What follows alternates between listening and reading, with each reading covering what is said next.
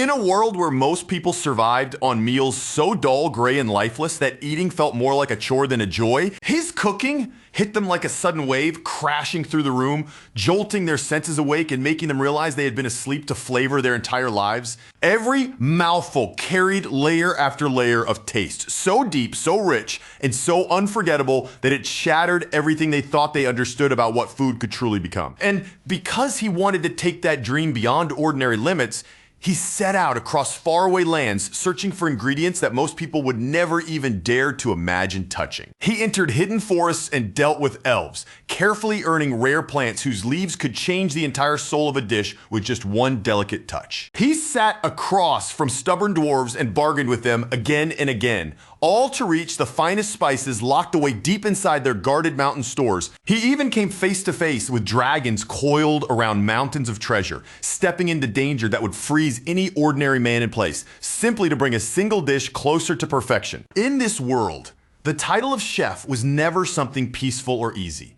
It was its own kind of battle, and this was the moment when his extraordinary journey truly began. But 15 years before any of those incredible adventures, he had been nothing more than a young man named Ellison, an ordinary culinary student chasing a simple, honest dream, working hard for the day he could finally stand in a real kitchen and call himself a chef. Yet before that dream ever had the chance to take shape, the future he had pictured for himself was violently torn away without warning. A truck struck him and ended his life in a single instant, cutting his path short before his story in that world had even truly begun. But for Ellison, death was not the final destination. When his eyes opened once more, he found himself far from the world he knew, standing in a completely unfamiliar land that was already being crushed beneath the weight of war. At first, all he could do was stand there in stunned confusion, his mind blank, his body frozen, unable to make sense of what had happened to him. With nowhere to go and no idea what he was supposed to do, Ellison was eventually guided by a stranger toward a group of evacuees moving through the chaos. And there, surrounded by frightened people fleeing for their lives,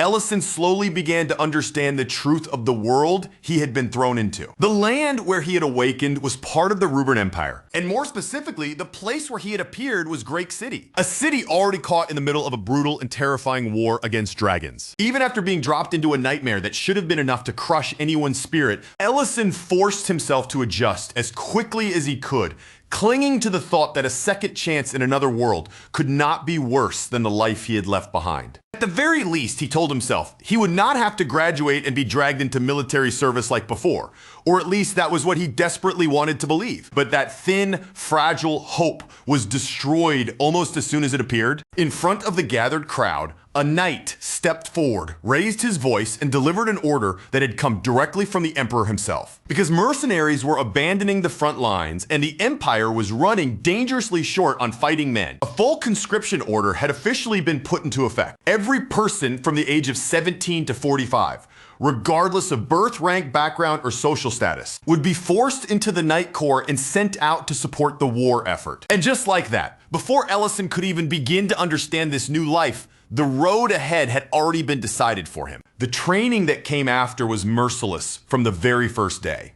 Day after day, as exhaustion tore through his body and pain piled on top of pain, Ellison found himself wondering if dying in that accident might have been easier after all. But in the middle of that brutal training, one of the knights began to notice that there was something unusual about him. Once Ellison completed his initial training period, he was told that he would not be staying with the ordinary soldiers and would instead be transferred into the Mage Corps. His magical potential was simply too remarkable, too valuable for the Empire to ignore. Even with that unexpected change in his path, the reality of this world struck him hardest during the smallest and most ordinary moments. One day at lunch, Ellison looked down at the sad plate in front of him, a miserable serving of plain boiled potatoes, and felt a deep, genuine despair sink into his chest. But the potatoes themselves were not even the part that shocked him most. What truly stunned him was the way everyone around him reacted to the meal. They were eating it with happy faces, smiling as if they honestly believed this bland, empty-tasting food was delicious.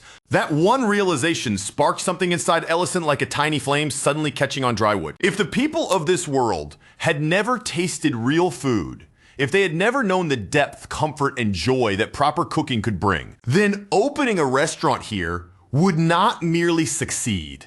It would shake this entire world and completely overwhelm anything they had ever experienced. From that day on, Ellison trained with a new purpose burning inside his chest. No matter how cruel the days became, he would survive, endure the war, and someday build his dream in this world. All he believed he needed to do was hold out for 2 years, until the war finally came to an end. What he did not know was that the fighting would stretch far, far beyond that hopeful guess. By the time Ellison finally obtained the freedom he had waited so long for, a full 15 years had passed since the day he first opened his eyes in this world. It had been such an unbearably long stretch of time that even thinking back on it now felt suffocating, and in the present, the weight of those years still pressed heavily against his chest. Quiet tears began to gather in Ellison's eyes, not only from sadness, but because everything he had endured for all those long years was finally catching up to him all at once. A girl passing nearby noticed him and slowed to a stop, her gaze settling on his tearful face before she gently introduced herself as Rhine. Ellison steadied his breathing, gathered himself, and answered her in return, introducing himself not as a soldier or a mage, but as the owner of a restaurant. When Rhine sees Ellison standing there all by himself, she pauses for a moment, tilts her head in open curiosity, and asks whether he is truly planning to run this entire restaurant on his own. Ellison answers in an easy, almost casual tone, saying there is someone he could probably call family, but knowing her usual habits, she is most likely still sleeping without a care in the world and will not even bother opening her eyes until evening comes around. That little piece of information immediately draws Rian's attention, and almost as if she has found the perfect excuse to lend him a hand, she mentions a useful connection. Her husband owns a butcher shop near the town entrance, and he can provide the meat Ellison needs. Ellison accepts the offer without hesitation and says he will visit the shop. But before he can get too comfortable with the idea, Rain gives him a slightly troubled warning, admitting that her husband is not exactly the most pleasant man to deal with. Even so, Ellison does not look shaken in the slightest. After living through war magic and 15 brutal years inside the military, a single bad-tempered butcher hardly seems like something worth fearing. But the moment Ellison actually stands face to face with the butcher for the first time, even his steady confidence falters just a little. The man's harsh face alone is enough to make the space between them feel tense and heavy, and when Ellison politely explains that he is looking for meat to use in his restaurant, the response he receives is cold, blunt, and completely unfriendly. The butcher immediately scans Ellison from head to toe, judging him with a sharp glare, and assumes he must be just another greedy reseller trying to buy meat cheaply and flip it for profit. Before the conversation has the chance to slide any further into hostility, Rian appears with almost terrifying timing, swinging a frying pan straight into her husband and cutting him off by force before ordering him to stop arguing and go bring out some Baloran meat. Her husband grumbles loudly, complaining that people like Ellison are exactly why he has so many headaches in the first place, but Ryan refuses to back down even a little, pushing him to do as she says before turning toward Ellison and apologizing for his behavior. Once the sharp tension in the room begins to ease, Rain quietly explains why her husband reacts so aggressively whenever restaurant owners are involved. In the past, he once chose to trust a restaurant owner, only for that very person to betray him in the end. Since that painful experience, placing trust in anyone from that kind of business has become something he simply cannot do easily. After hearing that, Ellison lets down his guard a little as well and shares a piece of his own past, revealing that he spent 15 long years serving in the military. That one simple detail shifts the atmosphere between them, softening the mood in a quiet way that neither Ellison nor Ryan seems to have expected. A little later, the butcher finally returns, but instead of presenting Ellison with a fine cut of meat, he tosses him a cheaper piece, almost like he is throwing down a challenge right at his feet. If Ellison can use that cut to make a dish impressive enough to satisfy him, then maybe, just maybe, he will consider supplying better meat in the future, and judging from the sharp look in his eyes. This man's standards are clearly not going to be easy to meet. The pressure hanging in the room becomes so obvious that it is impossible to ignore. For a brief second, even Ellison can feel the weight of that challenge pressing down on him until the butcher curls his mouth into a smirk and mocks him, asking if he is already starting to feel scared. Another ruthless strike from Rain's frying pan crashes down and instantly silences that arrogant attitude. Ellison quickly brushes off the insult, letting his confidence settle back into place, and calmly invites both Ryan and her husband to come to his restaurant for dinner that very evening. Ri-In hesitates at first, her gaze drifting toward the cut of meat in Ellison's hands, and her expression makes it clear that she is worried about exactly what her husband has given him. But Ellison answers her concern with steady confidence, reassuring her that this amount is more than enough for the dish he already has in mind. Even after Ellison leaves, Ryan's worry still does not disappear, especially because she knows exactly what that cut really is. Yuba belly fat, a piece of meat most people in this world would never even consider using. But when Ellison looks at that very same cut, he sees something completely different from what everyone else sees. The livestock in this world may have strange, unfamiliar names that still sound unusual to him, but the moment Ellison studies the meat in front of him, he recognizes it right away as pork belly. And not just any pork belly, but a surprisingly beautiful, high-quality piece. The reason the butcher handed it over is simple. In this world, pork is treated as the cheapest kind of meat, and the belly portion is looked down on as the lowest, least valuable part of all. What everyone else sees as a worthless leftover, Ellison sees as the perfect opportunity to show them exactly what real cooking is capable of. Without wasting even a moment, he decides on the ideal dish, grilled pork belly, a simple and straightforward meal that becomes incredibly powerful and almost devastating when prepared properly. As Ellison starts preparing, a controlled fire spell flares beneath his cooking tools, its steady glow gathering heat precisely where he needs it and nowhere else. Meanwhile, in another place, Ryan and her husband are still arguing, with Ryan scolding him for treating Ellison so harshly while he stubbornly insists that the whole thing is nothing more than a test. Little by little, Ryan begins to understand what her husband is truly trying to do. He has not fully rejected Ellison yet, but is carefully watching to decide whether this man is actually worthy of trust. Then, as if the scene is suddenly cut open by time itself, the memory shifts back to the battlefield. Soldiers appear locked in a desperate struggle against monsters, far beyond their ability to handle, their lines shaking and their formations breaking apart under the overwhelming pressure. With no way left to keep fighting, the soldiers are forced to retreat in panic, pulling back as quickly as their fear and exhaustion allow. But one man is left behind on the battlefield, unable to move properly because his leg has been injured. Death hangs only a breath away from him as the monster closes in, and just when it seems there's no escape, Ellison suddenly steps forward. With one sharp, decisive motion, Ellison releases a blade spell that slices through the monster with effortless force. In that single instant, the fallen soldier is pulled back from the edge of certain death and saved. And now, that exact same magic returns, but in a place completely separated from the blood and chaos of the battlefield. Back in the present, inside the quiet kitchen of his restaurant, Ellison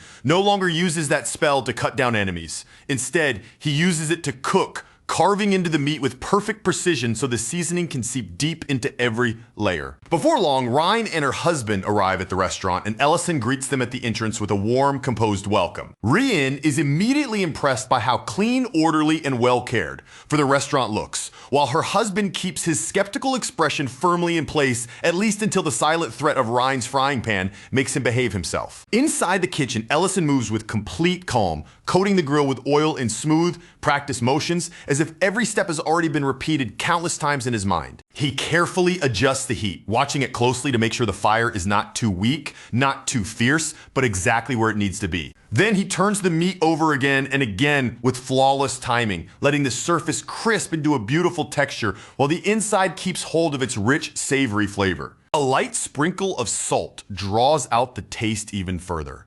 And once the pork belly reaches the exact doneness Ellison has been waiting for, he slices it cleanly into neat, bite-sized pieces, each one easy to eat yet still glistening with heat, juices, and the promise of deep flavor. He arranges the sizzling pieces onto the plate beside a fresh salad, placing the crisp greens right next to the golden, richly cooked meat so the colors, textures, and flavors can stand against each other perfectly. For a brief moment, Ellison thinks about adding more elements and building the dish into something more complex.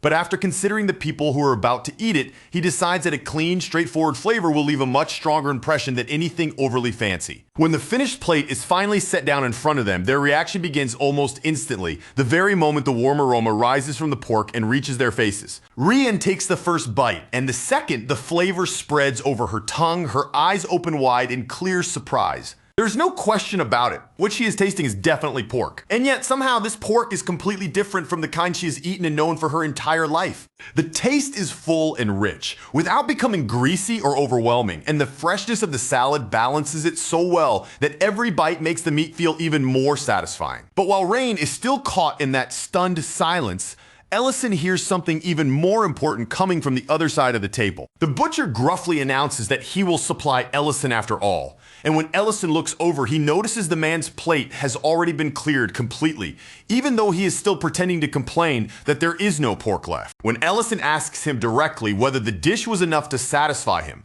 the butcher answers in his usual rough, stubborn voice that it was not, because what he actually wants is another serving.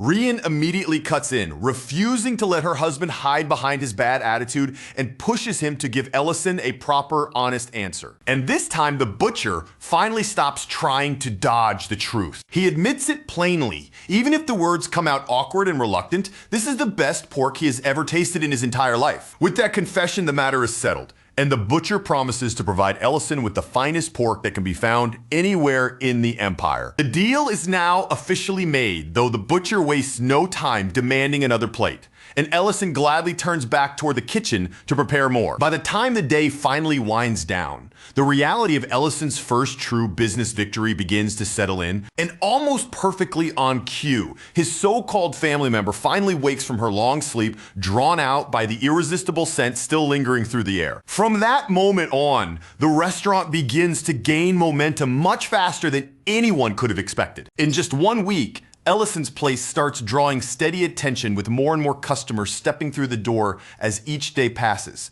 Orders come rushing in without stopping, and out of everything on the menu, the pork belly becomes the dish people keep calling for again and again. Every customer seems to leave in the same state, with their plates scraped so clean that not even a trace of food remains. Their faces are filled with deep satisfaction, like they have just discovered a flavor they never realized their lives had been missing. At the end of another busy day, Ellison begins wondering whether it might be time to close the restaurant for now.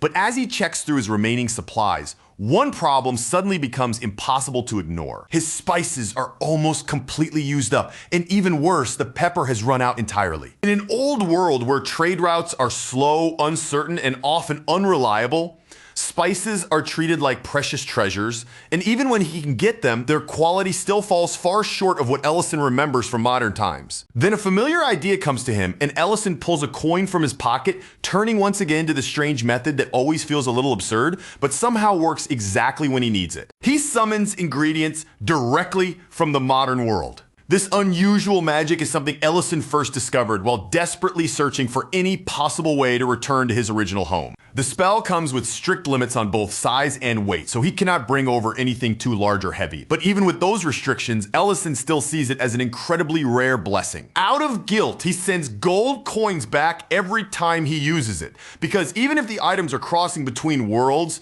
taking something without paying has never sat right with him. As Ellison refills the spice jars one by one, his thoughts drift again to the most frustrating weakness of this magic. He cannot bring over proper fresh ingredients, no meat, no eggs, nothing that spoils quickly, because whenever he tries, the food arrives already ruined and completely unusable. And as if that limitation were not troublesome enough, casting the spell itself drains far more of his energy than he likes to admit. After finishing the restocking, Ellison decides he has earned himself a drink and heads over to grab the beer he had summoned earlier. But the instant he opens the fridge, he finds nothing waiting for him inside, not a single bottle left behind. That empty sight alone tells him everything he needs to know about exactly who is responsible. He marches straight toward the dragon girl and immediately starts scolding her, not even bothering to hold back his irritation. And it is not just because she drank every last bit of his beer, she also left the entire mess sitting there afterward, clearly expecting someone else to clean it all up. Rurin fires back without even the slightest hint of shame in her voice. She boldly declares that it was revenge, all because Ellison failed to leave her anything decent to eat. Then, she proudly lifts herself up and reminds him that she is not some ordinary girl, but the great black dragon herself. From Rurin's point of view, someone of her grand status obviously should not be expected to lower herself by cleaning up a mess. Ellison gives her a light bonk on the head and tells her to stop hiding behind excuses, peel the vegetables, and clean everything properly. Rurin lets out a weak little protest, insisting once again that she is in fact a dragon. But as Ellison looks at her, he cannot help thinking back to how she was left all alone after her mother died during the Dragon War, swept into that chaos with no one left beside her. That was the reason that once she took on a human form, Ellison chose to keep her close and look after her himself. Even though Rurin is already 100 years old, by dragon standards, she is still practically a child. Young, reckless, stubborn, and nowhere near grown up. So Ellison uses the most effective motivation he has, promising to make Salisbury steak if she finishes the work. And just like that, her entire mood brightens in an instant. Not long after that, Creston arrives at the restaurant and asks for something to drink along with his meal. Ellison checks the fridge that Rurin has already raided completely, and after peering inside for a moment, he somehow manages to find one last bottle he had secretly kept aside. To avoid anyone asking awkward questions about where such an unfamiliar drink came from, he quietly transfers it into a different container before carrying it out to the table. Creston looks down at the clear liquid with a confused expression, turning the container slightly in his hand, as he guesses that it might be nothing more than plain water. Ellison calmly explains that the drink is called soju, and with a relaxed smile, tells Creston that it pairs especially well with the meat he is eating. The reaction comes right away. Creston takes a bite, follows it with a drink, and his expression slowly melts into deep satisfaction as he praises Ellison openly, amazed that one simple cup can change the taste of the meat so dramatically. Before much time passes, Creston asks for another round, and Ellison serves him again without making a big deal out of it. But as the drinking keeps going, Ellison begins to sense that something feels off because Creston's mood is much heavier and darker than usual. One glass after another disappears in front of him, until Ellison finally steps in and tries to slow him down, warning him that soju is far stronger than it looks. Even with that warning,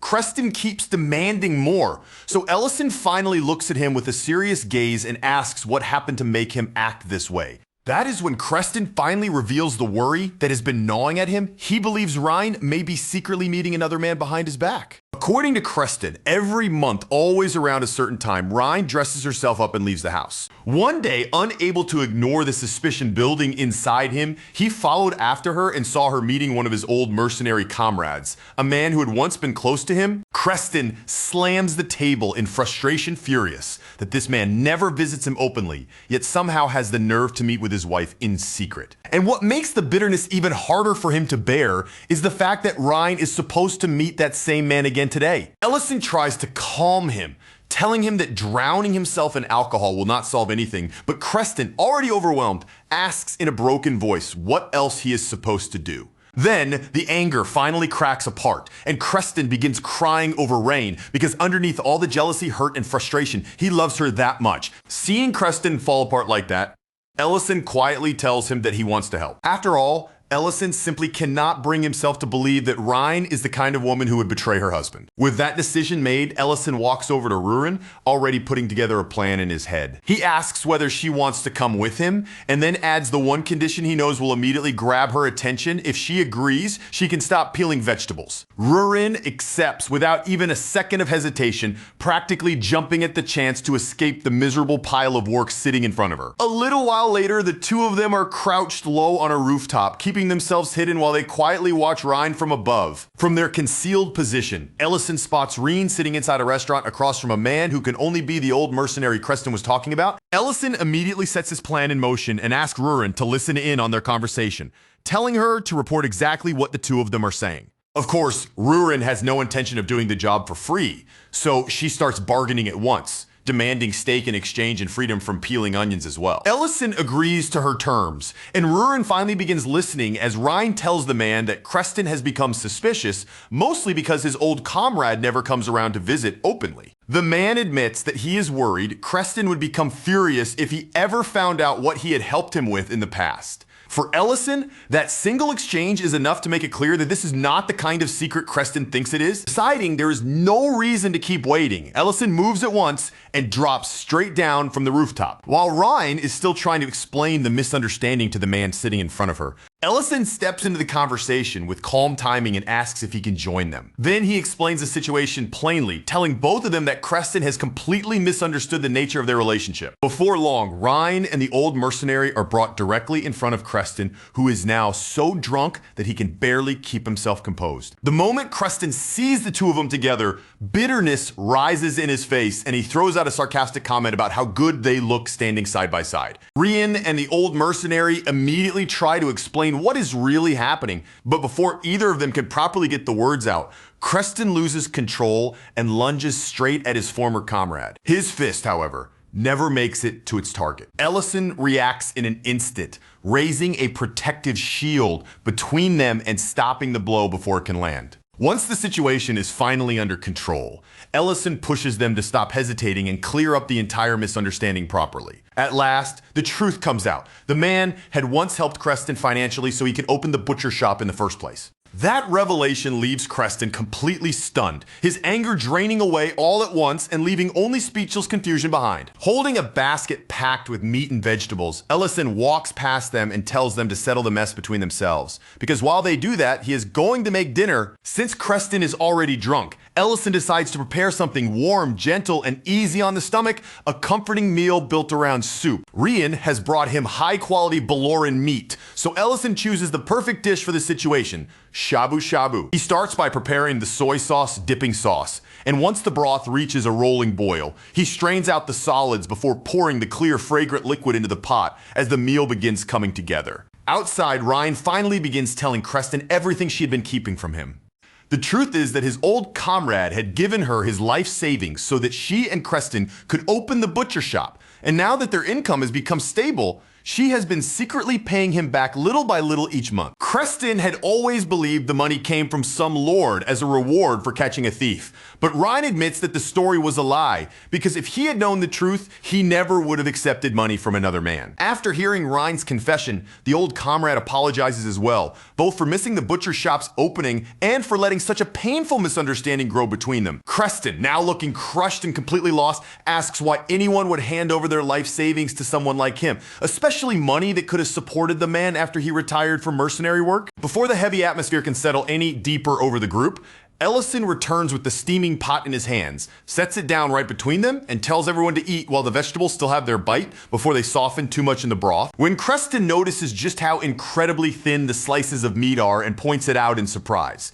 Ellison explains that he cut them that way on purpose so they would only need a moment in the hot broth before being ready to eat. The two men begin adding food to their bowls, and with the first warm sip, their tense expressions slowly ease into comfort and satisfaction, especially Ment, who is experiencing Ellison's cooking for the very first time as the heat of the broth spreads through them from the inside. The quiet comfort of the meal pulls both men back into memories of the war, to the moment when Creston once took a sword strike meant for Ment. Back in those days, their supplies had almost completely run out, leaving them with only miserable rations as they fought, starved, and struggled just to keep themselves alive. During that desperate time, Ment had somehow managed to hunt down a Baloran and turn its tough, foul-smelling meat into a soup that against all odds became the best meal they had tasted in a very long time. Then Ment quietly admits that he never really had some grand dream waiting for him after retirement anyway, because helping his friend had always mattered more to him than anything else. Hearing those honest words finally breaks through the old bitterness between them, and at last both men lower their pride and apologize to each other. Right after that gentle moment, Rurin suddenly ruins the mood in her own way, pointing an accusing finger at Ellison and reminding him that he still broke his promise to make her steak. Ellison tries to wiggle out of it by saying the evening is not technically over yet, so he still has time to keep his promise, but Rurin grumbles back that night has already arrived. Rather than let himself get dragged further into that argument, Ellison turns away from Rurin's complaint and asks Ment what he thought of the meal. Ment praises the food without the slightest hesitation, then asks if he and the rest of his mercenary group, who are about to leave on an escort mission, could come to the restaurant for a meal before they set out. Ellison falls quiet for a moment because making food for one or two people is simple enough, but feeding an entire mercenary group is a completely different challenge. After turning it over in his mind, he seems to decide that chicken will be the main dish for the feast. The problem is, Catching chicken in this world turns out to be an exhausting nightmare, far worse than anything Ellison had imagined. At one point, the chase becomes so ridiculous and frustrating that he even starts wondering whether burning down the whole forest would make catching one easier. Now, standing deep in the middle of that frustration, Ellison fully regrets ever declaring with confidence that he would prepare chicken for the mercenaries' dinner. In a flashback, Ellison first goes to Creston and demands that he supply chicken for the upcoming meal. But Creston immediately shuts that idea down, telling him that getting one is close to impossible because that kind of livestock is incredibly rare. When Ellison refuses to let the matter drop and keeps pressing him for any possible answer, Creston finally mentions that he once heard some had been spotted inside Lemon Forest. That is how Ellison ends up there, worn out and deeply irritated, eventually asking Rurin for help.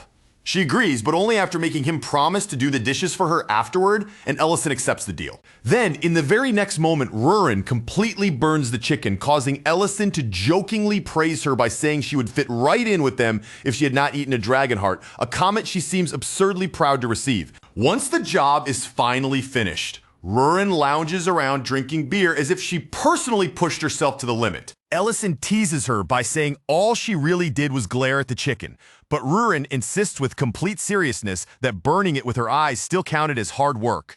Even so, Ellison reminds her not to drink every last drop this time, because they need to save some for the guests who will be arriving later. The beer is not only there for drinking either, Ellison has planned it as the perfect pairing for the dish he is preparing that evening. By the time night falls, the restaurant is packed from wall to wall with mercenaries. The whole place is loud, crowded, and buzzing with hungry soldiers, though not everyone is convinced yet, and one mercenary openly doubts whether the food will be worth much, saying he does not exactly trust Ment's judgment. Ment's junior in the mercenary group immediately jumps in to defend his senior, only to get mocked for it, with someone teasing that he would probably call grass delicious if Ment recommended it. While the table keeps joking, arguing, and laughing back and forth, Ellison arrives carrying the food himself. Ment apologizes for how noisy the group has become, but Ellison easily brushes it aside, saying a celebration like this was never going to be quiet in the first place. Then Miltine greets him politely as Ellison begins setting the dishes down in front of the gathered mercenaries. The moment Ellison reveals that the main dish in front of them has been made from chicken,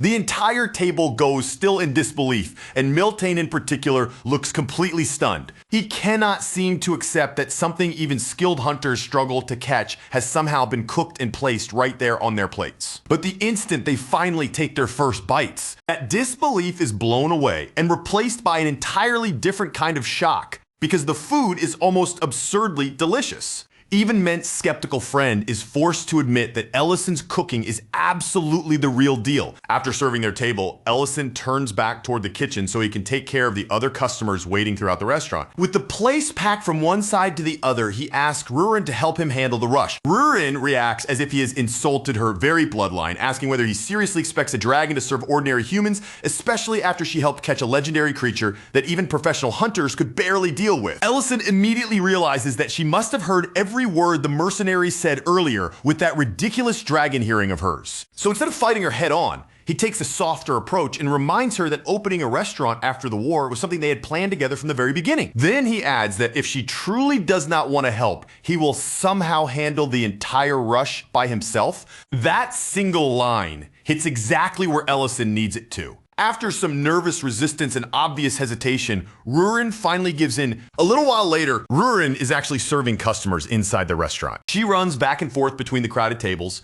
carrying food through the noisy room until the rush finally reaches its end. And the moment the last wave of work is finally over, Rurin collapses across the tables, completely drained from sheer exhaustion. Ellison quietly reached for the special reward he had been saving for this moment, bringing it out as if it were something meant only for the two of them. He set a huge platter on the table, stacked with golden, crispy fried chicken, and beside it, he placed the beer he had secretly kept tucked away just for this little celebration. After everything that had happened, the two of them finally let themselves relax. They dug into the food with tired but genuine happiness, eating the hot fried chicken and drinking together like people who had barely survived another storm and had finally earned one quiet breath of peace side by side. That was when Ellison began to notice something more. Earlier, Rurin had not only helped him deal with the customers, but after the rush was over, she had even moved around the restaurant cleaning things up on her own, quietly taking care of the place without bragging or making a big fuss about it. When Ellison saw all of that, a soft smile tugged at his face, looking at Rurin, who was sitting there completely drained from working so hard. He gently told her that she really had grown up quite a bit. Rurin was far too exhausted to keep up her usual proud, stubborn attitude. Instead, she slowly leaned her head against Ellison's shoulder, her voice soft as she murmured that she had only helped because this was no longer just his restaurant. To her, it had become their restaurant. Ellison allowed that warm little moment to sit between them for only a brief second.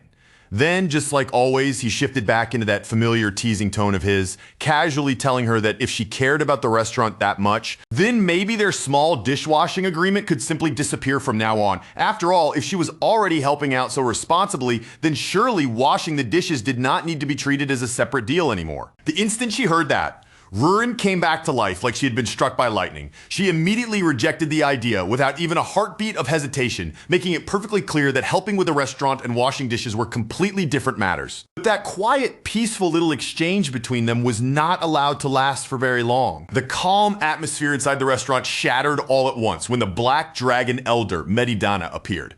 His very presence seemed to press down on the room, instantly changing the air around Ellison and Rurin. As soon as he arrived, Medidana swept his eyes over the surroundings with obvious disgust. He sneered at the human city, complaining about how unpleasant and unbearable it was, as though just being forced to stand there offended every part of him. When Ellison said his name aloud, Medidana's face twisted even more. His eyes narrowed sharply, as if hearing that name spoken so calmly by a human was already an insult he could barely tolerate. He let out a cold scoff, looking down on Ellison as though a mere human had no right to address him directly in the first place, much less say his name with such steady confidence. Ellison did not shrink back from him. He simply held his ground and asked why Medidana had come, but the elder did not offer a direct answer right away. Instead, Medidana turned his gaze around the cramped restaurant, taking in the small human space with a dismissive look.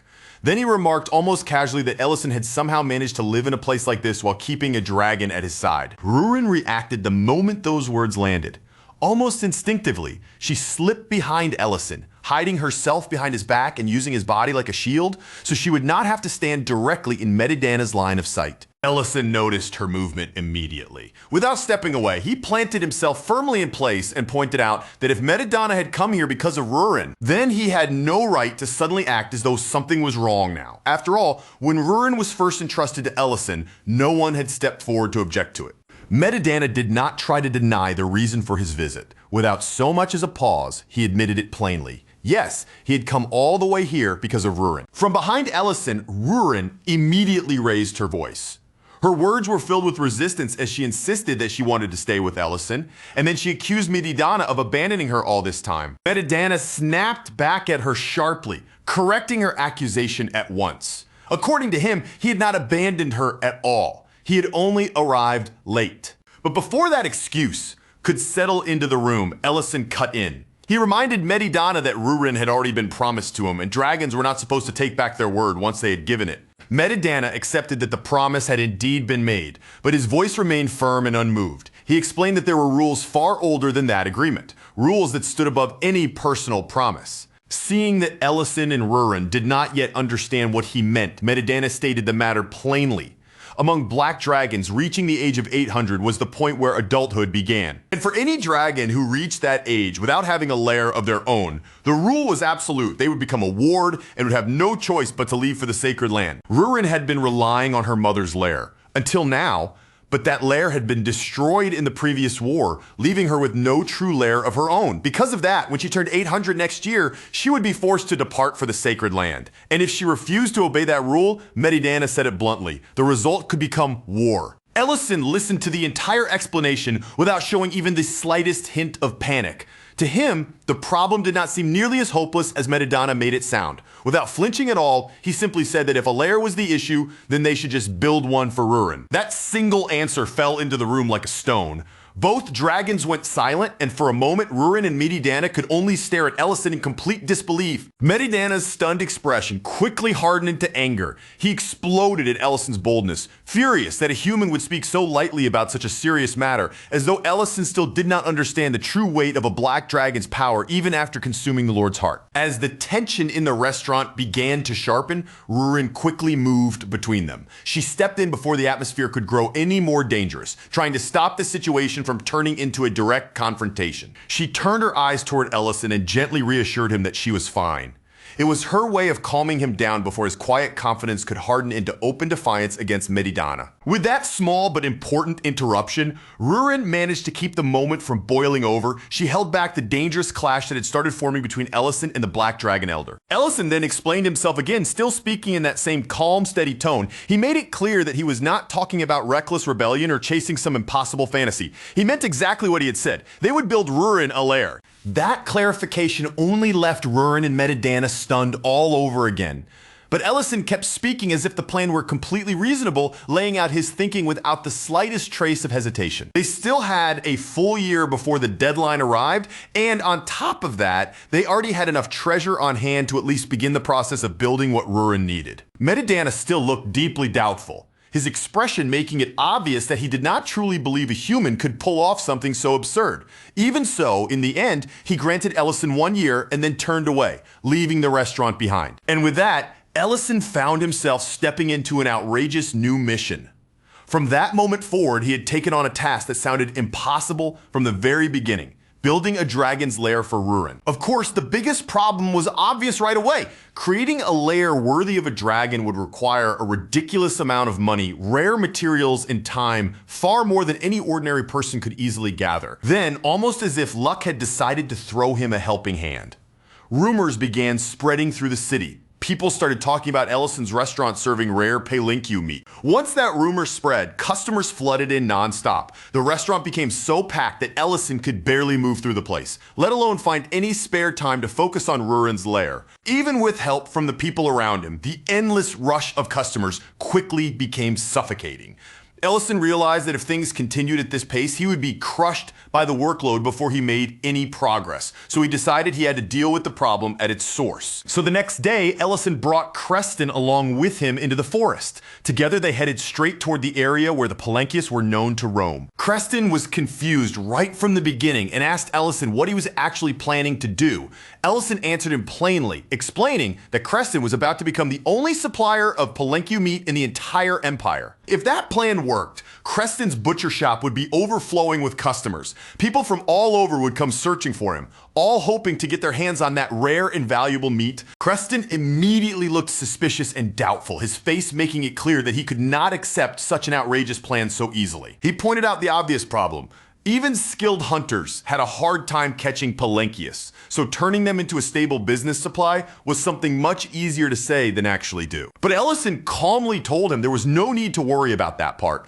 The hardest step had already been handled, and since an entire mercenary group had already tasted the meat, Ellison would personally provide the Palenkyus to Creston directly. Still, Ellison made one thing clear from the very start. This was not charity, and once the money began coming in, the profits would be split evenly between the two of them. Creston was obviously irritated by those conditions, and he did not look thrilled about being pulled into Ellison's scheme.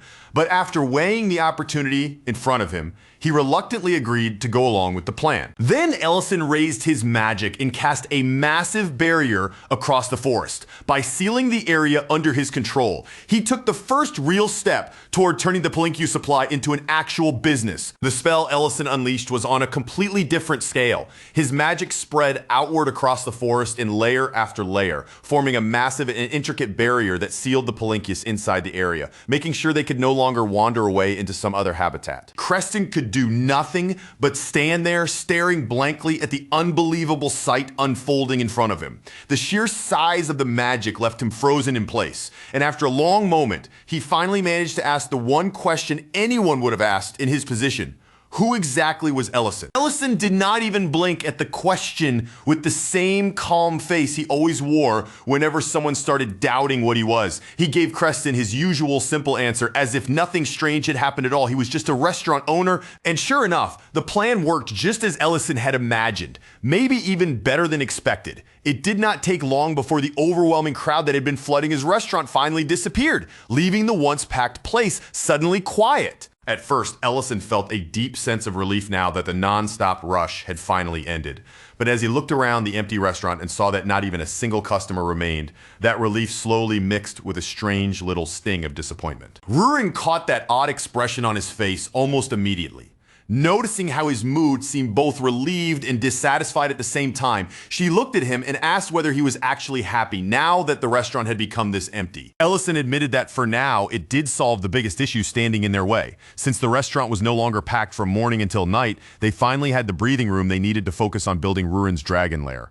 The moment Rurin heard him mention the lair, her attention locked onto him. She looked straight at Ellison and immediately asked if completing it meant he planned to live there together with her. Ellison rejected that idea instantly, without even pretending to think it over. He told her his job was only to build the lair, not move into it. The second those words reached Rurin, her mood burst wide open, and she angrily declared that if he was not going to stay there with her, then she did not want the lair at all. What followed was a long and stubborn back and forth, with Rurin refusing to let the matter drop no matter how Ellison tried to explain it.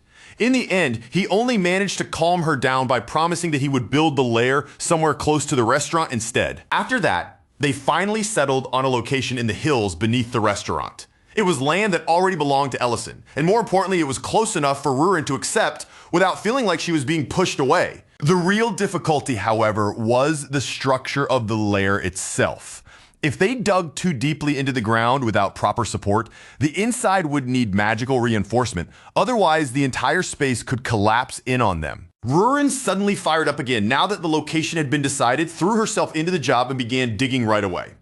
Ellison, on the other hand, smoothly made his escape by saying he could not leave the restaurant unattended for too long. That left Rurin standing there in complete frustration, covered in the responsibility of the work, while Ellison headed back alone with no other choice. She was forced to keep digging through the earth by herself. Back at the restaurant, Ellison finally let himself enjoy a small moment of peace. With the noisy crowds gone, the quiet returned to the room, and for the first time in a while, he could actually breathe. But of course, that calm did not last very long. Before long, a young nobleman stepped into the restaurant and asked whether this was the place that had once served the legendary palenque meat everyone had been talking about. By this point, Ellison was already more than tired of hearing that rumor. He told the young man that they no longer served palenque meat there, and if that was what he wanted, he should go check the nearby butcher shop instead. The nobleman did not seem discouraged by that answer at all. Rather than leaving, he simply insisted that he did not care what was on the menu, as long as Ellison gave him something to eat. Since the young man was clearly hungry and had no intention of walking away, Ellison decided to cook for him. He prepared a hamburger using the best ingredients he had available, including rich, flavorful yuba meat.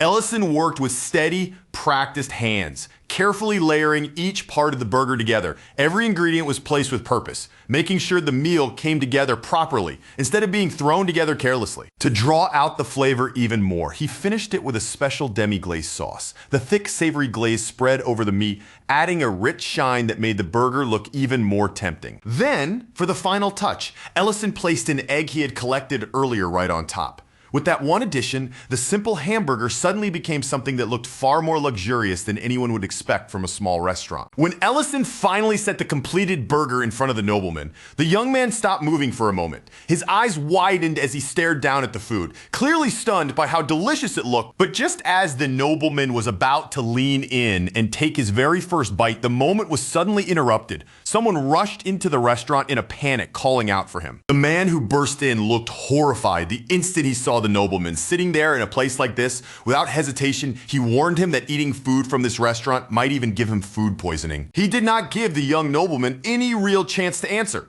Instead, the newcomer immediately urged him to leave at once, acting as though staying inside the restaurant for even another moment could put him in danger. Ellison was offended right away and defended his restaurant on the spot. He made it clear that the young man was a proper paying customer and there was absolutely nothing wrong with the food he had served him. That was when the man revealed who the young customer really was. This was not just some ordinary nobleman who had wandered in off the street. According to him, the young man was the Baron himself. And more than that, he was the heir to the barony of Grake. From the man's reaction, it was obvious he believed someone of that status had no business sitting down to eat in a small restaurant like Ellison's. But to Ellison, that title did not change anything. Even after learning who the young man was, he kept arguing in the same calm, stubborn way, refusing to treat the situation like his restaurant had done anything wrong. In the end, the young baron quietly placed a gold coin on the table. Then, with an apologetic bow of his head, he apologized for causing trouble and left the restaurant just like that, walking away without ever getting to take even a single bite of the hamburger Ellison had carefully prepared for him. Later, Rurin finally returned to the restaurant, but she looked like she had crawled straight out of the earth itself. Mud covered her from head to toe, her clothes were filthy, and her mood was even worse as she complained that she had been working herself half to death. She immediately demanded that Ellison go and take over the digging, insisting that she could not possibly keep doing all of it alone. But Ellison was already dressed as if he was about to leave, and with a calm look, he told her he had somewhere else he needed to go. The place Ellison was headed to was none other than the barony itself. Ellison arrived there, carrying a paper bag in his hand, then approached the young baron as casually as if visiting him was the most normal thing in the world. He explained that the baron had left his meal behind at the restaurant earlier, and then offered him the hamburger once again. This time Ellison had reheated it for him, making sure the young baron could finally eat the meal he had missed. The young baron was clearly surprised by the unexpected gesture. Still, after a brief pause, he accepted the food from Ellison, looking almost unsure of how to react to such direct kindness. But just as he was finally about to bring the food to his mouth and take that long-awaited first bite, a sudden knock sounded from the door. Ellison's patience immediately started to wear thin.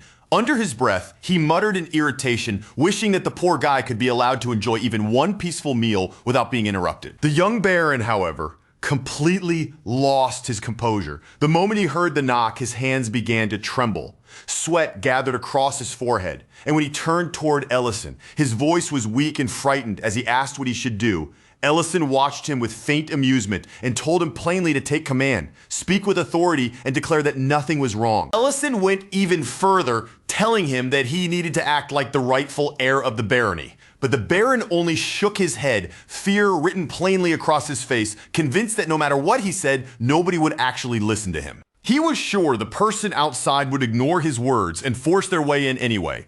Then the knocking grew even rougher, and the voice beyond the door warned that if there was no answer soon, they would break in. Seeing the young baron shrink back in terror, Rurin could not hide her exasperation.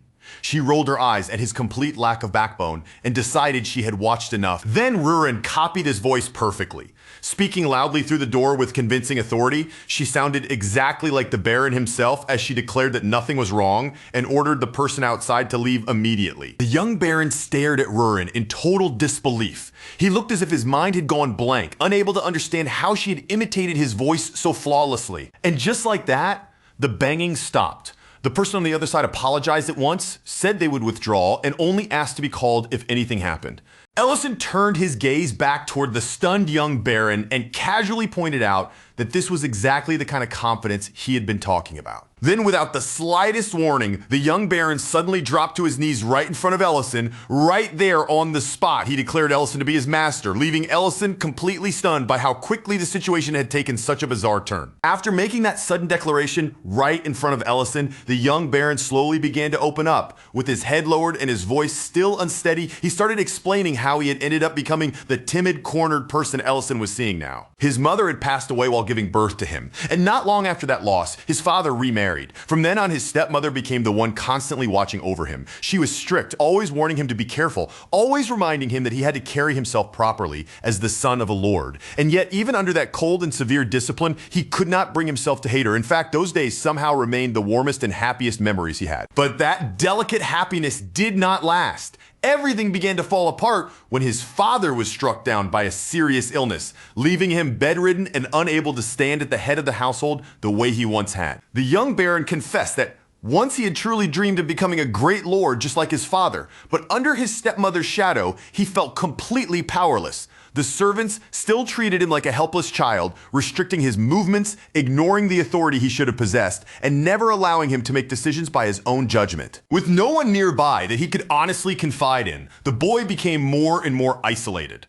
Little by little, he began to believe that even if he inherited the title someday, nothing about his life would truly change. But after what had happened earlier, after seeing even the smallest glimpse of what it meant to speak with real authority, a tiny spark of hope finally appeared inside him. Clinging to that feeling, he lowered himself before Ellison once again and begged him to guide him. Ellison listened to the boy's confession without interrupting, quietly taking in every word. Still, from the look on his face, it was obvious, he thought, the answer the young baron had arrived at was more than a little ridiculous. He pointed out plainly that asking a restaurant owner to mentor a noble was definitely not something normal people would do.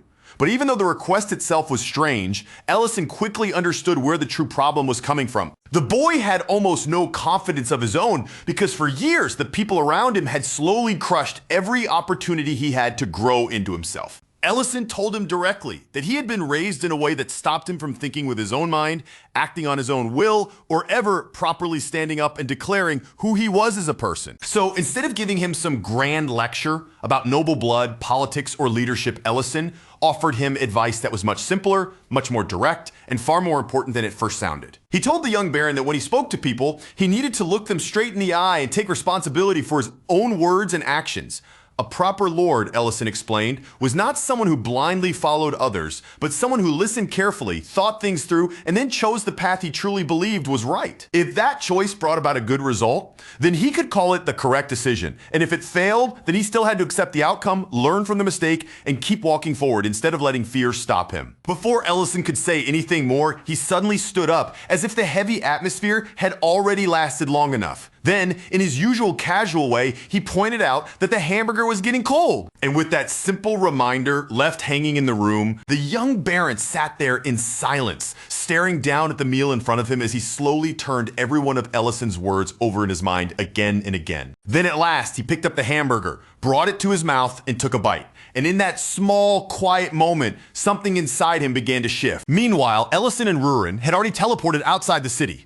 Still curious about everything that had just happened, Rurin looked over at him and asked why he had gone so far out of his way to help the young baron. Ellison simply took out the gold coin the boy had left at the restaurant and showed it to her. He explained that what he had done was not charity at all, but business. That one coin was worth 100,000 runes, far beyond the price of any normal hamburger. And Rurin stared at it in total disbelief, unable to understand how anyone could spend that much money on a single meal. Ellison only shrugged, saying that with payment that generous, offering proper service was only natural. He even added that he hoped the young baron would become a regular customer, but Rurin immediately disliked the idea, grumbling that if he kept coming back, there would be fewer hamburgers left for her. Elsewhere, away from the restaurant and closer to the outskirts of the city, the elf Dr. Elena quietly began sharing what had been weighing on her heart with Ryan, who stayed beside her the entire time, listening patiently like someone Elena could truly trust. Elena explained that she had left her homeland because she genuinely wanted to help people beyond the forest. As a doctor,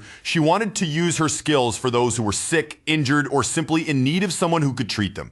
But instead of finding only gratitude, she kept running into prejudice, uncomfortable attention, and the strange obsessions that humans often carry toward elves. Many of the patients who came to her clinic were not truly focused on being healed. Rather than seeing her as a doctor, they seemed more interested in staring at an elf up close. Some people even spread ugly rumors about her, accusing her of seducing others.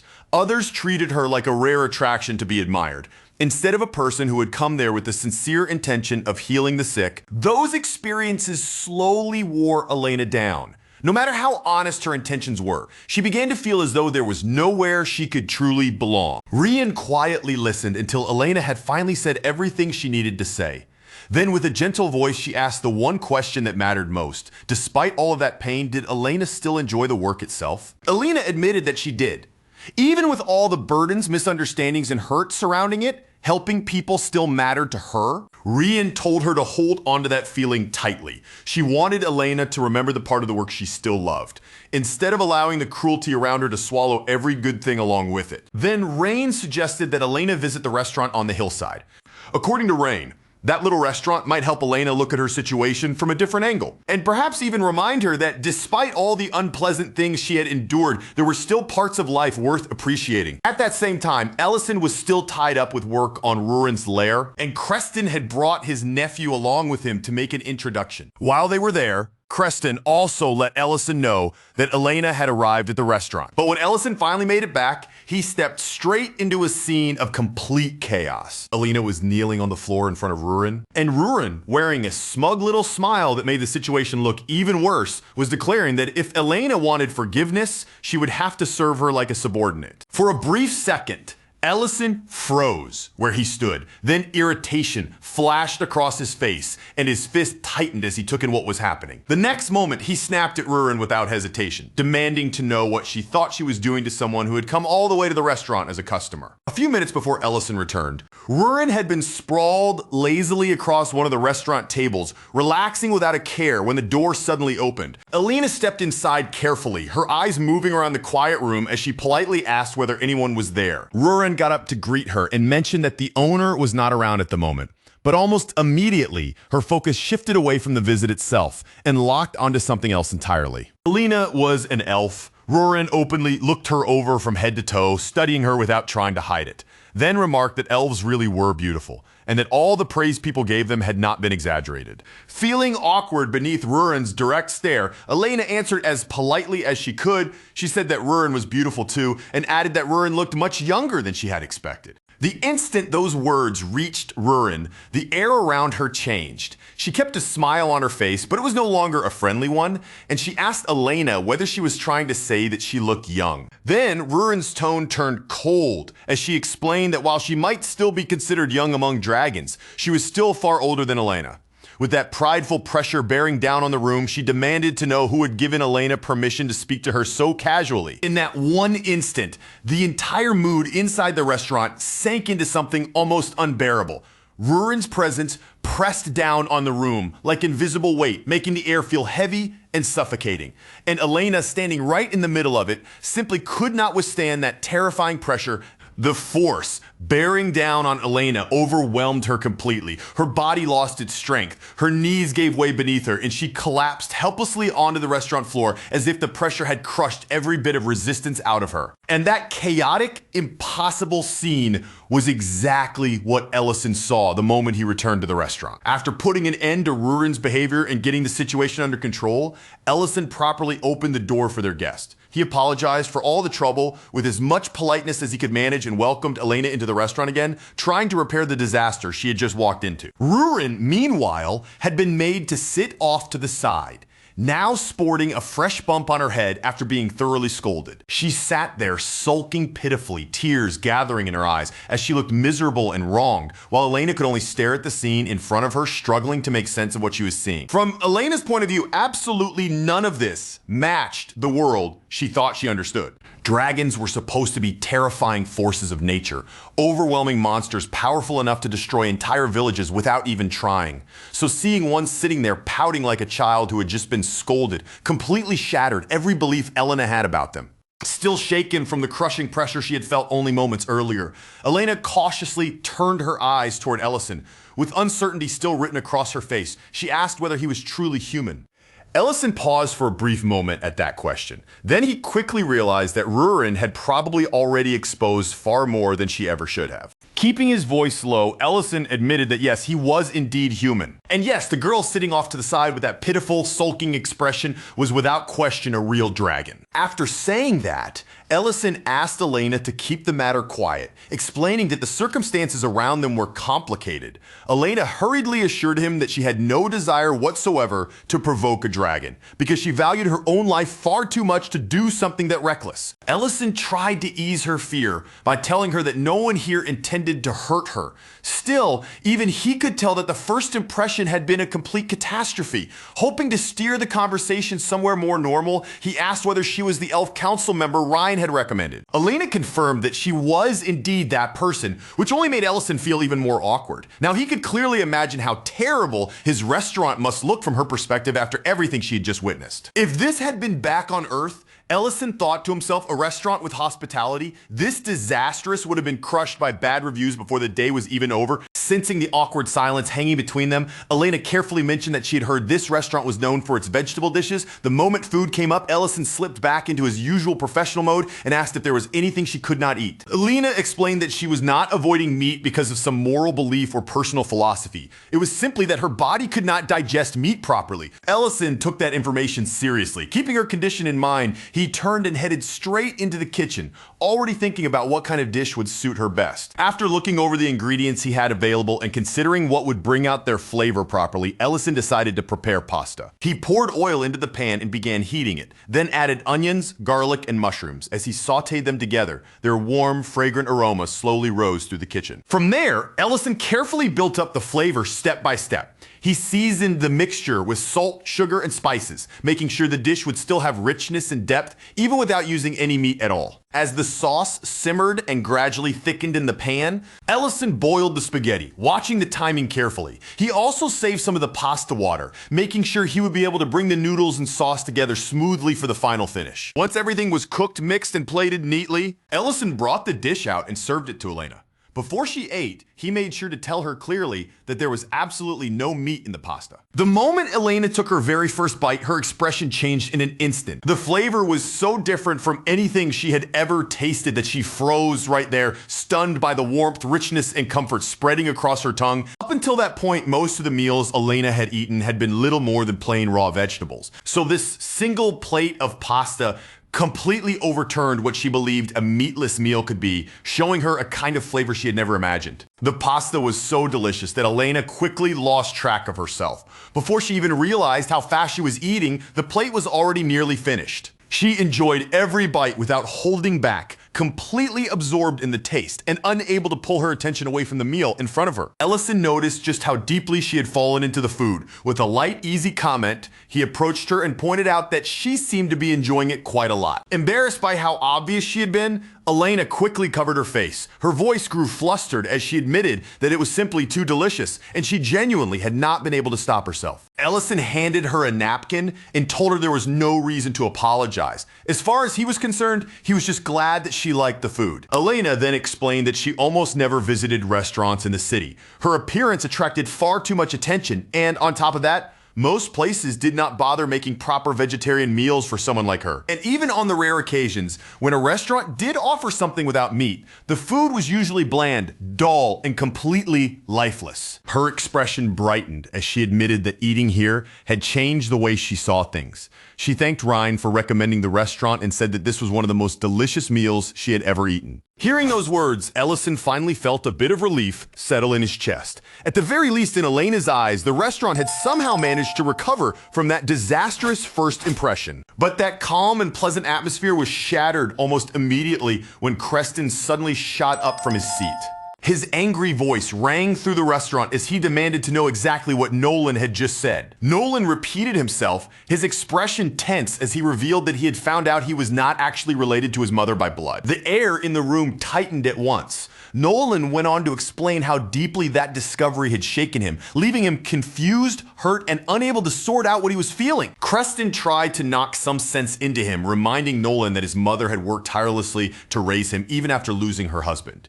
He told him that caring so devotedly for a child who was not even hers by blood was an incredibly noble thing. Nolan's voice trembled as guilt finally spilled out of him, and he admitted just how badly he had messed everything up. Earlier, overwhelmed by anger, confusion, and hurt, he had refused to eat the lunch his mother had prepared for him. Worse than that, he had lashed out at her with cruel insults he now clearly regretted. The instant Creston heard what Nolan had done, he exploded with fury. He grabbed Nolan by the collar and scolded him harshly, telling him that no matter how upset a person was, there were still lines they should never cross. The situation grew so heated that Ellison had to step in and stop it before Creston's anger pushed the confrontation even further out of control. And just as the room was finally starting to settle down, Reen suddenly burst inside. Her face pale and her voice filled with panic. She announced that the mine had collapsed and Nolan's mother was trapped inside. Nolan immediately asked what had happened to her, his fear rising at once. Ryan, still visibly shaken, admitted that she was not completely sure, but she believed Nolan's mother had entered the mine while searching for him. That single piece of news struck Nolan harder than anything else could have. The shock that had been holding him frozen finally cracked apart, and the moment he understood his mother was trapped, nothing around him seemed to matter anymore. Crushed by fear and drowning in guilt, Nolan moved before anyone had the chance to stop him. He rushed straight toward the mine with only one desperate thought filling his mind. No matter what it took, he had to get to his mother and save her. Ellison and Elena ran after him without hesitation, both hoping there was still something they could do. But by the time they arrived at the mine, The whole area had already fallen into complete chaos, with frightened voices and panicked movement everywhere. Several people were clinging to Nolan with all their strength, desperately trying to hold him back, the second he broke loose. It was obvious he would throw himself into the collapsed tunnel without even stopping to think about whether he could make it out alive. The people around him kept shouting for him to calm down, warning him again and again that the mine could collapse a second time at any moment. But Nolan was too consumed by panic to listen, his mind fixed only on the person still trapped inside. That was when Ellison and Elena arrived. Ellison immediately stepped forward, cutting through the panic as he told everyone to stop losing their heads.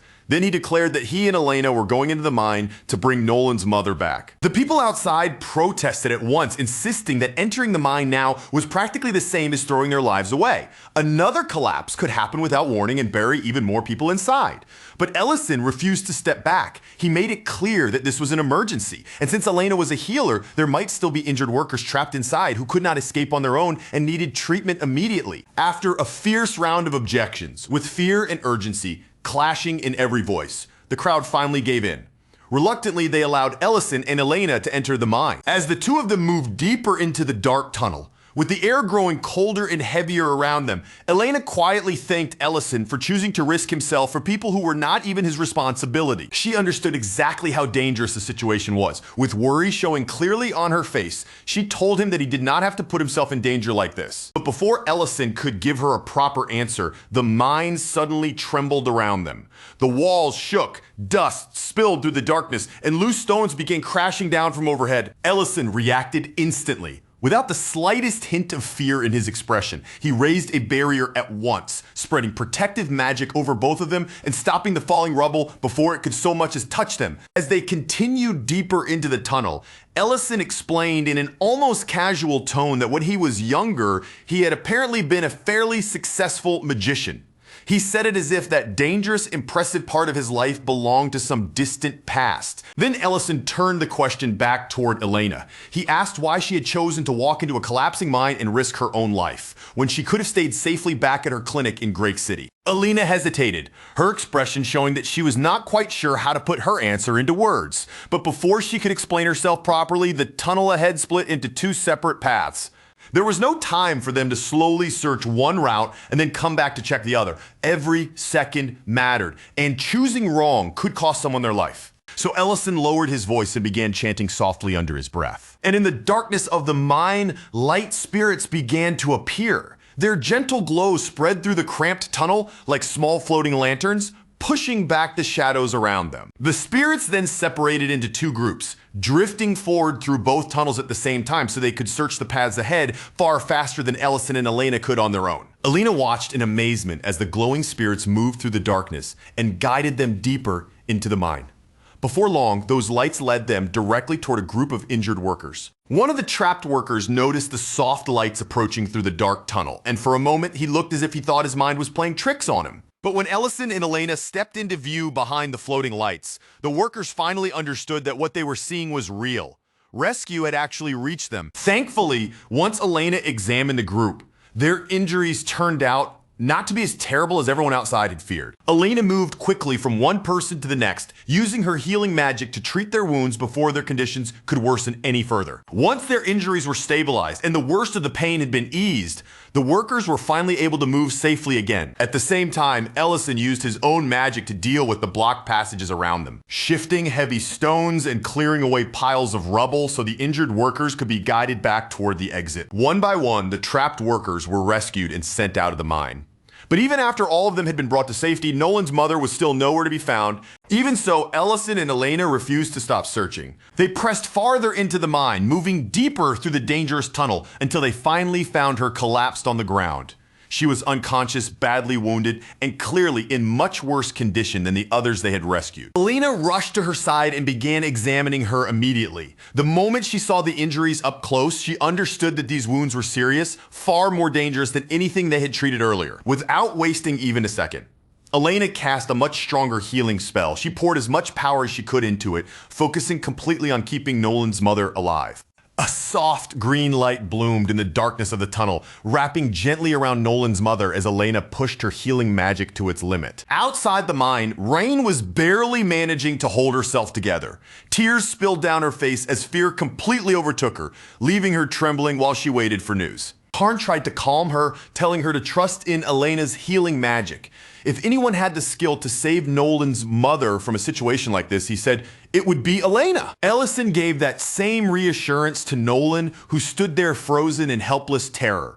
He told him that thanks to Elena, his mother was no longer in mortal danger. Elena, exhausted and still trembling from the effort, explained that the injury to the head had been healed. She also told them that the wound near the eye was not as terrible as it had first appeared. She even reassured them that once the bandages were removed, Nolan's mother should be able to see again. As Nolan looked down at his mother lying there, the guilt he had been desperately trying to hold back finally crashed over him all at once. Then his eyes drifted to the basket of breakfast she had lovingly prepared for him that very morning. Same meal he had coldly pushed away earlier when anger, confusion, and hurt had taken control of him, and seeing it there made the regret sink even deeper into his chest, heavier than he could bear. Nolan began blaming himself for everything. In his mind, it was his own cruel words that had driven his mother into the mine, and because of that, all of this had happened. Then right in the middle of that crushing guilt, his mother stirred faintly. In a weak voice, she called out and asked if Nolan was there. The instant Nolan heard her voice, the last bit of composure he had left shattered completely. He dropped down beside her, tears spilling freely from his eyes, and began apologizing over and over as if no matter how many times he said the words, they could never be enough. Through his tears, Nolan confessed that he had been terrified. He had been afraid that the cruel words he threw at her earlier would become the last thing she ever heard from him. Tears began streaming from his mother's eyes as well as she answered him, overwhelmed with relief simply to hear him call her mom again.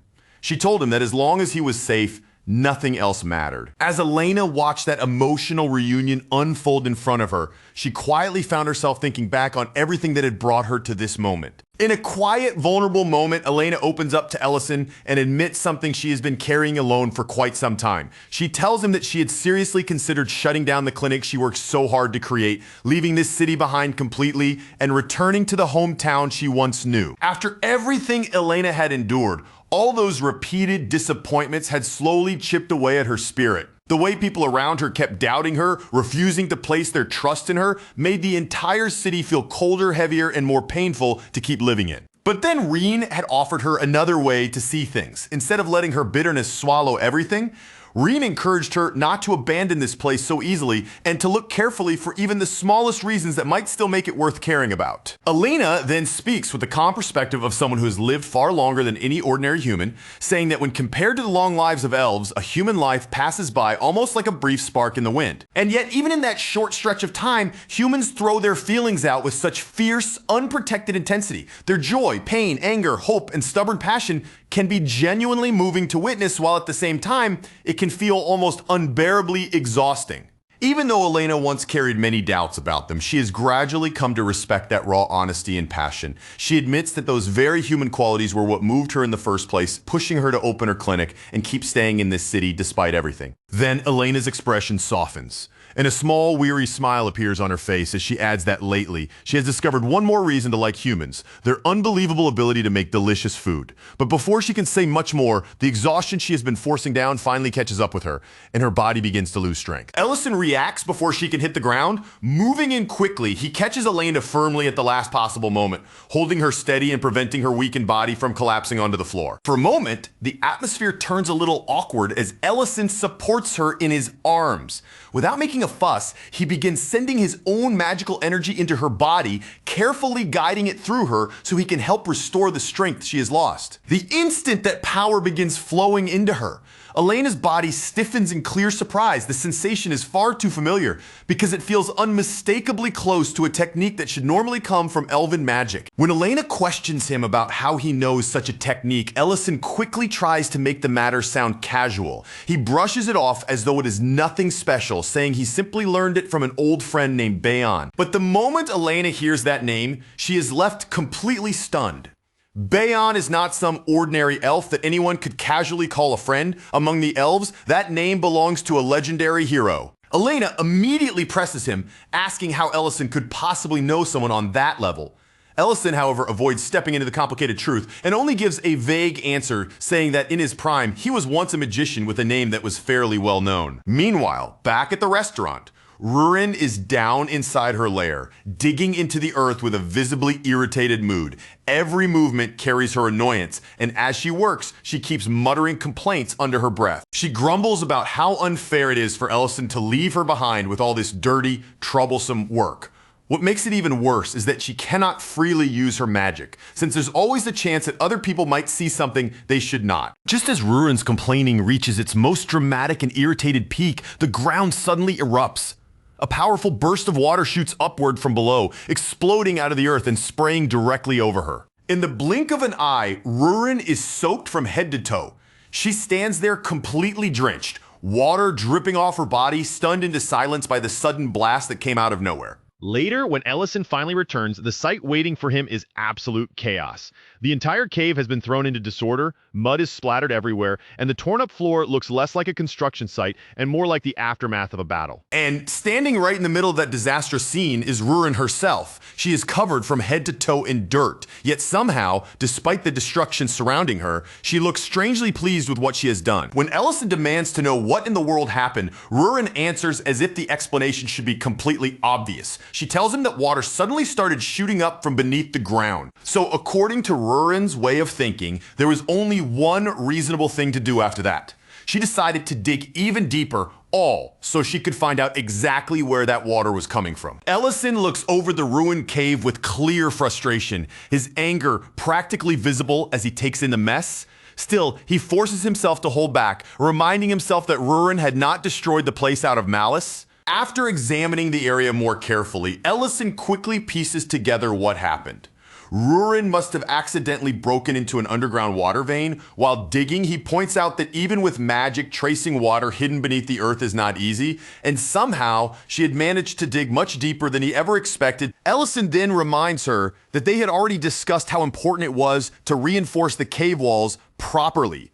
Without strong support, the entire space could become unstable and eventually collapse right on top of them. Rurin, however, does not seem worried in the slightest. She says she remembers that perfectly well, then proudly announces that the cave is still standing because she has already been setting up barriers around it. Even with Rurin's barriers holding things together for the moment, Ellison can tell with a single look that the cave is still far too unstable. The structure needs much stronger, more reliable support before it can truly be considered safe. So Ellison begins drawing a heavier amount of magic around himself. The air seems to thicken as he prepares a large-scale spell meant to properly stabilize the cave and strengthen the walls from within. The moment Rurin notices just how much magic is gathering around him, she quickly warns him to be careful. In a sharp, urgent voice, she tells him that if he overdoes it even a little, he might accidentally blow up the entire mountain. And this time, Ellison does not brush off her warning or act careless about it. Instead, he carefully pulls the spell back under control, narrowing and refining the flow of magic. Rather than forcing power through recklessly, he adjusts it so the cave walls are reinforced safely without putting the whole mountain in danger. Rurin joins in as well, adding her own magic alongside Ellison's, her power layers over his, creating extra support within the walls and helping the cave become sturdier from the inside out. At last, the reinforcement work is finished, and the cave begins to settle into a much steadier, more secure shape. But just as the space seems to calm down, a deep, sudden sound echoes through the hollow chamber, rumbling heavily against the stone walls. Then the water bursts out again. This time it erupts upward with even greater force than before, surging from the ground in a powerful rush. Ellison watches the rising water closely, studying the flow and the heat coming from it. After a careful look, he confirms that Rurin really had discovered something by accident. It truly is an underground water vein, but not an ordinary one. The water rising from below is warm, naturally heated deep beneath the earth, which means they have found a genuine hot spring. Before Ellison can stop her or even give a proper warning, Rurin immediately throws herself straight into the water. After being soaked, chilled, and covered in mud, she is clearly desperate to warm herself up. But almost the moment she enters, her excitement turns into panic. Rurin starts flailing around in the steaming water, shouting that it is far too hot and yelling as if she is about to be boiled alive. Ellison watches her thrash around in the hot spring and immediately scolds her. He tells her off for always charging into things head first without stopping to think for even a single second. Then, instead of standing there and only complaining about her recklessness, Ellison decides to properly fix the hot spring. He lowers himself slightly toward the ground and places one hand firmly against the earth beneath him. From that position, Ellison sends magic flowing into the soil and stone, carefully and deliberately. He begins reshaping the ground beneath the spring and around its edges. The rough stone slowly shifts under his control, moving into place piece by piece. Before long, it starts forming a smoother basin where the hot spring water can gather naturally. Little by little, the pool takes shape, and clear, warm water fills the newly formed space as the flow becomes calmer and more stable. Once the spring is properly settled, Ellison removes the upper section of the barrier so the water can circulate more freely. Then, without giving Rurin even the slightest warning, Ellison grabs her and tosses her straight back into the newly formed hot spring pool. The instant Rurin splashes into the water, she lets out a furious shriek, her anger echoing through the cave. But as her body sinks beneath the surface, that angry reaction begins to shift almost immediately. This time, the temperature is just right. Instead of being painfully hot, the water is pleasantly warm and soothing, wrapping around her body with the comforting heat a proper hot spring should have. Ellison had already adjusted the heat before throwing her in, making sure the spring was safe and comfortable. Then, after slipping off his outer coat, Ellison calmly steps into the spring himself. He joins Rurin in the warm water with a composed expression, acting as though this relaxing soak had been part of his plan from the very beginning. While the two of them sit together in the soft, soothing heat of the spring, the quiet finally gives Rurin enough room to start wondering. She glances toward Ellison from the warm water, her curiosity slipping out as she asked where he had gone earlier, because she had clearly noticed him disappearing without giving her a proper explanation. Ellison answers honestly, telling her that a mine had collapsed and that he had been forced to go rescue the people trapped inside. But Rurin barely reacts to the danger of the situation itself. Instead, her attention immediately locks onto the one detail she cares about most, and she asks whether he had been together with that elf. Ellison admits that Elena had been there and explains that he needed her assistance since healing magic has never been one of his strengths. The instant Rurin hears that, her mood visibly drops. She turns away from him with a sulky little huff, giving him her back while muttering complaints under her breath. Rurin grumbles that while Ellison was off somewhere spending time with someone else, she was stuck all alone, digging through the cave by herself. Then, still speaking in that stubborn, irritated tone, she adds that she does not like elves very much, and honestly, she does not care much for most races that are not dragons either. Ellison watches the way she turns away, the way her voice tightens, and he quickly realizes what is actually bothering her. This is not really about the cave, or the digging, or even the work she had to do alone. Rurin is obviously jealous. So instead of pointing it out directly and making her pride flare up even worse, Ellison chooses to deal with her bad mood in a softer, quieter way, approaching the problem from the side rather than confronting it head on. Without making a big announcement, he calmly gathers a small amount of magic into his hand, and with one smooth motion, he prepares a warm cup of hot cocoa right there beside the steaming spring. Then he holds the cup out toward Rurin, letting the rich, sweet scent drift through the warm air between them before he says anything else. Rurin is still trying very hard to look upset, but once the cocoa is in her hands, her resistance does not last long. She takes a sip, and almost immediately, the tightness in her face begins to loosen as the warmth and sweetness soften her mood. Seeing how quickly her irritation begins to fade, Ellison quietly prepares another cup for himself as well, as if this peaceful little moment had been exactly what he was aiming for. With both of them sitting side by side in the hot spring, steam rising around them as they sip their cocoa, Ellison starts telling Rurin where that comforting drink actually comes from. He explains that cocoa powder is made from cacao beans, and although the drink in their hands seems simple, reaching that final form takes a surprising amount of effort.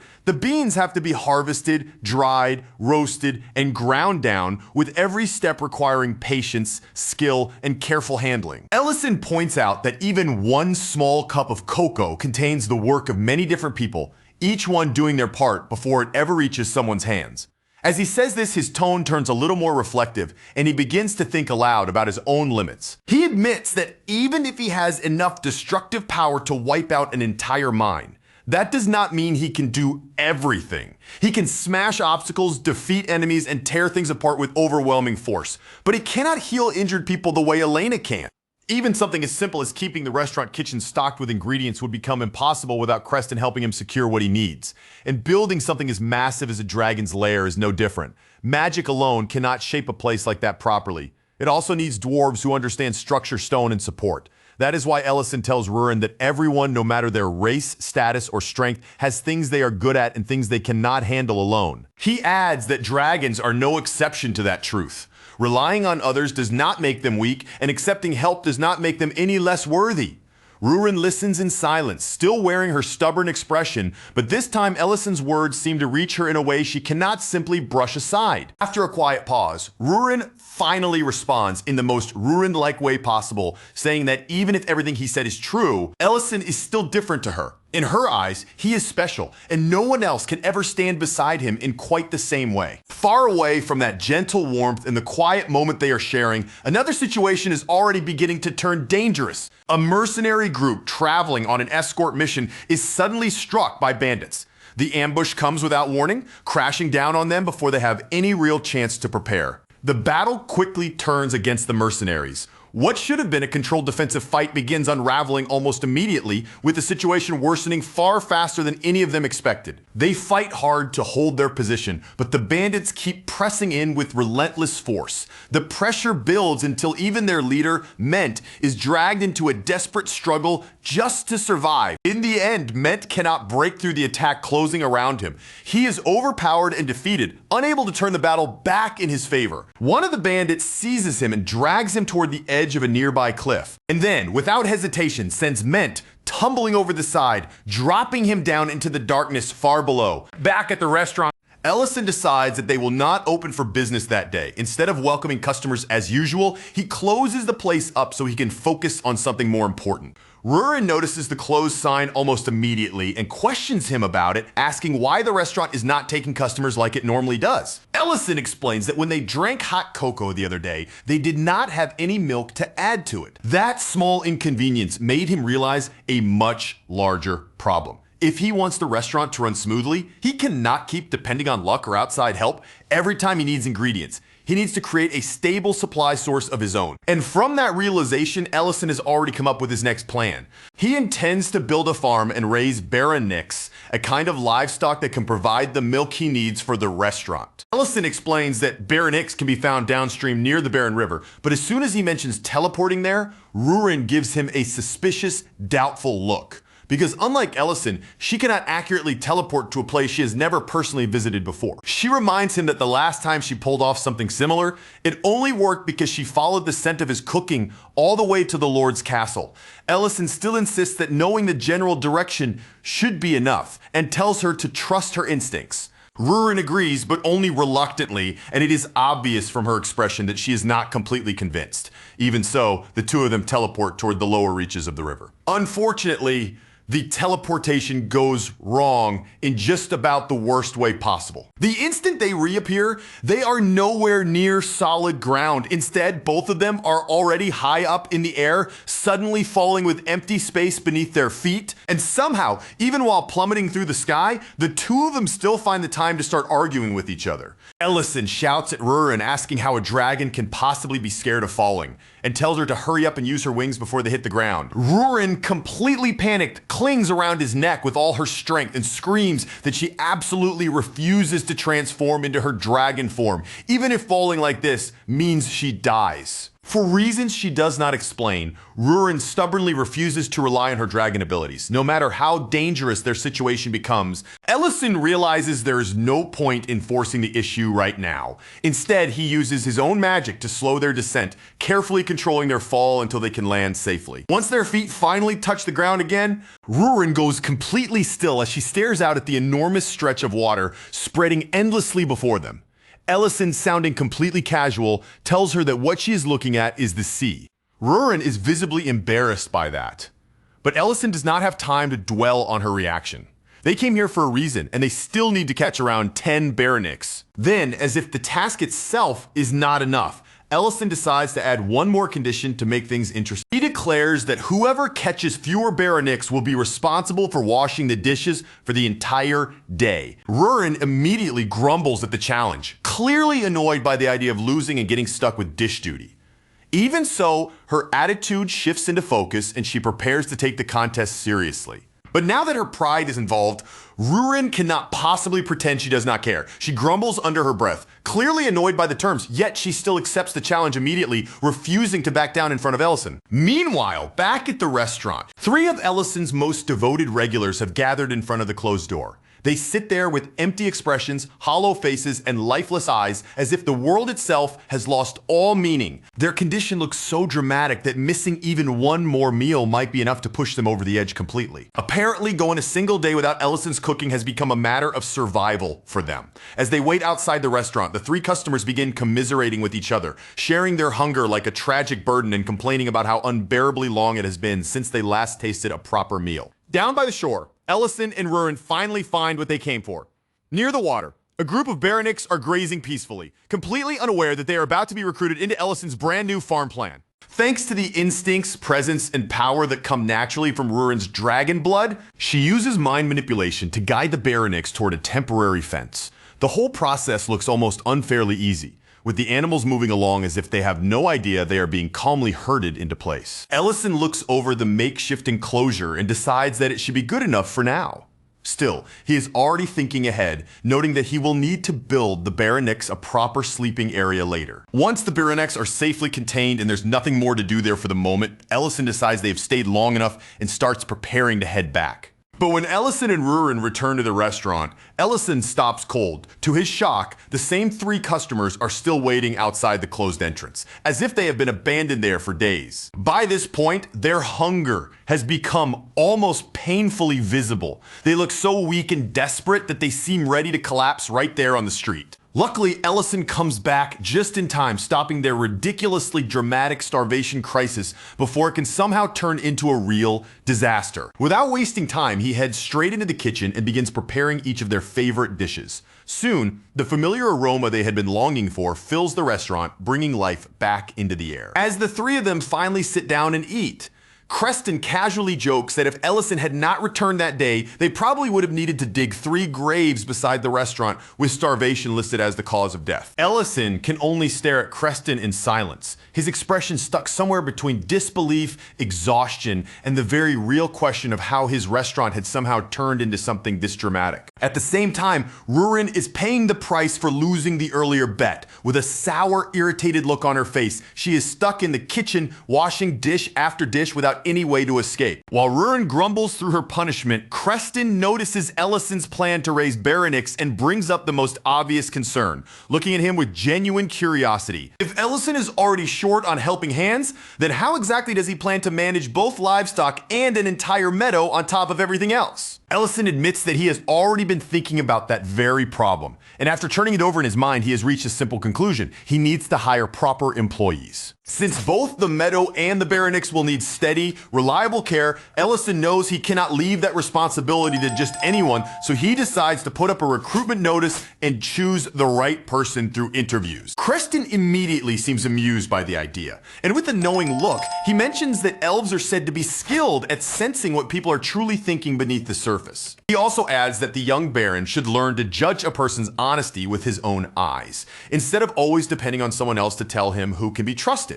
Even after saying that Creston offers to lend a hand as well. After all, he claims that his many years as a mercenary have made him fairly good at reading people. Alina and Diren also step forward and volunteer to help, each of them saying they want to assist Ellison in choosing someone trustworthy enough for the job. The next day, the interviews for the meadow caretaker position officially begin, and once the recruitment notice has done its work, far more applicants show up than Ellison ever expected. Creston, Elena, and Diren take their seats as judges with far too much enthusiasm.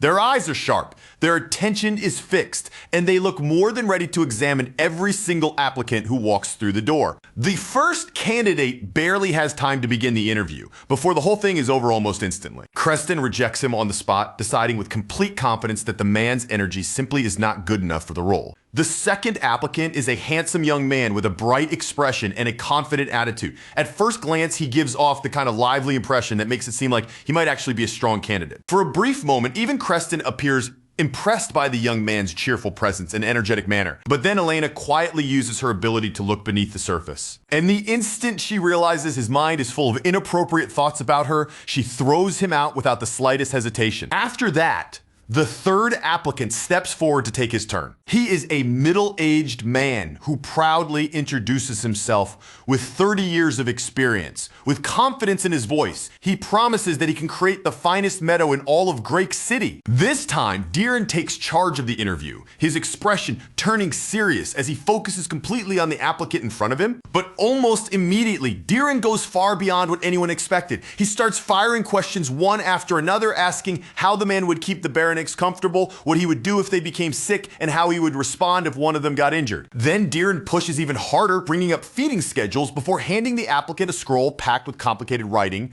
and demanding precise answers. The applicant is completely overwhelmed by the sudden storm of questions. His confidence crumbles as he stares at the impossible demands being thrown at him. In the end, the poor man mutters that this entire interview is insane and leaves in frustration before Diren can question him any further. As Ellison stands there watching everything unfold, a heavy sense of unease begins creeping over him. The trio's excitement, combined with their absurdly strict standards, has transformed what should have been a simple hiring process into complete chaos. And the longer the interviews continue, the stranger their reasons for rejection become. Eventually, some applicants are being turned away before they can even properly introduce themselves. Ellison can only stand there and witness the nightmare play out before his eyes, feeling so overwhelmed by the disaster that he is nearly moved to tears for all the wrong reasons. By the time the day finally reaches its end, not a single applicant is left. Creston, somehow completely unaware that they caused the entire disaster themselves, wonders aloud if maybe the salary listed on the notice was too low, not realizing that they had personally scared off every candidate. With no other option remaining, Ellison steps in and politely thanks the trio for all their help. Before announcing that, starting with the next round, he will be handling the interviews himself. And at that exact moment, Miltine walks into the restaurant. She explains that she saw the job notice posted outside, then looks to Ellison and asks if she can work there. The moment Creston saw Miltine walk back into the restaurant, his eyes widened in open surprise. He stepped toward her at once, unable to hide his confusion because she was supposed to still be away on her escort assignment. Without wasting a second, he asked why she had returned so soon and why she was not together with the rest of the group. Miltine lowered her eyes, her expression turning heavy as she explained what had happened. The escort group had been attacked by bandits during the journey, and in the middle of that chaos, Ment had protected her.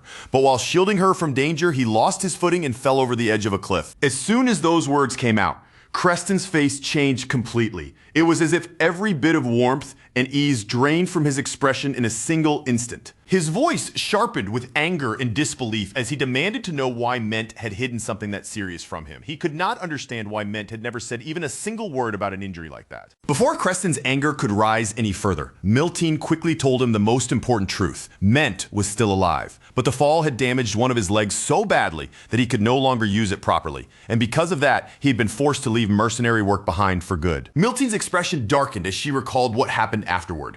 Elena had wanted to help him, and she truly tried, but by the time she was finally able to examine his injury, too much time had already passed for healing magic to restore the movement in his leg. Now all Elena could do was visit him from time to time and keep checking on his condition. After hearing all of that, Rurin tilted her head with a blunt, innocent kind of confusion. She asked why Miltine was the one looking for work, when Ment was the one who had actually been injured. Ellison immediately turned toward Rurin and scolded her for being too direct. He told her to show at least a little consideration because Miltine was already carrying something painful, and throwing such a sharp question at her would only make it heavier. Still, even as he said that, Ellison could not deny that the same question had crossed his mind too. For someone like Miltine, who had spent her life as a mercenary, walking away from that world and coming here to search for ordinary work was not the kind of decision she would make without a very serious reason behind it. Miltine's cheeks turned red with embarrassment as she finally admitted the truth. She was not simply trying to find a job for herself. What she really wanted was to find work that Ment could do as well, something that would give both of them a way to keep moving forward together. As she said those words, the blush on her face grew even deeper. The atmosphere in the room shifted little by little, and one after another, everyone began to realize exactly what Miltine's feelings were truly pointing toward. Creston stared at her in stunned silence, looking as though he could barely process what he had just heard. Then, in a stiff and shaken voice, he finally asked how old she was. When Miltine answered that she was 29, Creston nearly exploded right where he stood. He shouted that Ment was 13 whole years older than her, as if that age gap alone should have been enough to end the discussion immediately. But Miltine did not back down for even a second. She faced Creston's reaction directly and answered with firm conviction, saying that the difference in their ages meant nothing to her. Elena, meanwhile, looked genuinely confused by how shocked everyone seemed to be. From an elf's perspective, 13 years was hardly long enough to cause such a commotion, so she could not understand why humans treated it like such a serious gap. Ellison calmly explained that human lives were much shorter than elven lives, and because of that, age differences carried a very different weight in human relationships. Even after all of that, Miltine's determination did not shake at all. She said that she had already made up her mind, she had left the mercenary guild behind, and she was going to find work here no matter what, even if the only alternative was starving out on the street. Rurin, surprisingly, did not laugh at her or dismiss her feelings. Instead, she seemed oddly drawn to the seriousness in Miltine's voice. After watching her for a moment, Rurin quietly said that age really did not matter after all. And because those words came from Rurin, who looked young on the outside but had actually lived far longer than her appearance suggested, that simple statement carried a strangely convincing weight. Ellison accepted Miltine's resolve, and he could honestly respect how strongly she wanted to stay by Ment's side. But he still pointed out the most important thing they could not ignore. None of them had actually heard what Ment himself thought about this plan yet. Miltine immediately blushed all over again and admitted that she had not told Ment anything yet. Her plan had been to secure the job first and only afterward explain everything to him. She went on to explain that Ment was the person who had taught her almost everything she knew, from the proper way to grip a sword to how to maintain and care for her weapons. Now, she wanted to prove that she could handle ranch work too, that she could stand on her own feet and support him as they entered this new stage of life. Elena was deeply touched by Miltine's determination and openly admired how strongly she wanted to remain beside Ment. Still, as she listened, she could not help feeling that the words being spoken did not fully capture the depth of what Miltine truly felt. After thinking quietly for a moment, Ellison finally spoke. He told Miltine that once she managed to collect her first bucket of milk from the ranch, he already had the perfect dish in mind for her to share with Ment. With that decision made, Ellison officially welcomed Miltine to the ranch. His expression showed not just acceptance, but genuine anticipation for what she might be able to accomplish. The very next morning, Miltine arrived bright and early, ready for her first real day on the job. She stood there with a serious expression, clearly determined to prove herself from the start. Her first task sounded simple enough. All she had to do was lead the Baronerics out from behind the fence and let them graze freely in the open area. As Miltine slowly approached the first Baroneric, she found herself surprised by how gentle the animals appeared. Their eyes were calm, their movements were slow and relaxed, and at first glance there was nothing about them that seemed threatening. She could not tell whether they were so peaceful because of some kind of magic special training or simply because they had been raised carefully. But after observing them for a little while, Miltine decided that this work might actually be something she could manage without too much difficulty. That confidence disappeared almost instantly. The moment one of the Baronerics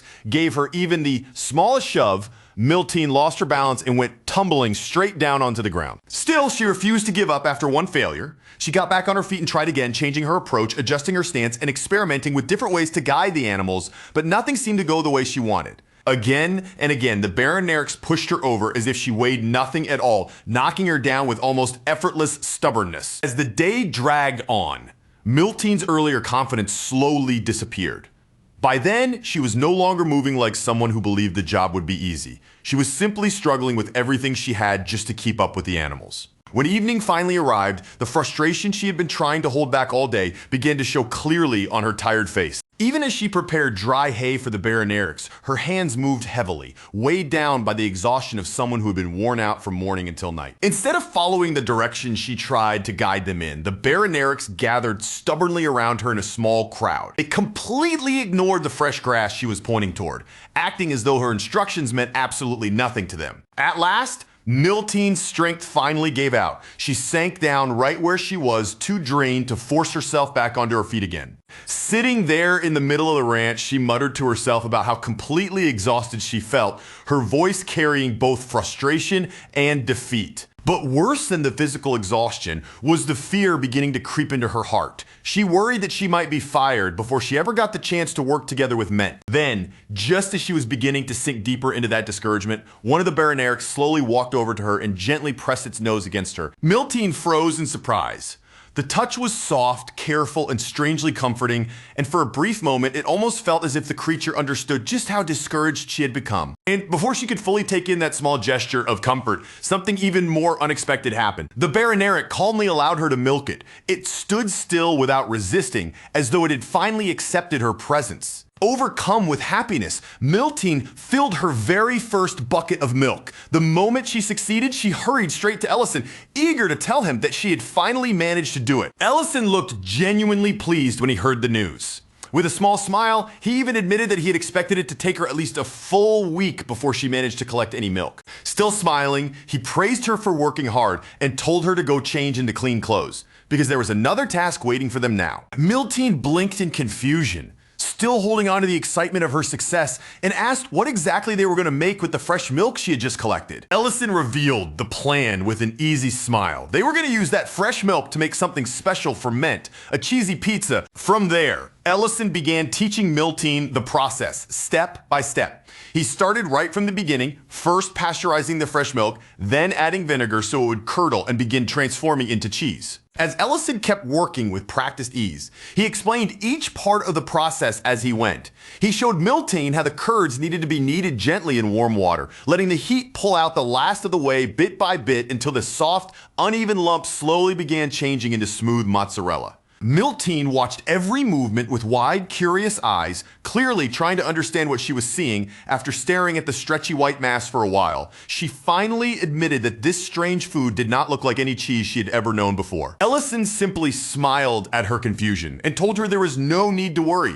It was definitely still cheese, just a different kind from the hard, strong smelling blocks that most people were used to seeing in market stalls. Then, in the most casual tone imaginable, as if he were making a simple comment about dinner plans, Ellison added that a special dish like this would be perfect for confessing her feelings to Ment. That one sentence hit Miltine so suddenly that her face flushed bright red almost at once. She hurried to protest, insisting that she had not even thought about confessing yet, but the way her eyes flickered and her voice wavered made it obvious that Ellison's words had already taken root in her heart. Meanwhile, Ellison continued kneading the dough with complete confidence, even bragging that he had apparently been quite popular when he was younger. Miltine, despite herself, grew curious and asked if that meant he had plenty of romantic experience, only for Ellison to admit without the slightest shame that he had never been on even a single date in his entire life. Even after revealing such a complete lack of experience, Ellison's confidence did not crack at all. With a serious expression, he handed Miltine the finished pizza as though he were entrusting her with priceless wisdom and firmly declared that honesty always worked. He told her to pour her whole heart into the food she had made. If the feelings behind it were sincere enough, then surely Ment would be able to sense them through the dish.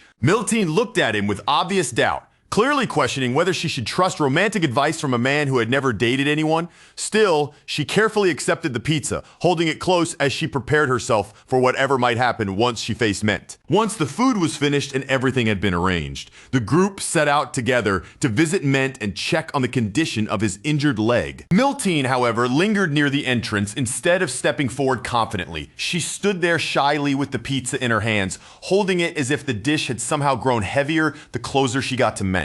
After everyone spent some time catching up with Ment, Ellison properly introduced Elena to him. He explained that she was an elf who ran a respected clinic, and that she was especially well known for her skill with healing magic. Ment's gaze shifted toward Elena, and a trace of surprise appeared in his eyes.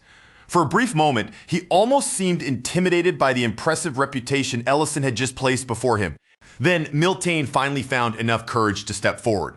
Her cheeks were still faintly red, and her voice came out a little unsteady as she asked Ment how he was feeling. At that moment, Ment seemed to realize that this visit was not only a normal check-in. The way everyone had gathered together made it clear that there was another reason behind their arrival. Elena calmly moved closer to examine his injured leg and began applying her healing magic, but the wound was too old and the damage had gone too deep, so even her power could not completely restore what had already been lost. Even so, her treatment was far from useless. Her magic could still help support his rehabilitation, reduce some of the strain on his body, and make the difficult road ahead a little easier for him to endure. Once Elena finished the treatment, Ment turned his attention back to Miltine. With a calm, patient look, he reminded her that she seemed like she had something important she wanted to say. The way Ment spoke made it clear that he was not trying to pressure her or rush her. He was simply waiting, giving her the space to finally turn her thoughts into words. Miltine's heart began pounding so hard that she could barely keep herself still. Sweat gathered at her temples, and everyone around her watched quietly, silently, hoping she would find the courage to say what she truly felt. But at the very last moment, fear caught up with her.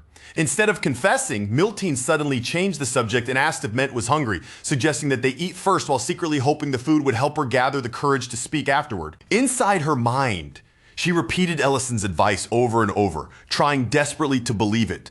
Honesty would work as long as the sincerity of her feelings somehow reached him. Then Miltine presented the pizza she'd worked so hard to make, carefully holding it out in front of Ment so he could see the toppings arranged clearly into the shape of a heart. With her voice still trembling, Miltine explained that the dish was called pizza. She told him she had made it herself with some help from Ellison, and that it was meant to be something special. Then, unable to hide just how much his reaction mattered to her, she quietly asked if he thought it looked nice. Ment, however, completely missed what she was trying to say. Instead of noticing the heart shape or the nervous emotion behind her words, he simply suggested that they eat and reached for a slice without thinking twice. Once everyone started eating together, Ment took his first bite of the pizza, and his expression changed almost immediately with genuine surprise. He admitted that he had always believed cheese was nothing more than the strong-smelling kind sold in the market, but the cheese on this pizza tasted entirely different and much better than he had expected. The soft texture, rich flavor, and warmth of the melted cheese won him over right away.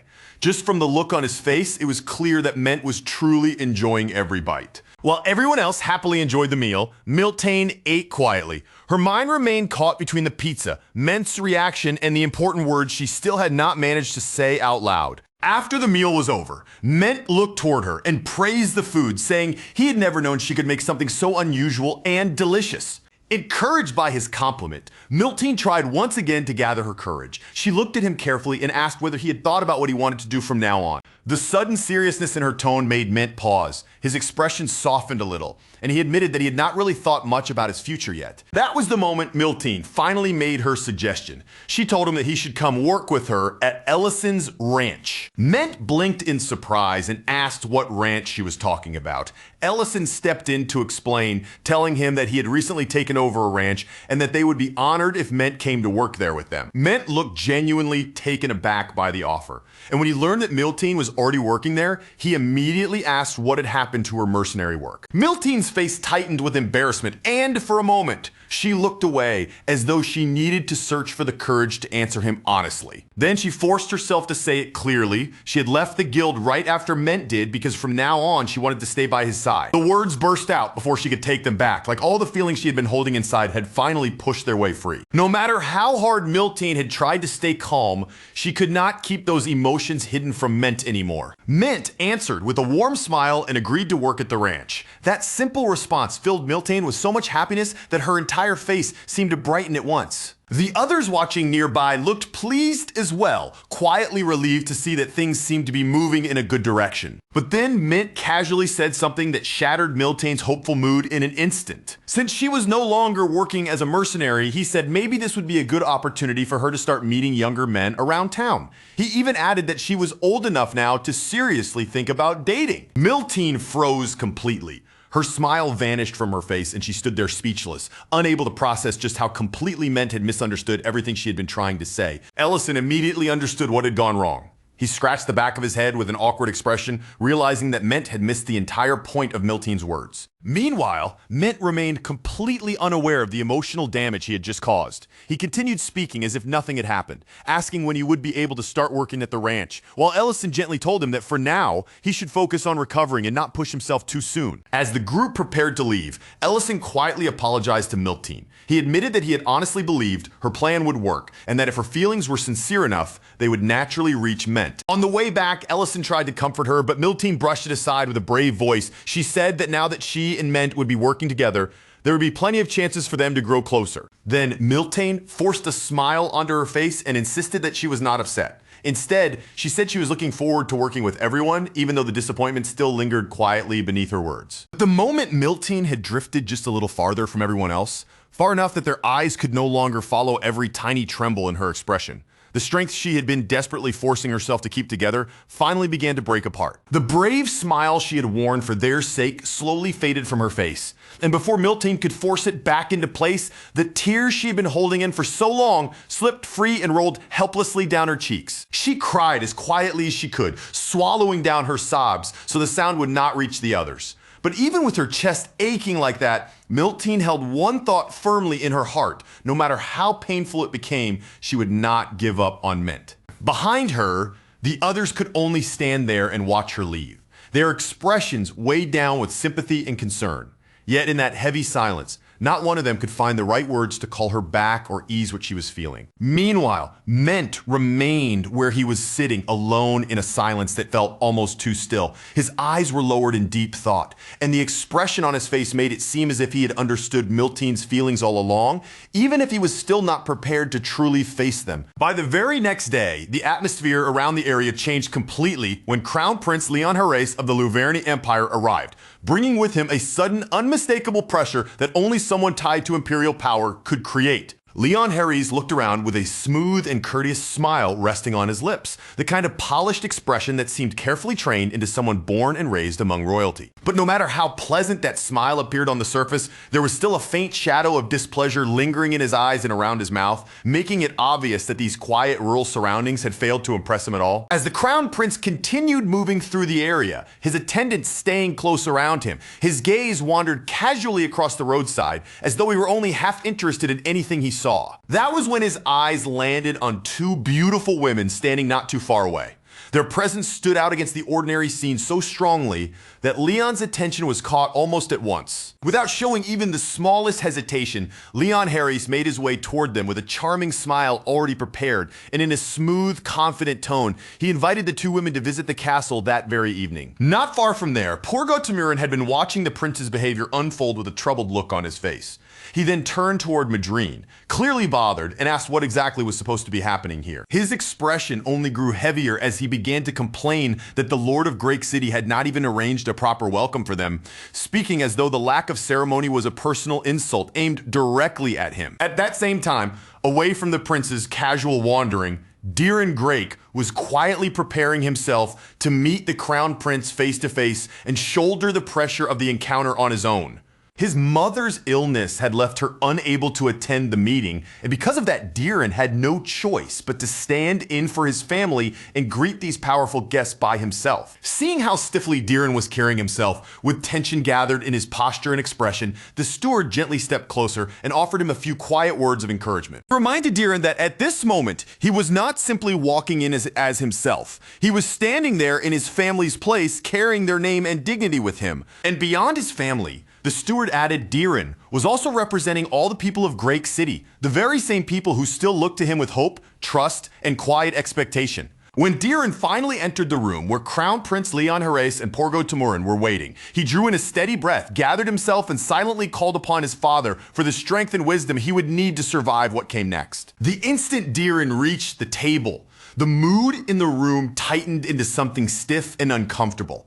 Porgo Tamurin wasted no time at all before asking about Raiden Grake's condition, and Diren's face darkened almost the moment the question was spoken. Diren answered in a controlled voice, explaining that his father was still confined to his sickbed and remained too ill to rise. Even though Diren did not add anything more, the painful weight of that truth was already written clearly across his face, impossible for anyone in the room to miss. Prince Leon Harres responded with the kind of polished indifference that sounded proper, but carried almost no warmth, calling the situation unfortunate. Then, as if he were merely bringing up a minor detail, he mentioned that Raiden Grake had once served under Duke Saren, and Diren answered with extreme care, saying that there had not been any meaningful contact between them for a long time. Leon Harres continued by adding that he had also heard rumors about Duke Saren's declining health.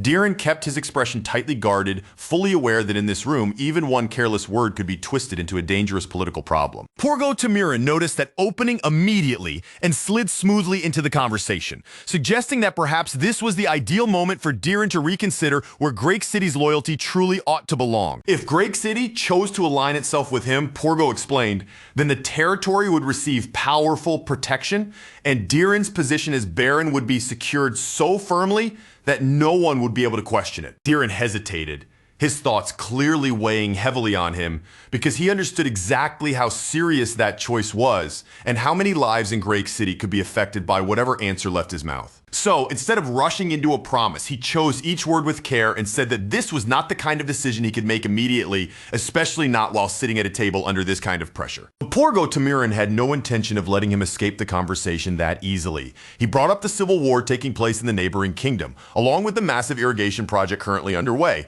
warning that both issues would inevitably push heavier taxes onto border territories such as Grake City. That information hit Deeren with enough force to make him react at once, and he immediately asked whether this was an official order that had come directly from the central royal government. Porgo answered him with a slippery smile that revealed absolutely nothing, his expression remaining smooth and unreadable as he casually brushed the question aside. He claimed that the real issue was simply that managing the territory fell under the Count's responsibility. Then, as if returning to the point he had wanted to make all along, he repeated that if Deeren chose to side with him, the burden pressing down on Grake City could become much lighter. Deeren could hear the threat hidden beneath the polite wording. If he refused to move or chose the wrong side, his land could easily be dragged into unrest, political pressure, and conflicts far bigger than Grake City itself. Cornered by the pressure and frustrated by how tightly the conversation had trapped him, Deeren suddenly blurted out that he would first hold a grand banquet. Only after that banquet had taken place, Deeren said, would he give them his final answer? Porgo Tamirin looked far from pleased, his unimpressed expression making it clear that he saw the banquet proposal as nothing more than a clumsy excuse to delay the decision. Then, unexpectedly, Crown Prince Leon Harris showed interest. With a faint shift in his mood, he remarked that he had grown tired of the food served in the palace and would not mind tasting something different for a change. Deeren felt uneasy about the sudden turn, but with no better path available to him, he accepted the situation and promised that he would prepare a meal worthy of their visit. Meanwhile, back at the restaurant, the pace of life felt much calmer and more ordinary, as if the heavy political tension from the castle had not yet reached that warm little place. Ellison was busy cooking for his staff, moving comfortably around the kitchen while the familiar sounds of sizzling food, clattering utensils, and everyday work filled the room. The dish he was making that day was fried rice. Nothing overly fancy, but warm, hearty, and satisfying enough to make sure everyone there could eat properly. A rich, savory aroma rose from the pan and spread throughout the restaurant, wrapping the whole place in a sense of warmth and liveliness that made it feel peaceful and alive. Rurin complained that her appetite had somehow felt smaller lately, even though in a way that completely contradicted her own words, she was still eating just as much as she always did. Ellison responded in his usual casual tone, telling her not to worry because there was still plenty left if she wanted another serving, or even a third one after that. But that calm, comfortable atmosphere inside the restaurant did not last for long. Without any warning, a group of knights suddenly stormed into the restaurant, their rough entrance cutting straight through the warmth of the room like a blade slicing into silence. Their leader, Sword, stepped forward ahead of the others and immediately demanded that the owner of the restaurant come out and show himself. Ellison came forward without showing even the slightest sign of panic, his expression steady as he calmly told the knights to lower their weapons. In a level and almost unbothered voice, he pointed out that barging into a place where people were still eating and waving weapons around was unbelievably rude. The knights, however, were not moved by Ellison's relaxed attitude at all. One of them stepped in close, pressed the edge of a blade against his neck, and threatened him in a cold voice, ordering him to kneel unless he wanted to suffer the consequences. That was the precise moment when Ellison's patience finally started to fray. The calm look in his eyes grew noticeably colder, especially with the edge of that blade resting far too close to his neck for anyone's comfort. Without shouting, without even changing his posture much, Ellison gave the knight a quiet warning and told him to leave. His voice stayed low and steady, but every word carried such a sharp chill that the air between them seemed to grow heavier. But the knight was far too reckless to understand just how dangerous the mood had become.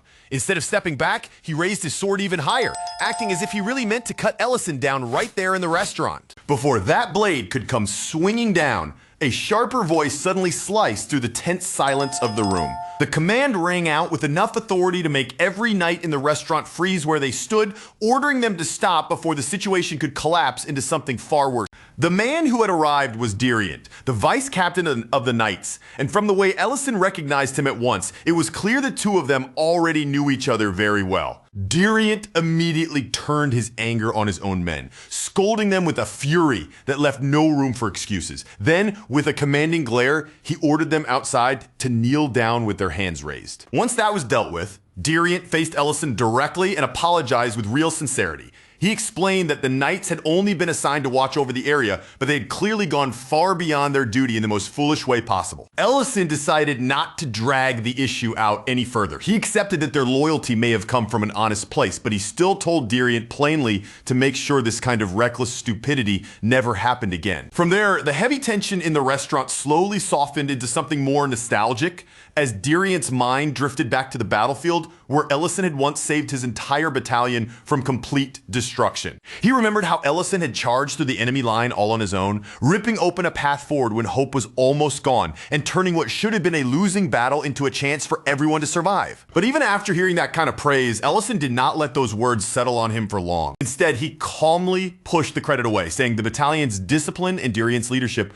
were the real reasons they survived, treating his own role as though it had been nothing special at all. Then Diriant's voice took on a heavier tone, and the faint warmth in their conversation faded as he shifted towards something much more personal. He admitted that during the war, he had been so blinded by honor and pride that he left his wife behind to suffer through poverty. And even now, that failure still weighed heavily on his heart. Diriant then revealed that Ellison had quietly taken the reward money Diriant had once refused and sent it directly to his wife, doing it without drawing attention to himself or asking for even a single word of gratitude. That quiet act of kindness had stayed with Diriant all this time, becoming a debt he felt he could never truly repay, no matter how many years passed. So in the most excessive and painfully Diriant-like way possible, he decided he would repay Ellison with an idea so outrageous that Ellison could only stare at him in stunned disbelief. Diriant proudly suggested shutting down every other restaurant in Drake City. All so Ellison's restaurant could take over the entire city's dining scene by itself. Ellison barely even had the chance to open his mouth and object before the ridiculous plan started spiraling out of control. Diriant was already barking out orders, like a commander leading soldiers into battle, and with every command he shouted, Ellison's expression only grew more exhausted by the disaster unfolding right in front of him. Elsewhere in town, Porgo Tamirin was becoming more anxious with every passing moment, all because the Crown Prince had decided to eat at some random establishment no one seemed to properly know. To Porgo, the danger was painfully obvious. If even the smallest thing went wrong during that meal, the situation could explode into a full political disaster. Crown Prince Leon Harris, however, did not appear worried in the slightest. He carried himself with the same careless confidence as always, as though none of the risks around him were worth taking seriously. But while the group continued making their way through the area, that relaxed atmosphere was suddenly shattered without warning. A volley of arrows ripped through the air all at once, cutting toward the Crown Prince with deadly precision as they rained down from above. Before a single arrow could reach him, a magical barrier flashed into existence and caught the attack in midair, stopping every arrow before it could strike. The one who had cast the barrier was Madrine, the Grand Mage traveling right beside Leon Harris. She had moved instantly to protect the Crown Prince without the slightest pause or hesitation, and her reaction was so calm and exact that it almost looked effortless. Immediately after that, the assassins stepped into view, revealing themselves openly as if there was no longer any point in hiding. They declared with bold confidence that their only target was the Crown Prince. As for everyone else present, they claimed they had no interest in killing them and would allow the rest to live. Madrine did not waste even a single breath responding to their warning. Instead, she released her magic immediately, sending an immense force surging through the ground beneath the attacker's feet. The earth began to quake, violently rumbling and shaking as though the land itself had suddenly turned against the assassins. In the very next moment, The attackers were caught beneath an overwhelming force, pinned down before they could make even one meaningful move. Her sheer power crushed the threat so completely that it became obvious why someone of Madrine's caliber had been chosen to guard Crown Prince Leon Herres. The shaking grew even more intense, loose rocks breaking apart as heavy chunks of stone came crashing down around the helpless attackers.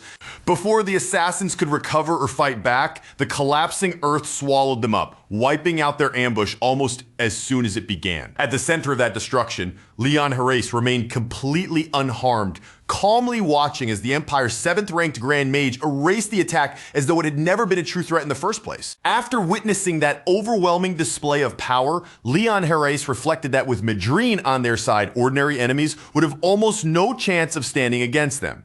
He openly praised her as one of the Empire's greatest weapons, while Madrine received the compliment with a composed and humble expression. From a distance, Diren Grake watched the entire scene unfold, standing frozen in place and stunned by what he had just witnessed. The rumors about Madrine had not been exaggerated at all. She truly was the kind of mage capable of wiping out entire armies by herself. Back at the restaurant, Diriant and Ellison continued talking as the mood settled again. Ellison teased him about his usual habit of charging straight into trouble before ever stopping to think things through. Diriant could only admit, with an awkward expression, that Ellison's criticism was painfully accurate.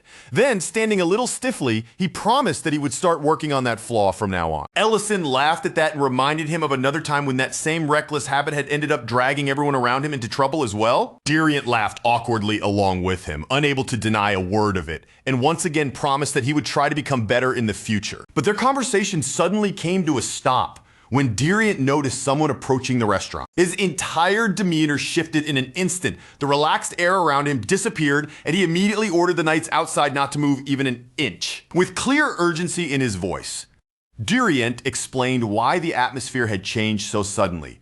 Crown Prince Leon Herres was on his way. Ellison, however, did not appear rattled in the slightest, as he quietly watched the situation unfold in front of him. The pieces finally began to fit together, and he understood why the First Night Order had been so busy moving through Grake City recently. When Crown Prince Leon Herres finally arrived at the restaurant, Ellison greeted him with the proper respect expected for royalty, lowering his voice and keeping his manners carefully in place. Even so, his gaze remained sharp and cautious, because he could tell right away that this visit was far from ordinary. Among the people accompanying the Crown Prince, though, Ellison's eyes naturally shifted toward Madrine, almost as if her presence had pulled his attention before anyone else could. What drew his gaze was not only Madrine herself, but the old Royal Mage Corps uniform she was wearing, a uniform that carried memories tied closely to Ellison's own past.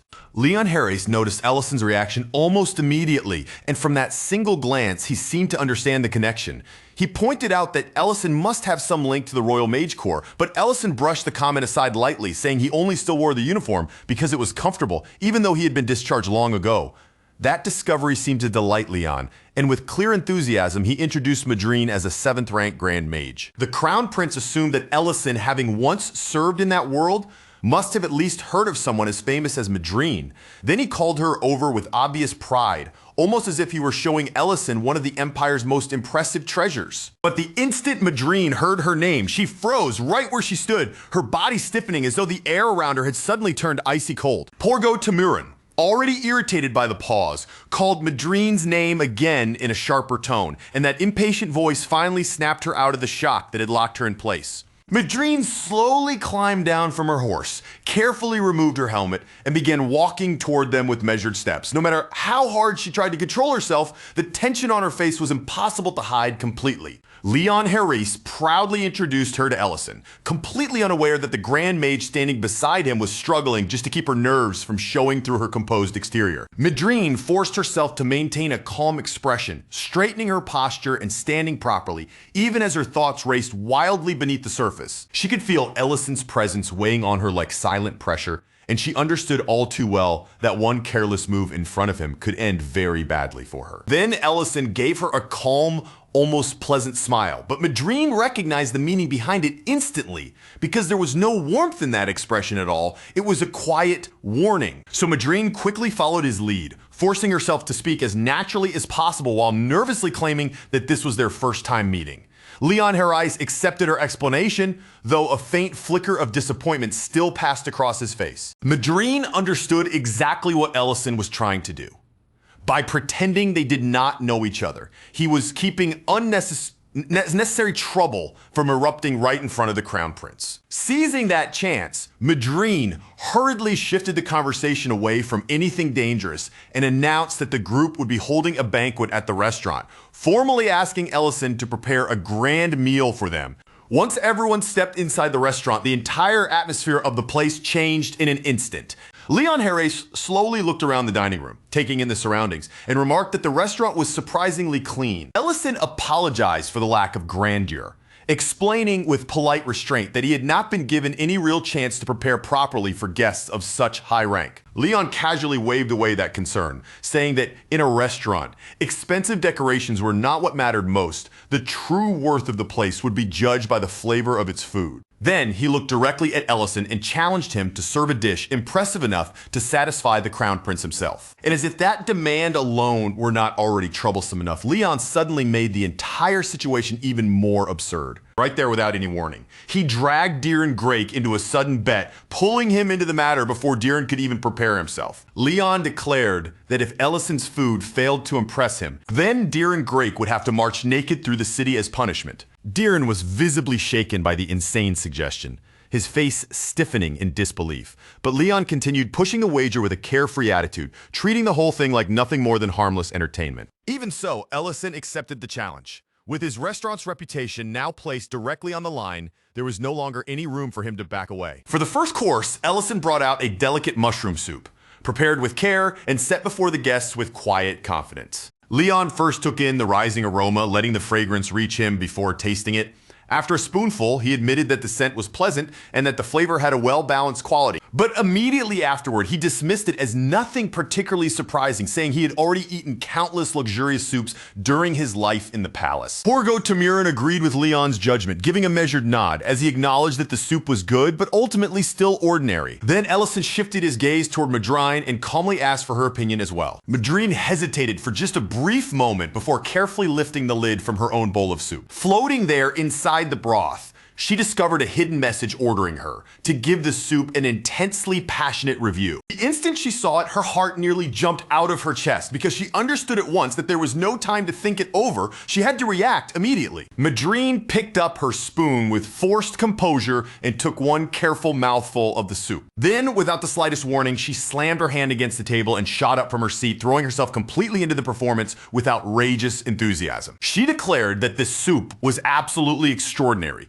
praising its flavor as though it contained the depth, force, and overwhelming brilliance of 9th level magic itself. Her sudden, dramatic outburst left both Crown Prince, Leon Harris, and Porgo Tamurin staring at her in stunned silence, unable to immediately process what they had just witnessed. It was absurd, shamelessly over the top, and almost impossible to take seriously, and yet somehow, that ridiculous performance worked, shifting the mood around the table and easing some of the pressure pressing down on Ellison. Inside, Madrine was practically collapsing from embarrassment, desperately hoping that this level of dramatic praise would be enough to satisfy Ellison, still trying to recover from her own performance. She hurriedly urged Leon Harris to taste the soup again. She continued insisting that the soup was truly exceptional, and Leon, half impressed and half amused by Madrine's unexpected intensity, finally agreed to give it another try. He remarked that if she was praising it with that much passion, then perhaps it deserved a second chance, before teasingly adding that he had never expected her face to become so expressive over food.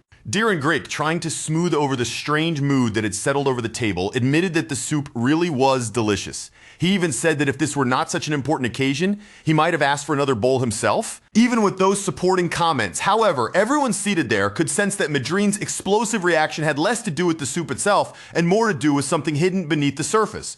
A royal mage of her status had surely tasted dishes far more extravagant than this, which made her sudden theatrical devotion feel strangely out of place. Leon Harris noticed it, and Porgo Tamurin noticed it as well.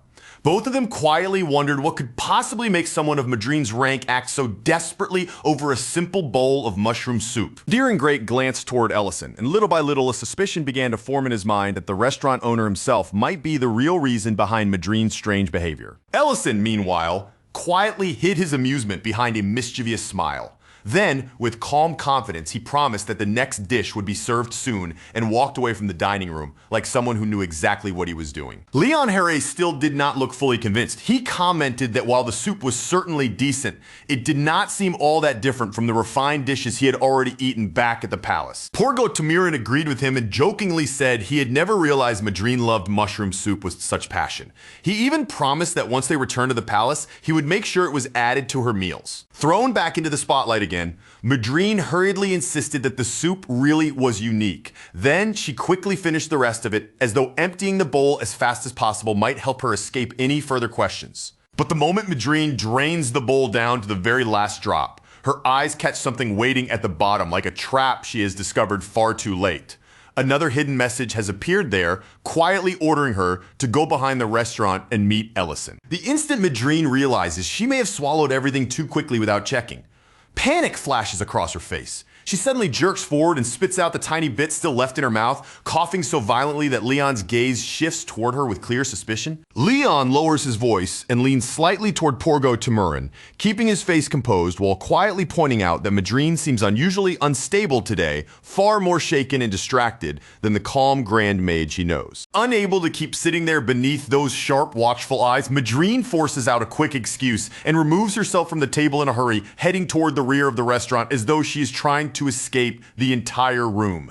Behind the restaurant, Ellison is already waiting for her. He leans against the railing with an almost lazy ease, looking so calm and relaxed that it feels as if he had predicted every step that would lead her to this exact moment. Madrine approaches him with slow, cautious steps, her uneasiness showing in the stiffness of her movements. In a small, guarded voice, she asked whether he was the one who called her out here. Before Madrine can even steady herself, a rainbow-colored magical barrier suddenly spreads around them, blooming through the air like a smooth, shimmering dome that seals the two of them away from everything outside. The moment Madrine recognizes the spell, her heart sinks. It is a soundproofing barrier, which means that from this point on, no matter what is said between them, not a single word will reach the people inside the restaurant. Ellison turns toward her with a bright, harmless-looking smile, the kind of expression that seems far too pleasant for the situation. In a warm and casual voice, he greets her as though they are old friends meeting unexpectedly, and says it has been quite a long time. He even praises the little performance she gave earlier, though. The way he says it makes the compliment sound more like he'd been watching a ridiculous comedy act. The strange remark lands somewhere between approval and warning, leaving Madrine frozen in place, unsure whether she should laugh, apologize, or bow her head. But before she can decide, Ellison gently reminds her that he once told her very clearly never to cross paths with him again. The smile on Ellison's face slowly fades until only a thin, dangerous curve remains. At the same time, the atmosphere around him changes, and a heavy magical pressure settles between them like an invisible weight pressing down on her shoulders.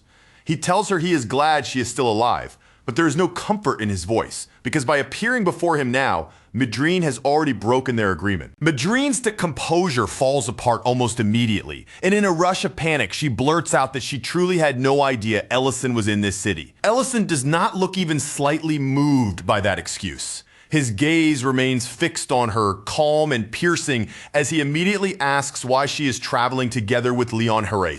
Madrine quickly explains that she is only following orders from Porgo Tamirin, who has been expanding his influence across multiple territories. According to her, this visit is meant to strengthen his standing in the royal court and improve his political position. Ellison cuts straight through her explanation before she can hide behind it any longer, making it clear that Porgo Tamirin's ambitions are not what he cares about. What he wants to know is Leon's true objective, and under the weight of Ellison's stare, sweat begins to gather visibly on Madrine's face. Ellison then speaks about Leon's reputation as if he has already stripped the prince down to his rotten core.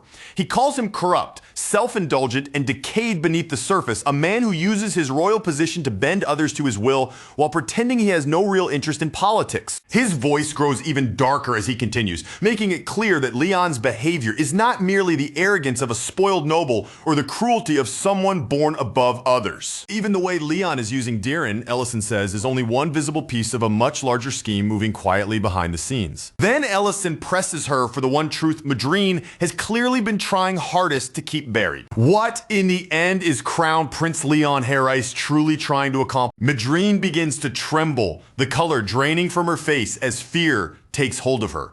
In a strained voice, she insists that she cannot answer that question. She begs Ellison to believe her, saying that even if someone tortured her, a secret of that level would still be impossible for her to reveal. Ellison's expression turns completely cold, and for a brief moment, he seems to study her words carefully, as if weighing whether her fear is genuine or simply another excuse. In the end, Madrine can only confess the simplest truth still left in her heart.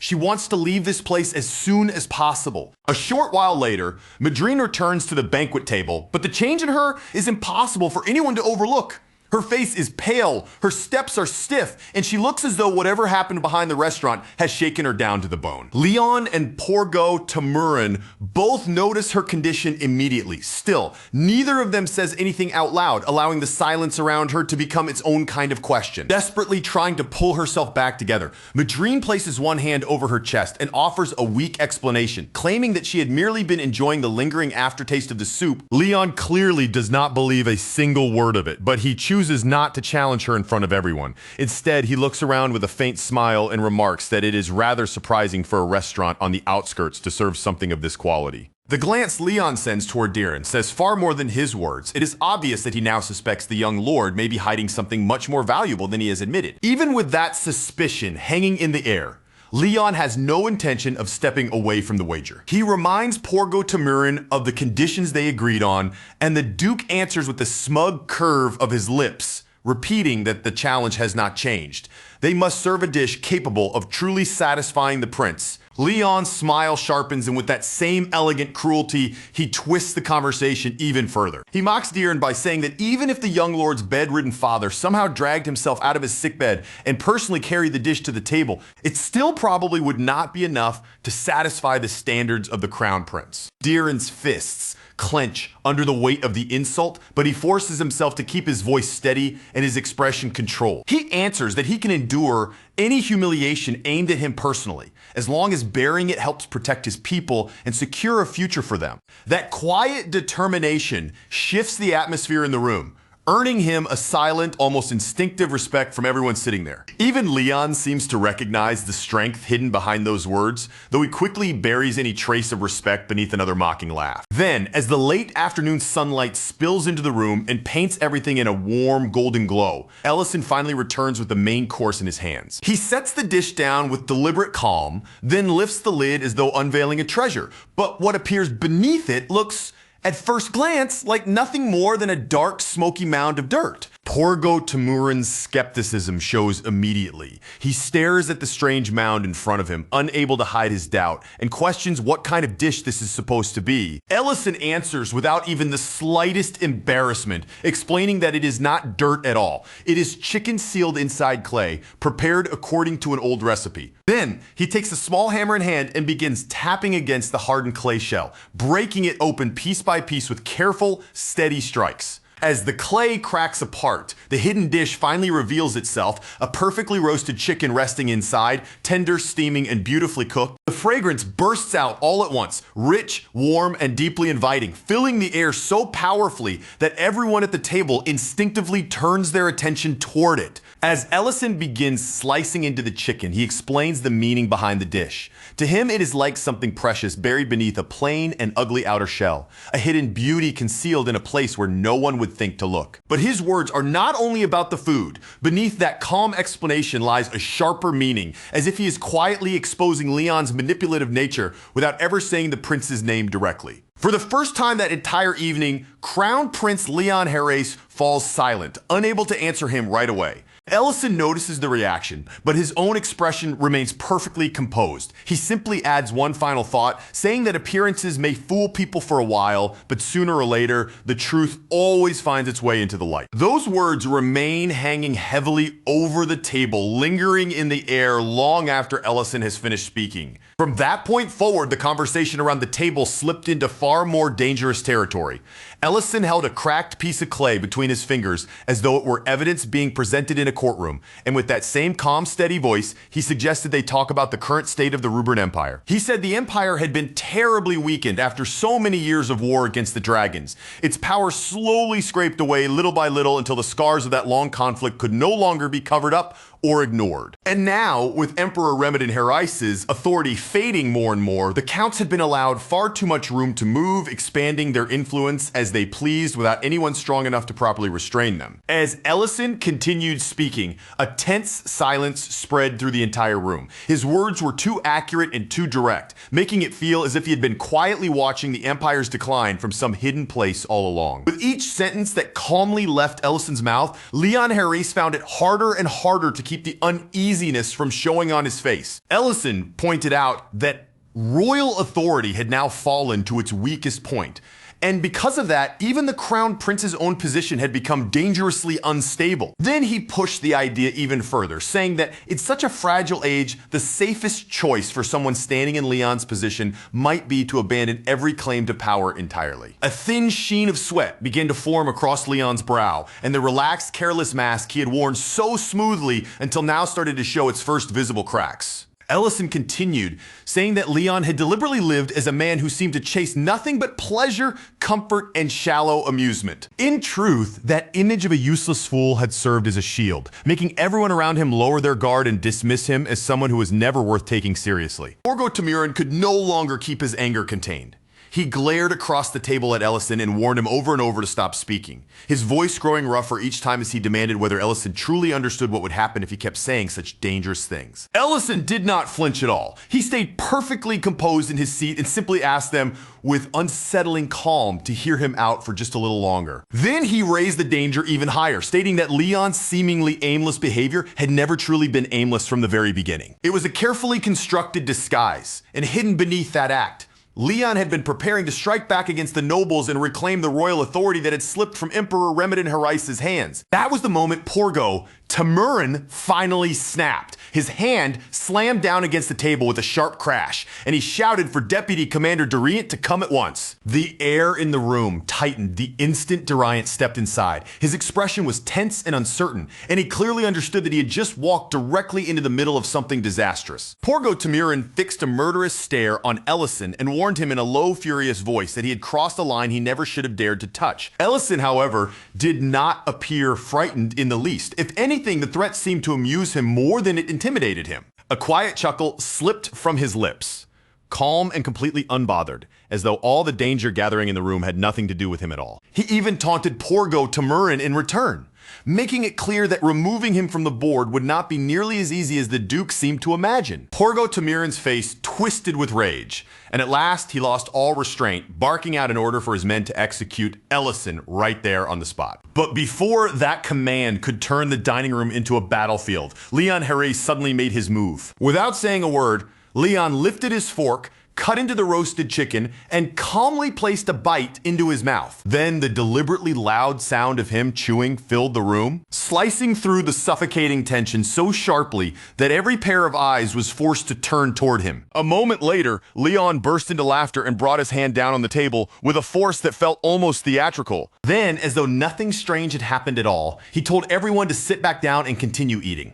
The sudden shift was so abrupt that the entire room froze in stunned silence, unable to immediately process how easily Leon had overturned the atmosphere. No one seemed to know exactly how they were supposed to respond, but one by one, they reluctantly followed the prince's lead and began eating again. Even so, as forks moved and plates were touched once more, the tension never truly disappeared. It simply sank beneath the surface, quiet but still waiting there. Leon, on the other hand, now seemed almost pleased. Between bites, he casually said that pretending to be a fool had taught him far more than most people would ever understand. Then he turned his gaze toward Porgo Tamirin with a widening smile and made it clear that a truly clever man knows when to play along and when to keep his real cards hidden. That sudden shift struck Porgo Tamirin completely off guard. For the first time, anger was no longer the only emotion written across his face. Instead, a clear trace of uncertainty crept into his expression. A moment later, Leon declared that the matter was settled and announced that Diren had won the bet, leaving the young lord staring at him in genuine shock. Then the prince rose smoothly from his seat and adjusted his cloak over his shoulders, carrying himself as though the entire meal had ended in the most ordinary way possible. He thanked Ellison for the food in an almost carefree tone, acting as if the threat of violence from only moments earlier had never existed at all. With a casual wave of his hand, Leon ordered his knights to prepare for the journey back to the capital. Only Only after Leon, Porgo Tamurin, Madrine, Diriant, and the rest of the group finally left did the crushing pressure inside the restaurant begin to loosen. Ellison kept his calm mask in place until the door had closed behind them.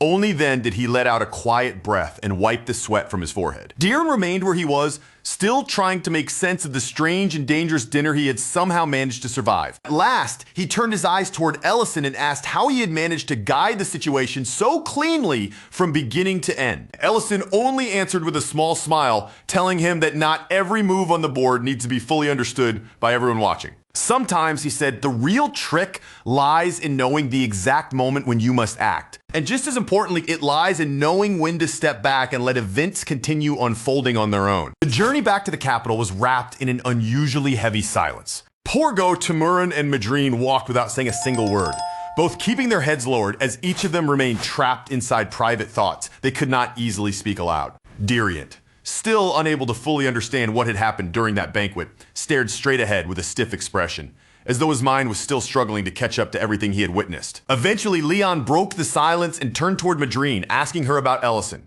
He reminded her that she had spoken of him before, and now he wanted the truth from her without anything being held back. Madrine hesitated for a moment, her expression tightening as if the answer itself was difficult to say. But in the end, she admitted it. Yes, Ellison was the very man she had once warned them about. The moment Porgo Tamurin heard that, he scoffed in disbelief, unable to accept that someone who merely ran a restaurant could truly be dangerous enough to inspire that kind of fear. Leon Harries, however, is no longer looking at Ellison as some minor nuisance he can brush aside with a laugh. If anything, the prince now seems strangely amused by him, with a faint glimmer of admiration hiding beneath that relaxed, entertained look in his eyes. Because to Leon, Ellison's refusal to lower his head, back away, or even show the slightest tremor of fear only proves one thing even more clearly. This restaurant owner is far more powerful than anyone present had ever imagined. As the road home stretches out in front of him, Leon quietly begins turning over the past in his mind, thinking about how he and those around him have gathered influence and strength up until now. Their way has always been simple and ruthless. Use fear, apply pressure, corner the nobles, and force them to bend their knees through intimidation rather than earning any real loyalty. But after standing face to face with Ellison, Leon finds himself questioning that path for the very first time, wondering if trust might actually cut deeper and last longer than fear ever could. Meanwhile, the scene returns to the restaurant where things are much quieter for the moment. Outside the building, Ellison stands in front of a small barn, carefully looking over the structure he had put together with his own two hands. At first, there is a calm, satisfied look on his face, almost as if he is allowing himself to admire the shape of it and feel just a little proud of what he managed to build. But that tiny moment of pride does not get to last for long, because one of the animals inside suddenly kicks hard against the barn wall. The moment the impact lands, the whole structure gives out, almost instantly crashing down with a pitiful noise until all that remains is a miserable pile of snapped wood and ruined effort. Ellison just stands there in front of the wreckage, frozen in place and completely at a loss for words, as if he cannot quite believe his hard work collapsed that quickly. Then, after a short silence, a faintly embarrassed expression starts to creep across his face. He finally admits that trying to build something like this by himself, without any real construction knowledge, was honestly a terrible idea from the very beginning. Letting out a helpless little laugh at his own failure, Ellison decides right then and there that from now on, anything involving proper construction should be left to people who actually know what they are doing. From there, the focus shifts far away to the rugged Milyurek Mountains, where a tall figure appears against the rough, broken terrain. She is a powerful, muscular woman with blazing red hair, and her sheer presence is fierce enough to seize attention before she even opens her mouth. This woman is Serena, the Scarlet Dragon Guardian, and she steps into view with a dangerous grin on her face, clearly ready to confront whoever was foolish enough to enter her territory. At first, Serena carries herself like an overwhelming threat, radiating heat, confidence, and a heavy menace that makes the air around her feel tense and dangerous. But right in the middle of that intimidating entrance, she accidentally kicks a golden crown lying on the ground, and its sharp edge slams directly into her shin. Serena instantly yelps in pain, grabs at her injured leg, and starts hopping around on one foot, completely destroying the terrifying image she had just been trying so hard to create. Her confidence wobbles on the spot as she fights through the sting, left wondering how she is supposed to punish intruders when she can barely keep herself from falling apart over one painful hit. On the other side of the mountain, Rurin walks alongside Ellison while grumbling about how much she hates mountains, and Ellison tries to calm her down by telling her they are already close to where they need to go. Then Rurin raises a question that honestly sounds completely reasonable. She asks why they did not just hire human architects instead of dragging themselves all the way out to this remote place and putting themselves through so much trouble. Ellison explains that the place he wants built has to satisfy very specific standards, and when the work requires that level of precision and craftsmanship, no one can compare to the dwarves. After hearing that, Rurin starts picturing the dwarf village as some breathtaking masterpiece of engineering, but when they finally arrive, the scene in front of them is the complete opposite of what she had imagined. The gate is certainly enormous, but it is also cracked, weather-beaten, and covered in thick moss, looking as though no one has maintained or cared for it in a very long time. The entire village is wrapped in a heavy, abandoned stillness, with no warmth in the air, no voices echoing through the streets, and no visible sign that anyone still lives there. Beyond the gate, skeletons are scattered across the ground, lying there in silence as grim proof that something violent and horrifying once tore through this place. Rurin immediately becomes alert, shifting into a guarded stance as her eyes sweep across the ruined village, and she asks who could have done something this brutal. Then, without warning, the debris erupts upward, and from within the shadows of the ruined village, a red dragon rises into view. Its voice drips with contempt as it lowers its gaze toward the two intruders standing before it. The dragon almost sounds disappointed, as though it had expected a far more satisfying audience than a young dragon and one mere human. Without holding back at all, it mocks them both, belittling the pair as intruders so unimpressive that they barely seem worthy of its full attention. Ellison, however, does not lose his calm for even a single moment. He simply lets his bag fall from his hand, and the quiet thud as it hits the ground makes it perfectly clear that if the dragon wants a fight, he is ready to give it one. That reaction alone catches the red dragon off guard, because it is clearly not used to seeing a human stand in front of it without trembling, fleeing, or showing even the smallest sign of fear. Irritated by Ellison's boldness, the dragon gathers its power, preparing to unleash the roar of a scarlet dragon. It is a devastating blaze, the kind of overwhelming attack meant to wipe out everything in its path in one merciless burst. A violent torrent of flame explodes from the dragon's mouth. But at the exact moment that blazing attack rushes straight toward them, Ellison responds with magic of his own. Lightning bursts from his hands, racing forward in bright fierce streams that crackle through the air. His spell slams directly into the inferno and crushes the roaring flames down until there's almost nothing left of the dragon's attack. The red dragon is left stunned, unable to make sense of how its powerful flames could be wiped away so easily by a human standing right in front of it. Then Ellison immediately fires back with another spell, scorching across the dragon's scales and forcing the creature to recoil in pain. The dragon begins to stammer in disbelief, its earlier arrogance cracking apart with every broken word. At this point, it can no longer even tell whether the figure standing before it is truly human at all. And in that very moment, Serena's confidence finally shatters completely. In an instant, every bit of that smug, dangerous aura Serena had been forcing around herself disappears like it was never there at all. What replaces it is pure, unfiltered panic flashing across her face so quickly that she does not even have time to pretend she is still calm or in control. She immediately starts begging for mercy, her voice shaking as all the confidence drains out of it, desperately trying to convince Ellison not to finish her off right there. Serena keeps insisting again and again that the devastation around them has absolutely nothing to do with her, claiming that by the time she reached this place, the dwarf village had already been reduced to ruins. But then, realizing that excuses alone may not be enough to save her, she quickly changes direction and offers them something far more valuable. According to Serena, hidden somewhere beneath the wreckage of the ruined village is a huge underground door buried deep below the surface where ordinary eyes would never find it. She admits that no matter how many times she tried to get through it, the door would never open for her, which means even she has no idea what might be sealed away on the other side. Sensing that her life still depends on softening Ellison's mood, Serena suddenly changes tactics again, sliding closer to him with a strange, seductive smile plastered across her face. She slips an arm around his neck as if she can charm him instead of fighting him, leaning in close and acting like she might still be able to talk her way out of this mess. With a sweet, shameless tone, Serena suggests that traveling with her would obviously be much more enjoyable than staying beside Rurin, and that one little move immediately pushes Rurin past her limit.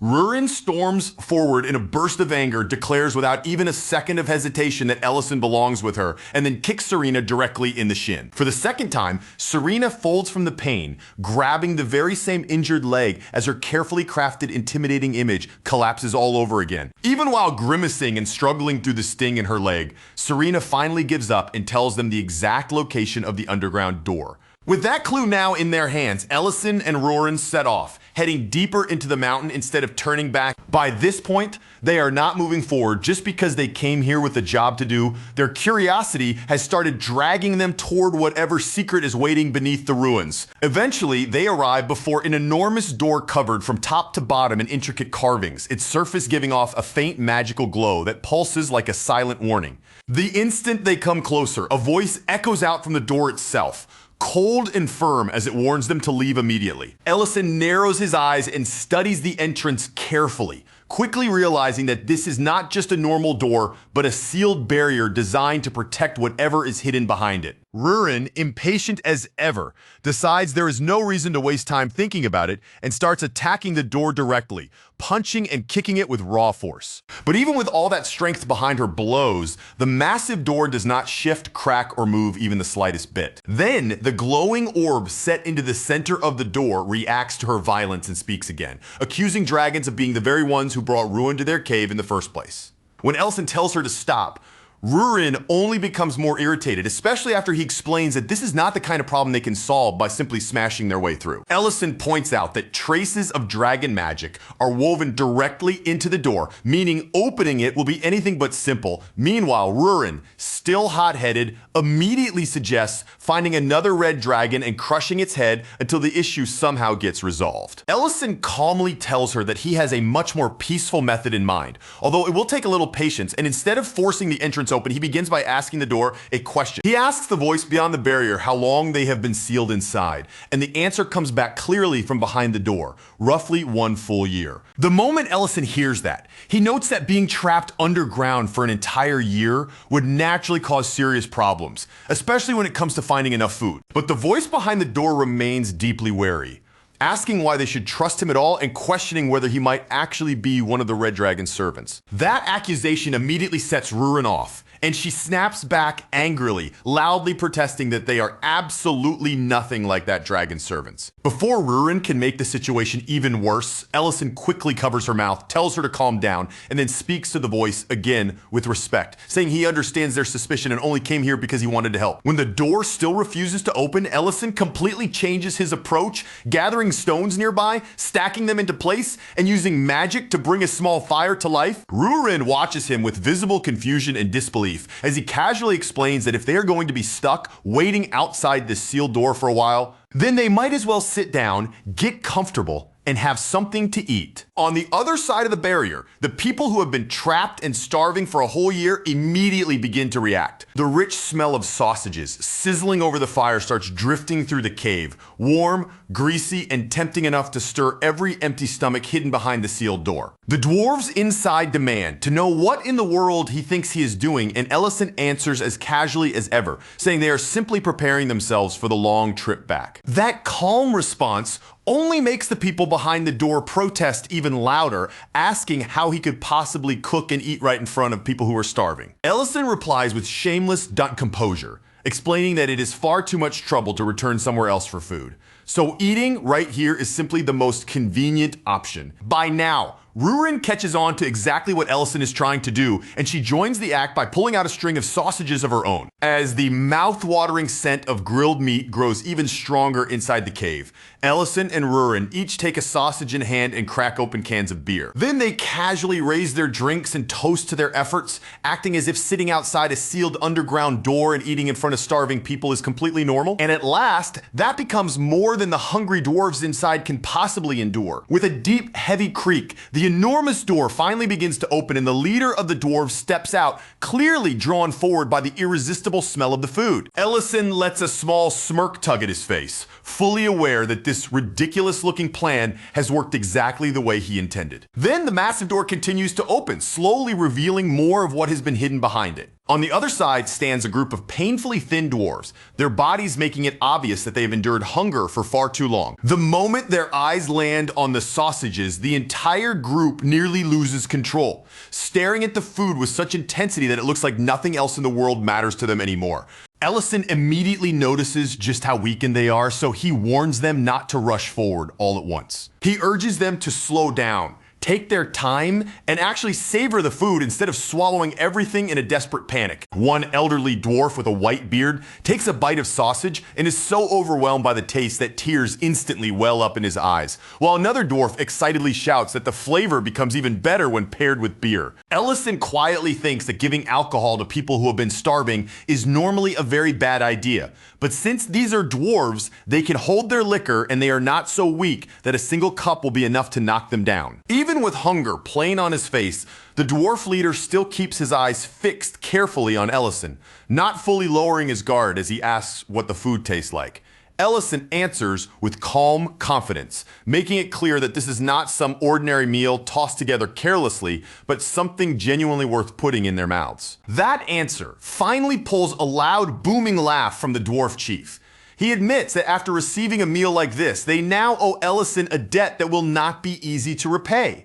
Ellison, still as polite and composed as ever, offers to share the remaining sausages with the other starving dwarves, and then, almost as if it were just a passing thought, asks whether they know a dwarf named Gultazar. The moment Gultazar's name leaves Ellison's mouth, the chief's expression changes completely. His eyes sharpen, and he immediately asks how Ellison could possibly know that name.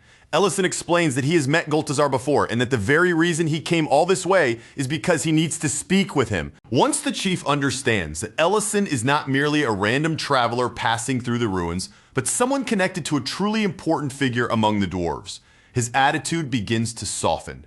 After a short pause, he agrees to take Ellison to Gultazar himself. From there, the group begins making their way down into the underground mine. Beneath the destroyed village lies a dark, winding maze of tunnels, and deep within that shadowed place, the last remains of the dwarf settlement have been forced to hide. There are only around 20 or 30 survivors left down there, barely enough people to still call it a village, and as Ellison moves through the dim underground paths, he cannot stop himself from wondering how a proud clan that once thrived throughout these mountains could have fallen so far, ending up in such a broken and miserable condition. After leading them through the underground settlement, the chief finally stops in front of one particular tent tucked away inside the mine. He calls out toward the inside, announcing that Ellison has arrived and that he has personally brought him here to meet Gultazar. Inside the tent sits Gultazar, an elderly dwarf with silver hair, a long beard, and an aged presence that still carries a quiet, unmistakable strength. The instant his eyes land on Ellison, recognition crosses his face and he welcomes him warmly, almost like greeting an old acquaintance who has finally returned after far too much time apart. Even in the middle of hardship, hunger, and loss, Gultazar holds himself with the calm dignity of a true dwarf leader, steady in his posture, wise in his eyes, and not yet broken by everything his people have endured. He apologizes that their reunion has to happen in such bleak circumstances, but then his sharp gaze shifts toward Rurin, and almost immediately he senses that the girl beside Ellison is no ordinary person. Gultazar asks if she is the Almighty One, and the title clearly pleases Rurin, who responds with her usual proud, self-satisfied attitude as if the name suits her perfectly. Ellison, however, does not spend much time lingering on greetings or polite conversation. He moves straight to the heart of the matter, asking what exactly happened to the dwarves and how their once thriving mine could have ended up buried beneath fear, ruin, and silence. Gultazar hesitates for a moment, the old pain of the memory showing faintly across his face,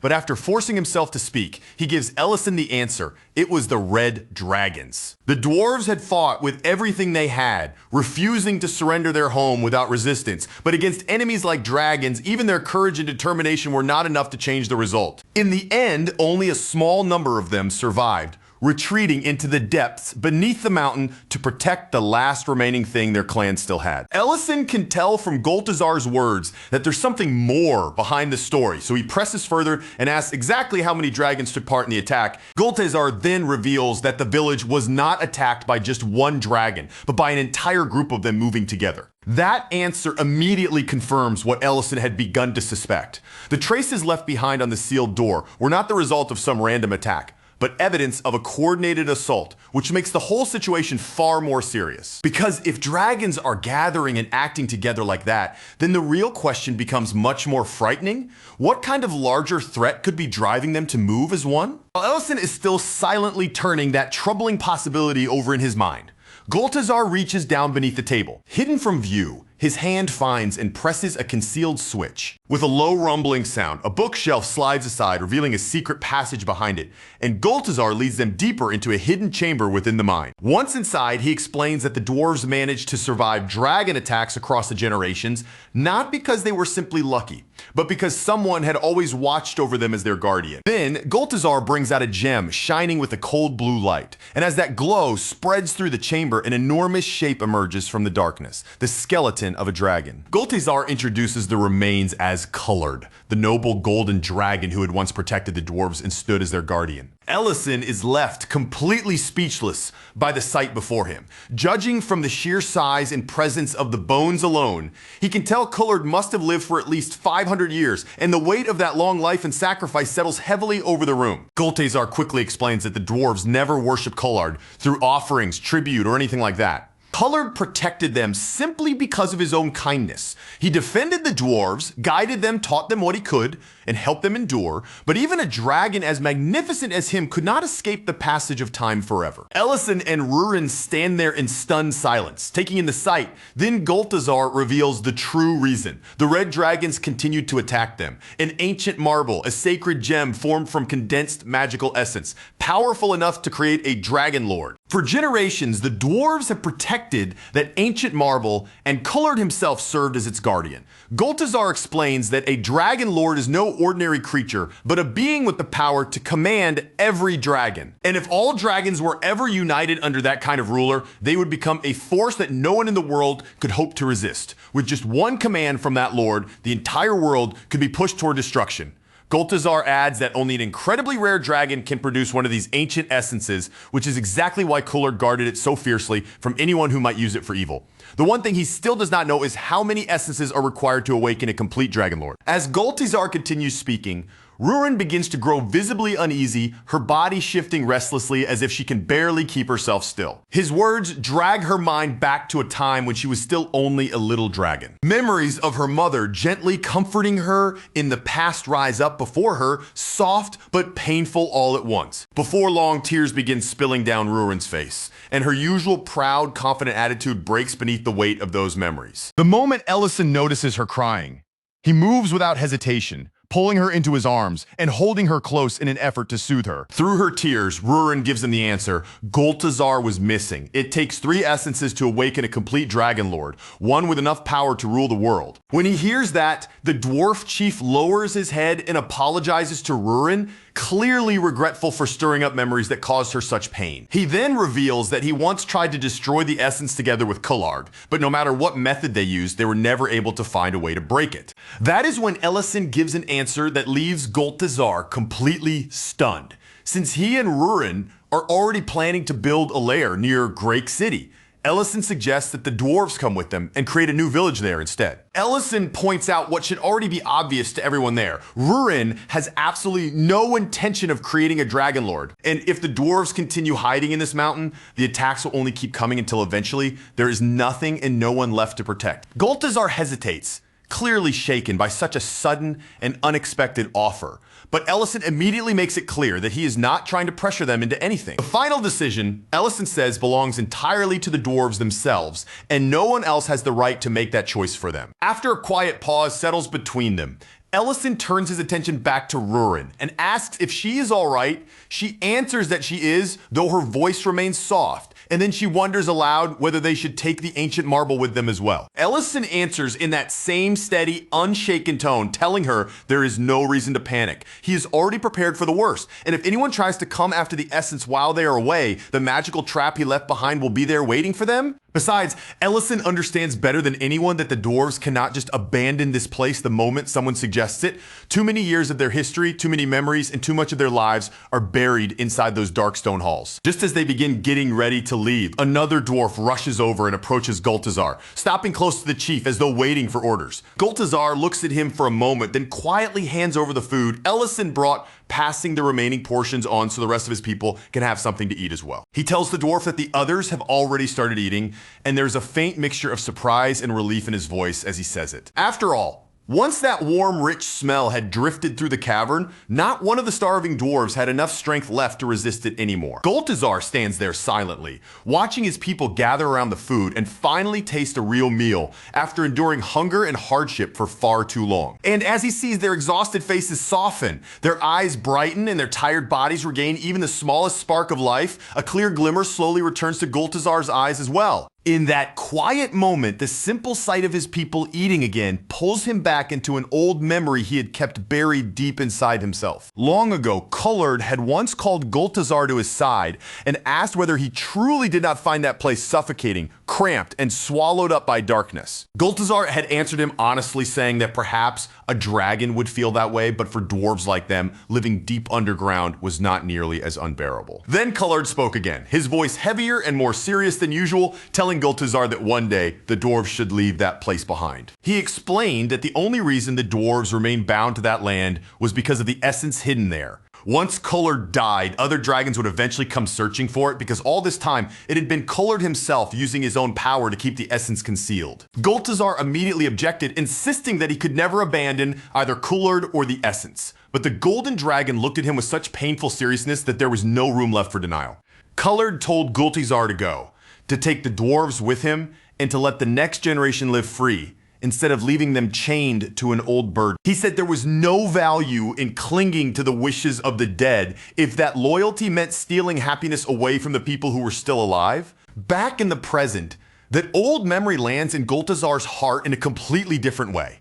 At last, he understands that Cullard had never truly wanted him to guard the essence forever. And as Gultazar watches the dwarves eat, smile, and look alive for the first time in so long, he realizes just how much they have already lost by continuing to hold on all these years. Meanwhile, Ellison and Rurin have already started moving ahead, ready to continue on, when the dwarves suddenly call out from behind them and stop them in their tracks. Ellison turns around, and what he sees genuinely surprises him. The dwarves have already gathered their belongings, packed up what little they need, and prepared themselves to leave the mountain. Without hesitation, they agree to lend their strength to Rurin and help build the lair she has been waiting for. Once that decision is made, everyone sets out together toward Great City, and before long, the long-awaited construction work finally begins. As Ellison watches the dwarves moving around the worksite, he cannot help feeling worried, wondering if they are truly healthy enough to start working again so soon after everything they have endured. But Gultazar brushes off Ellison's concern as though it is hardly worth mentioning, firmly assuring him that his people are more than capable of handling the work. Then, with priorities that could only belong to a dwarf, Gultazar immediately asks Ellison whether he can bring them more sausages. Ellison smiles at that and agrees without the slightest hesitation, clearly relieved and happy to see the dwarves showing that kind of appetite again. A little later, Gultazar steps forward and places the ancient essence into Ellison's care, entrusting it to him with a solemn, determined expression. What he gives Ellison is not just a shining gem or some old relic that had been hidden away in the depths of the mine. In that moment, Gultazar is placing the future of the dwarves themselves into Ellison's hands, along with all the danger, history, and responsibility that the essence represents. Rurin immediately tells Ellison that he should simply absorb it, saying it so casually that Ellison can only stare at her like he is trying to figure out whether she is being serious. Instead of doing anything reckless, Ellison decides to keep the essence safely with him for the time being, though Rurin's expression makes it very clear that she is not exactly thrilled with that choice. Rurin reminds him that no matter what happens, they absolutely cannot allow a new Dragon Lord to be born, and Ellison nods, answering that he already has a few ideas for preventing that. The focus then shifts back to Serena.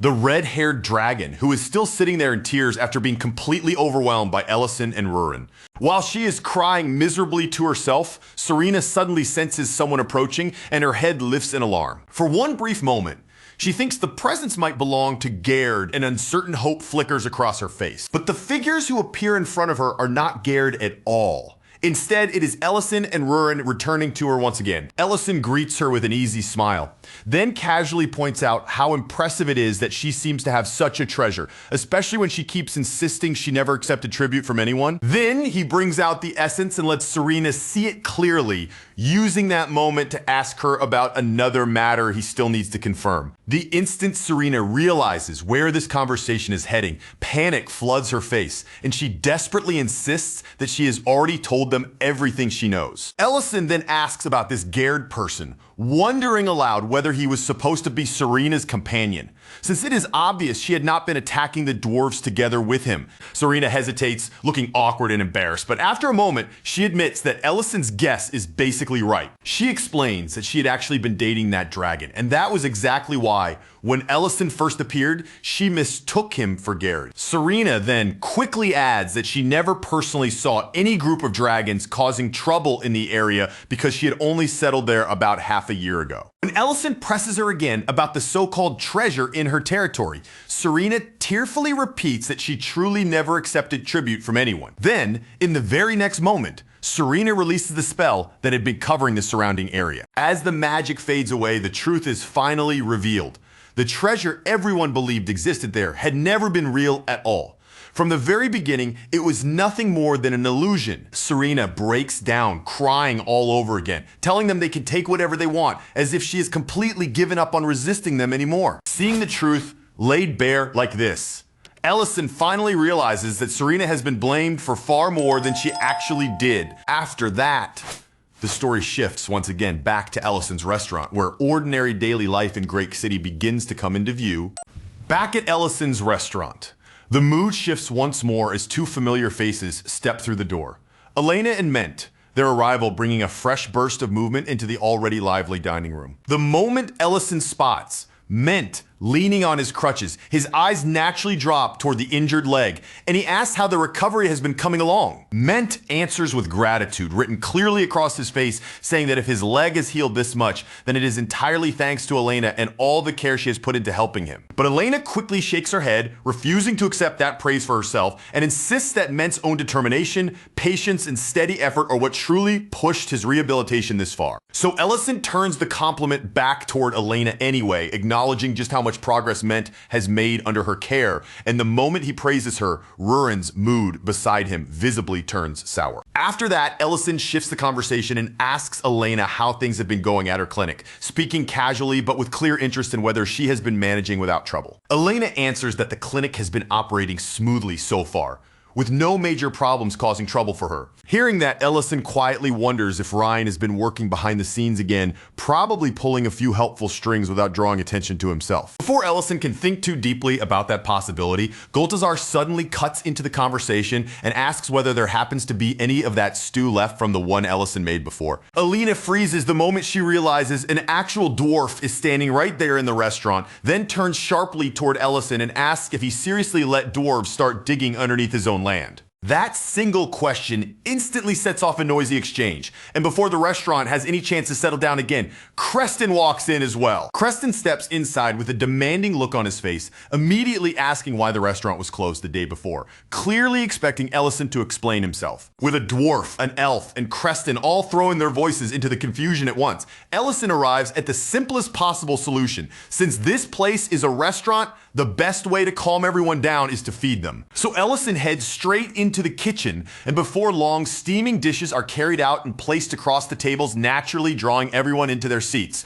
The atmosphere softens almost immediately once the food is served, and Ment looks especially delighted, clearly having missed Ellison's pizza far more than he is willing to admit out loud. As everyone settles into the meal, the table gradually grows quieter, and the earlier tension melts away into the warm, familiar sounds of eating and casual conversation. Ellison glances around the room, checking the plates one by one, and casually asks if anyone would like another serving. Then, through the window of the restaurant, something outside outside suddenly catches his attention. Beyond the glass, he sees Diren Grake standing there, calling out to him with an urgency that is impossible to ignore. A moment later, Ellison opens the door and steps outside to meet him, asking what has happened. Diren looks visibly shaken, his face tight with worry, and he asks Ellison one simple question that carries far more weight than it first seems. He asks if Ellison can make a dessert that might help his mother smile again. Ellison accepts the request without making Diren plead or explain any further, giving him the answer he had been hoping to hear. By the next morning, that request has already been put into motion. Ellison now stands inside the grand kitchen of Diren Grake's home, surrounded by polished counters, fine cooking tools, and shelves stocked with all kinds of ingredients.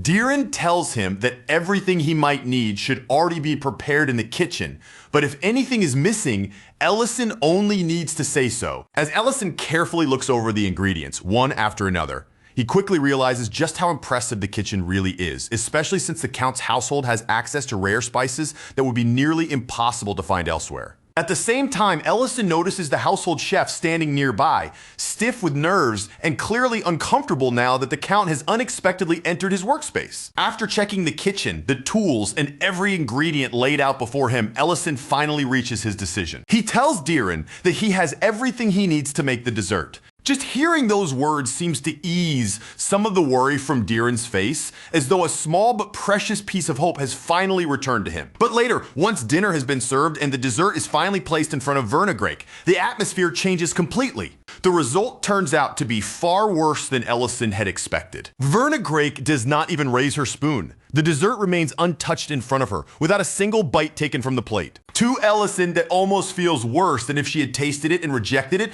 because at least then he would have had some kind of reaction to work with. Trying to figure out what went wrong, Ellison asks Diren when his mother first stopped eating desserts. Diren explains that Verna Grake used to love sweets more than anything else. But after their family moved to Grake City, something about her began to change. She became far stricter than before, carefully watching her words, her behavior, and the way she carried herself more and more with each passing day. And that change did not weigh on Diren alone, his father felt the burden of it as well. Then Diren's thoughts drift back to a memory from when he was younger, sitting at the table together with his family.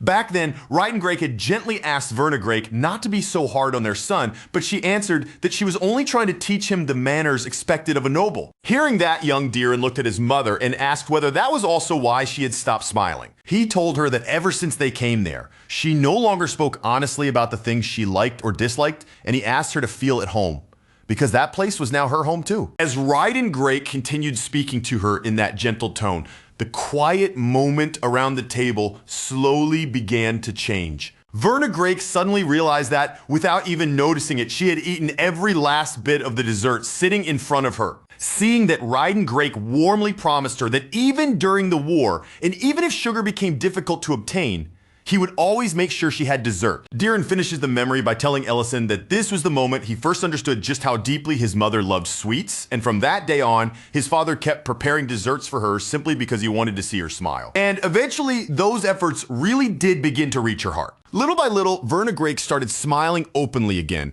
returning to the warmer expression she used to show so naturally. Then, as if one wound has pulled open another, an even more painful memory begins to rise from the depths of Diren Grake's mind, dragging him back into a past he had tried desperately to keep buried. It happened back when Diren was still a young boy. One day, as he was making his way toward the hall, a sudden burst of harsh shouting cut through the quiet, coming from inside his mother's room. Beyond that closed door, a cruel voice was tearing into Verna Grake, blaming her with merciless words and accusing her of being unable to bear a proper successor even after 5 long years had already passed. Then, only moments later, the person inside came storming toward the exit, anger practically radiating from them as their heavy footsteps closed in on the door. The door suddenly flew open right in front of young Diren, making him freeze in shock where he stood, but the person did not stop, did not comfort him, and simply swept past him with cold indifference. After that, Verna Grake stepped out as well,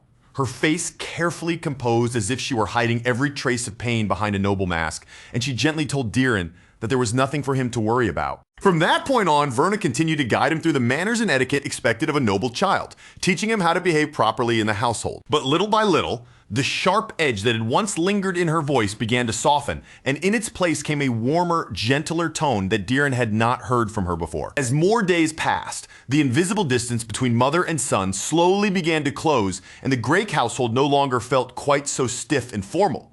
For the first time, it started to feel like an actual family. A large part of that change came from Verna Grake herself, because she had begun smiling again, and that single smile seemed to bring a quiet warmth back into every room around them. On another day, Diren and Verna Grake stood together in the kitchen side by side, both of them trying their best to make dessert as if sharing an ordinary family moment. Somehow, Diren managed to bake his bread properly, his attempt turning out surprisingly well, but Verna Grake's own dessert went so terribly wrong that the whole situation almost became amusing. When Diren saw how flustered she looked, messy from the failed attempt and clearly embarrassed by how badly it had turned out, he tried as hard as he could to cheer her up. He told her that the most important thing was not whether the dessert came out perfectly. What mattered more was that she had put in the effort to make it with her own hands. But that brief, peaceful warmth was shattered in an instant when servants rushed into the room carrying devastating news. Ryden Grake had suddenly collapsed. They explained that no one could even properly identify the illness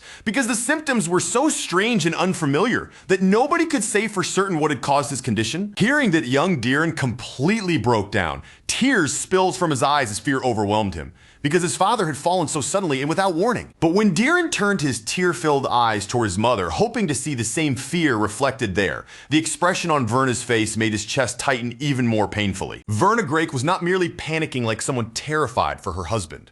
What struck Diren most was the heavy, crushing disappointment written across her face, as if something inside her had collapsed too. After that day, Verna Grake stopped eating dessert entirely, as though sweets had become connected to something unbearable, and she could no longer bring herself to touch them. Worse still, she began controlling Diren's life from afar, no longer speaking to him directly and instead sending orders and instructions through the servants, like there was now a wall between them. And that was the true reason Diren had run all the way to Ellison's restaurant. He had been desperate for help because it was help he could no longer ask for inside his own home. At last, with everything he had been holding back finally becoming too much to bear, Diren can no longer keep himself together and breaks down completely. Through his tears, he admits that the only thing he truly wants is something painfully simple. He just wants to laugh with his family again, sit with them, and share a meal together like before, even though that wish now feels impossibly far away. After leaving Diren Grake's home, Ellison walks back toward the restaurant with a grave expression on his face, silently turning every piece of Diren's story over and over in his mind. On the surface, Verna Grake's behavior simply does not add up, no matter how Ellison tries to look at it. She keeps Diren's daily life under suffocating control, watching over him through orders and restrictions, yet at the same time she pushes him away with a cold distance that clearly hurts him. And if the only issue was that Diren was not her biological son, then Ellison cannot understand why she once opened her heart to him so warmly in the first place. Then Ellison suddenly stops in his tracks as if the missing piece has snapped into place all at once. The answer is guilt. That hidden guilt has been twisting Verna Grake's every action from the very beginning. With that realization striking him hard, Ellison immediately rushes straight to Rurin, who just happens to be drinking beer and frantically tries to hide it the moment he bursts in. Without offering any explanation, Ellison abruptly asks her what it would mean if one person collapsed and afterward another person stopped eating dessert forever. Rurin just stares at him as though he has completely lost his mind, then bluntly tells him that from the way he is talking, he sounds more drunk than she does. Meanwhile, back at the Grake residence, the mood inside the estate has turned heavy, still and suffocatingly quiet. Verna Grake sits beside her bedridden husband,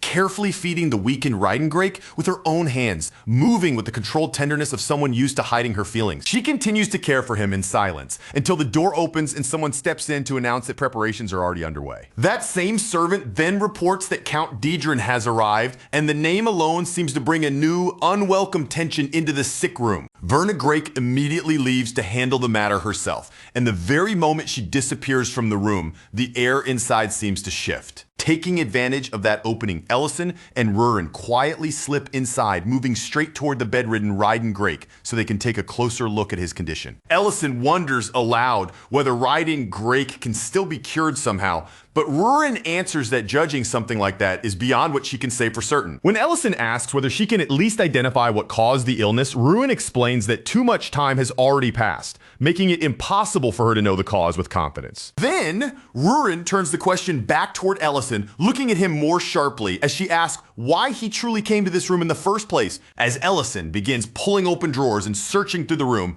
he answers that he came here to uncover Verna Grake's real intentions. In the middle of that search, Ellison suddenly notices something strange. Ryden Grake's eyes are fixed on a certain spot, staring with unusual intensity, as though his gaze is the only way he can still send them a message. Ellison and Rurin follow the direction of Ryden's gaze, and there, standing nearby, they discover a piano. They begin searching the piano carefully, checking it over piece by piece until they eventually uncover documents that had been secretly hidden inside. But what they find in those concealed papers is far more dangerous and alarming than either of them had expected. According to the records, Verna Grake has not only been embezzling tax money, which is already serious enough on its own. The documents also show that resources belonging to Grake City itself have been siphoned away under Verna's name, making the scheme even larger than it first appeared. Then Ellison notices the name of the person who compiled those documents, and in that instant, his expression turns cold and hard. Without wasting even a second,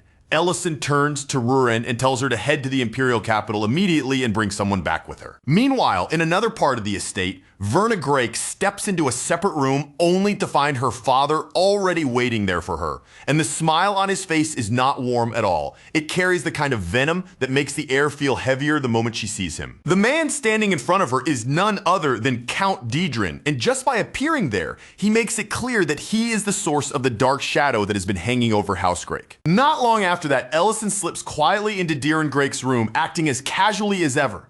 With his usual strange timing, he jokes that he has come all this way to deliver a hamburger. But the thing Ellison places into Deeran's hands is not food at all. Instead, it is the bundle of hidden documents he and Rurin uncovered earlier, the papers that had been concealed inside the piano. As Deeren Grake reads through the contents, his eyes slowly widen in disbelief. The records reveal that Grake City's taxes have not simply gone missing, they have been secretly flowing straight into Count Dedran's hands. Ellison immediately warns Deeren to lower his voice, reminding him that the very man named in those dangerous records is inside the mansion at that exact moment. That warning makes Deeren's whole body tense up. His hands tighten around the documents as he wonders who could have collected such risky evidence, and Ellison tells him to look more closely at the papers. Only after taking another careful look does Deeren notice the detail that makes the whole situation even more confusing and painful to understand. The person who confessed to everything written in those documents is not some servant or outside witness. It is Verna Grake herself. For a moment,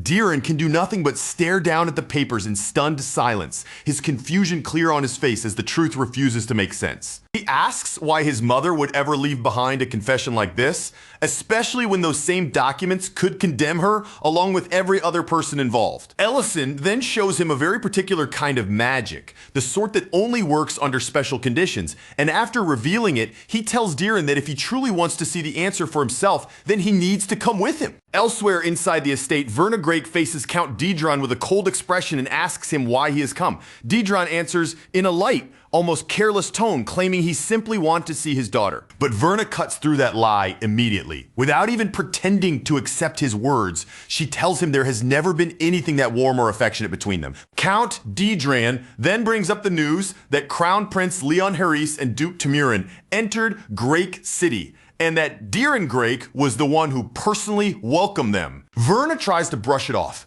acting as though the matter has nothing to do with her. But Count Dedran suddenly raises his voice, and the false calm he had been wearing begins to crack apart. Then his tone grows colder, sharper, and far more dangerous, as he says that if Deeren is starting to gain confidence on his own, he may have to make the son's condition match the father's. The moment Verna hears those words, her expression darkens. It is as if the room itself freezes around her, every bit of warmth draining from the air. She demands that he say it again, her voice low and tense, as though she needs him to repeat that threat clearly and expose the truth from his own mouth. Verna then shouts at him in furious disbelief, but Count Dedran does not seem shaken at all. In fact, he has already moved on to the next step of his plan. One of Dedran's men steps forward without hesitation, reaching out toward Verna as if to seize her by force right there in the room. Hidden nearby, Ellison and Deeren Grake remain perfectly silent, listening from the shadows as every word of that exchange reaches them. They even hear Count Dedran give the order to drag the Countess away and lock her somewhere underground, making his intentions impossible to mistake. Diren reacts immediately. Fear and anger surge through him at the same time, and his first instinct is to call the soldiers at once. He wants to seize control before Count Diren can take another step, before the man can hurt anyone else or push things even further. But before Diren can rush out from hiding, Ellison stops him, cutting off his desperate impulse before it can ruin everything. Ellison points out the real danger that Diren has not fully considered yet. The soldiers themselves may already be under Count Diren's influence. After all, Ellison explains, it was very likely through those same soldiers that Raiden Grake was poisoned in the first place. Cornered by fear and helplessness, Diren turns to Ellison and begs him to help catch the people responsible for all of this. Ellison answers that catching them would not be the difficult part. The real problem is proving beyond any doubt that they were responsible for the poisoning. If they move right now, the only crime they can clearly prove is kidnapping. And if they use Verna Grake's documents as evidence, then Verna herself will be arrested right alongside Count Diren. What they need instead is a trap, one that can force Count Diren to expose himself and leave behind undeniable proof of his own guilt. At that exact moment, Rurin suddenly tears open a portal and steps through it, holding a woman in one hand. She announces that they now have someone with rank, status, and enough authority to help gather proper evidence. Diren can only stare at the impossible scene in front of him, his mind clearly struggling to catch up with what he has just witnessed. Ellison simply tells him to play along for now, because the pieces of the plan are already starting to fall into place exactly where they need to be. By the next morning, the trap Ellison prepared finally begins to unfold. Count Diren comes to visit Verna Grake once again,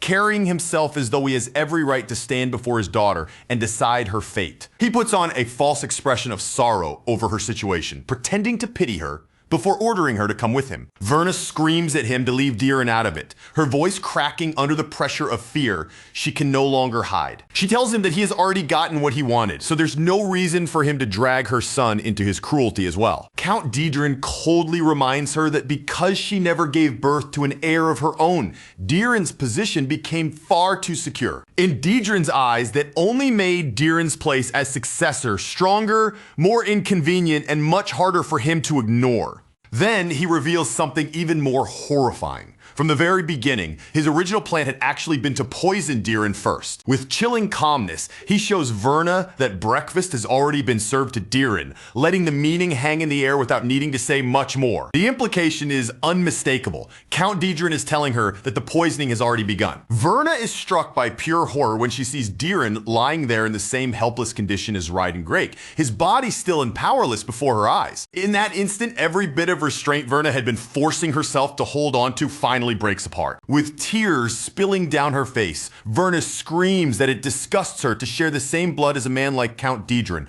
crying out for Diren as her fear, hatred, and despair pour out all at once. And right at that moment, a servant enters the room carrying the evidence that will change everything. The proof that Ellison and Diren uncovered earlier has now become powerful enough to trap Count Diren completely, leaving him with nowhere left to escape. The moment Count Diren catches sight of those documents, his face twists with a cruel flash of recognition, as if he immediately understands exactly what has been placed in front of him. He shouts that Verna Grake really is his daughter after all, but there's nothing loving or proud in his voice. The words come out soaked in poison, like an insult disguised as praise. Then, without even a second of hesitation, Count Diren sets the papers on fire right there, watching the evidence catch flame and burn away in his own hand. As the ashes scatter through the air, Count Diren immediately begins explaining his twisted plan, speaking with chilling calm as though every person in the room is nothing more than a disposable piece on a board. He says he will claim that Verna Grake lost her sanity from grief over her family's condition, murdered them with her own hands, and then tried to take her own life afterward. And in Count Diren's cold, calculating mind, the first person who must die in order for that story to work is Diren Grake. But the armored soldier standing silently behind him is not one of Diren's loyal men at all. Beneath that disguise, the person waiting there is actually Ellison. Before Count Diren can push his plan any further, Ellison has already prepared for the exact move he is about to make. The attack aimed at Deer and Grake is stopped in an instant, blocked completely by a defensive spell before it can ever reach him. And in the very next moment, the entire situation flips, turning completely against Count Dedran before he can even recover. Chief Magician Madrine steps forward and openly accuses Count Dedran of attempted murder, her voice cutting through the room with enough force to silence everyone there. Then Deer and Grake drops the act as well, revealing that he is perfectly aware of what is happening and declaring that everything is already over. Verna Grake is so overwhelmed by the sight of her son alive in front of her that for a moment she can barely even draw a breath. Seeing Deeren unharmed, she can only keep thanking the heavens again and again, her trembling words spilling out with pure relief. Count Dedran, on the other hand, is shaken to his core as he realizes far too late that the trap is closed around him instead. Madrine orders him to surrender quietly to the Imperial Order, leaving him with no space to pretend that he is still the one controlling the room, but Count Dedran immediately tries to twist the situation back in his favor, grasping for any excuse that might save him. He claims that the dagger in his hand was only there for self-defense, insisting that it merely slipped out while he was walking and that he never had any intention of killing anyone. Madrine looks at him with a cold, unwavering gaze, as if she had already predicted he would resort to exactly this kind of desperate lie. Then she summons the poisoned breakfast that had been prepared for Deer and Grake and calmly tells Count Dedran that if he wants to prove his innocence, he should eat it himself. For one brief second, unmistakable fear flickers across Count Dedran's face, betraying him before he can hide it. He reaches toward the food as though he might actually obey, but in the very next instant he throws it away instead. Now that there is no clean escape left, Count Dedran's carefully maintained composure finally starts to crack apart. In one last ugly attempt to drag someone else down with him, he turns his accusation toward his own daughter. He reveals that Verna Grake had been embezzling the taxes of Grake City, trying to shift the weight of guilt onto her shoulders instead. But that move falls apart almost immediately when Deer and Grake presents the ashes of the very documents Count Dedran destroyed. Because Count Dedran burned the original records with his own hands. He has nothing left that can properly tie the blame back to Verna Grake. Madrine then turns her sharp gaze toward the soldiers standing nearby and asks whether they plan to keep watching without taking action. The soldiers answer stiffly that they are only following the Count's orders, hiding behind obedience as if that can protect them. Madrine's response is merciless. She reminds them that this empire has laws. No one is allowed to violate regardless of rank, and that a mere count has dared to cross that line. She kills one of the soldiers on the spot, and without missing a beat, immediately orders the Imperial soldiers to seize every man serving Count Dedran. As Count Dedran watches everything collapse around him, he explodes with rage and screams at Deer and Grake, his fury spilling out with nowhere left to go. Before long, every last man who had stood beside Count Dedran is arrested, stripped of the power and protection they had been hiding behind. Once the immediate danger is finally contained and the chaos in the room begins to settle, Ellison moves without hesitation. He turns toward Verna Grake and frees her from the restraint that had been keeping her trapped in place. Still shaken by everything that has happened, Verna Grake begins to ask who Ellison really is. But before that question can go any further, Deer and Grake cuts through the moment and draws her attention back to what matters most. For Verna Grake, the only thing she truly needs to know now is whether her son has been hurt. Deeren gently reassures her that he is all right, giving her the one answer her frightened heart needed more than anything else. Then he sits down beside her and finally asks the question he has carried quietly inside him for so long, why she could never bring herself to look him in the eyes. With nowhere left to run and nothing left to hide behind, Verna Grake finally confesses the truth, allowing the crushing guilt she has carried alone to spill out. She talks about the misery that spread through their family because of her choices, and the shame that made her believe she had no right to ask anyone for forgiveness. Deer and Grake answers her with a calm clarity that seems to catch even Verna off guard. He tells her that she has no reason to beg for forgiveness because none of this was truly her fault. The one who deserves the blame is Count Dedran. Then, for once, Deeren lets his anger show openly as he tells her that, instead of hiding the evidence and trying to shoulder everything by herself, she should have trusted them enough to tell the truth out loud. If she had done that, he tells her they would have stood beside her, supported her, and faced the situation together. Those words finally reach Verna's heart, breaking through the wall that had stood between mother and son for so many painful years. Verna Drake pulls Diren tightly into her arms and through her tears promises him that she will never try to handle things that way again. Elsewhere, Count Diren is still screaming furiously at the soldiers, his rage echoing as they drag him away under arrest. Count Diren continues raging from inside his confinement, spitting threats through his fury. He snarls that these people clearly have no idea who they are dealing with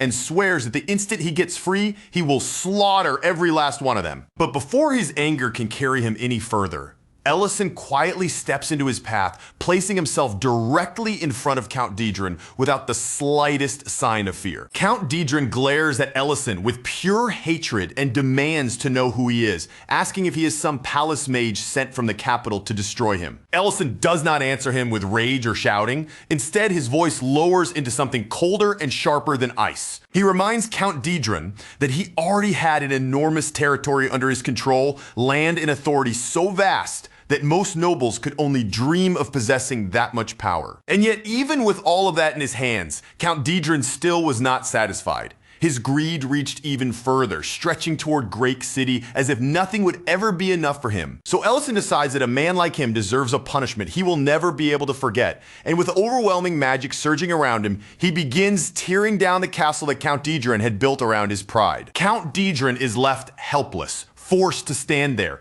and watch with his own eyes as everything he had constructed with his own hands crumbles apart and vanishes before him. At that very same time, outside the estate, a completely different kind of scene is beginning to unfold beneath the open sky. Diren has gathered his friends together, and with their help, he has prepared a beautiful dessert bouquet filled with colorful sweets arranged like a celebration. The moment everyone sees it, they stop in amazement, their eyes fixed on the dazzling display of treats gathered together in one place. But the cheerful atmosphere suddenly shifts when Madrine looks into the distance and raises her hand, pointing toward Count Diren's territory. Everyone follows the direction of her finger and looks up, only to see Count Diren's castle floating high in the air, suspended there for one impossible moment before Ellison reduces it to nothing. Count Diren screams in absolute horror as his home disappears right in front of him, while Ellison calmly tells him that he is simply giving him some fireworks to enjoy since he will not be seeing such brilliant lights again for a very long time. Meanwhile, Diren turns gently toward Lady Verna and asks what she thinks of the fireworks lighting up the distance. With tears of happiness shining in her eyes, Lady Verna continues eating her dessert,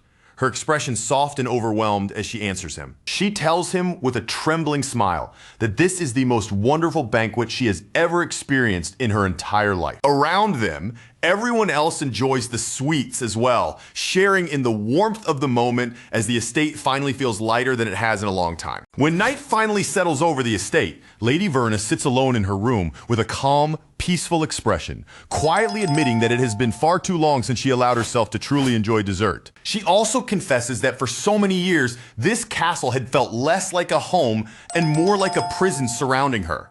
But now, at long last, that prison has finally begun to break apart. Then she carefully feeds her husband, speaking to him in a gentle voice about Diren as she comforts him and promises that she will no longer keep herself hidden away. That promise seems to reach him, and for the first time in a very long while, a small smile appears on his face. After a quiet pause, Lady Verna looks at him softly and tells him that there is something she should have said much earlier. Taking his hand carefully between both of hers, she finally lets the words she had buried for so long come out, confessing that she loves him. Outside the room, Diren hears every word of that long-awaited confession, and a soft, relieved smile slowly rises onto his face as well. Far away from that warmth, Count Diren has fallen into misery and humiliation, being pelted with stones by the very people he once ruled over. He has no choice but to look upon the ruin of both his land and his pride, stripped of the power he once flaunted so arrogantly. At the same time, Diren reports to Ellison that they captured as many spies as they were able to find,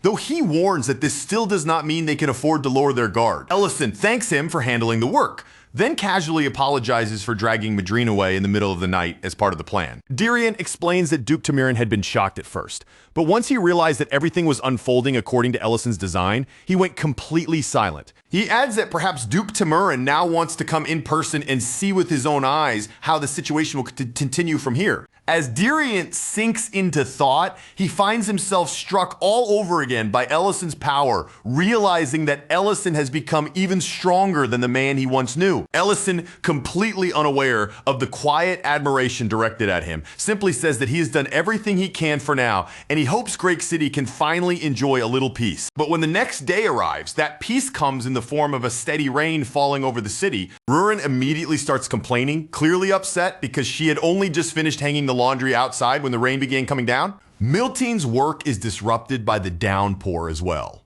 with the sudden weather throwing all of the outdoor tasks completely off schedule. Ellison listens to their grumbling for a while, letting them complain as the rain continues pattering down around the restaurant. Then he finally cuts through the entire argument and firmly tells them not to keep working outside in weather like this. Of course, they immediately protest, unwilling to simply stop in the middle of the tasks they had already started. So Ellison redirects them instead, telling them that if they still want to make themselves useful, they can help with work inside the restaurant. After that, Ellison helps dry Rurin off himself, carefully making sure she does not stay soaked long enough to catch a cold. Nearby, Milteen and Ment stand there holding towels, looking completely confused and awkward as they watch Ellison fuss over Rurin. Like, this is the most natural thing in the world.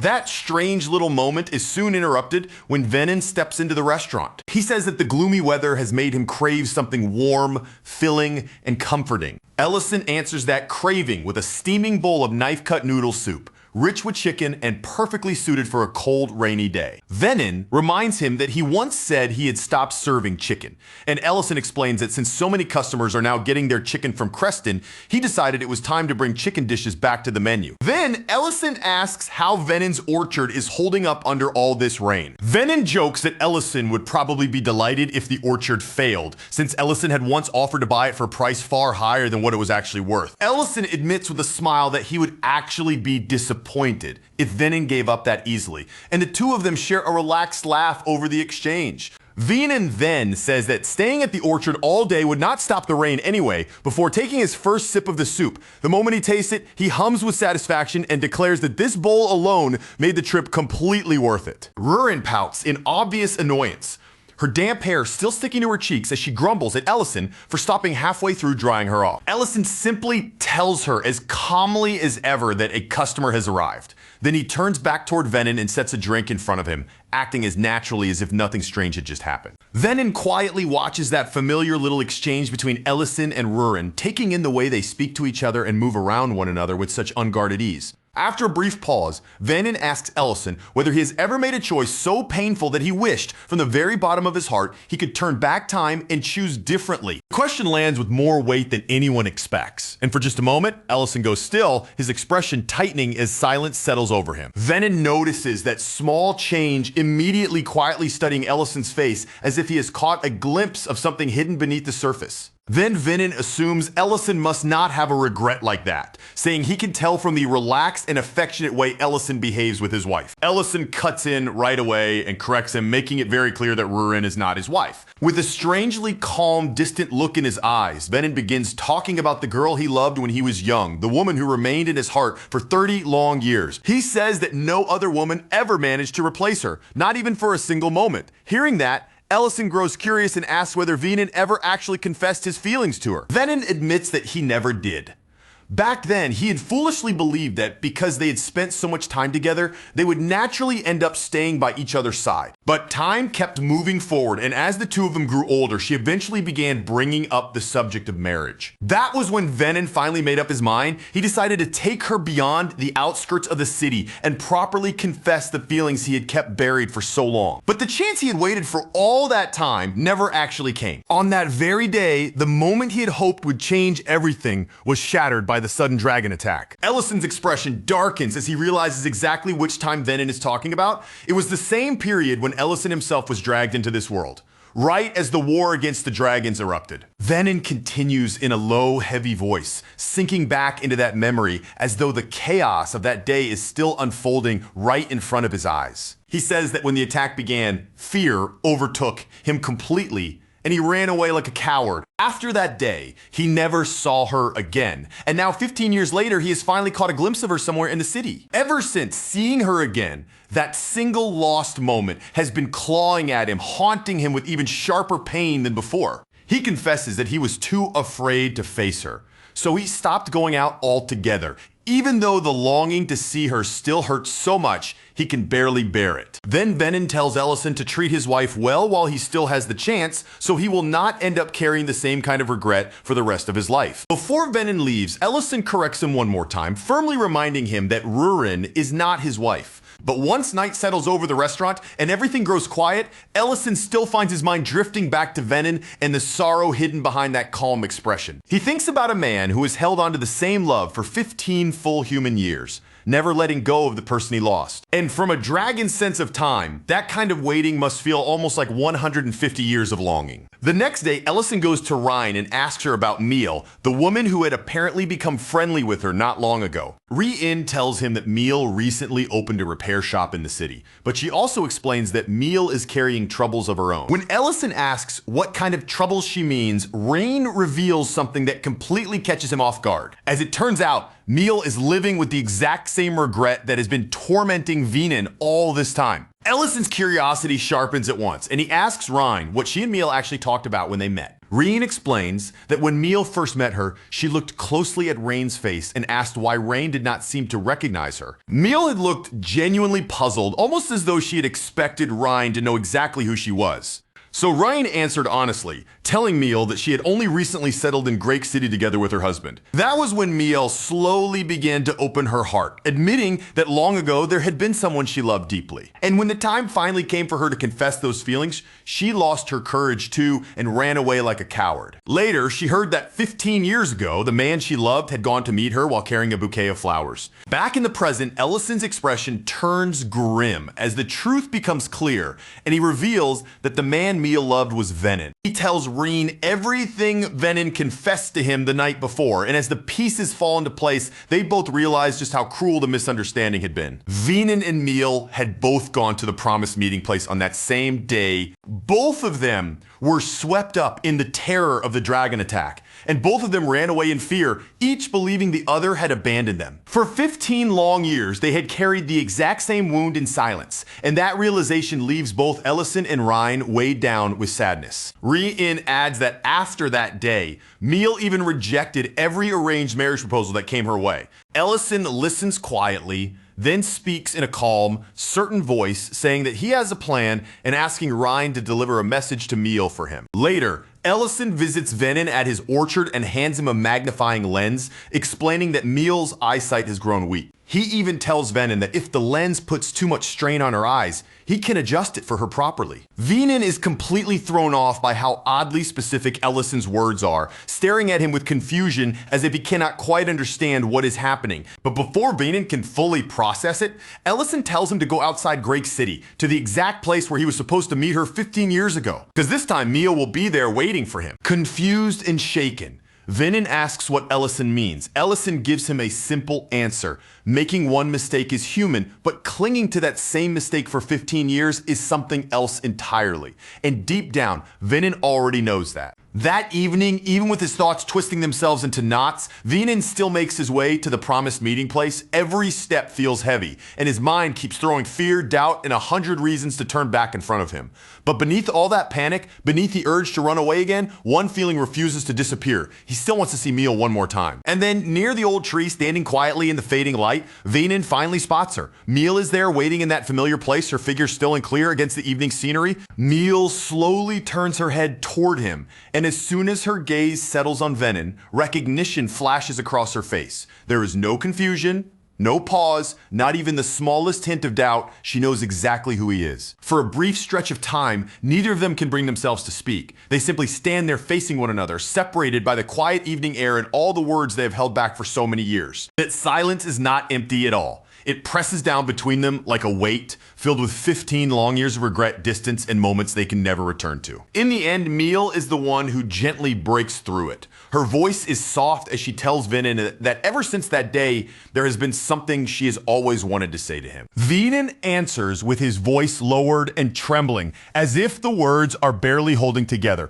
He tells her that he has been carrying that very same feeling inside him all these years too. Then, almost as if their hearts move at the exact same time, they both confess the truth they have been hiding.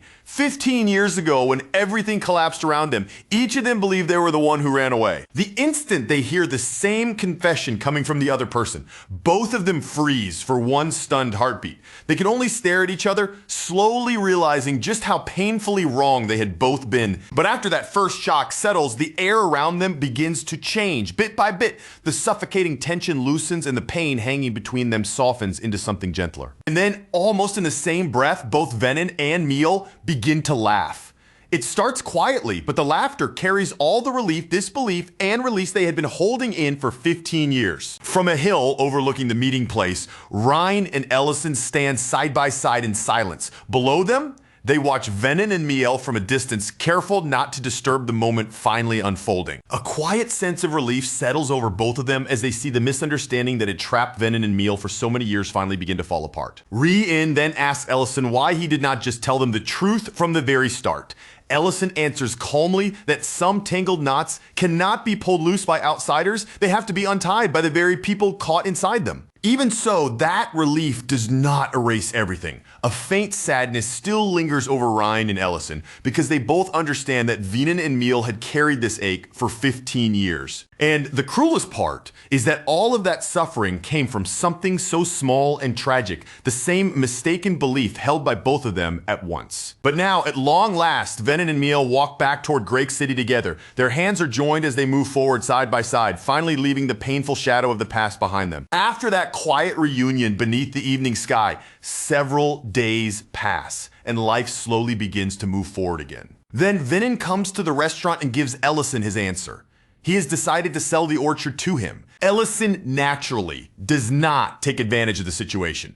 Without hesitation, he makes sure the payment is more than fair, offering Venin a generous price for the land. With that money in hand, Venin and Miel buy a home right in the heart of Great City, not long after they get married as well, finally choosing a new life together instead of continuing to live beneath old regret. Ellison is satisfied with the outcome too, because purchasing the orchard gives him exactly the land he needs for the dwarves and their future plans. Rurin, meanwhile, is more than pleased that the dwarves are now making their home inside her lair. Still, despite that happiness, she cannot help sulking a little, especially because Ellison still intends to keep staying at the restaurant, even though her lair has plenty of space for him. When Ellison notices that dissatisfied look on Rurin's face, he remembers what Venin once told him. So he tells her that once the construction is completely finished, he will live there with her. Those words hit Rurin like a sudden burst of sunlight breaking through the clouds. In an instant, her entire face brightens, and the gloom she had been carrying disappears almost completely. Ellison confirms it again so she knows he means it. Then he adds that he may even build a passageway that connects the lair directly to the restaurant. The second Rurin hears that her attitude changes completely.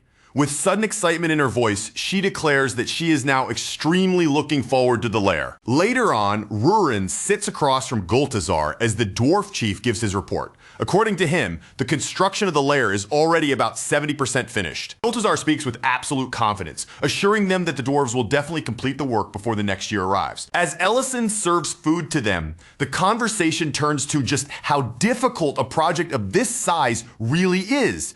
Goltazar then tells him sincerely that the dwarves could never fully repay him for giving them land and a chance to build a new village of their own. All around the restaurant, the room is full of life, with every table occupied and the warm glow of the place spreading from corner to corner. People chat over their meals, laugh loudly, tease each other across the tables, and enjoy the food in front of them. The whole restaurant is filled with a lively, comfortable noise that makes the space feel alive. As the evening deepens and the last traces of light outside slowly begin to fade, two more figures appear at the entrance.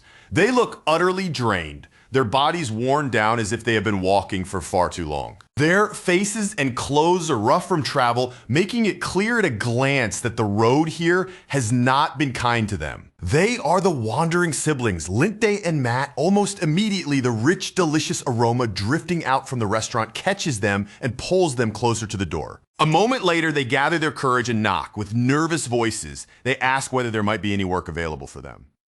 They explain that they had seen a flyer saying staff were needed at the ranch, and that flyer is the reason they came all the way here. Ellison answers rather bluntly, telling them that he actually threw that flyer away not too long ago. The moment those words reach them, Lint and Matt's faces fall. The little bit of hope they had been clinging to seems to vanish all at once, replaced by clear dread and panic. Seeing how frightened they are, Ellison lets his tone soften a little. He tells them that having some extra help probably would not be a problem after all. then invites them to sit down, eat something first, and talk while they fill their stomachs. Because the weather outside is cold, Ellison decides to prepare something warm for the exhausted siblings.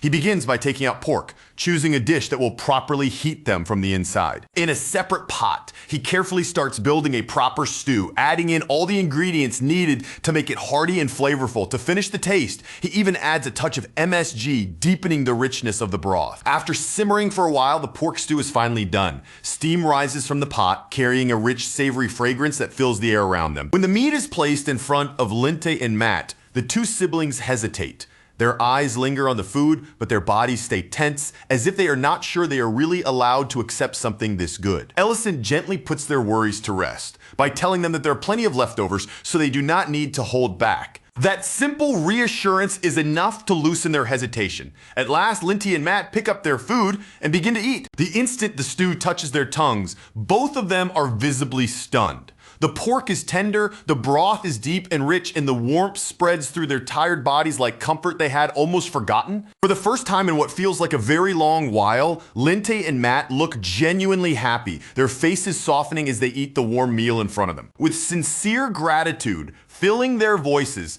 Linty and Matt thank Ellison from the bottom of their hearts. They tell him that this is the best meal they have ever eaten. Ellison quietly watches Lint and Matt tear into the meal in front of them, eating so desperately that it is almost painful to see. He warns them not to rush and to slow down before they choke, but from the way they are devouring every bite, he can already tell they must have been right on the edge of starvation long before they ever reached his restaurant. Only after the two brothers finally manage to calm their pace a little does Ellison study them more closely. His eyes move over their exhausted faces and worn clothes, and then he asks why they came all the way here looking for work at the ranch in the first place. Mate answers him without trying to dress it up. He says that both he and Lint genuinely love animals, and while they may not have much experience with ranch work yet, they are the kind of people who will keep trying, keep learning, and keep working until they can finally do the job properly. After listening to that answer, Ellison turns his gaze toward Alina with a noticeably more serious expression. Without saying much out loud, he is clearly asking her to judge the two brothers and figure out what kind of people they really are. Alina looks them over carefully, taking in their attitude, their eyes, and the way they carry themselves. Then she says that, at the very least, they do seem like the persistent type, people with enough determination to keep pushing forward. But the moment after that, her expression grows sharper. Alina adds that even though they may be determined, there is no doubt about one thing: they are hiding something from everyone sitting in that room.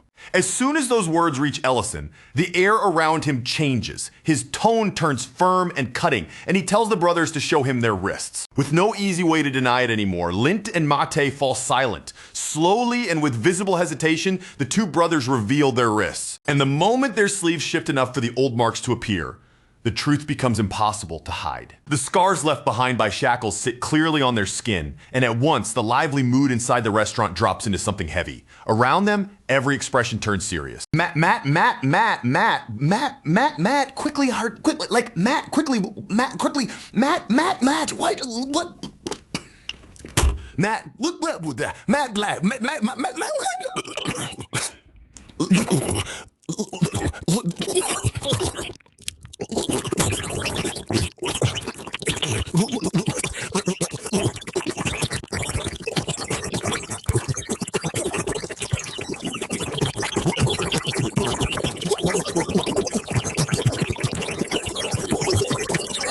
how would you rate your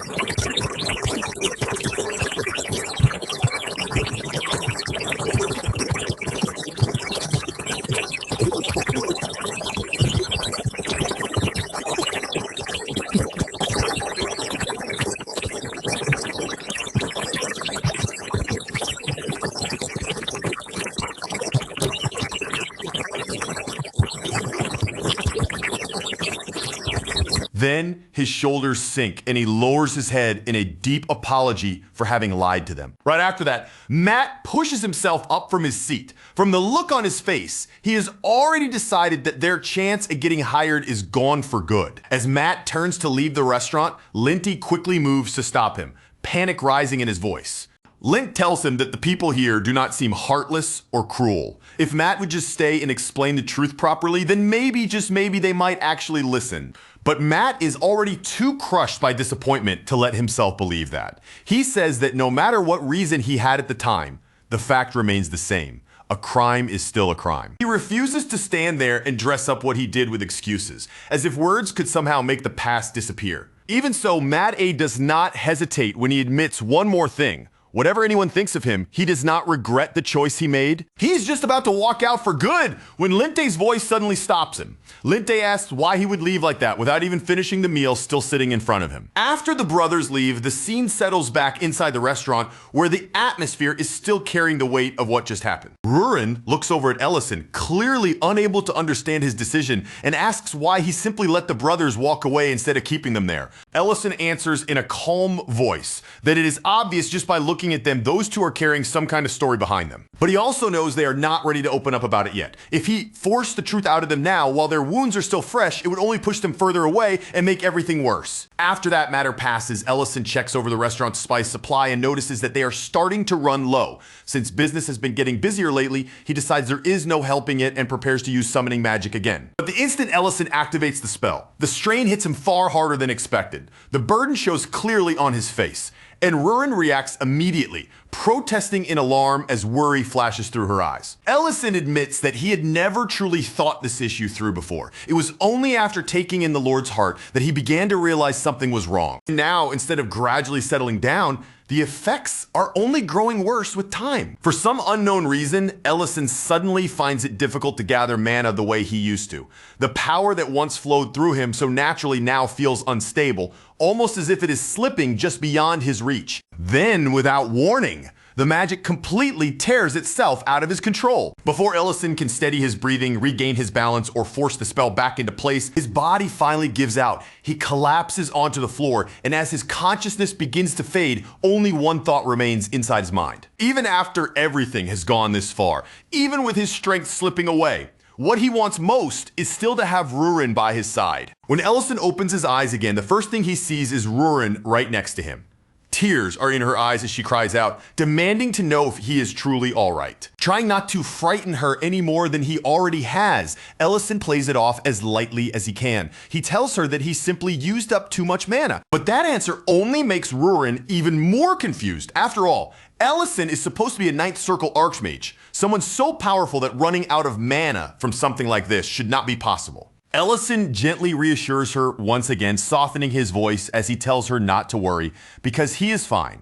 Even then, Rurin cannot shake her concern. She leans in and asks if there's anything at all she can do for him. Her voice is full of desperate sincerity as she promises that whatever he needs, no matter what kind of request it is, she will do it for him. But when Ellison finally tells her what he wants, Rurin immediately shouts in outrage. Of all the things he could have asked for, his request is for her to cook something for him. And Rurin, more than anyone else, knows the problem with that request. She has absolutely no idea how cooking is supposed to work. Meanwhile, the story shifts back to the two brothers after their painful departure from the restaurant. Out in the freezing night, Linte and Matt wander through the cold streets with their bodies trembling from the chill. Even while shivering, they keep searching for any place that might possibly be willing to hire them. But because of the criminal past hanging over them, every door closes in their faces. No one wants to take in two former prisoners. One of them mutters bitterly under his breath that at the very least prison had been warmer than this freezing street. Later, the brothers fall so low that they are reduced to eating stolen scraps. Nearby, a cat lets out a low growl guarding what little food there is. That tiny growl says everything. There's barely enough here for even one starving creature, let alone two exhausted brothers and a hungry stray. With no other choice, Matt turns toward a nearby trash bin and begins searching through it, hoping that somewhere inside there might still be something edible left behind. That is when a sinister-looking man appears with one of his subordinates at his side and spots them. The moment he hears that the brothers have only just been released from prison, Linte and Made recognize him immediately. It is Supervisor Rotunda, And even after everything, he is still chasing after them. The sight of Rotunda makes Matt's anger flare up in an instant. His face hardens, his body tenses, and he openly admits that he made a mistake, looking like he wants nothing more than to beat Rotunda down right there on the street. But before Matt can throw himself at Rotunda, Linte grabs hold of him and forces him to stop. His voice is tense as he warns Matt that if he lets his anger take over right here, they could end up walking straight back into the same nightmare that destroyed their lives 2 years ago. Those words hit Matt hard, and in an instant, the memory of that terrible day comes flooding back as clearly as if it had never ended. Back then, it had not started with anything dramatic. Everything began at what looked like a completely ordinary construction site, surrounded by workers, tools, dust, and half-finished structures. At that time, Rotunda was serving as the construction supervisor, and he was using that authority in the ugliest way possible. He cornered and harassed a poor woman who had no real power, no protection, and almost no way to resist him. What made it even worse was that her husband worked directly under Rotunda. Because of that, every threat Rotunda made carried more weight, leaving the woman even more trapped and vulnerable. Then, all at once, Lint and Matt rushed onto the scene with urgent news. Breathless and alarmed, they reported that the support structure in Section 3 had suddenly collapsed. And the situation was even worse than a simple structural failure because someone had been injured in the accident. The moment the woman heard that, terror flashed across her face. She immediately broke away and ran outside, desperate to find out whether her husband had been the one hurt. Rotunda, enraged that the woman he had been cornering had managed to slip out of his grasp, instantly redirected that anger toward the workers. Without even trying to understand what had happened, he blamed them for the collapse. Matt refused to stay silent and argued back, insisting that they had built everything exactly according to the blueprint. Then he and Linty took an even greater risk, openly pointing the blame at Rotunda himself by saying the accident happened because he had supplied defective materials. That accusation was enough to set Rotunda off completely. He attacked the brothers without mercy, beating them while spitting cruel reminders that he was the one who had hired orphans like them in the first place, as if that gave him the right to treat them however he wanted. Then, right there in front of everyone, Rotunda fired them on the spot. He declared that the cost of the damage would be taken out of their wages and sneered that once their wages were used up, they would not be employees anymore. They would be debtors owing him money. Linte tried to plead with him, lowering himself in desperation and begging for mercy. But Rotunda only twisted that helplessness into something vile, suggesting that if Linte needed money so badly, he could always earn it by ending up in some noble's bed. That was the exact moment Matt's restraint shattered completely. Blinded by rage, Matt lunged straight at Rotunda. Even when Rotunda's lackeys rushed in and tried to seize him, drag him away, and force him down, Mate broke through them with pure fury and beat Rotunda so brutally that he nearly killed him then and there. Back in the present, Linty keeps trying to cool Mate's rage. Before it boils over again, he tells him that Mate is always ready to pick a fight, but right now, fighting is not what matters. Their first priority has to be finding somewhere safe to hide. Rotunda, meanwhile, is still burning with anger of his own. The old humiliation of being beaten down by Matt twists inside him, turning into an ugly, desperate craving for revenge. With that hatred written across his face, he orders his men to drag the brothers out from wherever they are hiding and bring them straight to him. One of his subordinates hesitates and nervously warns him that starting trouble right now could be dangerous, especially since they no longer have Count Dedrin's backing to protect them. Rotunda answers that warning with a slap across the man's face. Then he snarls that he does not need anyone's protection in order to do whatever he wants. But in the middle of that furious outburst, Rotunda's eyes suddenly catch sight of Elena walking in the direction of Ellison's restaurant. The moment his gaze lands on her, his expression shifts and a new, filthy idea begins to flicker across his face. Without wasting a moment, Rotunda immediately orders his men to spread out and check the area, making sure no one else is nearby. Inside the restaurant, Ellison is focused on something entirely different. He sits there examining the ancient marble itself, studying it with a serious look. As he looks deeper into it, Ellison realizes the truth. This object is the reason he has been collapsing, because a portion of the ancient marble has already been absorbed into his own body. He had never intended for that to happen in the first place, but now that his mana has been drained so severely, Ellison understands that he may not have much of a choice left. He may need to absorb even more of it, even though he knows perfectly well that doing so will likely make the side effects even worse. Still, he decides that the process cannot be delayed for too long. Something with this much power will not settle inside his body instantly, so if he is going to do it, he needs to begin soon. For the moment, however, Ellison holds himself back. He decides to wait until Rurin brings him something to eat before taking that next dangerous step. He had honestly believed Rurin might be able to manage at least that much, especially after spending so many years beside him in the kitchen. But the strange sounds coming from inside make him wonder, with growing concern, whether he might actually starve before any edible food reaches him. Meanwhile, inside the kitchen, Rurin stands frozen on the verge of tears, staring down at the burnt disaster she has somehow created for Ellison. Panic spreads across her face as she looks at it more closely. If Ellison eats something like this in his weakened condition, she fears it might finish him off faster than the problem already hurting him. Rurin truly wants to take care of him properly. She wants to be useful to him, and even though it hurts her pride to admit that she cannot handle this by herself, she finally accepts that she has no other choice. She needs to find Elena and ask for help, but when Rurin tries to follow Elena's scent and realizes she cannot pick it up at all, her thoughts take a dangerously wild turn. For one moment, she nearly decides that if she cannot find Elena, she should just kidnap some random chef and force them to cook for Ellison instead. Then, all at once, Rurin stops herself.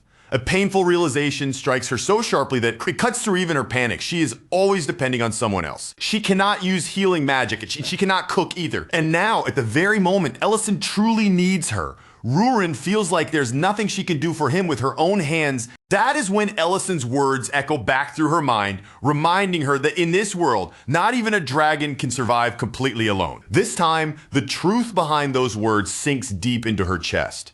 It feels cold, heavy, and painfully personal in a way she can no longer ignore. At that exact same time, outside the restaurant, Elena is suddenly grabbed by one of Rotanda's men. The man looks at her with open, disgusting desire in his eyes, lingering on the fact that she is an elf. With a smug expression, he even claims that he has visited her clinic many times before. Then, his voice turns threatening as he demands to know where Linte and Matt A are. He warns Elena that if she refuses to cooperate, he will deal with her too. At first, he assumes she might not even know the two brothers who were just released from prison. Elena answers him calmly without the slightest trace of fear and says that she does know them. And then without wasting even a single second on hesitation, Elena draws her magic together once more, and a pale light begins to gather around her as she faces the man without backing down.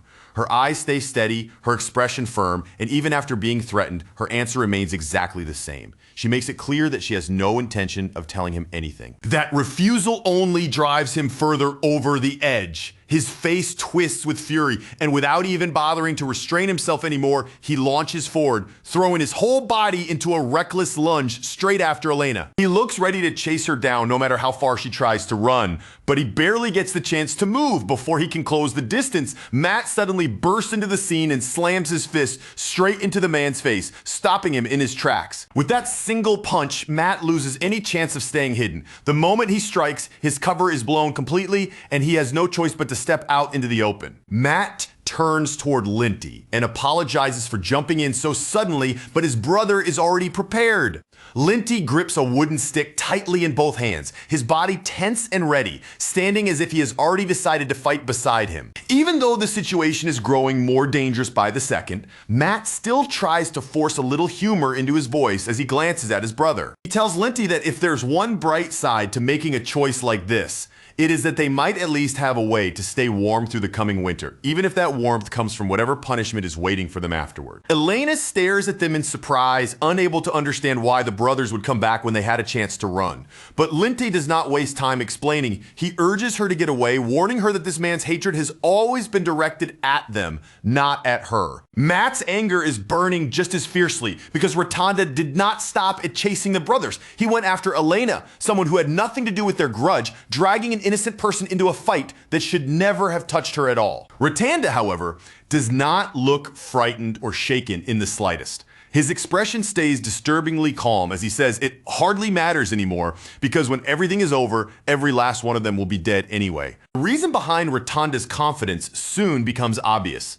He has already brought in Roman, a ruthless gang leader from Greek City, hiring him specifically to deal with Linte and Matt. Roman has not been called here for negotiation or warnings. He has been brought in to crush the brothers himself and beat the lesson into them with his own hands. Meanwhile, in another part of the city, Ryan hears someone knocking at his door. When he opens it, Rurin is standing outside, urgent and restless, asking him where Elena's clinic is. Back outside, Matt has already thrown himself into battle against Roman. He pushes his body with everything he has, driving himself forward as if sheer force alone might be enough. But no matter how desperately Matt swings and no matter how much strength he pours into each attack, the gap between them is painfully clear. Roman is simply on a different level, and bit by bit, Matt is being overwhelmed. Seeing Matt get beaten back again and again, Linty cannot just stand there and watch. He rushes forward, trying to force his way into the fight and help his brother. But Roman shuts him down almost immediately, with almost no effort at all. He catches Lint by the throat, clamps down hard, and leaves him struggling helplessly in his grip. The sight of Linte hanging there, unable to resist, instantly breaks through Mate's rage and turns it into fear. Cornered and desperate, Mate begs Roman to show mercy and let his brother go. Ratanda watches the whole scene with a smug, satisfied look. Clearly enjoying Roman's overwhelming strength, he praises him, saying that someone with so many years of battlefield experience was never going to be easy for the brothers to handle. Roman, still completely in control of the situation, looks back toward Ratanda and calmly asks whether he should keep beating them down. Ratanda answers by telling him to keep the younger brother alive, but he also reminds Roman not to lose track of where the elf ran off to. That order makes Mate's anger flare up all over again. Even after being crushed by Roman's strength, he somehow forces his battered body to move and tries to lunge at him one more time. At the same time, Elena is elsewhere treating an injured wrist, carefully channeling healing magic into the wound. But while she focuses on the injury in front of her, Matt's thoughts continue sinking deeper into a dark spiral. Matt, understand, Matt, understand before,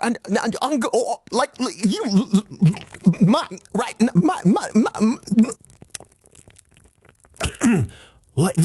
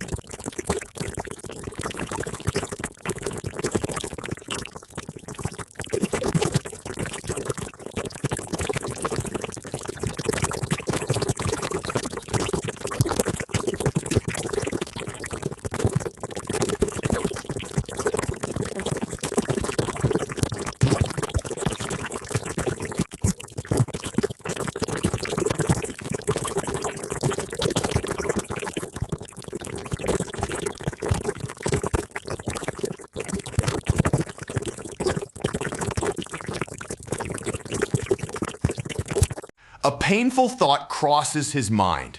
Maybe things would have been different if 2 years ago he had swallowed his anger, endured the pain, and stayed silent instead of fighting back. Then, just as the situation is sinking toward complete hopelessness, Rurin appears. She has followed Elena's scent all the way there, and the moment she arrives, she urgently asks Elena for help. Elena, already exhausted and clearly in no proper condition to act, tells Rurin that she cannot do anything right now. But the instant Roman senses Rurin's presence, his instincts tell him something is wrong. He realizes at once that she is nothing like an ordinary girl. Without hesitating for even a second, Roman backs away. In that single moment, he abandons both brothers where they are and chooses distance over whatever reward Ratanda promised him. With Roman no longer attacking them, Elena immediately moves to Linte and Mate's side. She kneels beside the injured brothers and begins using healing magic on their wounds. Ratanda is completely thrown by the sudden shift. Panicking, he orders his men to seize Rurin, but instead of rushing forward, they lose their nerve and scatter in fear. With his men refusing to move, Ratanda tries to handle it himself. He grabs Rurin with his own hands, clearly intending to capture her and sell her off for profit. Then the very next instant, Rurin vanishes from his grasp as if she had never been there at all. Before Ratanda can even understand what happened, she tears his arm clean off. For a brief moment, The entire area falls into frozen silence. No one can move, no one can speak, and everyone is left stunned by the brutal speed of what just happened. Rurin does not waste even a second caring about their shock.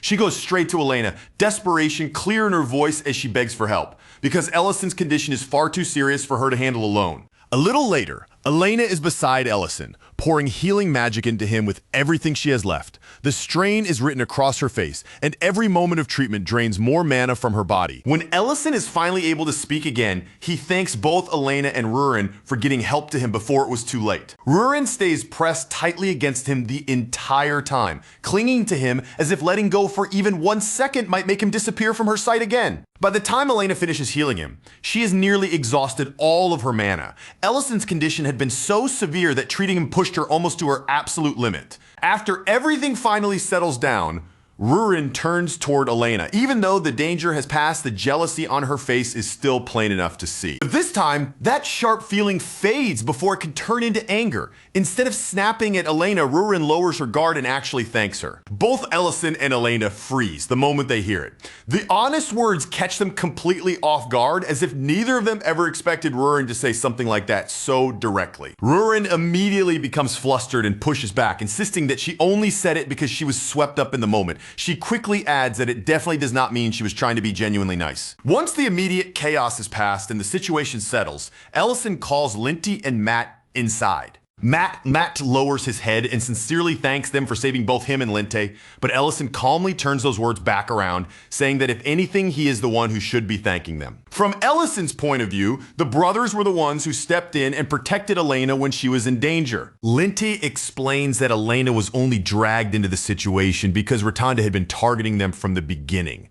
She had simply been caught in the middle of the trouble the brothers brought with them. Ellison tells them not to carry guilt for Rotanda's cruelty. The evil choices Rotanda made belonged to Rotanda alone, not to the people who were hurt because of them. Then Ellison's expression turns more serious as he looks at the brothers and asks why they did not tell him the full truth from the very beginning. Matt answers in a quiet voice, admitting that deep down, he had wanted to atone for what he had done. Ellison stays quiet for a moment, looking over the two brothers as if weighing everything they have just been through. Then in a calm voice, he asks them a very simple question, whether they even have anywhere to sleep tonight. Linton and Matt do not answer right away, but their faces say enough. Their eyes drop awkwardly, and the silence between them makes the truth painfully obvious. Seeing that Ellison simply lifts a single gold coin between his fingers, enough money to cover a full month at an inn without any struggle. Matt stares at the coin like he cannot understand what he is seeing, then asks why Ellison would give them that much money. Ellison answers as if there is nothing strange about it at all, telling them plainly that it is because they are going to start working at the ranch tomorrow. Matt quickly tries to push back, reminding him that they are still criminals. But Ellison does not let him drown himself in that guilt. He cuts him off and says that, as far as he is concerned, the brothers have already paid for what they did, and now he can clearly see who the real sinner was. The brothers are so moved that their voices almost crack, and they begin calling Ellison their elder brother with trembling gratitude. Ellison immediately stiffens in embarrassment and stops them right there, telling them that if they need to call him anything, he would much rather they call him manager. By the following day, Linte and Mate are already at the ranch, standing there with their sleeves rolled up and their bodies ready for work, as if they are determined not to waste the chance they have been given. As soon as they arrive, they greet Miltane with stiff sincerity, calling her senior with the kind of respect that makes it clear they are trying their best to start off properly. Miltane tries to keep her reaction under control, but being addressed that way clearly pleases her more than she wants to admit. She welcomes them with surprising warmth, while Ment, standing nearby, looks far less relaxed about the whole situation. The first thing Ment notices is not how polite they are or how ready they seem to work. His eyes go straight to the dark bruises around their wrists, the painful marks left behind where shackles had once dug into their skin. Ment speaks bluntly, saying that even if Ellison was the one who gave them the final approval, he still cannot trust them so easily just yet. But in the same rough, honest tone, he adds that he also intends to give Rotunda a proper beating someday. That unexpected remark catches Matt off guard in the best way. The tension on his face eases little by little, and for the first time in that moment, a small smile appears. Meanwhile, Ellison continues turning his attention back to the ancient marble, carefully working with the mysterious object as he tries to understand and control what is happening inside him. As he senses the flow within his body gradually calming, a quiet relief settles over him. The mana that had been unstable for so long is finally beginning to steady again. And beyond that, something even more important is drawing near. The moment he has been waiting for is almost here, with only a few days left before it arrives. But then Ellison's attention drifts away from the ancient marble and toward Rurin. She has been acting oddly for a while now, quietly watching the customers, so he asks her what she is doing. At the same time, Ellison notices just how much the restaurant has changed. It is far busier than before. The tables packed with people he does not even recognize anymore, and the lively noise filling the room makes the whole place feel almost unfamiliar. Even with all those new customers sitting right in front of him, however, the biggest mystery to Ellison is still Rurin herself. He cannot figure out what is going on inside her head. In truth, Rurin's eyes are fixed on the women wearing jewelry. She watches the ornaments catch the light and quietly asks why people bother putting such shiny things on their bodies in the first place. Ellison explains it simply, telling her that people wear jewelry because they find it beautiful. Then he reminds her that dragon lairs are often filled with treasure for much the same reason. Rurin's expression dims a little at that. In a softer voice, she answers that her mother's lair was never like that at all. Noticing the faint sadness hidden beneath her words, Ellison gently asks whether she would want jewelry of her own if someone gave it to her as a gift. Then Rurin watches as Miel receives a necklace from Banna, her eyes following the little exchange closely. After a moment, she admits that the whole idea leaves her strangely confused, as if she cannot quite understand the emotion behind receiving something like that. Before Ellison can ask anything further or let that quiet conversation settle between them, Diren suddenly cuts in from nearby, calling out to Ellison and pulling his attention away. He says he has brought good news, and the brightness in his voice is clear enough that Ellison immediately turns to listen. Once they sit down together, with the restaurant's lively noise flowing around them in the background, Diren reveals the news Ratanda has finally been arrested, and not just for one crime, but for a long list of offenses that have caught up to him at last. To make things even worse for Ratanda, the people who once followed him eventually turned against him. His own men chose to testify, exposing the things he had done. Diren also explains that Count Dedren had been the one true source of authority shielding Ratanda from the shadows all this time. But even while delivering that good news, Diren looks exhausted. Every time they think the trouble has finally ended, another one of Count Dedren's old followers seems to crawl out from somewhere and create a new problem. Ellison places a burger in front of him and praises him for handling everything so well. After that, Diren asks whether Ellison will be free 3 days from now, and for Diren's sake, Ellison agrees. Then Ellison leans in closer, lowering his voice as he quietly whispers something into Diren's ear. The reaction is immediate. Diren's tired expression brightens in an instant, and without the slightest hesitation, he declares that he will absolutely take part. 3 days later, Ellison sits in a dimly lit room, facing the dwarf chief across the shadowy space. The dwarf chief begins to speak, but Ellison raises one hand to stop him. Before discussing anything else, he says he wants to examine the item first. The dwarf chief hands it over, and the moment Ellison inspects it, his judgment comes without hesitation.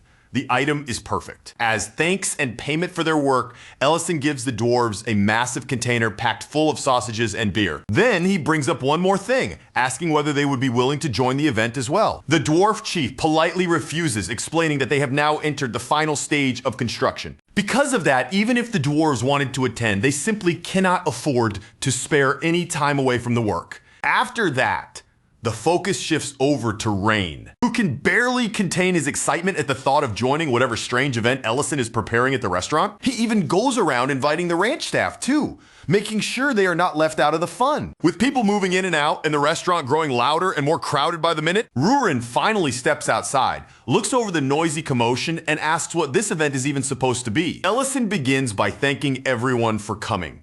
Then, instead of answering Rurin in a private explanation, he announces the name of the restaurant's special event for the day, a quiz called "What Did You Put in My Mouth?" The rules are simple enough for everyone to follow. Each contestant will be blindfolded, and then they will be fed some mysterious dish or ingredient without knowing what it is beforehand. And the person who manages to guess the mystery food correctly will win the grand prize waiting at the end of the event. Without wasting even a second, Ment lifts his hand and points directly at Miltine, choosing her as the very first contestant. The instant she realizes all eyes have landed on her, Milteen's body goes stiff and suspicion spreads across her face as though she is already questioning whether anything Ellison is about to feed her can honestly be called edible. Ellison responds to that uneasy look right away, not sounding bothered in the slightest. With complete confidence, he insists that whatever he prepares will, at the very least, technically be something a human being is capable of eating. But then he casually adds the important catch. Whether anyone would actually describe it as proper food depends entirely on the taste, courage, and open-mindedness of the person unlucky enough to put it in their mouth. Milteen still looks far from reassured, but Ellison goes ahead and gently covers her eyes with a blindfold. Then, after letting the tension build for a beat, he carefully places something warm, soft, and oddly squishy between her lips. The strange texture hits Milteen so suddenly that her whole body seems to lock up on the spot. Rather than keep chewing and try to identify it, she gives up almost immediately, clearly deciding she has no desire to explore whatever mysterious thing is currently in her mouth. When the answer is finally announced, everyone learns that the suspicious mystery item was not dangerous at all. It was simply a marshmallow. Ellison then explains that the fluffy sweet is a treat from somewhere far, far away. The kind of unfamiliar snack that most of the people here would probably never have seen before in their lives. Milteen admits that once she gets past the shock, the taste itself is actually quite nice. Still, she cannot help adding that eating something sweet while her eyes are covered makes the whole experience feel strangely ominous, almost like some kind of curse. After that, Creston steps forward with overwhelming confidence, his posture straight and his expression full of pride. He carries himself as if a simple tasting challenge could not possibly be enough to defeat him. But that proud confidence falls apart almost instantly. He completely fails to recognize that the thing he has just eaten is red chili peppers. And before he could even properly recover from the burning shock, he is already knocked out of the game. By this point, Ellison is obviously having the time of his life. A pleased, almost mischievous look settles on his face, like someone who had planned every bit of the confusion and is now enjoying the results exactly as intended. Then, at last, Ellison shifts his attention toward Rurin. He steps closer and carefully places the blindfold over her eyes, bringing her into the center of the little game. Before he gives her anything to taste, however, Ellison makes one rule very clear. He warns her in advance that using magic to cheat is completely forbidden. Once the mystery item is placed in her mouth, Rurin immediately begins working through the taste and texture. Her face tightens into a displeased little frown, and she looks visibly grumpy as she tries to figure out what she has been fed. After taking a short moment to think it through, Rurin gives her answer without any hesitation. With full confidence in her own judgment, she declares that the item is cake. The moment the blindfold comes off, the entire restaurant erupts around her. Cheers burst out from every side, filling the room with sudden noise and celebration. Ellison looks at Rurin with an expression much softer than usual. His voice lowers into something warm and gentle as he tells her, simply and sincerely, happy birthday. Rurin turns her head, and only then does she truly take in the scene before her. The whole restaurant is gathered together, everyone there for the same reason, all of them celebrating her. Ellison then admits that, to be honest, he had been almost certain Rurin would notice what they were doing and figure out that everyone was preparing a surprise birthday party for her. But after seeing the way she reacted, he dryly adds that he may have overestimated her a little too much. Rurin slowly looks around the restaurant, taking in all the smiling faces gathered around her. Almost as if she still cannot fully believe it, she asks whether everyone really came together just to celebrate her birthday. Ellison then casually remarks to Elena that Rurin might even be grateful that she came. But the instant those words leave his mouth, Rurin's mood visibly sharpens, her expression bristling in response. She snaps back right away, making it very clear that she has absolutely no intention of thanking him for anything. Not even a little. Ellison does not seem even slightly surprised by her outburst and simply lets it pass. Instead, he produces a small box and tells her that since she guessed the answer correctly, she has earned the reward. When Ellison opens the box, the prize inside is revealed. A beautifully made earring, carefully crafted by the dwarves with delicate workmanship. Rurin does not hesitate for even a moment right there on the spot. She uses magic to pierce her ear, puts the earring on immediately, and then turns toward Ellison, asking him how it looks. Ellison answers in the most casual way possible, simply saying that it looks fine, but as Rurin remembers the necklace Miel received from her husband, something quiet and important finally begins to click inside her. A real smile slowly spreads across Rurin's face. She admits that the earring truly is beautiful because now, for the first time, she finally understands what it feels like to receive a gift from someone. After that tender moment passes, The quiz begins once again. This time, Reen and Matt both fail so badly and so dramatically that their mistakes end up becoming part of the entertainment for everyone watching. When the game finally starts to wind down, the crowd naturally gathers around the birthday cake. The chaotic excitement settles into something warmer, softer, and much more like a true celebration. Once the birthday party finally comes to an end, Rurin speaks quietly. She says this is the first birthday in her entire life where so many people have ever gathered around her. Ellison replies that since this is her final birthday before she comes of age, it should become a memory worth keeping. Something good enough for her to look back on later. A little later, they notice snow beginning to drift down outside the restaurant.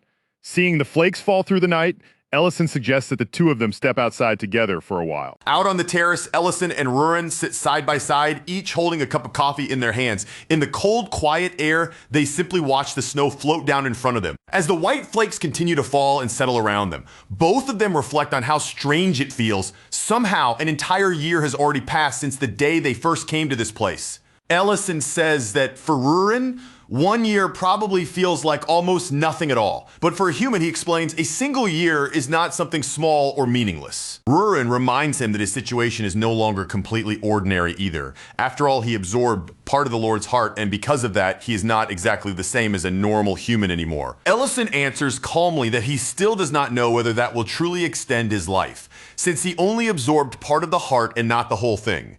Even he cannot be sure what effect it will have. Just then, a shooting star cuts across the dark sky above them. Ellison notices it and quickly tells Rurin to make a wish before the brief streak of light vanishes. In a soft voice, Rurin says she already has a wish, to remain by his side just a little longer. But when Ellison asks what she wished for, she refuses to tell him. Noticing the serious look on her face, Ellison lightly teases her, saying it sounds like the kind of wish he might want too. Rurin avoids giving him a real answer and instead tells him to hurry up and make his own wish. Far away from that peaceful terrace, inside the Black Dragon Shrine, Luhad storms in with anger clear on his face. He confronts his uncle Dihegma, who remains seated upon the throne. Luhad complains bitterly that allowing a human to walk free like this is nothing less than a disgrace to the entire Black Dragon clan. Dihegma stays composed, not rising to meet Luhad's anger. Instead, he calmly asks whether this outrage of his is really because Rurin managed to strike the mark. Luhad falters for a brief moment before admitting that it is. Dihegma immediately rebukes him, saying that if he truly cared about the girl, then he should have treated her with kindness instead of bullying her. Luhad quickly tries to defend himself, insisting that the matter is not only about his own personal feelings toward Rurin. He argues that the clan lost many young females during the last battle, and that peace may not last forever. In his view, they cannot continue relying on an old promise as though it will protect the Black Dragons for all time.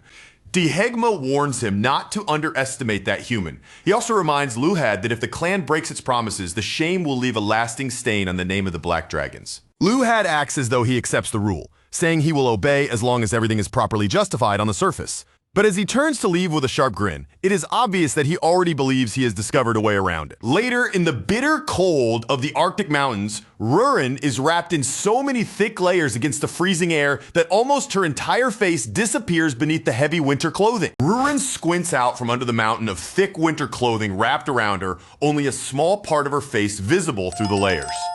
Then she turns toward Ellison with a completely baffled expression, clearly unable to understand why they would travel all the way out to a frozen wasteland like this. Ellison, on the other hand, looks nothing like someone suffering from the cold. His eyes are practically sparkling with excitement as he explains that they came here to hunt for rare mushrooms. Rurin just stares at him, even more confused than before, silently wondering what sort of mushroom could possibly be worth dragging them into these icy mountains. Ellison quickly makes it clear that these are not the kind of mushrooms anyone can casually pick up in the forest. They are extremely rare, painfully difficult to locate, and if he manages to get his hands on them, they could be sold for an incredible amount of money. He then thinks back to a story he once heard about a group of nomads who had somehow managed to find these hidden mushrooms by using pigs, letting the animals sniff them out from beneath the ground. And the part that really stuck in Ellison's mind was what happened afterward. Those same nomads sold the mushrooms for such outrageously high prices that just remembering the story is enough to make his face brighten with greed and excitement. When Rurin asks how he plans to find something buried so well,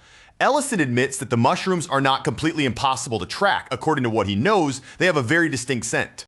The real problem is where they grow. These mushrooms stay hidden underground, buried beneath the surface where ordinary eyes cannot spot them. making a normal search almost hopeless from the start. That is exactly why Ellison brought Rurin along and needs to rely on her dragon senses. Rurin lets out a weary sigh, looking like she has once again been dragged into one of his strange schemes, but despite her obvious reluctance, she eventually agrees to help. At that very moment, a sharp howl suddenly slices through the freezing mountain air, breaking the silence around them in an instant. Ellison and Rurin turn toward the direction of the sound, and there, farther ahead through the cold landscape, they spot a group of goblins gathered together. Those goblins are closing in around a massive mutated cat, attacking it dangerously close to the edge of a steep cliff. The goblins keep thrusting their spears at the creature again and again, pressing the assault without mercy. The huge cat trembles under the attacks, letting out painful cries as its strength begins to drain away. From the way the creature staggers, sways, and struggles just to keep itself standing, it is painfully clear that it is already at its limit and only moments away from collapsing for good. Then, all at once, a red flash cuts across the battlefield. The strike slices into the cat's leg, and the massive creature finally loses its balance, crashing heavily down onto the ground. The goblins immediately prepare to move in, ready to take advantage of the fallen creature and finish it off before it can recover. But before they can land the final blow, Ellison steps straight into their path, placing himself directly between the goblins and the wounded cat. He raises a magical shield in front of his body, blocking the way like a solid wall. Then he declares that he does not care what reason they have for fighting, because this battle ends right here. The goblins barely have time to steady themselves or decide whether they should turn their weapons on Ellison next, because in the next moment, Rurin fixes them with a cold, crushing glare, the kind of stare that drains whatever courage they had left in their bodies. The effect is immediate. The goblins drop their weapons right where they stand and run for their lives without even daring to look back, leaving the wounded cat behind in stunned quiet. Ellison glances over at Rurin and points out that the goblins definitely did not flee because they were afraid of him, but this time, even with that praise sitting right in front of her, Rurin does not puff herself up. She simply says she has more dignity than that. The giant cat slowly forces itself back onto its feet, still injured but moving again. Then it begins approaching them with a strange look on its face, one that still carries just enough hostility to make the situation feel uncertain. But before Ellison or Rurin can decide how to respond, the cat suddenly drops flat against the ground. Its tail starts wagging back and forth, completely ruining the threatening impression it had been giving off only seconds earlier. Watching the huge creature act so desperate and needy, Ellison cannot help being reminded of Diren back at the restaurant, begging him with that same intense energy to be accepted as his disciple. Since Ellison has no way of understanding what the cat is trying to communicate, he asks Rurin to translate for him. With clear reluctance in her voice, Rurin explains that the creature is thanking them for saving its life and wants to repay the favor. The giant cat looks up at Ellison with bright shining eyes, waiting eagerly for his answer, like it is ready to do anything. Ellison quietly repeats the idea of repayment to himself, and his mind immediately starts turning. Sometime later, Ellison and Rurin are seated at a round table, quietly watching as two cats play together nearby, turning the whole situation into a strangely peaceful scene. Rurin looks at the unusual sight in front of her, then turns her attention back to Ellison and asks what he is actually expecting to gain from this strange encounter. Ellison explains that this is just a precaution. If his guess turns out to be correct, then the cat may be able to help them find the very treasure they came to these mountains looking for in the first place. And sure enough, not long afterward, the cat returns with its head held proudly, carrying a pile of something as if it has successfully completed an important mission. The moment the odor reaches them, Rurin immediately clamps a hand over her nose, her face twisting in disgust. She asks what kind of so-called treasure could possibly smell that awful. Ellison, however, recognizes what the cat brought back at once. That foul-smelling pile is exactly what they were searching for, the rare mushrooms he came all this way to find. Meanwhile, somewhere far away, in a place that looks more like the aftermath of a battlefield than a proper meeting site, Luhad arrives with irritation written clearly across his face and demands to know what is going on. One by one, several black dragons appear before him. Darba, Tal, and Longhaired arrive first, followed soon after by Nekwu and Hoven gathering together in that ruined-looking place. Luhad wastes no time stating his purpose. No matter what anyone else says, he declares that he intends to bring Rurin back to the Sacred Land. Nekwu, being exactly the sort of person who enjoys stirring up trouble, immediately turns the situation into a joke. He comments that Luhad sounds less like he is acting for the clan and more like he is trying to claim a mate. After all, Nekwu points out Rurin is currently living together with a human mage named Ellison, and he makes sure to say that detail clearly enough for everyone to hear. The second Ellison's name is spoken, Luhad's jaw clenches tight, his expression hardens, and the anger he had been trying to contain becomes even more obvious on his face. He insists that Rurin will be taken back no matter what kind of connection she has formed with a human, and no matter what promise may have been made to that human in the past. Luhad then claims that Elder Mididana has already given permission for them to act, as long as they can create a proper reason that justifies their move. Darba, who is clearly the more cautious and level-headed one among them, warns Luhad that attacking humans is forbidden under the treaty. That rule, he reminds them, exists specifically to protect human lives. He explains that there's only one real exception to that restriction: if a human had killed dragons, and in Ellison's case, Darba points out that condition obviously does not apply. No matter how powerful Ellison might be, he is still human, and because of that simple fact, the treaty should place him outside the reach of the Black Dragons. Even with that said, Darba still looks uneasy. He admits that although Ellison is clearly strong, it is hard for him to imagine that a human could genuinely be capable of harming a dragon. Before the discussion has the chance to continue and grow even more tense, a sudden voice cuts into the conversation from inside an iron cage. The one speaking is Gerd, a red dragon who has been imprisoned for some time.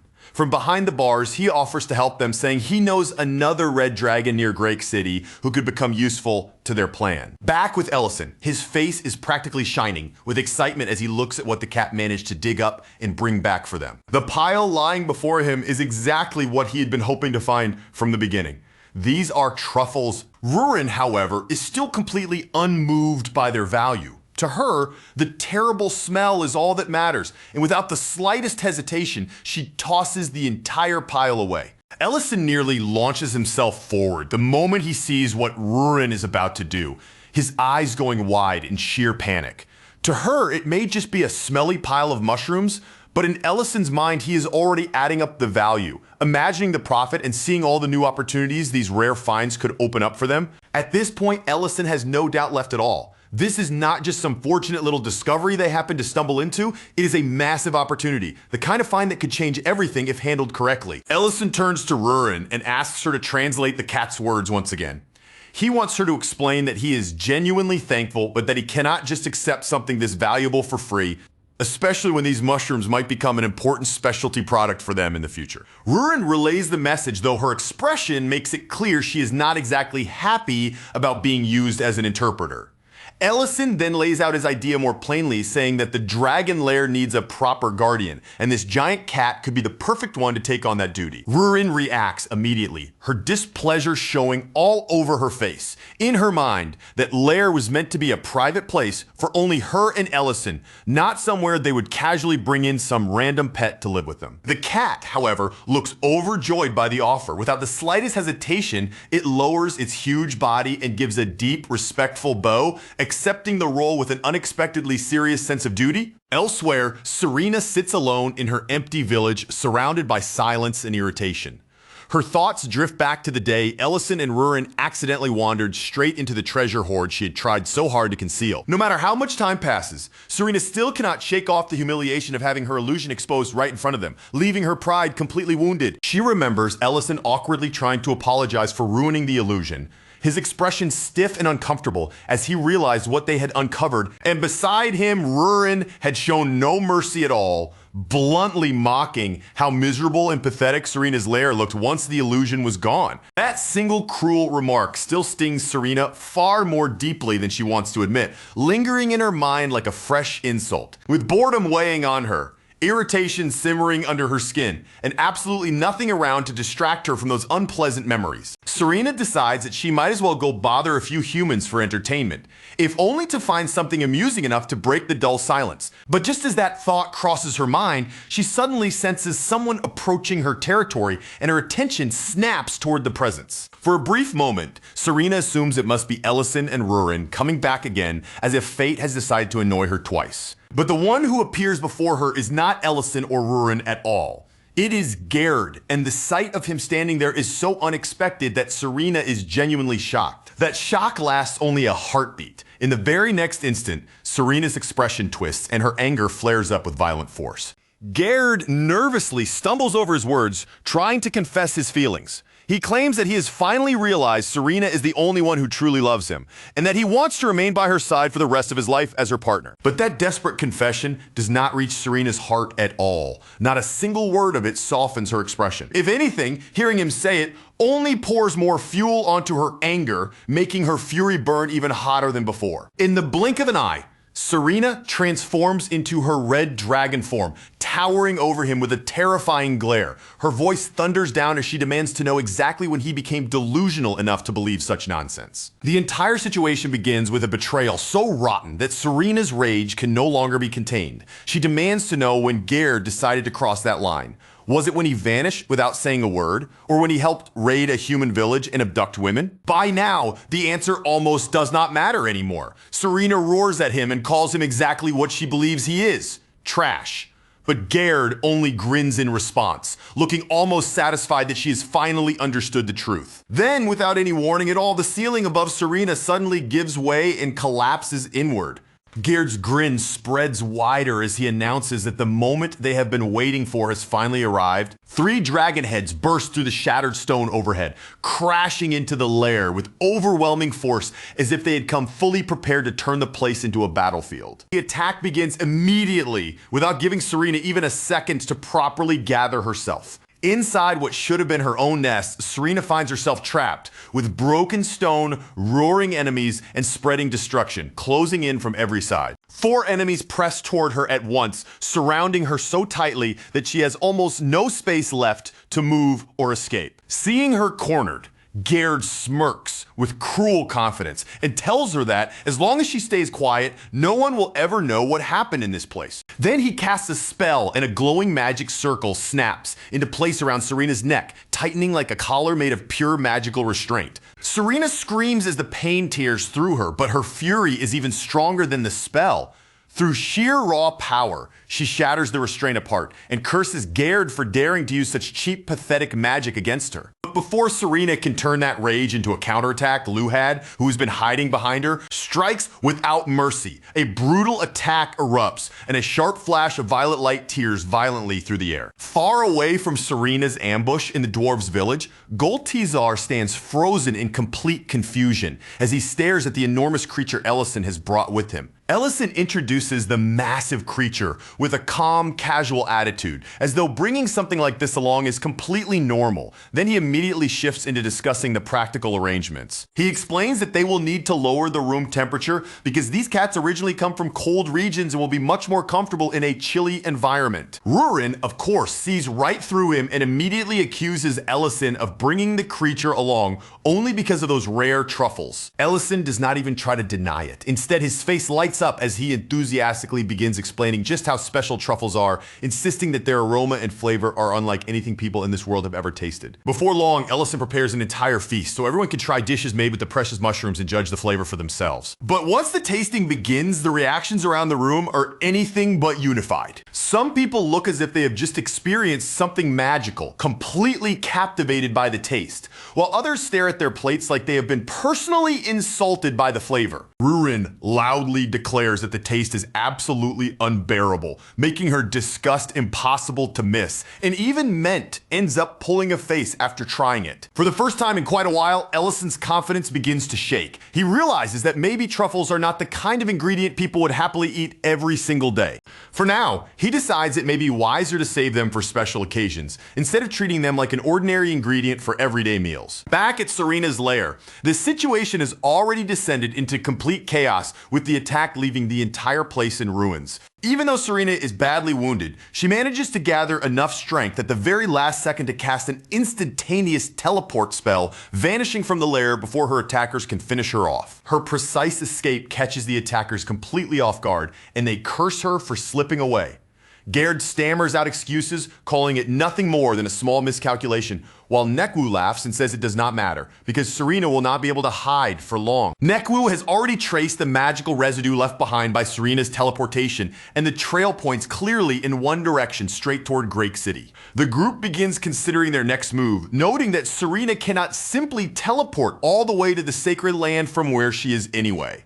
Because Serena had already placed herself outside the Red Dragon tribe, that path was now completely closed to her. No matter where she turned, there was no place waiting for her among them, and no corner of that tribe where she could still truly belong. Even Gerd, a man who normally looked at others with icy arrogance and barely bothered to hide his contempt, found himself unable to keep his expression perfectly cold. When he understood just how alone Serena had become, a faint trace of pity flickered through his eyes. But Nekwu had no interest in standing around feeling sorry for her. His voice cut through the moment sharply, reminding everyone that the hunt came first and that they had to find Serena before she recovered even the smallest bit of her strength. Gerd immediately turned his back on the others, not wasting even a single breath before hurrying away, almost as though the faster he left, the easier it would be to keep any responsibility from sticking to him. Meanwhile, Nies was already thinking several steps ahead, his mind moving past the chase itself and toward what would come after Serena was dealt with. With a cold, calculated tone, he insisted that once Serena was dead,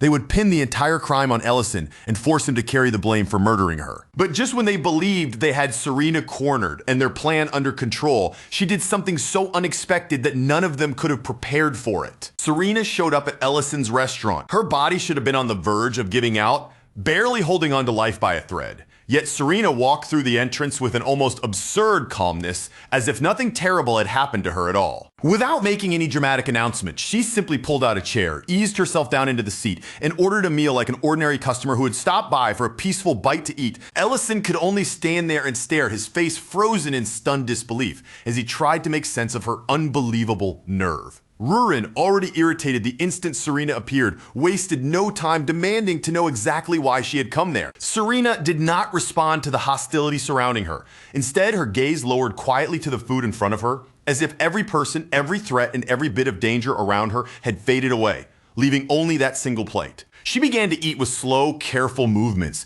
savoring each bite as though it carried some deep meaning. Then, in a soft and thoughtful voice that felt strangely out of place in such a tense moment, she started speaking about the flavor.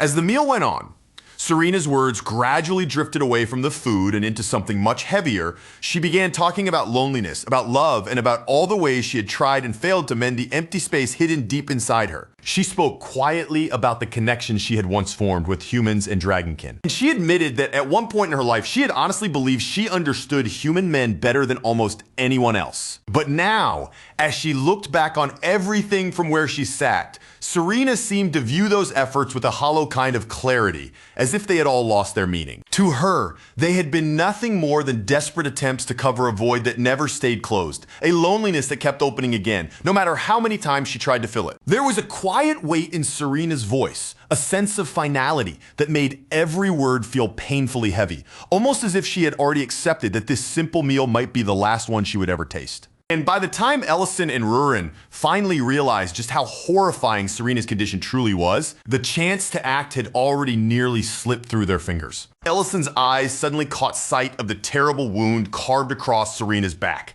and then he noticed the sweat sliding down her pale, exhausted face. Before he could even fully react to what he was seeing, Serena's body gave out in the middle of her sentence and she collapsed right there. Thick, dark blood spilled from her mouth as she coughed. Yet even through that horrifying sight, she stubbornly kept praising the taste of Ellison's cooking. Panic hit Ellison and Rurin at the same time. Rurin's expression hardened with dread as she forced herself to say the thing neither of them wanted to admit. Serena's wounds were so severe that even a dragon should not have been capable of surviving in that state. Then, just outside the restaurant, the air suddenly tore open as a red portal ripped into existence. A moment later, the heavy clang of armored footsteps began to echo closer and closer, each metallic step announcing that trouble had arrived. From within the portal, a group emerged and immediately raised their voices, accusing Ellison of killing a red dragon. Inside the restaurant, Serena lay completely still, her life barely clinging on by a thread. Outside, furious dragons were already gathering their power, their rage building as they prepared to attack. Ellison and Rurin understood the trap almost instantly. Ellison told Rurin to take Serena to Elena right away, because getting her to the clinic was the only remaining chance they had to keep her alive. Rurin gave him a sharp, immediate nod, but before leaving, she asked what he intended to do.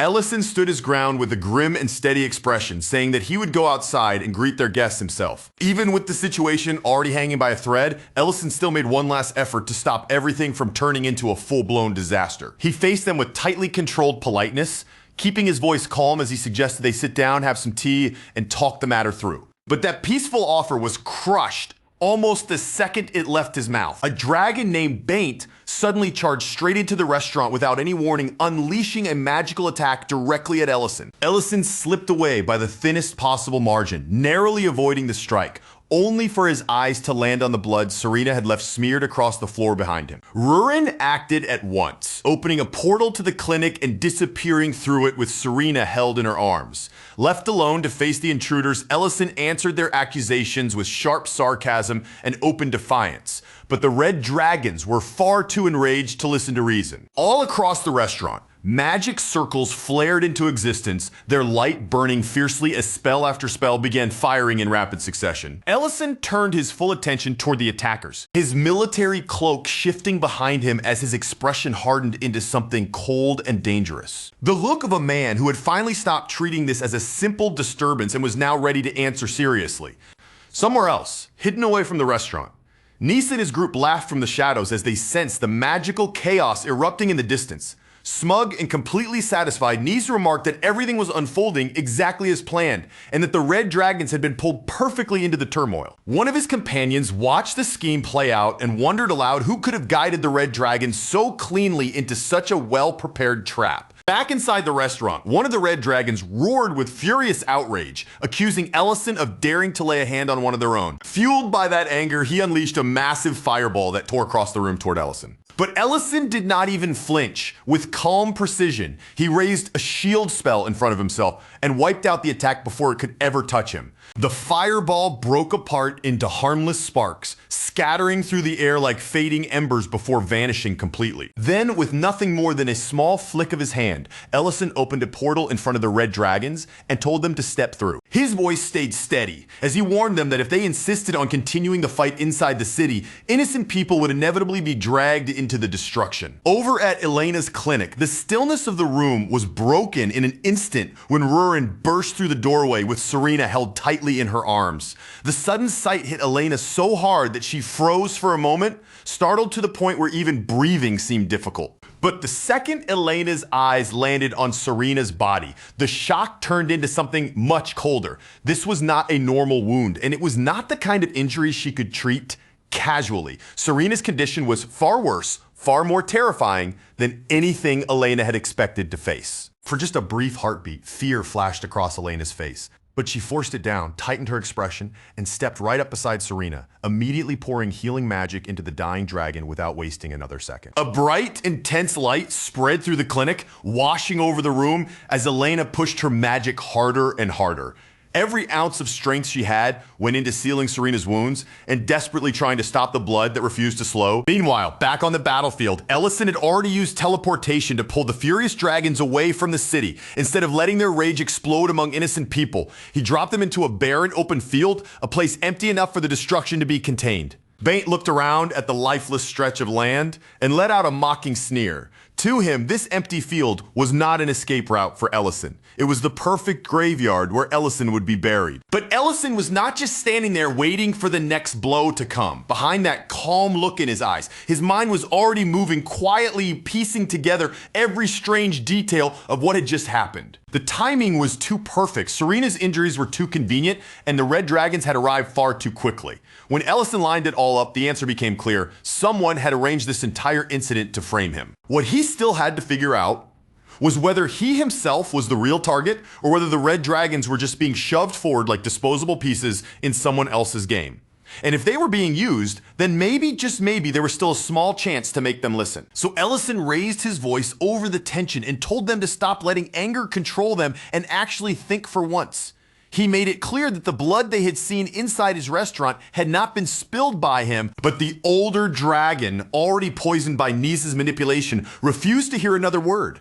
With cold certainty in his voice, he cut Ellison off and insisted that the blood on the floor was all the evidence they needed. Even with that accusation thrown in his face, Ellison did not retreat, and he did not allow their rage to silence him. He told them straight out that Serena had already been badly injured when she came to him and that she was not dead yet. More than that, he made it clear that right now, far from trying to kill her, he was doing everything within his power to keep Serena alive. That was when Gerd moved forward, his eyes sharp and his expression twisted with deliberate malice, ready to stack another lie on top of the one already spreading. He pointed the blame at Ellison and claimed that Ellison was the one who had driven Serena out of her lair. Then he pushed the accusation even further, saying Ellison had killed her because she refused to leave quietly. In that instant, Ellison understood just how deeply Gerd was involved in this setup, but by then, the surrounding dragons were already consumed by fury, their anger burning too hot for them to accept anything that sounded like reason. Baint's rage finally boiled over completely.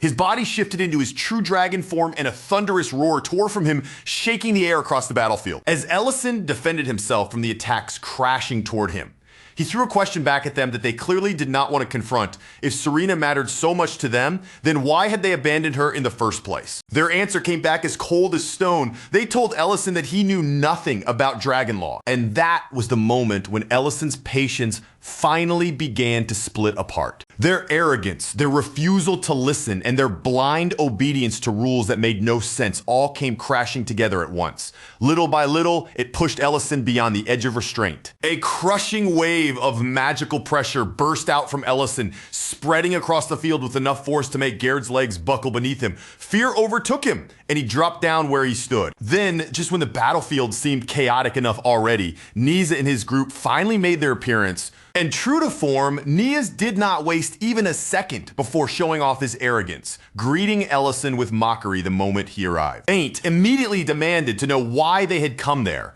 Niaz answered with a smooth mask of polite concern, pretending that he and his companions had only stepped in to help settle the situation. But the instant Ellison felt that mana spreading across the field, recognition hit him at once. Now he understood exactly who had stepped into the fight, and with that realization, the entire battlefield took on an even more dangerous weight. Niaz, meanwhile, looked almost pleased by it all. His expression carried the eagerness of someone who had been waiting for the perfect chance to crush Ellison and force him to remember his place. Back inside the healing room, Elena was being driven closer and closer to the edge of what she could endure. No matter how much healing magic she poured into Serena's body, the bleeding refused to stop. Blood continued to drip down and spread across the floor beneath them. Elena's strength was draining away at a frightening speed, and before long, even her voice began to tremble. Quiet apologies slipped from her lips as the pressure of failure started to crush her. She was beginning to believe that even after giving Serena everything she had, it still would not be enough to save her. But Rurin refused to accept that this was where Serena's life would end. Without the slightest hesitation, Rurin forced her own mana into Elena and told her to keep healing. No stopping, no giving up. She had to keep going no matter what. Elena stared at her in stunned disbelief, because once Rurin's mana began flowing into her, the situation changed. The problem was no longer that she lacked enough power. Outside, however, the fight was only turning more vicious with every passing moment. The Black Dragons joined the assault as well, adding their own relentless attacks to the barrage, all of them trying to pin Ellison down and wear away his defenses. Ellison continued blocking the attacks that came at him, but even someone as powerful as him could feel the pressure building. The weight of so many enemies pressing in at once was beginning to settle heavily on his shoulders. Golden magic started to rise around him, shining upward as Ellison lifted the very ground beneath his feet. With the earth raised beneath him, he braced himself for the next wave of attacks, preparing to meet the full force that was about to come crashing down. Then Nisa gave the order for his companions to support him. Another coordinated attack began to form, its power gathering so intensely that even Ellison's expression sharpened, tension cutting across his face. But just before that attack could descend, a voice rang out across the battlefield, sharp, commanding an absolute, ordering every single one of them to stop. Then the sky itself seemed to split open. 4 teleportation gates appeared all at once, and from within them stepped the elders, including Mididana and Didank, their arrival instantly pressing the entire battlefield into silence. The atmosphere changed the very second they set foot on the field. Even the dragons, who had been ready to tear everything apart moments earlier, suddenly froze in place, their bodies stiffening under the overwhelming authority the elders carried with them. The elders demanded to know what kind of madness had erupted there. Medidana, stroking his chin with that tired old expression, dryly noted that somehow Ellison always seemed to end up standing right in the middle of disasters like this. Then his voice hardened, and he made it clear that he wanted the truth, every last part of it. Ellison looked visibly relieved, though that irritatingly calm expression still lingered on his face. He lowered his hood and greeted the elders with his usual mix of sarcasm and respect. Meanwhile, Nies was already convinced that the board had finally arranged itself exactly the way he wanted.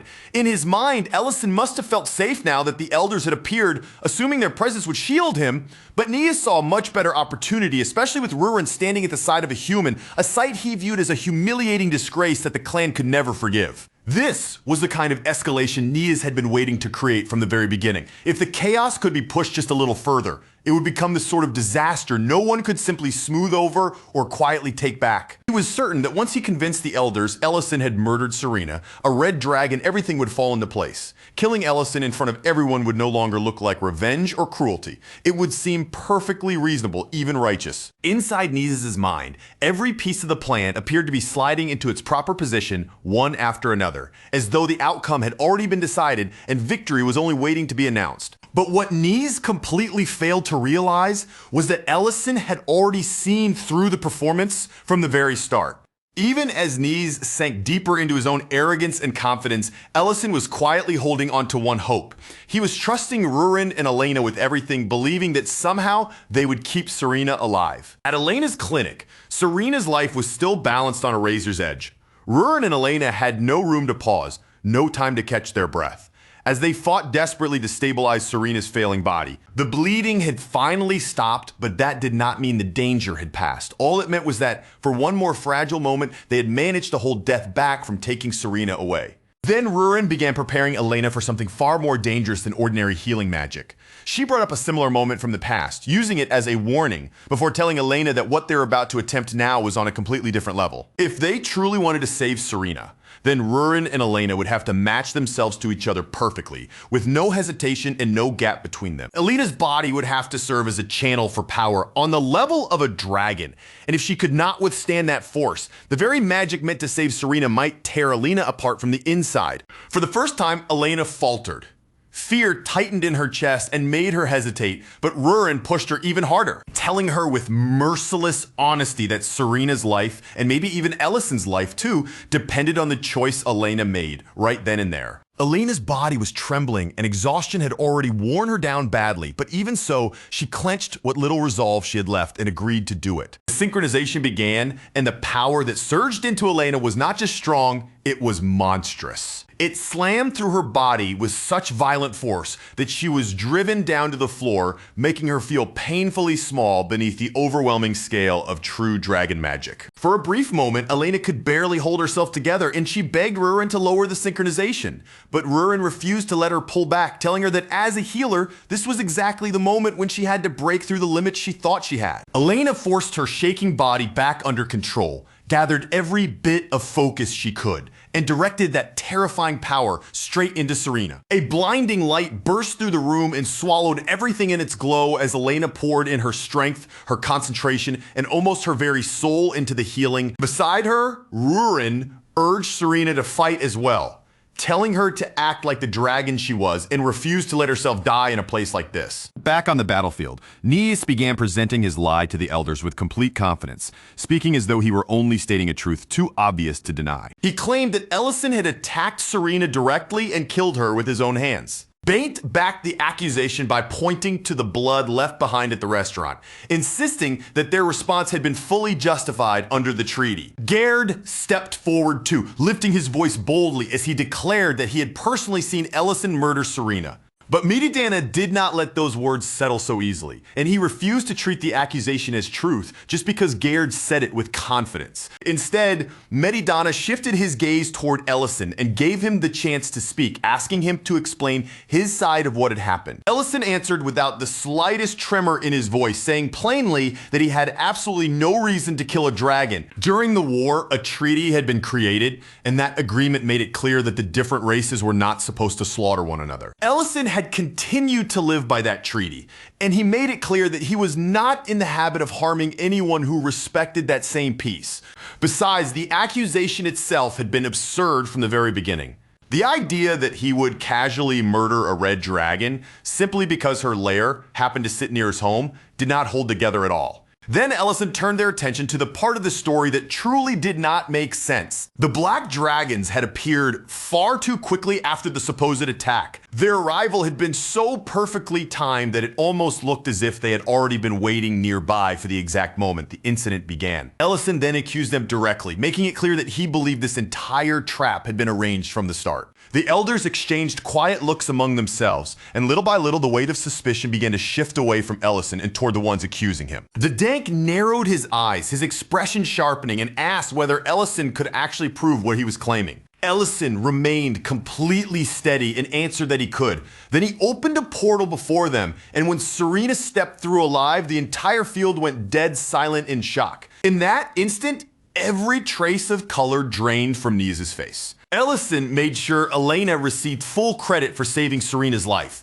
while Rurin explained that the synchronization between the two of them was what had made that miracle possible. Even then, Ellison did not let Elena's own skill get overlooked. He praised her healing ability directly, acknowledging that her talent had played an essential role in keeping Serena alive. Then Serena spoke with her own voice and confirmed the truth. Nisa and his accomplices had attacked her inside her own lair, and Ellison, together with the people standing beside him, had been the ones who saved her life. That revelation tore through the gathered dragons, like a shockwave, leaving the entire group shaken by the truth. Baint immediately lowered his head before Ellison and apologized, saying he would accept whatever punishment he deserved. But Ellison chose to let him go instead. The Black Dragons, however, were not going to walk away from this so easily. Even the elders looked visibly shaken by the healing method Elena and Rurin had managed to use, though Elena herself was far too exhausted to feel any comfort from their astonishment. Metadana then turned his attention toward Nisi, and his voice dropped into something cold, heavy, and severe. He declared that Nisi had violated the treaty and endangered the fragile peace between dragons and humans. By all rights, that should have been enough to bring the entire matter to a close. But Nisi was burning with fury. Ellison was not only a terrifyingly powerful mage, but he also had Rurin standing beside him, and that fact alone pushed Nisi to move anyway. By that point, Nisa had completely stopped caring about whether he would survive what came next. Consequences no longer mattered to him at all. The only thing still burning inside him was pure revenge. In the very next instant, he transformed into his dragon form and launched himself forward from behind, choosing the one moment when everyone's guard had dropped and no one was prepared for a strike. Blood splashed across the ground as Ellison reacted almost faster than the eye could follow, throwing himself into motion and shoving Rurin out of the attack's path before she could even understand what was happening. So the full force of Nisi's ambush slammed into Ellison's body instead. The impact hit with a brutal, bone-crushing weight, and Ellison was knocked down hard, his back torn open by the attack as his body crashed toward the ground. Dark, heavy blood began spreading beneath him, soaking into the earth around his fallen body in a widening pool. For one horrifying moment, Ellison lay there without moving at all. Rurin could only stare down at him, her eyes wide and strangely hollow, as if her mind was desperately refusing to accept the sight in front of her. Then her voice finally shattered. She asked why he had pushed her away, why there was so much blood, and before long, all she could do was sob Ellison's name again and again, as if calling to him might somehow drag him back. Baint exploded with rage, roaring out a furious demand to know what kind of shameless coward would attack from behind in such a disgraceful ambush. Nias only laughed at the accusation, his voice twisted with pride, as though he believed he had done something noble instead of something vile. He even called himself a hero. In the depths of his warped arrogance, he declared himself the savior of dragonkind, the one who had protected their future with his own hands. Then he questioned why the dragon should continue honoring any pact at all when someone like Ellison was allowed to exist. To Nias, Ellison was not just a human, he was a threat so dangerous that letting him remain alive was the true danger to their world. While Nias continued his rant, Elena had already dropped to her knees beside Ellison. Her hands trembled as healing light gathered around them, and she poured everything she had into him, yet no matter how much magic she used, it would not seem to take hold. Desperate, Elena begged Rurin to synchronize with her again, just like they had done when Serena had been on the edge of death. But Rurin remained frozen where she was, staring down at her own hands, now covered in blood, while tears kept streaming down her face without stopping. Nias sneered at their desperation, mocking them as if their panic was nothing more than entertainment, and said that none of their efforts would change the outcome. According to him, Ellison's condition was completely different from Serena's, and this time there would be no miracle waiting to save him. Then Serena, who had been watching from the side, suddenly let out a sharp and bitter laugh that cut cleanly through the panic surrounding them. She called Nice a coward. her words cold and cutting, and said this was not even the first time he had chosen to act like a backstabber. Then Serena snapped at Rurin, telling her to stop crying and actually look at what was happening. And when Rurin finally forced herself to turn her eyes back to Ellison, she saw it. His wound was no longer spreading. The injury was closing, and it was healing quickly. His life force was not slipping away at all. If anything, it was growing stronger, and Serena's words finally jolted Rurin out of her frozen shock. A faint spark of hope returned to Rurin's tear-filled eyes. Ellison stirred, then slowly raised one hand toward her face and gently wiped away her tears, softly telling her not to cry. In the very next moment, the whole battlefield was swallowed by a vast flood of blue light. That radiance burst out from Ellison's body with blinding intensity, forcing everyone nearby to throw up their arms and shield their eyes. Above him, the ancient marble began to shine brilliantly, releasing wave after wave of power that spread outward across the battlefield in every direction. Medidana watched the scene with a grave, focused expression, recognizing the nature of that energy almost the instant it appeared. When the overwhelming glow finally faded, Ellison was standing on his feet once more, and behind him, luminous wings had unfolded like a sacred light given physical form. He turned his gaze toward Neas without rushing at all, his voice calm as he explained exactly what had happened. The ancient essence had absorbed the power of Neas' attack, taking the full force of the blow in Ellison's place, and preventing him from dying. Neas, now completely consumed by rage,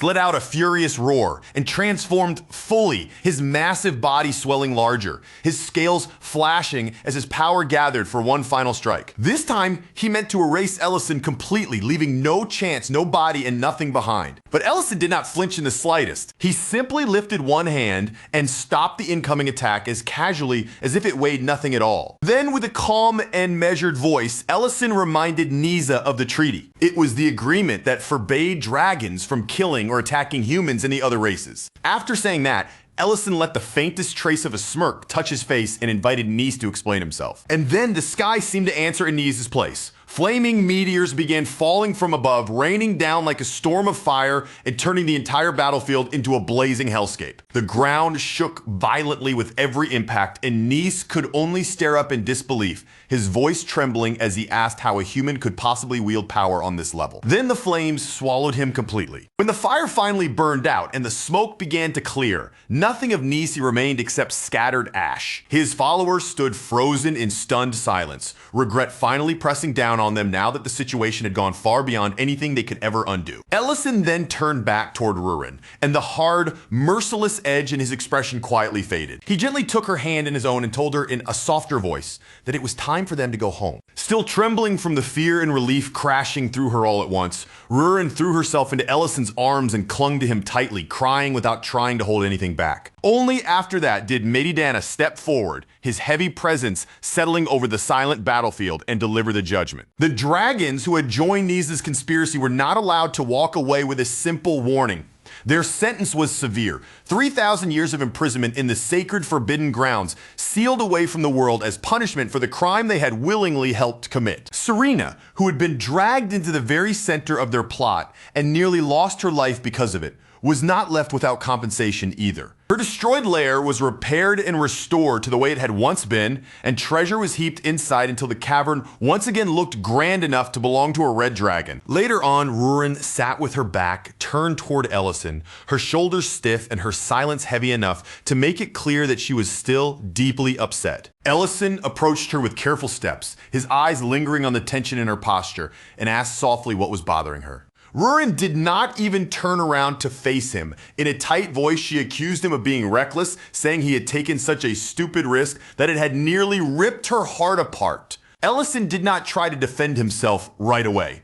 He simply stood there quietly, accepting her words and letting every bit of fear and anger she threw at him sink in. Then he stepped closer and gently slipped his arms around her from behind, holding her against him as though he wanted to soothe the fear still trembling inside her body. In a quiet voice, Ellison apologized to her and promised that if something like that ever happened again, he would think more carefully before throwing himself into danger. It should have remained a soft, private moment shared only between the two of them, but then Medidana appeared out of nowhere and completely shattered the atmosphere. Both Ellison and Rurin jolted in surprise, caught so completely off guard that neither of them had even a second to respond calmly. Before Rurin could think the situation through, her body reacted on pure instinct and her fist flew straight into the elder's face. Medidana stumbled backward, clutching his cheek with an expression caught somewhere between pain and total confusion. Rurin, still startled and furious, demanded to know what he thought he was doing there, while Medidana could only hold his aching face and stammer that he was, after all, an elder. Ellison awkwardly scratched the back of his head and quickly stepped in before the situation spiraled any further, explaining that he had been the one to invite Medidana over. Rurin immediately turned that anger on him instead, still visibly shaken as she demanded to know why he would call the elder here, of all people. Medidana, still trying to recover both his dignity and the feeling in his cheek, looked back and forth between them and asked what exactly was going on. That was when Ellison's tone shifted. The light teasing faded from his expression, and he began explaining the real reason Medidana had been summoned, the awakening he had most likely sensed, and how it was directly connected to the ancient marble. Even though they were now discussing something serious enough to affect the balance between dragons and humans, Ellison somehow slipped right back into his familiar role as the restaurant owner, calmly offering Medidana a drink as if they were just ordinary guests at the counter. Medidana accepted the glass, brought it to his lips, and after just a single sip, his expression changed with clear interest. He commented on the depth of the whiskey, noting how rich and refined it tasted, with the kind of aged flavor that suggested decades of maturity, perhaps 60 or even 70 years. Ellison smiled faintly, looking quietly pleased that Medidana had been able to judge the drink so accurately from only one taste. Rurin watched their exchange for a moment, and before long, curiosity got the better of her. She reached out toward the bottle, clearly wanting to try it for herself, but Ellison immediately smacked her hand away and warned her that this was not beer, and that even a single sip would probably knock her flat. Rurin protested at once, complaining that he never let her have anything stronger than beer. Medidana watched the two of them bicker with obvious amusement, the corner of his mouth lifting as he remarked that they really were an unusual pair. He even pointed out that Ellison sometimes seemed to forget he was dealing with dragons at all. Ellison only gave a casual shrug, as if the distinction hardly bothered him, and asked whether that really mattered in the end. Then the mood settled back into seriousness. Medidana brought up the principles that had been established after the last war and openly acknowledged that Ellison had acted properly, especially when it came to handling knees. Rurin might still have been upset with Ellison, but she defended him without even a moment of hesitation, saying that if Ellison had not dealt with it, she would have handled knees herself. Ellison fell quiet for a short moment, his eyes growing distant as the memory of what had happened returned to him, reminding him just how close he had come to death. From there, Medidana began explaining the ancient marbles in much greater detail, making it clear just how heavy and dangerous the power Ellison had become connected to truly was. He explained that the stones were far more dangerous than they appeared. A single one could grant dominion over dragons, 2 could control purebloods, and 3, at least in theory, could allow someone to rule over all dragonkind. Then Medidana pointed out the strangest part of all. If Ellison had been a dragon, absorbing all 3 ancient marbles would have essentially made him a dragon lord. Ellison then asked what would happen if another ancient marble appeared after all 3 had already been absorbed. Medidana answered that any additional one should simply disappear, almost as if the world itself would refuse to let it continue existing. That answer led Ellison toward a darker possibility. Maybe someone was trying to resurrect the Dragon King itself. And maybe the repeated appearance of these gems was not coincidence at all, but part of a much larger design. Medidana's face tightened with alarm as he listened, while Ellison continued to lay out the theory piece by piece, each detail making the possibility harder to ignore. Ellison brought up the coordinated dragon attacks that had happened around places connected to the gems, including the mine and the dwarf settlement. The more Ellison spoke, the more obvious the pattern became, and it was far too organized to be brushed aside as a chain of accidents. Recognizing how serious the situation might be, Medidana agreed to investigate the place where Ellison had discovered the last ancient marble But then, almost as if he were simply thinking out loud, Medidana suggested that Ellison himself could be used as bait. Before he could properly finish that idea, Rurin sharply cut him off and told him to stop being so dramatic. Even Medidana looked slightly amused by how boldly she spoke to him, but he let the comment pass and began preparing for the investigation. The next morning, Elena was deep in the forest gathering herbs, carefully rebuilding her medical supplies while muttering to herself that the amount she had collected should keep her stocked for a while. Then Serena suddenly appeared right behind her without any warning, startling Elena so badly that she nearly dropped the basket she was holding. Serena immediately teased her for being so easy to scare, then casually announced, as though the decision had already been made, that she planned to stay around for a little while longer. Elena, still trying to recover from Serena's sudden appearance, reminded her that her lair had already been repaired. Serena brushed that off without concern, saying the place was far too big and that quiet recovery had never really suited her. Then Serena playfully accused Elena of being cold-hearted for trying to send her away so quickly, which only made Elena look even more flustered. After that, Serena smoothly shifted the topic and suggested that Elena teach her how to transfer magical power, saying that if she learned how to do it, she could help Elena with healing in return. Elena's face turned red almost immediately, and she stumbled over her words, awkwardly trying to dodge the subject by bringing up vegetarian food instead. Their strange little exchange did not go unnoticed. Nearby, someone stood quietly at the doorway, silently watching the two of them from the side. Somewhere else, Gerd was sprinting desperately through the woods when a mocking voice suddenly rang out, stopping him cold in his tracks. A woman stood directly in Gerd's path, her expression frighteningly calm, as if panic and anger were beneath her. She didn't need to shout or even hurry. With slow, deliberate steps, she closed the distance around him, cutting off every direction he might run, until Gerd was trapped as naturally as prey cornered in a cage. Gerd finally froze in place, his breath coming out rough and uneven, desperation written all over his face. The woman simply looked him up and down with cold, pitiless eyes. Then, without changing her tone, she began listing his failures one by one, each quiet accusation landing on him heavier than the last. She reminded him that he had failed to slip into the human village, making it clear just how pathetic that failure was. And as if that weren't enough, even the Black Dragons had managed to humiliate him so thoroughly that his disgrace could no longer be ignored. Terror took over Gerd completely, and he rushed to speak before she could go any further. He insisted, almost pleading, that the situation could still be saved. If they managed to capture Ellison, then everything might still be reversed, because Ellison had already absorbed 3 ancient marbles. For just a short moment, the woman said nothing. Her eyes lingered on him as though she were actually considering whether his desperate suggestion had any value, but that pause disappeared almost instantly, and her face hardened with open contempt as she threw the idea away like it was not even worth discussing. Then, in the very next breath, the air itself seemed to sharpen. A violent gust sliced through the space between them and swept cleanly across Gerd's neck like an invisible blade. Gerd's frantic begging ended right there. The words that had been tumbling from his mouth were cut off completely, leaving only a sudden, heavy silence behind. The woman showed no trace of regret, no flicker of emotion in her voice. She merely murmured that, from the beginning, there had never been any real reason to allow someone like him to keep living. Meanwhile, back at the restaurant, the mood could not have been more different.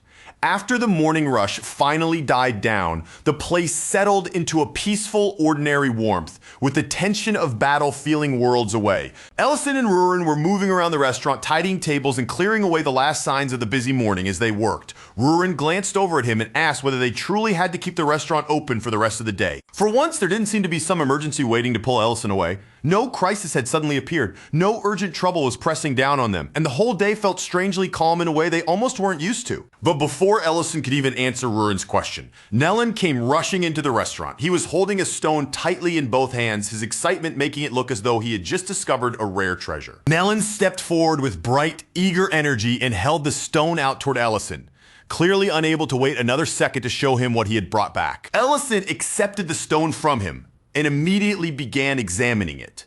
He turned it over in his hand, studying its shape and surface closely as his interest grew sharper. Rurin, guided by the most dangerous kind of curiosity, leaned in far too close and decided the best way to understand the rock was to taste it herself. The moment her tongue touched the surface, she jerked back with a disgusted grimace and loudly complained that it was so salty it felt like it had attacked her mouth. Ellison quickly realized what it was. Rock salt. The sight of it instantly pulled an old memory to the surface. He remarked that stones like this had once helped him survive the worst part of his earliest days in the military, then let out a small chuckle at Rurin's over-the-top reaction as his mind drifted back to the beginning of it all. He remembered just how frightening those first days in this unfamiliar world had been. Everything around him had felt strange, overwhelming, and impossible to understand, as if he had been dropped into a place where nothing made sense. Not long after he arrived, before he even had a chance to fully process what had happened to him or adjust to his new life, he was dragged straight into brutal military training. Even the name he had carried with him from the start began to fade away during that time, slowly being left behind in the harsh routine of the camp. No matter how hard the people of this world tried, they simply couldn't pronounce it correctly. Each attempt twisted the sound into something awkward and unfamiliar until the name barely felt like it belonged to him anymore. So, before much time had passed, everyone started calling him by a much simpler name, Ellison. Back then, Ellison had been scared, deeply homesick, and painfully aware of how far he was from everything familiar. No matter where he looked, he couldn't shake the feeling that he had been thrown into a world where he didn't belong. Every single day forced that truth on him again. The customs were unfamiliar. The people around him felt distant, and the rules of this world were so different that even ordinary moments reminded him he was an outsider. But strangely, there was one thing that weighed on him even more heavily than his fear and confusion. It wasn't the exhausting drills, and it wasn't even the pressure of surviving military training. What truly broke his spirit day after day was the food they were forced to eat. He could still clearly picture himself sitting in that crowded mess hall, hunched over a tray after training, his shoulders heavy and his whole body worn down from exhaustion. Day after day, he stared at the same dull, flavorless sludge in front of him. It was the kind of meal that seemed to drain a person's soul before they even lifted the spoon to their mouth. What he couldn't understand was how everyone else managed to eat it so calmly. They swallowed it like nothing was wrong, as if choking down tasteless misery every day was just a normal part of life. 2 full weeks of that torment dragged on, and through it all, one thought stuck in his mind more stubbornly than anything else. If they had even a little salt, just a small amount, then maybe that awful food could have become something he could actually endure. Surely, Ellison thought, he couldn't have been the only one suffering like this. What made it even more maddening was hearing the instructors complain about the food too, only to keep eating it as though nothing could be done, which made his irritation burn even hotter. By the time another 2 weeks had passed, his body had slowly started adapting.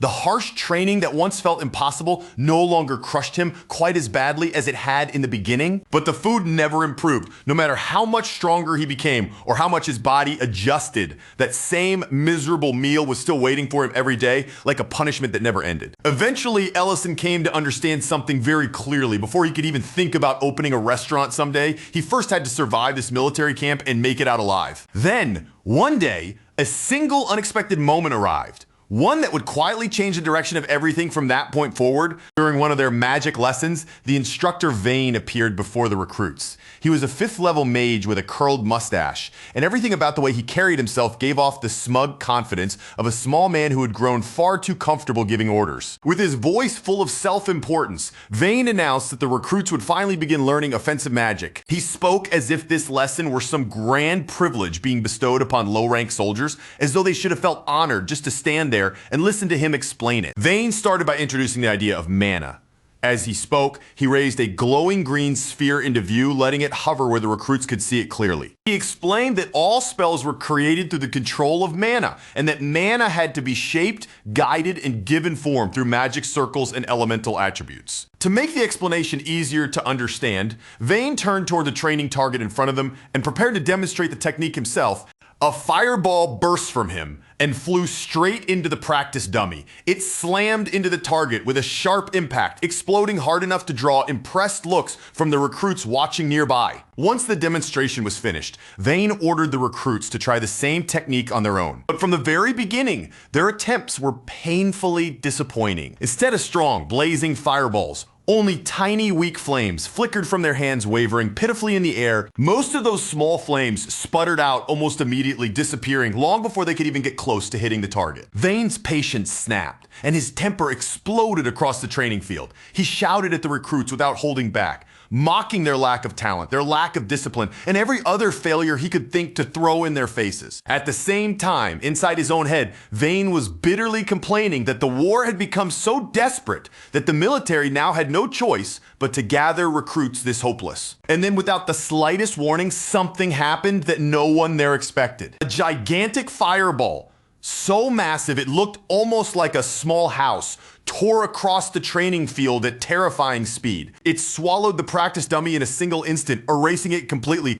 But the blast didn't stop there. The force kept driving forward, crashing beyond the target and ripping apart a section of the cliff behind it as well. For several long, breathless seconds, the entire training ground fell into total silence. The recruits stood frozen in place, unable to move. The instructors looked as if they had forgotten how to breathe. Even Ellison himself stared at the ruined target and shattered cliff in complete disbelief, just as stunned as everyone around him, while one by one, every gaze on the field slowly turned in his direction. Vayne's face went pale almost instantly. The confidence he had been wearing moments earlier vanished as he hurried straight toward Ellison, clearly shaken by the impossible scene he had just witnessed. Grabbing Ellison firmly by both shoulders, he leaned in close and demanded to know what kind of spell Ellison had unleashed to cause that level of destruction. Ellison only stared back at him with a blank, confused look, as though he genuinely had no idea why everyone was reacting so dramatically. In the most innocent tone possible, he explained that he had simply gathered the mana together and cast the fireball exactly the way Vayne had told them to do it. When Vayne pushed him harder, questioning him with even more intensity, Ellison still didn't sound nervous or proud. He answered as casually as before, adding that he had just followed the tiny wisps of mana he could see drifting through the air around them. That one simple answer sent a chill straight down Vayne's spine, and cold sweat began to gather on his back. In that instant, he understood that Ellison wasn't merely talented. Ellison possessed an absurdly rare sensitivity, the kind of gift that allowed him to see mana itself with his own eyes. Sometime after the shocking incident on the training field, Vayne brought the matter directly to Theron, the head instructor responsible for the camp. Behind closed doors, the two men began discussing what Ellison's overwhelming display of magic actually meant. Vayne could no longer pretend it was nothing. He had to admit it clearly. Ellison's ability was not the sort of ordinary talent a recruit might occasionally show. It was far beyond anything they were used to seeing from someone at his level. But the longer they talked, the more bitterness began to rise inside Vayne. He had clawed his way toward magic through painful effort, repeated failure, and relentless practice, while Ellison seemed to have walked straight into genius without even understanding how unfair that was. Theron then suggested that Ellison should not be sent to the front lines right away. Instead, they ought to hold him back and arrange advanced magical training for him because a recruit with talent like that could not be handled the same way as an ordinary soldier. Just outside the room, Ellison stood quietly and listened to their conversation. For the first time since arriving in this strange world, a small smile began to appear on his face. The thought that he might not be thrown straight onto a battlefield felt like the first real glimmer of hope he had been given. But just as that fragile hope started to settle in his chest, the door suddenly swung open. Vayne stepped out and immediately caught Ellison standing there, clearly having heard every word from the other side. Vayne's eyes narrowed into a dark, warning glare as he fixed his stare on Ellison. In a cold voice, he told him not to get carried away or become arrogant just because of one lucky display of power. Then, without giving Ellison any chance to explain himself or protest, Vayne immediately handed down the punishment that had been waiting for him since Ellison's absurdly oversized fireball had blasted apart part of the training field. Ellison himself would be responsible for cleaning up the wreckage and repairing every bit of damage he had caused. That night, while the rest of the camp slowly quieted down, Ellison was left alone among the destruction. Under the dim light, he worked through the broken ground and scattered debris, clearing away the mess piece by piece. As he moved through the damaged section of earth, something small caught his eye. Buried among the rubble were several orange-yellow stones, their surfaces giving off a faint glow against the dark soil around them.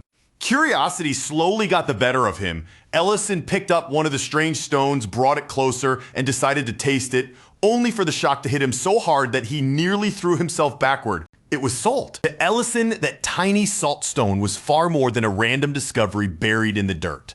In the middle of that miserable camp life, it was something powerful enough to change everything for him. The moment Ellison realized what he had found, his mind immediately filled with possibilities. And by the very next morning, he was already moving in secret, quietly slipping that salt into the camp meals without drawing attention to himself. The difference revealed itself immediately, right from the very first bite. The soldiers tasted the food and reacted as though some long-standing curse over the mess hall had finally been broken. Their expressions changed at once, surprise spreading across their faces as the usual misery on their trays suddenly became something far more edible. When Ellison heard those startled reactions around him, something deep inside his chest finally eased, as if a knot he had been carrying for weeks had quietly come undone. It gave him a quiet but powerful satisfaction. Even soldiers who normally treated food as nothing more than fuel for their bodies could immediately tell that the meals had improved. From that day forward, Ellison didn't stop.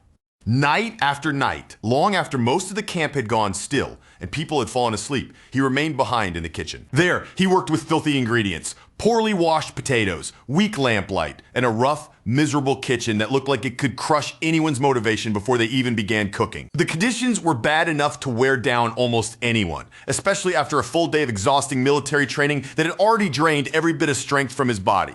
But even that wasn't enough to make Ellison give up. He kept preparing ingredients, kept testing flavors, kept adjusting seasonings little by little, and whenever something didn't work, he simply tried again instead of stopping. What drove him forward was a stubborn desire to make food that could at least come close to the standards he remembered from his old life, even in a place as harsh and hopeless as this camp. There were nights when he stood over a steaming pot with tears gathering in his eyes, his body exhausted beyond words, yet he still forced his hand to keep moving and continued stirring. Then, on one particular night, after pushing himself through all that work, Ellison finally sat down and was just about to eat. Before he could properly relax, an instructor suddenly appeared behind him without any warning and told him to report in as soon as he finished his meal. The moment those words reached Ellison's ears, his entire body went tense. The food sitting in front of him suddenly felt much heavier, and every swallow became harder than before. When Ellison eventually walked into Theron's office, the room was wrapped in such deep silence that the quiet itself seemed to press down on his shoulders. Theron watched him for a while, slowly stroking his chin as if weighing every detail. Then he finally said what everyone had already started to understand. Ellison's talent for magic was truly extraordinary. Ellison, still gloomy and visibly tense, had no choice but to acknowledge that this much was true. Theron explained that a gift like Ellison's could greatly increase a soldier's value on the battlefield. For one brief moment, it almost sounded like praise, but then the conversation began to turn towards something far more dangerous. That was when Theron brought up a certain rumor that had been spreading quietly around the camp. According to that rumor, someone had been sneaking into the kitchen late at night, doing something there and slipping away before the chefs arrived at 5 in the morning. Theron mentioned it in an almost casual tone, but he also added that the culprit was difficult to catch, and if they ever were caught, the punishment would be severe. Hearing that, Ellison stiffened from head to toe. The reaction ran through his whole body so clearly that he could not completely hide it. Theron noticed the change right away, but instead of cornering Ellison with more pressure, his expression softened slightly. With a faint smile, he said the real reason he had called Ellison in was to congratulate him on how much progress he had made in magic training. Then Theron handed him a scroll and told him to throw it away on his way out. Almost like it was an afterthought, he added that the scroll was part of a personal investigation report and that Ellison could use it however he wanted if it happened to be useful. As Ellison took the scroll into his hands, Theron leaned forward just a little and returned to the matter of the kitchen.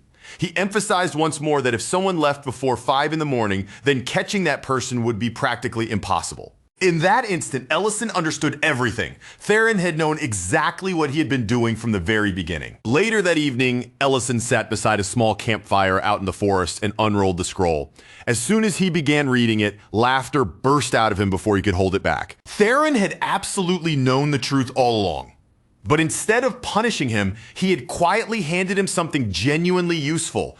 The scroll was filled with information about edible mushrooms and spices, almost as if the commander was silently approving Ellison's secret midnight cooking without ever needing to say it directly. From then on, Ellison kept putting the knowledge from that scroll to use. Little by little, through quiet effort and countless small changes, the food at the Northern Training Camp began to transform. The bland, soul-draining meals that everyone had once suffered through slowly became warmer, richer, better seasoned, and genuinely satisfying. Before long, word began to spread, and the camp earned a reputation for having the best food in the entire military. Even after Ellison eventually left the camp behind, The recipes and cooking methods he had introduced did not disappear. They stayed there, passed down from one cook to the next until the camp's reputation for incredible food became a permanent part of its legacy. Back in the present, with that old memory still fresh in his chest, Ellison found himself wanting to bring that flavor back to life. So, he decided to recreate the same simple dish that had once helped him endure those brutal days at the military camp. Just seeing that salt stone again had awakened something deeply nostalgic in him.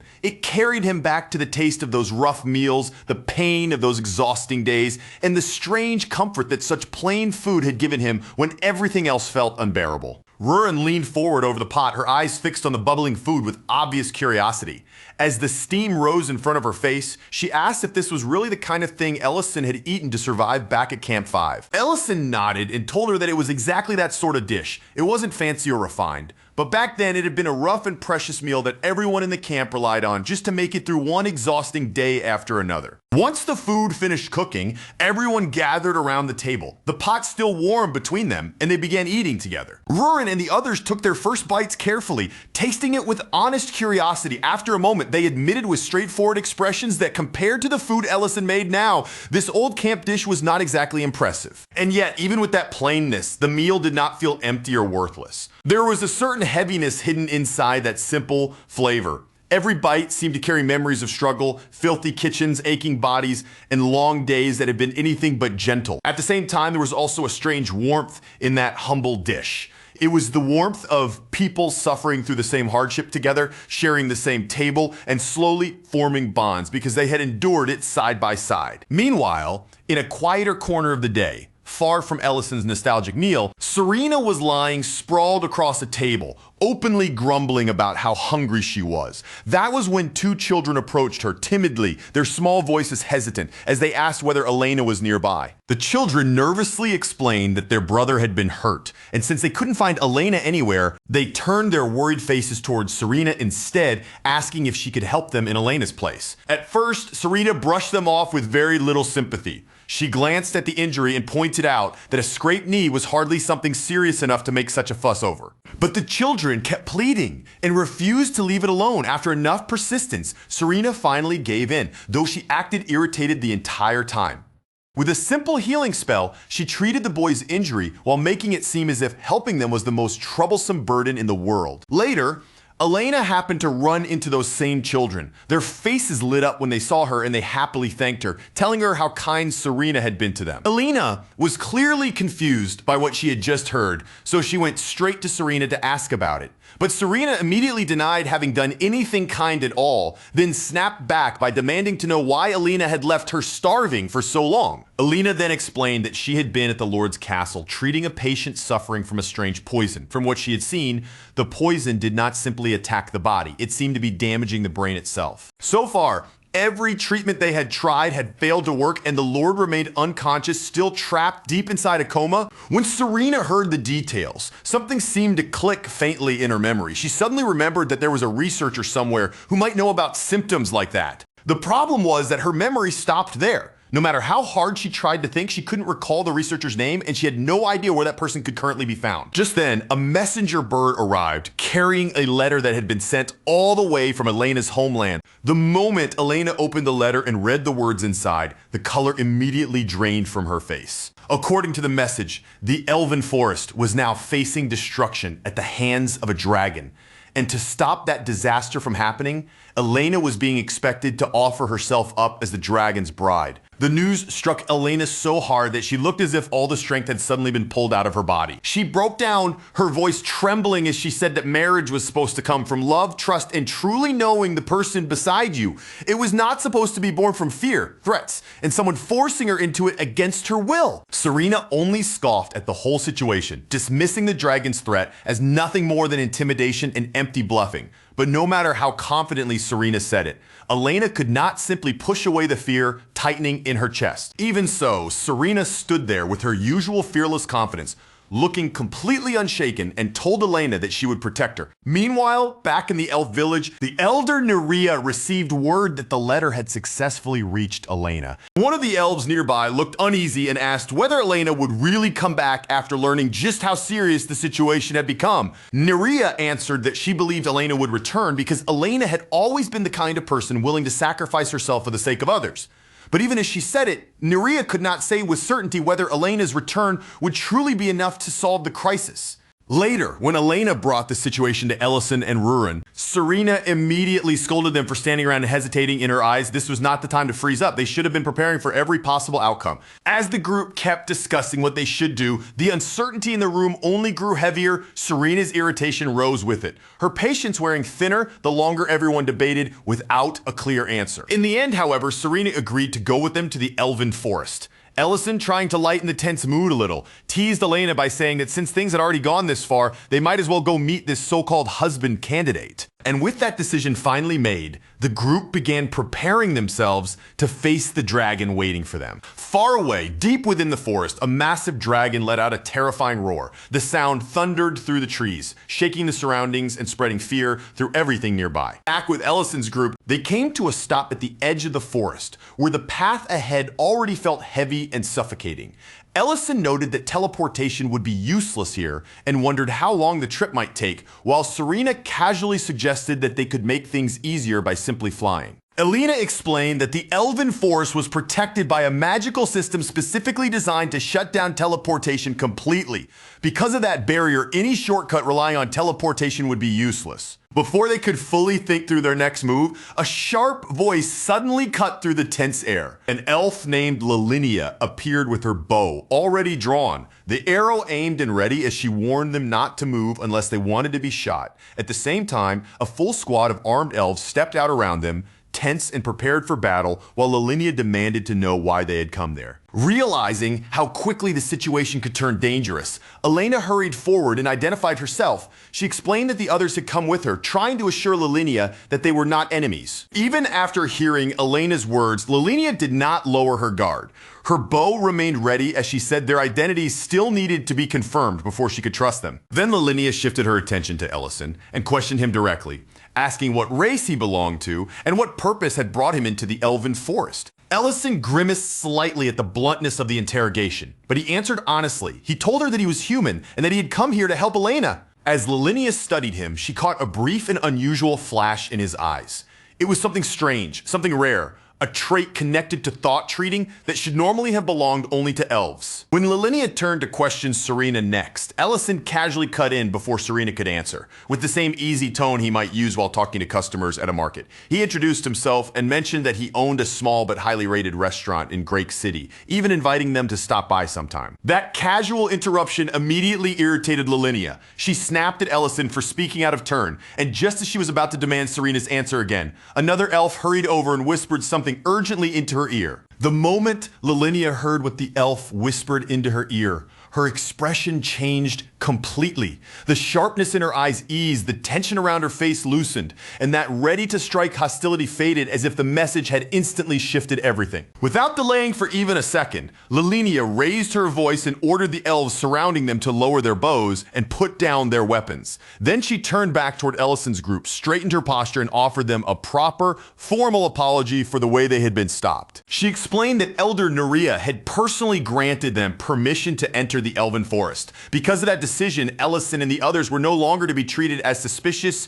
intruders or enemies at the border. With the tense misunderstanding finally cleared up, Ellison and the others were allowed to move on, and the group continued deeper into the Elven Forest. As they walked beneath the trees, Rurin muttered in irritation, still clearly bothered by what had happened at the entrance. The memory of being surrounded by armed elves had not left her, and she grumbled about how annoying their reception had been. Ellison, on the other hand, stayed calm and tried to ease her mood. He reassured her that the situation had not turned out badly, and that at least for the moment, things were still moving in the direction they needed them to go. When they finally came before Nerea, the elder greeted them with a gentle warmth that was completely different from the hostility at the forest entrance. She immediately apologized for the tense welcome they had received earlier. Nerea said their journey must have been long and difficult, then turned her attention toward Elena. with sincere gratitude in her voice. She thanked Elena for coming all the way back to the forest despite everything, but when Neria noticed the worry and strain written plainly across Elena's face, her tone softened even more. She praised Elena's courage, acknowledging how heavy and painful this choice must have felt for her. Elena was already trembling faintly,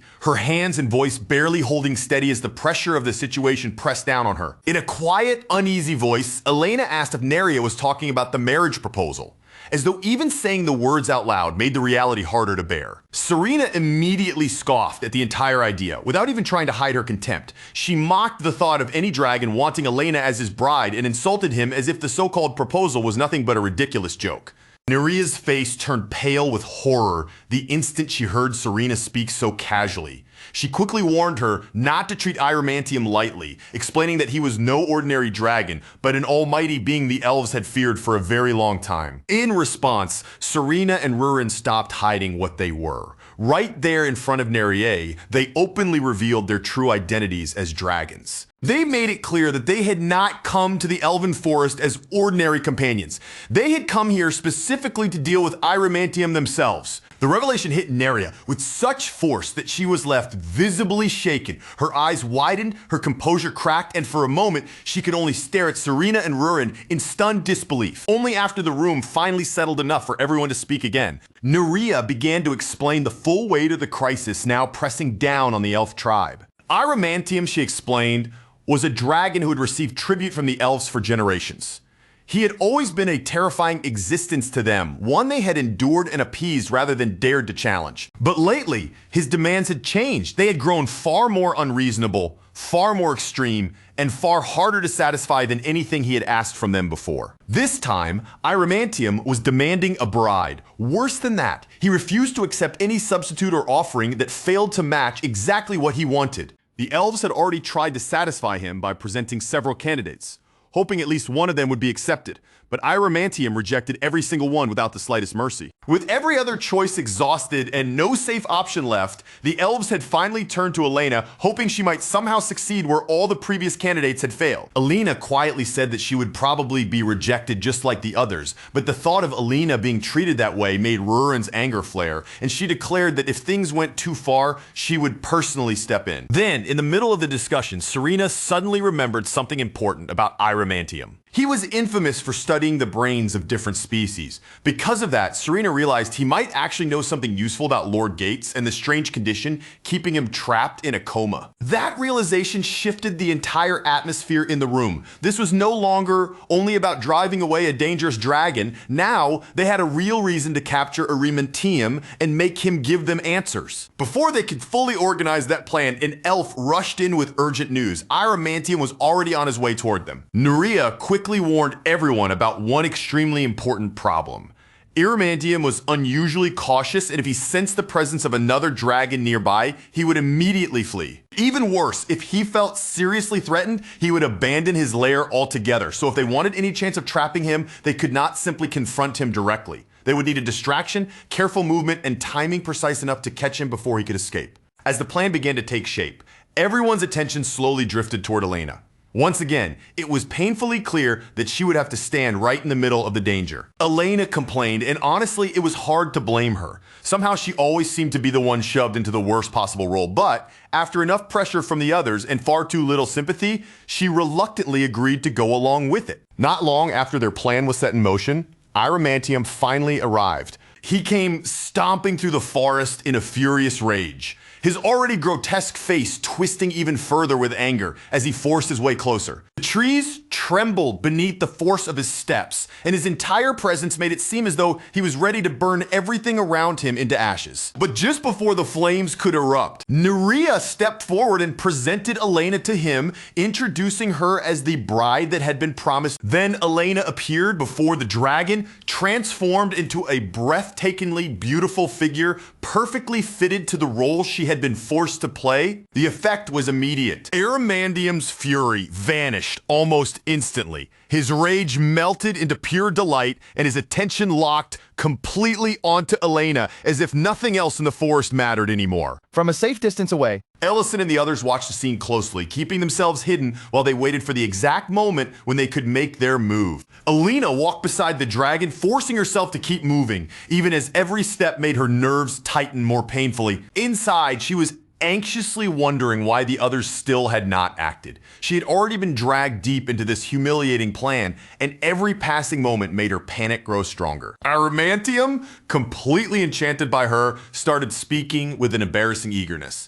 He asked for her name, became visibly flustered when she answered, and then with shameless excitement demanded that she call him master. And as if the situation had not already become humiliating enough, Iramandium presented Elena with a maid outfit and insisted that she put it on for him. Elena was so overwhelmed that she nearly broke into tears, but she forced herself to endure it. She clung desperately to the hope that her friends would act before this unbearable situation went any further. Now, dressed in the outfit he had given her, Elena nervously smoothed down the fabric and tried her best to keep up the act. Even though Iramantium had told her not to follow him into that part of the lair, she said she had come anyway because she wanted to help him. The inside of the lair was an absolute disaster, and Elena used that mess as her opening. Playing the role of a proper and beautiful wife as carefully as she could, she chose her words gently, saying the place looked overwhelming and asking if he could step aside for a little while so she could clean it for him. The instant Elena made that suggestion, Iramantium's mood cracked like a branch snapping under pressure. His expression twisted into rage, and he barked back that he would never leave this place unattended, not even for a single moment. That sudden burst of hostility hit Elena like a blow. Her shoulders jolted, fear rushing through her before she could stop it, and she quickly lowered her head to apologize, feeling as though she had accidentally touched something forbidden. But Iramantium did not accept her apology in the slightest. Instead, he snapped at her not to apologize. Then, with that same overbearing attitude, ordered her to say the words again. His strange, commanding reaction only made the already awkward situation feel even more uncomfortable. The act Elena was desperately trying to maintain suddenly became harder to endure, twisting into something far more unsettling. Meanwhile, from their hiding spot nearby, Rurin, Serena, and Ellison watched the whole exchange play out. All three of them struggled to keep their reactions under control, desperately holding back the laughter and disbelief threatening to spill out. But they failed to hide it completely. Just enough amusement slipped through for Elena to notice, and the moment she realized what they were doing, the fear in her eyes instantly flared into furious anger. Elena snapped at them for staying hidden and laughing at her instead of actually stepping in to help, and with that angry outburst, the entire plan shattered right then and there. Iramantium immediately turned toward the place where the trio was hiding, his presence filled with hostility as he demanded to know who they were and how they dared sneak into his territory without permission. Rurin, Serena, and Ellison tried to pull back, but by then it was already too late.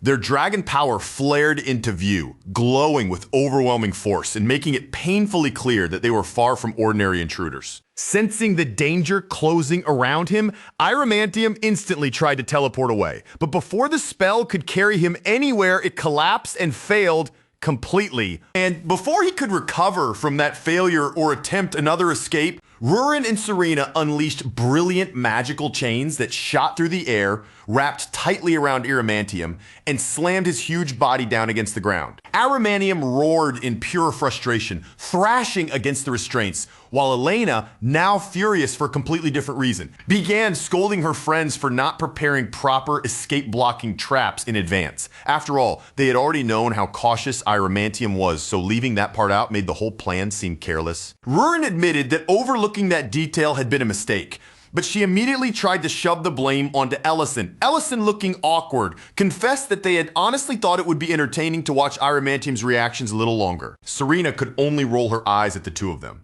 She called both Ellison and Rurin irresponsible, scolding them for letting the plan fall apart over something so absurdly childish. Then, without any warning, the atmosphere around them suddenly shifted. High above the forest, a green sphere wrapped in black energy appeared in the sky. It pulsed ominously, giving off a sinister pressure that felt deeply unnatural.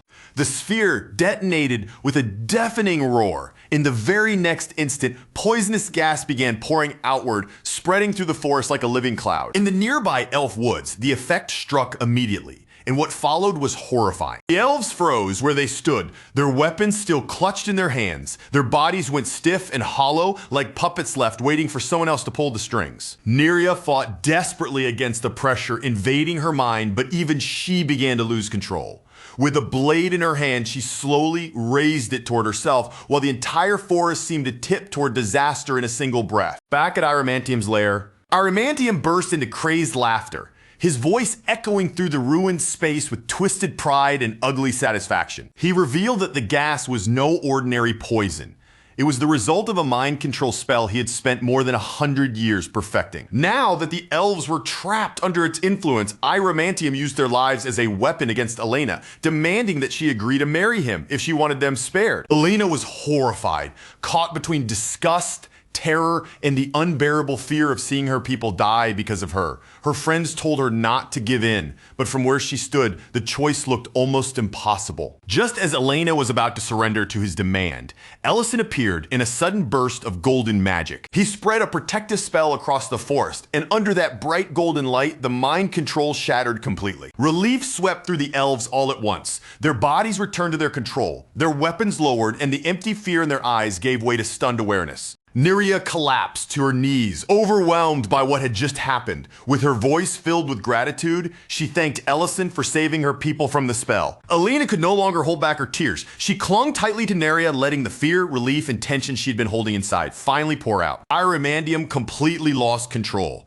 He could not understand how the spell he had spent a century perfecting had been broken, and that disbelief quickly spiraled into furious panic. By then, Ellison, Rurin, and Serena had decided he had already been given more than enough chances. They tightened the bindings around him, even further, making sure he could not pull off another trick. That night, the elves celebrated their freedom with a grand feast beneath the forest canopy. Music drifted between the trees. People danced with lighter hearts. Stories passed from one table to another, and the suffocating fear that had hung over them all day finally began to fade. Elena, still shaken from everything she had been forced to endure, found quiet comfort in Neria's embrace, resting there as the warmth of safety slowly returned to her. Meanwhile, Rurin and Serena took full advantage of the brighter mood, teasing Darren without mercy for the cowardice he had shown earlier. In the middle of the lively celebration, Rurin discovered a sauce Elena had brought along. The moment it touched the vegetable dishes, the entire meal seemed to change, as if the flavor had suddenly awakened. Serena immediately complained that Rurin should have revealed such a treasure much sooner instead of keeping it hidden.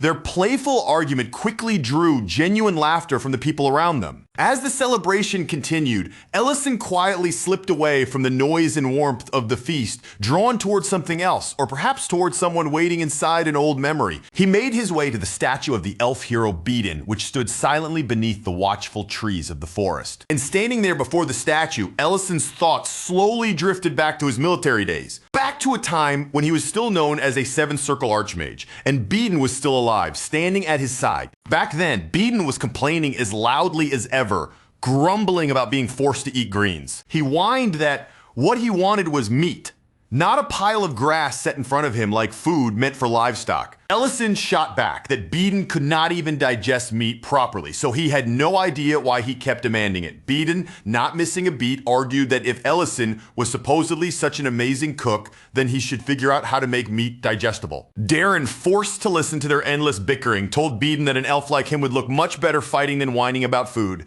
Ellison immediately cut both of them off, telling them to shut up and focus. Then, all at once, Darren noticed movement in the distance. A group of trolls was attacking a refugee camp. In a single terrifying instant, the calm that had been hanging over the refugee camp was completely torn apart. What had been a quiet place of shelter turned into a storm of panic, with tents ripping under the force of the attack, people stumbling and scattering in every direction, and screams bursting through the air as if the entire camp had been swallowed whole by chaos. One of the trolls clamped its huge hand around a young boy and lifted him off the ground like he weighed nothing at all. The child kicked, cried, and begged for his life, his voice shaking with pure terror. But right in the middle of that nightmare, the refugees spotted Ellison and the others arriving, and their frightened cries suddenly changed into desperate, tearful shouts of hope as they realized the war heroes had come to rescue them. Even Beedon, who had clearly been irritated just moments earlier because his meal had been ruined at the worst possible time, forced that annoyance down. His expression hardened, his posture shifted, and without wasting another second, he prepared himself to fight. Back in the present, Ellison sat quietly in front of the food that had been placed before him, unmoving and lost in thought. His gaze remained lowered toward the meal, but his mind had already drifted far beyond the table in front of him. Deep inside, he found himself wondering whether the person he had once made a promise to had finally found peace after everything that had happened. It was at that quiet moment that Neria approached him, stepping over gently as if she understood the weight of the silence around him. Ellison raised his eyes only slightly, not quite meeting her fully at first, and asked in a low voice whether anyone still hated him for what had happened back then or blamed him for the pain they had all been forced to endure. Neria responded softly, her voice carrying a calm warmth as she brought up that day 2 years ago, the day Ellison had returned to them with Beden's body held in his arms. Speaking with quiet sincerity, she thanked him for honoring Beden's promise all the way to the very end. Then, without hesitation or doubt, she told him clearly that not one elf among them carried resentment toward him. And after that, Neria thanked him again, this time for what he had done on that very day, protecting the elves, standing between them and danger, and saving their lives when they needed him most. But Ellison did not allow that praise to rest on him for long. Almost as soon as he heard it, he gently pushed those words away from himself. He told her that the person who had truly saved them was Beden. It was Beden's strength, Beden's courage, and the actions he had left behind that had carried everyone forward when it mattered most. For a while, the two of them simply remained there, standing quietly in front of Beden's statue as the weight of the past settled around them. All around them. The other elves lowered their heads with deep respect. One after another, they offered their gratitude to Ellison and the rest of his companions, thanking them repeatedly for protecting them and allowing them to survive. A short distance away, however, the mood was far less solemn because the captured Iramantium was still grumbling without pause, loudly whining and demanding to know where they were dragging him off to. Serena glanced over at him with obvious amusement in her eyes. Instead of giving him a proper answer, she teased him with a mocking tone, telling him he would find out soon enough once they reached their destination. Meanwhile, Rurin turned her attention toward Ellison and began needling him instead, playfully teasing him about how late he had stayed up the night before, talking with Neria for such a long time. Ellison looked at her and asked whether she had really overheard all of it. Rurin answered as casually as if the answer should have been obvious, saying of course she had. Then in that same offhand tone, she added that Ellison had indeed eaten the Lord's heart. Serena and Elena happened to catch that part of the conversation, and the moment those words reached their ears, both of them immediately stepped into the discussion. Without even needing to think it over, Serena and Elena both agreed that Ellison's power was honestly absurd. To them, his strength was the kind of ridiculous force that simply did not fit within the bounds of normal common sense. Once everything had finally been dealt with and the situation was settled, the group eventually set out again and made their way toward Diren Grake's castle. The moment Ellison arrived, Diren greeted him with bright, open excitement, welcoming him with the kind of eager enthusiasm that was impossible to hide. Verna Grake reacted very differently. The instant her eyes fell on Ellison, her entire body seemed to freeze in place. She recognized him immediately. The sight of his face brought back the terrifying memories connected to the incident with Count Dedren, memories she had clearly never forgotten. Then the memory of how Ellison had saved both her and her son came rushing back all at once. Tears gathered in her eyes, her voice trembled, and she thanked him with emotion she could barely hold in. That heartfelt moment, however, was interrupted before it could linger too long. Rurin soon hauled Iramantium into the room and, with no room for argument, ordered him to heal Diren's father. The dragon hesitated at first, clearly displeased by the situation and not at all eager to be forced into helping. But with everyone's eyes fixed on him and no real path left for refusal, Iramantium was backed into a corner. In the end, he had almost no choice but to obey. After carefully examining the Count's condition, Iramantium discovered something extremely dangerous, a poison buried inside the man's brain. Once he identified it, he began using his magic to draw the poison out. When the treatment finally came to an end, Diren's father slowly opened his eyes. Weak and barely recovered, he called out for his wife. Verna and Diren rushed to his side immediately, unable to hold themselves back, and threw themselves into his arms with all the emotion they had been keeping inside. The relief that poured through them was overwhelming. The room filled with the warmth of a family that had almost been torn apart forever. only to be given back the hope they thought they had lost. Ellison watched the reunion without saying a word, quietly taking in the sight before him, and for one brief aching moment, his thoughts slipped toward the mother he himself had lost. Rurin noticed that Ellison had not asked for any kind of reward after helping them, and she looked at him curiously before questioning him about it. Ellison gave only a simple answer, saying that he did not need anything in return. To him, the scene in front of him was already too precious. It was too beautiful, too human, and too filled with genuine feeling to ruin by turning it into a question of payment. And so, once everything there had come to a close, Ellison and the others left the castle behind and began making their way back to the restaurant. That night, as Ellison and Rurin prepared for the next day and finished taking care of the final things that still needed to be handled, Ellison suddenly noticed something strange. Because of the power of the ancient marble, summoning had started to feel much easier on his body. The strain was noticeably lighter now, as if the process no longer drained him as heavily as it once had. But when Ellison focused more closely on that sensation, he realized there was something even stranger happening.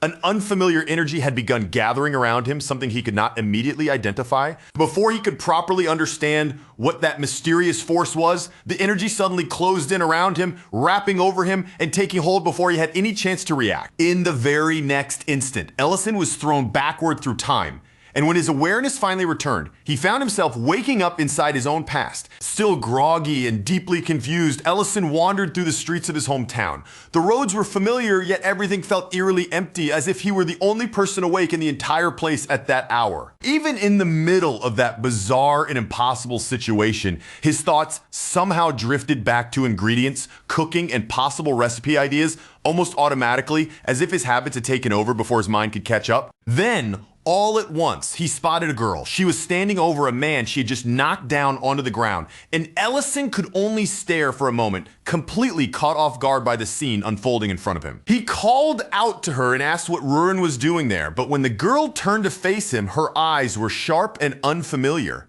And instead of recognizing him, she demanded to know who he was.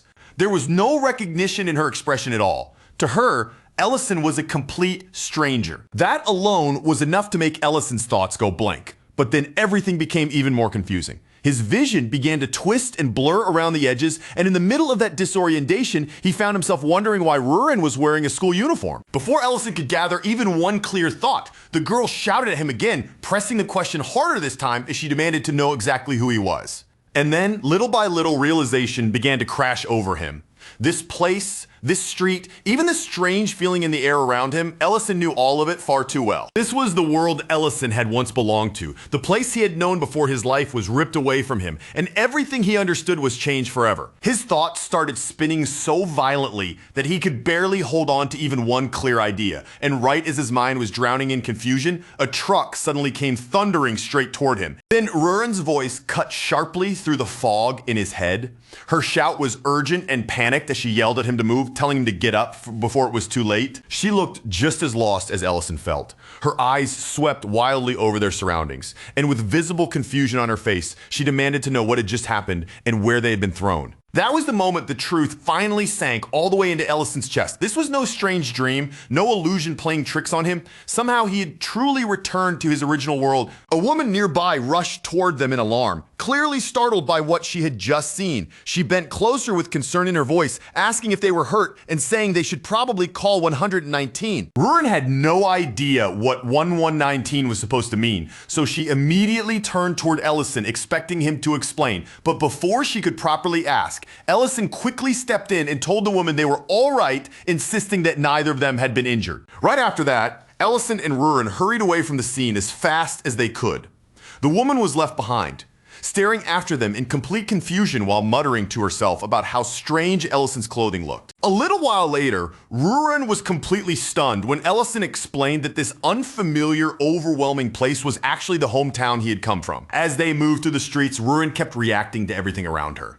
She pointed at the metal carriages rushing along the roads, stared at the endless stream of cars, looked up at the tall buildings towering overhead, and treated every strange piece of the city like something impossible. Ellison was visibly shaken as well, but even through that confusion, a faint smile slowly appeared on his face. In a quiet voice, he admitted that it had been a very long time since he had last seen this place. And if anything, the city before his eyes seemed even brighter now. The lights, the streets, and the scenery all felt more polished and beautiful than the version that had remained inside his memories. Rurin pointed out that if this really was his hometown, then Ellison should at least have some idea where they were. She asked where they were supposed to go next, but Ellison was still silently trying to figure out how many years had passed since he disappeared. Thinking back to the phone he had seen earlier, Ellison began to suspect that time had continued moving at the same speed in both worlds, and if that guess was right, then more than 15 full years had already gone by since the day he vanished from this world.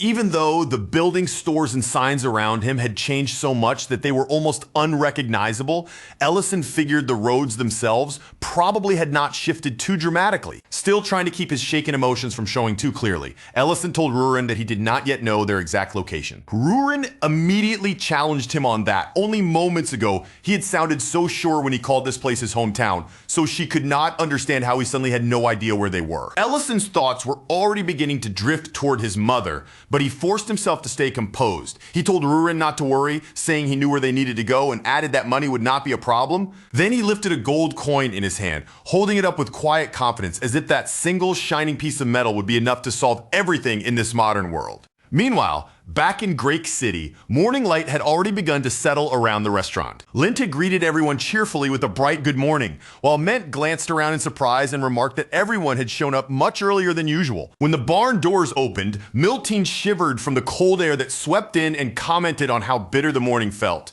Even so, she admitted that if the dwarves had not rebuilt the barn for them, they would have been in real trouble trying to endure a morning this cold without proper shelter. Lint then noticed that the restaurant itself was still dark inside. Looking at the quiet windows and the lack of movement, he guessed they probably were not going to open early that day. Ment was genuinely surprised by that.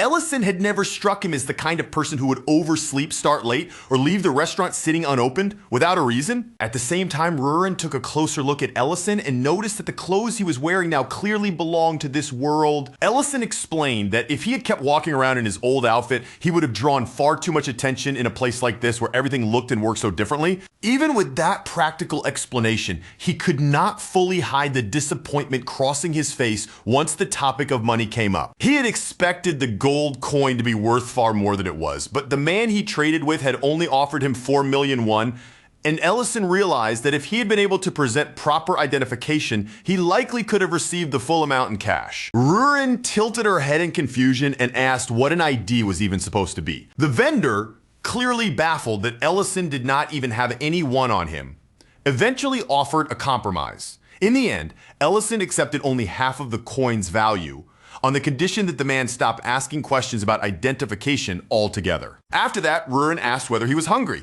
Ellison suggested they find a decent restaurant nearby, and the instant his eyes landed on a Chinese restaurant, his expression suddenly lit up. He told Rurin that jajangmyeon was the kind of food people always found themselves craving again. No matter how much time had passed, Rurin's curiosity and excitement immediately sparked as she asked what they were going to eat, and Ellison eagerly decided they should start with that. The moment Rurin tasted it, her eyes brightened with delight. She happily said it was delicious, then quickly urged Ellison to eat some too. But as soon as Ellison looked down and saw the prices written on the menu, the excitement on his face nearly cracked apart right there. Everything cost far more than he remembered.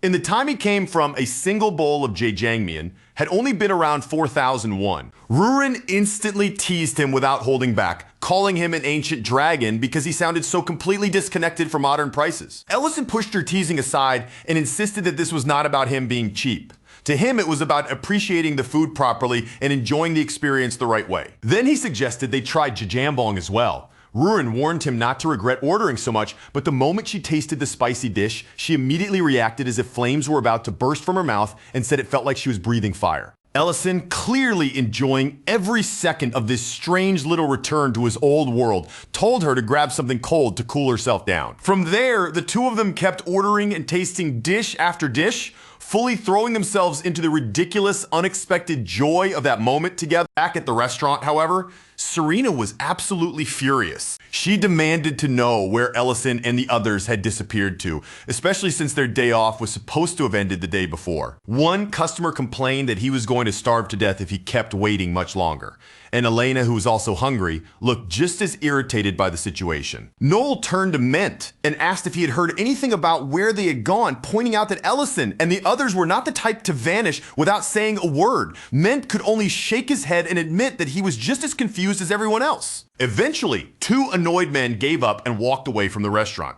One grumbled that he had come all that way for nothing, while the other complained that he still did not even know whether the place truly deserved all the praise it had received. Ment immediately realized this was becoming a serious issue.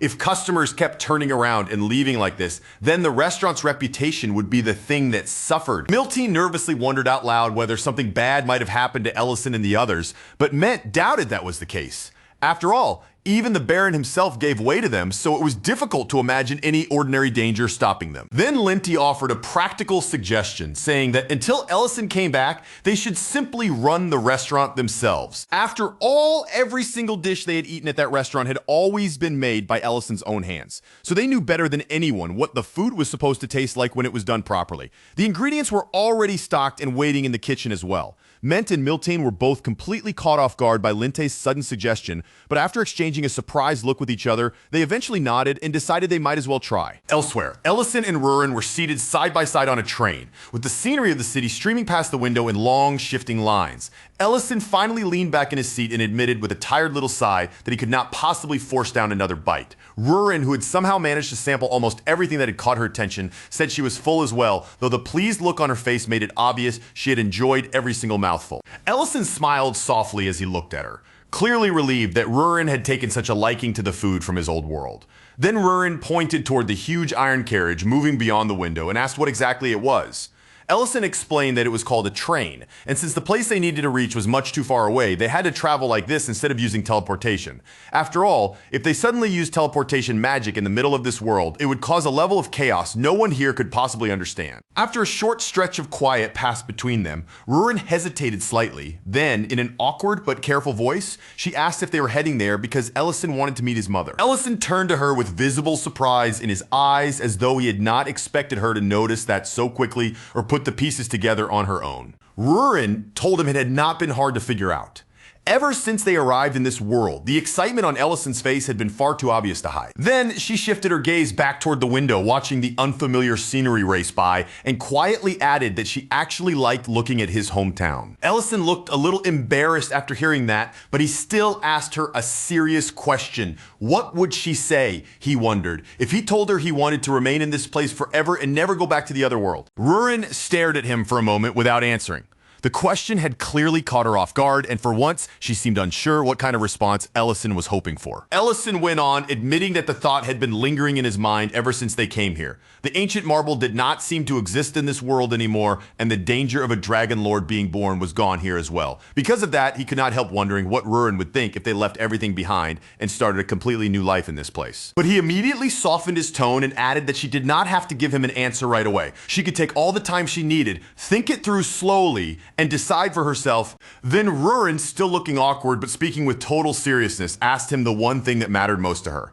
If she said no, would he truly give up on living in this world and return with her? Because no matter what happened, she had absolutely no intention of being abandoned here by herself. Her words pulled Ellison's thoughts backward, dragging him into an old memory from the Elven Forest, back to the time when he had once pushed his body and magic to the limit in order to use summoning magic. Beedon, who had still been half asleep at the time, noticed Ellison moving around and groggily asked what he thought he was doing. Ellison answered with a burst of desperate excitement, saying that he had finally succeeded. Then he reached toward the portal that had opened before him and pleaded for it to take him home. The instant his friends realized what Ellison was attempting, they rushed toward him in alarm and grabbed onto him before he could go any farther. Beedon shouted that Ellison was doing reckless nonsense again and ordered the others to hold him back no matter what. Darren yelled that the portal would close in an instant, asking if Ellison was seriously trying to lose a finger by forcing his hand through it. Ellison fought against their grip, struggling as he demanded that they let him go. And right in the middle of that frantic resistance, he managed to shove a document through the portal, saying through the chaos that he finally understood. Then, before anyone could stop it or change what had happened, the portal snapped shut in an instant. Beeden erupted in anger, scolding Ellison for putting himself in danger like that. He reminded him that even Ellison's own magic could not simply force open an answer to something so impossible. Now, Ellison had drained himself so badly that he would not be able to use magic properly for weeks. Completely worn out, he turned toward Darren and asked whether once the war was finally over, Darren planned to return to the mines. Darren did not respond immediately. Instead, he fell into a heavy silence, as if the question had landed somewhere deeper than Ellison expected. Then Ellison turned to Beeden and asked if he would return to the Elven Forest where his fiancée was waiting for him. Beeden answered plainly that he would. That was when Ellison, barely managing to keep his tears from spilling over, asked the question that had been buried inside him all this time. When everything finally came to an end, where was he supposed to go? In all the worlds he had known and crossed through, where did Ellison truly belong? Back in the present. Rurin answered him quietly, telling him that as far as her heart was concerned, she had never once abandoned him. Ellison took in those words without speaking for a moment. Then he said they should go to his house first. Rurin agreed right away, saying she would follow him to his old lair, as if describing his former home that way made perfect sense to her. Meanwhile, back in Great City, word began spreading quickly through the area that the restaurant had opened its doors again. People started glancing toward the building, turning their heads with curiosity, and suggesting that since it seemed open, they might as well go inside and check it out for themselves. Inside the restaurant, Linty was already working hard, cutting meat with focused determination, while Creston checked the amount they had prepared and asked if it would be enough. Lint, completely fired up and determined to make this temporary plan succeed, said the amount was just right. As long as they grilled it properly, he believed they could manage somehow. Then he glanced around the kitchen and asked where they were supposed to place the firewood. Miltine blinked at that in surprise, clearly confused, and said she had assumed everything inside this restaurant was handled with magic. Creston watched with wide eyes as Elena produced fire magic, but Linty immediately noticed the problem and pointed out that the flame was far too weak for the kind of cooking they needed to do. Elena, sounding a little defensive, explained that she had only learned enough fire magic to make use of it while camping, not enough to run a proper kitchen. At last, Serena told everyone to get out of the way. She stepped forward with confidence and unleashed her own fire magic. With the flames now roaring under her control, Serena told them there was no need to worry about the fire anymore. They should stop hesitating and focus on getting the food cooked. Linte still had no idea who Serena truly was, but at that moment he was mostly just relieved that the biggest obstacle standing in their way seemed to have been solved. Miltine smiled as she looked over everything and said that all the ingredients were finally ready. With that, they could begin for real and officially open the restaurant. But the very moment the food began reaching the customers,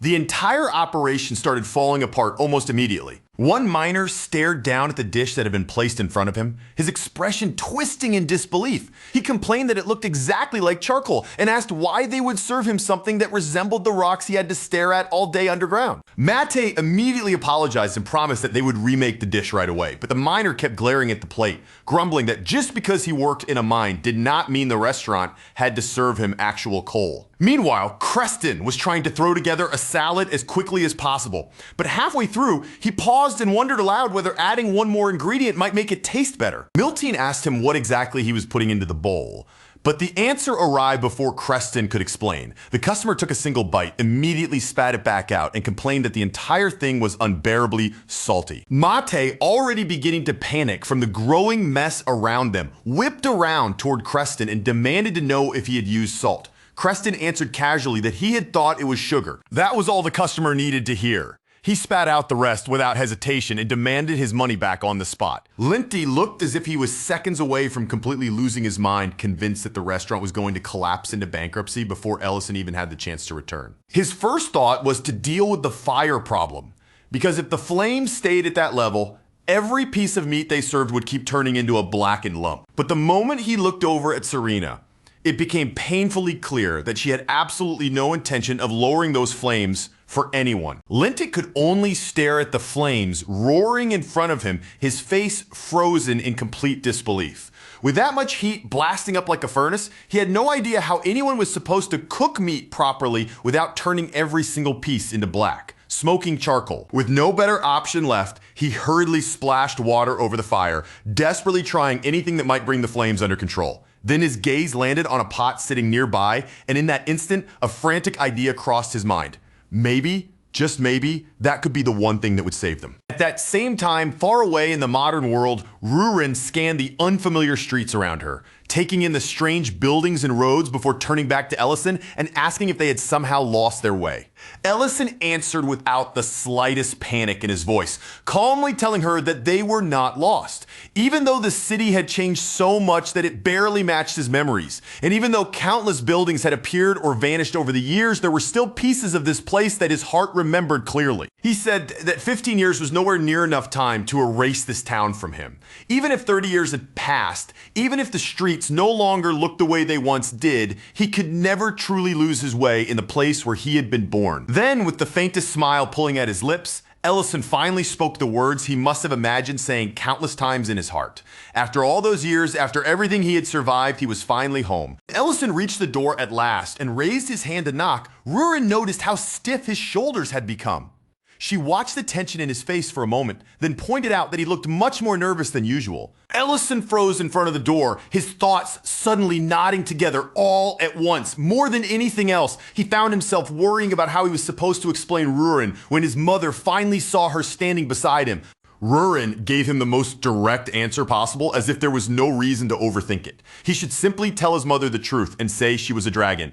Ellison immediately asked if she was actually serious, but then his anxiety shifted again, and he began wondering whether his own mother would even recognize him after 15 long years away. His hairstyle might not have changed all that much, but everything else about him had. The boy who had disappeared and the man now standing at this door were separated by years of battle, grief, survival, and an entire world no one here could imagine. With his voice trembling more than he wanted it to, Ellison called out for his mother from the doorway, but there was no answer from inside, only the stillness of the quiet house waiting behind the door. Rurin murmured that the place felt strangely silent. Ellison called again, trying hard to keep himself steady, but instead of his mother responding, the door next to them opened and a woman stepped out, looking apologetic as she asked who they were. The woman looked Ellison and Rurin over with clear confusion in her eyes, saying she had never seen either of them before. Then she asked if they had perhaps just moved into the building recently. Ellison quickly tried to explain himself, his words coming out faster than usual. He told her that he had come here because he was looking for the woman who used to live in apartment 604. The neighbor's expression shifted the moment she heard those words. She studied Ellison more carefully, as if trying to match his face with an old memory, and then asked if he was Mrs. Jong Hwa's son. The instant that name reached his ears, hope flared inside Ellison like a spark catching fire. He confirmed it immediately, almost breathless, as he asked whether she knew where his mother was now. But the woman's face softened into something painful. Sadness settled over her expression, and in a quieter, heavier voice, she began to tell him about Mrs. Jung Hwa no longer lived in that apartment. After saying that, the woman gently asked Ellison and Rurin to come with her. As they walked together, the woman explained that she had moved into the building 5 years earlier, and that was when she first met Mrs. Jung Hwa. She said Ellison's mother had always been working, always busy, often surviving on instant noodles, and yet somehow she still made time to cook meals for her. As time passed, the two women became close. The neighbor remembered how Ellison's mother would constantly talk about her son with pride, saying that if he were here now, he would probably be around the same age as the neighbor herself. The woman also mentioned that she wrote for a small website, but Ellison barely heard that part. His head was already filled with thoughts of his mother, the years he could never get back, and the uneasy feeling growing heavier with each step they took. When Ellison realized they were no longer heading toward another apartment, but instead walking into a quiet wooded area, he finally looked around in confusion and asked where she was taking them. The woman answered that Mrs. Jung Hwa had missed him far too much to ever put up missing posters. She had believed stubbornly and tenderly that her son would one day come home on his own. Then their steps came to a stop in front of a grave. Standing there before the grave, the woman asked the question that struck straight through Ellison's chest. Why had he only come back now? Why could he not have returned even 2 years earlier? Ellison could not move at all. His body went completely rigid, and for a moment it felt as though the entire world had stopped moving around him. The woman quietly explained that his mother had spent years fighting stomach cancer, enduring the illness far longer and far more painfully than anyone should have had to. Even after undergoing a gastrectomy, Mrs. Jung Hwa had still found happiness in cooking for other people. Watching someone eat the food she made had always brought her joy, even as her own body slowly failed her. But 3 years earlier, the cancer had returned. From that point on, she had spent her days going back and forth to the hospital, trapped in a battle that only became harder with time. This was nothing like the reunion Ellison had pictured in his heart during all those years he had been away. Every warm memory of his mother came crashing back at once. The gentle days from the past, the sound of her familiar voice, and the home he had always believed he would someday return to. But none of those memories could line up with the grave standing silently in front of him. This was not the goodbye he had wanted. This was not the ending he had ever imagined he would be forced to face. The neighbor told him that, at this point, she no longer cared very much about why he had come back so late. The truth was already too cruel, and nothing Ellison could say now would bring his mother back. Even so, she added that Mrs. Jung Hua had left something behind for him just in case the day ever came when her son finally found his way home. Then the woman reached out and gently placed an old envelope into Ellison's hands. Shattered beyond words, Ellison accepted the letter with hands that trembled uncontrollably. But the moment Rurin saw it, she noticed something strange about the paper itself. That paper did not belong to this world at all. It had come from the Ruben Empire. The letter began with Ellison begging his mother not to doubt what she was reading.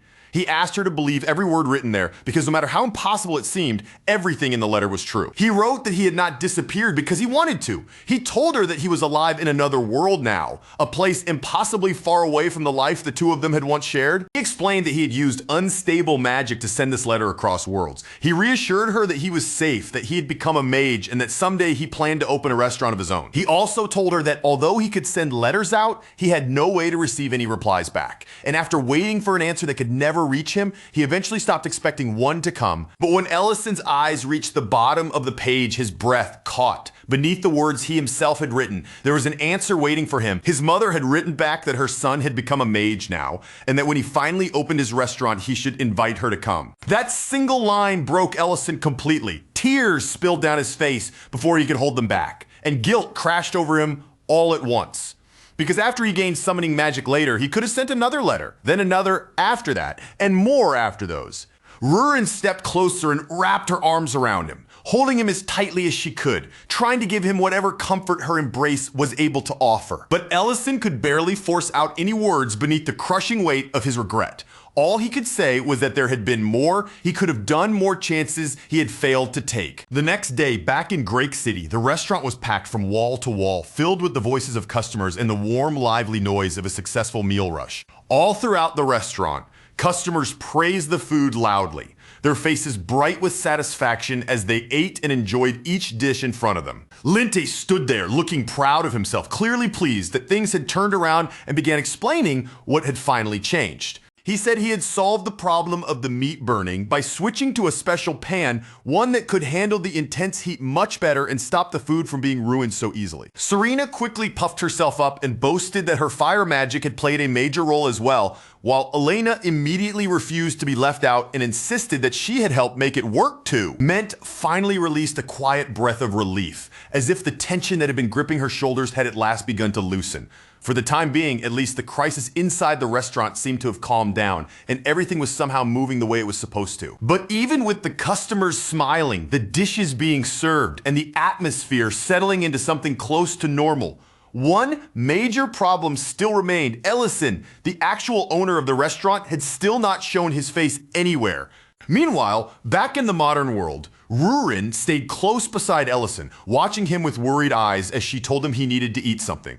Her voice carried an unusually clear concern, because anyone could see from one look at him that he was barely holding himself together. But Ellison kept his head lowered, unable to raise his eyes to meet hers. In a voice weighed down by grief and guilt, he apologized to Rurin and admitted that he had lied to her. He told her she did not have to stay by his side anymore. If she wanted to return to the other world, he said he would send her back alone, even if he himself chose to remain behind. Rurin's eyes widened in real shock the moment she heard that. Without a second of hesitation, she reached out and grabbed Ellison by the arm, refusing to let him sink any deeper into that lonely decision. She asked him whether he truly believed there was nothing waiting for him in that other world anymore, as if every bond he had made there had simply disappeared while he was drowning in regret. Then she brought up what he had said on the train, reminding him of the moment he asked whether the two of them could make this world their home together. Rurin told him she had never meant to leave him behind or abandon him. If Ellison truly wanted to stay in this world, then she would remain with him for as long as he needed.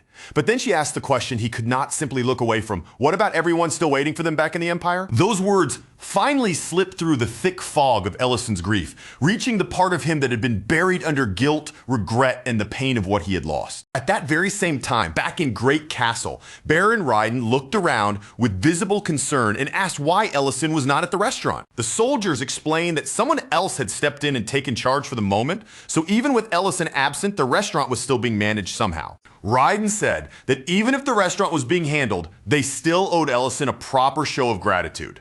After thinking it over, he decided that he should go to the restaurant personally and pay him a visit. Over at Rurin's lair, the construction work had not come to a stop either. The sounds of building and labor continued as everyone kept moving forward, even while Ellison was nowhere to be seen. Goltazar reassured the others in a steady, confident voice, telling them that Ellison was not the kind of man who would ever abandon the people depending on him. Back in the modern world, Rurin kept speaking to Ellison, reminding him that humans, dwarves, elves, and even dragons were all still waiting for him to come back. She told him that the 15 years he had spent in that other world had never been meaningless, and they had never been wasted. The moment those words left her mouth, they struck Ellison deeper than anything else had. With his mother's letter still weighing heavily on his heart, Ellison quietly asked whether she had really believed him when she read those impossible words from another world. Rurin answered him without even a trace of doubt in her voice. Of course his mother had believed him, she said, because parents believe in their children. Then she held on to him more firmly, as if she were pulling him back from the edge of his sorrow, and told him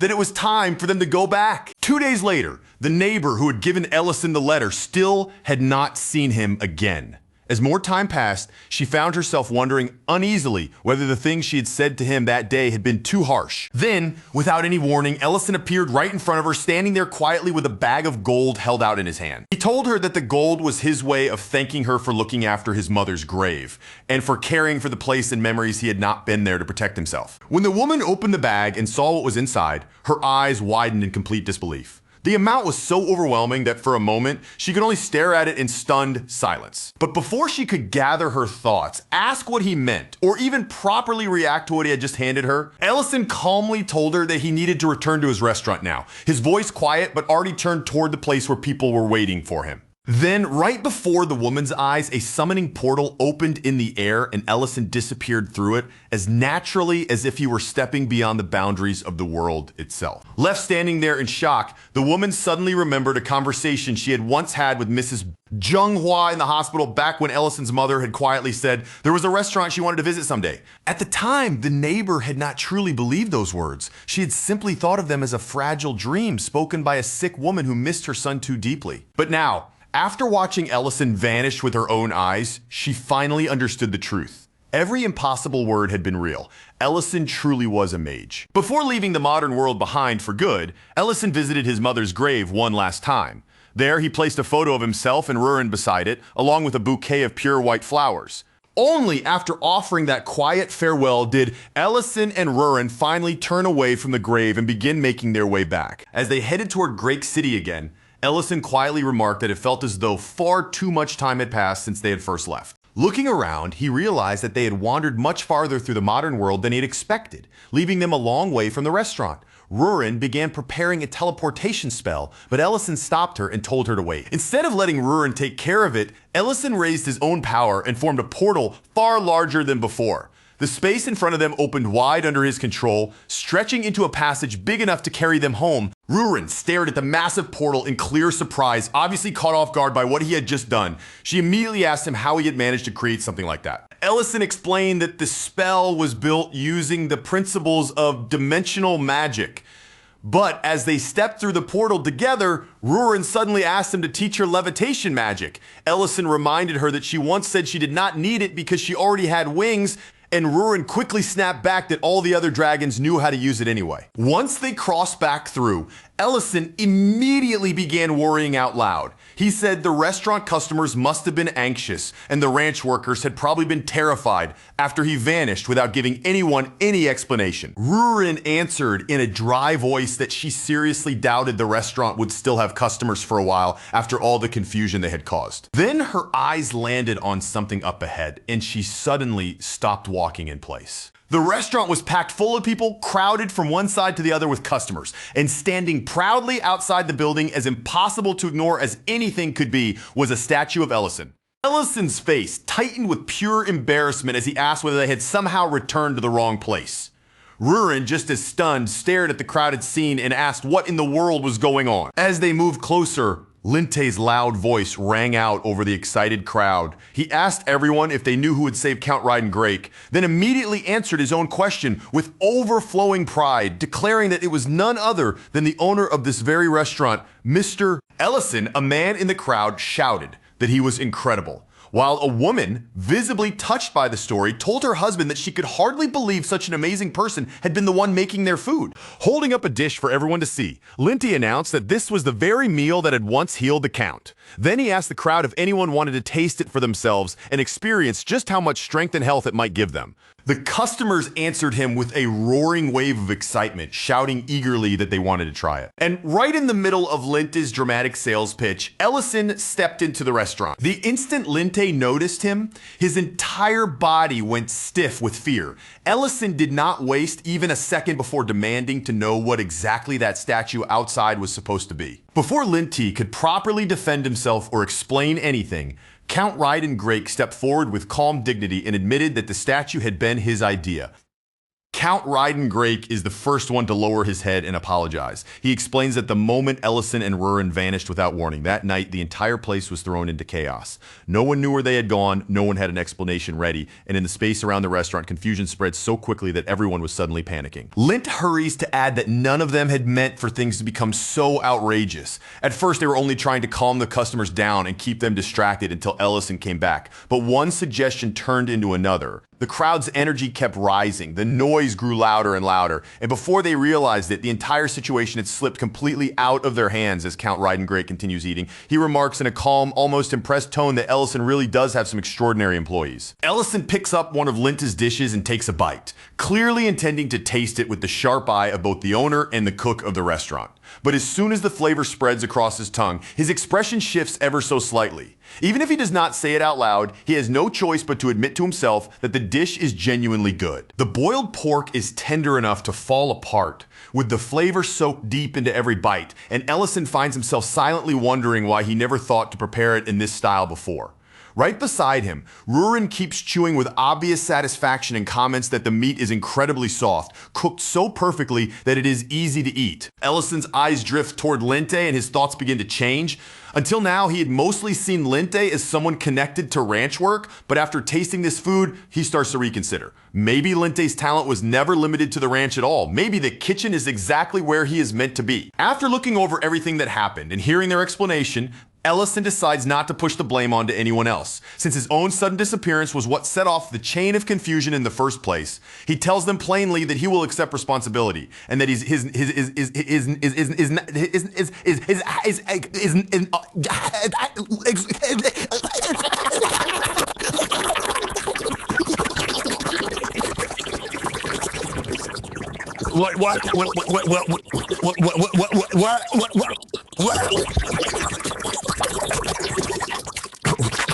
How would like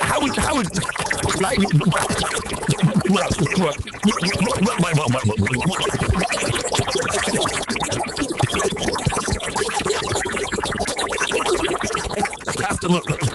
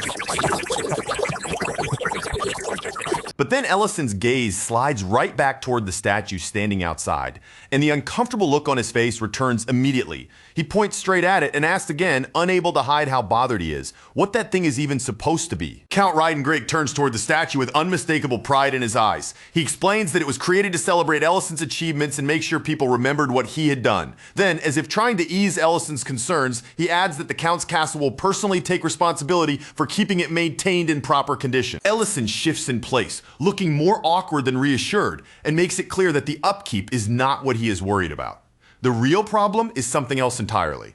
He wants to know what Count Reidengrake means by achievements in the first place. Count Reidengrake begins explaining that during the war against the dragons, a strange rumor spread throughout the army. People spoke of a legendary soldier who constantly disobeyed orders, ignored commands whenever he felt like it, and still somehow saved people wherever he went. That man became known as both the greatest mage on the battlefield and at the very same time the worst soldier anyone had ever dealt with. Then Count Reidengrake finally gives a name to that bizarre and unforgettable legend. The soldier everyone had been talking about back then was none other than Ellison himself. Ellison can only stand there in stunned silence, his face frozen as the words sink in. Meanwhile, Count Reidengrake keeps speaking with complete certainty, as if Ellison's identity and everything tied to it had already been obvious for a long time. Count Reidengrake goes on to say that Grake City was one of the places saved by that legendary man. Because of what Ellison did back then, the city itself still owes him a debt. One that has not been forgotten even after all this time. Ellison looks caught completely off guard, and embarrassment creeps into his expression. He admits that he never expected Count Reidengrake to piece everything together and discover who he really was. But Count Reidengrake does not hesitate or step back from his words. He firmly insists that Ellison saved the city, saved his family, and even saved him personally. After all of that, he says putting up a statue to honor him was the very least he could do. Ellison understands where the gratitude is coming from. He can see that the statue was not meant to mock him, insult him, or turn him into a joke. Still, even knowing that, his mind does not change. And then before anyone around him has the chance to react or stop him, Ellison lets his magic surge out, and in a single instant, the statue is destroyed. Once the remains have been wiped away, Ellison states in a flat, uncompromising voice that he refuses to let his restaurant be judged by statues, legends, flashy decorations, or grand displays. If people come here, he wants them to judge the place by the food and nothing else. Count Reidengrake immediately looks worried, the confidence from earlier fading from his face. He quickly admits that looking at Ellison's reaction now, perhaps the statue really had been taking things too far. He also promises that he will deal with the strange rumors spreading around town, especially the ones claiming that Ellison's cooking is some kind of miraculous medicine, before those stories grow any larger. Meanwhile, in another place entirely, the scene shifts to a quiet school corridor. Two girls are walking together while chatting casually, their books in their arms when they suddenly collide with someone by accident. Only after bumping into her do they realize they have run into the Empire's royal mage, Madrine. The impact sends their books scattering across the floor, pages and covers tumbling in every direction. The girls panic immediately, lowering their heads again and again as they rush through their apologies in frightened voices. But Madrine does not scold them. Instead, she lifts her magic with effortless calm, and the fallen books rise smoothly into the air. One by one, she guides them back as though picking everything up with magic is the most ordinary thing in the world. Madrine tells the girls not to worry about it, her tone gentle rather than angry. She even wishes them luck with their studies, while giving them a kind warning to be a little more careful when using magic from now on. One of the girls thanks her in a small, shy voice, still visibly flustered from having bumped into someone so important so suddenly. At the same time, the girl cannot hide her amazement. The way Madrine casts that spell so quickly and so smoothly leaves her staring as if she has just seen a level of skill far beyond what ordinary students could even imagine. Then, as Madrine continues on, she overhears the girls whispering between themselves. They are brushing off the rumors that she had once been kidnapped and tied up, treating the story as something too unbelievable to be true. The instant those words reach Madrine's ears, the color seems to drain from her face. That memory clearly strikes her in a painful place, and her whole expression turns miserable, as if the humiliation has come rushing back all at once. After that, Madrine finally makes her way back to her room. But the moment she reaches the doorway, she senses that someone is already inside. She freezes in place, her body going tense before she even opens the door. For one awful second, her mind leaps straight to the worst possibility. She becomes convinced that Rurin has somehow tracked her down again and is waiting for her inside. But when Madrine opens the door and looks in, the person standing there is not Rurin at all. The one waiting in a room is Prince Leon Herreis. Madrine is so badly startled that she can barely organize her thoughts. In an instant, she starts pleading with him, begging him not to drag her around again. Still caught in her panic, she even blurts out something about the rumor she just heard. Her frantic words only make Prince Leon Herreis stare back at her in complete confusion, clearly having no idea what she is talking about. Leon Herreis answers in a calm voice and tells her directly that he is not the person spreading any rumors about her. Then his expression changes, growing more serious as he moves on to the real reason for his visit. He asks Madrine about Deidrin's territory. After hearing about the crime that has been rising there and about how every official sent in to restore order has ended up dead, Leon Herreis says they need someone capable enough to face that chaos. More than that, it has to be someone who can act without attracting attention under his real name. Back at the restaurant, Ellison has returned to his usual position, serving customers as though the bizarre commotion from earlier has finally passed, and the place has settled back into its normal rhythm. One of the customers smiles with real satisfaction as the food arrives. After waiting for so long, he says he can finally sit down again and enjoy a properly delicious meal. Inside the kitchen, Ellison works with a relaxed smile, his hands moving with the familiar, confident rhythm of someone who has come back to the place where he truly belongs. He calls out from the kitchen that the yuba rice bowl is ready. Then he turns to Rurin and tells her to carry the finished dish out to the dining area for the customer. But the second Serena sees what has been placed in front of her, her face twists in offended disbelief. She stares down at the bowl as if something unforgivable has happened, and immediately demands to know where all the meat has disappeared to. Rurin keeps chewing, casually, acting as though nothing is strange at all without showing the slightest guilt. She says that this is simply the proper way that dish is supposed to be eaten. Serena instantly calls her out, demanding to know who Rurin thinks she is fooling with such an obvious excuse. Rurin snaps back just as quickly, telling Serena to stop complaining and eat what she was given. Lady Verna is there as well, and once she tastes the food, her expression softens into open delight. With genuine warmth in her voice, she says that she truly does love this restaurant. Then, Verna asks whether Deern has really been coming here alone that often. Ellison answers that by this point, Deern probably deserves to be called one of the restaurant's regulars. Looking a little uncomfortable, Verna admits that she had actually been against the idea of placing a statue at the restaurant. Ellison tells her there is no need to apologize every single time she comes by because Lord Ryden has already explained the whole situation to him. Verna then eases the conversation in a softer direction, gently asking what dessert the restaurant is serving today. But almost at that exact same moment, the front of the restaurant shifts as two customers no one recognizes step inside, both clearly dressed in disguise, and begin asking about what is on the menu. The woman hidden beneath that disguise is actually Madrine. After letting her eyes move across the available dishes, she turns toward Ellison and, keeping up the act as best she can, asks him to prepare 2 servings of the restaurant's special dish. Ellison gives a quiet sigh, the kind that makes it obvious he has already noticed this visit is not nearly as casual as they want it to look. Even so, he does not expose them right away. He simply says he will handle the order and tells the two of them to wait. After some time passes, Ellison comes back carrying both portions himself. He places the dishes down in front of them and announces in his usual calm tone that their 2 plates of fried rice with yuba are ready. The man is the first to lift his spoon and take a bite. The instant the flavor hits him, his expression changes, as if the taste caught him completely off guard.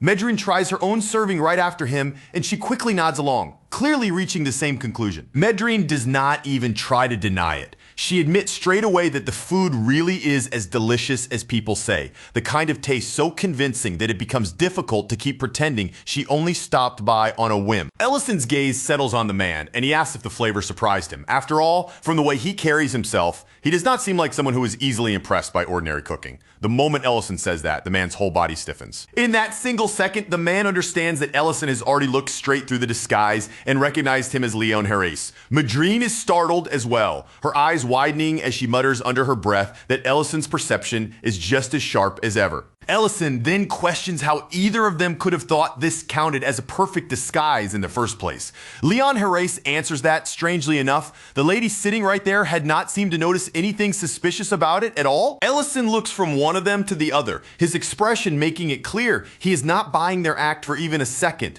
Then he asks what reason they could possibly have for coming all the way to his restaurant while hiding behind disguises. Leon Herreis explains that the first reason is simple enough. He wanted to taste Ellison's cooking again, but But for the second reason, his tone shifts. He pulls out a small vial and shows it to Ellison, asking whether he recognizes the substance inside.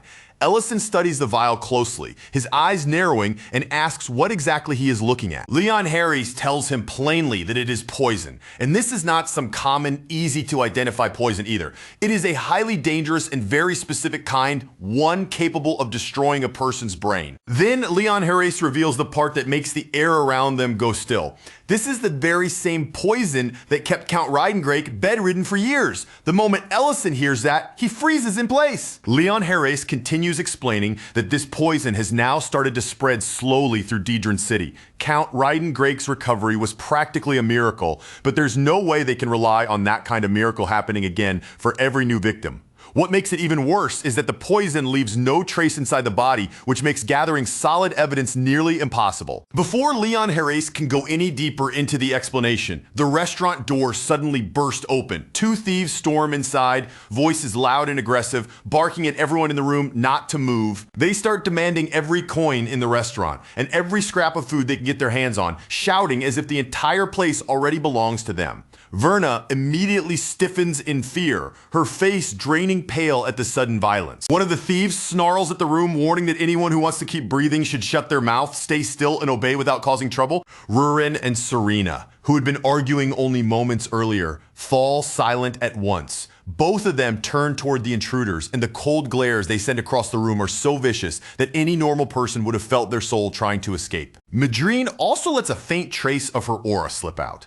Just enough to make the thieves instinctively understand something horrifying. Without realizing it, they may have charged straight into the worst possible nightmare. A short while later, the scene is moved outside the restaurant. One thief is already groaning miserably on the ground, while Madrine coolly remarks that these men came from Dedran City. She is sitting on one of them as though he is nothing more than a chair, while her foot grinds the other into the dirt, and she warns them not to even think about trying anything clever. The thieves, now completely stripped of their earlier confidence, start apologizing again and again in desperate voices. They call Madrine Chief Mage as they beg for mercy, and that title alone seems to brighten her mood almost instantly. A wicked little grin spreads across Madrine's face as she confirms that yes, she is indeed the Chief Mage. Then, looking down at them with open satisfaction, she asks if they finally understand exactly who they were stupid enough to pick a fight with. Back inside the restaurant, Ellison is still holding the small vial, his attention fixed on the poison inside. He asks Leon Harris if the real reason he came here was to put Ellison in charge of investigating Dedran City and tracking down whoever is producing it. Leon Harris explains that no matter how fiercely they questioned Count Dedran, he never gave them anything useful. And it was not just that. Every general sent to bring order back to the city ended up dead, which has left the entire territory in its most dangerous condition yet. Outside, Madrine continues tormenting the captured thieves without the slightest hesitation. Meanwhile, Leon Harris adds that he is convinced one organization is behind all of it, spreading through Dedran City like rot creeping under the streets. Ellison asks why the Crown Prince would hand such a serious matter to someone who is, at least on the surface, nothing more than a restaurant owner. Leon Harris answers by reminding him that not so long ago, Dedran itself was thrown into chaos by someone using magic in a way that could only be called absurd. Then Leon Harris smiles, and that smile says far more than his words need to. He asks Ellison whether he feels even the slightest bit responsible for all the disorder that followed. Ellison looks uncomfortable and asks who exactly told him about that incident. Leon Harris immediately says he cannot reveal the source because that person must remain an absolute secret. Ellison dryly points out that there's only one person who could have told him something like that, the Empire's 7th rank mage. The instant Ellison says those words, Madrine's face turns pale. Panic flashes across her expression, and she rushes toward Leon Harris in pure horror. Leon Harris, still calm despite everything, says he will leave the matter in Ellison's hands. If Ellison needs anything, he only has to ask. Then he adds that this time, he intends to move forward properly with his own plan before telling Madrine to come see him later. That night, the scene moves to the outskirts of Dedran City. And from the very first glance, the situation there looks just as ugly as every report had claimed. The entire city feels as if it is slowly falling apart. Robberies are happening all over the place, and fear clings to the dark streets like a foul stench, pressing down on everyone who still has to live there. Ellison quietly comments that the situation is even worse than he had imagined. Rurin looks over and asks why they came all the way to a place like this, and Ellison answers that they are here to catch the people responsible for the poison used on Count Riding Drake. Rurin asks whether that poison is the reason the whole city has fallen into such ruin. Ellison says there may be a connection, but what troubles him even more is the fact that the generals sent here were poisoned as well. He goes quiet for a moment, his expression turning thoughtful as he weighs their next move. Whatever they do, they need to avoid ruining the investigation before it even begins. If he uses too much force and sweeps up everyone at once, the real people pulling the strings might disappear before he can reach them. But at the same time, he cannot exactly walk through the streets and casually ask where the criminal guild making brain-destroying poison is hiding. After thinking it over, Ellison turns toward Rurin and tells her he has an idea. But even as he says it, he warns her that she probably is not going to like this plan very much. Rurin only smiles back at him, completely calm and unbothered. She reminds him that he always worries too much. She tells him that she already said she would do anything for him, so there is no reason for him to hesitate. Now, all he needs to do is explain what he wants her to do. A little while later, Rurin is sitting behind bars, so that was the plan after all. One of the men watching the cell warns her not to come too close to the bars. His tone makes it sound as if she is the one who should be scared, even though he has no idea what kind of creature he is standing in front of. A nearby prisoner notices Rurin and comments that they actually have a girl locked in with them this time. A massive, muscular inmate grins and asks if it is someone's birthday, while the others begin surrounding her with filthy smiles, asking if she knows what happened to the last girl who was thrown into that cell. The men close in around her, their voices dripping with malice as they say they are going to teach her a lesson. Rurin looks around at the disgusting cell and the men creeping closer, her face twisting with open contempt. She mutters that this filthy place does not even bother separating prisoners by gender. For a moment, she is right on the edge of changing her hand into dragon claws and ripping the entire prison apart from the inside. Just before she acts, she forces herself to stop. Ellison's words come back to her, reminding her that he specifically told her to endure this for the sake of the plan. Not long after that, Ricardo, the Chamberlain serving Count Dedran arrives at the cell. He comes in with an easy, almost careless attitude, as though this place and everything happening inside it barely interests him. Then he remarks that he heard they brought in a useful new item today. One of the men immediately points toward Rurin and explains that she was arrested after assaulting civilians out on the street. Ricardo's eyes move slowly over Rurin from head to toe, his gaze sharp, cold, and calculating, like he is judging merchandise instead of looking at a person. After a moment, he remarks that the rebellious ones are usually more valuable because people are willing to pay a higher price for something harder to break. Sometime later, inside the castle, Ricardo finds himself standing face to face with a man dressed in the refined clothing and dignified appearance of a count. The moment Ricardo sees him, he immediately lowers his head in a practiced bow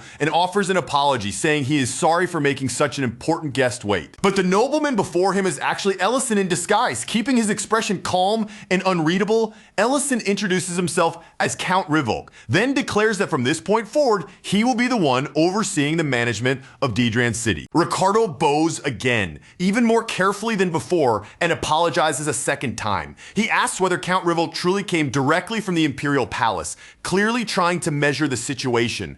Ellison keeps his performance smooth and controlled, answering only with a polite greeting that fits his borrowed noble identity. Trying to recover his composure, Ricardo explains that he had been dealing with matters related to the prisoners just before this.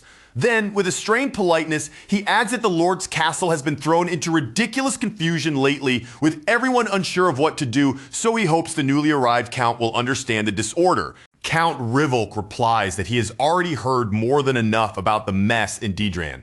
His gaze then drifts down to the seal stamped on the document, and he comments that it is, without question, the Imperial Palace's seal. Almost casually, he asks Ricardo whether he had been suspecting it might be fake. Ricardo quickly denies any such suspicion, though he carefully admits that the document arrived much sooner than he expected. He then explains that, for reasons no one has been able to properly explain, the last 3 officials sent into this territory all ended up dead, so he naturally assumed no noble would willingly step foot in Dedran. But clearly that assumption had just been proven wrong. Ellison immediately catches the warning hidden beneath Ricardo's polite words.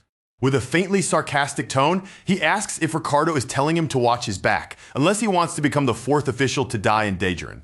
Ricardo lets out an uneasy laugh, his expression stiffening for a moment, and hurriedly insists that he would never dare speak to a count in such a disrespectful way. At the word disrespectful, Ellison's lips curl into the faintest smile. Then, without warning or hesitation, he takes the document and tears it cleanly in half, saying that if Ricardo wants an example of disrespect, this should be much closer to it. Ricardo's face contorts in horror the instant the paper rips apart. He demands to know what Count Rivok thinks he is doing, unable to understand how anyone could casually tear up a letter sent under His Majesty's authority. Count Rivok answers with complete indifference, as if the torn letter is not worth even a second of concern.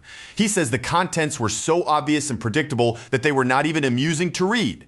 Even if the letter had come directly from the Crown Prince himself, he says he could recite every line without opening his eyes. Restore public order, protect the citizens, clean out Dedran's corruption, and perform the same tired list of noble duties that officials are always ordered to carry out. Then Ellison leans back with shameless confidence and casually props both feet onto the table. With that one disrespectful gesture, he makes it perfectly clear that none of those official responsibilities interest him in the slightest. What he wants instead, he says, is to make ruling this city a little more entertaining. After all, Ricardo probably does not want to keep watching Imperial officials arrive one after another, only for them to quit, disappear, or die before anything in Dedran truly changes. Ellison then asks whether Ricardo does not think there might be areas where their interests overlap, especially, he adds, considering the kinds of rumors Count Rivok had already heard before ever setting foot inside Dedran. Ricardo is left staring at him, completely thrown by the sudden shift in atmosphere. For a moment, he cannot tell whether this new count is dangerously bold, recklessly corrupt, or simply insane enough to cause trouble. At that same time, back in the prison, a guard walks toward Rurin's cell and orders her to come out. When the guards arrive to take her away, Rurin asks the obvious question with irritation in her voice. They only just threw her into this cell, so where exactly do they think they are dragging her now? The man answers coldly that she has no need to know. Rurin does not reply, but inside, her anger is already boiling. If Ellison had not specifically told her to endure this, every single person standing in this place would have been dead already. Even as she forces that anger back down, Rurin reminds herself why she agreed to this ridiculous plan in the first place. Ellison had said that the criminals controlling this prison in the city's underworld most likely knew something about where the poison was coming from. As she is being led away, one of the prisoners calls after her, warning that once she sees the place they are taking her, she will start missing this filthy cell. Compared to what waits ahead, he says, even prison will seem like heaven. He goes even further, saying that if he were in her position, he would bite off his own tongue and die before letting himself be taken there. Rurin only watches him in silence, while the guard snaps at the prisoners and orders them to shut their mouths. From a distance, Ricardo watches Rurin being led away, and behind his calm expression, his thoughts begin moving quickly toward his next decision. Count Rivok feels nothing like the other nobles. The Empire has sent into Dedran. Ricardo knows full well that he cannot simply keep killing every Imperial dignitary who arrives forever, but this man gives off a different impression from all the previous officials. There's also the fact that Count Rivok is a count, and that status alone may make the risk worth considering. So Ricardo decides he will test him first and find out whether this man is truly as bold as he acts, or whether he is only pretending because he is afraid of dying before morning. As Ricardo thinks it over, he reminds himself that an operation involving poison on this scale could never be handled by one person alone. Somewhere beneath the surface, there has to be a deeper connection to the city's underworld. Elsewhere, Ellison is still holding the small vial of poison while continuing to play the role of a corrupt, rotten noble. But privately, he begins wondering whether his performance has been a little too obvious. Maybe he is acting like someone who knows far more than he should. If he suddenly shows Ricardo the poison now, the man will obviously deny knowing anything and hide behind innocence. For the moment, Ellison decides that the smartest move is to wait and let the enemy reveal their next step first. Then, in the middle of that silence, a knock comes from the door. From outside, a polite voice asks if they may step inside for just a moment. Ellison gives permission, and a maid enters the room carrying tea with both hands. She explains that she prepared it in case he was thirsty, adding that the head servant personally sent her. Ellison thanks her in Count Rivolk's composed manner and tells her to leave it there. But the maid lowers her head and apologizes softly. She says the head servant instructed her to remain in the room until she sees him drink it, because doing so would serve as a sign of trust. The instant those words leave her mouth, everything falls into place in Ellison's mind. He can hardly believe how openly they are testing him. They have brought him a cup of tea that may or may not contain poison, and now they're asking him to prove his trust by drinking it in front of the maid with no hesitation. If he refuses and hides behind his authority as a count, Ricardo will simply pull back, cover his tracks, and bury whatever he is really planning even deeper. If the tea is poisoned, then Ellison can stop pretending and use that fact as leverage against them. If it is not poisoned, then he will have no choice but to keep wearing the mask of Count Rivolk a little longer. So Ellison lifts the cup without further delay and drinks the entire thing down in one swallow. Whatever happens after this, he decides he will handle it when the moment arrives. Then he pauses, his expression changing just slightly, and comments that the tea is actually excellent. Not just acceptable, but genuinely high quality. The maid smiles softly as she watches his reaction. She says she knew he would enjoy it, speaking with the quiet confidence of someone who had never doubted the result from the very beginning. Ellison glances down at the empty cup and realizes there was no poison in it after all. In other words, this may have been their way of deciding whether he had passed the trust test. Just as the maid begins to leave, she stops and says there is one more matter. She opens the door and another woman steps into the room, a slave. The maid explains that since Count Rivolk passed the test of trust, the head servant wanted to present him with this gift as proof of his sincerity. For a moment, Ellison is struck completely silent. He had been prepared for poison, traps, threats, or even a hidden attack waiting behind the next move. But this was not something he had expected at all. He never imagined they would offer him a living human being so casually as though she were nothing more than an expensive luxury item placed before a noble guest. The maid keeps smiling brightly and says she hopes he enjoys the gift. Then Ellison notices that something about the woman is terribly wrong. Her eyes are unfocused, her movements dull and hollow, and her whole body seems to drift forward without any will of its own, as if she is trapped in a trance. Ellison studies her carefully, watching for any sign of awareness, and then asks whether she can hear his voice. In the very next heartbeat, Rurin moves with terrifying speed so fast that her figure is almost impossible to follow with the naked eye. Before he can even understand what is happening, she crashes into him with overwhelming force, slamming him down so hard that his body is driven straight onto the ground. At that same moment, far away from there on the rough outskirts of Dedran, two robbers sit tied up and completely helpless, trembling as they try to explain themselves in front of a man who feels far more frightening than any ordinary guard or soldier. And surrounding that man are even more grim, sinister faces, all of them staring down at the captured pair with cold eyes as if the two robbers have already been judged and condemned. According to the robbers, all they had done was break into a house they thought was empty. But then without any warning, a girl suddenly appeared in front of them and began beating them down while asking why their faces were so ugly. One robber insists that her strength was completely absurd, far beyond anything a normal person should have. The other lowers his voice and mutters that, to be honest, she did not feel human at all. The man listening to them responds in a voice as cold and sharp as a blade, asking if they have already forgotten the instructions they were given. They were supposed to keep quiet and stay discreet, especially after the recent trouble involving those officials, and even if a fight could not be avoided, the absolute minimum was to make sure they did not get caught. He asks whether even that simple order was too difficult for them to follow. Then, deciding that this arrangement has clearly stopped being useful, he calls for Vernetto and orders him to drag both robbers to the cultivation room. The second those words reach their ears, the robbers completely fall apart, their faces twisting with panic as they start begging for just one more chance. They swear desperately over and over that they will keep their heads down from now on, move quietly through the city, and never do anything so foolish or noticeable again. But the man only looks down at them with open contempt and says that the fact they are still breathing right now is already the last chance they will ever get. This man is Master Redan, the true overseer of Dedran's filthiest underground operations, including the hidden human trafficking network running beneath the city's surface. Vernetto then steps forward and gives another report, saying that Ricardo has requested yet another slave. At that, Redan's expression darkens. He remarks that Ricardo truly never seems to grow tired of this kind of thing, then adds that if Dedran wants to avoid drawing the Imperial Palace's attention, it should really keep a little more distance from such dangerous business. After all, Redan has no special desire to kill Ricardo as well. Then, as though another detail has just come back to him, he asks whether Ricardo was not supposed to send over a prisoner today, too. Vernito confirms that the woman in question was arrested for assault. Hearing that, one of the nearby men immediately wonders aloud whether she could be the same person who beat up their people. They explain that the woman is already waiting in the selection room right now. Meanwhile, Rurin stands quietly in a line among other slaves, while a bespectacled man moves through the prisoners with cold, practiced efficiency, sorting them as if he is checking inventory. 3 prisoners are sent to the cultivation room. 2 are marked for nobles, and 5 are selected for the black market auction.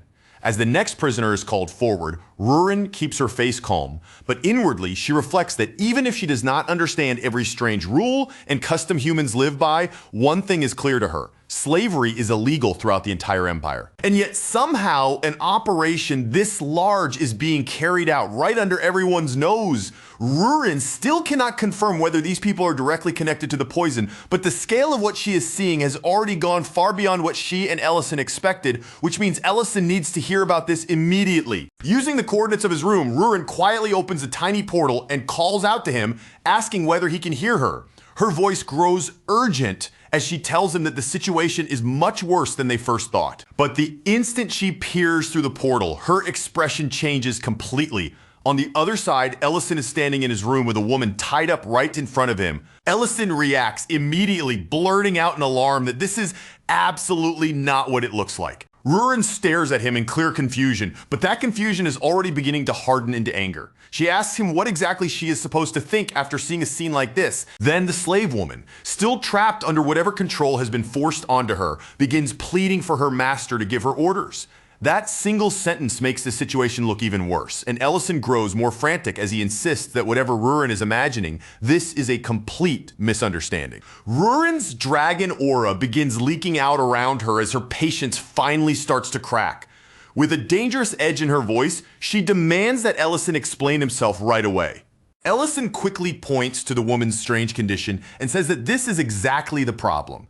The woman is clearly not normal, and he absolutely did not summon her into his room on purpose. Still burning with anger, Rurin tells him to investigate the place called the cultivation room immediately. Then she warns him that they will settle this other issue later, and when that time comes, he had better be ready to answer properly. Just then, someone nearby notices Rurin acting suspiciously and asks what she is doing. Rurin answers instantly, without even the slightest pause, saying that she is doing absolutely nothing. Then, as if it is the most normal thing in the world, she adds that her handcuffs simply broke, so she needs a new pair. The man frowns at her, asking how handcuffs could possibly break on their own. Rurin replies flatly that they must have been defective. Elsewhere, Leon Harris is speaking with one of his men, who asks whether they should question someone directly. Leon immediately refuses. His tone grows serious as he warns them that provoking that individual would be a grave mistake, because whatever they are dealing with is not human. He adds that they still do not fully understand its purpose, and if they handle this carelessly, the entire operation could collapse before they learn anything useful. Leon orders his men to clean up the area, then says he will go meet the creature himself. The next morning, Ricardo comes to visit Count Rivolk and politely asks how his sincerity was received. Ellison answers that it was satisfying enough. He admits that the whole exchange felt somewhat like a test and irritated him a little, but says he is generous enough to overlook it. Privately, however, Ellison is still annoyed that Ricardo's little maneuver caused such an absurd misunderstanding the night before. Ricardo apologizes for the matter with the tea, explaining that in a place like this, reaching out to shake hands too quickly can be dangerous. Ellison waves the apology aside and says he has already forgotten about it, even as the slave woman lies unconscious on the bed nearby. Then Ellison tells Ricardo that he intends to keep her with him for a few more days. Ricardo replies smoothly that the decision is entirely Count Rivolk's to make. Ellison then remarks that while this is not the first time he has seen slaves, there is something clearly different about this woman. Her condition is abnormal in a way that cannot simply be ignored. Ricardo acknowledges it without a trace of shame and explains that this is actually the special feature of their product. These slaves obey perfectly because they have been brainwashed. They do not run away. They do not resist. And if they are given an order, they can be made to do absolutely anything. Hearing that nearly pushes Ellison past the edge for a brief moment, he seriously considers tearing down the entire slave market right then and there. But he forces himself to hold back, remembering how badly things spiraled the last time Deidrin Castle was destroyed too early. So instead of letting his anger explode, Ellison asks Ricardo whether he has ever thought about expanding this market even further. He suggests using elite connections along with Ellison's supposed noble status to sell these high-quality slaves directly to powerful aristocrats all across the empire. Ricardo laughs with clear satisfaction as if the idea pleases him deeply and says that choosing to partner with Ellison was obviously a brilliant decision. Then, making the question sound almost casual, Ellison asks whether these slaves have any connection to a place called the Cultivation Room. The question hits Ricardo hard enough to visibly shake him. He immediately asks how Ellison even knows about that place. Ellison remains perfectly composed and explains that he came to Dedran after hearing certain rumors. As a noble, he says, it is only natural to be cautious before presenting products to serious clients. He needs to confirm how the distribution process actually works. He then adds that if showing him the place is too troublesome, Ricardo is free to refuse. Of course, if that happens, it would also limit how far their sales route could realistically spread. Ricardo answers almost at once, saying there's no reason to hide it now that they are partners. In fact, he says the place is much closer than Ellison probably imagines. At that very same time, Leon Harris stands outside a closed door, his hand raised as he knocks. His face is far more tense than usual. And in a low, serious voice, he tells the woman inside that a dangerous problem has surfaced, one that even he cannot resolve alone. From beyond the door, the woman answers with obvious surprise, noting that it is rare for anything to remain unsolved once the Imperial Palace has already become involved. Leon then explains the source of his concern. Among the slaves, they have detected an abnormal presence. The suspicious energy surrounding Rurin feels far too much like that of a dragon, and even more troubling, it strangely resembles her. The red dragon, Sydney, narrows her eyes the moment she hears that, her expression turning sharp and thoughtful. She wonders whether the black dragons have started sniffing around these matters as well, especially since reports of their investigations have increased lately. Then her mind shifts to the newly appointed Overseer 2, a young noble who has been calling himself Count Rivolk. Leon confirms that the dragon hiding among the slaves appears to be a small woman with black hair. The instant Sydney hears that description, recognition flashes across her face. She knows exactly who that is, Rurin. Without wasting even a second, she gives an immediate order to empty both the cultivation room and the sorting room. Deep below the mansion, in the hidden cultivation room, Ricardo spreads his arms wide with open pride, presenting the entire underground facility to Ellison as if he is showing off a royal treasure. With a satisfied look, he calls this place the true pride of Dedran. Ricardo explains that all kinds of herbs and mushrooms are cultivated down here in secret.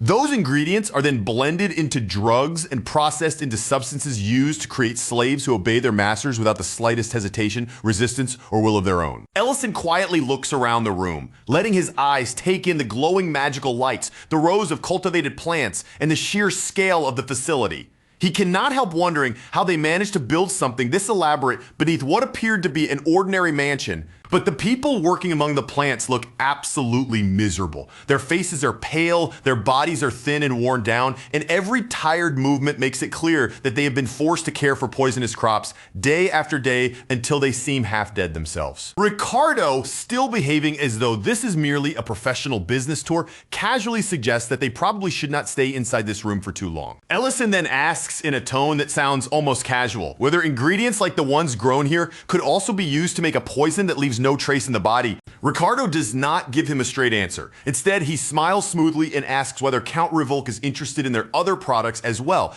adding that he had already intended to show them to him anyway. That is precisely when Leon arrives, having come under Sydney's orders to see the situation for himself. The moment Leon takes in the scene inside the cultivation room, his expression twists with visible anger. He can hardly believe Ricardo was reckless enough to reveal the full scale of this operation to a new overseer who had only just stepped into Dedran. Ricardo stiffens instantly, his earlier confidence evaporating in a heartbeat, and he begins apologizing in a flustered rush. But Leon cuts him off before he can babble any further. Turning his attention toward Ellison, he says that if Count Rivolk truly intends to work with them, then this place will need to be cleaned up thoroughly from top to bottom before they can move forward with anything else. Ellison answers with a calmness so steady that it immediately makes clear the act has reached its end. He says Leon's suspicions were correct from the very beginning, and with that one sentence, the entire atmosphere in the underground room changes at once. Elsewhere, Rurin is still being held in the prison area when she suddenly hears hurried movement and voices coming from outside the room. From the sound of the commotion, something inside the facility is being shut down.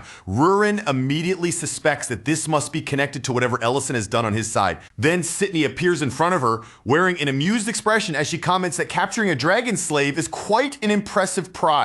Sydney's eyes travel over Rurin from head to toe, and she adds that she never expected to encounter another dragon in a place like this. Rurin glares back at her and demands to know who she is. Sydney answers with smooth confidence, saying that Rurin may not know her, but she knows Rurin very well. Then Sydney's smile grows sharper, and she adds that she also knew Rurin's mother. Those words strike Rurin like a blade driven straight into her chest. Rurin's voice drops into something dangerous as she demands to know how Sydney knows her mother's name. Sydney only smirks back and says she remembers far more than just a name. She says she clearly remembers Rurin's mother's final moments, with every detail still fresh in her mind. Then, as if twisting the knife on purpose, she asks whether Rurin wants to hear about them. That single question is enough to snap the last thin thread of restraint Rurin had been holding on to. Rurin launches forward with all her strength, fury pouring out of her as she swears she will tear Sydney apart and silence that mouth forever. Sydney only grins, saying she already tested that mouth, and it works perfectly well. Then she keeps provoking Rurin, throwing out even more words about her mother until Rurin attacks again, desperate to shut her up completely. The people nearby immediately descend into panic. Someone shouts that there's a dragon, and in the next instant, everyone starts scrambling over one another to get away. Sydney savors the chaos around her, then transforms into a massive red dragon. Looking down at Rurin, she mocks her for being far too rebellious to ever pass as an obedient slave. She sneers that Rurin could have avoided all this if she had simply stayed quiet and kept playing house with the humans she brought along. To Sydney, this whole situation is no different from a bug buzzing around inside a restaurant, loud, irritating, and eventually something that has to be caught and crushed. She asks why Rurin could not have just stayed still, kept her head down, and continued living that peaceful little life without causing trouble. At that same moment, back in the cultivation room, flames suddenly burst out, and the workers begin shouting in panic for someone to put the fire out. Leon does not indulge their panic. Instead, he sharply orders everyone to evacuate immediately. Ellison says he will make sure that evidence is not lost or burned away in the flames. Leon watches him closely and remarks that Ellison is obviously no ordinary Imperial official. He is a magician, and that explains why he has been acting differently from the very start. Ellison answers that Leon is hardly one to criticize someone else for unusual behavior, especially when his swordsmanship and barrier techniques are just as strange. As Ellison watches Leon's movements more carefully, something about his footwork strikes him as familiar. In the next moment, recognition clicks into place. It is the sword style used by the First Knight Order. Now, genuinely curious, Ellison asks whether Leon has some connection to the Imperial Palace. Leon admits that the more he sees of Ellison, the more interested he becomes, but at the same time, he says Ellison is far too dangerous to simply leave unchecked. Then, without giving any further warning, Leon launches straight into an attack. Ellison blocks the strike with magic and calmly explains that once someone understands the flow of energy, binding magic becomes far easier to avoid. He even jokes that if given enough time, even a chicken could eventually figure out techniques like that. Leon responds that large-scale attack magic is an entirely different matter. Without a strong source of fire to draw from, he says, using that kind of magic properly becomes much more difficult. Ellison adds that his own situation is not exactly normal either, explaining that enchantment magic loses strength the farther it spreads across a wide area. Leon agrees, especially when that same force is compressed tightly and concentrated into a single point. Ellison gives a faint, almost approving nod, like Leon's explanation has at least managed to sound reasonable on the surface, but his calm expression does not soften at all. And in the next breath, he quietly asks Leon whether he understands the proper way a magician is supposed to be killed. Leon's gaze slips sideways for just a heartbeat, flicking toward the barrier as if to confirm whether it is still standing. In that tiny pause, he is clearly checking how much protection remains, how much space he can still use, and whether he has any room left to maneuver. But Ellison has no intention of letting him recover. Before Leon can fully catch his breath or regain his footing, Ellison moves in without hesitation, driving a heavy counterattack straight toward him with overwhelming force. Even after taking that blow directly, Leon refuses to stay down. His body reacts almost unnaturally fast, as if survival itself has been carved into his muscles, and he forces himself back into motion almost the instant he hits the ground. Ellison watches Leon push himself up again, his eyes narrowing slightly at the speed of the recovery. He points out that Leon bounced back far too quickly, remarking that his body is tougher than any normal person's body has any right to be. Then, as Leon's damaged clothes hang torn around him and reveal more of the state of his body, Ellison's attention sharpens even further. His voice turns more pressing as he demands once again to know exactly who Leon really is. Meanwhile, the scene shifts back to Ellison's restaurant, where things have taken on a very different kind of tension. Diriant arrives just as he was told to, stepping in and reporting that he came exactly according to the instructions he received. But the uneasy look on his face makes it clear that he already has a bad feeling, as though he suspects their hidden position has probably been exposed. Inside, Leon Herreys, Verna Grake, and Madrine are all seated together in the middle of lunch. The moment Diriant notices the crown prince sitting there, he nearly locks up in disbelief. Leon, however, stays perfectly composed, only saying that being discovered after a few days was something they could not avoid forever. Then he turns his attention toward Verna and calmly assures her that he has no intention of placing her under arrest. Leon states openly that Verna was never the real culprit behind Count Dedrin's crimes in the first place. Once those words reach her, the tight tension in Verna's body finally begins to ease, and with visible relief on her face, she quietly thanks him for granting her that mercy. Diriant then looks around and asks how the restaurant is even managing to run while Ellison is away, as Verna politely excuses herself from the table and takes her leave. Leon explains that someone unexpectedly capable has stepped in and has been handling the kitchen in Ellison's absence. From there, Leon lets the conversation shift naturally, guiding it away from the restaurant and back toward the matter of Dedrin. He points out that Count Dedrin has remained strangely silent ever since his castle was destroyed. In Leon's view, the shock of losing everything so violently must have shattered him so completely that he has not been able to make another move. Then Leon asks a question so direct and unsettling that both Madrine and Diriant visibly tense where they sit. If Ellison were to fight the two of them at the same time, he asks, who would be the one to win? Diriant looks genuinely disturbed that Leon would even bring up such a question, his face tightening with disbelief. But Leon does not back away from it, and instead keeps pressing him, making it clear that he wants an answer. For a moment, Diriant says nothing. The silence hangs heavily between them before he finally gives in and reluctantly admits the truth. Even if he joined forces with Madrine and the two of them fought Ellison together, they still would not be able to win. According to Diriant, Ellison has already stepped far beyond the limits of ordinary common sense. At this point, he is less like a normal man and far closer to something monstrous. Diriant says there was only one other person he had ever known who gave off anything close to that same feeling. It was a man he once served under directly in the infantry, a commander named Adrian Pierce. Adrian Pierce was the swordsman who completed and perfected the fighting style of the First Knight Order to Diriant. Even after all this time, he still remained the strongest blade he had ever personally witnessed. Diriant adds with a bitter kind of honesty that serving under a monster like that was exactly the reason he could never rise any higher than vice commander. When someone like Adrian stood above him, there was simply no higher place left for him to reach. Leon asks whether anyone on that level is still alive today, but Diriant can only say that he does not know for certain. Adrian Pierce vanished during the war while defending the Imperial Palace, and ever since then, no one has truly known what happened to him. Back in the middle of the battle, Leon continues to push Ellison for an answer, demanding that he finally tell him his name. The instant Leon hears that name, his expression shifts. Recognition flashes across his face, and without wasting a second, he calls Ellison a deserter. Ellison does not react with shock or anger. He simply remains steady and tells Leon that once Leon is locked away in prison later, there are quite a few questions he plans to ask him. Leon dismisses the threat as if it barely matters. He says there is still someone he has to serve, and for that reason, this confrontation will have to continue some other time. Then, instead of directing his next attack at Ellison himself, Leon suddenly redirects his power upward and strikes the ceiling above them. Leon knows exactly what that move will force Ellison to face.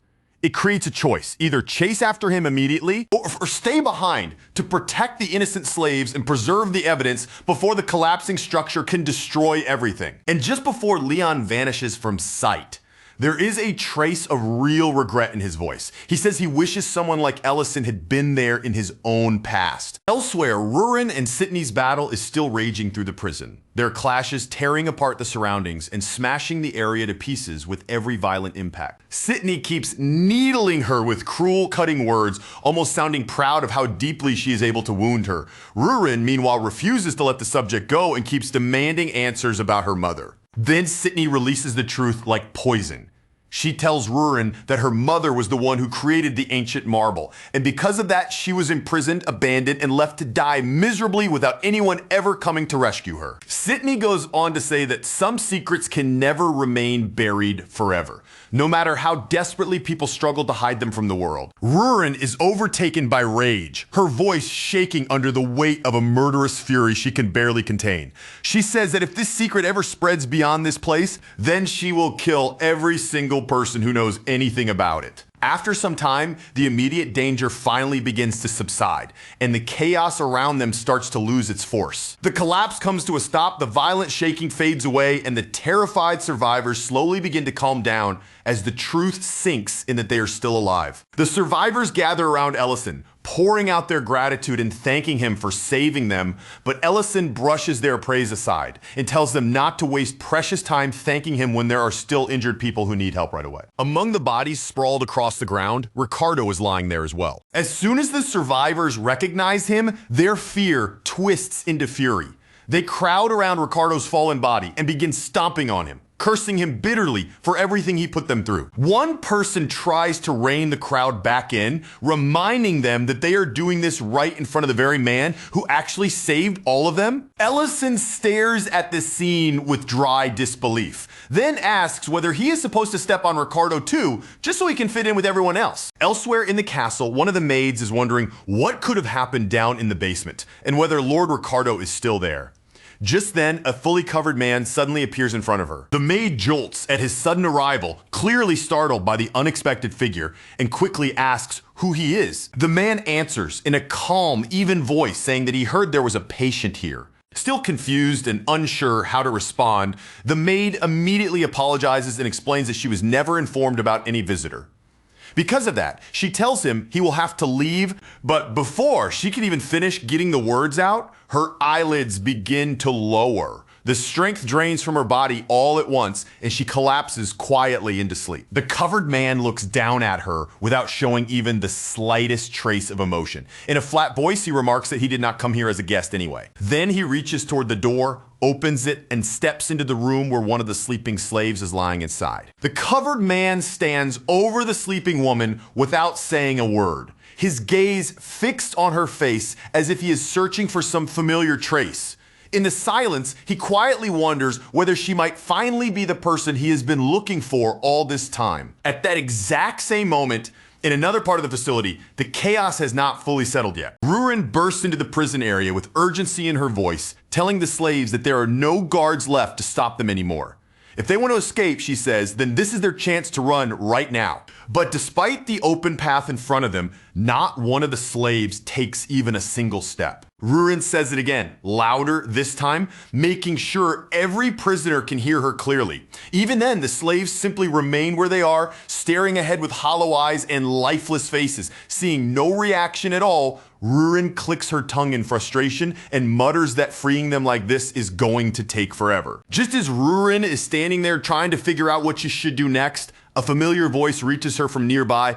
Ellison calls out to her, reminding her that this was supposed to be a quiet, covert mission. Then, with his usual dry tone, he points out the enormous mess she has somehow managed to leave behind instead. Rurin immediately snaps back in her own defense, insisting that it was not her fault because another dragon found her first. Ellison's eyes shift toward the injured red dragon nearby, taking in her battered condition, and he asks if that is the dragon Rurin is talking about. Rurin confirms it without the slightest hesitation. She says she had no choice but to silence the woman because the dragon would not stop talking no matter what she did. Then Rurin adds something much more serious. She tells Ellison that the dragon knew about her mother, knew about the creation of the ancient marble, and even knew about the act of absorbing it. Ellison scratches the side of his head, his expression growing heavier as the meaning of that sinks in. He admits that this new information makes the situation far more complicated than it already was. After that, Ellison says he has already located the source of the poison. For now, he thinks the best move is to wrap up today's operation and bring everything to a close. Rurin glances back at the motionless prisoners, who still have not reacted like normal people at all.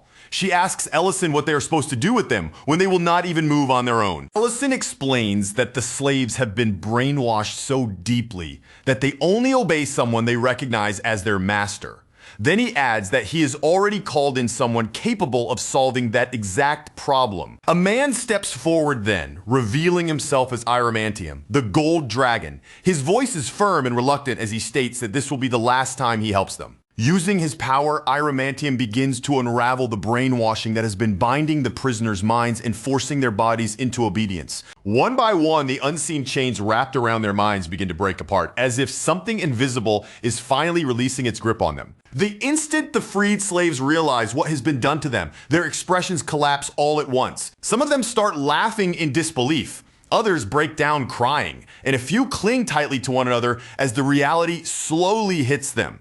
After everything they endured, they are finally free. Once things settle, Ellison gathers the newly freed slaves together and has them form a line in front of him. Then he announces that he is going to give every single one of them something to eat. Rurin immediately leans in with curiosity, asking what he is planning to serve them. Ellison answers with quiet confidence, saying it is instant noodles from another world, basically the greatest emergency food ever created. Since the slaves are clearly starving, Ellison wastes no time. He quickly opens the noodle packs and pours hot water into them one after another, moving as fast as he can. After that, he tells everyone to wait 3 minutes before they start eating. When the time is finally up and they take their first bites, the reaction is immediate. The hot broth, the soft noodles, and that simple, comforting flavor all reach them at once. For people who had almost forgotten what it felt like to be treated as human beings, even this simple meal feels like something unbelievably precious. They thank Ellison again and again between bites, still eating as they timidly ask whether they might be allowed to have more.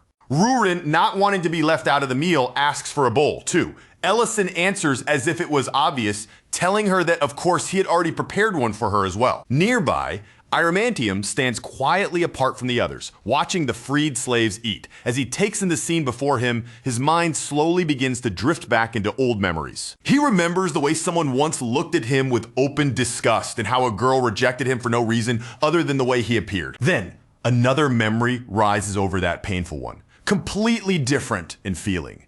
He remembers the overwhelming gratitude of a count he had once healed. He even recalls the ridiculous offer that followed when the Count suggested honoring him by building a statue in his name. Another former slave had once cried in front of him too, thanking him through tears while confessing that she had already accepted slavery as a fate she would never escape. Now Iramantium simply lowers his gaze to his own hand, caught between those old memories and the sight of the people in front of him finally tasting freedom. Later, Ellison, Rurin, and the others make their way back to the dining hall. Ellison is still quietly amazed by how easily Iramantium removed the brainwashing, and he says so out loud at the same time they confirm that the woman who had been sent to Rurin's room has already received treatment. Rurin thinks back to the unpleasant misunderstanding from earlier, and with a softer expression, she admits that she is relieved everything has finally been cleared up. Then, without any warning, Rurin turns toward Ellison and asks if he is ready to face the consequences of what he did. Ellison stiffens slightly and begins awkwardly trying to explain himself, saying that what he did could not really be helped under the circumstances. But Rurin cuts straight through his excuse by suddenly pulling him into a tight, fierce hug. Holding him there, she declares that this is his punishment. Ellison is completely thrown off and starts to protest, clearly not understanding what kind of punishment this is supposed to be. But Rurin does not budge, insisting that this is exactly what he deserves. Then she tells him to stop struggling against it and quietly accept his punishment like he's supposed to. Ellison gives in and apologizes, promising her that something like this will not happen again. Then, trying to lighten the mood, he teases her a little and says that if punishment feels like this, he might actually be able to endure a few more rounds of it. But just as the mood begins to soften, the atmosphere around them suddenly shifts. Ellison casually asks Rurin whether she cleaned up the dragon corpse so that the crown prince would not end up seeing it. Rurin's face immediately turns embarrassed, and she denies having done anything at all. She says she simply assumed Ellison had already handled that part himself. The moment Ellison realizes neither of them took care of it, his expression turns grim. With a dark look, he says this is an extremely bad mistake. Elsewhere, the injured Red Dragon Sydney is speaking with Adrian Pierce, the captain of the First Night Order. Sydney admits her own limitations with bitter honesty. Even though she only had half of her mana left, she had still hoped she could at least put up a decent fight. But in the end, she failed. Sydney lowers her eyes, frustration settling heavily across her face as she wonders whether she was never truly fit for this role from the start.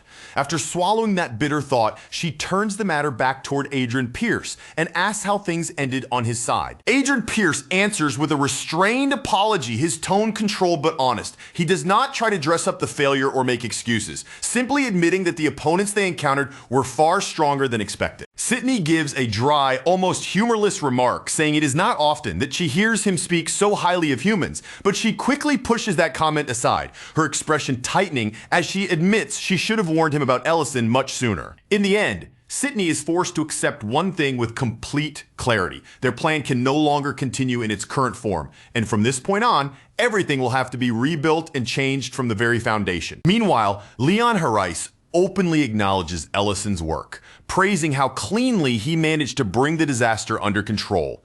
Even so, Leon cannot help admitting that the situation itself had been almost absurd from beginning to end. Leon thinks back over everything they managed to uncover, and the more he considers it, the more grotesque the case seems. The culprits had not only used poison, but had also created an entire hidden structure built on slavery, brainwashing, and drugs.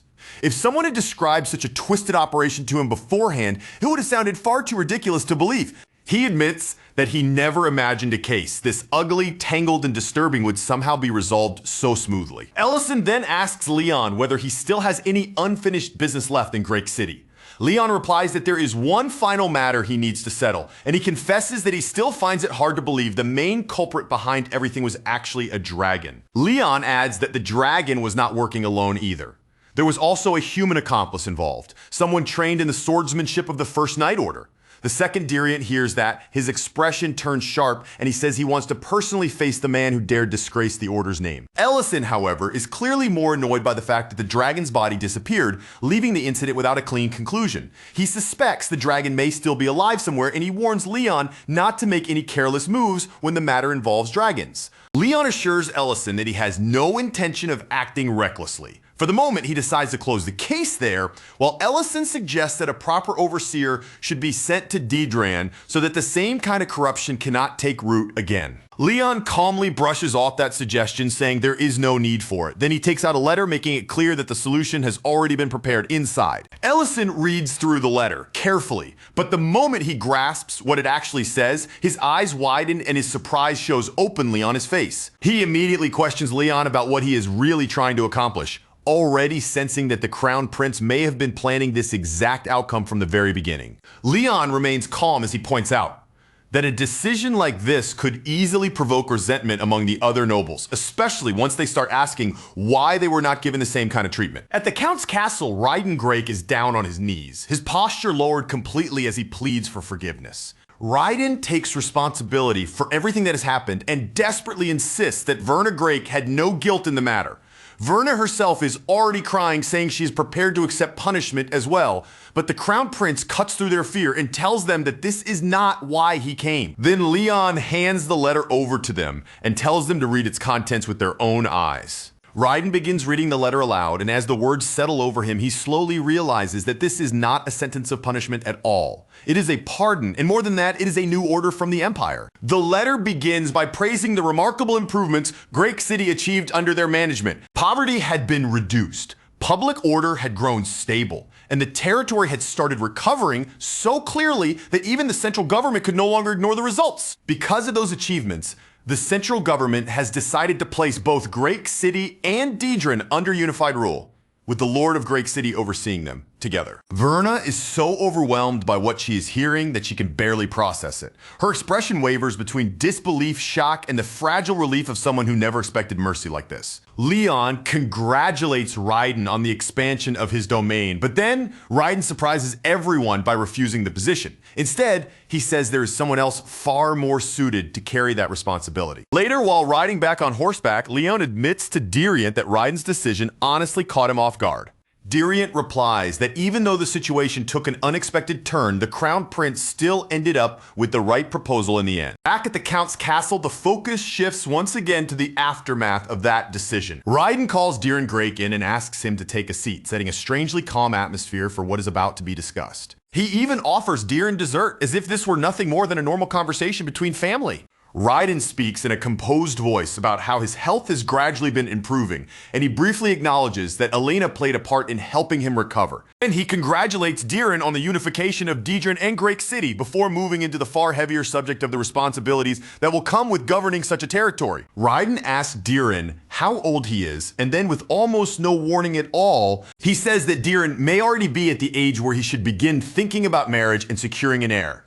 Diriant is completely caught off guard by the sudden turn in the conversation, staring back in confusion as he asks why they are suddenly discussing something like that. That is when Raiden finally reveals the true reason he called Diriant there in the first place. He has already informed the palace that he intends to transfer the management of Dedran to Diriant. Raiden explains that he has listened closely to the things Diriant says, and he has seen for himself how sincerely Diriant worries about the people. Those concerns are not empty ideals. They are practical, grounded, and focused on what the territory truly needs. And to Raiden, that is more than enough proof of Diriant's worth. He names Diriant as the rightful lord of Dedran, saying with steady confidence that he believes Diriant has the ability to govern the territory properly. Diriant is overwhelmed by the weight of that trust. But even through his shock, he accepts the responsibility. He vows that he will do everything within his power to rebuild Dedran and make the territory stronger than before. That very same night, the burden of that new role begins to feel real. Diriant arrives in Dedran and immediately senses the full weight of what has been handed to him. The territory is in terrible condition, and one of his subordinates lays out the grim reality without trying to soften it. They may have destroyed the largest criminal organization, but now smaller groups are scrambling to fill the empty space that was left behind. Even worse, the soldiers have become so careless and undisciplined that they barely bother carrying out proper patrols anymore. Diriant does not want to rely only on reports, so he decides to see the truth of the situation with his own eyes. He steps into one of the military facilities only to find soldiers openly drinking inside as if they have completely forgotten their duties. Some of them are gambling. Others are collapsed on the floor, and the rest treat their responsibilities like a joke, showing no shame at all. The sight leaves Diriant speechless. The corruption, laziness, and neglect run so deep that for a moment, he cannot even tell where he is supposed to begin fixing it. Back at Ellison's restaurant, Linta is carefully working on a dish, focused on every detail as he prepares it. Once it is ready, he asks Ellison to taste it and give him honest feedback. Ellison studies the completed dish with a satisfied look, clearly recognizing how much care Linta has put into it.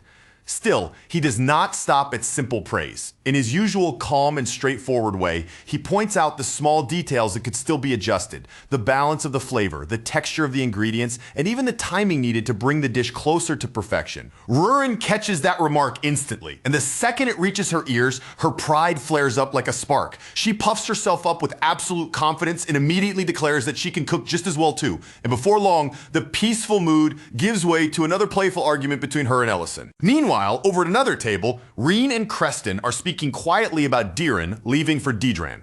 Rain's face grows tense with worry as she admits that she cannot simply relax, because the territory Diriant has gone to take charge of is still in complete disorder. Creston nods uneasily in agreement. He says Diriant's name may be spreading and his reputation may be growing stronger by the day, but the problems waiting for him in Dedran are expanding just as quickly, maybe even faster than his fame. Then, without the slightest warning, the door suddenly swings open and Diriant himself staggers into the room. Sweat is pouring down his face, his breathing is rough and uneven. And before anyone can even ask what happened to him, he weakly demands a hamburger. For a short moment, the entire restaurant falls completely silent. Every person in the room turns toward Diriant at once, staring in stunned disbelief at the sight of him standing there half collapsed and utterly exhausted.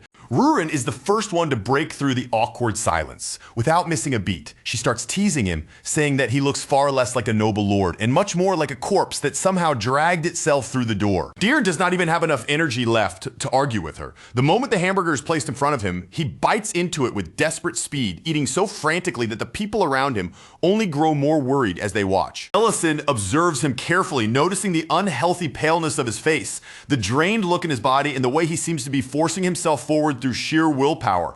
His tone turns serious as he asks whether Diren is really alright, even offering to step in and help if the burden has become too much. Diren goes still for a second, caught between his exhaustion and his pride from the way he hesitates.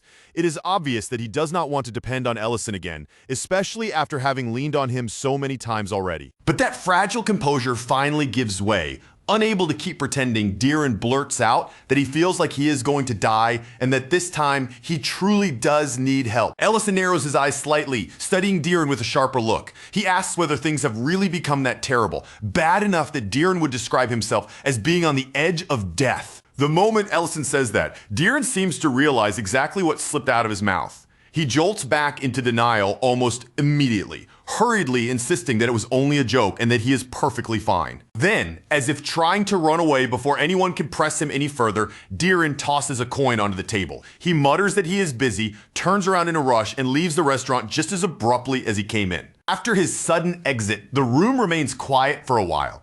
Everyone is left staring toward the door, confused and unsettled, unsure what they are supposed to make of that strange and frantic visit. After a brief pause, Ellison turns to Rurin and asks whether she still has the item they made earlier. Rurin thinks back for a moment, then remembers it clearly, saying they never ended up using it, so it should still be stored away in the attic on the 3rd floor. Elsewhere, far from the warm noise of the restaurant, the atmosphere inside Diren's own room is completely different. Diren sits alone in the quiet, his shoulders weighed down by exhaustion, and begins scolding himself under his breath. He tells himself that reaching for his master's help again was nothing but habit, and that he cannot keep turning to Ellison every time things become difficult, forcing himself to breathe and settle down.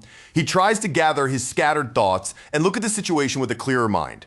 Diren understands that a few temporary fixes will never be enough to save Dedran. If he truly wants to rebuild the territory, he has to stop reacting blindly and decide what must be handled first. The first problems that rise to the surface are the corruption among the officials and the total collapse of public security. Those are the wounds cutting into the lives of ordinary people every single day. And the more Diren thinks about it, the more tangled the entire situation becomes in his mind. Corrupt officials accept bribes and nourish the criminal networks. Those criminals make the streets even more dangerous, and the broken state of public security gives the officials even more freedom to rot the territory from within. To make matters worse, the military itself has fallen into such a disgraceful state that there are barely any soldiers left with the strength, discipline, or authority needed to seriously suppress the criminals. For one brief moment, Ellison's name slips back into Diren's mind, but he immediately crushes that thought down and rebukes himself furious, that even now he is still searching for someone else to shoulder the burden for him. Finally, after wrestling with his own weakness and doubt, Diren reaches a decision. He will summon every official responsible for each department of the territory and bring them all before him. And from that point on, instead of running from Dedran's chaos, he will start pulling the problems apart one by one until he can finally see where to begin. Somewhere else in Dedran, a group of soldiers is already in a miserable state. They groan and complain among themselves, rubbing their aching legs and clutching their upset stomachs after drinking far too much the night before. Gind, the squad leader of Dedran's guard, snaps at them with open irritation. His voice cuts through their whining as he demands to know whether men like them still have the nerve to call themselves soldiers. He reminds them that during the last inspection, their lord showed them far more mercy than they deserved. The fact that every one of them is still alive with his head attached should already feel like a blessing. One of the soldiers finally talks back, pointing out that Gind used to look the other way at this kind of behavior himself, so acting strict now only makes him seem hypocritical. Then he says what the others have all been feeling, that no matter how hard they work, it feels pointless when the people above them can destroy all of that effort with one rotten decision. Those words hit Gind harder than he is willing to show in front of his men. He turns away and walks off, carrying that weight in silence. Deep down, he blames himself for helping create the kind of hopelessness that has taken root in the hearts of his own soldiers. Hoping to clear his head, Gind decides to find somewhere he can drink, loosen the tight feeling in his chest, and forget the argument for a while. As he walks through the darkness, he notices a nearby camp glowing with warm light, From that direction comes an incredibly rich aroma, so inviting and powerful that it almost seems to pull him toward it against his will. When Gein steps closer to see what is going on, he finds Ellison and Rurin there, operating what looks like a traveling restaurant, a mobile food cart set up to serve people wherever it stops. Gein stares at the setup in surprise and asks whether this is really supposed to be a restaurant. Ellison answers calmly that it is, and adds that they serve both food and drinks. The smoky scent of grilled skewers keeps drifting through the air, wearing down Gin's resistance almost immediately. Drawn in by the smell, he finally orders some snacks along with something to drink. Ellison prepares the order without making a big deal of it, then hands the food and drink over to Gind. In an easy voice, he simply tells him to take his time and enjoy it. The moment Gind takes his first bite, his entire body goes still, as if the flavor has caught him completely off guard. The meat is tender and soft, filled with a deep, savory richness, while the sweetness of the vegetables blends perfectly with the juices from the skewer. Then Gein takes a drink, and with each swallow, the heavy tension that has been sitting on him all day begins to loosen little by little, melting away from his chest. Clearly pleased, Gein admits that the food and drink match each other perfectly. In fact, the simple meal feels so comforting that it is doing more to restore him than plain rest ever could. Ellison tells him there's no need to hurry, and that he should enjoy the meal properly. Then in a calm and casual tone, he adds that if something is weighing on Gin's mind, he is willing to listen. The next morning, Diren sits down for a meeting with Vendink, the man in charge of Deidrin's taxes and finances. As Diren examines the records, he quickly finds something ugly buried in the numbers. 4 months earlier, 20 million had supposedly been spent on road repairs, but the roads themselves were never repaired at all. When Diren questions him about the missing money, Vendink does not even bother pretending to be ashamed or nervous. Instead, he confidently opens a box packed with jewels and coins, presenting it as if he has come fully prepared with a very proper explanation for where that money went. For one tense moment, Diren stares at the box and seriously considers having Vendink arrested right there on the spot. But before Diren can give in to that first burst of anger, the kind of advice Ellison would likely give him flashes through his mind. If he arrests Vendink too quickly without firm evidence already secured, he will only warn the rest of the corrupt officials and give them the perfect chance to erase their tracks. So Diren forces his anger back down, carefully smoothing the tension from his face before it can betray him. Rather than exposing Vendink right there, he chooses a more dangerous path and pretends to be pleased by the bribe laid out in front of him. With a smile that is controlled down to the smallest detail, Diren tells Vendink that he appreciates this kind of thoughtful consideration. Then, acting as though he has accepted the man's loyalty, he adds that he will be counting on him from this point forward. Meanwhile, back at the mobile restaurant, the night continues quietly beneath the warm glow spilling from the traveling food cart. Gein begins opening up about the past, saying that there was a time when he patrolled the streets even on his days off. No one ordered him to do it and no one praised him for it, but he kept walking those roads anyway because he truly wanted to protect the people who lived there. But as his thoughts return to the ruined state of his own unit, Gin's expression darkens. He admits that things have fallen apart too badly to blame it on simple laziness and that something much deeper must be rotting beneath the surface. Just then, the quiet mood around the food cart is shattered as a thug barges into the camp. He glares around at the mobile restaurant with open hostility and demands to know who gave them permission to set up business and sell food in this place. Ellison does not look bothered in the slightest without raising his voice. He calmly tells Rurin to deal with the troublemaker, but when he turns toward her, he notices she is already holding a bottle in her hands. When Ellison asks what she is carrying, Rurin answers like it should be obvious. She explains that it is not beer, but simply a drink prepared to pair well with the food and bring out the meal properly. The thug's patience finally snaps, and he begins throwing threats around without restraint.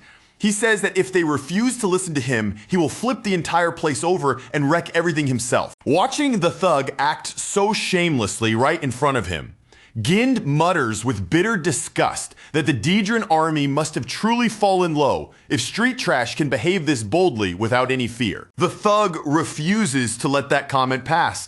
In an instant, he lashes out and drives his fist straight into Gind. Even with the blow landing against him, Gind does not step back or lower his head. Through the impact, he is already declaring that the man is under arrest. The thug only sneers at him, saying some people will never understand anything until they have been beaten into the ground. Then, brimming with confidence, he turns his next attack toward Ellison. But before that strike can ever reach Ellison, Rurin suddenly wraps both arms around him from the side. Holding on to him, she mutters that Lord Diren really must be suffering if this is the kind of mess he has to deal with. In the very next instant, a sharp burst of light tears through the camp, flashing across the darkness like a sudden strike of lightning. When the light fades, The thug is no longer standing there with that arrogant look on his face. He has been reduced to a miserable state, beaten down so badly that every trace of his earlier confidence has vanished. Ellison looks over the result and comments that he has no intention of destroying the man's entire organization just yet. More importantly, Ellison understands that he cannot interfere too openly. This is supposed to be a trial Diren overcomes through his own judgment and strength, not a problem Ellison secretly solves for him from behind the scenes. Still, when Ellison sees Gind slumped forward with his head resting heavily against the table, he decides that giving a little support would not be going too far. Under all that exhaustion and bitterness, Gind still seems to have a decent heart, and that might be enough to earn him one more chance. While Gind remains unconscious, his mind drifts back to the earliest days after he first joined the security team. Back then, Gabon, the captain, had been sprawled around lazily as if the job barely mattered at all. He told Gind there was no proper instructor for weapons or arrests, and if Gind wanted to learn, he could simply figure it out by himself. Then Gabon added, as casually as someone asking not to be disturbed during a nap, that Gind should only wake him if someone from the castle arrived. Gind had stood there stunned, anger rising in his chest at how rotten the place already was. Unable to accept that kind of neglect, Gind immediately turned to the other guards and reminded them that robbers were openly looting people in the streets while they stood around doing nothing. He argued that even without proper training, they could still make up for it with numbers, and after hesitating, the others reluctantly agreed to follow him. Together, they actually managed to catch one of the robbers, but instead of trembling or begging, the criminal laughed right in their faces and asked if they seriously believed the Lord would support what they were doing. Not long after that, the Lord himself appeared and scolded them for acting beyond their authority. Rather than praising them for catching a criminal, he ordered them to release the robber immediately. That order crushed Gind and the others far more deeply than any physical punishment could have. When Gind tried to gather the guards again and push them to keep going, the others refused. They said they were already underpaid, constantly criticized, and left without proper supplies, and that taking on extra patrols would only make their lives even harder. In the end, the others gave up on trying to do the job properly. Gind was left standing alone, still stubbornly clinging to the belief that the streets could be protected. When Gind finally opens his eyes again, the first thing he hears is Ellison's voice. In that calm, casual tone of his, Ellison tells Gind that he has left a gift behind for him. That so-called gift turns out to be the thug from earlier, now tied tightly with ropes and left completely unable to move. Ellison tells Gind to take the man to jail on his way back. The moment Gind recognizes the thug, his eyes widen in surprise and he asks whether Ellison was the one who caught him. Instead of boasting about it, Ellison speaks to him with unusual seriousness. He acknowledges how hard Gind has tried to protect the streets, then asks him directly whether he still believes in that goal. For a brief moment, Gind looks confused, as if the question has struck something buried deep inside him. Then his expression steadies, and with complete sincerity he answers that he has never once abandoned that dream. At that moment, another man steps forward and tells Gind that if he still feels that way, then he should seize the chance standing right in front of him. The man who says this is Diriant. Gind is stunned to see the vice commander of the First Night Order standing before him. Diriant introduces himself plainly and explains that he has been assigned to teach and guide Gind in swordsmanship back at Diren's castle. However, a very different kind of ugliness is beginning to unfold. One after another, people continue arriving before Diren, each one carrying gifts and wearing carefully polished smiles. One man brings up Treasurer Vending's name as if that alone proves he understands proper etiquette, then presents Diren with a pouch filled with jewels. Another man appears dragging an even larger box, urging Diren to accept it without hesitation, as though bribery is simply part of the normal order of things. Then even more people come forward, each trying to outdo the last with offerings that are larger, shinier, and more shameless than the ones before. As the pile of wealth grows higher and more absurd, one of Diren's subordinates begins to look increasingly uneasy, unable to hide the discomfort spreading across his face. Diren outwardly reassures him, keeping his expression composed and steady. But inside, he understands the danger very clearly. If he arrests these officials too quickly, the backlash will be enormous. Then a short-haired woman wearing glasses steps forward, presenting herself with a composed posture as she introduces herself as Mohan. She explains that she is the official responsible for land administration within the territory. Diren looks at her closely and asks whether she has brought a gift for him as well. Mohan lowers herself apologetically and admits that she has no wealth, no valuables, and no resources of any kind that she can offer him. To Mohan's complete confusion, Diren reacts with immediate approval. Rather than being insulted, he tells her that she is exactly the kind of person he has been waiting for. Then Diren takes her hand with sudden determination and declares that the two of them are going to tear corruption out by the roots together. Mohan is left frozen in place, completely overwhelmed by how sudden and intense Diren's declaration has become.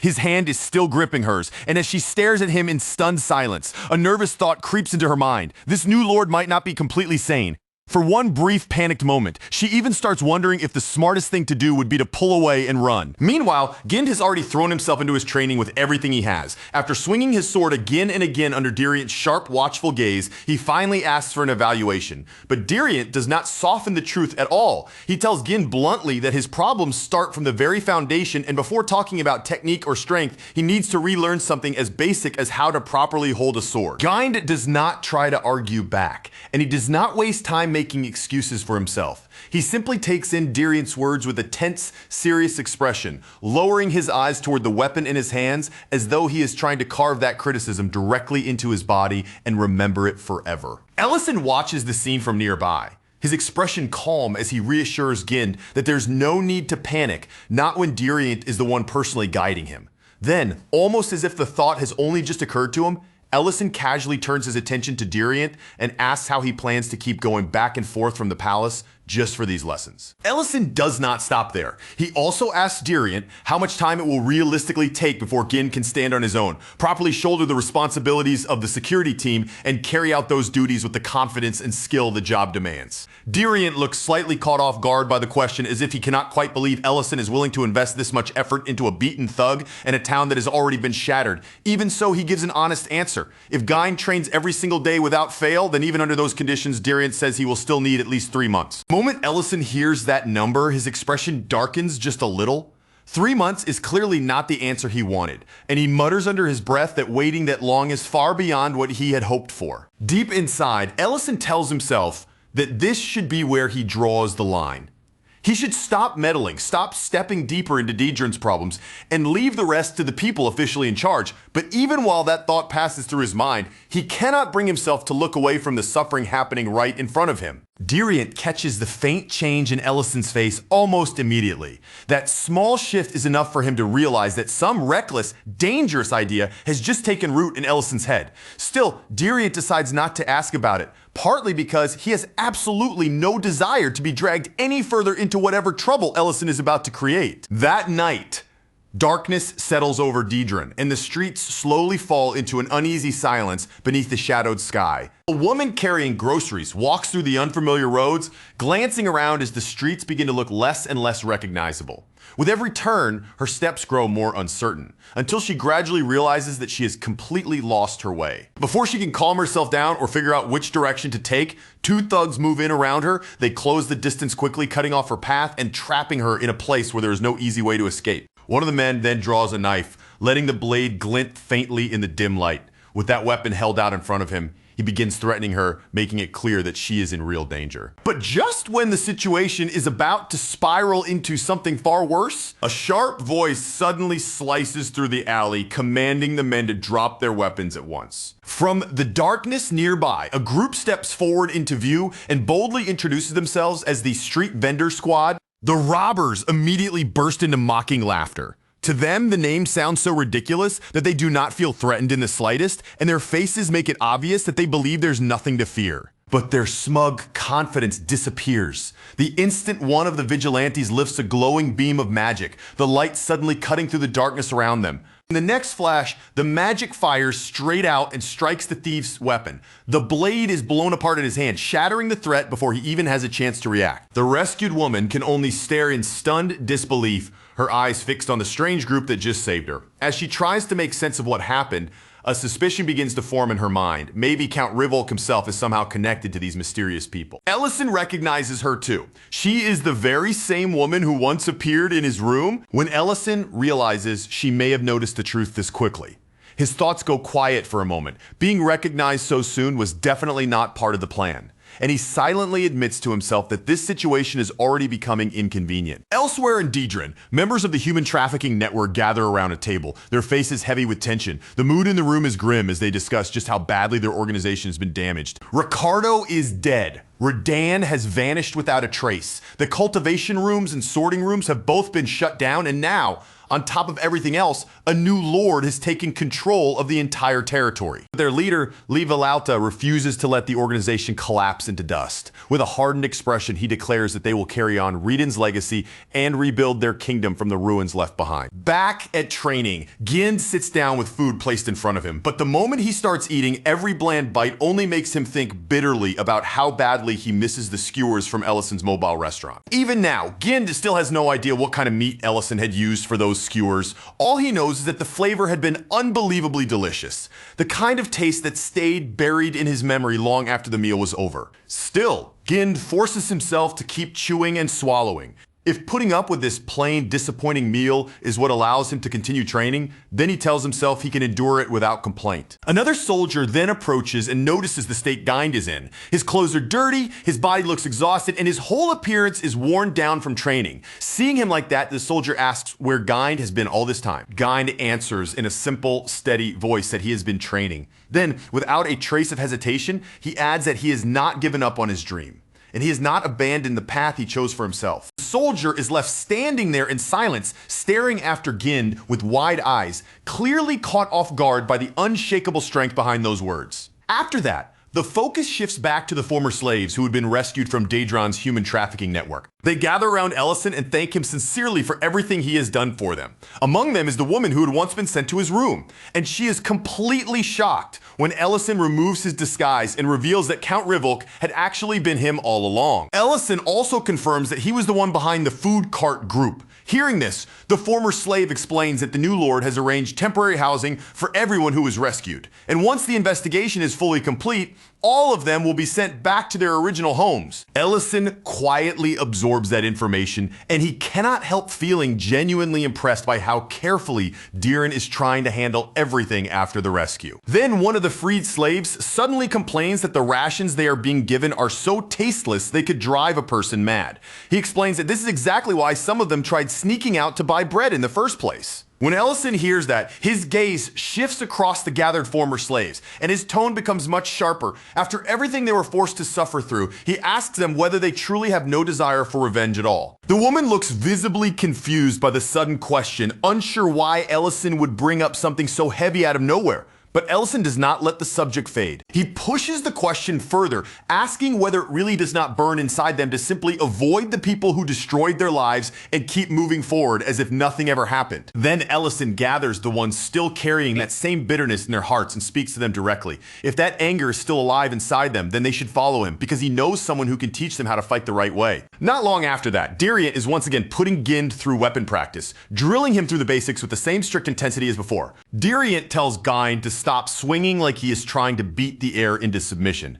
The swordsmanship of the First Night Order, he explains, is not about flailing your arms with brute force. It is built on precision, control, and clean movement. And if a sword is handled poorly, then it is no better than an expensive club. To make his point impossible to ignore, Dedran moves with crisp, controlled precision. In a single instant, before Gind can properly react, his weapon is struck and knocked completely out of his hand. It happens so fast that Gind does not even understand what Dedran has done until the sword is already gone from his grip and the emptiness in his hand tells him he has lost. But instead of shrinking back or letting the failure discourage him, Gind immediately asks for more training.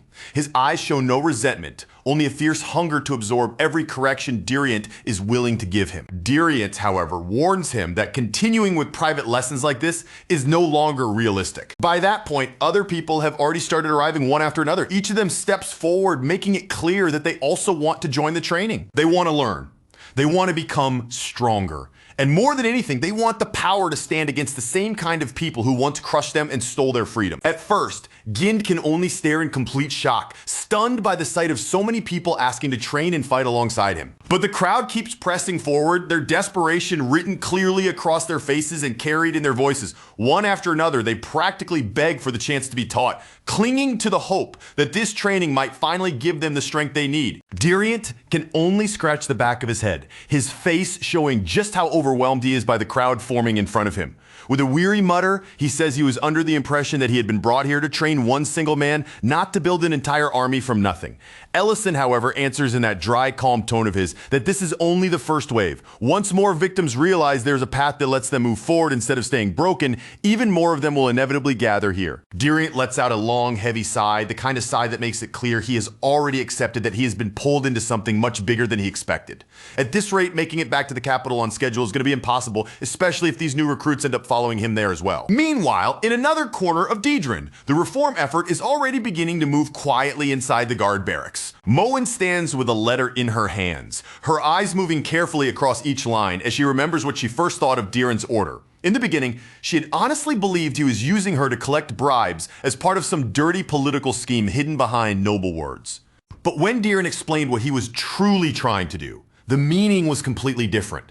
He told her that not every official who handed over money could be condemned in the same way, because some of them may have only paid because the old rotten system had left them with no real choice. That was exactly why Mohen's role was so important. She had to follow the trail behind every payment, uncover where the money had truly come from, and separate a reluctant offering from stolen public funds. Or worse, money squeezed directly out of the people through open extortion. When Mohen asked why Dieren would trust her with such a dangerous and sensitive task, he did not point to rank, influence, or experience. Instead, he told her it was because she still had something that too many people in Daedrin had already thrown away: honesty. Even after hearing those words, Mohen still could not fully silence the doubt inside her. A place as rotten as Daedrin had been for so long, could something like that really be changed just because someone wanted it badly enough? Then, while she walks away from the barracks with those heavy thoughts still turning over in her mind, she suddenly overhears Gabon giving instructions to the guards, ordering them to move workers out of the sorting rooms and cultivation rooms. And what makes it even worse is how casually he adds another order, reminding one of his subordinates to make sure his reward is delivered afterward. He says it with the easy confidence of a man who is far too used to being paid in secret. The moment those words reach Mohen's ears, her expression tightens, her eyes sharpen at once, and suspicion begins taking root inside her without hesitation. Meanwhile, inside the sorting room, soldiers glance around at the ruined state of the facility, taking in the worn walls, neglected surroundings, and miserable condition of the place. One by one, they comment on just how terrible it has become. Yet, even while standing in that rundown room surrounded by proof of decay, they still talk as if bringing these facilities back to life will somehow restore Daedrin to the glory it supposedly had before. Back at the castle, Dieren sits reviewing the current progress of the bribery investigation, his eyes moving carefully over each report as he pieces together how deeply the corruption has spread. He understands that tracing the true source of every suspicious payment will take months, maybe longer. But the condition of the military is a problem that cannot be left waiting. Compared to the slow investigation, the danger is far more urgent. At the same time, Dieren knows he cannot simply charge forward too openly. If he applies too much pressure before the trap is ready, the corrupt officials still hiding in the shadows will sense the danger and scatter before he can catch them. While Dieren is still turning that problem over in his mind, a magic circle suddenly opens nearby. Before he has any time to prepare, Ellison appears without warning right in front of him. Dieren looks at him in clear confusion, trying to understand why Ellison has suddenly appeared like this, but Ellison does not waste time giving a long explanation. He simply tells Dieren to come with him. Without delay, Ellison brings Dieren straight to the training grounds, and there, spread out before Dieren's eyes, are former slaves, guards, and ordinary citizens all gathered together. Each of them grips a weapon, their faces serious as they practice with the determination of people who have chosen to stand up. Ellison tells Dieren plainly that not a single person here was forced into this. Every one of them came to this place by their own decision. In the background, Diriant is still hard at work drilling Gind, his voice cutting through the training grounds as he barks out corrections and scolds Gind's sword form with the same merciless honesty as always. Ellison then points out just how much this effort has grown. What started as a small attempt to help one man has turned into a gathering of people training with their own will, all because they truly want to see Daedrin change. As Dieren looks at all of them standing there, something finally settles in his heart. He realizes the truth he had desperately needed to see. This fight was never something he had to carry alone. For the first time in what feels like a very long while, the hope of saving Daedrin no longer feels like a fragile dream. It is standing right in front of him, alive in the faces of the people willing to fight for it. 3 months pass. One of Vernetto's men reports that the sorting room and the cultivation room have both been fully restored, but Vernetto is still burning with anger over everything he has lost. Now that his people can no longer openly prey on civilians the way they used to, his frustration has only continued to grow. At last, he decides that enough time has passed and the moment to strike back has finally arrived. He orders his men to move against every facility at once and seize control of them all. At the same time, he sends word to Mohin and Valalta, setting the rest of the operation into motion. But when Vernetto's men finally move out, they do not find the easy target they expected. Instead, a full force of guards and former slaves is already waiting for them. Standing shoulder to shoulder under Lord Diren's command, Diren steps forward before them and demands that they surrender peacefully. If they submit, he promises they will be given a lawful trial. But if they choose to resist, he warns them that the judgment awaiting them will be far harsher. Vernetto only laughs at the warning, sneering as if the force standing in front of him is nothing but a line of scarecrows dressed up in armor. Even so, not everyone beside him shares that confidence. One of his own men cannot stop the fear from creeping across his face. Then Gin steps forward, his posture steady and his voice firm as he orders every criminal hiding among them to reveal themselves. From within the crowd, a woman suddenly shouts for the kidnappers to come out. Her fury is so raw, so direct, and so full of pain that Vernetto is visibly thrown off by the force behind her voice. He cannot make sense of what he is seeing. Why are these people who should have been terrified and broken suddenly standing their ground with this much confidence? At the same time, Mohin is carrying out her own orders elsewhere, shouting for the soldiers to arrest the corrupt officials and detain every person who tried to escape punishment by buying their way out with bribes. The officials being seized immediately erupt into angry screams. They demand to know who authorized this madness, shouting accusations at the soldiers and insisting that they must have completely lost their minds. Gabon grips his sword and roars at them, his anger exploding as he demands to know whether they are committing treason right in front of him. He reminds them with furious certainty that he is still their leader. One of the soldiers apologizes calmly, but there's no weakness in his voice. He says they are simply following orders because a soldier's duty is to obey the proper chain of command. Those words strike Gabon so hard that he is left completely stunned, as if the ground beneath his feet has suddenly disappeared. Then Diren gives the order. He declares that Dedron will finally be cleansed of the rot that has been eating it alive from within. And with his voice carrying across the field, Diren commands his people to show the criminals exactly what Dedron justice truly looks like. The battle begins. The criminals make the first move, one of them sneering as he swings his weapon, refusing to believe that the people standing against him could actually be Dedran guards. After all, in his mind, those weaklings were supposed to be useless, nothing more than powerless failures who should never have been able to stand in his way. Gynd throws himself straight into the battlefield without the slightest hesitation, charging forward with his whole body committed to the attack. Every stride, every breath, and every swing is packed with the same fierce resolve. He is going to bring down every last criminal standing in his way with his own hands. And then at last, Vernetto makes his full entrance onto the battlefield. He comes crashing down from above with terrifying force, descending like a hammer drop from the sky. The instant his feet slam into the ground, the impact splits the earth beneath him, sending cracks spreading outward from where he lands. That brutal landing sends a shock to the entire battlefield. For one brief moment, everyone freezes, caught between the rising dust, the sudden silence, and the heavy tension that rolls out from Vernetto's arrival. Vernetto sweeps his cold gaze across the guards, his lips curling into a sneer as he admits they seem to have grown a little stronger.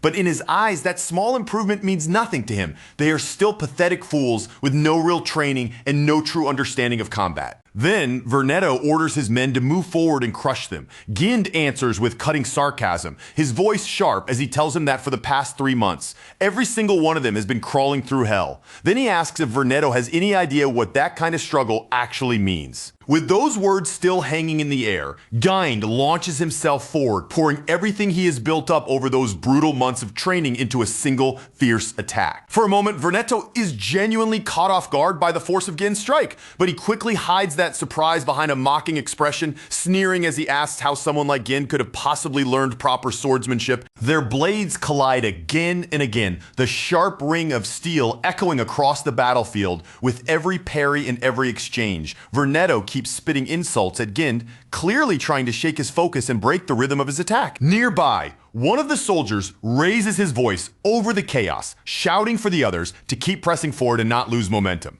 But right in the middle of that command, a massive handcuff-like weapon suddenly snaps shut around the throat of one of Vernetto's men. In the next instant, the man is yanked off his feet and lifted helplessly into the air. Mekan appears with a cold, razor-sharp presence, as if he has stepped out from the shadows of the battlefield itself.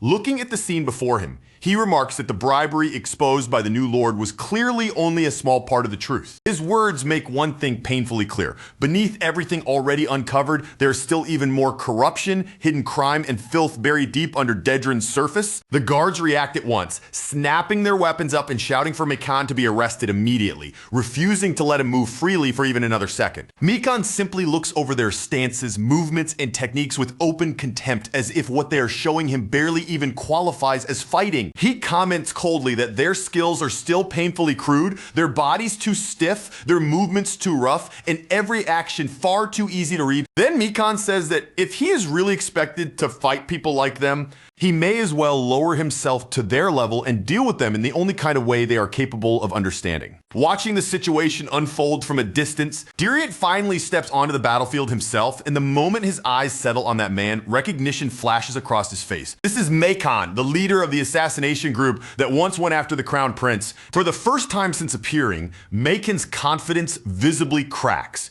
His expression shifts with unmistakable alarm, as if he has just realized the situation has become far more dangerous than expected. Diriant attacks without giving him a chance to recover, moving with the clean, merciless precision of the First Night Order swordsmanship. Blood spills almost immediately, and in that single exchange, the difference between their levels is made brutally clear. Diriant fixes his cold gaze on Mekan and remarks that matching his current skill was never something Mekan could truly manage in the first place.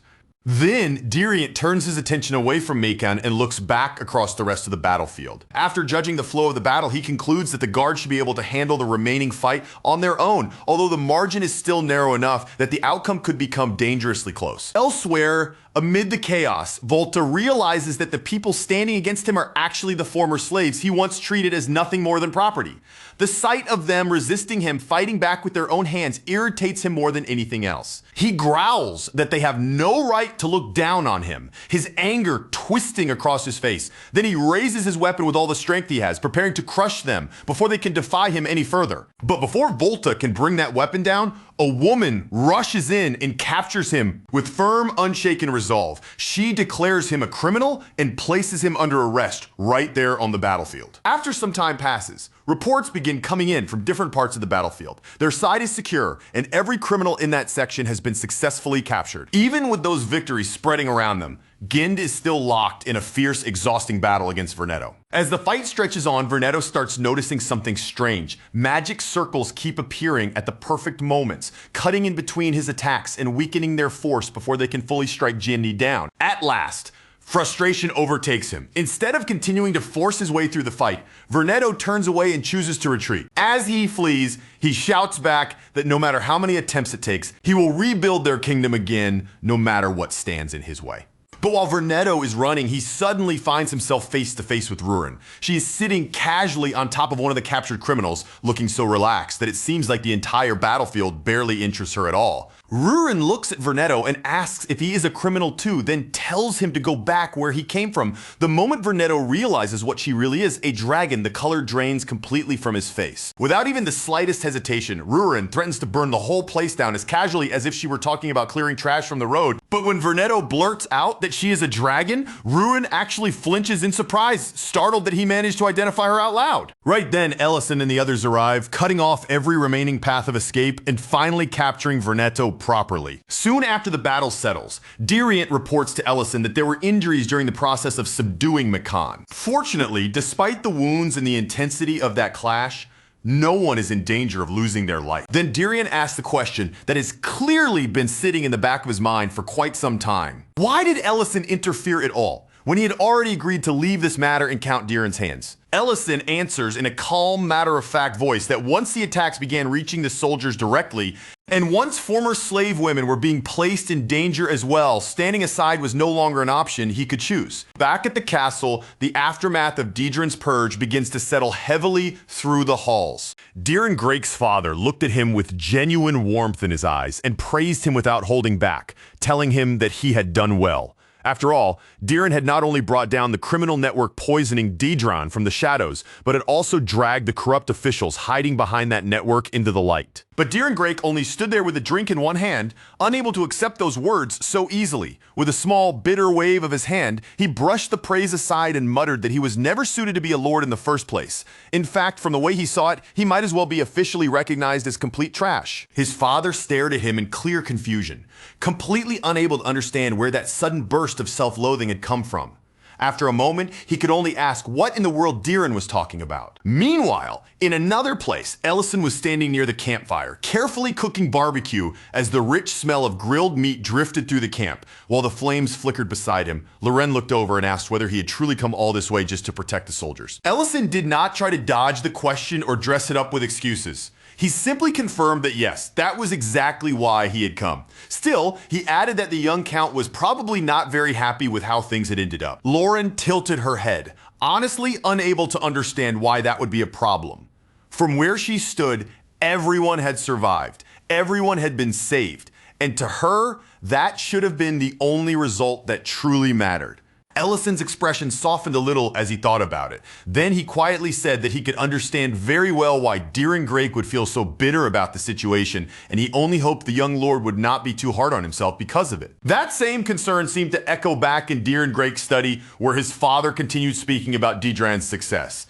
But even as he praised the outcome, his eyes could already see what was weighing on his son, that too much of the victory had depended on Ellison's help. Diren Grake did not try to deny it. With a heavy look on his face and guilt sitting clearly in his eyes, he admitted that his father was right. At first, Diren Grake had wanted to prove something through his own strength. As a lord, he had wanted to believe he could change his territory with his own judgment, his own resolve, and his own ability to act. But once he saw with his own eyes what his people had truly been forced to endure, he realized how shallow his confidence had been. He had been eager to move forward without fully understanding the weight of each decision, the dangers behind every choice, and the consequences a lord had to carry when other people's lives depended on him. Then Diren Grake lowered his head, his voice heavy with shame as he apologized. He confessed that perhaps he simply did not have the qualities necessary to become a true lord after all. His father did not immediately scold him or dismiss those feelings. Instead, he looked at his son with a calm expression and suggested that the two of them step outside and take a walk. He told Diren that there were a few very important misunderstandings about what it meant to be a good lord, and those mistaken ideas needed to be cleared away properly. A little while later, father and son walked side by side, leaving the tense air of the study behind them as the surroundings grew quieter and the weight between them began to shift. As they continued walking, his father gently turned the question back toward him and asked how Diren Grake truly saw him as a lord. Diren Grake answered honestly, saying that every story he had ever heard painted his father as the man who had lifted Grake City back onto its feet and restored its glory after the terrible destruction left behind by the Dragon War. His father understood immediately what those stories had done to him. They had placed him on a pedestal in Diren's mind, making him believe that a proper lord was someone who solved every crisis through personal strength alone. But then his father told him the truth. The very first thing he had done after becoming lord was ask someone else for help. Back then, Grake City had been in such a desperate condition that pride would have been useless. If he had stubbornly tried to carry everything alone, his people would have starved long before his dignity could save a single life. So instead of pretending to be strong, he went to a neighboring lord, lowered his head, and asked for shelter and enough supplies to keep the people of Grake City alive. That he told his son was what a lord had to value most. Not wounded pride, not appearances, and not the desire to look capable in front of others, but the final result for the people who had entrusted their lives to him. After saying that, his father gently nudged Diren Grake in Ellison's direction, almost as if he were guiding him back toward the place he truly needed to stand. Because on a day that was meant for celebration, there was no reason for Diren to keep wandering around with such a gloomy expression on his face. At first, Diren Grake was completely caught off guard by the sudden push, unable to understand why his father had urged him forward so abruptly. But then he lifted his eyes and finally saw them, his soldiers, his people, and Ellison as well, all gathered together in the same place. They were celebrating side by side, laughing, sharing the moment, and welcoming him in without even the slightest hesitation.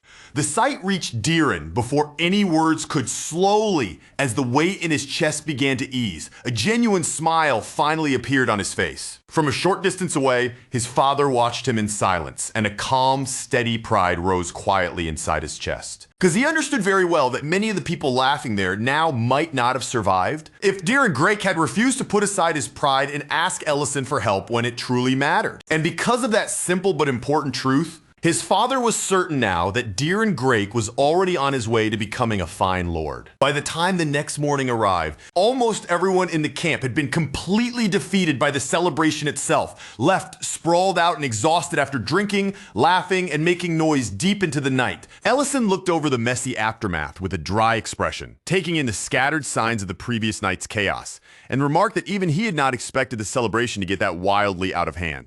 Then he turned toward Loren and asked if she wanted to come along with him, assuming she was not too sleepy to move. Loren blinked at him, still trying to catch up, and immediately asked where he was planning to go. As Ellison began activating his magic, he answered in his usual vague way.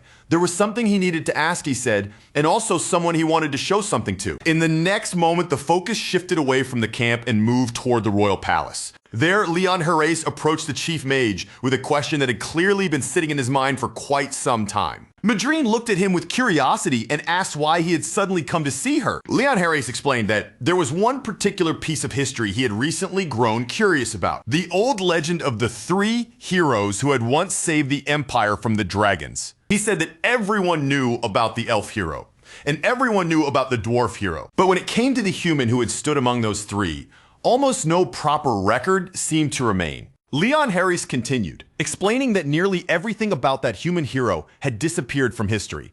Only one fact still survived, that this person had been an unbelievably powerful mage. Then he placed an old document in front of Madrine. On that worn and aged page, there was only a single name written clearly: Ellison. According to the record, this man had served the Imperial military for 15 long years as a mage, spending more than a decade of his life under its command before finally leaving that duty behind and retiring from active service. Leon Herase then lifted his gaze from the old information and looked directly at Madrine. In a firm voice, he said there was something else he had become certain of, that when Madrine first met Ellison, she had already known exactly who he really was. And because of that, Leon Herase believed Madrine had not been honest with him. When she acted as though that meeting with Ellison had been their very first encounter, he was now convinced she had been hiding the truth. Madrine answered in a quiet voice that the truth was not the way Leon was imagining it, but her response was so vague and careful that it did almost nothing to clear away the thick suspicion now hanging between them. From there, the story shifted once more, moving away from that tense conversation. This time, the scene turned to Ellison and Loren, who were now standing directly before the Emperor of the Ruben Empire. The Emperor greeted Ellison with a calm expression and an almost familiar ease, as though this visit was not entirely unexpected. Then he asked what had brought Ellison all the way to him. He even added a light tease, wondering aloud if Ellison had come because he wanted to visit the Magic Academy again. Ellison rejected that idea immediately, without even pretending to consider it. He said there was absolutely no reason for him to go back to that place, especially when plenty of people there would probably start grinding their teeth the moment his face appeared. After all, back in those days, Ellison had apparently been the greatest headache the Academy had ever been forced to endure. And with that remark, the past began to open up, drawing the story back to Ellison's younger days as a student at the Imperial Magic Academy. The newly admitted students had gathered together, standing before the Academy as they were congratulated for earning their place at the Imperial Magic Academy. They were reminded that none of them had been chosen by accident. Their responsibility was to polish their magical power, sharpen their abilities, and help strengthen the Empire's magic at a time when the pressure of war was already weighing heavily over everyone. And yet, right in the middle of all those proud expectations, there was Ellison, somehow looking as if every single class, test, and lesson placed in front of him had defeated him completely. The principal was already at the very limit of his patience, furious that after all this time, Ellison still had not managed to graduate from the academy. Meanwhile, Ellison kept rambling with that carefree attitude of his, saying that life should be taken one tiny step at a time. That loose, shameless way of speaking only made the principal's anger burn even hotter until he finally lost patience and threw Ellison right out of the office. Once he was outside, Ellison ran into several other students. They greeted him with playful smiles, teasing him as the Academy's unbelievably distant senior, the kind of senior who had been around far too long. Ellison simply laughed along with them, not looking bothered in the slightest. He brushed off the joke by saying he had entered the Academy when he was young, so that kind of teasing did not really sting. But as they passed by, a younger Madrine, still only a junior student at the time, watched Ellison from nearby. Her eyes were filled with open contempt, as if just looking at him was enough to irritate her. Later, out on the training grounds, the principal stood in front of the students and demonstrated an advanced freezing spell. Cold magic spread out from him with impressive control, showing both precision and power. After he finished explaining the principles behind the technique, the principal ordered the class to begin practicing the spell for themselves. Ellison, however, answered with complete casualness, as if he were talking about the weather, and said that he could not do it. The principal was already visibly irritated, but he forced the difficulty all the way down and told Ellison to at least perform a basic spell instead. But Ellison only looked helpless and replied that, unfortunately, he could not manage that either. The principal snapped that even the junior students could already handle basic magic by that point. Ellison, however, answered shamelessly that the juniors these days were simply unusually talented, unlike the students from his own era. That ridiculous excuse nearly pushed the principal beyond the edge of sanity, leaving him visibly trembling with frustration. But beneath that lazy, hopeless act, Ellison was not simply being useless for no reason. Quietly, he was following a very specific plan of his own. If he could keep making everyone believe he was a student who just could not improve no matter how much time passed, then maybe he could remain safely hidden inside the Academy walls for as long as possible. Quietly waiting out the war instead of being dragged onto a real battlefield where his life would actually be on the line. At the same time, Madrine stood as the complete opposite of the useless image Ellison was performing. She was gifted, brilliant, and openly admired by both the instructors and the other students around her. One instructor even pointed out that Ellison would benefit from learning something from her example, especially since Ellison himself had once displayed extraordinary magical talent when he first entered the Academy. Madrine overheard those words, but rather than feeling pleased by the praise, her gaze toward Ellison became even sharper. The more she heard about him, the deeper her scorn seemed to grow. Back in the present, Leon Herrese listened to all of this with obvious disbelief, looking baffled by the idea that Ellison had once insisted he could barely use magic properly at all. Madrine explained that Ellison's claim had not been entirely false. In a technical sense, he could truly perform only one spell. Leon Herrese immediately asked the obvious question: if that was really the case, why had the Academy kept someone like him during wartime? In an era like that, the Academy had no room to be generous. Students who failed to keep up were usually pushed toward the front lines instead. Madrine answered that Ellison had been allowed to stay for one simple reason. The one spell he could use was absurdly, almost unbelievably powerful. Back in the past, the entire Academy seemed to buzz constantly with admiration for Madrine and her dazzling talent. Everywhere she went, people praised her brilliance. Before long, she became so absorbed in her own gifts that she started to believe she was the Academy's future itself, a genius no one else could possibly stand beside. But that bright little fantasy was crushed without warning the moment she saw Ellison cast a fireball. The students around her explained that while Ellison could barely manage anything else, his ability to create fireballs was terrifyingly beyond the level of ordinary talent. That was exactly why the professors refused to let him leave the Academy without learning anything beyond that single overwhelming spell.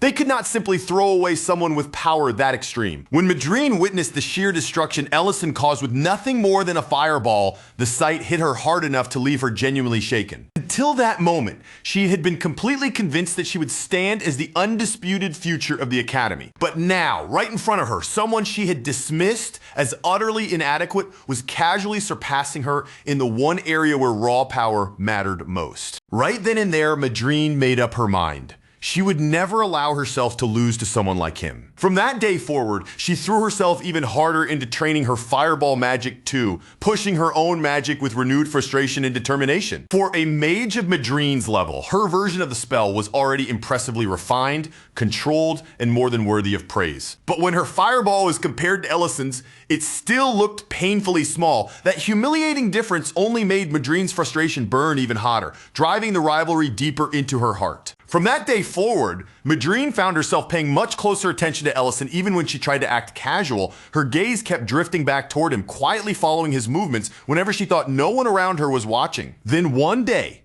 she happened to notice Ellison walking out of the canteen with several of his friends. Judging by their expressions and the way they moved together, it was obvious none of them could bring themselves to endure another meal from the academy kitchen. As Madrine stood there watching Ellison leave, a few girls nearby immediately picked up on where her eyes had gone. They leaned in with teasing smiles, asking her why she always seemed to be staring in Ellison's direction. Madrine quickly snapped back at them, clearly annoyed and trying to cut off their teasing before it could go any further.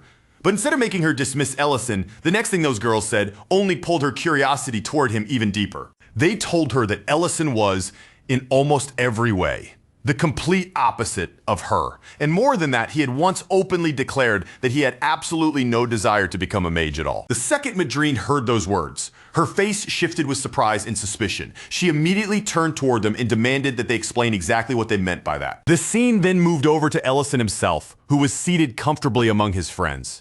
Unlike the gloomy students stuck with cafeteria food, they were smiling brightly as they enjoyed the meal Ellison had personally cooked for them. One of his friends took a bite, then froze in genuine surprise. He could hardly believe that meat which had looked so tough before cooking could become this soft, juicy, and tender once it reached the plate. Ellison explained the method in an easy, relaxed tone. He had rubbed the meat with several kinds of spices first, then cooked it slowly over a gentle flame, letting the juices stay sealed inside so the meat would not dry out or become overcooked. After that, Ellison looked over the side dishes and calmly announced that everything was ready. His friends also noticed the pot bubbling over a flame controlled by automatic magic, and Ellison casually added that most of the spells being used there were actually ones he had designed himself. The entire group immediately burst into laughter at how ridiculous the situation was. After all, this was the same Ellison who had somehow managed to convince the professors that he could barely use magic in the first place. But after the laughter settled down, one of his friends grew a little more serious. Looking at Ellison directly, he asked whether Ellison had finally changed his mind about graduating after all. Ellison answered without trying to hide how he truly felt. He still did not know what he was supposed to fight for, because the future he wanted was not to stand as a magician, but to become a chef. In his eyes, magic was simply a useful tool for cooking and living, nothing beyond that. His friends could understand why he felt that way. Ellison had not even been born in this country, so it made sense that he would not carry the same deep obligation to defend a homeland he had never fully felt belonged to him. Ellison then said that if he failed a few more times, the Academy would probably run out of patience with him eventually, and when that happened, they would likely throw him straight onto the front lines whether he wanted it or not. One of his friends tried to lighten the mood by joking that by the time that day came, they would already have been promoted enough to look after him.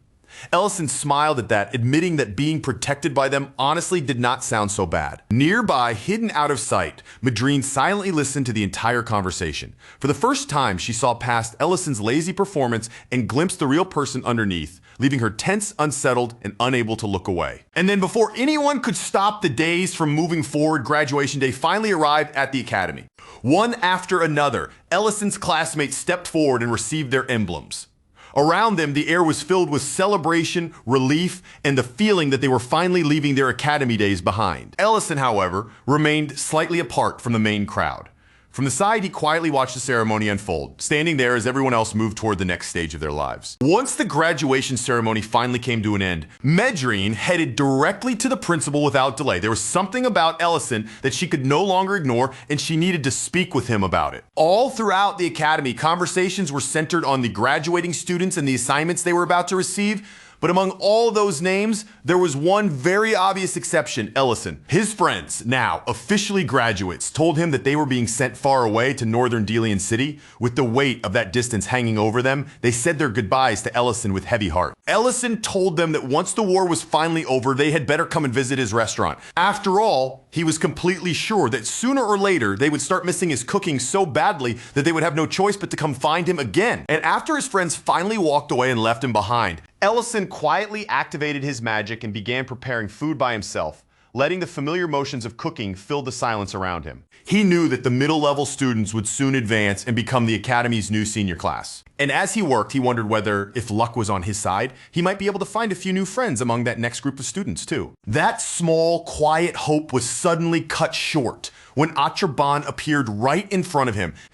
Archmage wasted no time at all. The moment he arrived, he began carefully inspecting the magic seal Ellison had arranged there. What he found was not some simple little trick or half-hearted spell.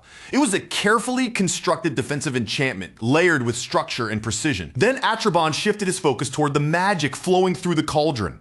After examining it, he confirmed that the spell work was just as complicated and refined as he had suspected. Only after tasting the food Ellison had prepared and admitting that it was truly excellent did Archmage finally reveal the real reason he had come. He told Ellison that he had heard the same thing from students in every class. Ellison was simply too gentle by nature to be a good fit for the battlefield. But that was not all Archmage knew. He had also figured out that Ellison's constant act of being unable to learn even basic magic had been nothing more than a performance he had maintained on purpose. In truth, Ellison was already highly skilled. Once Archmage made that clear, he placed two possible choices in front of him. The first choice was for Ellison to graduate properly and go to war alongside his friends, taking his place as a first-class wizard. If Ellison chose that path, Archmage would simply pretend he had never noticed the deception at all. The second choice was for Ellison to stay behind at the Academy and work there as its cook. However, that position would not involve cooking alone. It also came with another duty. Ellison would have to handle and organize the lists as well. Back in the present, Ellison told Emperor Ramadan Harais that, of course,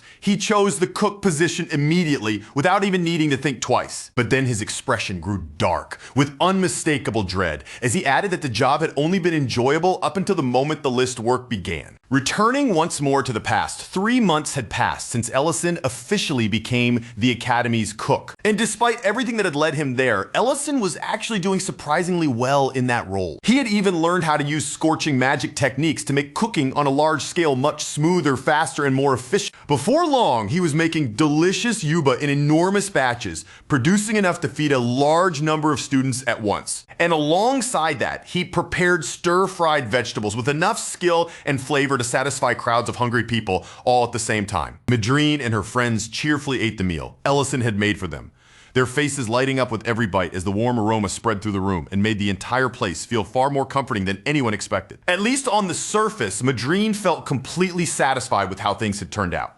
In her eyes, she had risen to become the Academy's undeniable top student, while Ellison had fallen into the role of little more than an overpraised member of the kitchen staff. But that proud, smug feeling of victory did not remain with her for long. One day after regular Academy hours had ended and the once busy corridors had grown quiet, Ellison was summoned once again to Archmage's office. Archmage welcomed him with words of praise, telling him that students and staff all across the Academy had been talking about his cooking and about how impressive his meals had become. Then, with the same casual air, as if he were handing over an ordinary chore, Archmage gave Ellison a sheet of paper and told him to arrange the names from a 200-person batch in chronological order. The moment Ellison lowered his eyes to the paper and realized what sort of list he was holding, his expression stiffened, and his eyes slowly widened in silent shock. Archmage quietly told him there was no need to hurry and that he could take his time with it, because another list just like that one would be delivered again in 3 months. When Ellison could no longer hold back and asked him directly what the list actually meant,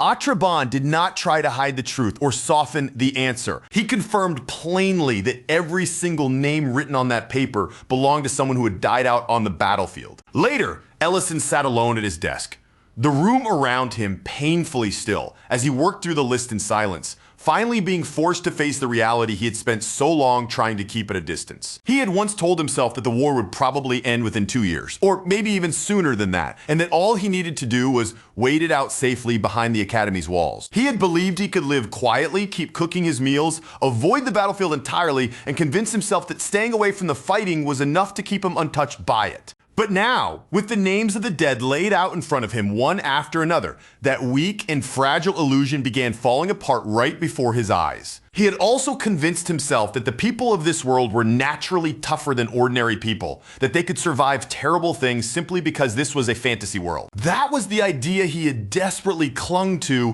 when he first found himself dragged into this unfamiliar place against his will. Because Rubern had been desperately short on manpower. Ellison had been conscripted as a soldier before he even had the chance to properly understand the world he had been thrown into. But as he sat there writing the names of the dead one by one, filling page after page, that comforting lie slowly began to collapse and die in front of him. His face gradually crumbled under the weight of it all, every name pressing down on him like another stone, and he had to fight desperately just to keep himself from sobbing out loud. He simply could not understand why so many people had already lost their lives. Then the cruelest realization hit him. Mixed among all those names were his own classmates, the very friends who had only recently graduated from the academy and gone off to the front lines. The next day, Ellison stood in the kitchen and cooked for the academy students, almost like a machine. His hands still moved through the same familiar steps, preparing each dish the way he always had.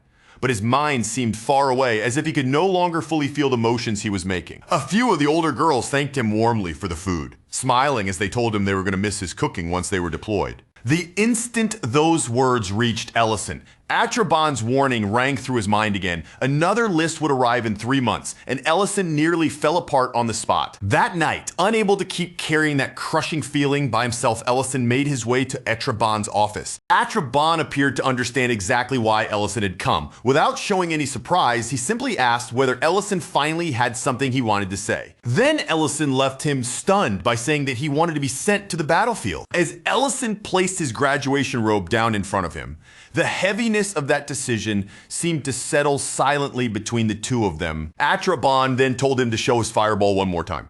What Ellison released after that was something no one there truly saw with their own eyes. But the sheer force of that magic ripped through the area with such terrifying power that the entire academy trembled from the impact. To everyone inside the grounds, it felt as though a sudden earthquake had struck beneath their feet without warning. The following day, Atraban calmly explained the disturbance away, telling everyone it had been nothing more than an accident caused by magic. Meanwhile, among the students, only a strange rumor began to spread that a first-class wizard, someone who had somehow never been officially promoted, had quietly left the academy without making a scene. Back in the present, Madrine told Leon Harris that Ellison disappeared from the academy the very next day after that so-called accident. Leon Harris immediately connected the dots, realizing that the enormous crater left behind at the academy had to have been created by Ellison himself. Madrine did not deny his conclusion, but the memory clearly gave her no relief or comfort. Even after Ellison vanished from the academy, stories about him continued to make their way back to her. Although he had never officially graduated, Ellison had gone directly from the academy to the front lines of the war. After leaving the academy behind, Ellison was taken before 2nd Company Commander Dagos, who looked him over carefully and remarked that luck must have truly chosen to work against him. After all, even during wartime,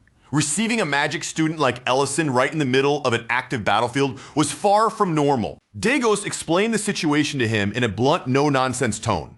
Their operational zone was positioned directly in the heart of the war, where the monsters roaming the land were every bit as dangerous as the dragons they were supposed to be fighting. The dragons attacked villages, stole whatever they wanted, and left ruin behind them. But it was the monsters that truly turned the battlefield into a place of endless slaughter. Dagos advised Ellison to stay back for the time being, unpack his belongings, and wait until proper orders were given, because stepping into combat immediately would be no different from throwing his life away. Ellison completely ignored that warning, and as soon as he walked off, Dagos and the men under him began talking among themselves about how little time the new arrival was probably going to survive. Some of the soldiers objected, saying it was absurd and far too reckless to send fresh recruits straight into battle like that. But Dagos answered with firm certainty, pointing out that Ellison was not just any ordinary student, not when a first-class badge emblem was sitting right there on his chest. Before Dagos and his men could sink any deeper into that bleak conversation, a soldier suddenly came rushing in,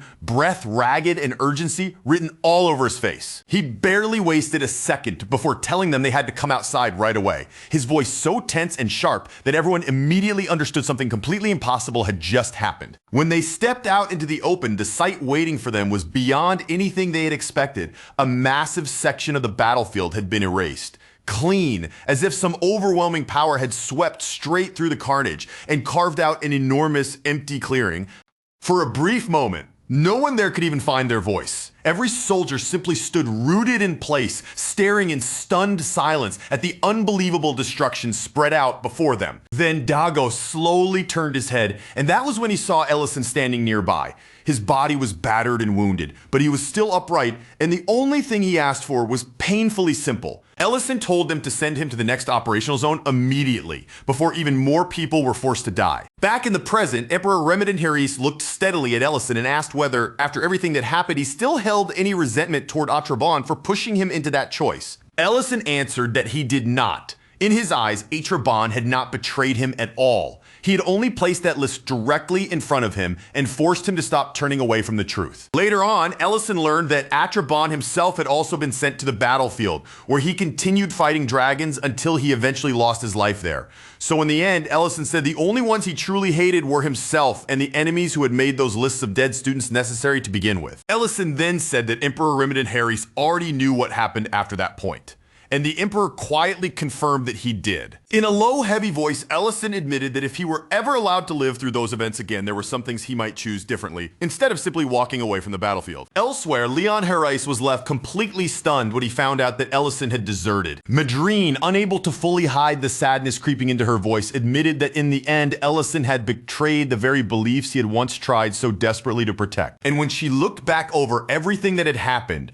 she added that their own choices had also placed their lives directly in danger. Leon Harris frowned in frustration, clearly unsatisfied, and complained that she could not reveal that much to him, and then simply leave the story hanging in the air. Medrin snapped back at him, saying that even if he was the crown prince, a desertion involving men like that was not something anyone could afford to treat carelessly. But before Leon Harris could press her any further for the rest of the truth, another voice suddenly cut into the room, remarking that he had not expected to find the crown prince in a place like this. The person who stepped into view was none other than Duke Melik-Delian, the third Duke of the Empire. Leon Harris immediately flicked his eyes toward Madrine, all while carefully concealing the thoughts moving behind his expression. He understood very clearly that he still did not possess enough power to openly reveal what he was truly after. So instead, Leon slipped smoothly back into the role everyone expected from him, the spoiled, unserious crown prince, and cheerfully declared that he would gladly go anywhere if it meant spending time with such a beautiful woman. Then, with shameless confidence and a performance bold enough to sell the act, Leon Harris took Madrine's hand and pressed a kiss against it. He was clearly hoping that Madrine would understand what he was doing and endure the act just long enough for them to survive the awkward situation in front of the Duke. Duke Melik-Delian watched the display with open disgust, then coldly stated that he had no interest in interfering with the Crown Prince's private amusements. But he added, with a sharper edge in his voice, that he had not expected Madrine to lower herself so much, chasing power even after she had already reached the position of a 7th rank magician. Leon Harris looked genuinely puzzled by that remark, so Duke Melik-Delian pointed toward the 7 circles marked on Madrine's badge and explained that those circles represented both her rank and her status. Leon simply brushed the explanation aside with a carefree shrug, saying he had never bothered to pay attention to complicated things like that, and insisting that he had summoned Madrine for one simple reason, because she was beautiful. At last, Duke Melik-Delian turned away and prepared to leave, but before walking out, he gave Leon Harris one final piece of advice: keep those sorts of activities away from the records room. The instant the Duke was gone, Leon Harris began apologizing and asked whether Madrine had ever dealt with Duke Melik-Delian before.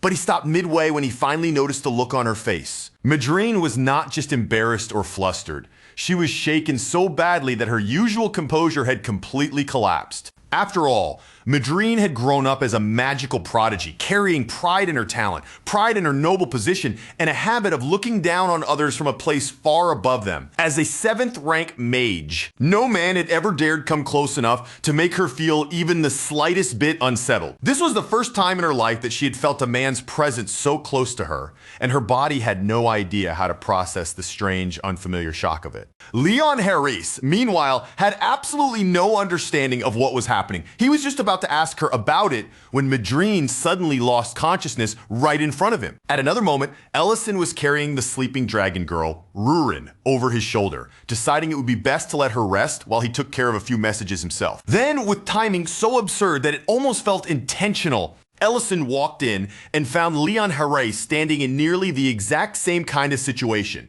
Only this time, The girl slung over someone's shoulder was Madrine, and the one carrying her was Leon Harais. The two men immediately pointed suspicion at one another, each accusing the other of acting suspicious while carrying a girl over his shoulder. A little while after that awkward encounter, they ended up seated across from one another inside Leon Harais' study, with the strange tension from earlier still faintly lingering in the room. Ellison explained that he had come because he had business with Emperor Remington Harais, and since Leon Harais would eventually hear about the matter anyway, he wanted to say goodbye first, before the wrong people happened to notice the two of them meeting together. But Leon Harais stopped him before Ellison could leave the explanation there. He revealed that Madrine had already told him enough for him to connect several pieces of the story on his own. After returning from his studies abroad, Leon Harais had heard rumors about a terrifying hero spoken of across the battlefield as the Dragon Slayer. And after meeting Ellison face to face, those old battlefield rumors had begun pointing toward one impossible answer. At that moment, Leon could no longer leave even the smallest space for doubt. The legendary figure spoken of in battlefield rumors was not some distant hero wrapped in myth. He was right there, seated directly in front of him. Leon finally spoke the truth he had been carefully circling around. The man before his eyes was Ellison, the same Ellison known as the legendary 9th class Archmage. He was the only human being in history who had broken past the accepted 7-circle limit, stepping into a magical realm that ordinary mages could not even begin to imagine. And once Leon said it out loud, he no longer bothered pretending caution was necessary. Keeping his gaze locked on Ellison, he asked him directly to lend them that impossible strength. Meanwhile, in another part of the palace, Emperor Remington Harais sat in silence, with Ellison's earlier words still lingering heavily in his mind. No matter how hard he tried, the Emperor could not stop thinking about the regret Ellison had carried with him after choosing to leave the battlefield behind. And hidden underneath that regret, there had been something even more fragile, a quiet wish that if fate ever gave him another chance, he might choose a different path. It was at that very moment that the third Duke arrived at the Imperial Palace. Duke Delian did not bother softening his voice or offering even the faintest courtesy. The moment he appeared, he asked straight away whether Ellison was somewhere inside the palace. Emperor Remington Harais did not give Duke Delian the answer he was demanding. Instead, he remained silent and simply refused to respond. That silence clearly struck a nerve.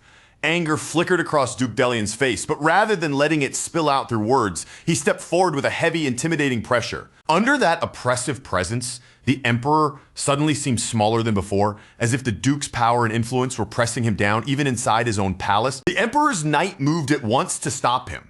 But before he could interfere, Duke Delian's own knight reached out and caught his wrist in a firm, unyielding grip. Then Duke Delian turned his cold gaze back toward the Emperor, his expression filled with open contempt. Without the slightest trace of mercy, he reminded the Emperor that the glory he had once held was already nothing more than a relic of the past. Before that confrontation could slide any further into open humiliation, Porgo stepped in between them and warned Duke Delian to remember exactly where he was standing. No matter how bold he acted, this was still the Imperial Palace. And if Ellison truly happened to be nearby, then Duke Delian needed to think far more carefully before deciding what to do next. Duke Delian understood the meaning behind Porgo's warning immediately. So at least for the moment, he chose not to push the confrontation any further, but before leaving, he still made sure to deliver one final insult, telling the Emperor that he should properly discipline Madrine for behaving so disgracefully with the Crown Prince. Only after Duke Delian finally left did Porgo turn back toward Emperor Remington Harais and ask whether he was alright. The Emperor thanked him, but the heaviness in his expression did not fade. He admitted that as a ruler, he felt nothing but shame, and he wondered just how deeply his own son must be ashamed of him as well. From there, the focus shifted once again back to Leon's study. Leon reminded Ellison that the true decline of the imperial family had begun after the First Knight Order was divided and scattered. When the war against the dragons broke out, the Emperor had tried to protect the people by sending members of the Order to different regions, placing them wherever the front lines most desperately needed support. But that decision came with a devastating cost. The palace itself was left dangerously exposed, protected by only the commander and a small number of remaining forces. Bitterness tightened Leon's face as he looked directly at Ellison and asked whether he understood what that situation had truly meant. Ellison answered immediately without needing to think it over. It meant the Empire had lost the strength it needed to keep the nobles under control. Leon agreed, then went on to explain that whenever the palace called upon those nobles for assistance, they either rejected the summons outright or sent soldiers so useless that their presence only dragged the situation into even greater chaos. Rather than helping the Ruburn Empire survive the war, Those nobles made the battlefield even more disordered, turning an already desperate situation into something far worse. At last, Leon stopped hiding behind the polished composure expected of royalty. The anger he had been suppressing, the helplessness he had swallowed down, and the desperation weighing on his chest all broke through at once as he begged Ellison to help him. And Leon did not stop at words alone. He lowered himself onto one knee before Ellison, bowing his head as he pleaded for the strength only Ellison could provide. The sight of the crown prince kneeling before him left Ellison completely stunned. Ellison immediately told Leon to stand up, saying that someone in the prince's position should not be kneeling before anyone, especially not before a man who is officially nothing more than a restaurant owner. Leon slowly rose back to his feet, and the embarrassment on his face was obvious now that the heat of his desperation had finally caught up with him. For a short moment, Leon admitted that perhaps he had misunderstood Ellison after all. But then his eyes dropped toward the insignia Ellison carried. It was the unmistakable mark engraved with 9 circles. And in that instant, Leon could no longer deny the truth standing right in front of him, no matter how impossible it seemed. Ellison calmly told him that he had never abandoned his duty. But even as he said those words, he made one point absolutely clear. He was not going to run around crushing powerful figures just because Leon asked him to, and he had no intention of getting involved in the palace's internal struggle for authority. However, if a genuine threat ever rose against the Ruberan Empire itself, then Ellison would act, and when he moved, he would wipe that threat away completely. After Ellison left the room, Leon sank back into his chair, finally beginning to grasp what it truly meant for someone to be called the Ninth Circle Archmage. His thoughts drifted back to the days after he first returned from abroad during the war, when 2 boys had mocked him for lowering his head despite being the crown prince. They had sneered at the idea that an entire nation had to rely on only 3 heroes in order to survive. Even then, Leon had snapped back at them without holding anything in, because those boys had never understood the kind of weight those heroes were carrying on their shoulders, all for the sake of the Empire. Back in the present, Leon could only let out a small, powerless smile. Even if everyone else in the world believed Ellison had disappeared for good, Leon decided to hold on to the hope that someday that man would appear again. Somewhere else, Rurin slowly stirred from her sleep, her eyes opening little by little as she finally began to wake up. And the very first thing waiting in front of her was Madrine, standing there with fear written across her face, so tense that her entire body looked as if it might lock up on the spot. Madrine immediately panicked and rushed to defend herself, desperately insisting that she had not done anything wrong and trying to explain the situation before it got any worse. But Rurin was already burning with anger, and once her temper flared that fiercely, a few frantic excuses were nowhere near enough to cool her down. That was when Ellison finally arrived. He took one look at the scene in front of him and dryly remarked that if he had come even a second later, the whole place probably would have turned into a complete disaster. The instant Rurin spotted him, she launched herself straight toward him and clung to him tightly, loudly complaining that he had abandoned her and left her all alone. Ellison simply told her that it was time to go home since the matter that had brought him to the palace had already been taken care of. Madrine, still visibly shaken from everything that had just happened, asked him what he had even come to the palace to do in the first place. Ellison answered in his usual casual tone that she would understand soon enough once Diriant arrived. Madrine then hurriedly warned him that Duke Melik Delian was currently inside the palace. But Ellison did not seem concerned in the slightest. He told her there was no reason to panic because he was planning to leave immediately anyway. Even so, before opening his magic and disappearing, Ellison turned back toward Madrine and asked one last question, whether she was the one who had told Crown Prince Leon who he really was. And on top of that, he asked whether she had also failed to keep quiet about what had happened at Dedran Castle. Under the weight of his questioning, Madrine looked like she might collapse right where she stood. Still, she insisted that she had not revealed everything, and that she had only spoken because Crown Prince Leon had personally ordered her to. Elsewhere in the palace, Leon quietly apologized to Madrine in his heart. Later, when Porgos saw Madrine stepping out of Leon's chamber looking completely drained, he misunderstood the situation in the worst possible way and began wondering whether Duke Melik Delian's ugly suspicions had been correct after all. By the time the next day arrived, Ellison had already returned to the restaurant. As soon as he gathered everyone together, he asked them all to give Lint and Made a proper round of applause for keeping the kitchen running while he was away. He also praised Ment and Miltine, giving them credit for all the hard work they had put in. Rurin immediately asked what praise she was getting, but Ellison smoothly ignored the question as if he had not heard her at all. Then Lint casually revealed that he had known from the beginning that Ellison was secretly watching over them the entire time, even while pretending to be gone. That unexpected comment actually caught Ellison off guard. Even so, Ellison decided not to linger on that awkward detail. Instead, he announced that everyone would be rewarded with a camping trip. The atmosphere in the room changed at once, excitement quickly spreading among them. Matt asked if they were going by themselves, but Ellison said no and proudly introduced himself as Great City's self-proclaimed social butterfly. He declared that he would gather people so smoothly and naturally that no one would even be able to tell whether they were heading out for a simple picnic or organizing an entire festival. The first person Ellison invited was Creston, but Creston turned him down because his work had piled up far too much. Still, even though Creston could not go with them, he at least helped Ellison out by recommending a few good places where they could set up camp. Meanwhile, over at Elena's clinic, Serena stood nearby, quietly watching as Elena carefully treated one of her patients. The sight irritated Serena all over again because she had already told Elena there was no need to keep working like this when Serena could bury her in more gold coins than she could ever spend. Elena, calm and steady as always, simply replied that no matter how many gold coins someone had, money could not heal sick or injured people. Right, at that moment, Ellison walked into the clinic and Elena's face brightened so openly the instant she saw him that Serena noticed the change immediately. Serena narrowed her eyes, feeling that after living for so long, she had seen enough expressions to recognize when a look like that meant something more. Ellison invited Elena to come along on the camping trip, pointing out that she already visited his restaurant for meals anyway, so she might as well join them properly this time. Elena agreed without even the slightest hesitation. Serena continued studying Elena's face in silence, trying to decide whether that expression was simple admiration or something much closer to love. Then Serena suddenly cut into the conversation and announced that as a great dragon, she would be joining the trip as well. Ellison visibly stiffened when she invited herself along, and that reaction only made Serena more irritated, because she had assumed from the very beginning that the invitation obviously included her too. Before long, the group arrived at the campsite, a beautiful location near a waterfall where the sound of rushing water filled the air around them. Elena asked how Ellison had managed to find such a lovely place, and he gave one of his usual vague answers, claiming that as a social butterfly, he had simply heard about it on the wind.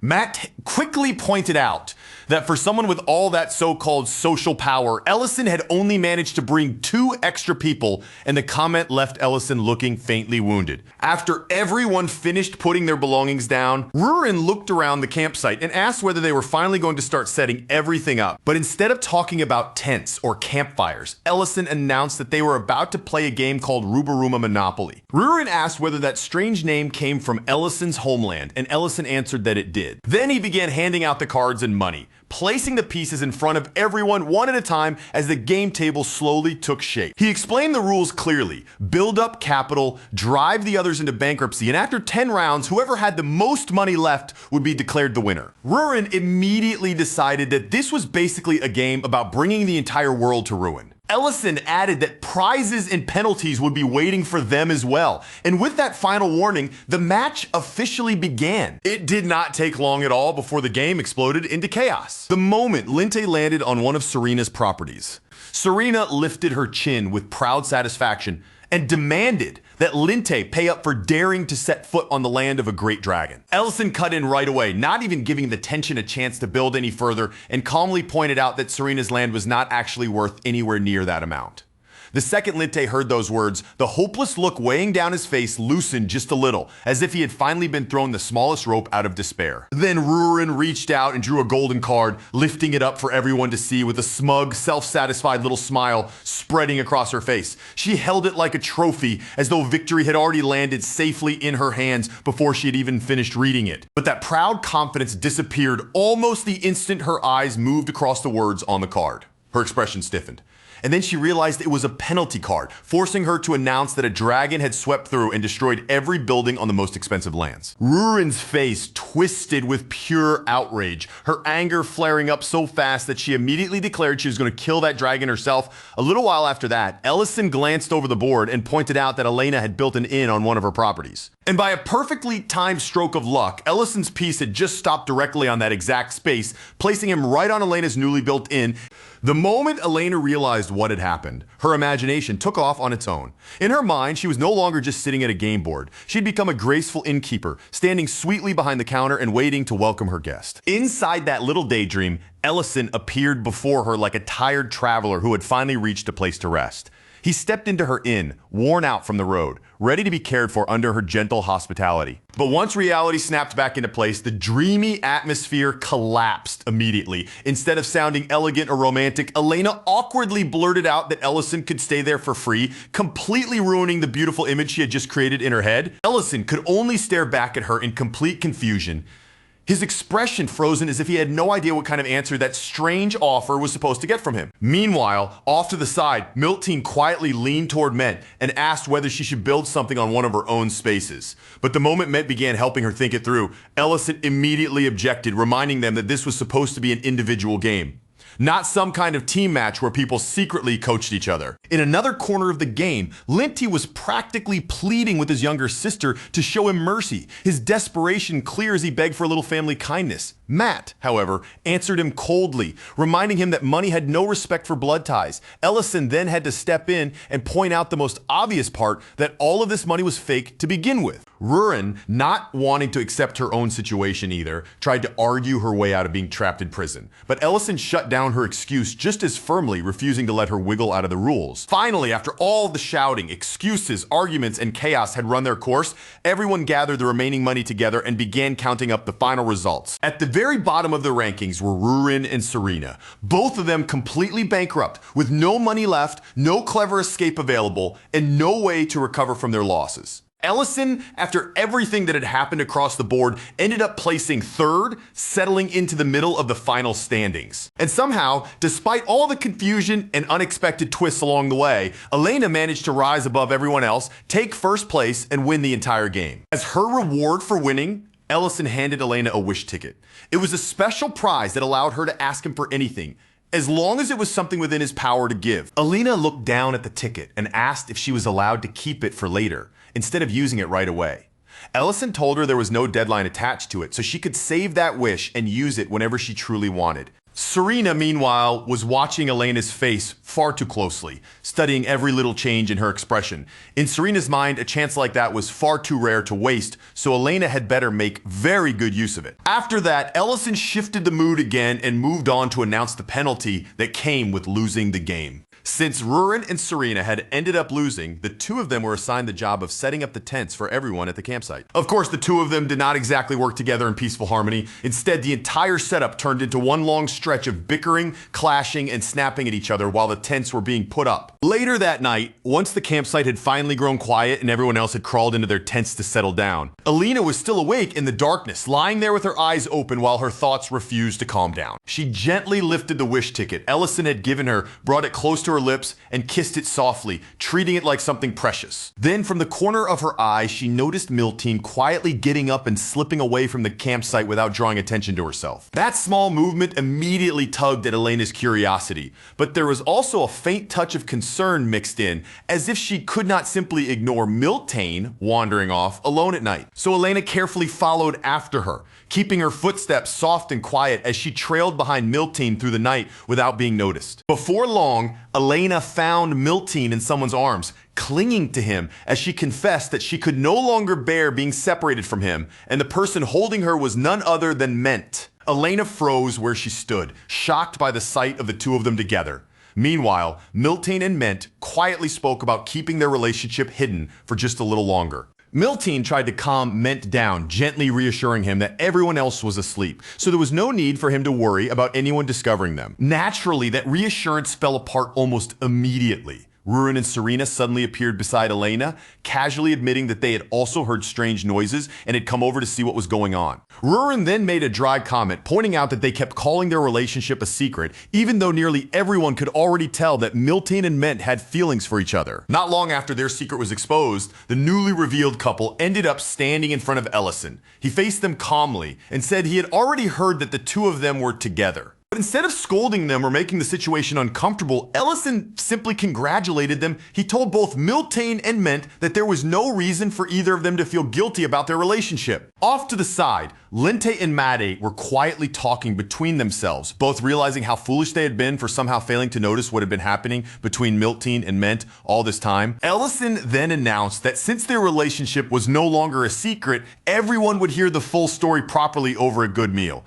And for that special occasion, he decided he would make curry. He started by slowly sauteing onions, taking his time until they softened, deepened into a rich brown color, and filled the campsite with a warm, savory fragrance. In another pot, he cooked the vegetables and meat together with butter, letting everything sizzle gently as the ingredients softened and began soaking up the flavor. After that, he poured in water and let the ingredients simmer down, allowing the separate parts to come together into one thick, hearty dish. Finally, Ellison added the spices, building the flavor layer by layer until the smell of curry spread through the entire campsite and made the air feel even warmer. The finished meal looked so inviting that just seeing it was enough to brighten everyone's faces, lifting the mood around the camp almost instantly. Ellison had even gone out of his way to prepare a separate vegetarian curry, specifically for Elena. That quiet little act of care made Elena blush, her expression softening as she realized that Ellison had remembered her needs without making a big deal out of it. As everyone sat together and ate,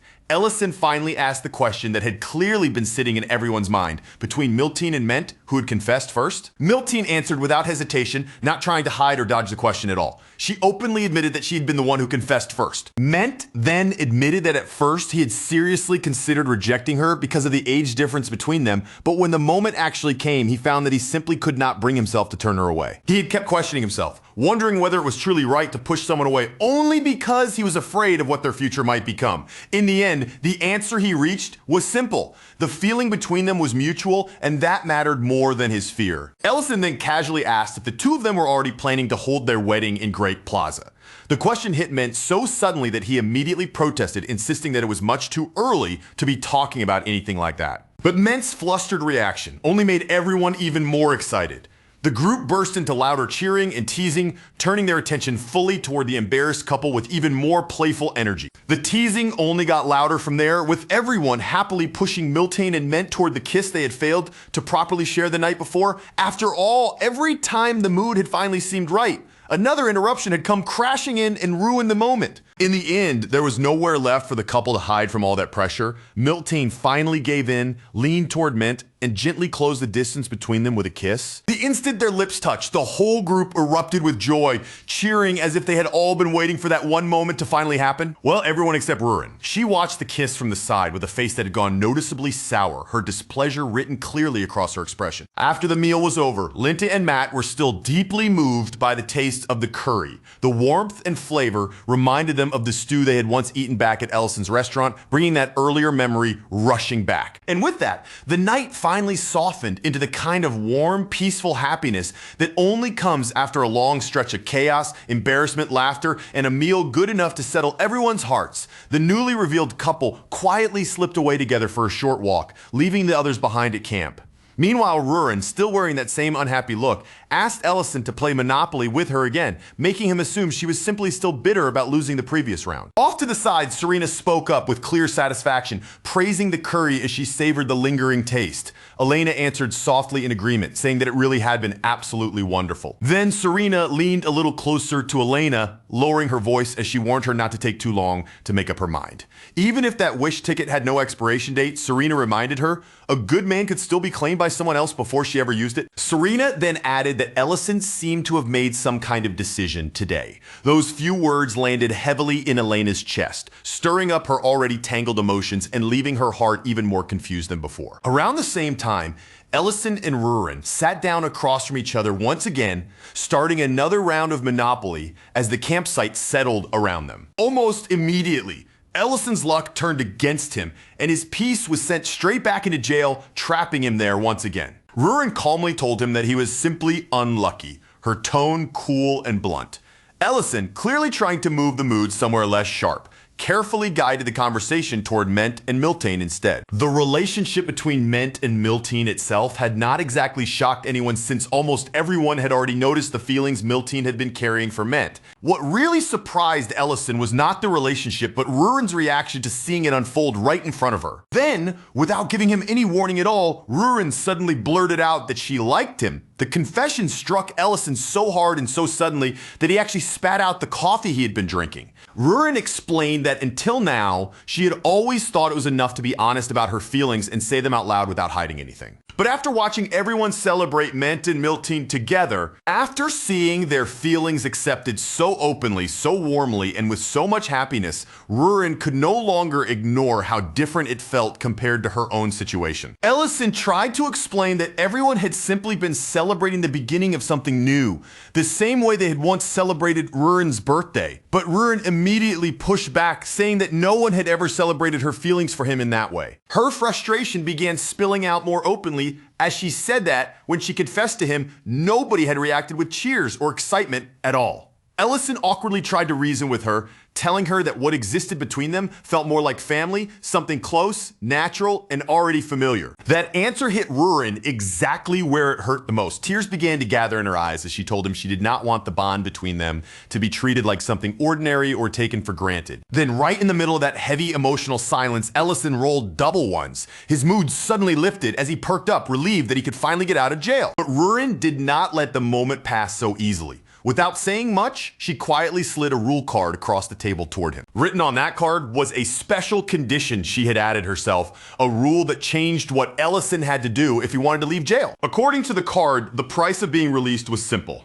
He had to kiss the black dragon. Rurin's voice trembled slightly, but there was still determination in it as she said that if a kiss was what made everyone see a relationship as something different, then she could not understand why the two of them should not cross that same line as well. Before Ellison could find a way out, Rurin grabbed him by the collar and pulled him closer. For once, Ellison was the one who looked completely cornered, caught with nowhere to retreat. Just as Rurin leaned in toward him, closing the space between them and reaching the very edge of a kiss, a sudden clattering sound rang out nearby, slicing through the tense atmosphere and breaking the moment apart in an instant. Ellison immediately sprang up to his feet, seizing the interruption like a lifeline, and blurted out that he needed to go wash the dishes. The one who had made that noise was Elena. She had only come over because she needed clean water for the dishes, with no intention of walking into anything unusual. But instead of simply getting water and leaving, she had stumbled straight into the middle of an intensely awkward scene between Ellison and Rurin. The moment Elena understood exactly what she had just interrupted,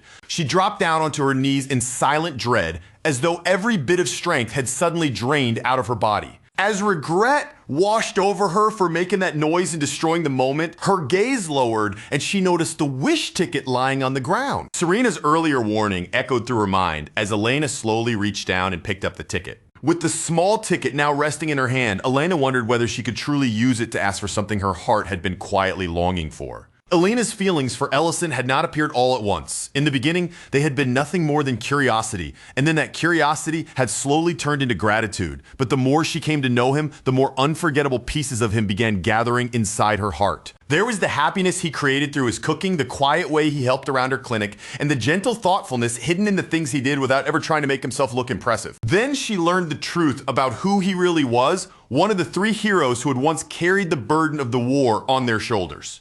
He had been someone who stood beside Beaton and protected others without drawing lines between them, guarding people without discrimination. And once Elena understood that truth, something inside her shifted completely. What had once been simple curiosity gradually deepened, growing into a feeling far stronger and far harder to ignore. It became so painful and so persistent that she found herself wanting to visit the restaurant for no reason other than the hope of seeing Ellison again. And now, with the wish ticket held carefully in her hand, Elena finally realized what she truly wanted to ask from him. Sometime later, the group finished packing up the campsite, gathering their things and preparing to make their way back home. Ellison helped everyone collect their belongings, making sure nothing was left behind while also checking whether they had enjoyed the trip. Linte and Mate both answered that they absolutely had, and before leaving, they once again praised the food with bright, enthusiastic compliments. Meanwhile, Serena stood off to the side, quietly studying Rurin's face instead of joining the conversation. That dark, unsettled expression was impossible to miss, and from the tension sitting there, Serena could tell that something definite had begun to strain the bond between Rurin and Ellison. She would never be careless enough to say it out loud, but that tiny crack in their closeness gave Serena the faintest spark of hope for Elena's chances. Just then, Elena came back over to the group, carefully holding the freshly cleaned dishes in both hands as she returned from washing them. Ellison noticed immediately that Elena had quietly handled even his portion of the work without making a fuss about it. But when he brought it up, Elena only smiled gently and brushed the matter aside, saying it was only natural after he had been kind enough to invite her on the trip. Then, after a small pause that made the moment feel just a little heavier, Elena looked at him and said she wanted to use the wish ticket. Ellison met her request with a calm smile, giving her his full attention as he told her to go ahead and say whatever wish she had in mind. So Elena gathered herself and finally gave voice to the wish she had been holding inside. Later, once the camping trip had ended and they had returned to the clinic, Elena spoke quietly, saying from the heart that she had truly enjoyed every part of the camping trip, from the beginning all the way to the end. Then she turned her attention towards Serena and with a soft, gentle tone asked whether Serena had enjoyed herself as well. But Serena was not really thinking about the trip anymore. What bothered her far more was why Elena had used such a precious wish in such a wasteful way. The wish Elena had chosen was not for a date, a confession, or anything that directly benefited her.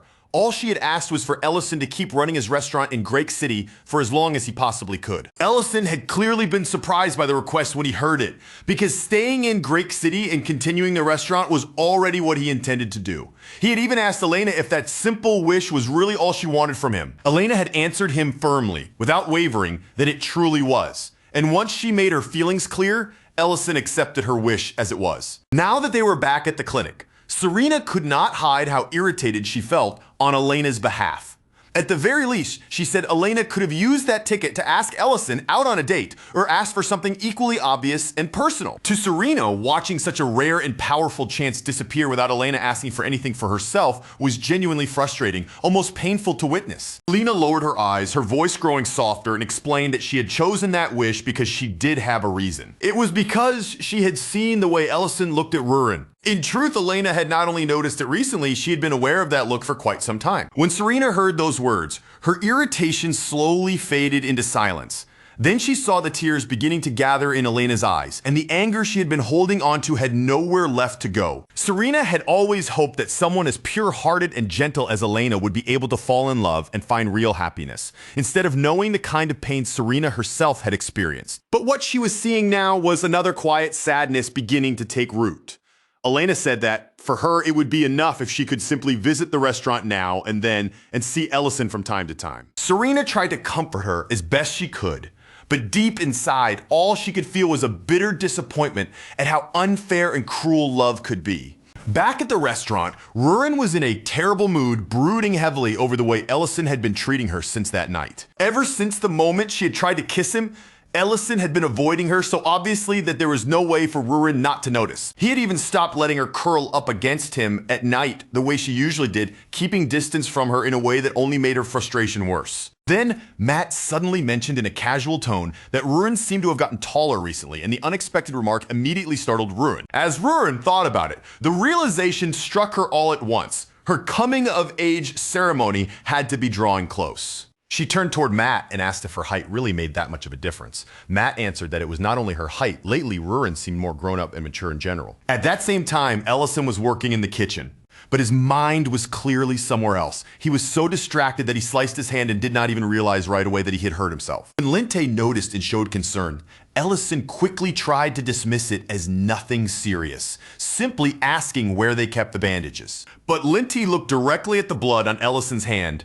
and told him plainly that the injury did not look fine at all. Ellison barely seemed to take in Linte's words. His attention had drifted far away, trapped in the memory of that almost kiss with Rurin. And as that unfinished moment replayed again and again in his mind, Ellison finally faced the truth and admitted to himself what he truly felt for her. Far from the restaurant, deep within the Black Dragon Holy Ground, the elders Medidana and Dihegma were speaking together about the preparations for Rurin's coming-of-age ceremony. Dihegma explained the traditional arrangements he had already put in place, speaking with the calm confidence of someone who had carefully prepared every custom and formal step. And when the topic naturally turned in that direction, he even brought out a list of possible black dragon suitors for Rurin. As Midodana looked over the names on the list, he remarked that Nisa's name would probably have been included among them as well. If Nisa were still alive, Dehegma agreed without any hesitation, accepting that point as though it were obvious. Then Midodana chose his words carefully and asked whether Dehegma still held resentment toward Ellison for killing Nis. Dehegma answered plainly that he did not. Midodana started to bring up Rurin's feelings for Ellison, but Dehegma cut him off before he could continue.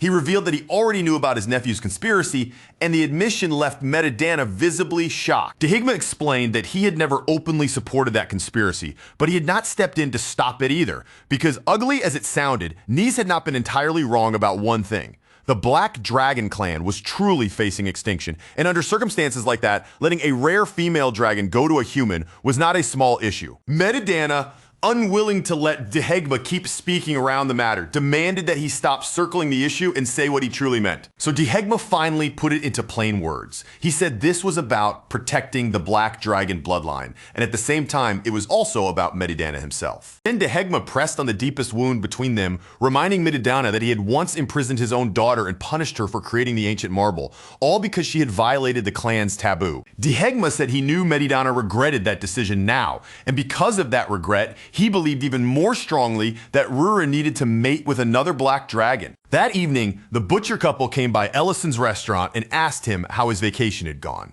Ellison answered honestly, saying that the trip had been a lot of fun. Rain apologized for not being able to come along with them, but Ellison lightly waved off the apology and told him there would always be another chance next time. Then she leaned a little closer to him, her face bright with curiosity and her eyes almost glittering from excitement, dropping her voice like she was about to ask about some hidden treasure. She asked Ellison if he had prepared anything special for Rurin's upcoming birthday. Ellison answered without making a big show of it, calmly telling her that yes, he had prepared something, and not just anything, but something he had been quietly working on for a very long time. The moment she realized the present was actually a house, her excitement nearly burst out of her all at once. She came dangerously close to squealing right there on the spot, only barely managing to clamp down on the joyful sound rising in her chest. Around that same time, Goltazar was standing proudly inside the almost completed lair, his chest puffed out as he slowly looked over every corner of the place. His gaze moved across the walls, the passages, and the finished details with deep satisfaction, like a master craftsman admiring the final shape of the greatest work he had ever created. He even made his way over to Rurin's chamber, stopped in front of it, and gave it a firm little pat with his hand. The way he spoke to it almost made it seem like the chamber itself had been one of his fellow craftsmen standing beside him through all the sweat, effort, and endless construction. After taking in the sight of the lair, Goltazar turned toward the dwarves who had been working under his command and sincerely apologized to them. He knew he had pushed them hard, almost too hard, because his stubborn perfectionism had made him keep adjusting, refining, and reworking even the tiniest finishing touches. The job had dragged on much longer than anyone expected, but the dwarves only laughed it off, showing no resentment at all. Instead, they told him that this exact level of perfection was what made the lair feel so meaningful and worth all the effort. To the dwarves, there was really no better way to put it. This lair was Goltazar's masterpiece, a creation with enough pride and craftsmanship behind it to be remembered for years to come. And now that the work was finally close to finished, the only thing they wanted was to see everyone's reaction when they stepped inside and witnessed it for the first time. Meanwhile, Rurin was still fast asleep, but her mind had been dragged into a dream that felt far too vivid to be harmless. In that dream, she stood before the elders of her clan, looking small and tense beneath their cold, judging stares, while they repeated her mother's crimes again and again, as if they were pressing every accusation directly onto Rurin's shoulders. They declared that the war had started because her mother had created the ancient marble. Rurin's body began to tremble as she desperately tried to defend herself, forcing out the words that this was not something she could answer for. But Midodana did not soften or even seem to listen. His face remained unmoved, his gaze fixed, and from the look in his eyes, his judgment had already been decided long before she spoke. Without giving Rurin even the smallest chance to continue pleading her case, Midodana pronounced her punishment in a hard, merciless voice. His verdict was final. She would be exiled from the sanctuary. Rurin suddenly shot awake in pure terror, her body jerking upright, as if the sentence had chased her straight out of the dream. Even after opening her eyes, the panic from the nightmare still clung to her, leaving her breath unsteady and her body tense. Only after that first wave of fear passed did she notice something else.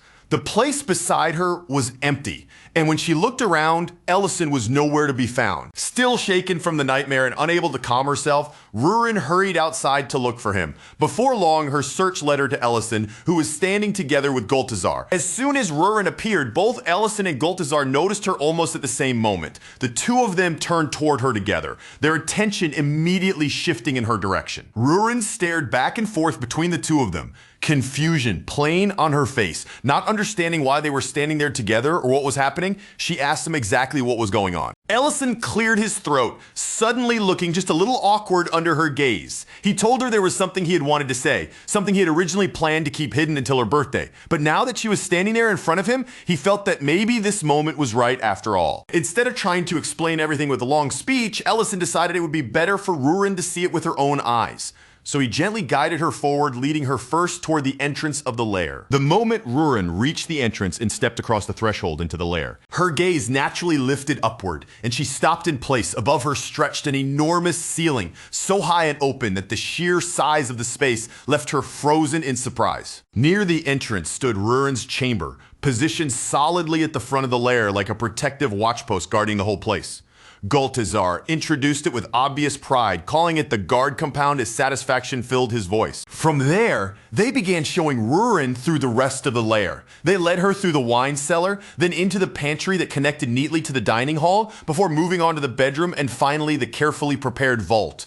Every room had its own clear purpose, and each space felt like another piece of a long-kept promise finally taking real shape before her eyes. Once that part of the tour was finished, Goltazar guided them even deeper inside the lair. His steps seemed to grow more confident the farther they went, as though they were approaching the section he had been most eager to reveal. And there, right at the heart of the lair, Goltazar proudly showed them an enormous bathing area. It was wide, grand, and impressive enough to feel like one of the true centerpieces of the entire home. As soon as Rurin saw it, her whole face changed. Her eyes widened, her expression brightened, and excitement spread across her features as she immediately asked whether the bath was connected to the underground aquifer. Goltazar confirmed it proudly, explaining that he remembered how much she loved the hot spring, so he had gone out of his way to build one especially for her. Watching that joy bloom across Rurin's face, Ellison felt a quiet wave of relief settle over him. He understood that the strange distance he had been keeping had hurt her, even if he had never managed to properly put it into words. But right now, at least in this moment, Rurin looked genuinely happy. Seeing her smile so openly only made the feeling inside him stronger, the feeling that he could not keep avoiding his own emotions forever. Rurin immediately turned toward Ellison and demanded cocoa, then said in the most casual tone possible that they should bathe together as if that were the most natural thing in the world. Ellison nearly locked up on the spot, his mind going completely blank before he could even put together a proper response. Before Ellison could manage to answer her, Rurin had already stepped straight into the water without the slightest hesitation. She moved so naturally that it was obvious. She had already decided what was happening. When Rurin glanced back and saw Ellison still standing there, stiff, frozen, and clearly unsure what to do, annoyance quickly began to show on her face. Ellison, meanwhile, was desperately trying to calm his racing heart. From his point of view, Rurin was moving at an absolutely terrifying speed, pushing things forward so quickly that he had no time at all to prepare himself. Then another thought suddenly hit him. Maybe the awkward distance between them had been just as uncomfortable for Rurin as it had been for him, especially when from her perspective, they already slept beside each other and shared baths so naturally that she barely even thought to question it. That thought only lasted for a single breath. A portal suddenly opened nearby, and with timing so awful, it almost felt like the universe itself was playing a joke. Meridana appeared at the exact moment needed to hear the very last part. Meridana exploded with outrage almost instantly. His voice thundered through the area as he accused Ellison of shamelessly taking advantage of his precious granddaughter. Ellison rushed to explain that the situation was not what Meridana thought it was, but the elder was already far too furious to listen. No matter what Ellison tried to say, Meridana's anger left no room for excuses. A little later, after Metadana had been shown around Rurin's new lair, he inspected the interior with a stern expression. Slowly, that hard look shifted into something closer to reluctant approval. Though he clearly did not want to praise the place too openly, he admitted that by his standards, the lair was decent. He'd never imagined that a human would be capable of preparing anything worthy of a dragon, much less something made with this much care and attention. Hearing that, Ellison quietly hoped that those words meant he had somehow managed to pass whatever invisible test Medidana had been placing in front of him. But then Medidana's tone shifted and the air around them seemed to tighten. He suddenly asked Ellison whether he was prepared for the possibility that even after all of this, he might still fail. After saying that, Medidana made it clear that this was no longer just a casual visit. He and Ellison needed to have a serious talk. The two of them stepped into the water together, and Ellison's nervousness was impossible to miss. His body remained tense as he waited for whatever the Elder Dragon was about to say. Medidana's presence was nothing like Rurin's, where hers felt familiar and close. His felt heavy, ancient, and overwhelming, carrying the weight of someone who had lived through ages Ellison could barely begin to imagine. Ellison could feel that pressure surrounding him from every side. It pressed in around him so strongly that even the air near the bath seemed thicker and harder to breathe. Trying not to let too much of his unease show, Ellison awkwardly asked the Elder to begin, but Medidana did not start with a warning or a threat. Instead, he began by telling a story. Medidana spoke of an age so ancient that it had come before even his own time. A distant era when a dragon lord named Balakar was born after absorbing 3 ancient marbles. From the very beginning, Balakar was the worst kind of ruler anyone could imagine. He despised every living being that was not a dragon, looking down on them as worthless creatures far beneath his respect or mercy. What made Balakar truly terrifying was not just that hatred itself. Other dragons could hate from the depths of their hearts, but Balakar had enough overwhelming power to turn that hatred into reality. And so he began purging the world. One race after another, one creature after another, he slaughtered every living thing that did not belong to dragon kind. But after the world had been stripped down until only dragons remained, Balakar finally understood the enormous mistake he had made. With no other beings left beneath them, the dragons had nothing else to rule over. Before long, with nowhere else for their aggression to go, they began turning their fangs against one another. In the end, other powerful dragons rose up against Balakar, dragons who had absorbed 1 or 2 ancient marbles themselves. Together they challenged him, defeated him, and ultimately destroyed him. After living through that nightmare and seeing the devastation Balakar had left behind, dragonkind came together and carved a vow into their very history. No matter what kind of crisis came again, and no matter who tried to justify it, they would never allow any living being to absorb 3 ancient marbles into their body ever again. Over time, that vow stopped being just a promise and became an absolute law among dragons. From that point forward, even creating an ancient marble was treated as the greatest taboo of their kind, a forbidden act so dangerous that no dragon was ever supposed to lay a hand on it again. Then Medidana's voice sank lower, carrying a heavier weight than before. The old history of Balakar faded into the background, and the story finally moved toward the wound that still remained at the heart of everything: Rurin's mother. With that, Medidana pulled Ellison deeper into the past, guiding him back through memory to a time 300 years earlier, long before the pain of the present had fully taken shape. In those days, Rurin was still nothing more than a small child. Running freely through the sanctuary without a trace of worry, her tiny figure moved with innocent joy, full of the kind of happiness that only a child untouched by tragedy could have. Back then, Medidana and Saren stood together as the guardians of the sanctuary side by side. They watched over their clan during one of the rare periods of peace dragonkind had ever been allowed to enjoy. That fragile peace did not last forever. In one sudden moment, the quiet light they had protected with such care was torn apart completely. A violent tremor ripped through the sanctuary, shaking the tower with enough force to make it feel as if the very earth beneath them had been struck by something enormous. Then Rurin's mother came crashing into the tower in her dragon form. Her arrival was so sudden and forceful that the entire place was thrown into alarm in an instant. When she appeared before them, she was breathless and strained, her whole body tense with desperation. It looked as though she had flown there with danger snapping at her heels the entire way. Her first anxious hope was that no one had managed to follow her. Then, with that fear still hanging over her, she revealed the forbidden thing she had brought back with her, an ancient marble. Without giving them even a moment to process it, she urgently begged them to hide it at once. The way she spoke made it clear that every second of hesitation felt like it could bring disaster straight to the sanctuary's door. The moment Saren and Medidana saw it, their expressions sharpened with suspicion and alarm. Saren immediately demanded to know where she had gotten something so strictly forbidden. But Rurin's mother responded in a way that almost made the situation feel even more maddening. With a strangely casual tone, she said she had more or less smuggled it out from somewhere. Her father's anger flared up at once, his patience snapping under the weight of what she had admitted. Before his fury could completely boil over, Rurin's mother hurried to calm him, trying to keep the situation from exploding any further. When they pressed her for more answers, she explained that the situation was not fully complete yet. But soon, she warned them a new Dragon Lord was going to be born. She told them that she had once seen certain people attempting to gather all 3 ancient marbles in one place. Even though she did not completely understand every detail of what they were planning, her instincts screamed that something terrible was about to happen, so she acted first and stole one of the marbles herself. In fact, she even admitted something even more reckless. For a brief moment, she had considered stealing all 3 ancient marbles on her own. And she said it with so much bold confidence that it almost sounded like bragging. In her mind, even if she had taken all 3, no one would have been able to catch her anyway. Saren, however, did not allow that confidence to stand unchallenged.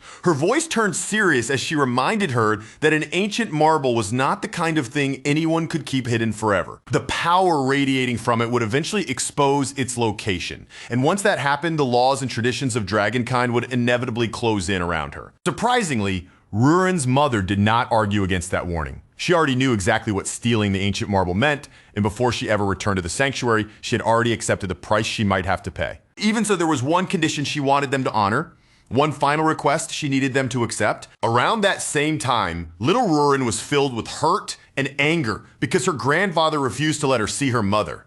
To her young heart, that rejection felt cruel and impossible to understand. Then, from the place where she was secretly hiding nearby, Rurin caught sight of her mother standing there surrounded by other dragons. Medidana stood directly in front of his own daughter, his expression stern and unyielding, and demanded that she confess to what she had done. In a hard voice, he asked whether she admitted to creating the ancient marble. Rurin's mother did not try to run from the accusation or dress up her answer with excuses. She answered simply and said yes. Medidana then handed down her sentence. She would be imprisoned in a secluded place, far away from everyone else, and Rurin's mother accepted that fate without raising even a single word of protest. Still hidden nearby, Rurin watched the entire scene unfold in front of her. She stood frozen in terror as the adults around her calmly decided what would happen to her mother. Medidana ordered that his own daughter be locked away, and once the prison was ready, he declared that he would personally take her there himself. Back in the present, Ellison could barely keep himself still as he listened to the story. The more Medidana revealed, the harder it became for him to accept, until he finally protested that none of this sounded like a crime deserving such a harsh punishment. Medidana looked at him carefully and asked whether Ellison truly did not know the full truth. Ellison answered honestly, saying that all he knew was that Rurin's mother had created the ancient marble. Only then did Medidana explain that the imprisonment had not been meant purely as punishment. It was also meant to protect both her and the marble. The place where she had been sent was built to safeguard the ancient marble itself, sealed behind layer upon layer of extremely advanced magic so that no outsider could ever force their way inside. Ellison immediately pointed out the part that could not be softened or hidden behind any explanation. No matter what purpose that place served, it was still a prison. Medidana did not deny it. His voice dropped, heavy with old regret, and he quietly admitted that he regretted what had happened. Then he began speaking about how that one decision slowly seeped into Rurin's childhood, poisoning the years that should have been peaceful for her. Some dragons whispered about her when they thought she could not hear. Others looked at her with pity, while some simply branded her as the daughter of a criminal, as if that single label was enough to define everything she was. One day, when Medidana went to visit Rurin in her room, he found her sitting there all alone, crying by herself, begging again and again for her mother to come back to her, wanting to comfort the heartbroken child in whatever way he could. Medidana told Rurin that someday she might be able to bring her mother back with her own hands. After that, he told her about a certain place where she could go and gather herbs for him.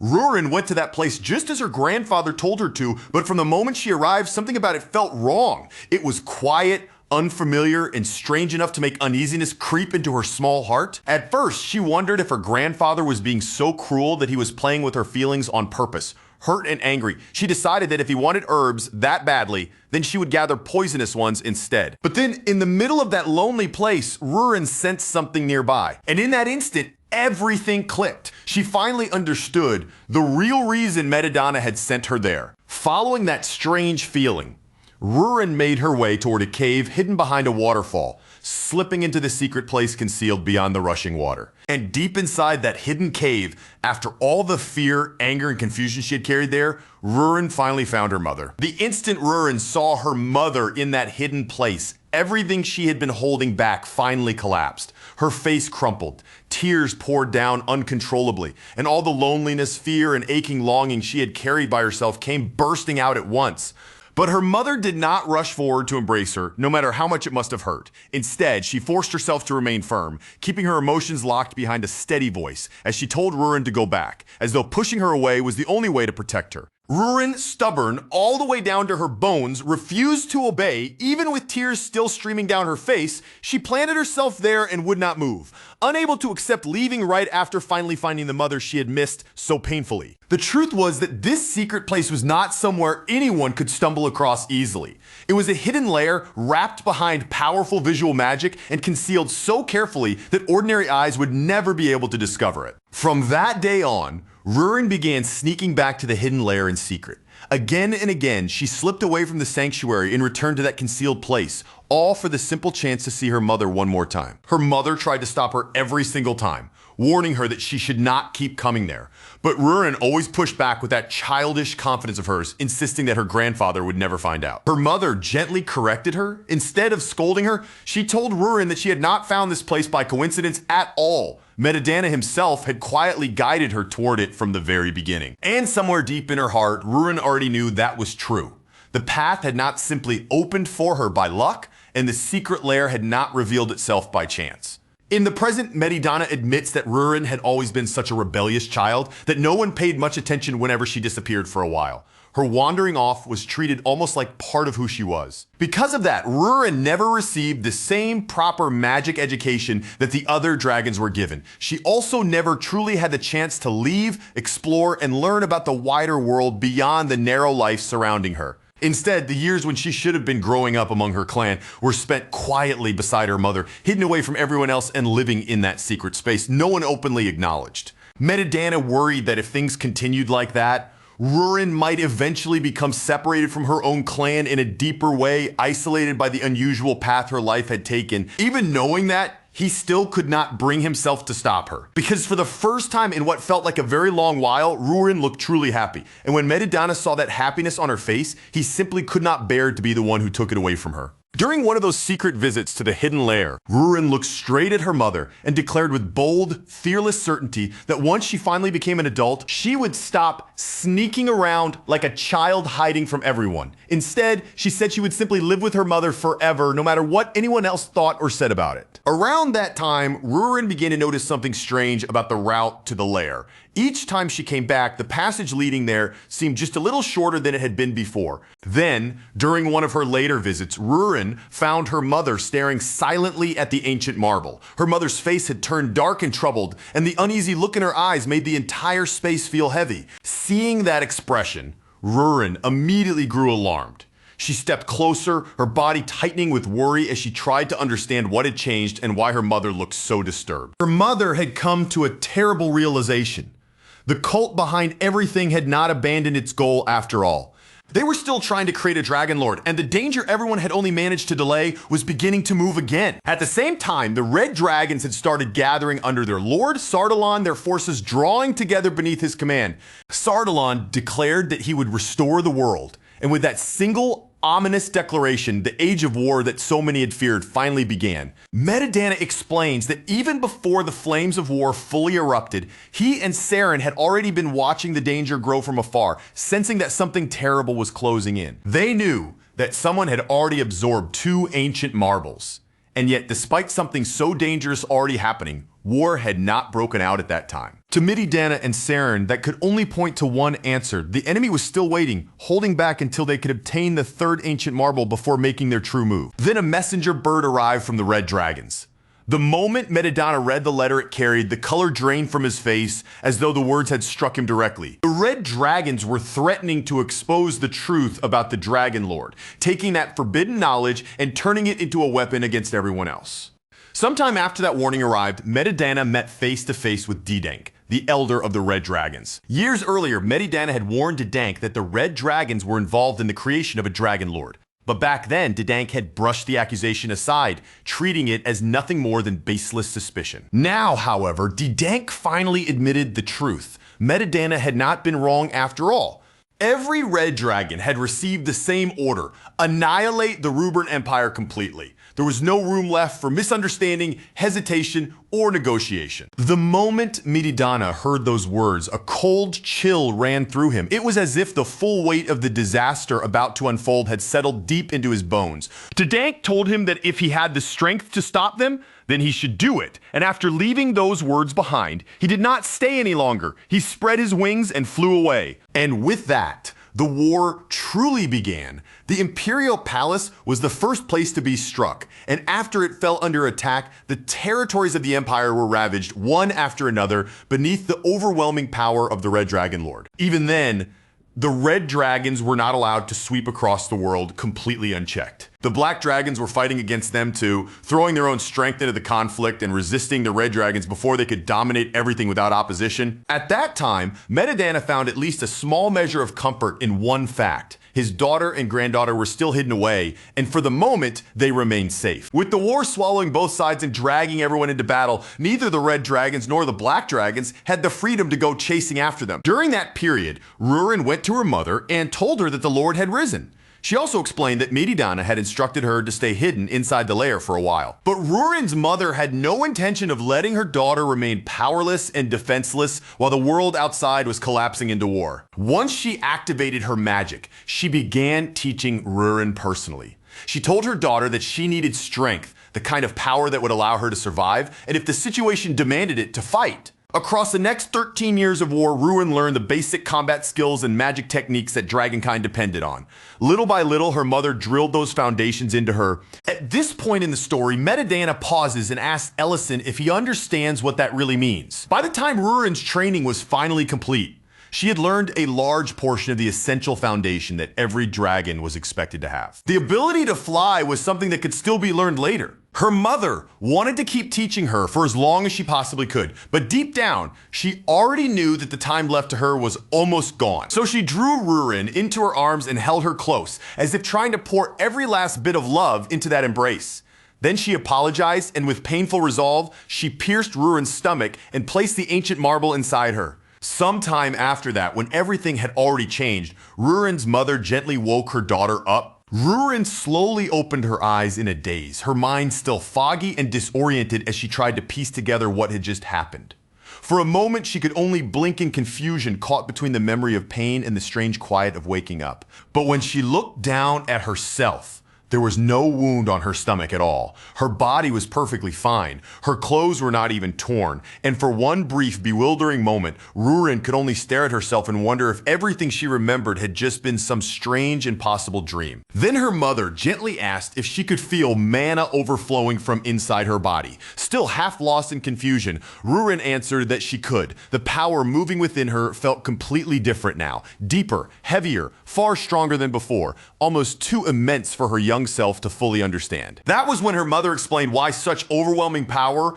was suddenly surging through her. Rurin had absorbed an ancient marble. With the little time she had remaining, her mother entrusted Rurin with one final task. She told her to go to her grandfather, stay within the holy ground, and use her strength to help in the war. Rurin immediately pushed back, confused and alarmed, reminding her that absorbing an ancient marble was supposed to be strictly forbidden. But her mother softened the truth into words a child could accept. Instead of making it sound like a terrible burden, she called it a secret mission, meant only for Rurin. At that young age, Rurin could not truly understand how heavy that responsibility really was. So rather than trembling under the weight of it, her heart raced with excitement at the thought that her mother had trusted her with a secret mission. Her mother then wrapped both arms tightly around Rurin, pulling her close as if she wanted to hold on to that moment forever. With deep gratitude in her voice, she thanked Rurin for bringing happiness into the long, lonely years she had spent imprisoned. Then, after holding her for that final embrace, her mother slowly let her go. That moment became the last time Rurin and her mother ever saw each other while both of them were still alive. When Rurin returned to the hidden lair again sometime later, the person she had come looking for was no longer there. Her mother was already gone. Metadana reminded Ellison that he had been there when Rurin saw what had been left behind, when the truth of Rurin's death came crashing down on her and broke apart the last fragile pieces of her innocence.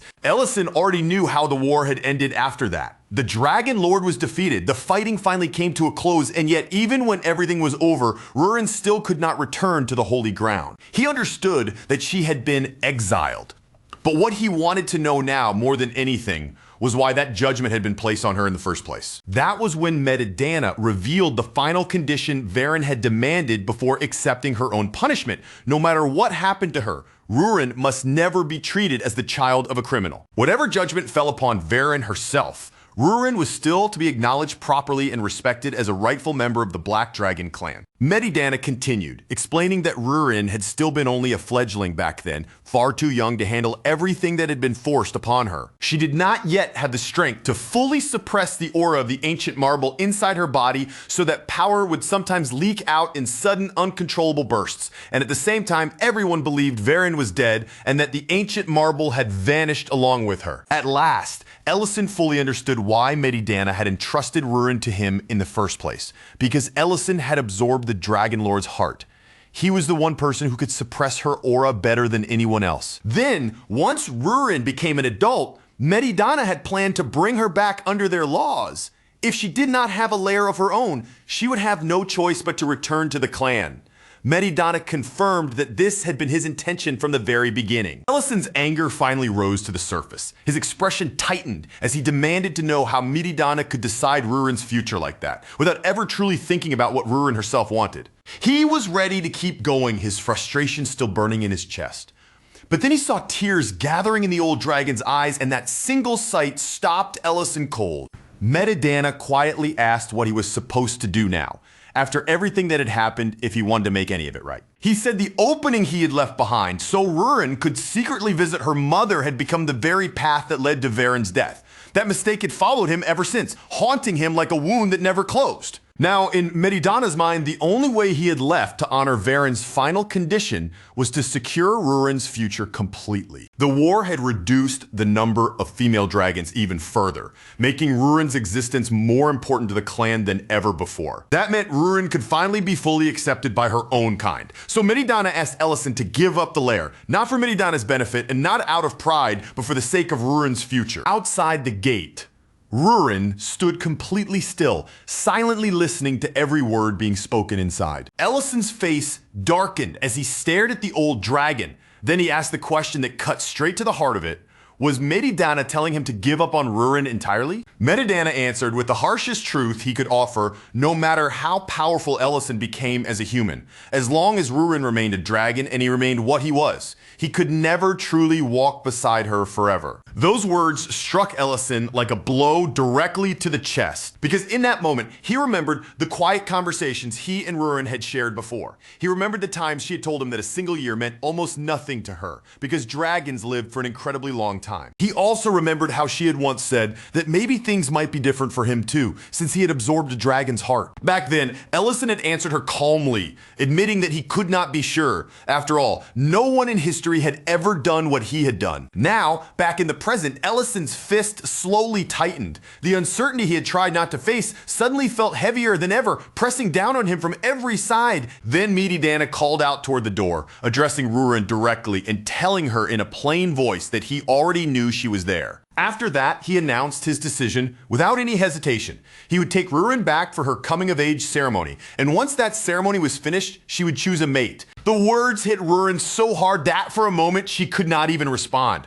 Medidana reminded her that he had heard her mother's final wish with his own ears. That left Rurin completely speechless, her voice trapped in her throat as the weight of those words closed around her. Then she turned toward Ellison, her eyes trembling with a desperate plea. Without needing to say it out loud, she was begging him to speak up, to stop this, to do anything at all. Metadana said he had no right to force his decision onto Ellison. But now Ellison knew everything. The difference between them as species, the gap in their lifespans, the laws of the clan, and the burden Rurin carried inside her body. If after hearing all of that, Ellison still could not accept Metadana's decision, then he was free to stop him. Metadana said that whatever answer Ellison chose, he would accept it. But when Ellison finally spoke, his voice came out low, heavy, and dark. He apologized to Rurin, then told her that he could not allow himself to be selfish. Rurin started crying immediately, unable to understand why he would say something like that or what his words truly meant. She pleaded with him through her tears, but Ellison could not bring himself to answer her cries. And so, in the end,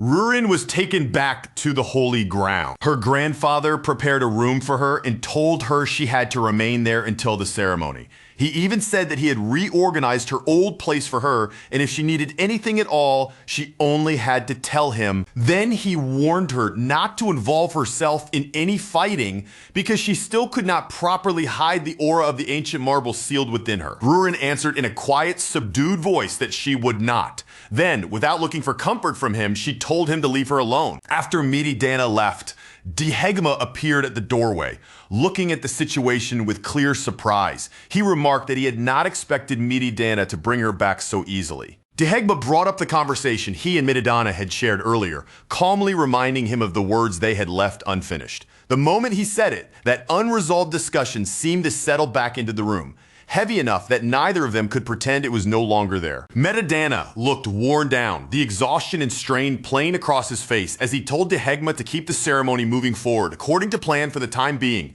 He still had not made his final decision. Dehegma answered without hesitation, saying that everything was already proceeding smoothly and exactly as arranged. Back at the restaurant, Creston was eating with his usual huge appetite, happily digging into his meal as if nothing in the world could disturb him. But while he was completely absorbed in the food in front of him, his wife suddenly scolded him from the side. And almost immediately after that warning, Creston's face twisted in horror. He nearly spat the entire mouthful right back out because the taste was so terrible that even someone as hungry and carefree as him could not force himself to pretend it was fine. Serena's plate was no better either. One taste was enough to make it painfully clear that something had gone seriously wrong in the kitchen. Alina, still trying to be polite despite everything, forced herself to chew and weakly said that it was technically edible, but Serena immediately stopped her, refusing to let her suffer through it just to spare someone's feelings, and told her there was no need to torture herself like that. After that, both of them demanded to see Ellison right away. This was not some ordinary kitchen mistake, and they both knew it. Ellison would never normally let food this bad leave his hands. When they finally found Ellison, the sight of him stopped them in their tracks. He looked completely devastated, as if something inside him had been scooped out and left hollow, and that alone was enough to make everyone immediately worry. Linty explained that Ellison had been acting strangely since morning. He had somehow replaced every seasoning with sugar, and then in the middle of cooking he would abandon dishes halfway through, as if his thoughts had suddenly disappeared, and he had forgotten what he was even doing. The moment Serena noticed that Rurin was nowhere to be seen, her expression sharpened with realization. She instantly understood that the real problem was not the food at all. The next morning, Venin, the former orchard owner, arrived at the restaurant with a pottery craftsman he had brought along as repayment for the meals. Ellison had once given him. Venin confidently ordered 2 bowls of noodle soup, but the instant he saw Ellison's face, all that confidence faded because he could tell at once that something was badly wrong. Ellison apologized quietly and told them he could not make what they had asked for today. Instead, he offered to have Linty prepare something else for them, his voice carrying none of its usual steadiness. Venin's companion quickly waved it off, saying that was perfectly fine and that they could eat anything, but Venin himself did not look satisfied, and he clearly had no intention of letting the matter pass that easily. He studied Ellison closely, looking past the surface excuse, and asked what had really happened to him. This was obviously not just a matter of being tired or too distracted to cook. Ellison went silent for a while, as if searching for the right words. Then he suddenly remembered the time he had told Venin to hold tightly onto Meal no matter what happened. He remembered how Venin's love had once been surrounded by obstacles from every side, and how the difference in their backgrounds had made their future seem almost impossible to reach. So instead of openly talking about his own situation, Ellison began speaking as though he were telling Venin about another couple entirely. He described a couple where the girl was expected to marry someone else and where the two of them came from such different worlds that everyone around them insisted they could never truly belong together. In that story, Every voice around them kept saying they were incompatible, as if the distance between them mattered more than their feelings, their bond, or anything they had built together. Then, with his voice lowered and uncertainty weighing down every word, Ellison asked what someone was supposed to do when trapped in a situation like that. Venin answered in the only way someone like him could. He said a person should live as though tomorrow might never come, because at the very end, the one thing no one should leave behind is regret. Then Venin narrowed his eyes and asked Ellison if he was sick, or maybe even dying, because only someone standing near the edge of something frightening would ask a question like that. Ellison immediately denied it. Venin nodded, almost as if he had expected that answer from the start. He said he knew it, because the story Ellison was telling sounded far too familiar to be about some random couple. Then, Venin decided that if Ellison could not make the choice on his own, he would help him face it properly. He reached into his bag and took out 2 plates, one whole and beautifully crafted, the other clearly cracked and imperfect. At the same time, Metadana sat elsewhere in silence, replaying his last conversation with Dihegma again and again inside his mind. Dihegma had understood Medidana's true intention completely. What Medidana truly wanted was for Ellison to choose Rurin with his own will, and that was exactly why Dihegma had told him to reveal the entire truth honestly. If Ellison learned everything and still chose to keep Rurin by his side, then they would remove the mate selection from the ceremony altogether. But if Ellison chose to step back, then Rurin would be given a dragon suitor instead. Back then, Medidana had been so confident in Ellison that he was willing to bet the young man would choose Rurin without even hesitating. Now, however, Medidana sat there with tears gathering in his eyes,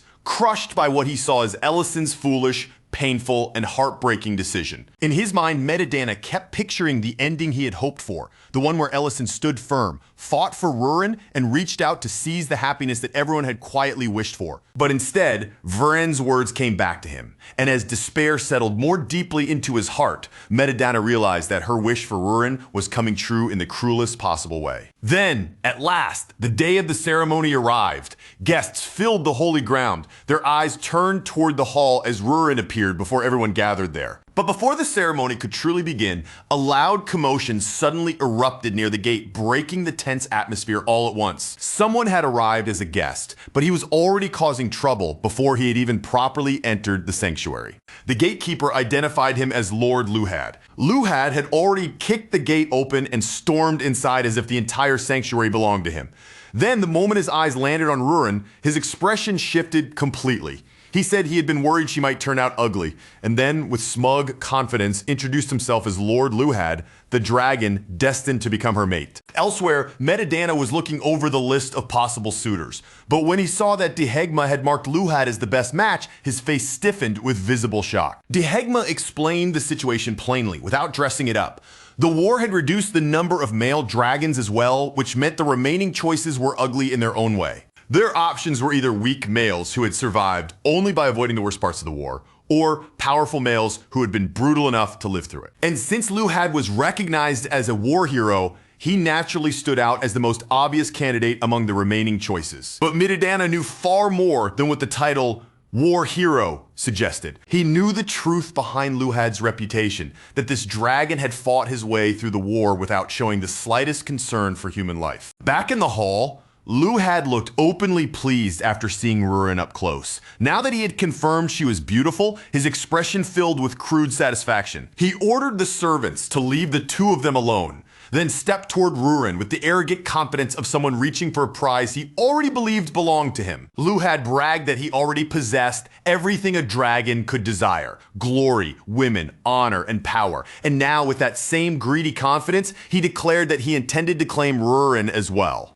The only flaw he even bothered to mention was the stain left behind by her mother's reputation. But the instant Luhad laid a hand on her, Rurin moved. She seized his wrist and stopped him cold, her voice sharp as she told him that there was only one person in the entire world who had the right to touch her. For the first time, Luhad was genuinely startled. The murderous pressure pouring out of Rurin was far beyond what he expected, and for someone so young, the sheer force of her bloodlust was monstrous. But instead of recoiling like any normal person would, when faced with that kind of danger, Luhad's thoughts slide in a far more disturbing direction. The sharper and more terrifying Rurin's presence becomes in front of him.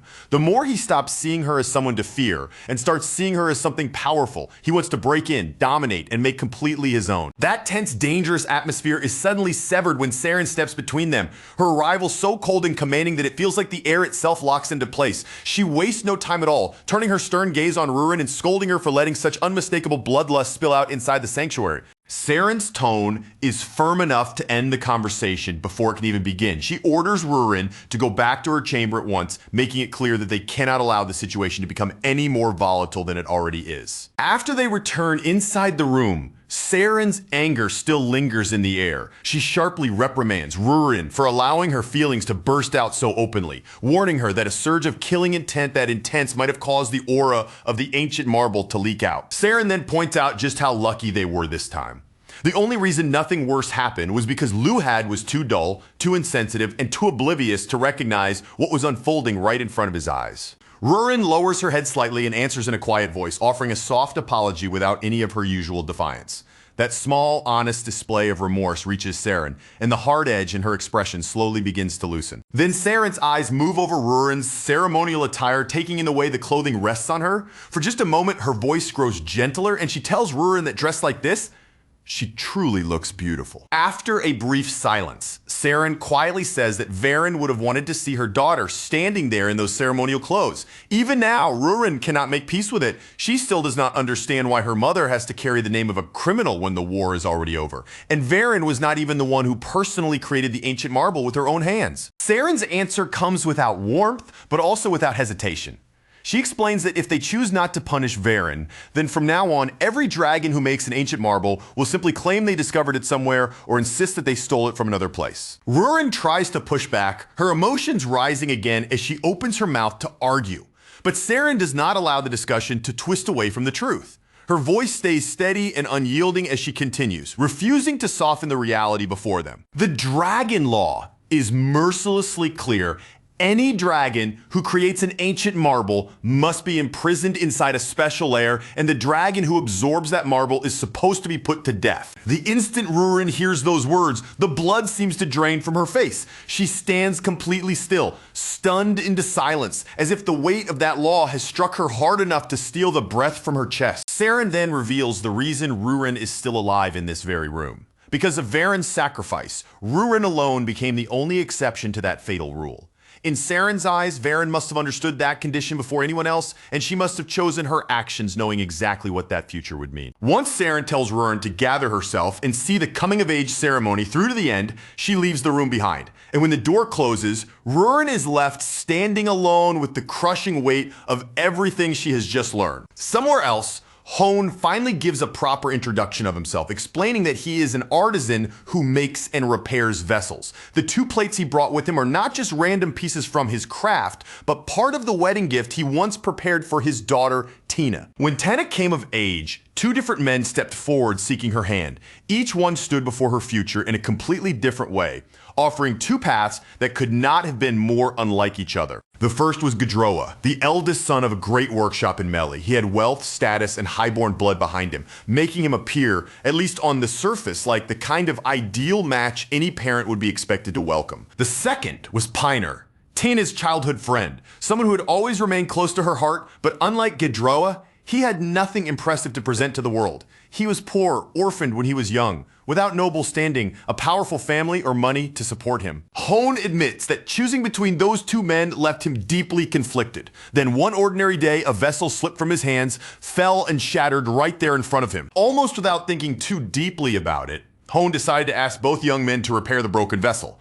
At the time, it seemed like nothing more than a small test of their skill and the care in their hands. Back then, Hone treated the request as something casual, almost accidental. But when he looks back on it now, that simple task ended up giving him the answer he had been struggling to find. Then he shows Ellison what each young man left behind. Gedroa's repair is stunning. At first sight, the vessel appears smooth, polished, and almost flawless, with every shattered line hidden so carefully that it looks beautiful enough to make anyone believe it had never been broken at all. Piner's repaired vessel, on the other hand, gives a completely different impression. Even after being put back together, a large crack still runs across the surface, plain, invisible, impossible for anyone to miss. Hone asked Ellison which vessel seems better, and just as he expected, Ellison naturally chooses Gedroa's. But that is when Hone reveals what the eye cannot see. Gedroa repaired it using a toxic adhesive, meaning that no matter how perfect it looks on the outside, it can never safely be used to hold food. Piner's vessel still shows its scar openly, with the crack left where everyone can see it. Yet despite that visible damage, it is sturdy, safe to use, and honest about the fact that it was once broken and survived. Hone says that this cracked vessel became the real symbol of Tenna's marriage, after he allowed her to marry Piner and watched with his own eyes how happy the two of them were together. All the worries he had been carrying slowly faded away. Love, Hone tells him, cannot be judged by appearance alone. Then he leaves Ellison with one final question. Does he still believe that a cracked vessel has no value? Those words land heavily inside Ellison, striking directly at the truth he has been trying so hard not to face. Ellison begins to think about himself and Rurin. They are not simply two people with different personalities or different backgrounds. One is human and one is a dragon, divided by species, by the difference in their lifespans, and by a future that seems certain to leave Rurin alone someday. He remembers what Varen wanted for Rurin, that her daughter would eventually return to the dragons, back to the world where she truly belonged. Then memories begin surfacing one after another in Ellison's mind. The meals they ate together, the silly arguments that seemed pointless at the time, the quiet nights they shared, and all those ordinary little moments that somehow became precious without him realizing it. And even as those memories fill his chest with warmth, Ellison also knows the truth he has been trying to avoid. One day, Rurin will have to return to where she came from. That is why he tried to release her from his side. That is why he kept convincing himself that walking away from her, no matter how painful it felt, was the kindest choice he could make. But then Rurin's words come back to him. The way she said the restaurant did not belong to him alone. It was their restaurant, a place the two of them had built side by side. As Ellison lowers his eyes to the repaired vessel, beautiful despite the crack running across it, something deep inside him finally starts to break open. Tears spill down before he can hold them back, and together with those tears, the answer he had been searching for finally becomes clear. He will take one more chance with Rurin. The moment that decision settles firmly in his heart, Creston suddenly punches him. The blow is not meant to seriously hurt him, but it is solid enough to knock him forward and force him out of his frozen hesitation. Creston tells Ellison to stop wasting time and go after her already, speaking as if the answer should have been obvious to him from the very start. Then Miltane strikes him too, driving the message in from another side. She reminds him that she and Ment are also carrying a forbidden relationship, and even with that heavy burden between them, they still chose to stay together. Banna watches the entire scene unfold from the side, then remarks that when it comes down to it, every one of them seems to be the same kind of fool. Then Elena steps forward and gives Ellison a hit of her own before handing him his robe. Her voice is quiet, but the meaning behind it is unmistakable as she tells him she has no desire to watch him run the restaurant by himself anymore. Back at the sanctuary, the appointed time for Rurin's coming-of-age ceremony finally arrives. The gathered dragons settle in, preparing to witness the rite that is about to begin. Metadana appears before the clan in his full dragon form, his enormous body and overwhelming presence dominating the hall as he speaks to everyone who is gathered there. Then Rurin enters the hall, walking into the center of the space where countless eyes are already waiting for her.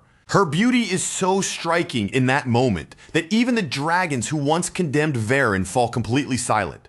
For a brief stretch of time, every gaze in the hall remains fixed on Rurin, unable to look away. Luhad in particular looks deeply pleased, his satisfaction easy to read on his face. And with Nized no longer present to block him or stand as a rival, his confidence only seems to grow stronger. Medidana instructs Rurin to assume her dragon form for the ceremony, but Rurin refuses him outright, standing her ground without showing any sign of yielding. A low wave of murmurs immediately moves through the hall. The dragons begin whispering among themselves, saying that this must be what happens when someone spends far too long living beside a human. Medidana cuts them off at once. His command slices through the rising whispers, silencing the hall before those voices can spread any further. Then, Medidana calls Luhad forward and formally declares that Luhad will stand at Rurin's side as her designated mate during the rite. Luhad accepts immediately, stepping forward with clear eagerness from the look on his face. It is as if this is the exact moment he has been waiting for all along. Before all the dragons gathered in the sanctuary, Medidana explains the rule waiting for Rurin at midnight. The moment that hour arrives, she will officially step into adulthood as a dragon, and from then on, she will be expected to remain inside the sanctuary.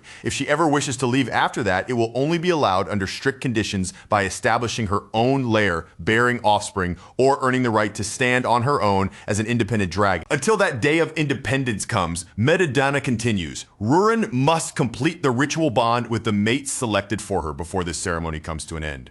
Rurin hears the words clearly, but her eyes look empty and distant as though the sound is reaching her ears while her heart remains somewhere far away. As the ceremony continues moving around her, Rurin's mind drifts away from the hall and slips back into the past, returning to the day she first crossed paths with Ellison. At that time, Nian Hoburn had been tormenting her openly, using both his strength and his standing to bully her without restraint. He mocked the supposed crime of her mother with cruel delight, laughing right in front of her as he told her that it did not matter how the war ended. In his eyes, Rurin would never be able to restore the honor of her family, no matter how long she waited or how badly she wished for it. After beating her down, they simply walked away and left her there. Even as they departed, their sneers remained as if Rurin's pain was nothing more than a little amusement to enjoy before moving on. That was the moment Ellison appeared in front of her. Instead of offering pity, he asked her one blunt and simple question. If she was obviously strong enough to fight back, then why had she just stood there and allowed them to do that to her? Still burning with anger, shame, and humiliation, Rurin immediately snapped back at him. Her pride would not let her accept concern from a stranger, so she sharply told him to stay out of it and mind his own business. Ellison replied in that calm, casual way of his, saying he had fully intended to ignore it until he noticed how hungry she looked.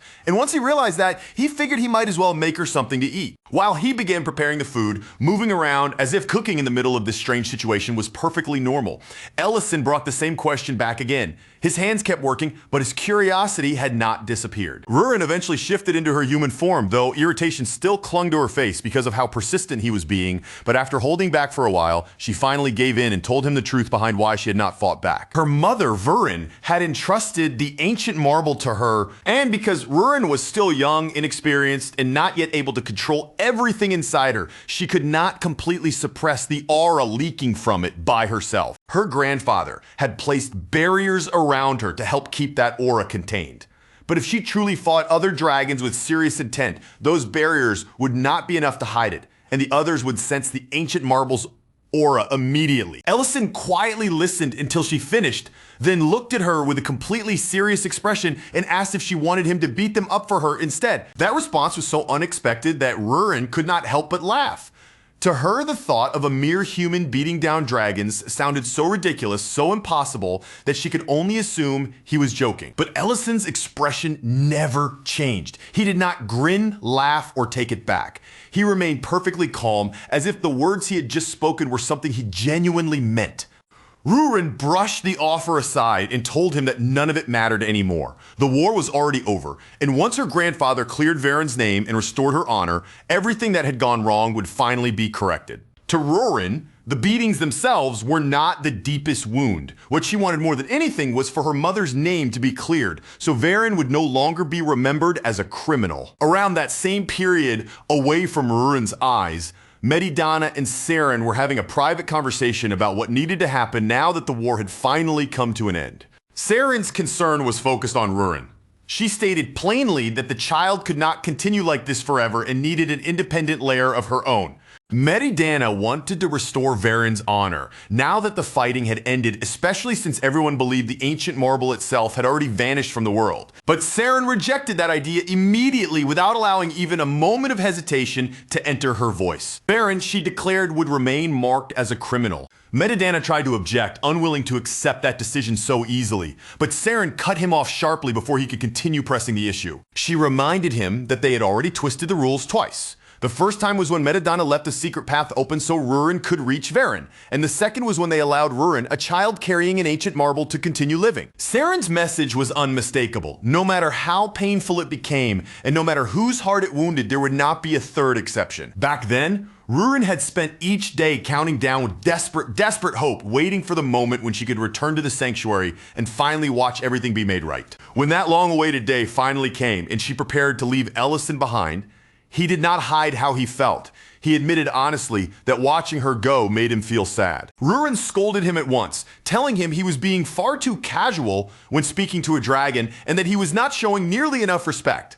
Ellison answered by putting on the most exaggerated, obviously mocking display of respect he could manage. Then, half teasing and half serious, Rurin told him that since his cooking was at least decent, he could come to the sanctuary and work there as a servant if he wanted. Ellison turned her down, saying he had his own plans to follow. And with that simple, almost ordinary exchange, the two of them parted ways, But when Rurin finally returned to the sanctuary, the welcome waiting for her was not warmth, acceptance, or the justice she had imagined. It was a sharp slap across the face. The woman who struck her blamed Varen for starting the war, speaking with grief and rage because that war had taken her son's life. Rurin stood there in shock, her mind struggling to understand how anyone could still curse her mother after everything that had already happened and everything Varen had already endured. Even then, Rurin turned her gaze toward her grandfather. In that moment, she clung to one final piece of hope, believing Meridana might still set things right. But then Meridana delivered the judgment. Rurin was to be exiled from the sanctuary. In that instant, the truth came crashing down on her all at once. After all the suffering Varen had endured, and after all the pain Rurin herself had swallowed in silence, nothing had changed in the end. Time had moved forward. The war had ended, and the world around them had continued on. But Rurin's life was still trapped in the exact same place, bound by the same shame and the same rejection. With nowhere else left to go, Rurin returned to Ellison. When he saw her standing there again, he could only ask why she had come back. Rurin told him she had been banished, and Ellison was genuinely stunned by the news. As far as he understood, Varen's honor was supposed to have been restored after the war ended. Rurin, hollowed out by fury and despair, said none of it mattered anymore. To the dragons, she had never meant anything from the beginning, and every painful thing she had endured had amounted to absolutely nothing. Ellison tried to comfort her, telling her that he understood how she felt. But hearing that only made the moment hurt worse. Rurin turned her anger on him and accused him of enjoying the sight of her being beaten, as if her suffering had been entertainment to him too. Ellison immediately tried to deny it, but Rurin was too overwhelmed to listen. She would not even let him finish explaining himself. Instead, she transformed into her dragon form and lunged straight at him, turning all of her pain, rejection, and anger into a direct attack. She shouted at him that he could never understand what it felt like to carry that kind of suffering every single day with no way to escape it and no place to set it down. Her voice cracked into a scream as she ordered him to leave. She told him he was nothing but a lonely human from another world, someone who could never truly grasp the meaning of the pain she had been forced to live with. Now, standing in the present, Rurin remembers those cruel words and feels the regret sink deep into her chest. After saying something that harsh to Ellison, she believes she has no right to ask him for anything anymore. Meanwhile, the ceremony continues around her as if her heart is not quietly breaking. Meridana begins praising Luhad's accomplishments during the war, explaining to the assembled clan that those achievements are precisely why Luhad was chosen above every other suitor. Rurin is told that she must receive the blessing, and then she and Luhad are instructed to face each other directly in front of the gathered clan. But when the final command is spoken, a cold chill runs through her entire body because the ceremony is not meant to end with words alone. The ritual bond is supposed to be sealed with a kiss. And yet, even as Rurin stands there beneath the weight of all those watching eyes, her heart is no longer inside that grand hall. Her body remains in the sanctuary, facing the ceremony before her, but her thoughts have already slipped far away from that place. The only person filling her mind is Ellison, the one person who kept accepting her over and over again, even after she pushed him away and wounded him with cruel words. Tears begin to gather and blur her vision, and deep in her chest, she makes one last desperate wish that he would come for her just one more time. And at the exact moment one of those tears breaks free and falls, the entire sanctuary suddenly shakes. A violent tremor surges through the protective barrier surrounding the sanctuary, rippling through the air like a shockwave.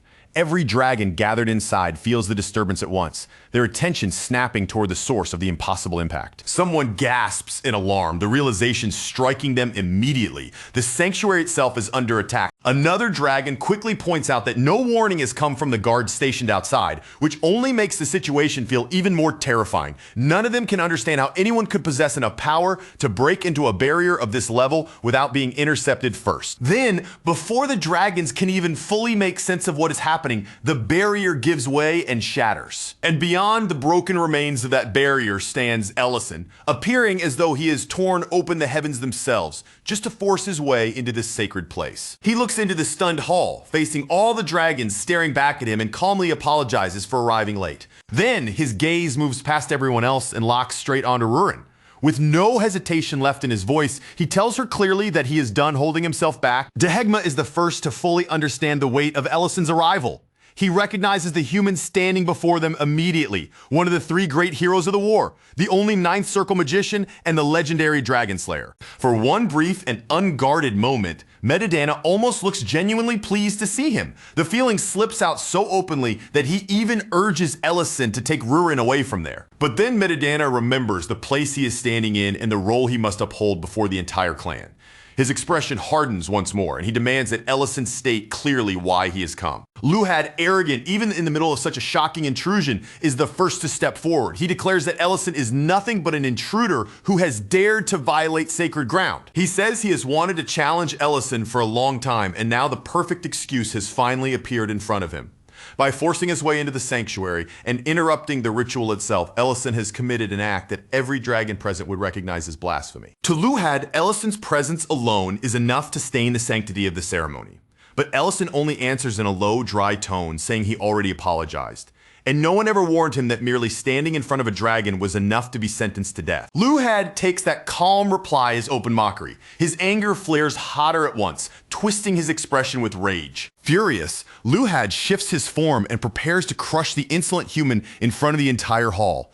In his mind, all the legends about Ellison must be exaggerated, because there is simply no way a human who killed a few dragons could actually stand on equal ground with him. But in the very next instant, Ellison's magic crashes into Luhad and slams him straight down into the ground. The hall falls completely silent. Every dragon freezes in place, stunned by how suddenly and effortlessly the confrontation ended. Ellison looks down at Luhad with cold eyes and declares that he is no longer qualified to stand there as Rurin's suitor. Luhad can barely understand what just happened. He was brought down by something that seemed like nothing more than simple reinforcement magic, and the humiliation of it strikes him almost as brutally as the spell itself. Ellison is ready to keep moving forward, but Metadana cuts in and warns him that the sheer force of his power is beginning to shake the sanctuary apart. Even with that warning, Ellison takes another step forward. His posture alone makes his position unmistakable to every dragon watching. He was the one who brought the war to an end. He was the one who restored peace between every race. He carries the Lord's heart, and on top of that, he has absorbed the ancient marble as well. Ellison tells Metadana directly that if this comes down to strength, then he has more than enough power to uphold the Dragon Pact by himself.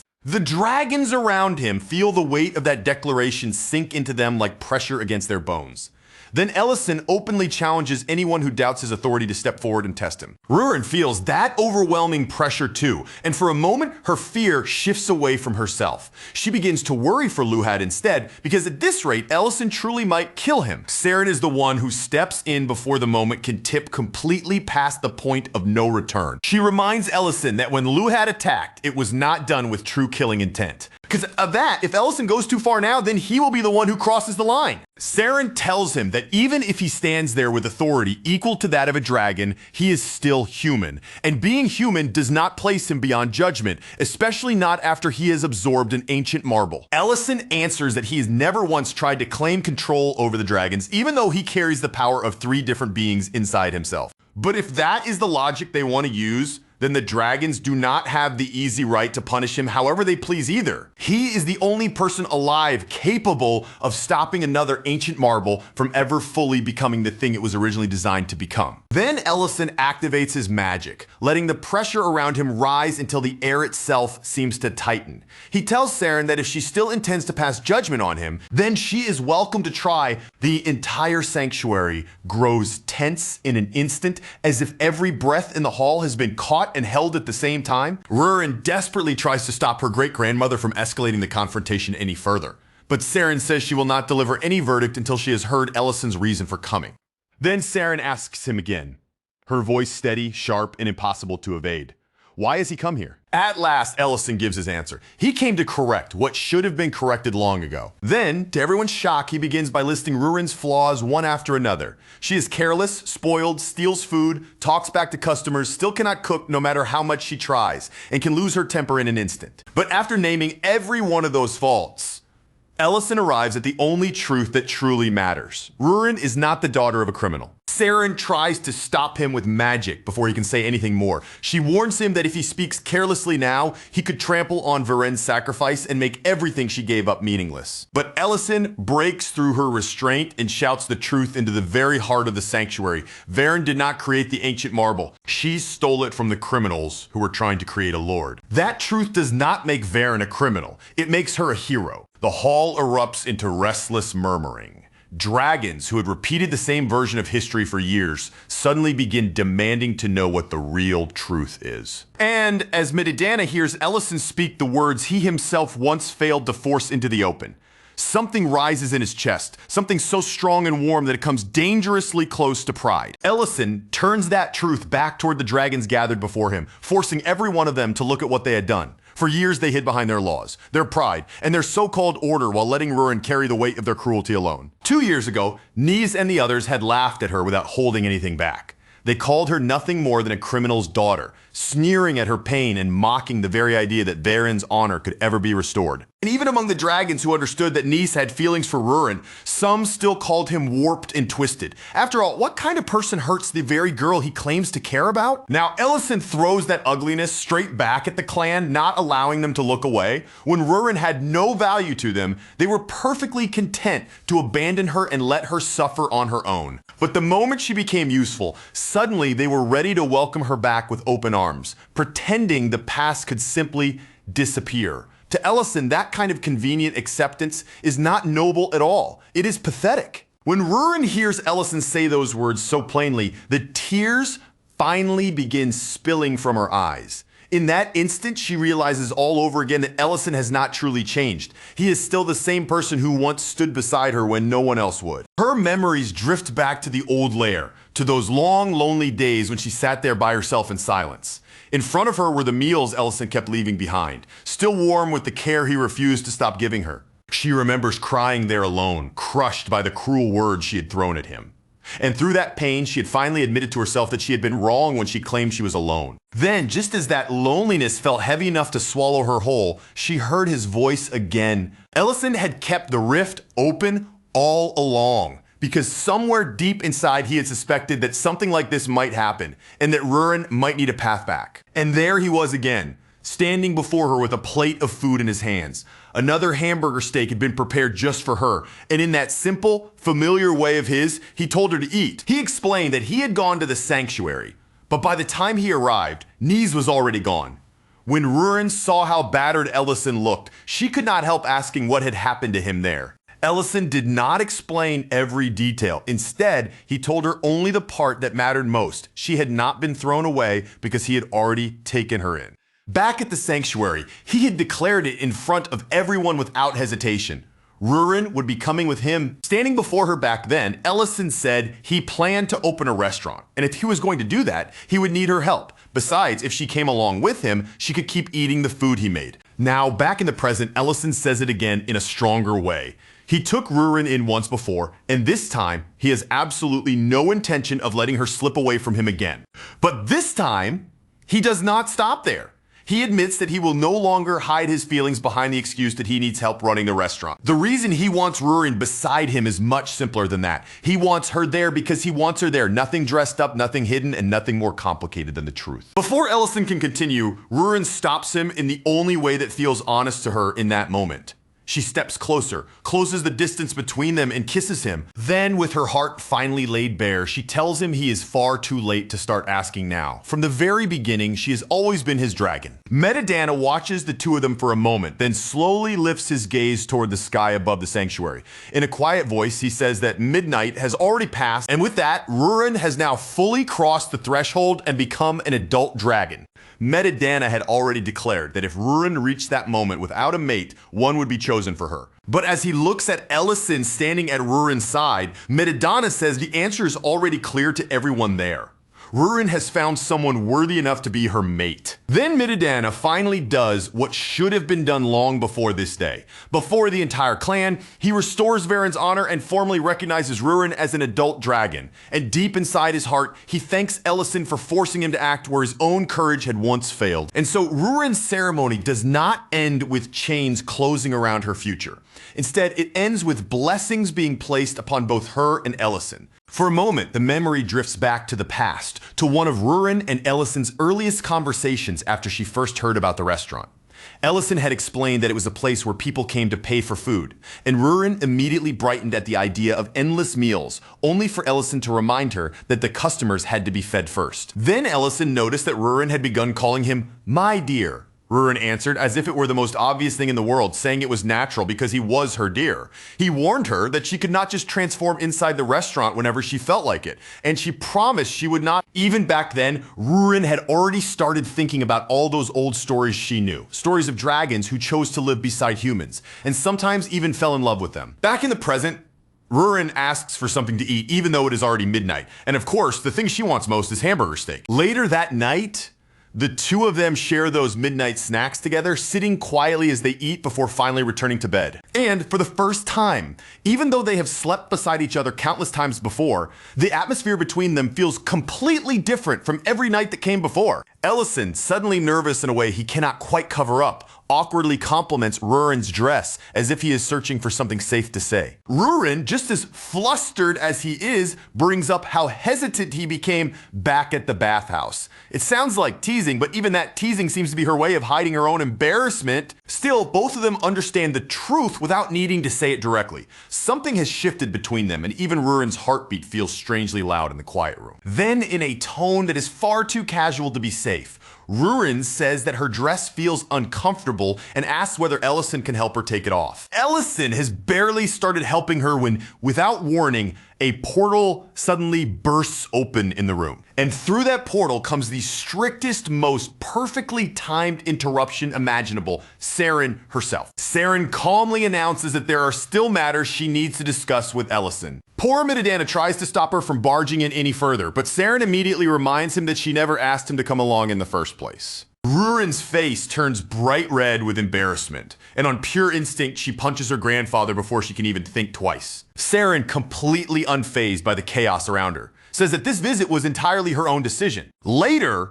despite the absolute disaster that has just landed inside his room, Ellison still commits himself to being a proper host. He gathers himself and serves them whiskey. Ellison notes that Saren almost never leaves the sanctuary, then asks what exactly brought her all the way here. Saren answers that she will decide what to think only after hearing his response. Her assumption is straightforward. If Ellison truly absorbed 3 ancient marbles, then his lifespan should now be equal to that of a dragon. For a brief moment, the room seems to hold its breath around that possibility. That possibility is the only reason Saren is willing to tolerate the chaos Ellison caused, especially after he exposed Varen's truth in front of the entire clan. If he intends to keep Rurin at his side, then he must be capable of living beside her for an entire lifetime, and so Saren asks whether he has truly resolved those questions. Ellison answers honestly, without trying to make the truth sound prettier than it is. He does not know whether his lifespan will actually become equal to a dragon's. And he also does not know whether another ancient marble might appear again somewhere in the future. The instant Saren hears that answer, fury flashes across her face. In Saren's eyes, Ellison has crossed far too many lines. He has broken dragon law, taken away Rurin's chance to be matched properly with a dragon partner, and done all of it while relying on nothing, solid nothing certain, except his own stubborn emotion. But Ellison does not lower his gaze or retreat from her anger. Instead, he stands his ground and tells Saren that even if there are many things he still does not know, there are also things he understands with absolute certainty. In that moment, Banna's words come back to him. Deep down, people often already know the answer they truly want, even before they gather the courage to say it out loud. Then Ellison gives Saren the answer he has found for himself. He cannot accept leaving Rurin buried under the weight of the sacred ground, and he cannot accept letting Varen remain branded as a criminal. To him, those two things are undeniably wrong, and that truth alone is enough for him to act. Saren strikes back immediately, her voice sharp with anger. She tells him he clearly does not understand Varen's sacrifice at all. She explains that under normal circumstances, the owner of an ancient marble cannot absorb it into themselves. That is exactly why such marbles are kept with prisoners, separated from the one who created them. But Varen's case was different. Varen could have taken the ancient marble into herself, and yet she chose not to, all for the sake of the clan. Saren asks Ellison if he truly understands what that decision required. The devotion, the restraint, the endless patience, does he really grasp what kind of resolve Varen had to carry in order to make that choice? Ellison answers with the one question Saren least wants to face. After all, that devotion and sacrifice, what did it actually leave behind in the end? Even after Varen gave everything she could, the Dragon Lord still rose. Varen still died without being able to save herself. And in the end, Rurin was forced to absorb the ancient marble with her own body just to stop the Lord from being completed. Saren reminds Ellison that if he truly experienced the war as deeply as he claims, then he should understand that what dragons call punishment was also in its own harsh way a form of mercy. Ellison tells her that he does understand, and because he understands, he cannot accept punishing someone for a fate they never chose and for power they never had the ability to control. Those words strike something buried deep inside Saren, pulling her memories far back into the days of her own youth. Long ago, there was a boy named Sardalon, a red dragon who approached her with an irritating little joke, teasing her simply because both of their names began with Sa. Sardalon never seemed to care that Saren was a black dragon while he was a red one. To him, that difference in lineage was never important enough to make him stay away from her. Back in the present, Saren quietly says that it has been a very long time since she last heard someone speak words like Ellison's. Then she reaches up and removes her tiara. The moment Ellison sees it clearly, his eyes sharpen because he immediately notices something familiar about its shape. The tiara looks far too much like the Dragon Lord's necklace for the resemblance to be dismissed as coincidence. Saren reveals the truth with calm, painful simplicity, that Tiara was a gift from him. Everyone in the room falls into stunned silence. And with that single revelation hanging in the air, Saren's past begins to unfold before them. Sardalon had been troublesome from the very start. He kept showing up in front of Saren, kept following after her, and kept inserting himself into her days so persistently that eventually she had no choice but to acknowledge his presence. He promised her that he would come back the next day, and just as confidently as he said it, he returned. One day, Sardalon brought Saren to a cliff he thought was beautiful, a wide and open place where the sky stretched endlessly above them. There, standing together beneath that open sky, the two of them awkwardly complimented each other's hair. Their words were clumsy and innocent, carrying the shy warmth of young love. In the present, Saren admits the truth plainly. She loved him, but that love never reached the future they wanted. Before her own coming-of-age ceremony, Saren chose to end things between them. She already knew that once the ceremony arrived, she would be expected to meet the mate designated for her. Sardalon refused to accept that answer. He protested with everything he had, insisting that if a mate was what she needed, then he could be that person instead. But Saren answered him with the law that had been drilled into her since birth. Dragons of different lineages were forbidden from mixing their blood. The reason behind that rule was fear. If an incomplete dragon lord were ever born, the dragon's natural resistance to command could be weakened. Back then, Saren told Sardalon she could not allow that to happen. It was not because she felt nothing for him, but because she believed duty had to stand above her own desires. So she pushed Sardalon away, and the rejection broke him. Even then, he would not accept her reasoning as anything more than an excuse built from rules and fear. He reminded her that neither of them had chosen the lineage they were born into, and loving her was not something he had been able to choose or control either. Before leaving, Sardalon broke his necklace into two pieces and placed one half in Saren's hands. It was as if he had torn away a piece of his own heart and forced her to hold it. He told her to stop hiding behind bloodline and rules. None of those things were his fault, and deep down, he knew Saren understood that too. Then Sardalon turned his back on her and walked away, leaving Saren behind with the broken half of his necklace. Back in the present, Saren says quietly that she made the choice she did because the rules demanded it. Then she rises as if she's about to leave. Even if Ellison's decision is reckless, uncertain, and full of risks, she seems to hope that somehow the path he and Rurin have chosen might still lead somewhere right. But before Saren can actually walk away, Ellison stops her, and what he reveals next reaches much deeper than she ever expected. He tells her that he finally understands the Dragon Lord's final words. Back then, Ellison could not understand what those words truly meant. But now, after hearing Saren's story, he finally can. Those final words were meant for her. The Dragon Lord's last regret was painfully simple.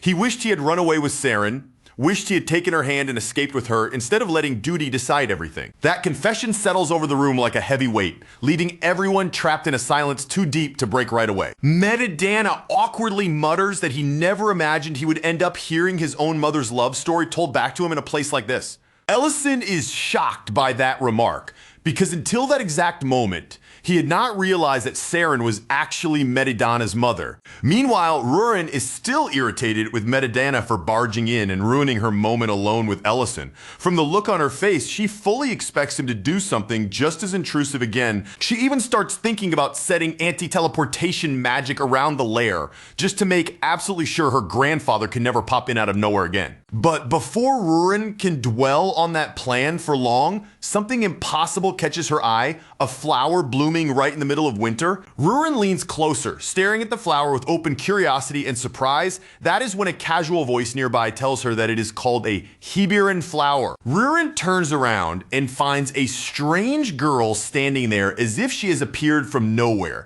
The girl introduces herself simply as Selly. Rurin wonders how long Selly has been standing there, then asks whether she is not cold. Only then does Rurin notice that the girl is chewing on something with a completely serious expression. Selly answers that it is grass, and judging from her face, she seems to think it tastes surprisingly delicious. A moment later, Selly tries to reach for the Hibiran flower as if she plans to eat that too, and Rurin immediately stops her before she can take a bite. Instead, Rurin carefully uses magic to preserve the flower, already deciding that she will keep it as decoration in her room.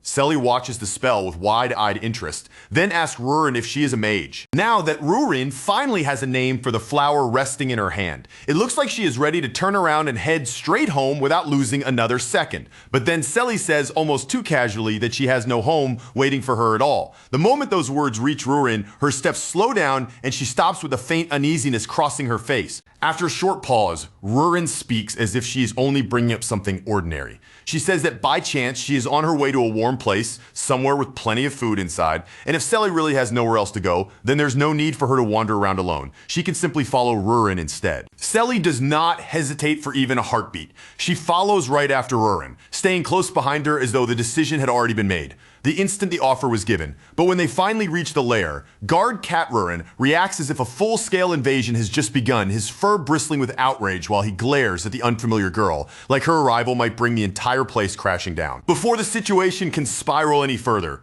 Rurin quickly moves to stop him. In a firm, no-nonsense voice, she tells him to calm down at once, making it clear that Selly is not some suspicious intruder. She is Rurin's guest, and as far as Rurin is concerned, that explanation should be more than enough. Once Rurin finally steps inside the lair, the tension in her shoulders visibly loosens. The place feels much calmer than before, and to her obvious satisfaction, all those troublesome relatives who had been crowding around and making everything noisy are finally gone. Ellison's attention shifts to Rurin almost the moment she appears, before she even has a chance to fully settle in. His eyes catch on the flower she is carrying, and his gaze stays there for a moment, clearly noticing the unfamiliar bloom in her hand. Rurin lifts the flower with a proud little air, as if it has already become something precious to her, and tells Ellison its name.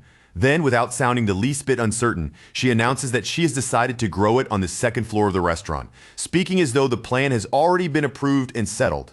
Only then does Ellison finally notice Selly standing nearby, but before he can properly ask who the girl is or why she is there, Selly steps forward with complete confidence and introduces herself in the most unexpected way possible, boldly claiming that she is Rurin's little sister. Rurin reacts immediately, her expression tightening as she snaps back in protest. She makes it absolutely clear that Selly is not her little sister, not even close. Rurin insists that she is her mother's one and only child, and the only reason she brought Selly along is because the girl had nowhere else to go. Ellison does not scold her or question her decision. Instead, he gives Rurin a gentle smile and reassures her that he is not judging her for bringing Selly back. If anything, he seems genuinely happy because seeing Rurin look after someone else in her own clumsy way clearly warms his heart. The instant Rurin hears that, her mood shifts like a switch has been flipped. Her eyes brighten, her posture lifts, and she starts quietly fishing for praise, obviously expecting Ellison to properly recognize just how generous and impressive her good deed has been. But then Ellison suddenly grows awkward, his expression stiffening as he reminds her that there's a child standing right there listening to everything they say. That one simple comment completely knocks Rurin off rhythm, and all of the proud confidence she had just built up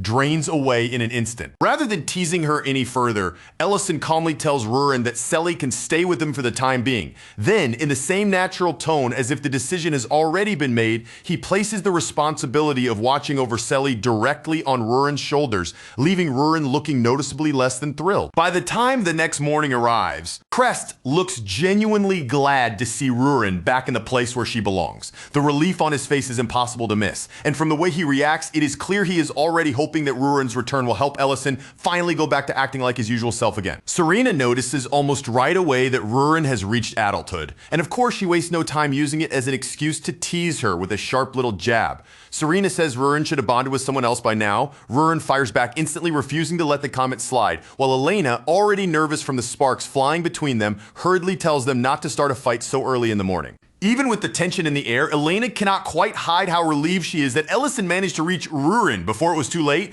Rurin soon realizes that Elena must have played some part in changing Ellison's mind. But Elena only gives a quiet, modest response, brushing it off as though what she did was nothing worth mentioning. After that, Elena turns her attention back to Rurin with careful curiosity in her eyes. In a gentle voice, she asks what actually happened between Rurin and Ellison when they finally saw each other again. The memory of that kiss hits Rurin all at once, so vivid and sudden that heat rises to her face before she can hide it. She turns slightly away in embarrassment, her voice dropping as she mutters that whatever happened between them is a secret. Elena does not push her for details. She simply offers Rurin a soft congratulations, her words kind and sincere, but underneath that gentle smile, there is a quiet sadness lingering in her expression, one she cannot completely cover up. Serena, clearly having no patience for the heavy atmosphere settling over everyone, cuts straight to the mood and demands food instead. And at that exact moment, almost as if the timing could not possibly be worse, Selly begins causing trouble. Rurin had only brought Selly along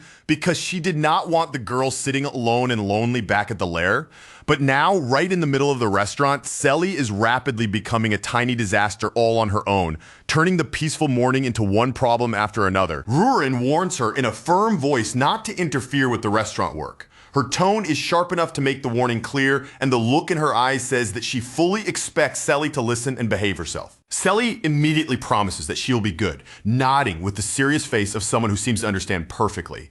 But almost the moment those words leave her mouth, she proves that the promise has no real weight behind it whatsoever. Before much time has passed, Selly is already right back in the center of trouble, first breaking a plate with a crash, then poking around where the beer is kept, and then stumbling straight into one problem after another. It is almost as if chaos is following her from corner to corner of the restaurant. Rurin looks as though she is only one breath away from exploding, her patience being stretched thinner with every fresh mess Selly creates, but just before she finally snaps and starts yelling, something suddenly clicks in her mind. As Rurin watches Selly race around with that reckless, unstoppable energy, she suddenly sees something that feels uncomfortably familiar. The girl's endless chaos reminds her of all the trouble Rurin herself used to cause for Ellison over and over again. So instead of shouting the way she clearly wants to, Rurin forces herself to hold it in. She clamps down on her frustration, swallows back her anger, and somehow makes herself endure it. Linty senses the strange tension hanging in the air and asks what exactly is going on. Ellison, looking far too amused by the entire situation, cheerfully announces that someone is finally getting struck by karma. Later, after the worst of Selly's chaos has finally settled down, Rurin is left behind cleaning up the mess the girl made. That is when Ellison appears with a plate of pancakes, offering them to Rurin like a small reward for everything she has just been forced to put up with. He tells her that she can share them with Selly, saying it in such a casual tone that it feels like he already knows exactly what lesson this little moment is meant to teach her. Those words land on Rurin much harder than she expects. As she looks down at the pancakes and thinks back over everything that happened, she quietly realizes just how much trouble she herself must have caused Ellison in the past. For the first time, she admits that she finally understands. Ellison points out that Selly managed to make Rurin understand all of that on her very first day there. And when he says it that way, it really is strangely impressive, even if the lesson arrived through broken plates, spilled patience, and pure chaos. After some time passes, Rurin and Selly sit together with the pancakes placed between them. Both of them eat with bright, delighted expressions, completely absorbed in the taste, as if every bite is enough to erase the trouble from earlier. While watching Rurin, Selly quietly admits that she feels envious of her. It is not only because Rurin gets to eat such wonderful food, though that is part of it. From Selly's point of view, Rurin also seems to be liked by everyone around her. Rurin freezes for a moment, caught completely off guard by that remark. The idea that Selly would see her as someone popular or well-liked seems to surprise her so much that she does not quite know how to respond at first. Selly explains her reasoning in the simplest, most straightforward way possible. Everyone talks to Rurin and everyone pays attention to her. So in Selly's mind, that can only mean one thing. Rurin must be popular.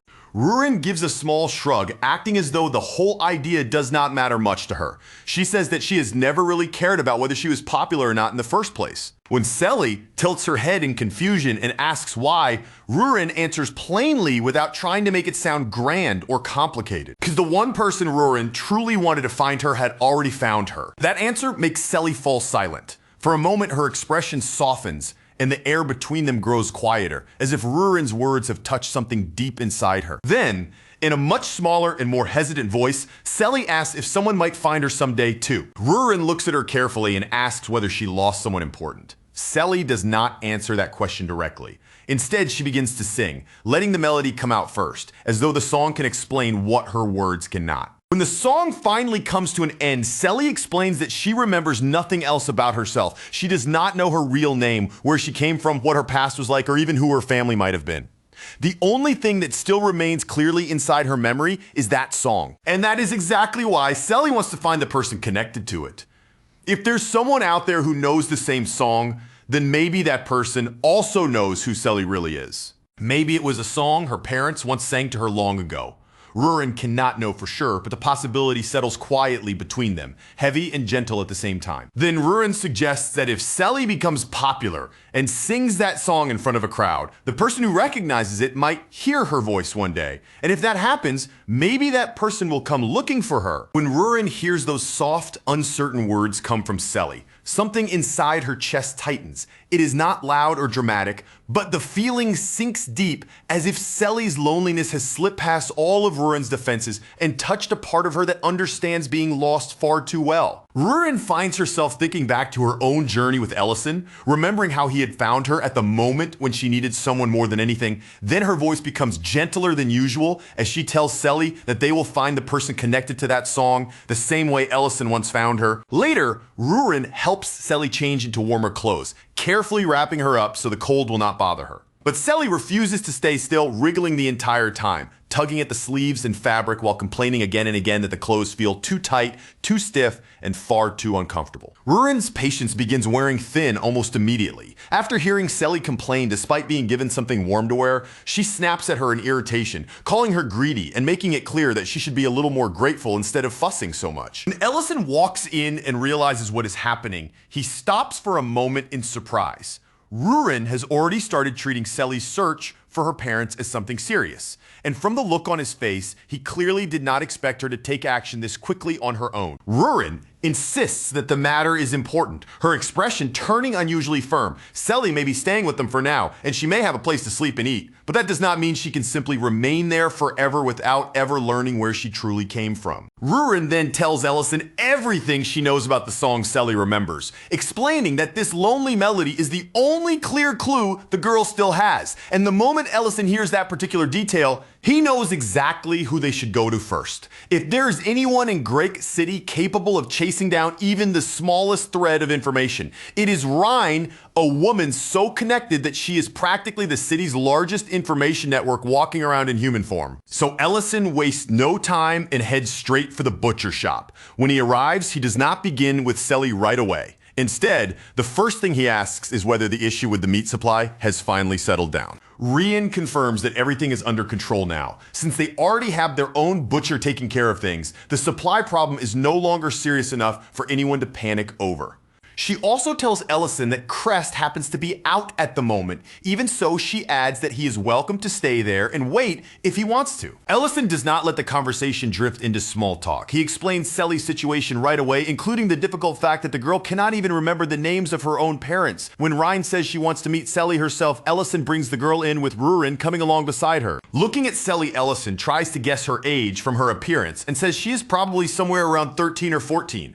Rurin immediately chooses 14 for her, settling on it with total confidence as if the matter no longer needs any discussion. Rian carefully studies every detail written on the paper, taking in the song, the missing memories, and the few small clues they have managed to gather. After looking it all over, she promises that if she finds even the faintest lead, she will let them know right away. Ellison then gently tells Selly that she should thank Rian properly for helping them. Selly follows his instruction at once, offering her gratitude without hesitation and showing that she understands how important this help might be. From there, the search truly begins. They ask around wherever they can, speaking with people across the city and following every possible hint, but hardly anyone has ever heard of a girl named Selly. At one point, someone brings up an old man named Oman, who once lost his daughter, and for a moment, it sounds like it might be something worth checking, but the details do not match Selly at all, so that lead falls apart like all the others, and the search has to keep moving forward. Meanwhile, the restaurant continues on with its usual lively rhythm. Meals are made, customers come and go, and familiar faces keep filling the space day after day.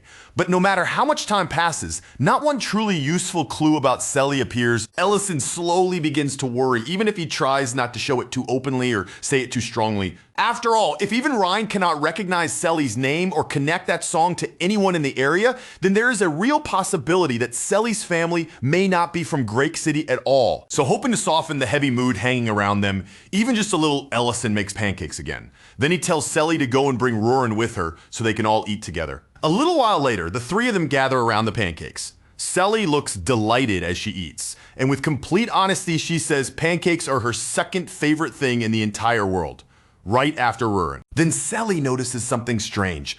The restaurant is unusually quiet, with no customers filling the tables and no usual bustle in the room. Roran explains that the restaurant is closed for the day, and Ellison casually asks Selly if she would like to go outside and play somewhere. Roran understands what Ellison is trying to do almost immediately, even before he explains anything further. He is trying to cheer Selly up before the silence surrounding her missing parents becomes too heavy for such a young girl to keep carrying alone. So Roran goes along with it without arguing. She turns to Selly and tells her that they can take her wherever she wants to go, letting the girl choose the place for herself. Selly thinks seriously for a moment, her face tightening with the kind of concentration only a child can show over something simple. Then she says she saw some eggs earlier, and now she wants to see the animals that laid them. Roran immediately suggests something much grander instead. She offers to show Selly enormous creatures, bringing up Baron Eric and other impressive beasts, as if the bigger and more powerful they are, the more exciting the trip should be. But Selly rejects that idea right away. She does not want huge intimidating animals towering over her. What she wants to see are the small ones, the cute animals that look gentle and easy to like. Ellison pauses and thinks about what kind of animal would fit that request. After a moment, he finally lands on the Cerebine birds they often deal with. He agrees to take Selly to see the birds, but he warns her ahead of time that seeing them is all she should expect. Touching them is a completely different matter. With that warning made clear, they set off together into Lemon Forest. The moment Selly spots one of the birds, her eyes light up with excitement. She immediately thinks it is adorable, and just as anyone would expect, the first thing she wants to do is stretch out her hand and try to touch it. Roran, sensing a perfect chance to tease Ellison, gives Selly a sly little push and encourages her to go ahead and try it. She even points out that Ellison himself could not manage to touch one, making the whole thing sound less like a warning and more like a challenge that Selly should absolutely attempt. Ellison explains that even powerful, high-level magicians struggled to catch Cerebine birds. Their senses are unbelievably sharp, reacting not only to ordinary sound, but also to the faint movement of the air, and even the flow of mana, allowing them to slip away from almost anything before it can reach them. But before Ellison could even fully finish explaining how difficult it is, Selly simply reaches out and catches one. She does it so casually, so naturally, that it looks like the easiest thing in the world. Ellison's spirit seems to collapse right then and there, as if the sight has struck him harder than any actual attack could have. With painful clarity, Ellison realizes that he is now the only person standing there who still cannot manage to touch one of those birds. Meanwhile, Lord Ryden and his wife have also heard about Selly and the situation surrounding her. When his wife mentions that Roran and Ellison are searching for the girl's parents, Lord Ryden's expression changes instantly. His face turns serious in a way that catches her off guard. For a brief moment, his wife worries that she may have said something wrong, or that her words somehow disappointed him. But what happens next is the complete opposite of what she fears. Lord Ryden decides that he wants to help with everything he has, all for Ellison's sake. If necessary, he is ready to mobilize the entire administration of Grake City and put the full force of the territory into the search. He even offers to pay a reward from his own vault to anyone who can bring them real and reliable information about Selly's family. His wife is deeply moved by how determined he is, happy to see him taking the matter so seriously and with such sincerity. Then Lord Ryden gives the order for the guards to investigate every person entering the territory. At that same time, Selly is enjoying what feels to her like the happiest day she has ever lived, spending it together with Ellison and Rurin. She teases Ellison for looking so grumpy after failing to catch the bird, clearly amused by his defeated mood. Rurin immediately joins in as well, calling him slow with absolutely no mercy. Once Selly realizes that catching the bird is not something everyone can do, her happiness grows even brighter. Because in her eyes, this means there may truly be something special about her. Something that belongs only to her and might help her become popular someday. Selly starts shouting with pure overflowing excitement that this is the happiest day ever. She has warm pancakes, she has a scarf, she got to see Palenque, and now she is already dreaming about doing even more things tomorrow. Then Selly grabs one of Ellison's hands and one of Rurin's hands, holding them both tightly in each of hers. With her voice bright and full of hope, she begins singing that same song again, asking the two of them to sing along with her. Rurin notices it almost right away. Ellison's face is slowly turning red, and the second she catches that embarrassed look creeping across his expression, she jumps on it without the slightest mercy. With a teasing grin and far too much enjoyment in her voice, she asks why he is getting so flustered over something as simple and harmless as a song. Ellison stays silent for a moment, looking like he is wrestling with whether he should actually put the feeling into words. Then, after that awkward pause, he finally admits the truth, with Selly singing between them like this. It feels a little too much like a family scene, with Ellison and Rurin standing there like the parents, and Selly fitting right between them like their child. That answer hits Rurin in a way she clearly was not prepared for. She stares at Ellison for a second longer than usual, caught completely off guard, but instead of snapping back, denying it, or trying to cover up her reaction with anger, she quietly lets that image settle inside her heart and accepts it. Selly, completely unaware of the strange and awkward warmth passing between the two of them, just keeps singing happily. Her face is bright, her voice is cheerful, and she looks delighted simply to be holding their hands and sharing the song with them. Meanwhile, at the gate, the peaceful mood shifts somewhere far away as a suspicious-looking group arrives and begins trying to make their way through. The guard steps forward immediately and blocks their path before they can pass any farther. But one of the men remains calm, taking out a proper pass and presenting it without hesitation. He explains that they are on their way to Giltiman City under the Count's orders. Even after seeing the pass, the guard does not simply step aside and let them through. His eyes narrow with caution as he studies them more carefully. Then he asks what business they have in Giltiman City. The man at the front answers smoothly, without even the faintest shake in his voice. He says they are transporting criminals. The pass itself is genuine, which means the guards have no official reason to deny them entry or block their route. Even so, because of the orders they have received, they cannot allow anyone to move through the territory without being questioned properly. So the guard asks them directly, keeping his gaze fixed on the group, whether any of them has heard anything about a girl named Selly. The instant that name reaches the prisoners, their reaction changes everything. Shock tears across their faces like a bolt of lightning, their bodies tremble, and then tears spill out as relief overwhelms them. In that moment, they realize that Selly is alive. Back at the lair, Rurin notices that Ellison is still awake. The night should have already gone quiet, but there he is, sitting alone as if sleep has not come anywhere near him. Ellison asks whether Selly has already fallen asleep. Rurin answers that she probably has, since the girl went off to bed earlier than she usually does. When Ellison hears that, his expression shifts slightly, as if he has decided this is finally the moment to say the difficult thing he has been keeping inside.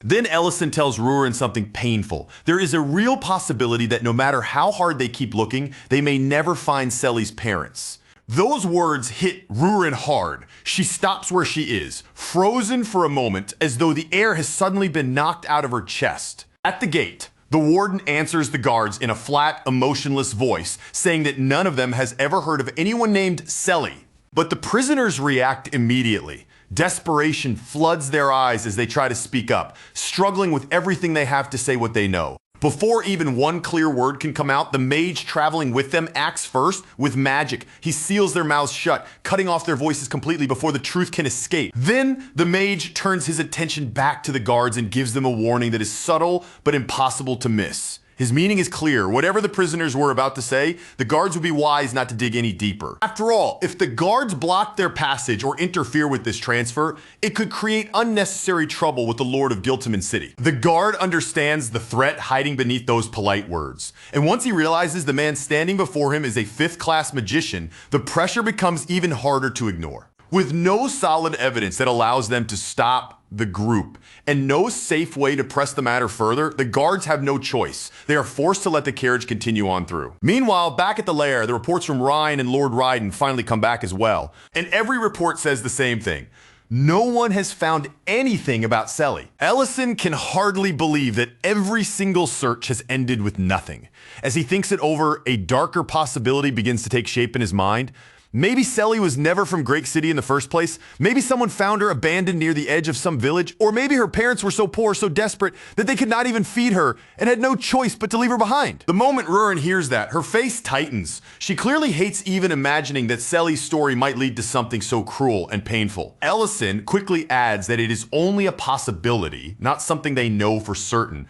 But even if that is true, there's another question they can no longer keep avoiding. If they really never manage to find Selly's family, then what are they supposed to do with her? Should they keep her here with them, or should they send her to an orphanage? Rurin does not answer right away. For a while, she says nothing at all, her expression going still as that heavy question settles between them. The lair was only ever meant for the two of them, and Rurin has not even had time to sort through what she truly feels. But before she can reach any answer, a sudden noise comes from the kitchen. Rurin immediately storms toward the kitchen, moving fast and already bracing herself for whatever new disaster might be waiting there. When she arrives, she finds Selly standing in the middle of the room, surrounded by a messy spread of batter scattered around her. With just one look, both Rurin and Ellison understand exactly what has happened. Selly is trying to make pancakes all by herself. In a small but sincere voice, Selly explains that she is always eating the pancakes Ellison makes for her. So this time, instead of only receiving food from them, she wanted to make something for Ellison and Rurin in return. Only then does Ellison finally understand why Selly had been watching him so intently every time he cooked. She had not just been staring out of curiosity, she had been following each movement with serious eyes, trying to learn. Rurin asks where Selly even got the eggs from in the first place. Selly answers honestly, admitting without trying to hide it that she took them from the Palenque stock, and in that very moment, something in Rurin's heart settles. She makes up her mind. Rurin looks straight at Selly and tells her to come with her. Ellison watches the two of them leave together, surprise written across his face. He clearly did not expect Rurin to make this choice so suddenly. Elsewhere, deep within the forest, the atmosphere is completely different. The warden is beating the prisoners without a trace of mercy. The children beg him to stop, their small voices breaking apart as they plead desperately for mercy. But the warden only snarls down at them with cruelty in his eyes, warning them that if they dare to open their mouths again, he will tear their tongues out himself. The mage standing beside him speaks coldly, reminding the warden that they cannot afford to kill these children, not even by accident. The warden only shrugs off the warning as if it barely matters. He says they can always readjust them later, speaking about the children's suffering like it is nothing more than an inconvenience. Then the children, trembling with broken teeth and battered bodies, begin to sing. And the song that leaves their mouths is the very same song Selly always sings. Back at the lair, Selly begins apologizing over and over again, her small voice shaking with guilt. She is convinced that she has made Ellison and Rurin angry. The worry is written all over her face, and she looks as if she is bracing herself to be scolded. But Rurin cuts her off and tells her the truth directly. No one has come looking for Selly, and that most likely means her family is not from Great City. Selly's expression sinks a little when she hears those words, and the disappointment in her eyes is painfully clear. But strangely, there is no real shock on her face. It looks less like she has been blindsided and more like a part of her had already been quietly preparing herself for this answer. The way Selly lowers her gaze makes the moment feel even heavier.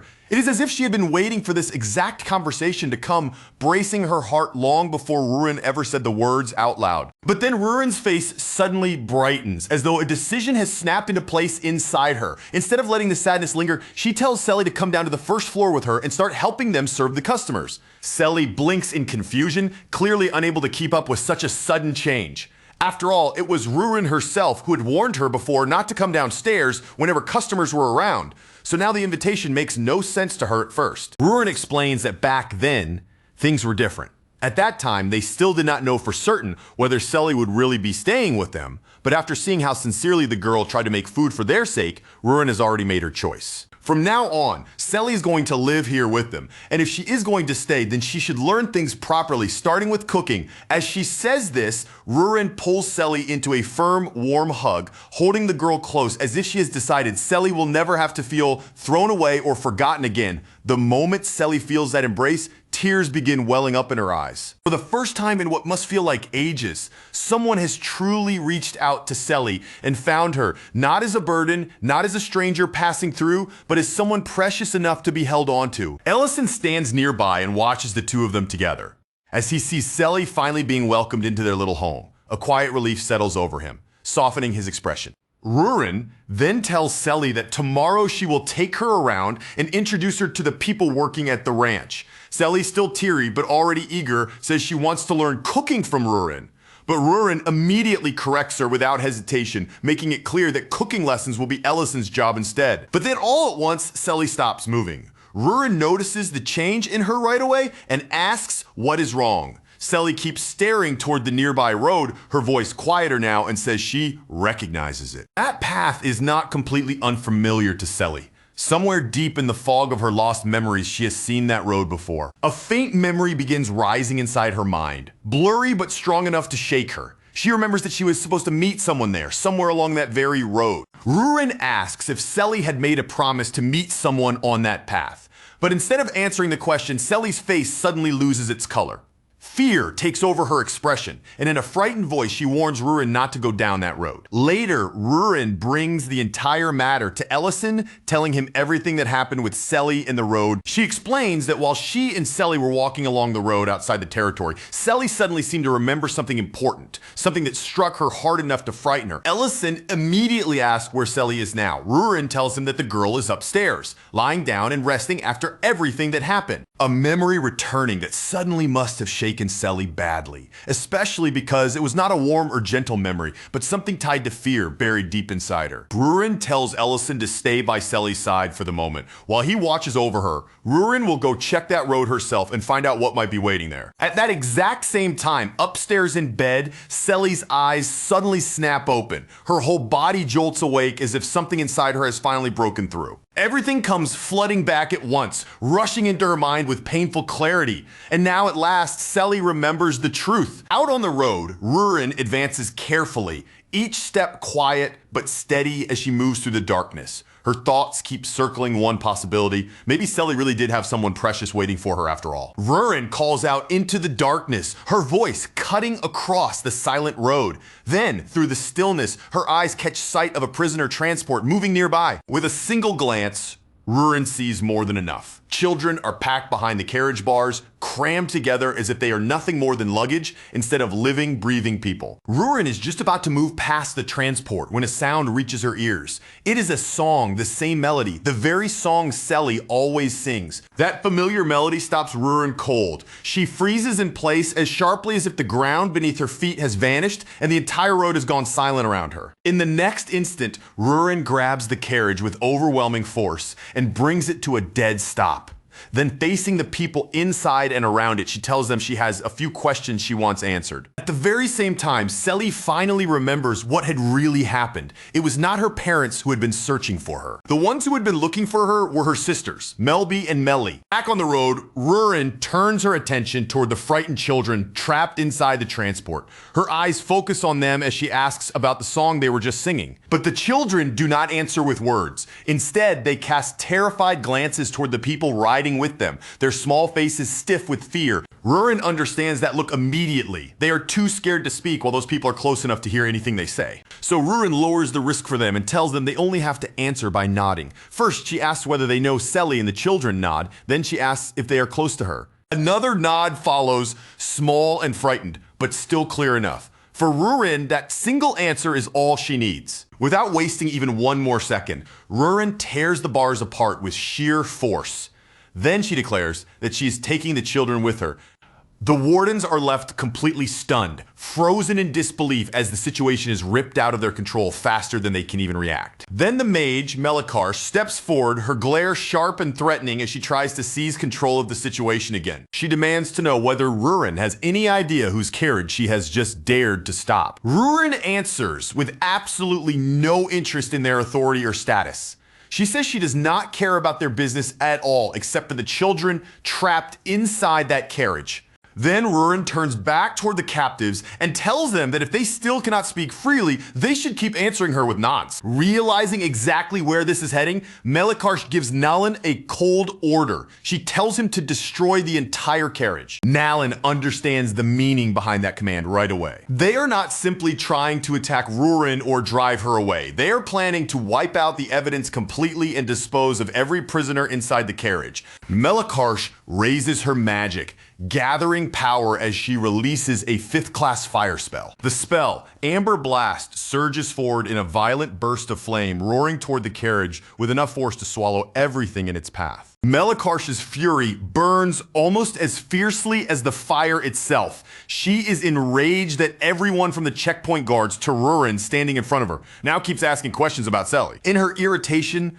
Melikar even wonders whether Selly might be some noble's daughter or some other troublesome girl with powerful connections behind her. But then Rurin's voice cuts straight through the roar of the flames, calm, cold, and terrifyingly clear. Rurin tells the mage that she will not kill her today, but she will make absolutely sure that the fear from this moment is carved so deeply into her memory that she will never forget it. With that, Rurin's magic strikes. In an instant, she tears both of Melikar's arms apart. Melikar collapses to the ground, screaming in agony as the power she believed would protect her is shattered before she can even understand what happened. Rurin turns her attention back to the children, the sharp fury still lingering in her eyes, but her voice has steadied now that the immediate danger is under control. Looking at their battered bodies and frightened faces, she quickly decides that the safest place to bring them first is Elena's clinic. A portal opens beside Rurin, the space bending open as she prepares to move the children somewhere safe. Then, in the simplest and clearest words she can give them,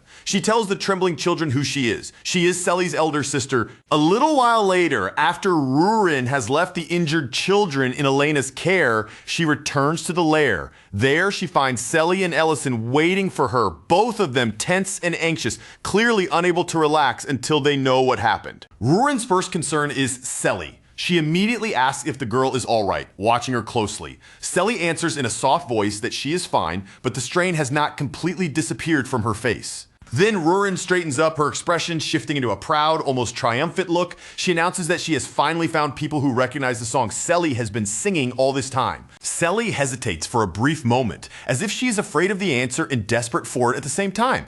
Then she quietly asks if their names are Melby and Melly. The instant those names leave Selly's mouth, Rurin freezes where she stands. In that short, stunned silence, Rurin understands what has happened. Selly is not simply guessing anymore. The memories she lost have truly started coming back to her. Suddenly, Selly rushes forward and throws herself into Rurin's arms. Tears spill out as relief overwhelms her, and through her crying, she reveals that Melby and Melly are her siblings. Ellison asks Rurin how she managed to find them, and Rurin tells him everything that happened out on the road. She explains that Melby was injured, but Elena has already examined her, and thankfully, the wounds are not serious enough to threaten her life. The relief flooding through Selly is so strong that she can barely keep herself together. Just knowing that both of them are still alive leaves her trembling. Rurin gently tells her to rest for now, promising that tomorrow they will go and see them properly. That night, Selly lies between Ellison and Rurin. Eventually, the two adults fall asleep on either side of her, their breathing growing calm and quiet. But Selly stays awake a little longer because her heart is far too full for sleep to come easily. She feels a deep relief knowing that her siblings survived. But beyond that, something else settles inside her too, an overwhelming happiness from being there in that quiet space with Ellison and Rurin beside her. Holding both of them close, Selly silently admits to herself that this is the happiest moment she has ever known. Warm tears slide down her cheeks, and around them soft flower petals begin scattering gently through the room. The next morning, Ellison wakes up and immediately notices something wrong. The space beside him is empty, exactly where Selly should have been sleeping. He quickly wakes Rurin, his voice already carrying a hint of unease as he asks where Selly went. Neither Ellison nor Rurin heard Selly get up, and neither of them heard her leave. That quiet absence makes the room feel colder and far more unsettling than it should. At first, Ellison guesses that Selly may have gone to Elena's clinic to see her siblings, but almost immediately, he stops himself realizing that she would not even know the way there on her own. Rurin's face grows deeply uneasy. She says there was something strange she noticed yesterday,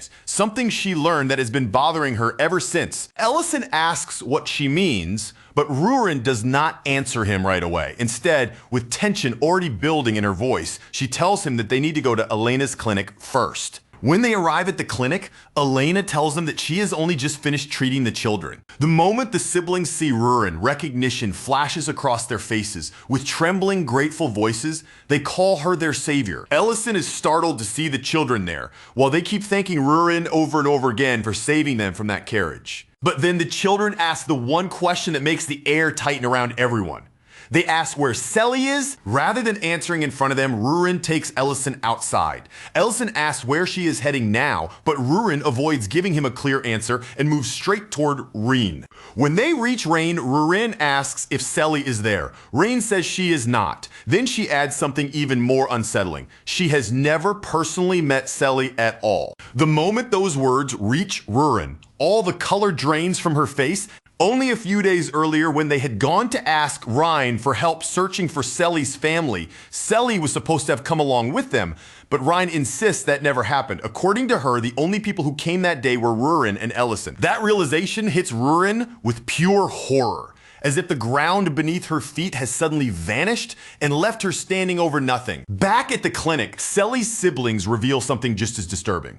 Selly had called both of them her sisters, even though only Melly is actually related to her by blood. Their memories are so blurred and damaged that they can no longer clearly remember everyone's exact ages, but then one of them says something that changes the entire situation. Selly is supposed to be the same age as them. Ellison is completely thrown by that statement. The first thing he does is ask the siblings how old they are. Millie answers that she is 17, while Melby is 18. But Selly, just from the way she looks, should only be around 13 or 14 years old. Those numbers strike Ellison like a warning bell ringing in his mind. No matter how he tries to line up the facts, none of it fits together properly. Alina notices the look on Ellison's face and asks what is wrong. His expression makes it seem as though he has just noticed something impossible. What weighs on Ellison is the missing gap between the facts. 5 entire years that simply do not fit anywhere in the truth they have been given. From there, Ellison begins checking every detail he can with Elena and Serena, trying to confirm exactly what each of them actually saw and remembered. Both of them give him the same answer, and that answer only makes the situation even worse. Neither Elena nor Serena had ever truly seen Selly. Whenever Rurin had stormed upstairs before to scold the girl, Serena had simply assumed Rurin was going off by herself to sulk alone. As Ellison thinks back carefully, he realizes Ryan had never spoken directly to Selly either. The only ones who had truly seen Selly, talked with her, and treated her as someone real were Ellison and Rurin.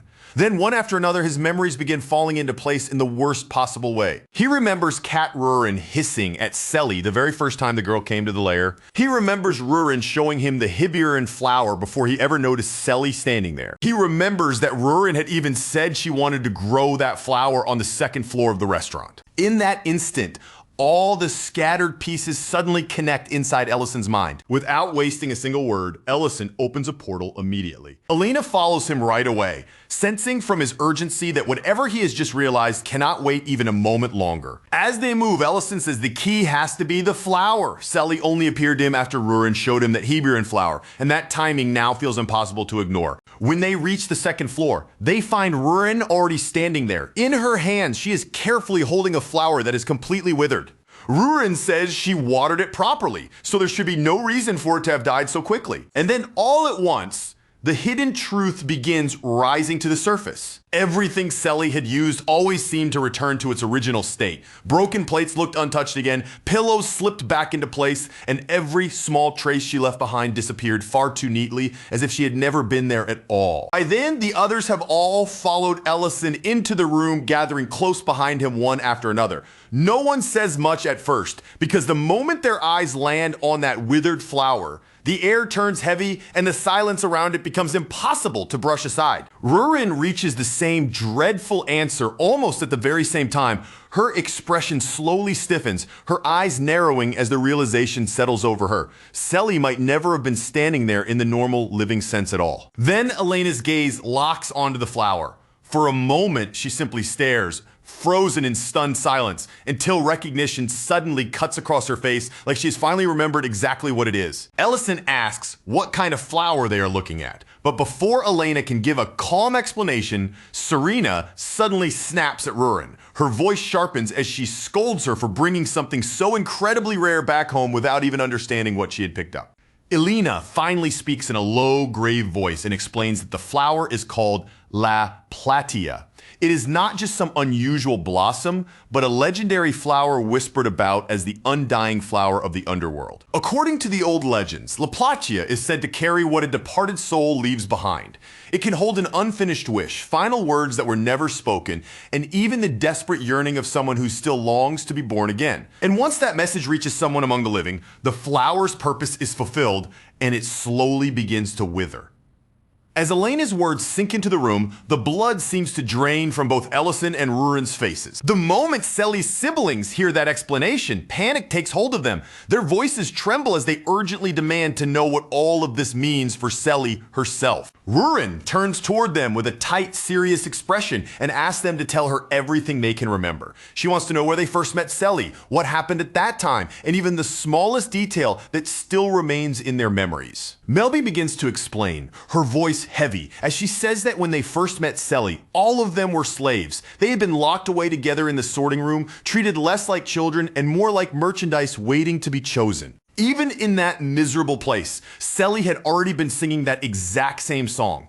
Her small voice had drifted through the darkness of the room, strangely gentle against the hopelessness surrounding them. Back then, Selly had spoken with bright, fearless confidence. She said that once she finally made it outside, she would sing that song beneath the wide open sky, where her voice could rise freely. Millie had wanted to play music beside her, and the three of them had even joked and laughed about Melby dancing along with the song. But no matter how warmly they imagined it, Melby herself just could not believe that such a future was truly possible. To Melby, freedom felt like something far beyond their reach. Unless someone bought them, they would never leave. And even if they were bought, it would only mean being carried from one cage into another. But Selly would not let them sink completely into that despair. She told them that no one would want to buy children like them anyway. So instead of waiting helplessly, they should use that time to grow strong enough to smash through their own bars one day. It sounded absurd. The kind of hope only a child could say out loud without hesitation, and yet somehow those reckless words reached them more deeply than any realistic comfort ever could. Then everything fell apart when the two siblings were selected by an old pervert who had far too much money, too much status, and too much influence behind him. No one else in the room dared to bid against him. Even worse, no one seemed willing to challenge him or stand in the way of the power he carried. The siblings were terrified. They could barely move, their bodies frozen stiff as the horror of what was about to happen to them pressed down on them. And that was exactly when Selly stepped forward. She raised her voice boldly enough to pull the old man's attention away from the two of them. In that single moment, she turned his disgusting interest away from her siblings and toward herself instead. Melby and Melly tried to stop her, even trying to offer themselves in her place, but Selly cut them off with a kick before they could ruin her decision. Then she declared that as their elder sister, protecting them was her responsibility. Before she was dragged away, Selly told them not to forget the song. She said that as long as they kept it in their hearts, they would be able to find her again someday, no matter how far apart they became. Then the final piece of the truth slips out, heavier than anything before it. All of that had happened 5 years ago. The two siblings finally break down completely. Their bodies shake with sobs as they beg to find Selly again, and the grief they had been carrying for years pours out all at once. At that very moment, Ellison notices something changing. The mana inside the flower begins to stir, then flows steadily in one clear direction, as if it is silently pointing the way. Rurin instantly remembers the promise she made to Selly. She turns back toward the siblings, her face tense but determined, and asks whether they still have the strength to keep going. No one refuses. Without hesitation, everyone agrees to continue, ready to follow that faint current of mana wherever it leads them. They step out into the open and begin chasing after the flow of mana, watching it stretch ahead of them like a quiet guide pulling them forward. As they move, Rurin cannot stop the same question from circling through her mind. Why would Selly disappear without saying even a single word? That doubt hurts even more, because the flower should have already delivered the wish Selly had been carrying all this time. But Rurin refuses to accept that this is where everything simply ends. She opens one teleportation portal after another, forcing herself forward again and again until the repeated strain finally breaks through her body and sends her collapsing to the ground. From that point on, Ellison takes her place. With Rurin unable to continue leading, he pushes the search onward, refusing to let the trail disappear. Melby and Melly keep searching as well, clinging tightly to every old memory they have of Selly. They remember her casually eating grass, somehow turning even a cruel and miserable world into something strange, absurd, and almost funny. At last, the trail brings them to a lonely tower standing at the very end of the mono trail. It rises there in isolation, silent and distant, as if it has been waiting alone for years. They open a portal nearby and hurry straight toward the door. Each of them braces themselves with the same painful mix of hope and fear, wondering whether Selly might truly be waiting inside. But instead of being greeted by her smiling face, they hear her song drifting softly from within.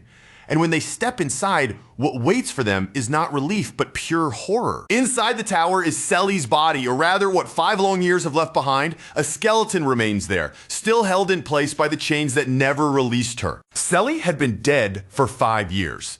The instant that truth becomes undeniable, her siblings collapse over her bones, sobbing uncontrollably as the grief they had chased for so long finally tears open. Just then, Nalan and the mage arrive at the tower as well, apparently searching for a first aid kit to treat the mage's injuries. Nalan begins to report what happened. He's about to say that all the slaves have escaped, but the words stop when he sees the expressions on Ellison and Rurin's faces. In that instant, Nalan understands that this is no longer just about an escape. Something far more terrible has been uncovered in that room. The siblings are not only drowning in sorrow anymore. Their grief has twisted into something sharper, hardening into raw, burning fury. Rurin stares at Selly's remains, her voice cold with regret and anger. She says she gave that mage a chance to keep living, but now she realizes just how horribly she misjudged her. When the mage tries to activate magic again, Ellison moves first. Before the spell can even take proper form, he crushes it completely. Rurin follows immediately with an attack of her own, making it clear that any chance at mercy ended 5 years ago. Then Rurin steps closer to Selly's remains,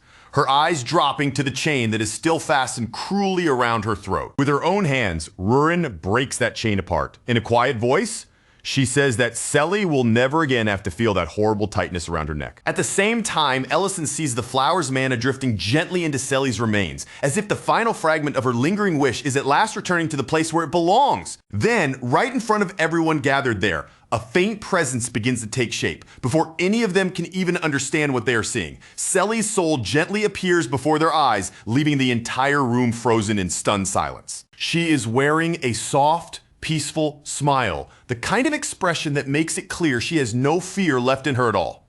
More than anything, she looks truly happy that her siblings kept their promise and finally managed to find her. Melby and Melly can no longer hold themselves back. They rush straight towards Selly and throw their arms around her, clinging to her so desperately and tightly that the embrace almost looks painful. But Selly does not complain at all. Instead, she laughs brightly through that crushing hug, teasing them in a cheerful voice about how much taller they have grown compared to her. Then, little by little, that warm smile takes on a trace of sadness.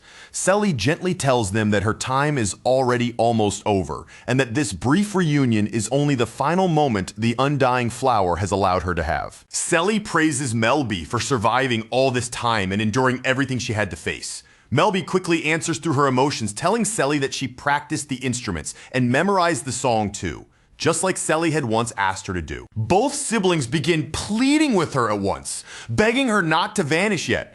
Their voices shake as they ask for just a little more time. because after everything Selly sacrificed, they finally want the chance to repay her. But Selly only gives them that same gentle smile. She tells them that this is simply what an elder sister is supposed to do. Stand ahead of the younger ones, take the danger first, and protect them.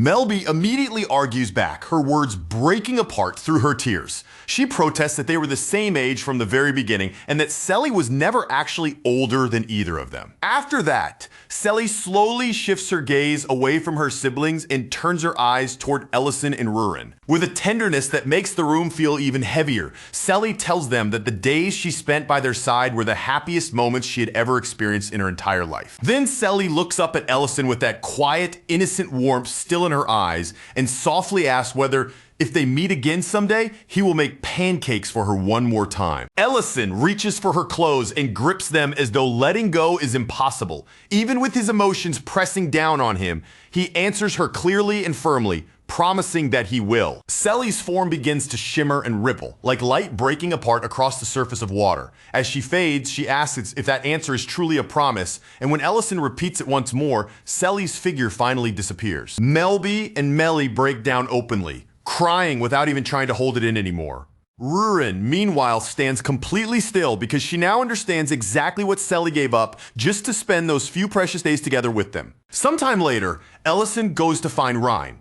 When he reaches her, he quietly tells her that there is no longer any reason to keep searching for Selly's parents. At first, Rhine does not understand what he is trying to say. Confusion tightens across her face as she looks at him, waiting for the meaning behind those words to become clear. Then her gaze drops to the shovel in Ellison's hand. In that single quiet moment, the truth reaches her without Ellison needing to explain anything further. By the next morning, Selly's siblings are already getting ready to leave. They stand together, no longer looking lost, but carrying the quiet determination of people who have found a new reason to keep moving. Ellison looks at the two of them and asks what they plan to do from this point on. They answer that they are going to travel from place to place and spread Selly's song wherever their journey takes them. After all, that song had always been the dream Selly wanted to share with them. Ellison tells them to wait for a moment, then he leaves briefly and returns carrying a purse filled with silver coins. He warns them not to show the purse carelessly because bandits would kill someone for far less than what is inside.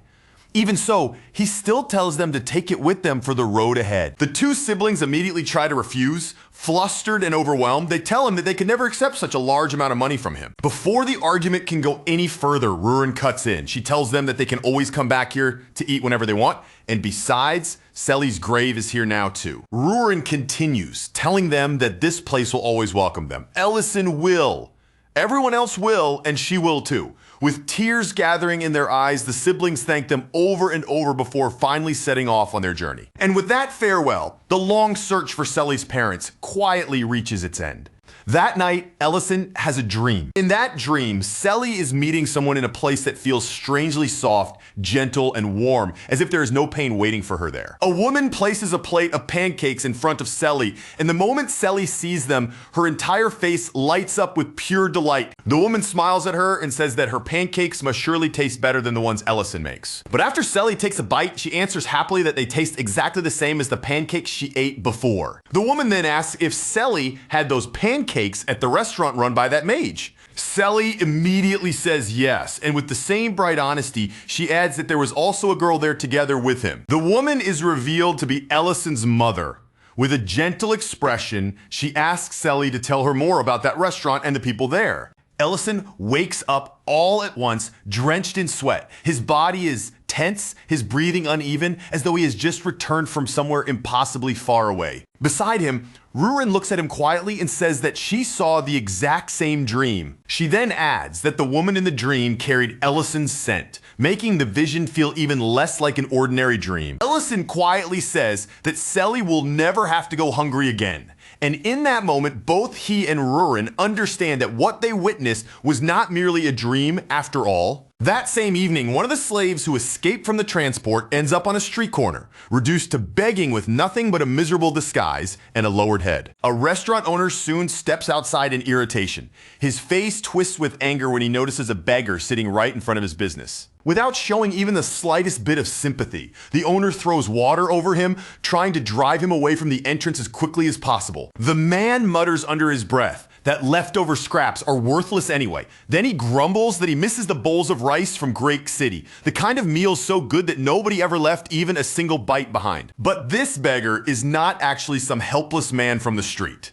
It is Dirient, hiding himself in disguise. Dirient glances toward the cook and for a brief second wonders if this restaurant might be one of Ellison's rivals. But he quickly pushes that thought aside because tonight he has a mission to carry out. This time, Dirient is playing the role of bait. He knows the sort of people he is trying to lure out, and people like that always target prey who appears weak, alone, and easy to overpower. So, just as planned, he slowly drifts away from the busier street and makes his way into a quieter alley where fewer eyes can follow him. And exactly as expected, several men emerge from the shadows. Before Dirient can make any obvious move, they close in and bind him. One of the men sounds disappointed the moment he realizes their target is male, as if the capture has already become less valuable to him. Another man simply shrugs off the complaint. He says they still have a quota to fill, so worrying about whether the target is male or female is a luxury they cannot afford. Dirient slips into the role perfectly,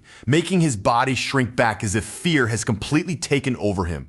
His voice trembles as he begs the men to spare him, acting so convincingly that he truly looks like nothing more than a powerless victim caught in their hands. As the men drag him deeper through the darkness, Dirient keeps his face lowered and his act intact. But inside his mind, his thoughts begin drifting back to Deidre. He remembers the day that city was finally broken open. The moment the corrupt officers were brought down, the trafficking dens were crushed, and the freed slaves cried out in relief, like people stepping under the open sky for the first time in their lives. Even in that moment of victory, Dirient had warned them not to celebrate too early.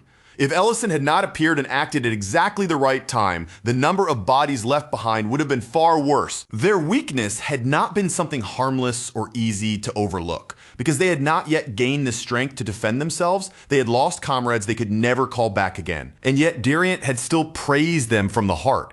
They had absorbed the basics of self-defense quickly, and when the moment truly mattered, that knowledge had made a real difference. With their fists clenched tight and their voices still trembling from everything they had survived, they swore that from that day forward they would become stronger. Then, just before Dirient departed, several of the freed slaves stopped him. They bowed their heads and thanked him for teaching them how to fight back with their own hands. Even after Ellison had rescued them from slavery, the fear had not simply disappeared. The terror of being captured again and sold all over once more still clung to them like a shadow that refused to leave. But now, thanks to what Dirient had taught them, they believed they could resist if that nightmare ever came for them again. Dirient had tried to reassure them, saying the world around them was already beginning to change. Because Ellison had destroyed the breeding and classification facilities that kept the entire system alive. Then one girl among the freed slaves spoke up and revealed something far worse. The nightmare had never been limited to one city. After Ellison destroyed those facilities, her memories came back, and with them came the truth. There were other sorting rooms, other breeding sites, and more cages hidden across different territories. That confession struck Dirient hard. The revelation chilled him in a way that even the most brutal battlefield report never could. And that is exactly why he is here now, disguised as a slave and allowing himself to be captured on purpose. His goal is to be dragged directly into another facility and uncover it from the inside. Among the captives, Dirient blends in well enough. He keeps himself quiet and low profile, feeling a small sense of relief that, aside from soldiers, almost no one here should be able to recognize his face. Even so, for one brief moment, he wonders if he should have asked Madrine to cover his face with illusion magic before throwing himself into a plan this reckless. The sorting officer notices Dirient's sturdy build almost immediately.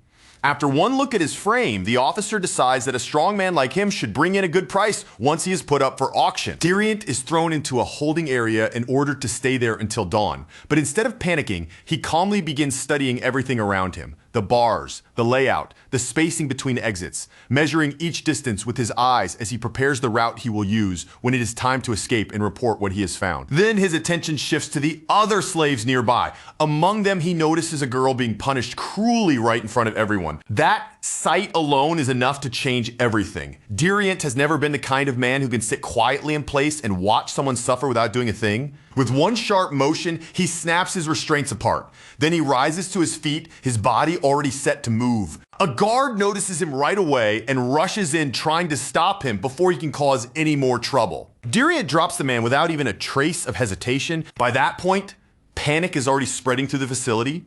The guards believe a full slave uprising has begun, so they start calling troops in from every direction, while Duriant prepares to remind them that the Empire still has laws, even if men like them forgot that truth long ago. Back at the restaurant, the mood could not be more different. Ellison is in the kitchen teaching Lint how to make braised short ribs. Linte immediately praises the rich aroma rising from the dish, but his eyes keep drifting curiously toward the unfamiliar metal pot Ellison is using. Ellison explains that it is called a pressure cooker, a tool designed to cook ingredients evenly under powerful heat. Of course, Ellison could recreate the same effect with magic if he wanted to, but this pot is meant for Linte, so he can prepare the dish by himself even when Ellison is not there to lend a hand. Linte catches the meaning hiding beneath Ellison's calm explanation. He looks at him closely and asks if Ellison is planning to go somewhere. Ellison pauses for a brief moment before answering. In the end, he only says that he needs a change of pace. Inside the dining room, the food is such a hit that Ya has completely given up on manners and is happily tearing into the meat with his bare hands. His wife quickly scolds him for behaving like that in public, but almost as soon as she says it, she has to admit the truth as well. Trying to eat food like this with a knife is honestly just a miserable experience. Rurin appears with a warm towel and casually tells her to just use her hands if that is easier, then wipe herself clean afterward. Mate watches the little exchange and realizes this is the first time in a while that she has seen Rurin smile so naturally. Serena notices it too, remarking on how quickly Rurin seems to have bounced back from the entire sea incident, and that comment surprises everyone around them. Meanwhile, back at the facility, the scene around Duriant has already turned grim, with bodies beginning to pile up around him. He has cut down several guards by now, and one of them curses him with his final breath. The dying man demands to know what kind of monster Duriant is before finally collapsing. Duriant glances down at the sword in his hand. It is not even his own blade, and the edge is already chipped from use, but for the moment, it is enough. He knows the job is far from finished, but just as he steps toward a nearby woman to free her from captivity, someone moves directly into his path. The man standing before him sounds more irritated than frightened. He complains that first Ellison wandered into his territory, and now Duriant has shown up carrying a sword as well. He grumbles like a man exhausted by inconvenience, saying he is already overworked and would very much like to get a break for once. Duriant recognizes him immediately. The man before him is Reedon, the same person who managed to escape from Deidrin before. Elsewhere, within the palace walls, Leon Herré stands over a map covered in marked territories, studying every point laid out before him. He can hardly believe what he is seeing. Every marked region on that map is tied in one way or another to slave trafficking somewhere inside the Empire. Emperor Remedin Herrés tells him the truth is even worse than the map makes it look. Those marks only represent the locations they have already been able to confirm. The last time Ellison visited the palace, he had asked the Emperor to investigate whether any facilities existed beyond Deidrin. After that request, the First Night Order was quietly dispatched across multiple regions. Through their hidden operations, they uncovered the network little by little, one piece at a time. Only now does Leon fully understand why Ellison came to meet the Emperor before. This was the matter. Ellison wanted explained directly. Leon feels sick as the full scale of the situation sinks in. He once thought Deidran was an isolated exception, but now he understands it was only one nest within a much larger system. When he looks over the map again, he realizes that no single count could have built something this organized across so many territories alone. Then Leon's thoughts settle on one particular name, the fugitive who escaped during Deidran's collapse, the former swordsmanship commander of the First Night Order, Adrian Pierce. Leon asks his father whether Adrian Pierce truly disappeared during the early days of the war. Leon begins to suspect that Adrian Pierce might be the one standing behind all of this, but the Emperor answers carefully, speaking with caution rather than certainty. The Emperor admits that whoever controls this network is no ordinary criminal. Still, he doubts that person is Adrian Pierce. Pierce was promoted while Leon was still studying abroad, and the man Ellison described sounded like someone only in his 20s or 30s. Adrian Pierce, on the other hand, should have looked nothing like a young man. If the records and memories were right, he should have been much closer to Emperor Remedin Herrés in age, by now already well into his 60s. Leon Herrés could hardly wrap his mind around it. The idea that someone who looked so young might be standing behind a system this vast left him staring in disbelief, his thoughts struggling to fit the pieces together. Almost at that exact same moment, far away inside the facility, Reedon's blade tore across Duriant. Without even needing to raise his voice, Reedon coldly announced that the slave revolt was already over. The slash itself was fast and merciless, but what made it even more humiliating was how effortless it looked. Reedon swung as if he were casually brushing Diriant aside with one insulting motion. Meanwhile, back at the restaurant, Ellison and Rurin were already preparing to leave. They gathered their belongings, packed what they needed, and moved with the quiet focus of people ready to step into something serious. As Rurin searched through the luggage, her hands slowed for a moment. A faint, wistful look crossed her face as she reminded Ellison of the last time he had pushed himself far beyond what his body should have been able to endure. Ellison quietly agreed with her. Ever since he absorbed the Lord's heart, everything had changed: his body, the shape of his power, and even the kind of danger that could reach him. Then Rurin suddenly pulled out that ridiculous mask of his and held it up in front of him. The look on her face practically asked the question before her mouth did, wondering if he was seriously planning to bring that absurd thing along. Ellison rejected the idea immediately. This was not a petty back alley problem involving ordinary thugs, and this time he had no intention of appearing as the harmless restaurant owner everyone had come to know. With that decision settled, Ellison and Rurin left the restaurant behind and set out together toward whatever was waiting for them ahead. Inside the facility, Reedon continued cutting into Dariant's pride with chilling precision. In his eyes, if someone like Dariant could now hold the rank of vice captain in the First Night Order, then the order he remembered was already dead. Reedon pressed even harder, saying Dariant should have disappeared when the war first began.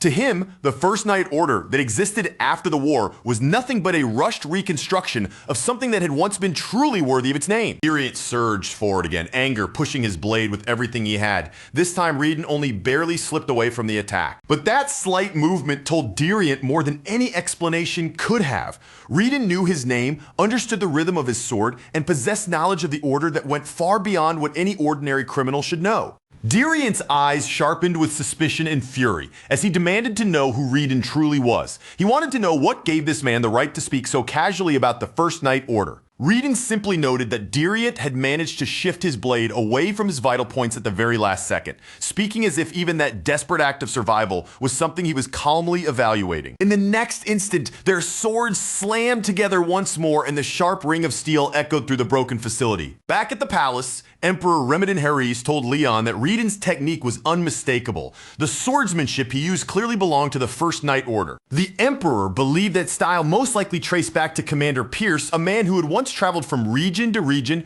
freely teaching his sword to anyone determined enough to learn. That had always been Pierce's belief. He wanted the art to spread as widely as possible, until someday someone strong enough would rise up and surpass even him. Leon listened closely, and another possibility slowly began taking shape in his mind. Perhaps Pierce was not the true mastermind behind the trafficking empire, but even if that were true, Reedon himself was still dangerous enough to become a major threat. After all, Reedon had already managed to escape from Ellison once before, and worse than that, there was also a dragon somehow connected to these facilities. Then Leon remembered something Ellison had once said. If a threat ever became serious enough to endanger the Empire, he would not face it as a restaurant owner. He would face it as a mage. Leon pushed himself up from his seat, his expression hardening with urgency. He said plainly that someone needed to bring Ellison into this matter immediately. But Emperor Remedin Harris calmly apologized and told him there was no longer any need to do that. Back inside the facility, as the structure continued to crack and crumble around them, Dariant was already starting to piece together the truth behind Reedon. Reedon's swordsmanship was far too refined. Every movement was too polished, too intentional, and too precise to belong to some ordinary criminal hiding in the darkness. The only reason Dariant had avoided fatal wounds earlier was because he had predicted where the blade would travel before it ever reached his body.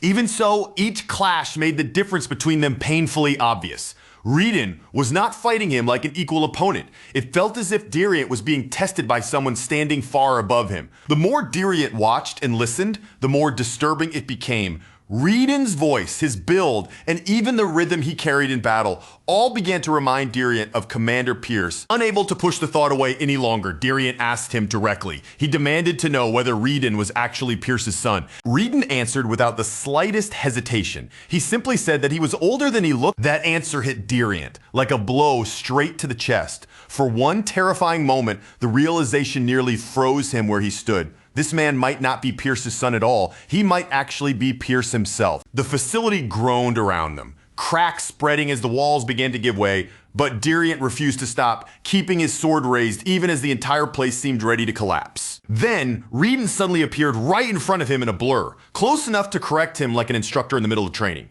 Calmly, he pointed out that stepping forward and cutting upward from that posture was wrong. That single sentence was enough. With those words, Reedon confirmed the fear that had been steadily growing inside Diriant. In that instant, Diriant's mind was pulled backward, dragged straight into the memories of his training days. Back then, Commander Pierce had given him that exact same correction. He had told Diriant to set his weight properly, let his wrist follow the angle of the blade, and never twist the motion halfway through. Pierce had taught him that when a sword was used correctly, it should not chip under pressure, and it should never fail to cut cleanly through its target. Diriant had once pointed out, half in disbelief and half in complaint, just how much land Pierce had flattened during those brutal training sessions. He had also complained that the factions inside the palace hated the way Pierce traveled across the empire, teaching his swordsmanship freely to people outside the capital. Pierce had admitted that they hated it because stronger regions meant the palace would lose some of its control, but that was never enough to make him stop. An unused sword would only rust, Pierce had said, and he had no intention of letting the art he carried vanish with him when his own life eventually came to an end. What Pierce wanted was for that craft to keep growing forever, passed from one hand to another, challenged by new talent, surpassed by the next generation, and then reborn even stronger than before. And if someday someone truly surpassed him, then that person would become his teacher instead.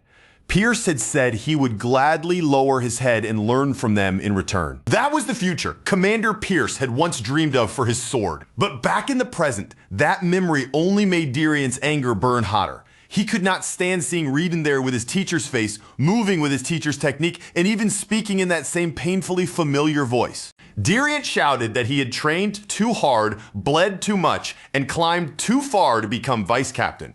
All so he could properly inherit that swordsmanship and honor Commander Pierce's will. And now, in Diriant's eyes, Reedon was trampling that legacy by acting as though it belonged to him alone. But Reedon only watched him with a cold gaze and noted that rage was clouding Diriant's judgment, just as it had before. Diriant launched himself forward with everything he had left in his body.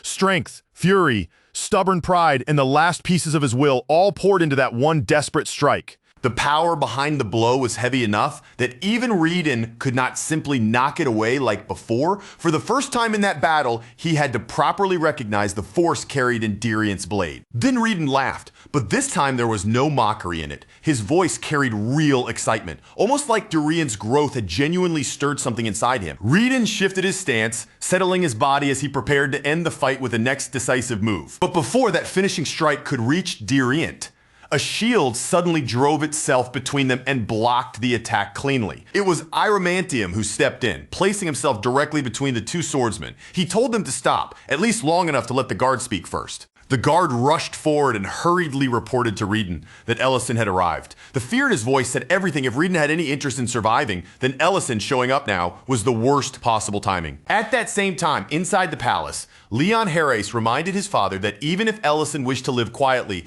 this was exactly the sort of threat he had once described as an exception. Leon said he was ready to go and bring Ellison back himself, but before he could leave, Emperor Remington Harry stopped him. Then the Emperor revealed that he had already sent a message several days earlier, and Ellison had already answered that call. Back at the facility, another guard came charging in, his face pale and his breath uneven, carrying news even worse than the report before it. Every single one of their slave sites was under attack. Across the entire region, facility after facility was being struck and destroyed, collapsing one after another like a chain reaction. No one had the power to stop. In an instant, fear swept through the guards. None of them had believed such a thing was even possible.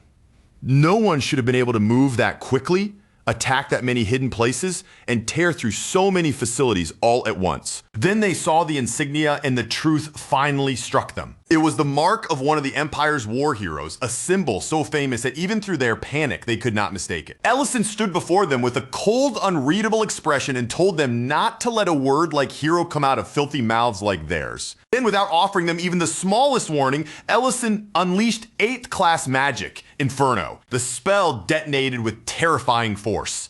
The soldiers abandoned all formation at once, scattering in every direction as a roaring ocean of fire swallowed the area whole. A blinding light burst outward, waves of heat wrapped around the mountains, and the entire region felt as though it were being torn open from somewhere deep beneath the earth. And at the very center of all that destruction, Ellison stood as calm as ever. He simply remarked that the place finally had some proper air circulation. Later, once the worst of the terror had passed, the villagers slowly began to steady themselves, still trembling. They tried to process the unbelievable truth that they were alive, and more than that, they were finally free. Ellison handed them food and water, then pointed them toward a safe route where a soldier was already waiting to guide them away from the danger. One woman stared at him through the smoke in lingering shock, realizing she was standing before a true Archmage. She murmured that his face was the kind people would remember for the rest of their lives, while someone nearby whispered that he looked almost frighteningly heroic. The others kept stealing glances at him and muttering among themselves.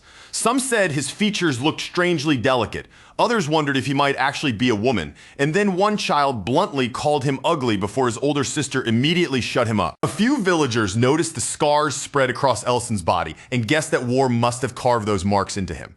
At the same time, others pointed out how strangely untouched his face looked despite everything he had clearly survived. After finishing his work there, Ellison returned to the place where Rurin was waiting for him. Rurin asked whether he had completed his side of the job, and Ellison answered that he had. She replied that she had finished hers as well, then immediately asked where they were going next. Elsewhere, Iramantium was using healing magic on Diriant, carefully closing the wounds left across his body. Once the spell was complete, he checked whether Diriant could move properly, and Diriant thanked him with genuine sincerity. Diriant admitted that he had heard stories about Iramantium before. The dragon who had once held Count Rhydengreat captive, he still could not quite believe they had crossed paths in a place like this. The enemy had fled, the slaves had been abandoned, and Iramantium explained that he had never intended to involve himself in the situation at all. The battle had simply spiraled out of control far too quickly, escalating before anyone could properly contain it.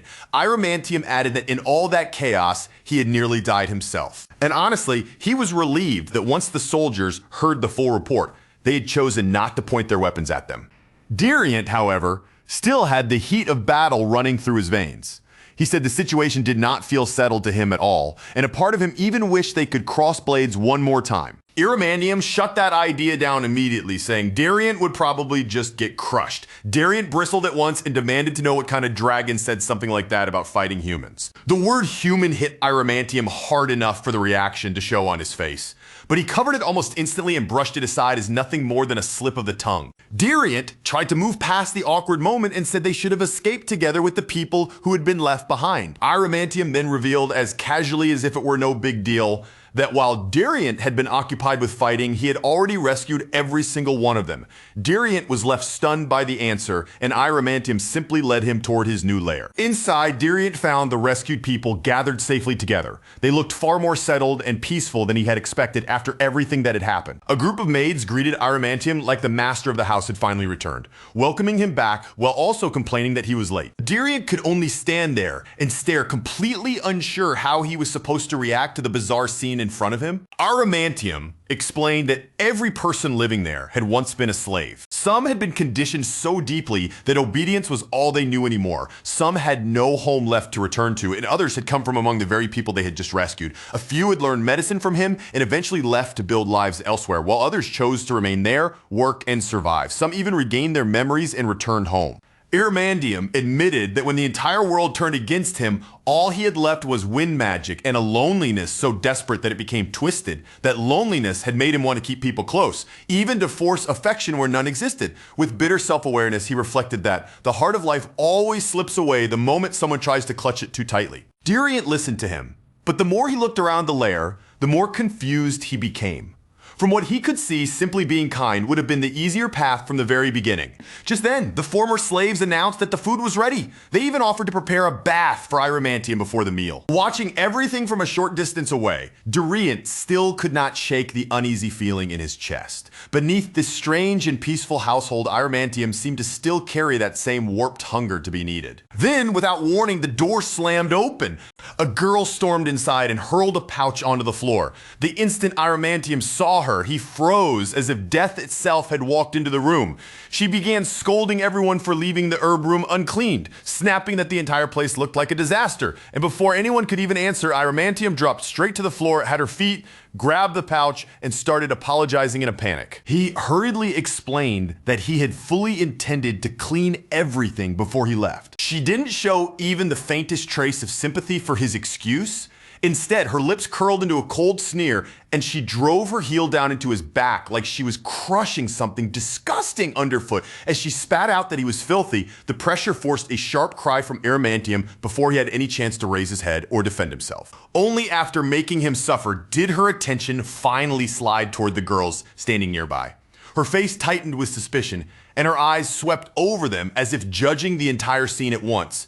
Then, in a hardened voice, she questioned whether he had gone out and collected yet another new batch of slaves. The instant Diriant caught sight of her face, every part of him locked up. The shock struck so violently that he didn't even move, as if his entire body had frozen in place before his mind could catch up. It was Lady Madrine, and as soon as her gaze turned back and landed on him, recognition flickered through her eyes as well. She knew Diriant just as clearly as he knew her. For the briefest moment, their eyes met. It lasted barely a heartbeat, but that was more than enough. Madrine's fierce expression cracked, and panic flashed across her face before she could fully bury it again. Meanwhile, somewhere far removed from that tense scene, Ellison and Rurin were taking a short break together. They sat on a blanket spread out beneath them, with Ellison quietly preparing food at her side while the atmosphere around them settled into a rare moment of calm. Ellison glanced over and told Rurin the food would be ready soon. In an easy, casual tone, he added that meat always tasted best after someone had completely worn themselves out from exhaustion. But Rurin didn't respond with her usual energy. Instead, her voice dropped low and she quietly apologized, saying that she wasn't hungry. Ellison noticed the shift right away. The moment those words left her mouth, he could sense that something inside Rurin had changed and that her heart was nowhere near as calm as her voice tried to sound. Not long ago, Rurin would never have been the kind of person to ache this deeply for strangers. She certainly wouldn't have forced herself to suffer over people she barely knew or pretended their pain belonged to her. But now, instead of staying seated and resting, Rurin pushed herself up to her feet. She refused to pause any longer and insisted that they had to head for the next facility immediately. Ellison didn't need her to explain what was happening. Just from her expression, her voice, and the way she was forcing herself forward, he understood everything. Selly's death was still lodged deep inside Rurin's heart like a wound that refused to close.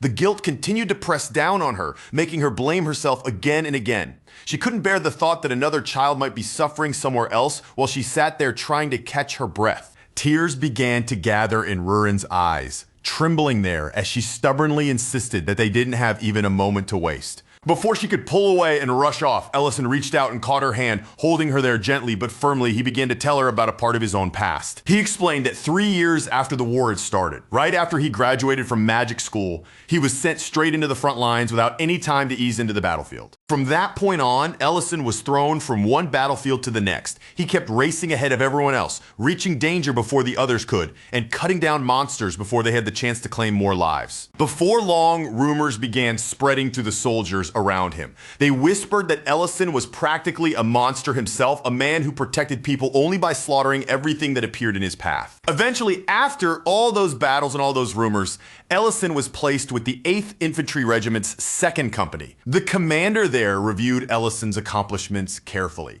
He acknowledged the results, praised what he had done, then handed him food and water before giving him a clear order: rest until morning. But Ellison's first reaction wasn't relief. He immediately asked where the next mission zone was, already preparing himself to move out again.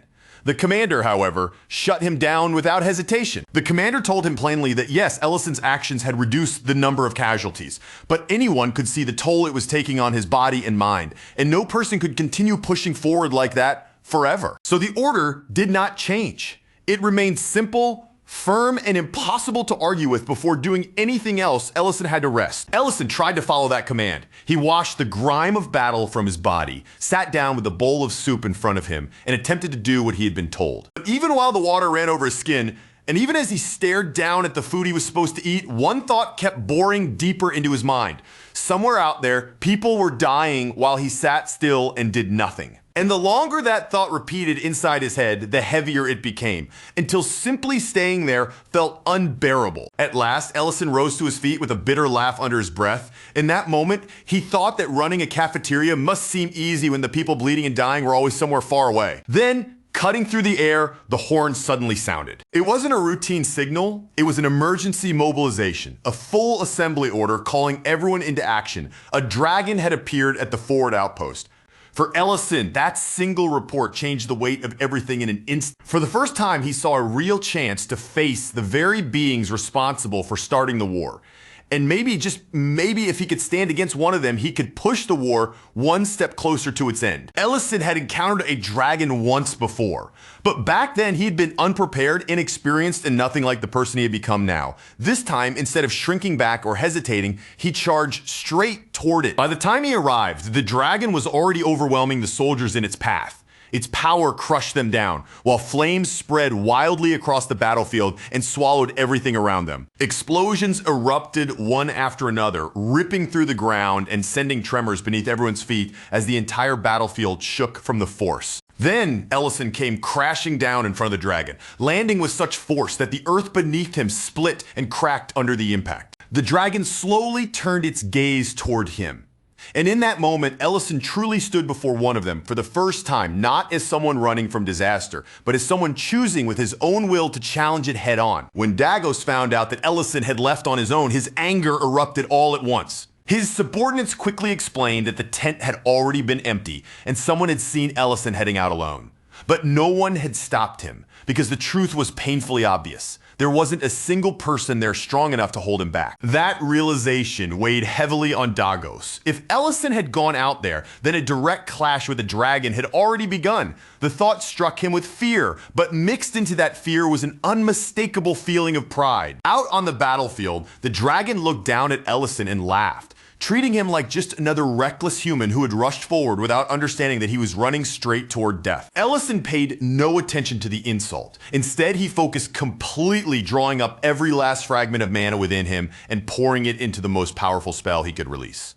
He intended to finish everything in one decisive strike. Before the dragon could destroy anyone else, Ellison was determined to end the battle with that single blow. The blast that erupted from him shook the entire battlefield. Its overwhelming force swallowed the surrounding noise of war, drowning out the chaos beneath a single devastating impact. Back in the present, Ellison told Rurin that he had always felt different from other people. Mana came naturally to him in ways it never should have. Magical formulas unfolded inside his mind almost on their own, and his spells kept growing stronger as if guided by instinct. After leaving the academy, he finally stopped pretending that he was just ordinary, and once he abandoned that pretense, he truly believed he had reached a level where even killing a dragon might be possible. Even the dragon acknowledged it.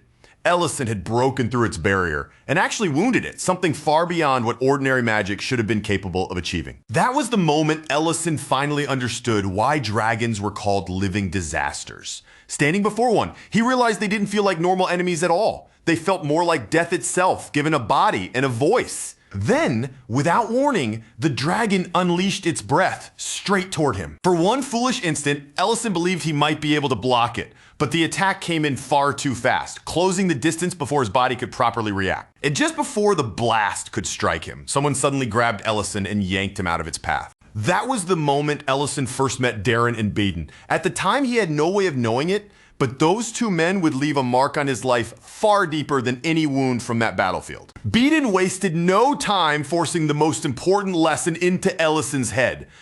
Dragon Breath was not an attack you faced directly. It was not something to block with pride, strength, or courage. Not even another dragon would take it head on if it wanted to live. You dodged it or you died.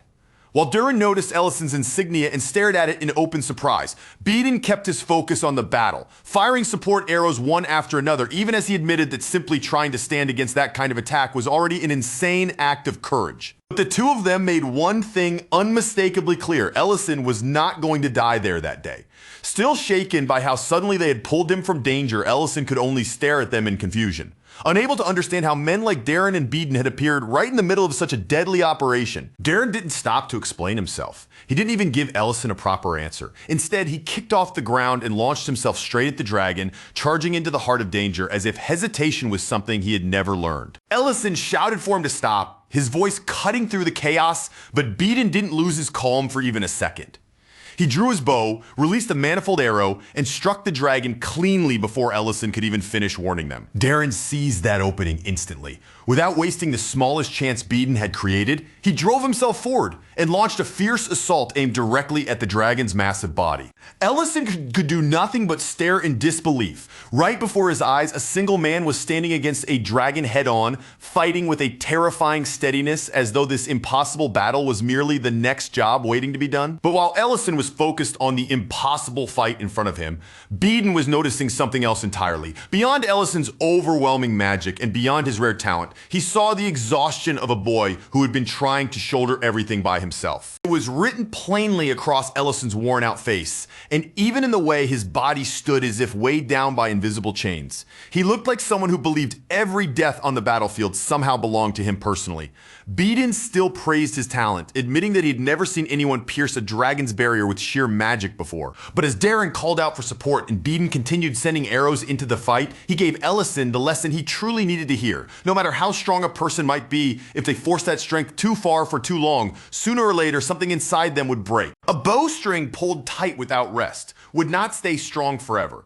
Eventually, no matter how well made it would snap. Ellison's isolation was not noble, and it was not some heroic sacrifice he had to cling to.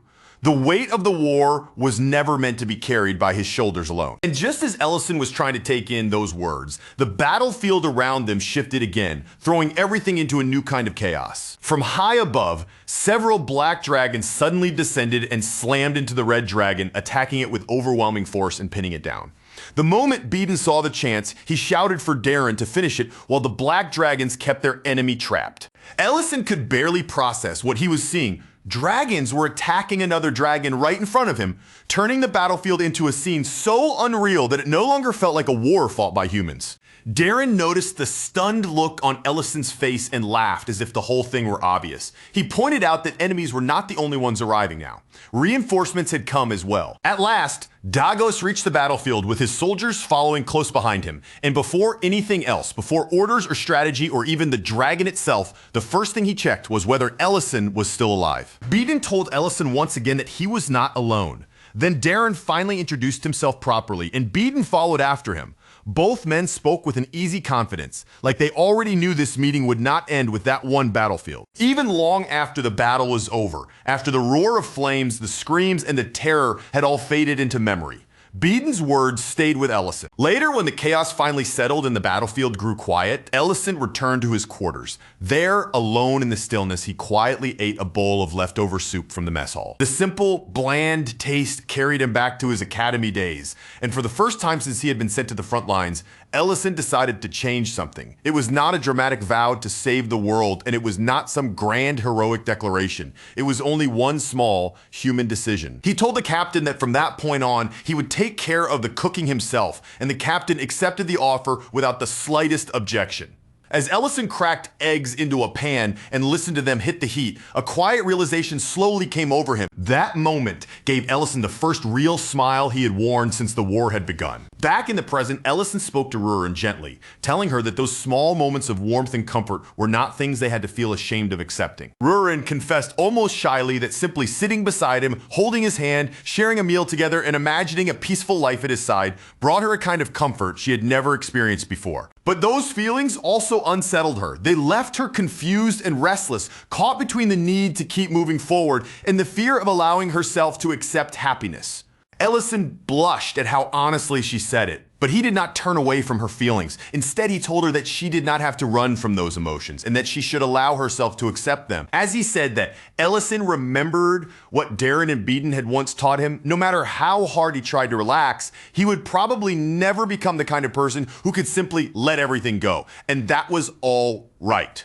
What mattered was learning to accept that part of himself instead of denying it. Then he finished preparing the dish, carefully placed the egg on top, and turned toward Rurin with a quiet, expectant look, asking what she thought of it. Rurin took a bite, and this time her expression brightened from the heart. She said it was soft, warm, and somehow comforting in a way that felt strange to her, almost impossible to fully explain. Elsewhere, a red dragon was lounging inside a bar, smoking with an air of complete indifference as though nothing happening around her was important enough to disturb her mood. When a man carelessly stumbled into her space, she reacted without a hint of hesitation. In a single harsh motion, she slammed him down onto the floor as if dealing with him required no thought at all. Reed didn't ask whether going that far had really been necessary.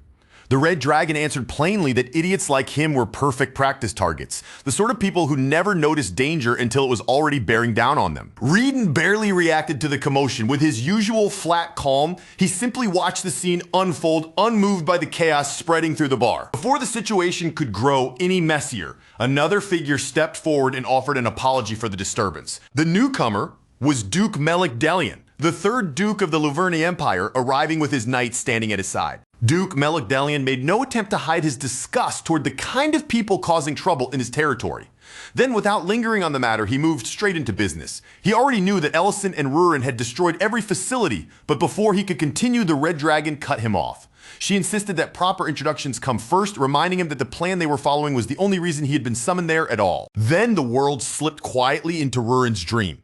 There, Ellison stood before her and gently told her that she did not have to keep running away from happiness. Those simple words loosened something deep inside her, something she had been holding back for so long that she had not even realized how tightly she had been gripping it. Drawn forward by that feeling, Rurin stepped closer to him. With each small movement, the distance between them shrank until the closeness itself became almost overwhelming. The feeling was so vivid, so intense, and so dangerously real that Rurin suddenly woke up. Her breathing was uneven, her skin flushed, and her heart was pounding fiercely inside her chest. For a while, Rurin only sat there in silence, trying to make sense of what the dream had stirred up inside her. Meanwhile, at Elena's clinic, the ordinary flow of daily life continued on as if nothing unusual had happened. Patients came and went, and Elena treated them one after another with her usual care.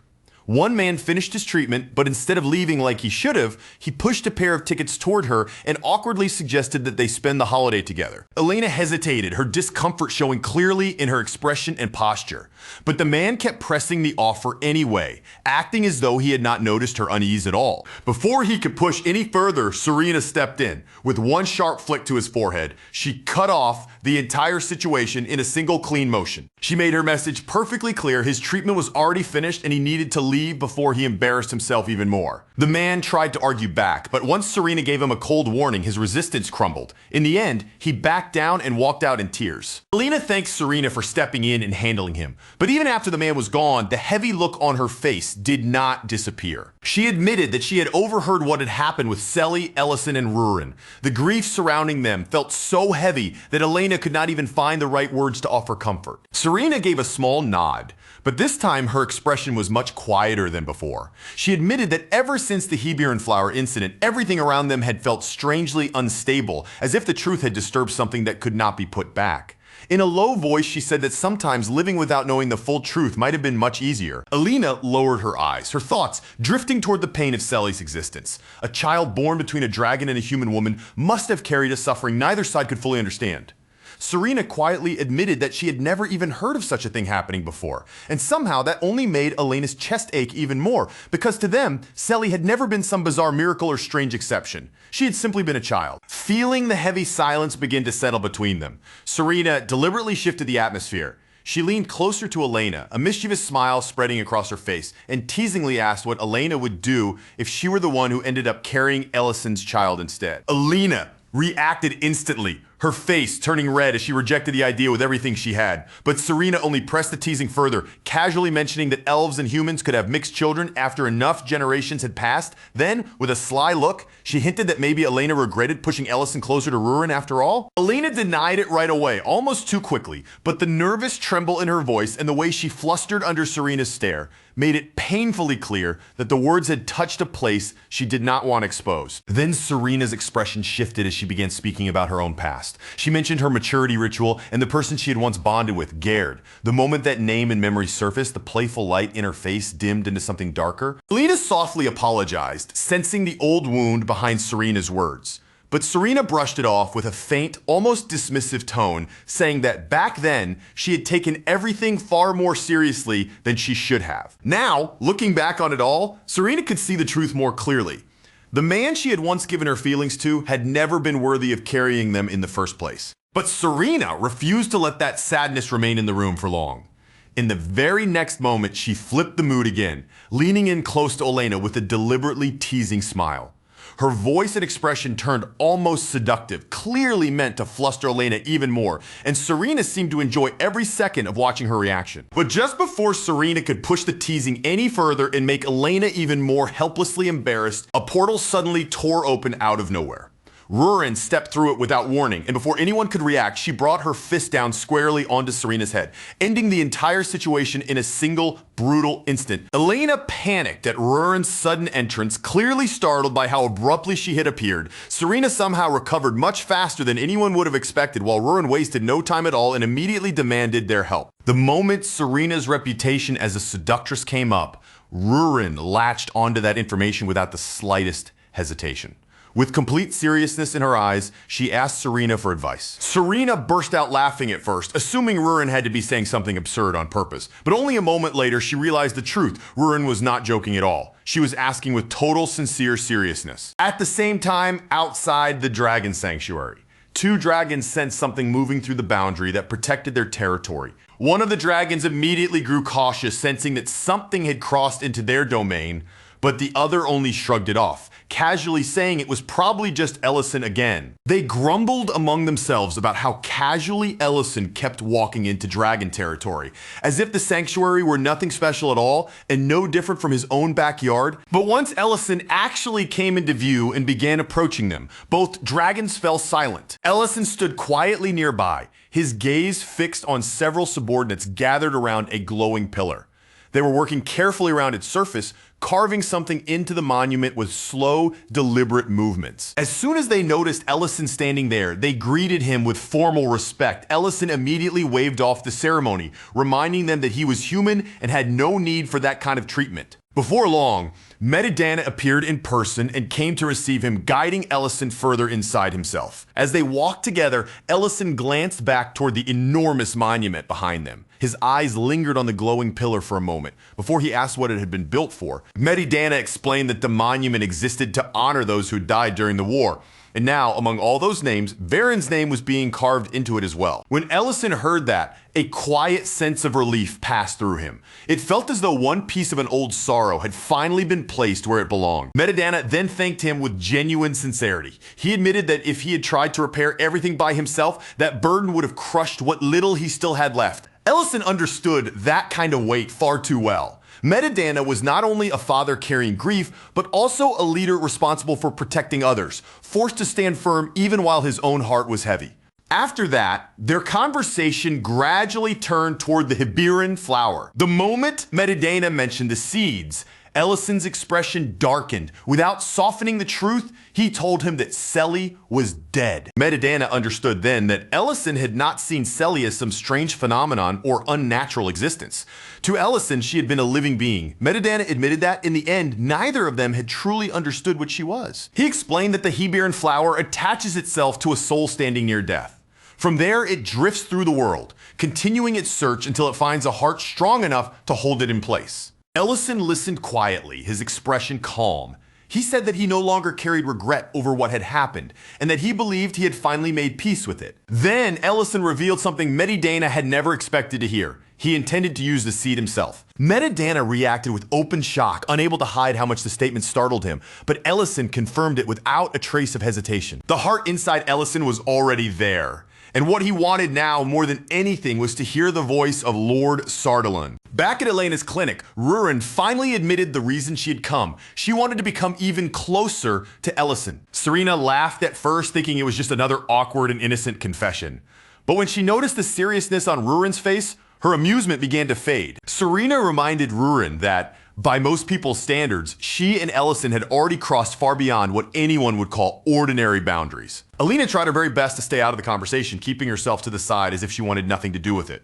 But despite her efforts, she could not help listening. When Serena pressed Rurin for more specific details, Rurin finally confessed that up until now, The only thing she and Ellison had truly shared was a single kiss. Serena stared at her in complete disbelief, as if she could not believe that was all. Beside them, Elena's face turned bright red and she stayed utterly silent. Serena then began explaining very bluntly what intimacy between two people could look like. Her words overwhelmed Rurin so completely that Rurin could barely follow along. But when Serena realized she had gone too far, her voice softened. That was when Rurin admitted what she truly wanted. It was not something complicated. This time, she wanted Ellison to be the one who kissed her first. Serena accepted that answer and shifted into suggesting a gentler approach. Meanwhile, Elena looked so unbearably embarrassed that she seemed like she might collapse right there on the spot. The next day, Ellison returned to the lair and immediately noticed Guardcat sitting there and studying diligently, just like always. Seeing that familiar sight, Ellison casually commented on how hard Guardcat was working. After that, he checked on Rurin and learned that she was still asleep.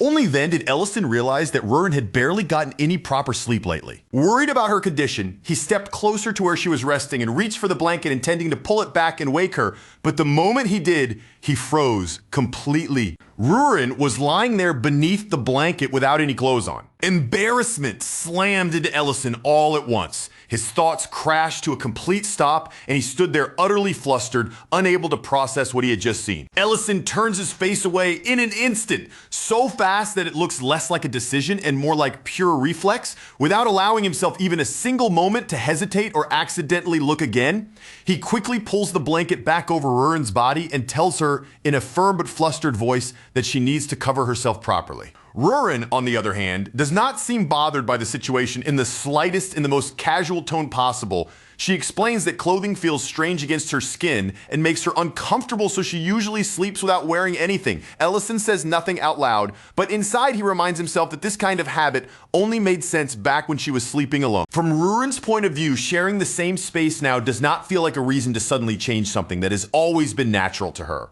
But as she watches Ellison's stiff posture, his tense expression, and the way he stubbornly refuses to look directly at her, she begins to understand that he is far more shaken than he is trying to let on. For a short but painfully heavy moment, Ellison finds himself forced to face the promise he made to himself. He had sworn that he would stop running away from the things right in front of him, and now that promise is staring back at him through this awkward silence. If he dodges Rurin again here, it will not make things easier, and it will not protect either of them from getting hurt. All it will do is turn the space between them into something even more strained, confusing, and painful. So Ellison makes himself take a breath, forcing his voice to settle before he speaks. Then he tells her that it is fine, trying hard to sound calm and ordinary, as though this is just another normal moment between the two of them. But that forced calm only makes the strangeness stand out more to Rurin. She can tell that something about him is not quite right, and even though she does not push him on it immediately, she quietly accepts his answer for the time being. Later that evening, once dinner is finally ready and placed before them, Rurin's mood brightens again. She eats with visible happiness, her expression softening with every bite, and she praises Ellison's cooking warmly, as if enjoying his food is one of the most natural comforts in the world. While they continue eating, Rurin brings up the news about her mother's name. She says that it will finally be engraved at the sanctuary, and beneath her words, there is a quiet excitement she cannot fully hide. Ellison confirms it for her, and explains that the elder seems relieved now that a long-standing wrong has finally been set right. Then, almost as if it were just a passing thought, he adds that there is something else he wants to tell her later, and that one small comment immediately sparks Rurin's curiosity. Rurin quickly offers to take care of the cleanup herself, sounding unusually eager as she urges Ellison to go and rest. With her pushing him along, Ellison heads off to wash, while Rurin stays behind with the dishes. While handling the plates, Rurin very deliberately lets food spill onto herself, creating a perfect excuse to take a bath. Ellison notices the mess and comments on it in a relaxed, unsuspecting tone, as if he has not fully realized what she is trying to set up. The idea of bathing together has not simply appeared in Rurin's mind out of nowhere. It has been sitting there since earlier, planted carefully by someone else's advice and growing more difficult for her to ignore. Serena's words echo through Rurin's head, like instructions she is trying very hard to follow. First, she has to act natural, as if nothing about the situation is strange at all. Then, little by little, she is supposed to close the distance. Sharing the same spaces would gradually lead to sharing more closeness, and from there, something deeper could begin to unfold naturally between them. The moment Rurin remembers that advice, heat rushes up into her face. Embarrassment hits her so suddenly that she struggles to keep her expression steady, even though she is the one who decided to do this. Still, even with her cheeks burning and her heart pounding hard inside her chest, Rurin does not back away. She gathers what courage she has and pushes herself forward anyway. Steam rises from the bath, blurring the edges of the room and softening everything in a hazy warmth. The sound of water fills the silence, making the space feel strangely quiet. But that quiet is not peaceful at all. Instead, a thick and restless tension settles between them, heavy enough that neither of them can pretend not to feel it.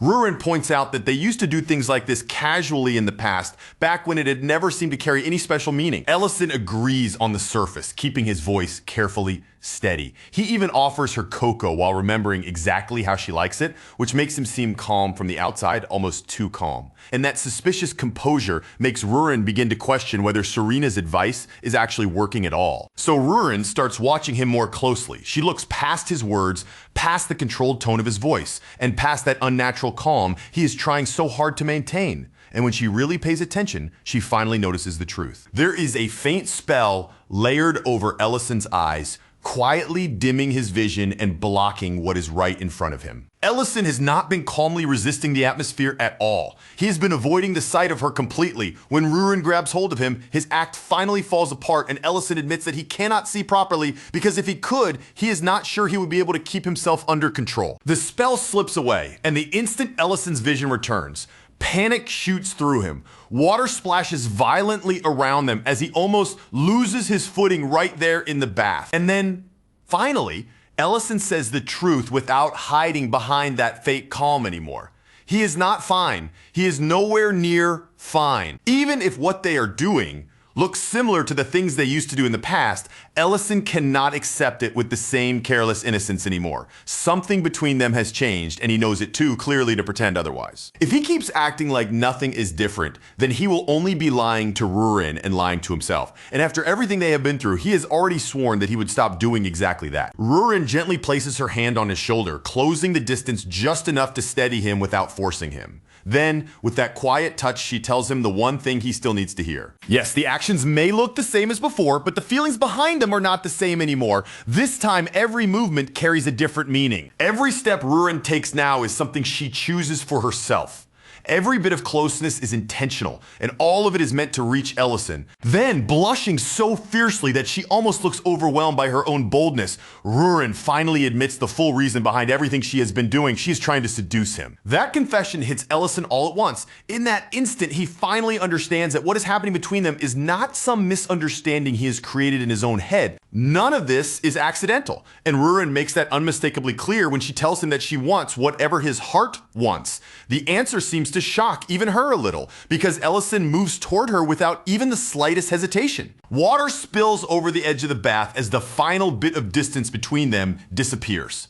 And then right as the moment reaches its peak, chaos suddenly bursts into the room through a teleportation portal. On the other side of the portal, Serena is watching with absolutely no shame whatsoever, loudly complaining that stopping halfway makes no sense at all. Serena boldly encourages Ellison to keep going, as if she has every right to comment on the scene. Behind her, Elena rushes in a complete panic, desperately insisting that this is definitely not something they should be watching. Serena waves off Elena's panic and claims she only stepped in because Rurin had asked for help first. Elena immediately accuses her of enjoying the view far too much, and Serena's response does very little to prove her wrong. And while Ellison and Rurin continue kissing, despite the sudden interruption, Serena remarks that for two people as painfully dense as them, even reaching this point counts as real progress. Far away from that warmth, embarrassment, and awkward sweetness, the air of the story shifts completely, sinking into a place much colder, darker, and more unsettling. A group of subordinates reports to the Duke that out of the hundreds who managed to escape from the chain of slave facilities,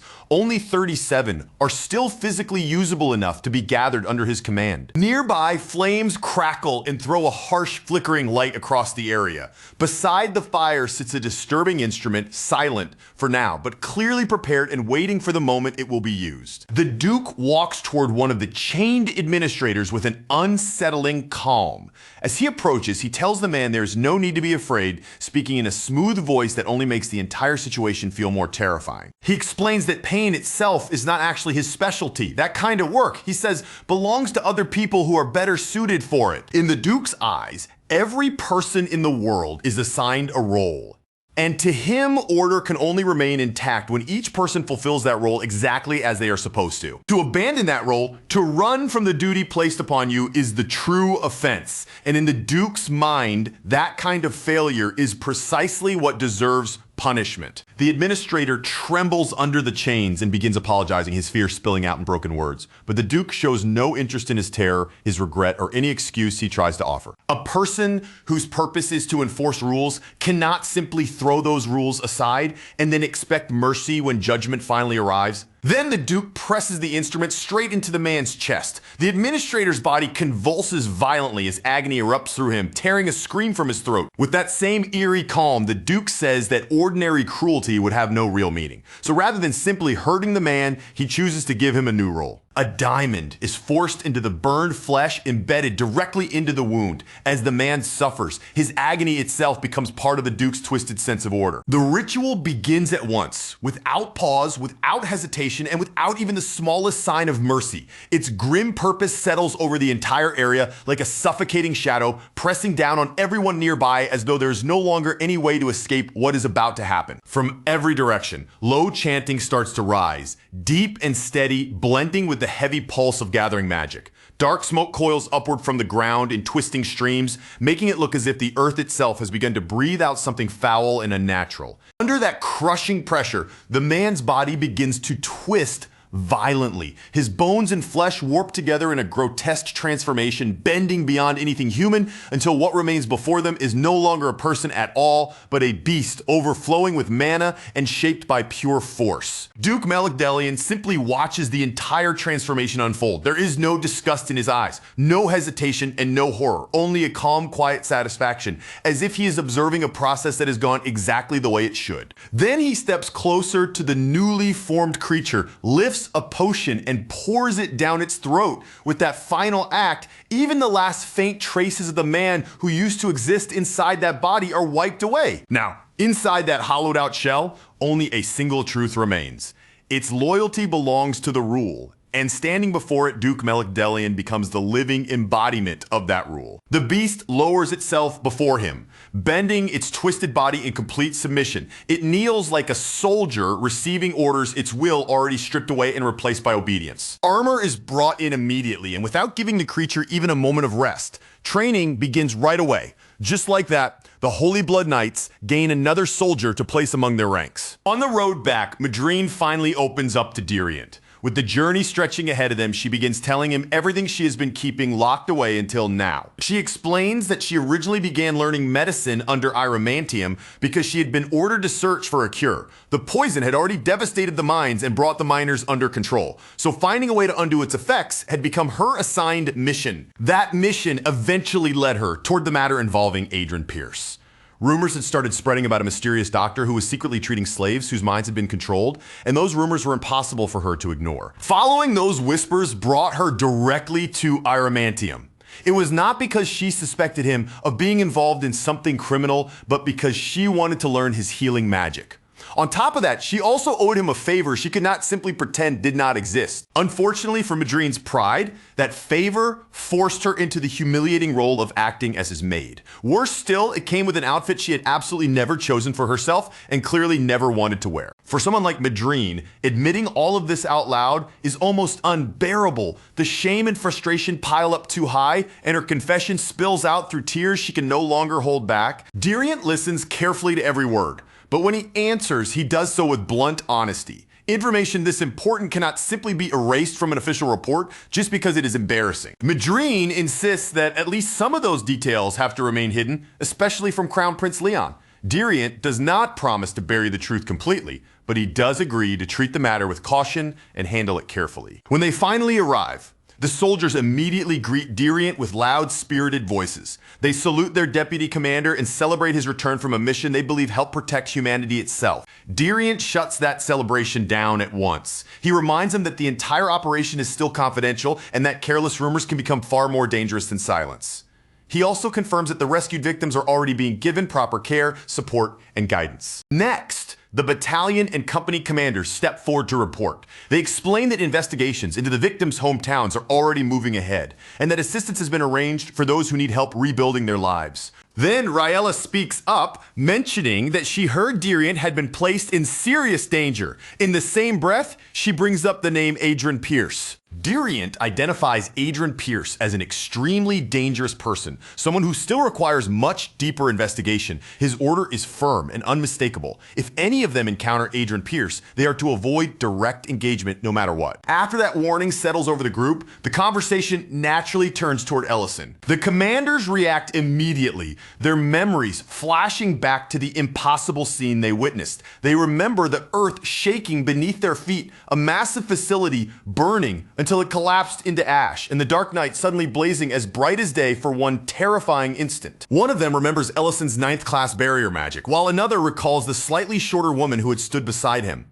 That woman was Rurin, and the power she gave off had felt almost just as frightening. Her name matches what they had been told during the briefing.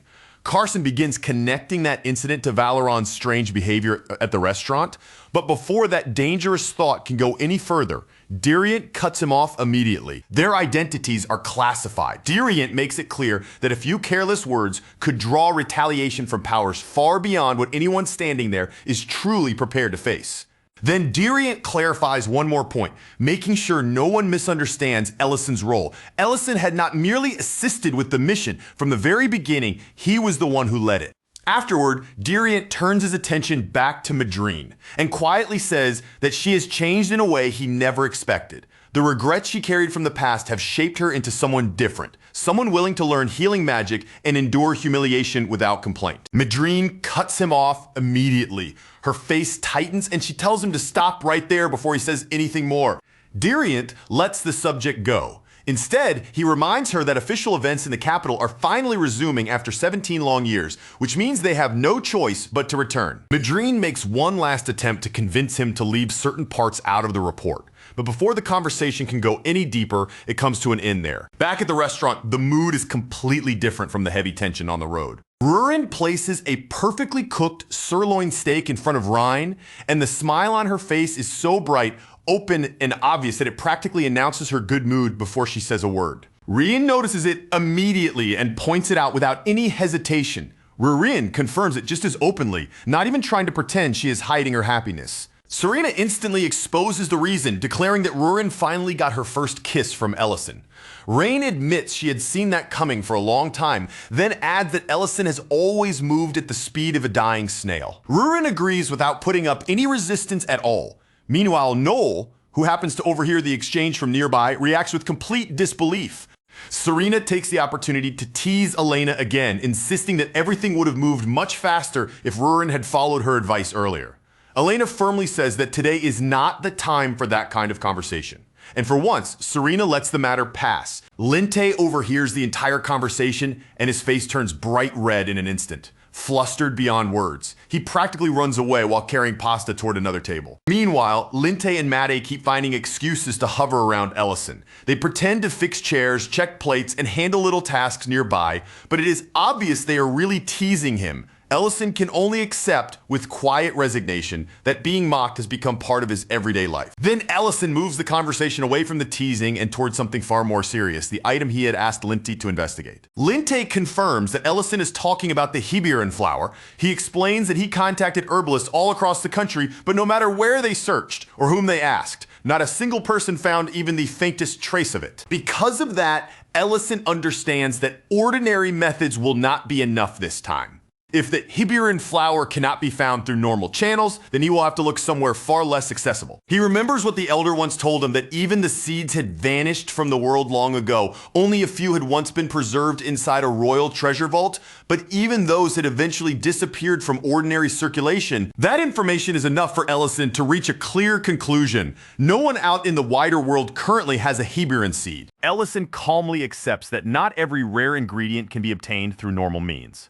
Then one final piece of information rises in his mind. There may still be a single seed remaining inside the royal palace treasury in the capital. That realization changes the weight of the situation all at once. They have already taken risks, completed dangerous missions, and done more than most nobles would ever dare to attempt. This time, asking for a treasure as a reward might actually be within reach. So Ellison decides that it is finally time to return to the capital. And when he arrives at the palace, Leon Harris greets him with clear excitement. Leon Harris praises everything Ellison has accomplished, clearly eager as he asks what has brought him back after so long. He also speaks about the upcoming concert, the first one in 17 years, and how the entire capital is already buzzing with anticipation. Ellison brushes off Leon Harris's praise as though it has nothing to do with him. Then, in his usual plain manner, he reminds Leon Harris that he is just an ordinary man. Before Leon Harris can let that excitement carry him any further, Emperor Remedin Harris steps into the moment and shuts it down at once, ordering him to hold himself back before his emotions spill completely out of control. Then the Emperor turns his attention toward Ellison, and the atmosphere around him becomes far more dignified and official. Speaking directly to him, he offers his thanks, acknowledging that Ellison wiped out those vile facilities hidden across the Empire while somehow avoiding needless destruction and keeping innocent people from being dragged into the disaster. Emperor Remedin Harris also notes that Leon is already struggling to stay calm simply because Ellison is standing there before him. But then his expression settles into something more serious as he brings up the matter of reward, admitting that ordinary riches like gold, silver, or any other worldly treasure would be meaningless to someone like Ellison. So there's no point in pretending such things could properly repay him. With that chance placed clearly in front of him, Ellison does not waste even a second pretending to be modest. He answers in a calm, direct voice and says exactly what he wants, the Hebrew flower. The moment Ellison says those words, the mood in the room shifts so sharply it feels as if the very air has been pulled tight around them. Ellison continues without backing down, explaining that he already knows a seed is being stored within the palace treasury. As his reward for completing the mission, he wants that very seed handed over to him. Leon reacts almost the instant he hears the request, clearly trying to steer Ellison away from that particular reward and push him toward asking for anything else. But before Leon can speak too much, Emperor Remedin Harris cuts him off and stops him in his tracks. The Emperor already understands the weight behind that seed and exactly what it means. And there, within the quiet walls of the palace, a heavy tension begins to gather, little by little, settling over the room with every passing breath. Outside the palace, though, the capital is filled with an entirely different kind of energy. News races through the streets like a spark catching dry grass, and vendors start calling out loudly, waving around a special extra edition for anyone nearby to hear. People quickly crowd around the vendors, their voices piling over one another in excitement as they talk about the capital concert finally returning after 17 long years. Everyone understands that once the first performance begins, the entire city is going to burst into a full celebration. All around the nearby streets, restaurants, shops, and small stalls are already expected to be packed with visitors. Each place is preparing for the flood of people and the festival-like excitement that is about to sweep through the capital from one end to the other. At that exact same time, far deeper inside the palace, a very different scene is unfolding as a formal announcement is delivered before a grand hall filled with gathered nobles. Chamberlain Horbellin stands before the assembled nobles and addresses them with solemn authority. He declares that the empire is now approaching the second anniversary of the war's official end, and with order finally restored to the land, the royal palace has decided to revive the capital concert, an event that had remained silent for 17 long years. He stresses that this revival was not chosen casually or as a simple entertainment. To give the returning concert proper meaning, he announces that a treasure will be awarded to the performer who can offer the most moving melody, one powerful enough to soothe old wounds and bring comfort to hearts still burdened by loss. Then Chamberlain Horbellins reveals the treasure that will be placed before them all, La Platia, the seed of the Hebrew flower. A quiet ripple of shock passes through the hall as the nobles take in that name. They recognize it at once, along with the countless legends and rumors surrounding the mysterious power said to rest within it. Horbellins makes it clear that this concert is not simply an evening of elegant music or a pleasant diversion for the nobility. It is meant to stand as a public declaration that the empire is finally prepared to move beyond the scars the war left behind. Hearing those words, the nobles raise their glasses beneath the glowing palace lights, their voices joining together in a refined and formal toast of agreement. Inside the palace, Ellison immediately understands the bitter irony of what has just happened. The very same seed he came there to request has now been presented before the entire empire as the grand prize of the capital concert. Leon visibly loses his composure. Memories rise in him of hearing that melody when he was still only a child, of learning through that concert what healing could feel like. After 17 years of silence, its return means far more to him than a political gesture or a royal ceremony. The idea of that reward being taken away from the concert stirs real frustration inside Leon. Swept up by that feeling, he pleads for the Hebron flower to remain as the prize just this once, not for himself, but for the meaning of the concert. Before anyone else has a chance to respond, the Emperor's hand moves first. He strikes Leon sharply, then rebukes him for speaking as though the reward is somehow more important than the achievements that made this entire moment possible. Leon tries to argue back, bringing up the expectations of the people who are waiting for the concert, but Emperor Remedin Herase cuts him off without hesitation, demanding obedience and refusing to allow even one more excuse. As the argument begins, edging dangerously close to disaster, Ellison steps in and tries to calm the room before things get worse. He explains that if the Hebron flower is simply handed over to him now, then all the effort spent reviving the concert will end with no prize to show for it. But the Emperor answers with equal firmness, saying the event's success or failure comes second if Ellison truly desires that reward, and that any noble who sincerely cares about the concert should still perform without needing treasure dangled before them. Leon finally seems to realize just how narrow his thinking has become, and he admits it. Yet his emotions surge up again before he can fully stop himself, and he blurts out that if there's going to be no prize, then perhaps the concert itself should simply be canceled. In that moment, it becomes painfully obvious all over again that Leon is still too easily swept away by his own feelings.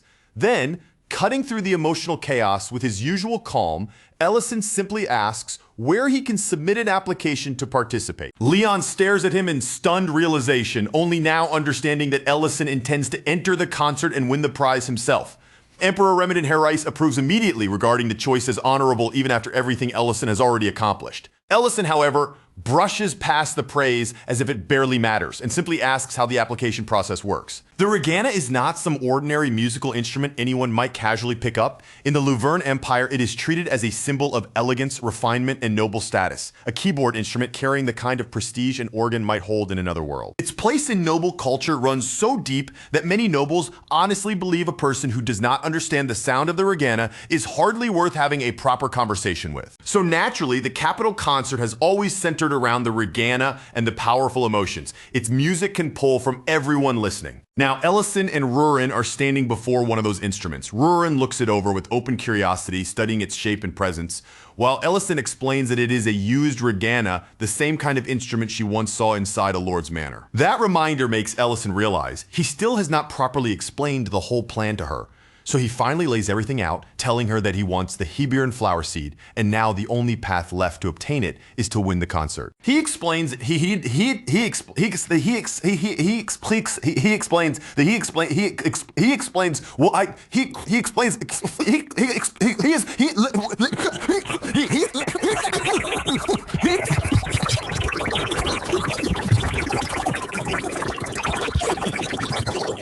like that, like how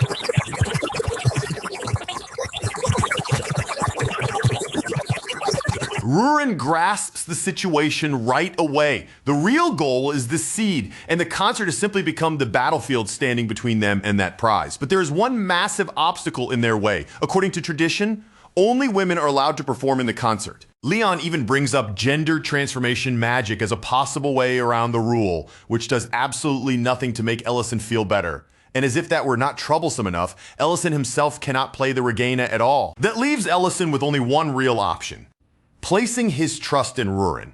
He tells her that dragons are naturally gifted beings, especially once they have reached adulthood. Their race is said to master art, culture, and refine skills with almost absurd ease, as though talent itself naturally bends in their favor the moment they decide to learn something. If that reputation is actually true, then an instrument like the Regana should come naturally to Rurin the very moment her fingers touch it. Rurin accepts his reasoning without the slightest hesitation. She sits down in front of the instrument, places herself before the keys, and immediately proves him right by playing with smooth confidence, steady control, and a natural sense of command. Elsewhere at the barn, Miltine walks up to Mint and very deliberately draws attention to her hair, clearly hoping he will notice the change and give her exactly the kind of reaction she wants. Mint gives her that response, telling her that it suits her well.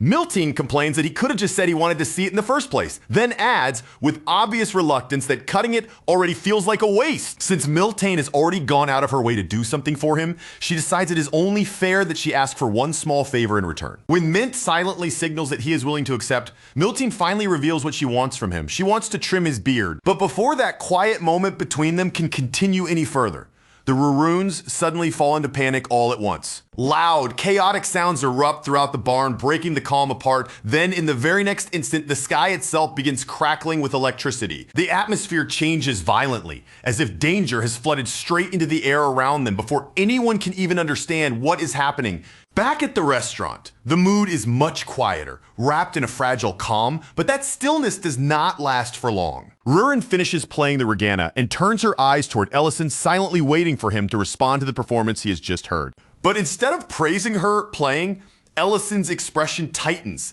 and a sense of something being wrong begins to settle heavily over him. In that instant, a sinking certainty takes hold inside him. His first plan is not going to be enough. Far away from the tension beginning to gather around the concert, the Drake family is spending a quiet evening together around the dinner table. The atmosphere is gentle and warm, carrying the soft peace of a family that has only just started to recover the comfort they once lost. Deeren eats with a little too much carelessness, and both Verna Drake and Ryden Drake gently correct him for it. But even as they scold him, their eyes do not look truly angry, because both of them can see how much better Deeren has been doing lately, and that small improvement makes the whole table feel a little softer. For a short while, their dinner continues in that peaceful rhythm with the warmth of an ordinary family meal surrounding them. But as the conversation goes on, it eventually drifts toward the newest rumors and announcements spreading to the capital. Deeren brings up the news that the Capitol concert is finally being reopened, his voice bright and eager as he talks about it. Then he suggests that the three of them should go together and watch the performance as a family. Ryden points out that Verna herself used to be an exceptional Regana player, and he adds that he had already heard about the event as well. He turns the question toward her and asks what she thinks. But the second the subject settles on Verna, her body goes rigid, as if those words have pressed directly against a wound she has kept hidden. Verna excuses herself almost right away, saying there's something she needs to take care of after dinner. With only a brief apology left behind, she rises from her seat and steps away from the table before either Ryden or Deeren can say anything to stop her. Even when dessert is later brought out, Verna still does not return to sit with them. Instead, she takes her own portion from the tray and quietly leaves with it, keeping herself away from the conversation and from the subject she clearly cannot face. Deeren quickly tries to explain that he only meant they should attend the concert as spectators, not that Verna needed to go up and perform. But Ryden's mind has already moved somewhere else entirely, returning to the Regana locked away in that sealed room. The instrument Verna never allowed even the servants to touch, always insisting she would care for it herself. The more Ryden thinks about that room and that untouched instrument, the heavier the realization becomes.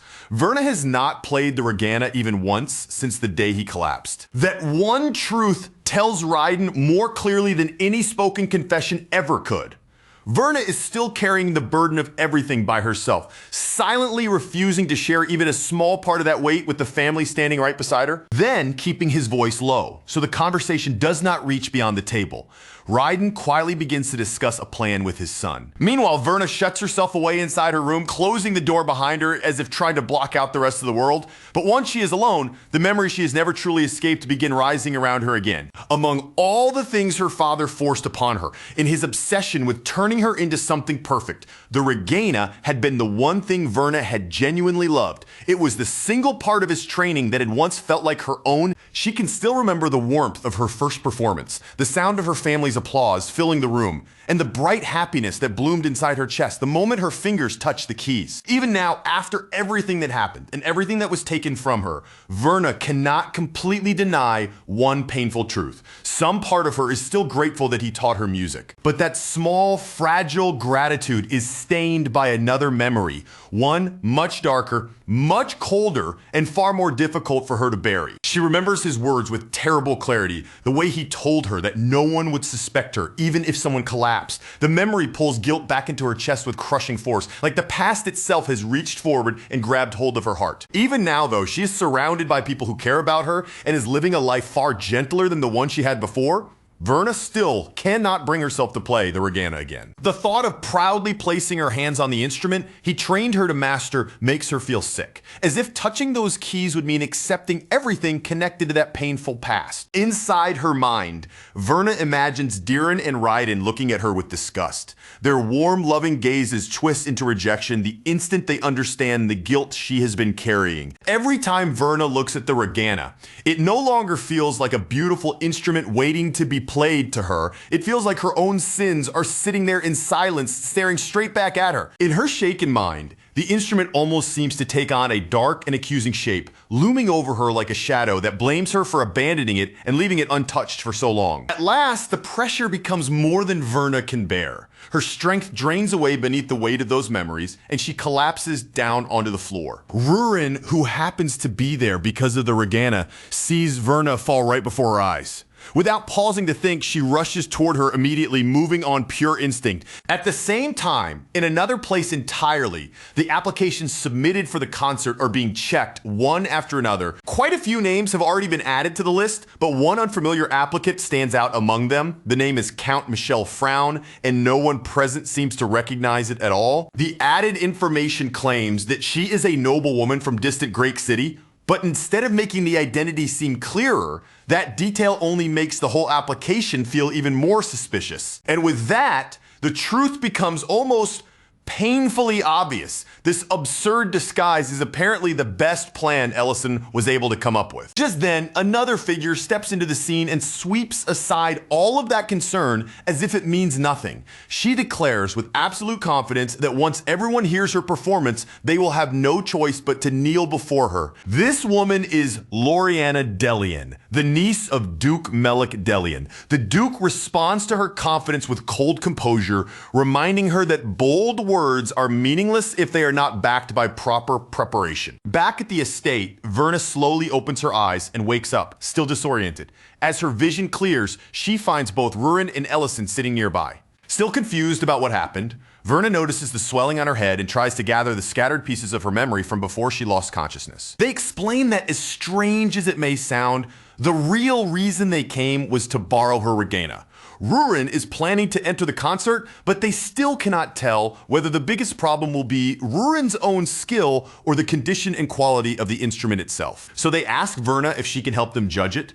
Rurin casually plays a few notes on the Regina, but the moment the sound reaches the room, Verna's body visibly tightens. Before that uncomfortable silence can fully settle around them, the door suddenly bursts open, and Raiden rushes inside carrying urgent news. The Delian family has already begun making its move, with the backing of nobles allied to them. They have forced a new restriction onto the concert. Any family with no previous record of participation must now pass preliminary rounds in their own territory before being allowed to compete in the capital. In a single moment, the situation grows much darker, and the already difficult path toward the Hebron flower becomes even more tangled and complicated. And yet Rurin keeps playing as though the news has not disturbed her at all. Her fingers remain steady on the Regina, and she calmly points out that the instrument should still be good enough to get through the preliminaries. Ellison feels as if the ground has suddenly dropped away beneath his feet.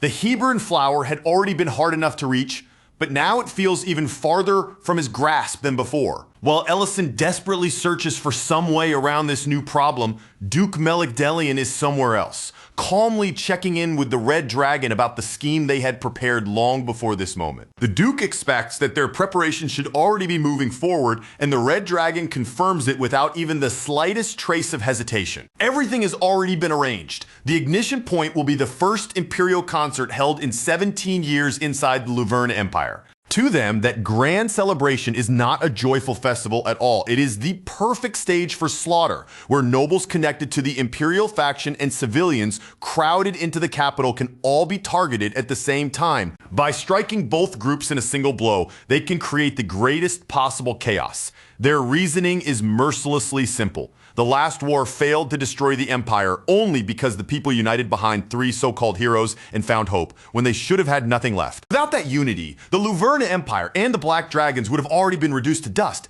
This time, they intend to make certain that hope never has the chance to rise again. The Red Dragon explains that the First Night Order will be responsible for security during the concert. And if a massacre unfolds while the First Night Order is supposed to be protecting the event, the public's trust in both the Knights and the Imperial family will be shattered beyond repair. Once that collapse begins, the transfer of power Duke Melikdelian promised will become far easier to bring about.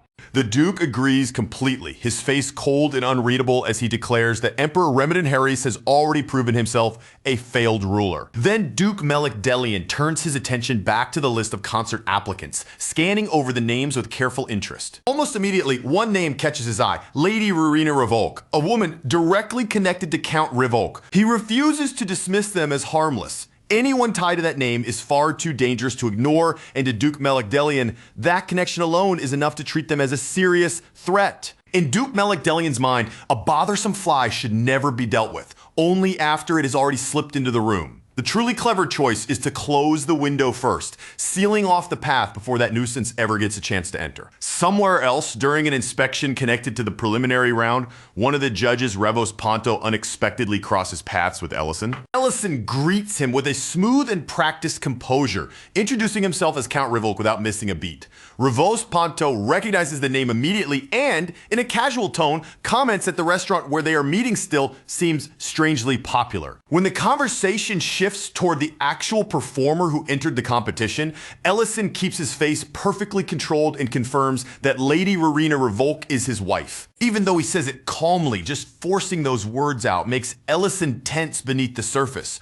Revos Ponto then asks why Lady Rowena is not there with him, and Ellison explains that there was an issue with her regana, so she had no choice but to borrow another instrument. To Ellison's surprise, Revos Ponto responds with genuine warmth rather than suspicion. He admits that he has always loved regana performances and says he has truly been looking forward to hearing Lady Rowena play. Ellison answers him with polite restraint, keeping his expression calm and courteous on the outside. But inside, he is doing everything he can to keep himself from cracking under the pressure that is steadily piling higher around him. Once Ellison returns inside, all of that bottled up pressure comes spilling out straight toward Leon Harris.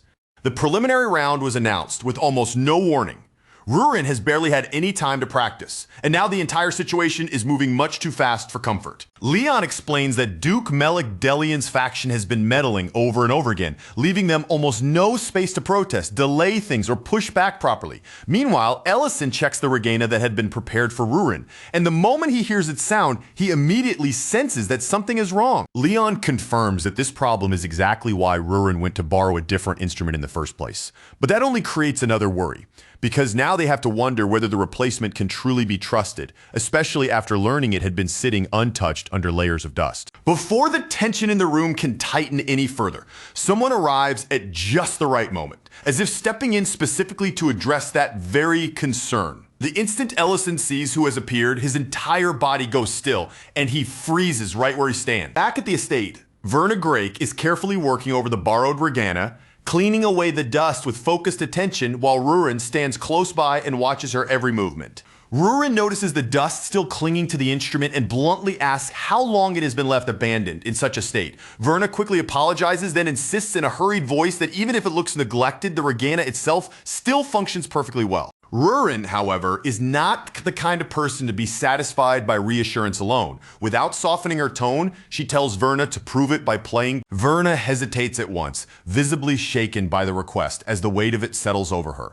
But Rurin does not step back or let the issue quietly pass. If they are going to rely on this instrument during such an important performance, then they need a real answer. Simple words of comfort are not enough when the entire plan could depend on the sound of that regana. So Verna finally lowers herself in front of the instrument, places her hands above the keys, and after a moment of silent tension begins to play. Outside, the melody drifts across the estate grounds, soft enough to float through the air, yet beautiful enough to stop the guards in their tracks. The sound is warm, elegant, and so painfully graceful that they cannot help but listen. Some of the guards recognize the quality of the performance almost immediately, and in that same instant, they understand exactly who must be seated in front of the regana. Verna's performance is flawless from the first note to the last, every sound flowing with a grace and polish that time is not managed to dull, and when the final note finally fades into silence, Rurin gives her judgment in a calm and steady voice.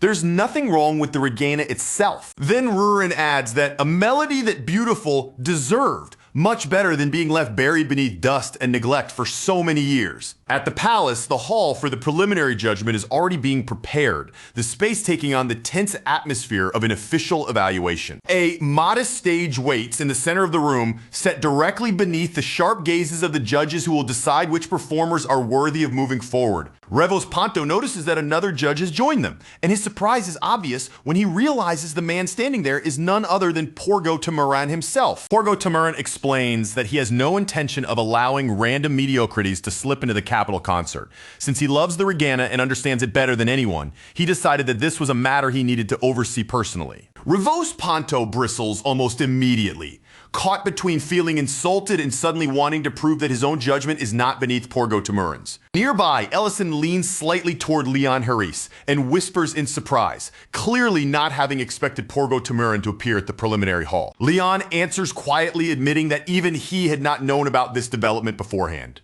Behind the stage, Verna is trembling with nerves, her hands tight and uneasy as fear creeps through her, and she worries that everything may still go wrong. Rurin tries to reassure her, though she does it in the strangest and most Rurin-like way possible. She repeats the exact hand movements Verna used earlier on the regana, showing without hesitation that she has memorized the entire first half of Verna's performance after watching it only a single time. Rurin explains that with sharp observation and complete concentration, something like that is perfectly possible for her. Then, carrying that unusual confidence with her, Rurin steps out from backstage and walks onto the stage. The performance begins, and the very first notes slice through the hall in a harsh, jagged sound so rough that everyone nearby freezes in discomfort. The twisted harmony feels so wrong that even the people waiting behind the doors seem to hold their breath. The judges visibly recoil, and Ellison lowers his head, already knowing exactly how dreadful it sounds to anyone listening. Even so, Rurin does not stop,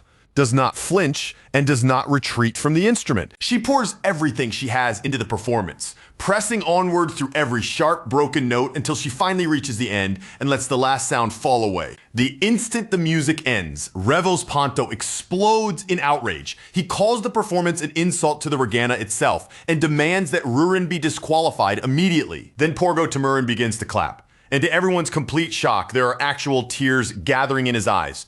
With deep emotion in his voice, he declares that the performance was perfect. Revos Ponto can barely process what he has just heard, his face stiffening as disbelief takes over completely. Porgo Tamaran calmly explains that the piece depends on brutal precision, an extreme staccato style from the Southern Rumble Kingdom that demands absurdly delicate timing and almost impossible control. Leon Harris recognizes it right away as well, recalling the technique from his time studying abroad. To him, that strange and jagged sound carries the memory of an entire country, while Revos Ponto is left standing there completely lost. Porgo Tamaran turns his disappointment directly toward Revos Ponto, pointing out that someone who claimed to possess such deep expertise in the regana still failed to recognize a technique so rare, refined, and difficult. Revos Ponto's face flushes red with humiliation as the realization hits him. He is the only one in the room who completely missed the meaning behind the performance. Then Ellison casually adds, as if the explanation is perfectly natural, that his wife happens to come from the Rumble Kingdom. At that point, Every part of the story fits together so neatly that no one has any clear way to challenge it. Porgo Tamurin nods with unmistakable approval and praises Rurin's mastery, while Revos Ponto stands cornered in his own embarrassment, desperate to recover even a shred of dignity after his earlier outrage. Revos Ponto hurriedly slammed down his stamp of approval as though he had supported the decision from the very beginning, forcing the result through, while desperately pretending that everything had gone exactly according to his own judgment. Up on the stage, Rurin simply stood there without moving, her eyes drifting around the hall in total confusion. She clearly had no idea why that performance had somehow been accepted, and yet against every bit of common sense, she had passed the preliminary round. Far away from the stage and the stunned judges, word of the result traveled quickly, carried straight to Duke Melikdelian and the red-haired woman waiting at his side. The red-haired woman barely reacted at all. Her expression remained calm, almost pleased, as a faint, knowing smile touched her lips. She simply said that the door had finally opened, and now all they needed to do was watch closely to see what move would come next. After the preliminary round finally ended, Ellison turned toward Rurin with disbelief still written across his face. Somehow, in a way that made almost no sense at all, they had managed to stumble past the first obstacle and survive the opening hurdle. But they could not keep depending on a borrowed Regana every time something went wrong. Sooner or later, they had to uncover the real reason the sound had warped so badly in the first place. Porgo Tamurin stepped forward with a grave expression, admitting that he could smooth things over this time. But once they reached the capital, that explanation would no longer be enough. Leon Herrese added that he had risked the credibility he built during his years studying abroad just to support that excuse. Ellison nodded in agreement, understanding that they could not simply blame careless venue maintenance, especially when instruments used for such performances were supposed to be thoroughly checked before anyone ever stepped onto the stage. As Verna Grake listened, her expression tightened with concern. Rurin immediately fired back, insisting that she had inspected the instrument herself, and if something really had gone wrong, then it absolutely was, not because anyone had been careless with it. Verna Grake took the Regana back into her hands and examined it again, her eyes narrowing as she studied every small detail. After a quiet pause, she placed her fingers on the keys and began to play, and this time the melody came out smooth, clean, and perfectly free of distortion. Porgo Tamurin's eyes widened in clear shock. After what they had just heard on stage, there was no reason this same instrument should suddenly be producing such a normal, beautiful sound. Leon Herrese began to suspect that the problem was not simply the instrument itself, but the person holding it. Verna Grake gestured for Ellison to come closer so she could explain properly. Meanwhile, in the background, Rory grabbed Leon by the hair and reminded him that being the crown prince did not protect him from annoying her. As Verna Grake continued playing, the clear melody suddenly broke apart. In the next moment, the Regana released that same sharp, twisted scraping sound that Rurin had produced earlier on the stage. That single warped note was all Verna Grake needed to hear. Her suspicion had been confirmed. She opened part of the Regana and revealed what was truly happening inside. The internal mana flow formula controlling the air channels was being thrown out of balance, even though the instrument itself showed no visible crack, break, or damage anywhere. The Regana had never been physically broken at all. Its body remained perfectly intact, but once the mana moving through its inner structure became unstable, the sound twisted into that ugly ear-scraping tone. Only then did Ellison finally understand why something had felt faintly wrong earlier when his fingers touched the strings. Verna Grake explained that both Ellison and Rurin released mana so dense that merely standing near the Regana was enough to disturb the delicate formula inside it. Ellison's presence alone was already overwhelming, but the fact that Rurin's mana had grown powerful enough to cause the same reaction made the mystery even harder to ignore. Rurin decided she had listened to enough of the complicated explanation and immediately cut straight to the only conclusion that mattered. Verna Grake was coming with them to the capital. Verna looked startled by the sudden decision, but Rurin explained it as though it were perfectly obvious. No one understood the Regana's inner structure better than Verna now, which made her the ideal person to help keep the mana flow stable during the trip. On top of that, Rurin still wanted to learn more songs along the way. Verna Grake finally agreed, though she weakly mentioned the meetings and responsibilities she was supposed to handle. Rurin brushed those worries aside without hesitation, saying that walking forward together sounded much better than being dragged along alone. From the doorway, Dion quietly heard the entire exchange. He turned toward Deeren Grake and softly told him that his mother was going to the capital. A deep, almost aching sense of relief washed over Deeren, because this was a step he had never been able to make her take by himself. Later, in the capital of the Luverna Empire, the great city was already overflowing with noise, movement, and life. Even before the official opening had begun, Crowds filled the streets from end to end, while the first night order secured every visible road corner and passage. Commander Dirian ordered his knights to stay alert and keep their eyes open at all times, leaving no gap in their guard. Raella answered with calm confidence, ready to carry out his command without hesitation. Not long afterward, the Emperor's arrival was announced, and the attention of the entire crowd immediately shifted toward the approaching imperial procession. Emperor Ramadan Harris greeted the people with warmth, looking across the lively streets with clear satisfaction. Seeing the capital so full of energy, he remarked that bringing the concert back after 17 long years had clearly been the right decision. Even though the official opening ceremony was still several days away, so many visitors had already poured into the city that the capital had been forced to prepare several early festival events.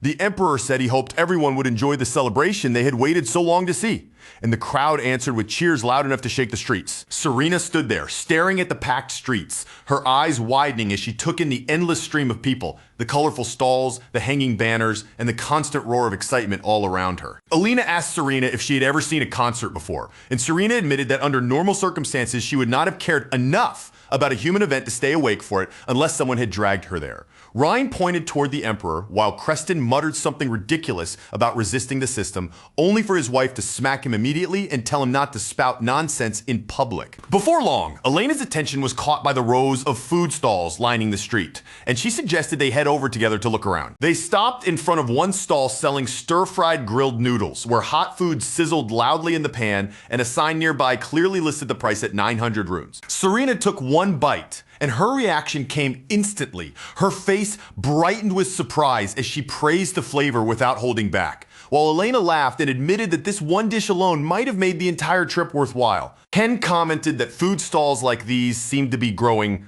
popular everywhere lately. His wife added that the trend had apparently begun in Deidrin before spreading all the way into the capital. Then Ken pointed toward another stall nearby, one surrounded by a line so long it almost looked absurd. Customers shouted their orders over one another, bought several portions at once, and carried them away as if they were afraid the food might sell out before they returned. The unbelievably busy stall belonged to none other than Ellison. Ellison stood behind the counter, his hands moving quickly and smoothly as he prepared each order with the practiced rhythm of someone who had done this countless times before. He sold Hadiak one after another without slowing down, while repeatedly warning every customer that the syrup inside was still dangerously hot and could burn them if they bit into it carelessly. Rian recognized Ellison's voice almost immediately and pushed his way through the thick crowd. When he finally reached the front of the stall, he stared in disbelief, completely stunned to find Ellison working in the capital like an ordinary street vendor. At that same time, inside the hall, another woman was performing on the Regana,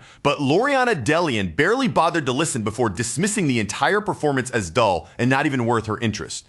Duke Melik Delian answered her with no amusement in his voice, reminding her that this was not some casual little stage. Certain people absolutely could not be allowed to reach Eladia through this concert, which made Loriana's victory more important than ever. He ordered Loriana Delian to keep her eyes open and watch carefully for any competitor who looked even remotely worthy of attention. Loriana accepted the task with absolute confidence, fully convinced that no one present could possibly rival her. Duke Melik Delian, however, made it clear that she must not treat this lightly, and Loriana assured him that she was prepared to use whatever methods became necessary. In Loriana Delian's mind, she was not merely one small part of the plan. She was the plan itself, and the trust her father placed in her only sharpened that belief, making her confidence even more unshakable. As far as Loriana Delian was concerned, there was not a single person in the entire empire who could surpass her skill on the Regana. Even so, the weight of that pressure suddenly left her craving something sweet. A rich and tempting aroma drifted in from the food stalls outside, warm and sweet enough to pull her attention away from the hall and everything happening inside it. Drawn in by that scent, Loriana Delian headed straight toward the stalls without the slightest hesitation. She looked visibly irritated by the thick crowd pressing around her, yet she still demanded the best dish available with the attitude of someone who expected the entire street to serve her. Her father warned her against eating street food, but Loriana dismissed the warning immediately, insisting that nobles ought to understand common culture as well. Ryan and Creston watched in stunned disbelief as Ellison calmly served her a hadiak. Loriana Delian studied the hadiak with open curiosity, admitting that she had never seen anything quite like it before, though the smell was undeniably appealing. Ellison warned her again that the syrup inside was extremely hot. Loriana bit into it anyway, and the instant the molten syrup touched her tongue, she burned herself. Her face twisted with outrage as she reacted sharply to the sudden burst of pain. Ellison moved on pure reflex, quickly handing her a cloth and wiping the sticky syrup from her lips before she could make the situation even worse for herself. Ellison quickly explained that the filling inside the hadiak could stay dangerously hot even after the outer layer had cooled enough to touch. But Loriana Delian only stared at him, her face flushing red almost instantly before snapping at him for touching her so casually and accusing him of having absolutely terrible manners. Ellison blinked in surprise, completely thrown off by how sharply she reacted. He tried to explain that he had only moved because he wanted to help her, but somehow that harmless defense only made the strange tension between them feel even more awkward. While Ellison hurried away to get her some cold water, Loriana's thoughts spun in a completely different direction. In her imagination, that brief accidental touch had already transformed into something far more dramatic, romantic, and meaningful than anything that had actually happened. When Ellison returned and politely called her ma'am, Loriana immediately snapped back, both flustered and offended by the word. She declared that she was not married, then quickly demanded to know his name instead. Still unsettled by how strangely the conversation had turned, Ellison answered with his fake identity and introduced himself as Count Ursio Revolk. The moment Loriana heard that name, she fell into complete panic. She frantically insisted that none of this meant anything, claimed she only intended to return the handkerchief, and then fled before anyone could even answer her. Her father was left standing there in confusion, while Ryan and Creston stared at Ellison as though they had just watched a disaster being born right in front of them. Ellison weakly tried to defend himself, saying it had only been a cloth and nothing more. Ren immediately began teasing him for seducing noble ladies now, warning him that Rurin was definitely going to be furious once she heard about it. Ellison, already regretting the entire encounter, bitterly named the whole mess the Revoke scandal. Elsewhere, Rurin continued practicing on the Regana, trying again and again to force the sound into a proper shape. She had already figured out that controlling the mana flow around her own body helped keep the instrument stable, but even with that progress, something about the tone still felt faintly wrong. Not long after, Verna Grake returned and explained that anyone participating in the concert had to complete pre-registration in the ballroom during the pre-festival events. Rurin admitted without hesitation that she did not know the capital well enough to find the ballroom by herself. Seeing her uncertainty, Verna Grake offered to guide her there personally. Back at the food stall, Ellison told Serena and Elena that Rurin had officially entered the concert. Both of them reacted with open shock. Then, with an absurd level of seriousness for a man selling hadiak on the street, he asked them to address him properly as Count Ursio Revolk and Lady Lena Revolk. Creston grumbled under his breath about suddenly being ordered around by nobles, clearly displeased by the whole act. Ryan, however, finally understood why Ellison had been using such a ridiculous fake noble identity in the first place. Serena ignored the entire discussion about noble names as if it had nothing to do with her at all, and instead simply asked for more hadiak. Rian narrowed her eyes at Ellison and started questioning him about the noble girl from earlier, clearly convinced that something ridiculous had happened between them.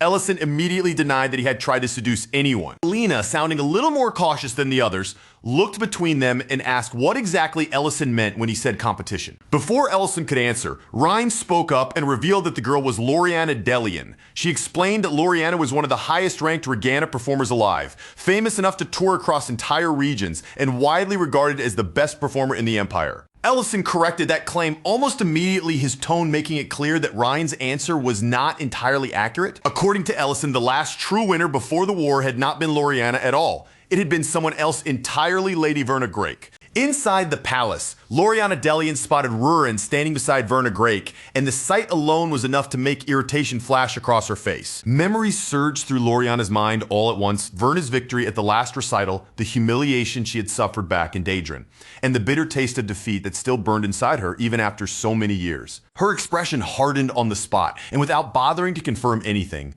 Loriana immediately assumed that Verna Grake must have entered the concert as a participant as well. Verna Grake calmly corrected her misunderstanding, explaining that she was not taking part in the competition. Then, without trying to provoke her or stay any longer, Verna turned as if she intended to leave. That should have ended the situation right there. But to Loriana, Verna's calm refusal somehow made the insult feel even sharper. To Loriana, Verna refusing to compete felt even more humiliating than if she had challenged her outright.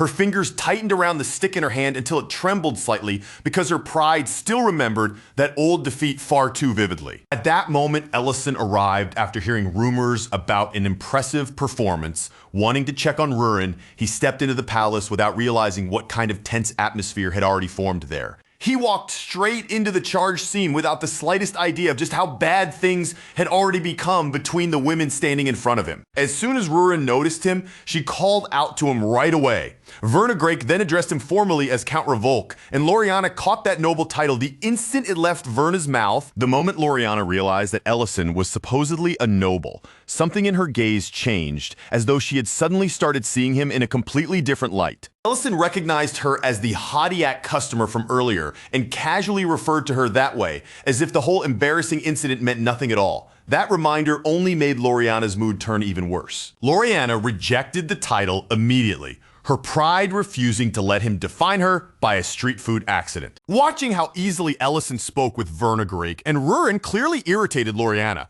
Then Ellison brought up Verna's old recital victory, and Verna quietly replied that she had only been a child at the time. That calm, modest answer made Loriana's jealousy sharpen almost instantly, turning her irritation into something much more intense. Without warning, Loriana tried to force a duel into existence, demanding that Verna Grake enter the recital and face her properly. Then she made the situation even more absurd by staking Ellison on the result, declaring that if Verna lost, she would have to leave him behind. Ellison and Verna both froze at the ridiculous demand, while Rurin's anger exploded on the spot. Rurin looked ready to attack then and there, and Ellison had to stop her immediately, reminding her that causing trouble now could get her removed from the concert entirely. Verna Grake quickly cleared up the misunderstanding, revealing without hesitation that she was already married and properly introducing herself as Verna Grake. The instant Loriana heard that Verna was married, her emotions flipped in a completely different direction. In her mind, Ellison had suddenly become available, and the entire situation took on a new meaning. Before the madness could spiral any further out of control, Duke Melik Delian arrived and crushed the whole exchange beneath his cold contempt. He mocked Ellison, openly belittling him for abandoning the person he used to be and treating the life he had now as something unworthy of respect. Then Duke Melik Delian made it brutally clear that a stage like this, with all its authority, prestige, and influence, was far beyond Ellison's reach. After saying that, he took Loriana with him and left, forcefully ending the confrontation before anyone else could drag it out any further. Only after Duke Melik Delian disappeared from view did Verna Grake begin to tremble visibly, finally understanding exactly who she had just been speaking to. Ellison steadied her before fear could completely take hold, and then, refusing to let the chance slip away, urgently asked her to enter the recital. He admitted plainly that he needed her help for something important. Verna Grake hesitated, her eyes wavering as the request sank in because she remembered all too clearly that she had already walked away from the regatta once before. Rurin, still furious over what had just happened, cut sharply into the conversation and snapped that Loriana had actually dared to treat Verna as if she could simply give up Ellison as part of some wager. Ellison tried to calm Rurin down and explained that the misunderstanding had started because he had wiped syrup from Loriana's lips. Rurin repeated that detail in total disbelief, and hearing it spoken aloud only made her anger flare up all over again. Elsewhere, Loriana finished eating the hadiac she had taken from Ellison's stall. After swallowing the final bite, she quietly admitted to herself that it actually tasted much better once the syrup inside had cooled a little. But even that sweetness was not enough to calm her completely, because her thoughts were still tangled into a restless, confusing mess. The fact that Verna Grake was already married only twisted Loriana's frustration into something even more complicated. Before Loriana could sink any deeper into those chaotic thoughts, her mother suddenly appeared in front of her. Before Loriana Delian could even bring another bite to her mouth, Lucienne Delian suddenly reached in and snatched the food straight from her hands without a moment of hesitation. She flung it away like it was something filthy, then turned that sharp anger on Loriana, scolding her harshly for making their family look disgraceful in front of everyone. Lucienne fixed Loriana with a cold, commanding stare that left no room for refusal, ordering her to go back to her regatta practice immediately. Loriana lowered her head and did exactly as she was told, quietly accepting the command without a single word of protest, though the obedience on her face was only something she wore on the outside. Meanwhile, things shifted back to Ellison and Rurin, where Rurin wasted no time pouring all of her bottled up irritation directly onto him. She jabbed at him for suddenly becoming so strangely popular, then pushed the blame even further, accusing him of being the very reason Verna Grake had ended up dragged into the competition. At that point, Elliston finally stopped trying to argue his way out of it. His shoulders seemed to lose their strength, his expression turning tired and defeated, like a man who already understood he had no chance of winning this conversation. In the end, he promised her that he would never again get mixed up in that kind of situation. Only after Rurin's anger had cooled down enough for her words to come out properly, did she finally reveal what had truly been sitting underneath all that frustration. Beneath the complaints and irritation, there was one thing that mattered to her more than anything else. Rurin had been practicing with everything she had, pushing herself as hard as she possibly could, and even if she still couldn't defeat the others with flawless technique alone, she had discovered a different path. Another way to make the Regana respond to her will. This time, there was a solid force behind her voice, steady enough to be felt and sharp enough to cut through the air. It was not ordinary confidence either. It carried something fierce, almost dangerous, yet somehow thrilling enough to make anyone listening wonder what she was about to do. Rurin then made her promise clear.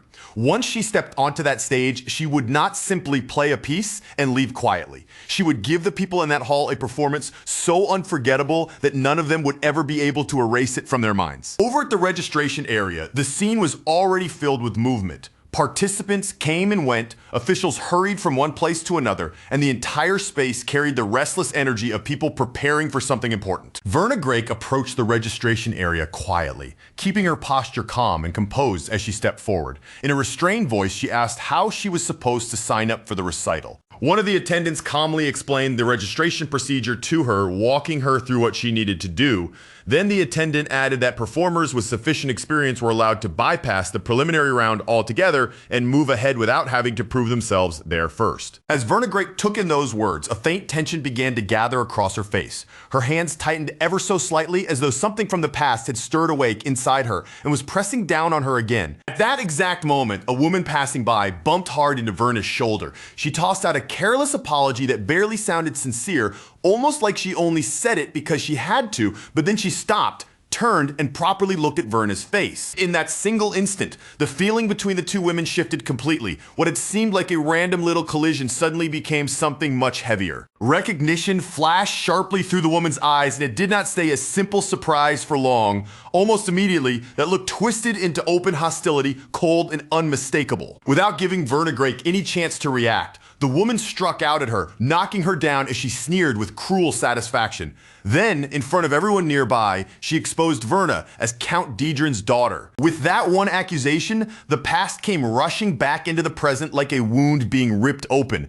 Old hatred flooded the air around them, turning the entire space poisonous before Verna could even gather herself enough to answer. The woman standing there in front of Verna was none other than Lucienne Delian. Lucienne reached out and seized Verna Grake by the face, forcing her to look directly into her eyes. With brutal clarity, she made it known that someone like Verna had no right to stand among the performers or take part in this competition. But before Lucienne could push the humiliation any further, a strong hand suddenly tore her grip away.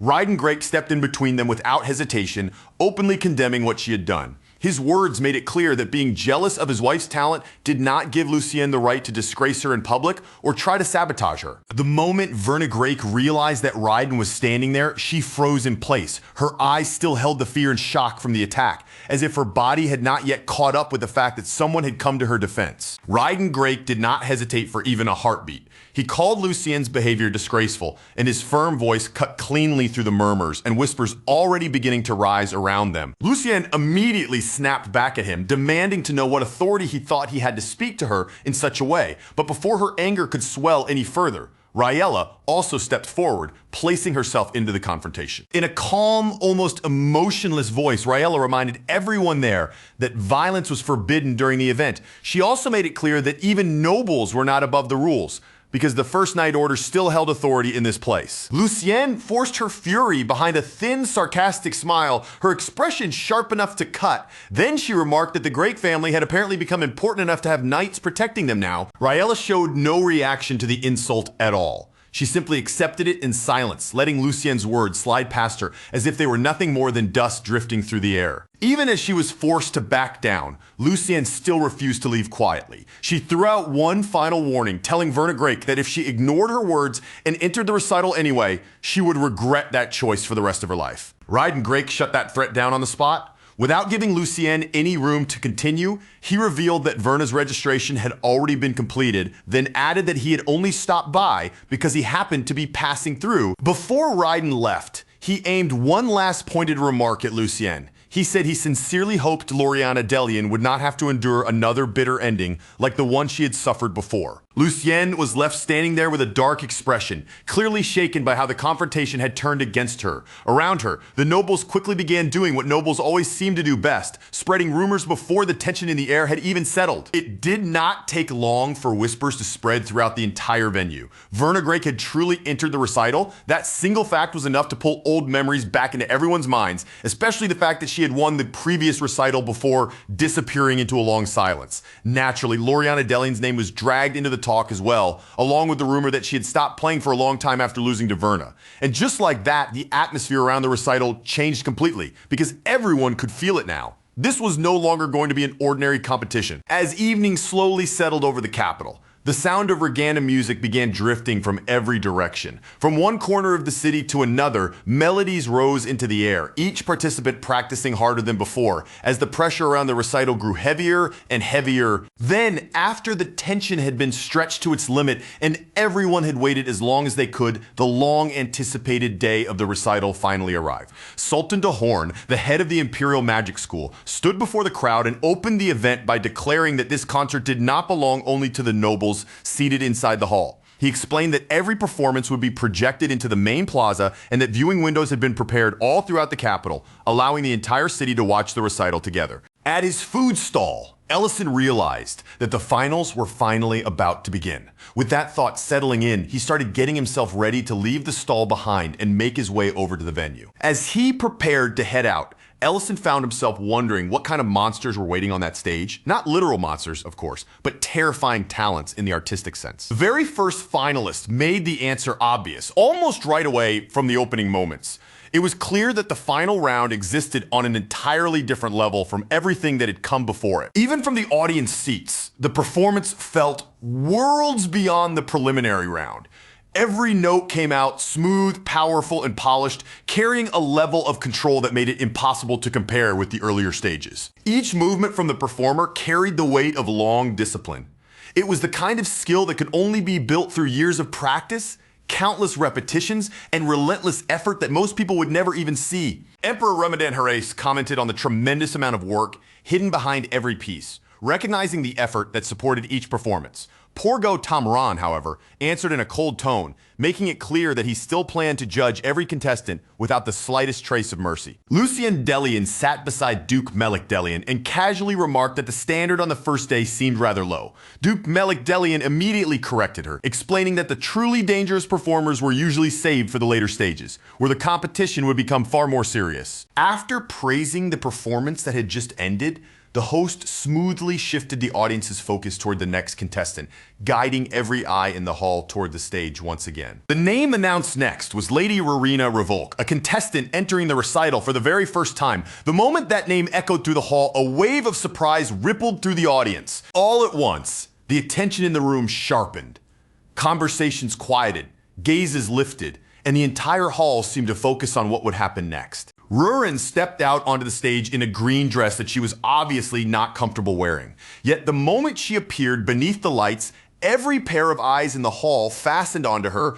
Rian recognized her almost immediately, quietly piecing it together. While Serena corrected the name in her mind, she was Lady Rowena now.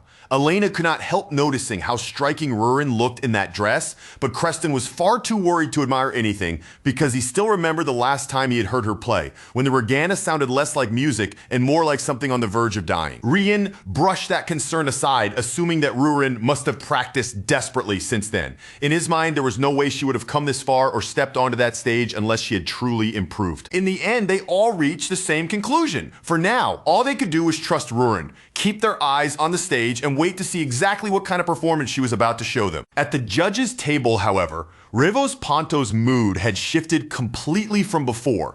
Something about the situation had clearly changed in his mind. He was convinced that after all this time, he had finally uncovered the truth. Ever since that strange preliminary round had thrown the judges into turmoil and left the entire hall buzzing with confusion, Rivos Ponto had not been able to push the incident out of his mind. The more he thought about it, the more it gnawed at him, refusing to settle like an unanswered insult, determined to uncover the truth.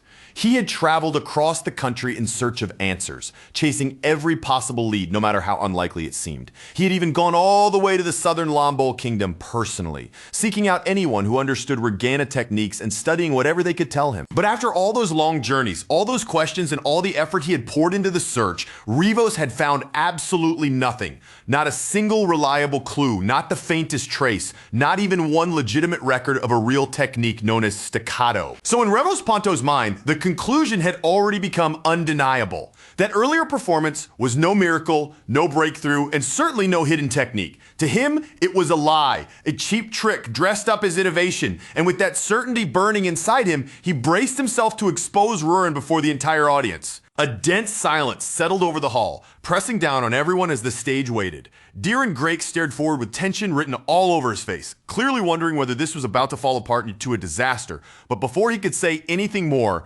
Leon Herreis quietly hushed him and kept his eyes on the stage. Ellison, meanwhile, did not take his eyes off Rurin for even a second. His gaze stayed locked on her figure, and in the quiet of his own mind, he kept telling himself over and over that she could handle this. Up on the stage, Rurin slowly raised her hands toward the Regana, feeling every stare in the room on her, and even before the first note sounded, she understood one thing with absolute clarity. If she played normally in a place like this, it would never be enough to win. Because Rurin already knew that the Regana's airflow became unstable whenever it reacted around her mana, she made a decision that no ordinary performer would have even dared to consider. Instead of fearing that flaw, she looked straight at it. Rather than trying to hide the problem or force the instrument into a clean, obedient sound, Rurin chose to use that instability as the core of her performance. If the Regana would not behave like everyone else's, then she would turn that wildness into her weapon. At that very moment, a memory flashed vividly through her mind. She saw herself standing beside Ellison in another world, somewhere far removed from this glittering hall,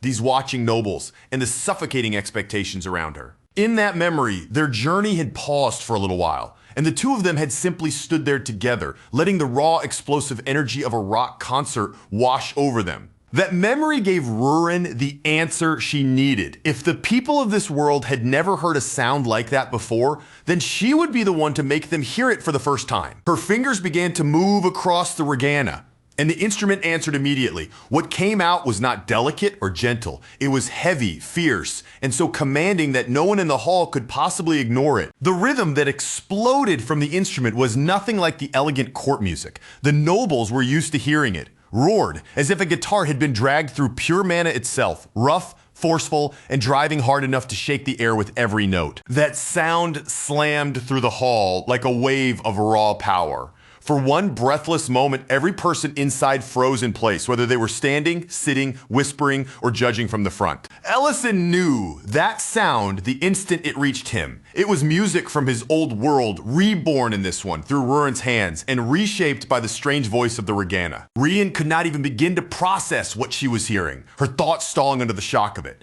Emperor Remedin Harris, on the other hand, felt the music strike him directly in the chest, as though the sound had gone beyond his ears and hit something far deeper inside him. For one suspended moment, the entire crowd seemed lost. No one knew how to respond to the strange, overwhelming sound pouring from the stage because it was nothing like anything they had expected from a Regana. And then, almost as if the whole hall woke from the same stunned dream at once, the cheers finally began to rise. The rhythm seized everyone before they could even understand it. Whether they knew what kind of music they were hearing or not, every pounding beat seemed to grab their hearts and pull them along with it. Lucienne Delian went completely rigid, her face locked in disbelief as the hall erupted around her.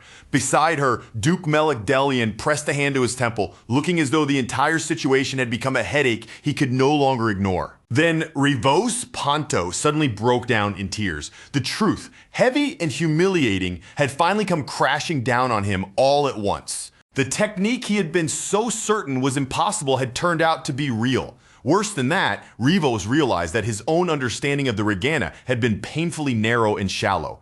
In that moment, his pride collapsed, and he resolved to throw it aside and begin learning everything again from the very beginning. At last, Ruin brought the explosive performance to its close. Then she turned toward the roaring audience and acknowledged them from the stage, standing there beneath the attention she had earned. Even the host had trouble regaining his composure after what had just unfolded for a moment. His words seemed to catch in his throat, but eventually he managed to say that it had been an overwhelmingly powerful performance before forcing the event forward and introducing the next contestant. Behind the curtain, Loriana Delian felt the strength slipping out of her legs. The echoes of Rurin's music still seemed to tremble through the hall. And even from backstage, that lingering force was enough to shake her. For the first time, Loriana genuinely wondered how anyone was supposed to walk onto the stage after a performance like that. The thought alone made the path ahead feel almost impossible. All through the palace hallways, excited whispers began spreading from noble to noble. Their voices overlapped as they tried to understand what they had just heard, and none of them could believe that the Regana was capable of producing such a fierce, unfamiliar sound. When Rurin came down from the stage with Ellison, several nobles hurried toward them almost immediately. They surrounded her with praise, tossed questions at her from every side, and tried desperately to understand the shocking performance they had just witnessed. Rurin stiffened, slightly under the sudden pressure, clearly unsure how to deal with so many people crowding around her at once. Seeing her hesitate, Ellison gave her a small nudge and quietly reminded her that she needed to introduce herself properly. She almost slipped up in the middle of speaking, but caught herself at the last possible moment. Correcting her words, she introduced herself as Lady Lena Revolt. The moment that name was given, even more voices rushed in. Names, titles, compliments, and questions came flying at her from every direction, stacking on top of each other so quickly that there was hardly any room left to breathe. Rurin was clearly overwhelmed by all the attention, her expression giving her away even as she tried to keep up. Ellison noticed it right away. He stepped in smoothly before the nobles could crowd her any further, explaining that she was exhausted after such an intense performance and promising that they would answer questions another time. Then he guided her away, pulling her out before the crowd could swallow her completely. As Ellison led her along, Rurin blushed and quietly confirmed that she was supposed to keep acting as his wife. Ellison told her to continue with that role for now, keeping his voice low as they moved away from the noise. Once they had finally escaped the commotion and found somewhere quieter, Ellison turned to Rurin with a much softer expression. This time, he thanked her sincerely. He admitted that he had never imagined she would push herself so hard for his sake, and he apologized for doubting her at all. Rurin answered without hesitation, telling him that this was something that belonged to both of them. So of course she would give it everything she had. Then Rurin looked at him and said that a simple thank you was not enough. But before she could say anything more, Ellison gently placed his hands around her face and kissed her. Rurin froze on the spot, her entire body locking up in complete shock. The kiss had caught her so off guard that for a moment she could not move, speak, or even properly react. When Ellison awkwardly asked whether that was enough to earn her forgiveness, Rurin accepted it with a shy smile, her cheeks still flushed. But then while still blushing, she suddenly complained that the dress was terribly uncomfortable and asked him to help undo it, nearly making Ellison collapse on the spot. By the time the second day came to an end, Rurin's performance had already taken over almost every conversation in the capital.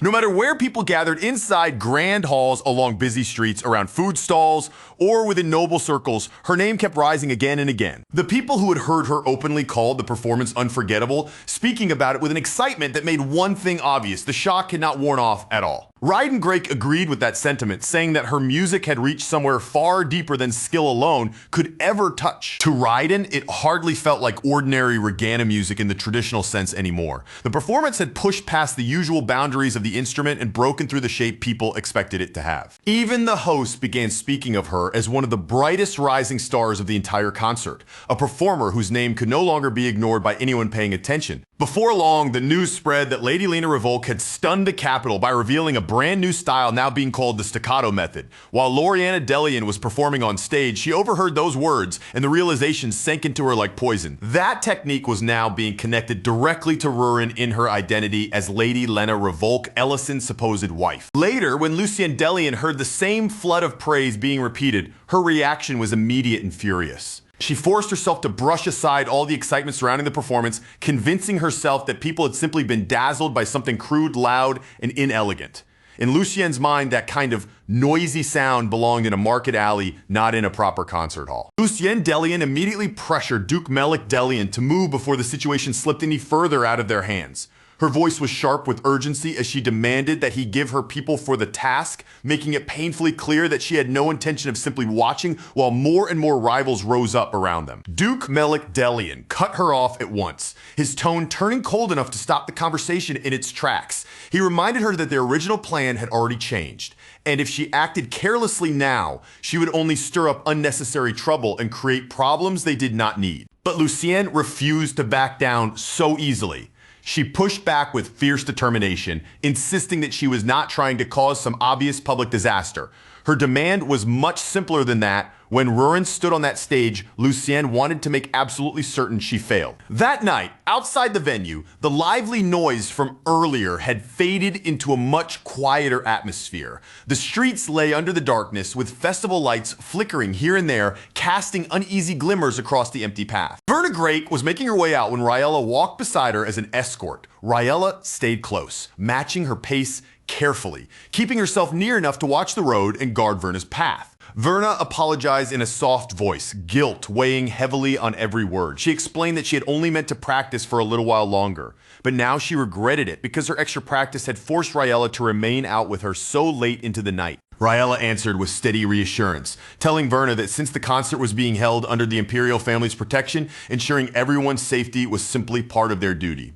Then in a warmer tone than expected, she admitted that she was truly looking forward to Verna's performance because she genuinely loved Regana music. Then, without even the faintest warning, armed figures began stepping out from the darkness. One after another, they emerged from the shadows and closed in around Verna and Raella, surrounding them on every side. Verna understood in an instant that they had walked straight into a trap. Panic flashed across her face as her eyes darted around the circle of attackers. But Raella remained perfectly calm beside her and gave one simple order. Verna needed to duck. The attackers lunged in all at once, rushing forward as if they meant to overwhelm Raella before she could react. But before any of them could properly reach her, Raella was already moving. With a single clean sweep of her sword, Raella cut straight through their advance. Her movement was smooth and decisive, and in one fluid motion, she struck them down before their ambush could gain any momentum. In only a few moments, the attackers were scattered across the ground, sprawled out, and unable to continue fighting. Their trap had been shattered almost as soon as it began. Raella immediately understood that this was not the work of ordinary street criminals. This ambush was too deliberate, too targeted, and far too suspicious to be dismissed as a simple robbery. That was exactly why she had deliberately held herself back from killing them. Dead men could not answer questions, and Raella wanted to find out who had sent these attackers after Verna. But before Raella could push any further and force the truth out of them, someone suddenly grabbed her arm from the side, and the next instant, she was slammed violently into the rocks, the impact cutting off her chance to respond. Another attacker moved in before she could fully recover, pinning her down and preventing her from getting back to her feet. Then he barked an order at the others, telling them to finish the job immediately. One of the attackers raised his weapon toward Verna's hand, aiming directly for her fingers, the very fingers she needed most as a Regana performer. The threat was clear, he meant to crush them completely. Verna pleaded with him to stop, her voice trembling and breaking under the terror of the moment. Those hands were her one chance to start again with the Regana, and she begged him not to take that future away from her. And then, at that critical second, a sharp voice sliced through the darkness. Someone ordered the attackers to stop before the weapon could come down. Meanwhile, the concert itself continued pressing toward its final stretch. Across the capital, the anticipation only grew stronger as everyone waited for the last remaining performances. The host stood before the audience and thanked everyone, both inside the Grand Hall and watching from across the capital, for staying with the event all the way until the very end. Only 2 performers were left. Now, once those final turns were completed, the recital would finally come to its conclusion. Preparing to introduce the next contestant, the host reminded the audience that this performer had once won a past concert. Then he announced the returning artist by name, Lady Verna Drake. But when Verna's name rang out through the hall, the stage entrance remained empty. No footsteps followed, and no performer appeared beneath the lights. Duke Melik Delian watched that empty entrance in silence, his gaze still and unreadable. Quietly, he assumed the sabotage had worked exactly as intended. Lucienne Delian felt satisfaction curl through her chest as she remembered the report she had received from the Holy Blood Knights. According to them, the job had already been completed that very morning. In Lucienne's mind, Verna was not simply late or absent. She was finished, perhaps sitting somewhere in misery, unable to ever use her hands again, forced to stare helplessly at the life that had just been stolen from her. Ellison turned toward Rurin, trying to see if she knew anything about why Verna had not appeared. But Rurin answered that she had been with him the whole time, leaving no room for that possibility. The moment he heard that, a heavy and terrible feeling sank into Ellison's chest. As the stage remained silent and empty, that unease tightened around him even more. Before the silence in the hall could become unbearable, Loriana Delian stepped forward. She offered to perform first, instead claiming that changing the order should not create any real problem. Host, clearly nervous under the unexpected situation, accepted the change and announced Loriana as the next performer. He introduced her as the top contender, a celebrated artist whose fame had already spread across the continent. Some people in the audience began muttering that the sudden switch felt unfair. Even so, despite the uneasy mood spreading through the hall, the event did not stop, and Loriana's performance began. Loriana cast a brief glance toward Ellison, and in that fleeting look, something inside her settled into place. Her resolve hardened completely. In Loriana's mind, trust had no real meaning. Words were just as useless. The only thing capable of proving her worth was the sound of her regana. To Loriana, the instrument before her was not merely something she played for applause or recognition. It was her entire life, and as she began, she poured every piece of herself into the performance. From the very first strike, the sound that surged through the hall was overwhelming enough to seize everyone's attention at once. The music was aggressive, enormous, and deep. Its low notes rolled outward like an army marching across the hall, advancing with the force to crush anything that dared stand in its path. Even Ellison, who did not understand the regana on a deeply technical level, could still feel the weight of Loriana's music pressing directly into his chest. That alone showed just how overwhelming her performance truly was, because even without expert knowledge, its force was impossible to miss. Loriana did not loosen her grip on the performance for even a single second. Sweat ran down her face as she pushed the piece harder and harder, driving it relentlessly toward its absolute limit. Then, the final note struck and faded. For one brief breath, the entire hall fell completely silent, stunned by what had just passed through it. A heartbeat later, applause erupted across the venue. The sound exploded so violently that it felt as though the whole hall itself was trembling beneath the force of it. The host praised Loriana's performance as grand, overwhelming, and deeply moving, but now that her turn was over, the attention in the room shifted once again toward the contestant who still had not appeared. Whispers spread quickly through the audience. Some wondered whether Verna had broken under the pressure and withdrawn, while others muttered that perhaps the long years away from performing had finally caught up with her. Lucienne, meanwhile, smiled quietly to herself, certain that Verna was somewhere else suffering exactly as planned. But that smug satisfaction vanished in an instant when Verna Grake appeared at the entrance. Elsewhere, over at the hospital, Carson looked at Raella and joked about how she had somehow managed to get herself beaten up by attackers. Raella shot back at him without the slightest delay, saying that just looking at his face made her injuries hurt even worse. Carson laughed and continued teasing her for ending up hospitalized, but Raella quickly cut through the joking mood. She made it clear that the people who attacked them had not been ordinary thieves. Diriant then stepped in, reminding Raella that she had already been warned to stay especially cautious while the concert was going on. Raella apologized, then explained what had happened during the ambush, which he tried to fight back after being caught off guard. Someone unexpected had intervened and saved Verna Grake. The person who had appeared at that crucial moment was none other than Loriana Delian herself, and from the stunned look still frozen across Raella's face, it was clear that even now she had not completely processed what she had just seen with her own eyes. Back inside the venue, Verna Grake was the first one to walk toward Loriana. She stopped directly in front of her, lowered her voice so the words would not scatter into the noise around them, and thanked her sincerely for stepping in when it truly mattered. Loriana's answer came without even a hint of gentleness. She simply made it clear that if she was going to win, she wanted that victory to be earned in the proper way. Not handed to her through some petty trick. She had not come all this way just to claim a hollow win in a meaningless little game. After that, Verna quietly settled herself in front of the regana and began to play. As her fingers moved across the instrument with a calm, steady grace, something deep inside her finally seemed to fall into place. For the first time in what felt like an eternity, a single clear truth rose up inside Verna's heart. No matter how many people had doubted her, looked down on her, or turned their backs on her, she herself had never fully abandoned the path. That realization became the ground that held her steady, and from there, her true performance began. For one brief instant, the dark shadow of her father seemed to wrap itself around the Regana, like the old fear of failure trying to crawl back into her hands. But Verna refused to look toward it, refused to be pulled down by it, and continued playing. The first notes bloomed into the hall with a soft, gentle warmth. They were not forced, not aggressive, and yet that very quietness gave the music a strength that could not be ignored. The sound did not rush forward to overwhelm the audience, nor did it demand that they listen. Instead, it reached out slowly and delicately, slipping into their hearts with such natural warmth that the entire hall seemed to settle into the melody and breathe along with it. Rian, Serena, and Elena all listened without saying a word. As Verna's melody filled the space around them, their expressions gradually softened and small, peaceful smiles appeared on their faces. Ellison and Rurin sat side by side, their hands clasped together as the music drifted over them. Neither of them needed to speak. They simply let the gentle sound wash across them like a quiet wave. Diren was visibly shaken by the music, his face full of emotion he could not hide. Turning to his father, he admitted that this was the very sound he had been waiting so long to hear again. Even Loriana listened with complete focus, unable to pull her gaze or her heart away from the performance.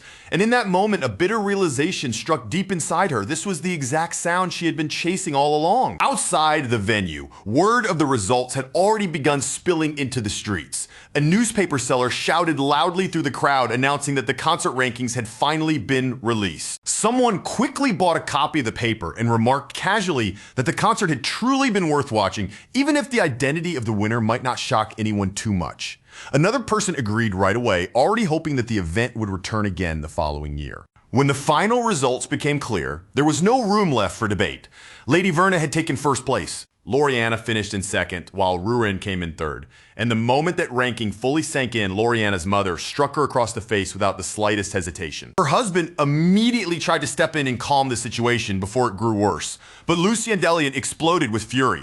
Her expression and voice made it painfully obvious that she had no patience at all for incompetence. And more than failure itself, Lucien despised those who mistook their shallow little talent for true greatness. Blinded by rage, Lucien snatched up Loriana's trophy and hurled it down with violent force, smashing it apart against the ground.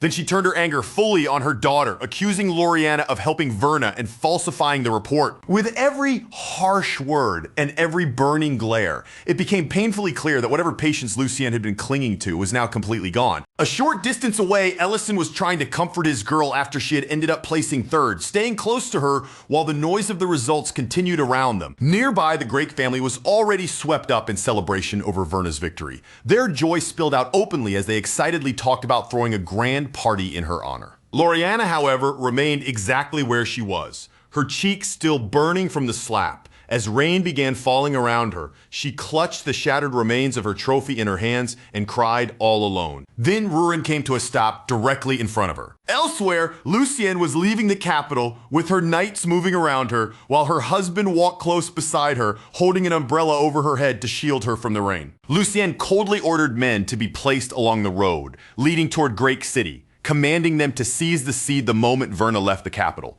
Then she snapped at her husband for failing to take care of something so simple.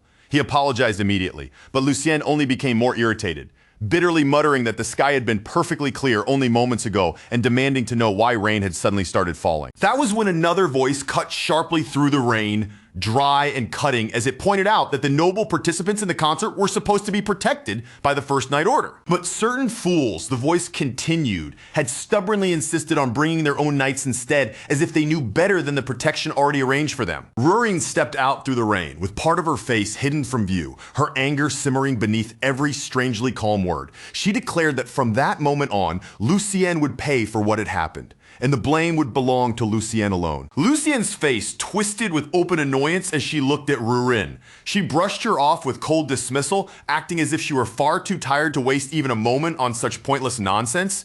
But that careless attitude only poured more fuel onto Rurin's anger, making the heat behind her calm expression burn even stronger. Lucien ordered her to leave at once, throwing the command out as if Rurin were nothing more than an irritating obstacle in her path. Rurin did the exact opposite. Instead of stepping back, she moved forward. In the next instant, one soldier was knocked down before he could properly react. Then another fell, just as quickly, collapsing before he had any chance to stop her advance. Without breaking her stride, Rurin moved straight toward Lucienne. Then, with no hesitation at all, she slapped her hard across the face. Lucienne erupted on the spot, her shock and fury bursting out at once. She was outraged that anyone would dare lay a hand on her, as if the very idea was impossible to accept. But before Lucienne could gather herself or take control of the situation again, Rurin slapped her a second time without the slightest pause. Lucienne's husband lunged forward in anger, ready to intervene. But before he could do anything at all, Rurin released the terror of a dragon. A crushing dark aura flooded the air around them, thick and suffocating enough to steal his movement completely. The force of it froze him in place before he could take another step. Rurin seized Lucienne and made the truth brutally clear to her. The only reason Lucienne could act so superior was because she was too blind to understand the meaning behind the orders she had been following. Rurin brought up the attempt to steal the seed, making it clear that Lucienne was nothing more than a pawn pretending to sit on a queen's throne. Then, with contempt sharpened in every word, she added that Lucienne could not even recognize who was standing before her and speaking to her. At that moment, one of the injured soldiers forced himself back onto his feet and charged in from behind, trying to take advantage of the opening. Rurin released Lucienne, immediately turned without the slightest delay, and countered the attack in one swift motion. Lightning crashed down from the sky as Rurin struck back, the blinding force turning her warning into something impossible to ignore. Those who failed to understand their place never lasted for long. Elsewhere, Loriana was still sitting alone beneath the falling rain, quietly crying as she held the broken pieces of her trophy in her hands. When someone called her name, Loriana tried to brush it off, pretending there was nothing serious happening. She acted as though she had only stumbled, as if the tears in the shattered trophy meant nothing at all. But the person standing above her with an umbrella was Lady Verna. Looking down at Loriana with calm concern, Verna told her that if she kept sitting out there in the rain like that, she was only going to make herself sick. Back at the restaurant, the main dish finally arrived. Ellison called out to everyone at the table, telling them to make a little space as he proudly brought over the dish they had all been waiting for. The star of the day had finally arrived, an over-roasted uga tenderloin still piping hot, its rich aroma rising from the plate and spreading through the room. The three winners were gathered together at the same table, seated side by side in the middle of the celebration. One after another, plates were placed before them, and what had started as simple congratulations slowly turned into a warm, lively little feast. Rurin was the first to receive her portion, and the moment the plate landed in front of her, she did not waste a single breath. She leaned forward at once and took a bite, clearly unable to hold herself back. The instant the meat touched Rurin's tongue, her eyes opened wide in surprise. The tender cut practically released its juices all at once, blending with the thick, silky sauce until the rich flavor spread through her entire mouth. Verna tasted her own serving next, then nodded in clear agreement. Even she seemed caught off guard by the texture, quietly remarking that the meat was so soft it was almost hard to believe. Creston laughed warmly and told everyone that since today was a proper celebration, there was no need for anyone to hold back. They should eat as much as they liked.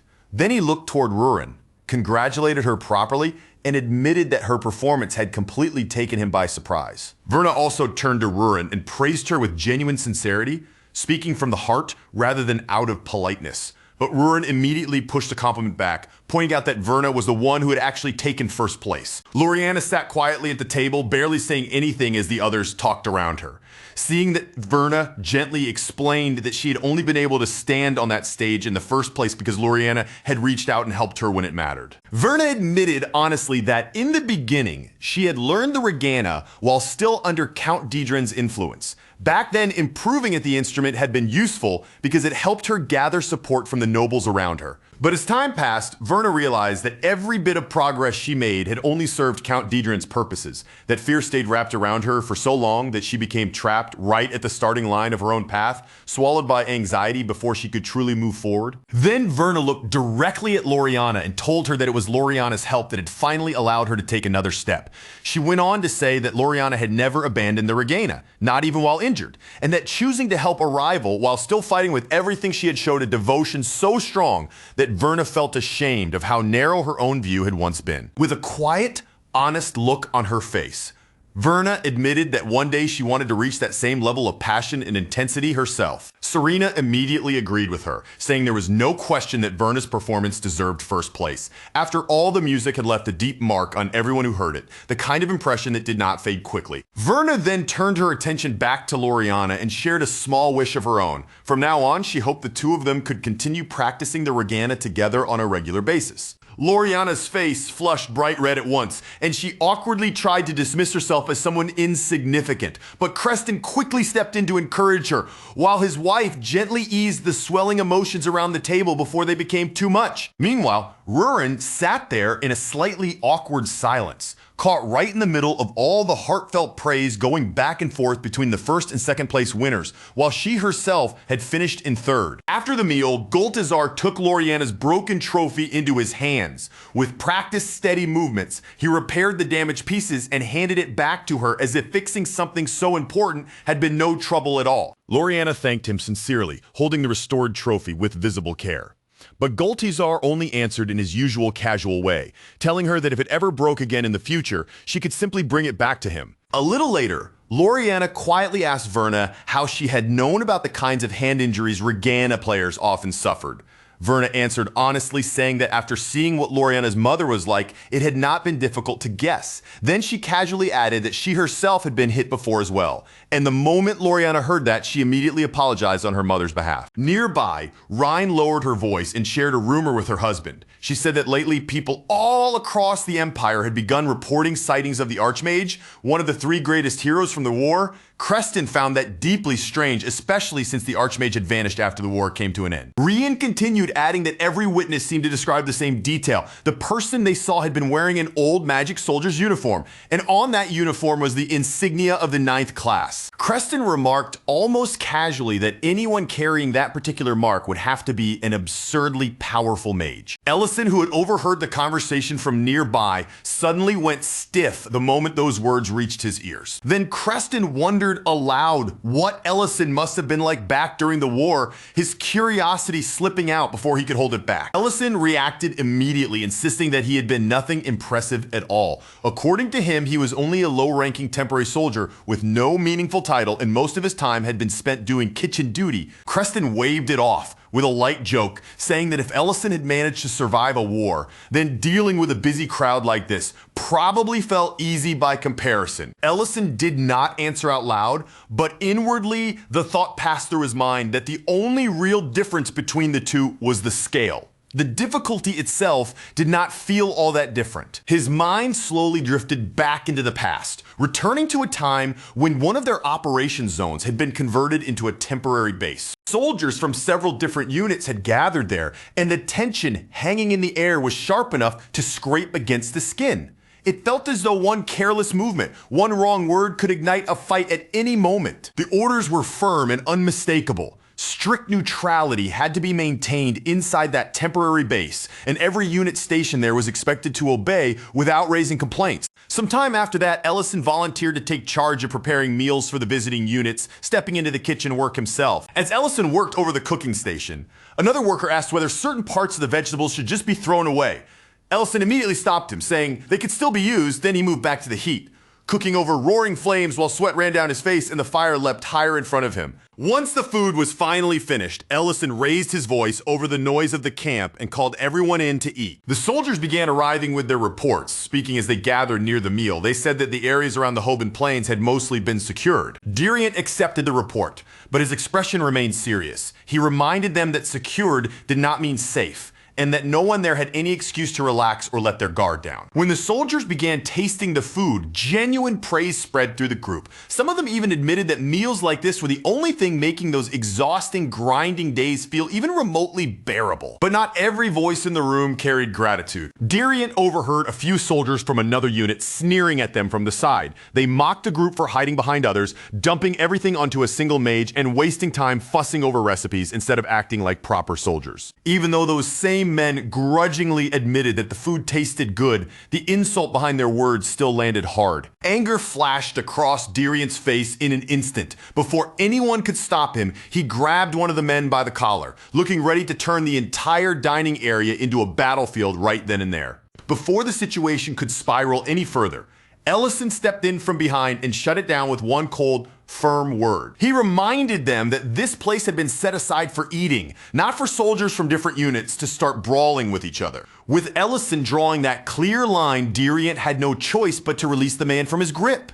Even so, before letting the matter end, he warned them sharply that if another unit was feeding them properly in the middle of a war, the least they could do was show some gratitude instead of complaining. But Diriant's warning only made the outsiders dig their heels in even harder. One of the soldiers slammed his plate down onto the table, loudly declaring that he had no intention of eating what he called trash.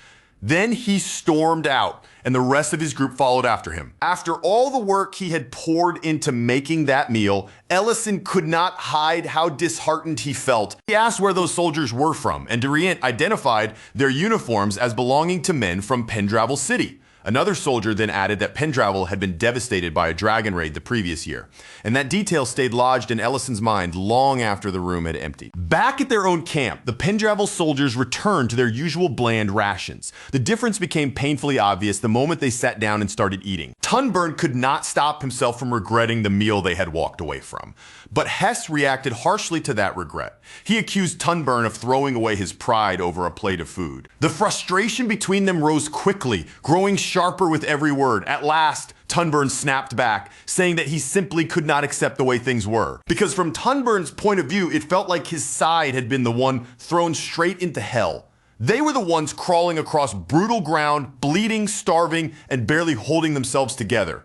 While those other soldiers looked as if they had been protected the whole time, fed properly, kept behind sturdier walls, and spared from the worst of it. Their argument only grew louder from there, their voices rising with every bitter word, until the commotion could no longer be brushed aside. At last, the tent flap was thrown open, and their officer came storming in, his face dark with anger, and his whole body radiating fury. The officer immediately tore into them, not softening a single word. He was furious that they had ignored clear orders to stay out of trouble, especially when so many different units were crowded together in the same place. Then he drove the point in even harder, reminding them that Grake City's unit had never been obligated to feed them in the first place. They had only done it because they chose to show goodwill. Hess tried to raise his voice and defend himself, but before he could properly explain, the officer shut him down on the spot. He made it painfully clear that the two of them were fortunate this was not being handled as formal punishment.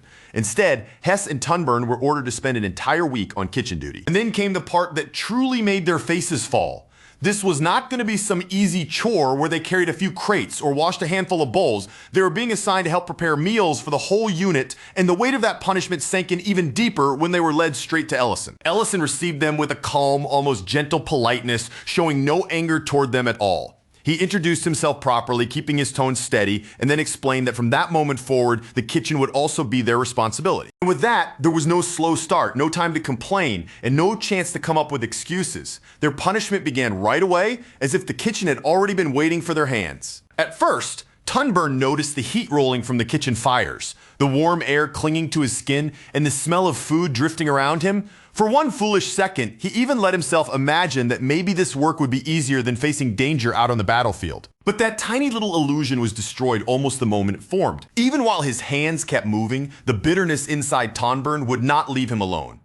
The same thought kept circling in his mind, that other soldiers had been enjoying comfort and safety, while men like him were tossed into suffering, left to bleed for everyone else. Then, the real burden of kitchen duty came crashing down on them.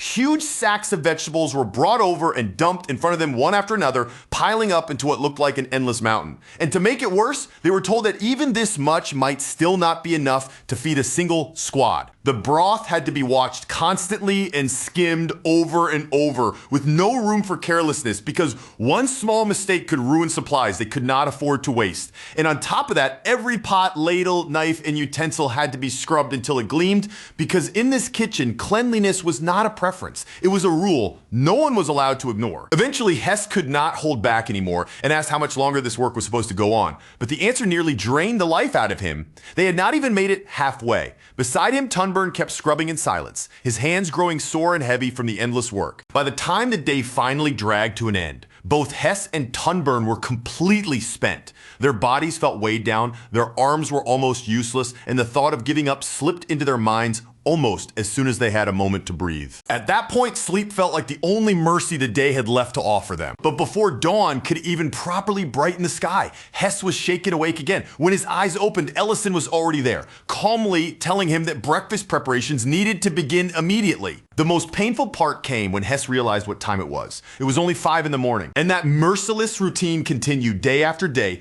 pulling them through the same exhausting cycle again and again, cooking, cleaning, preparing ingredients, serving meals, and then starting all over as if the work never truly ended. Then one morning, Ellison told them they would be changing the routine. Since the available rations were too limited to make the meals truly varied, they would head into the mountains themselves and gather extra ingredients from the wild. He passed them a list of what they needed to search for, speaking as if it were the most ordinary thing in the world. Then, almost casually, he pointed out that compared to standing on the front lines, gathering food in the mountains was still the safer assignment. So the three of them set out together, leaving the noise and order of the camp behind as they stepped into the rough, untamed terrain of the mountains. Once they reached the area, the work began carefully. They searched through the undergrowth, examining leaves, stems, and roots, making sure each plant was actually edible before placing anything into their baskets. Then, somewhere in the middle of that quiet search, a memory from earlier suddenly surfaced in Hess's mind. He remembered the faint glimmer of light he had seen back when Ellison woke him before dawn,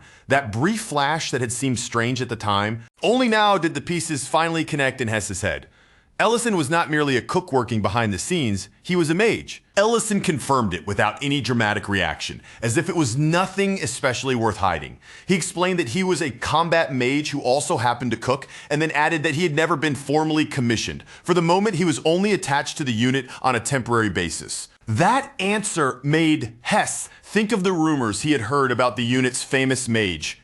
People said that Mage had climbed to 5th class at an unbelievable speed, kept forcing dragons back again and again, and protected nearly the entire operation zone almost alone. But to Hess, the unit's low casualty rate did not feel like proof that things were fair. The way he saw it, that only meant the pain and danger had been shifted somewhere else onto soldiers in other places. His exhaustion, frustration, and resentment all tangled together inside him, sharpening that thought until it began to sound almost reasonable in his own mind. Ellison stopped that way of thinking before it could go any further. He did not raise his voice or lash out, but his calm firmness made it clear that there was no room to misunderstand him. He explained that their unit had survived because they had expanded their reconnaissance system, monsters were being tracked constantly, and because of that, the mage could be sent directly to the place where danger was about to strike. It was not a matter of stealing safety from other soldiers. It was a system designed to spread the risk before that risk could pile up and crush everyone at once. And even that system had not worked perfectly from the beginning.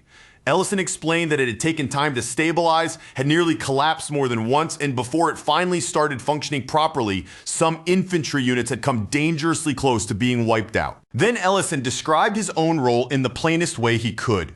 Good food mattered because morale mattered, and for someone who cooked, there was no greater satisfaction than seeing people eat properly, regain strength, and keep moving forward. He looked Hess straight in the eye and asked him whether adding even more deaths to the battlefield would truly make anything fair. Soldiers did not go into battle simply so they could die, and cooks did not prepare meals as if feeding people were some kind of punishment. A proper meal was also a kind of protection. It might not defend anyone with a blade or a spell, but it gave them warmth, strength, and a small moment of relief when they needed it most. This time, Ellison's words finally reached Hess. Hess fell silent, and the sharp edge of his anger slowly began to fade. Then, before Ellison turned away to handle his other duties, Hess handed over a basket filled with the ingredients they had gathered from the mountains. Ellison looked through the basket, checking over the pile, and soon spotted a rare mushroom tucked among the ingredients. His expression brightened slightly as he said the kitchen would definitely be impressed by a find like this. Back in the kitchen, the cooks took those mundane mushrooms and transformed them into a rich soup,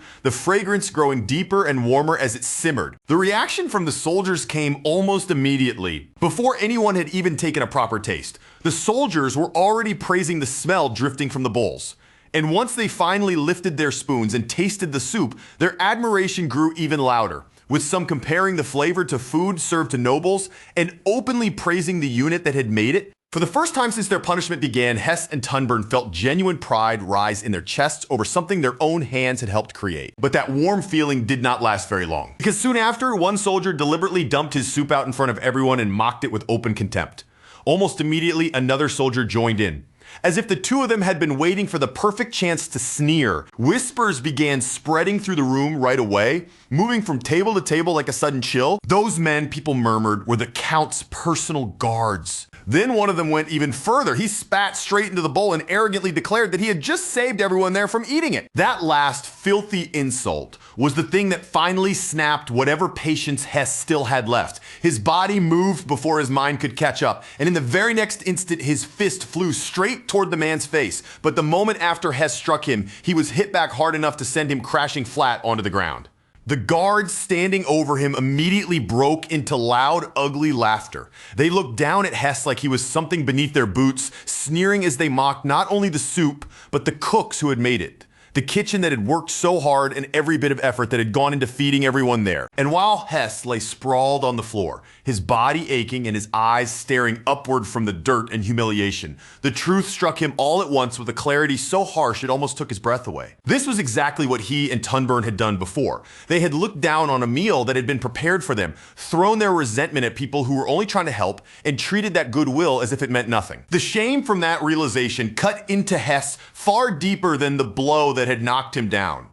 Then Ellison stepped forward, and the moment his presence entered the center of the room, the noise seemed to split apart as he drew a firm, unmistakable line. In front of everyone watching, Ellison told Hess that what he had done back then was not the same as what these men were doing now. Hess had acted out of bitterness and ignorance, but this was something else entirely. Deliberate cruelty, carried out with full awareness. The guards, still swollen with arrogance, brushed his words aside and dismissed him as nothing but a cook. That was the moment Ellison quietly revealed the mage uniform hidden beneath his outer clothes, along with the authority and status that came with it. In an instant, the smug expressions on the guards' faces drained away, replaced by shock they could no longer hide. With a voice that stayed flat, calm, and completely steady, Ellison made it clear that he was not playing around. From that moment forward, he expected them to listen, obey, and understand exactly who they were dealing with. Then he laid out the difference between simply not liking a dish and truly showing disrespect toward it. A little spilled food could be wiped away from the floor, but in the middle of a war, once an entire pot had been contaminated, it was not something they could just shrug off and throw away. One of the soldiers hurriedly tried to soften the situation, shifting his tone and subtly making sure Ellison noticed his armor, as if his rank, his position, and the connections behind him would be enough to shield him from consequences. But Ellison crushed that thought before it could even take shape. In the blink of an eye, he formed a magical sphere around them, sealing the space as thick, heavy mana filled the air and pressed down from every direction. Inside that barrier, he made it painfully clear that rank and backing meant absolutely nothing. Since the pot they had ruined could not simply be tossed aside, Ellison decided they would learn the value of food in the most direct way possible. They would drink every last drop of the soup they had defiled, whether they wanted to or not. Before that punishment could fully play out, Diriant returned from an attack mission, still fresh from the field, and almost immediately caught the rich scent of Mundan mushroom soup drifting through the air. For one brief moment, Diriant's face lit up with pure excitement, as if the smell alone had pulled him back to life. But that joy twisted into complete disbelief the second he realized that his own portion had already disappeared. Meanwhile, the two soldiers were forced to swallow the very soup they had spat into, each mouthful turning into its own miserable punishment. They struggled with every gulp, choking down the consequences of the arrogance they had thrown around so freely. Diriant quickly figured out what had happened and grasped the whole situation almost immediately. Still, the look of heartbreak on his face over the lost soup was so dramatic that it almost became funnier than the suffering of the two soldiers being punished. Later, Hess found himself sitting alone in silence, with no noise around him to distract from his thoughts. Over and over again, he replayed everything that had happened, each moment circling back through his mind. He finally understood that Ellison had never been just some temporary magic soldier assigned to help out in the background. The truth settled heavily inside him. Ellison was a fifth-class mage, and yet even after being insulted, mocked, and humiliated, he still took genuine joy in feeding people properly. That contrast completely changed the way Hess looked at him. The resentment he had once carried began to lose its shape, slowly turning into something much closer to respect. And Hess realized that if he ever had the chance to stand in that kitchen again, he would want to learn from Ellison seriously. Not because someone had ordered him to do it as punishment, but because he truly wanted to understand. He still wanted to keep serving on dispatch missions as well, clinging to that hope for a moment. But the thought quickly dimmed when he looked down and noticed the restraints fastened around him. Then a voice rang out from beyond the cell, cutting through the silence and ordering him to step forward. When Hess looked up, his superior was already standing there waiting for him. In a firm tone, he informed Hess that the final decision on his disciplinary punishment had already been made. Elsewhere, their commander went to check on the two soldiers who had spat into the soup, asking them whether they felt satisfied now that Hess had already received his punishment. Even then, one of the men still refused to grasp what he had done wrong. With stubborn arrogance clinging to his voice, he insisted that Ellison should be punished too. That was when the commander, personally carrying their meals, cut him off with a sharpness that left no room for argument. He informed both men that they had been removed from the unit. The shock that spread across their faces was immediate, and in that frozen silence, their expressions said far more than any excuse ever could. The man was then revealed in full as Frigo Delian, commander of the Holy Lance Knights. He made his stance perfectly clear. Ability mattered to him, but basic conduct mattered even more, and these two had failed to meet even that lowest standard. A sudden burst of magic erupted from the man standing beside Frigo, striking the two soldiers down on the spot. Their panic exploded into screams as they cried out Frigo's name, but by then it was far too late. Back with Ellison, Dagos confronted him over what had happened, questioning him about stepping in against men who had been serving as direct escorts for a noble. Ellison answered in the same calm tone as always. Those men, he said, had failed to understand just how fortunate they were, so he had simply allowed them to experience the consequences of their own actions. Then Ellison told Dagos to handle the flow of information the way he always did and make sure his name did not spread around. Dagos accepted the instruction immediately, without a hint of hesitation. After that, Dagos let the rigid formality slip and commented that Ellison's polite way of speaking had not changed at all, even after all this time. Ellison answered awkwardly that such courtesy was only natural when speaking to a 5th-class Archmage, before asking him once again to stop spreading that ridiculous nickname among the soldiers. Then Dagos shifted the conversation and told Ellison that Hess had been transferred out after receiving his disciplinary punishment. For the briefest instant, the news struck Ellison hard enough to make his hand move on instinct. He grabbed at his robe as if he were already preparing to leave and go after Hess himself. But before Ellison could actually move, Dagos added the detail that changed everything. From the staff's perspective, the transfer might actually work in their favor, since Ellison had clearly taken an interest in Hess and the nearby units were far too short-handed to reject anyone. Right then, Hess himself arrived and gave a formal report announcing that he had been reassigned to the 3rd Battalion of the Great City Defense Force. Strangely enough, Hess did not look crushed by the reassignment at all. If anything, there was a clear eagerness in his face, as though returning to work under Ellison was not a punishment, but an opportunity he had quietly been hoping for. Ellison could only laugh at how ironic it all was, teasing Hess for being sentenced straight into hard labor. Then, as naturally as if the decision had already been made, he told Hess to grab the baskets and ingredients, adding that punishing people who wasted food was in its own way surprisingly satisfying. Back in the present, the moment that part of the story was revealed, the entire room went silent. Everyone seemed to freeze at once, and the atmosphere shifted so suddenly that it felt as if the air itself had tightened around them. Ellison noticed that change right away, and an uncomfortable look slowly crept across his face as he realized how sharply the mood had turned. Then, Creston pointed out the enormous flaw in the story.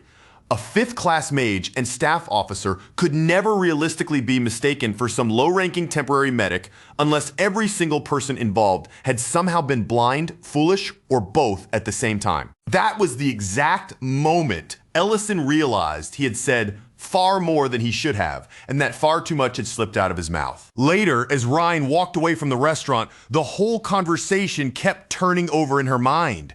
Part of her was already shaping it into a story, wondering what kind of man Ellison really was beneath the cooking, the easy jokes, and that plain, ordinary-looking smile. Her husband told her to leave it alone, reminding her that Ellison himself had brushed the entire thing off as fiction, but Ryan was not convinced at all. Then her husband added one more thought. History had always been full of strange overlaps and unsettling coincidences. One of those strange overlaps was an old rumor claiming that a 9th-class Archmage had once carried a temporary medic badge during the fiercest period of the war.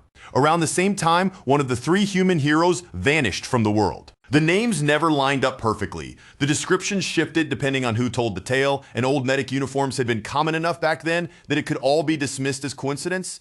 Even so, the similarities were far too suspicious for either of them to ignore completely. In the end, both of them arrived at the same quiet conclusion. Whatever the truth might be, saying nothing was the smartest and safest choice. Back in his room, Ellison quietly scolded himself for being careless. He knew he had allowed old memories to rise too close to the surface when they should have remained buried deep in the past where no one could reach them. Rurin admitted that she had misunderstood the situation. She had assumed Ellison was speaking with some deeper intention behind his words, as if every detail had been part of a careful plan. Ellison quietly thanked Rurin for not digging too deeply when he let that careless detail slip. Then he forced himself to pull his thoughts away from the old memories trying to surface and focused instead on the one concrete result he had managed to secure. No matter how messy the situation had become, he had successfully obtained the seed. Even with that success in front of him, his mind would not stay still. Again and again, his thoughts drifted back to Lady Verna and to the strangely unexpected way she had chosen to return the favor for what he had done for her. Ellison admitted that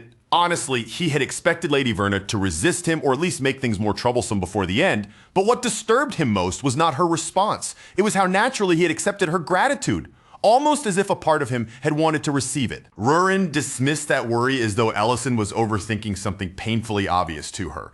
Gratitude was simply gratitude, nothing more complicated than that. Then she reminded him that there was no real point in pretending anymore, especially when she already knew exactly who he truly was. In the end, Ellison had no choice but to admit that the mistake had been his and his alone.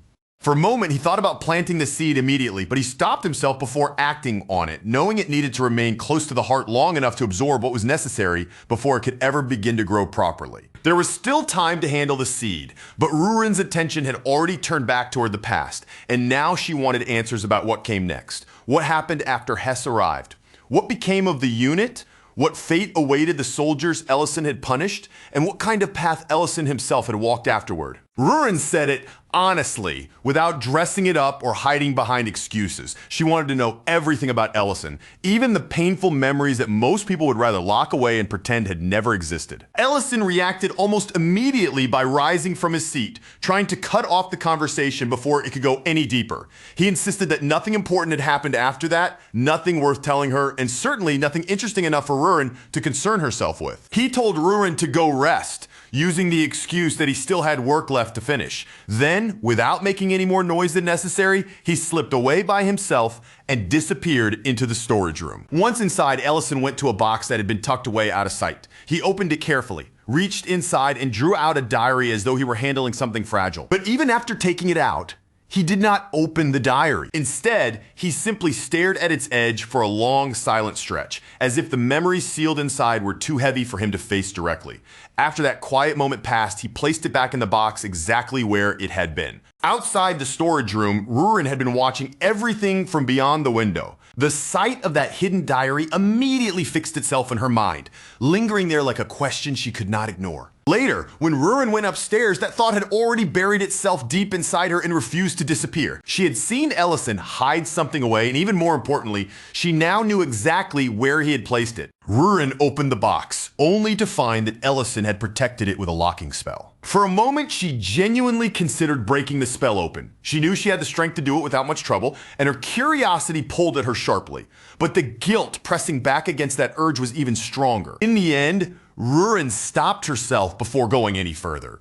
Breaking through that spell felt like crossing a boundary with Ellison, one she did not truly want to step over. So she closed the box again, placed it back where it belonged, and reminded herself that Ellison was the one person she trusted above anyone else. This time, instead of forcing the truth out of him, she decided she would wait until he chose to share it on his own. Meanwhile, outside the restaurant, a cloaked figure approached through the area, irritation visible in the weight and sharpness of every step he took. He muttered Ellison's name under his breath, sounding as if that name had been lodged in his chest for a very long time. Then he quietly complained about the restaurant itself before disappearing again as suddenly as he had arrived. By the next morning, Rurin had already reached the end of her patience. The idea of waiting quietly and doing nothing had become completely impossible for her. She called out for Matt and Lente so loudly that her voice seemed to shake the entire place, demanding to know exactly where Ellison had gone. Poor Lente explained that Ellison had said he had personal business to handle and would be gone for several days. Matt, noticing right away how unsettled Rurin was, pressed her to explain what was really bothering her.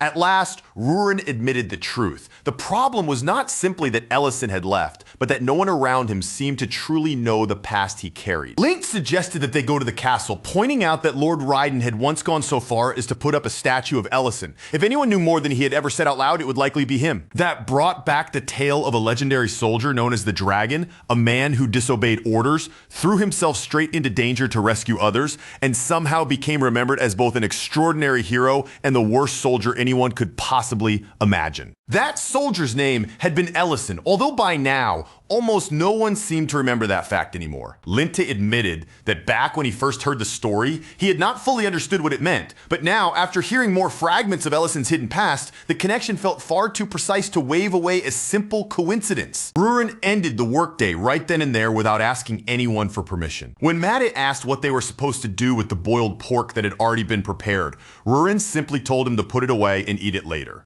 Outside, Creston noticed a sign announcing that the restaurant was closed. Seeing it there, he could not help wondering what kind of trouble had broken out this time. The following day, Rurin went straight to the castle without the slightest hesitation. Raiden greeted her with mild surprise, telling her that if she had only sent word beforehand, he would have come to the restaurant himself. Even so, from the look on his face, he seemed to understand almost immediately what she had come to ask him. Rurin was not asking Raiden to reveal every last detail. What she wanted was the part that mattered most to her, the truth behind Ellison's life as a soldier. Then she placed the heaviest truth directly before him. Ellison was a 9th class Archmage, one of the 3 human heroes from the war. Raiden paused, but it was not the pause of someone shocked by impossible news, and the calm way he accepted it only made Rurin feel more unsettled. When Rurin demanded to know why he was not more surprised, Raiden answered plainly. Anyone who had watched Ellison's power closely enough for long enough would eventually be led to the same conclusion. For someone paying proper attention, connecting a 9th class mage to one of the great human heroes of the war was not actually that difficult. The truly strange question was why almost no one else had recognized Ellison at all. And when Raiden began to explain the answer, it turned out to be much worse than Rurin had expected.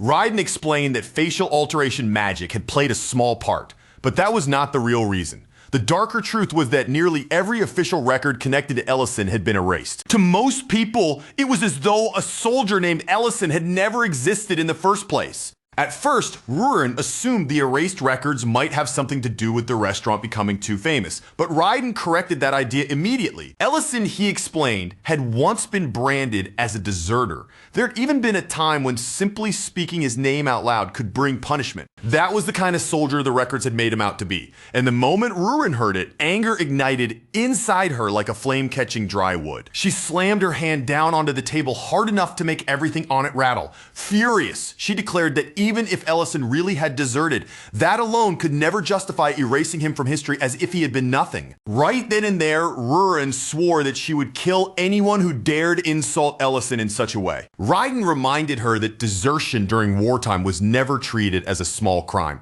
but even he admitted that desertion alone was not enough to explain the extreme measures taken against Ellison. When Rurin demanded the true reason, her killing intent became so heavy that the entire room seemed to tighten around her. Only then did Raiden finally admit that he had heard a rumor and nothing more. He insisted that he personally believed the rumor was false, and he refused to repeat it aloud to Raiden. Spreading unverified poison would only stain Ellison's honor and risk damaging the trust Rurin still had in him. As Rurin walks farther and farther away from the castle, the fury inside her refuses to cool down. Instead, each step seems to feed it, making the heat in her chest flare even hotter until her throat feels tight and swallowing becomes strangely difficult. Everything she heard keeps crashing back into her mind in waves. First comes the Emperor's regretful expression, that heavy wounded look on his face, along with the weight in his voice, as if even after all this time he still cannot fully forgive what happened. Then Ellison's words follow after that, soft and painful in her memory. He had admitted that back then, leaving was the only road he could see, the only choice left in front of him no matter how much it must have hurt. And because of that, one question keeps scraping at the inside of Rurin's mind, refusing to let her breathe calmly. What kind of situation could have cornered Ellison so badly badly that even a person like him had no option but to turn his back and walk away. Still carrying all that frustration in her chest, Rurin suddenly finds herself face to face with the cloaked man from earlier, the same suspicious figure who had been hanging around outside the restaurant before. Rurin does not waste even a second. Her gaze turns sharp immediately, and with all the irritation she's been forcing down until now, she demands to know exactly who he is. The man answers in a tone that sounds almost lazily annoyed, grumbling as though he might have ended up in the wrong place by mistake, but after glancing around and checking his surroundings, he confirms that this really is Ellison's restaurant. When Rurin tells him that she and Ellison run the restaurant together, she presses him harder, asking whether he truly knows Ellison or is only pretending. At that, the man finally lifts his hand and pulls away the covering that had been hiding his face. With his face now exposed, he introduces himself without the slightest shame.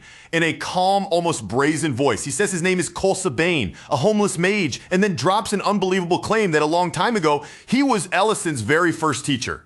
Those words strike Rurin hard enough to interrupt her anger for a moment. No matter how suspicious he appears, what he just said is far too important to ignore. And in the end, she reluctantly brings him inside the restaurant. Once Kolsa Bane is seated, he immediately digs into the food. Rurin gives him with startling enthusiasm. He eats like someone who's been starving for days, shoveling it down while openly praising the flavor without a trace of hesitation. Rurin quickly reminds him that meals in this restaurant are not handed out for free. Her tone sharpens again as she points out that what he just devoured was the late-night meal she had been saving for herself. Kolsa Bane accepts her complaint without putting up any argument at all. In fact, he casually mentions that he even reheated the food by himself, which makes Rurin mutter under her breath that maybe she should have served him burnt meat instead. But Kolsa Bane seems to understand exactly what kind of payment Rurin is truly demanding from him. She is not really after money. What she wants from him is the truth about Ellison. He tells her that he once served in the very same military unit as Ellison.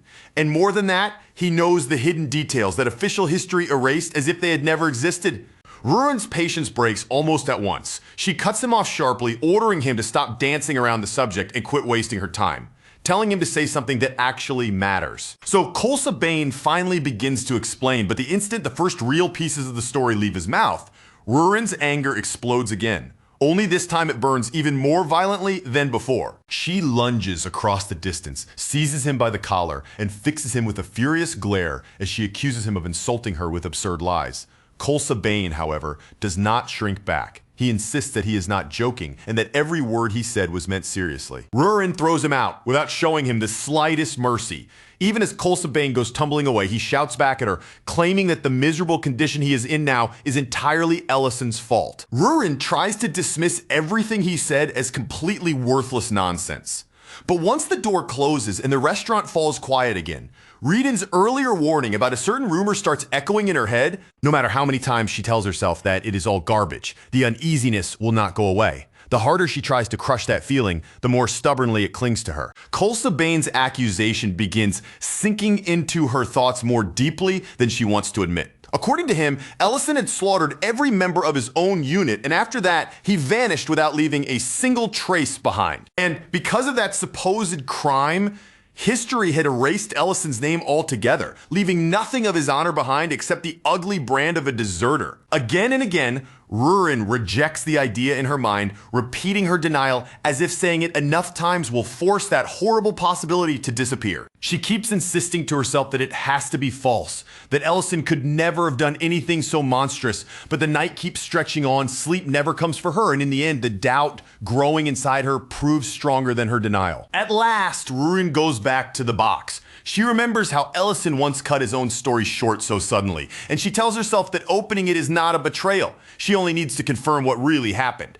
This time, Rurin does not linger in hesitation for long. She breaks through the spell that had sealed it away and finally opens the diary. The very first pages hit her all at once. The words seemed to rush toward her from the paper with a force she was not prepared to face. Ellison writes plainly that he had fallen into another world, a place completely separate from the one he knew, where he survived as an outsider while living under a borrowed name that had never originally belonged to him. He had been forced into the military without any real choice in the matter. Strangely speaking, the language came to him almost too naturally, as if his tongue already understood it, but writing was a different struggle entirely, so he pushed himself to keep a journal simply to adapt.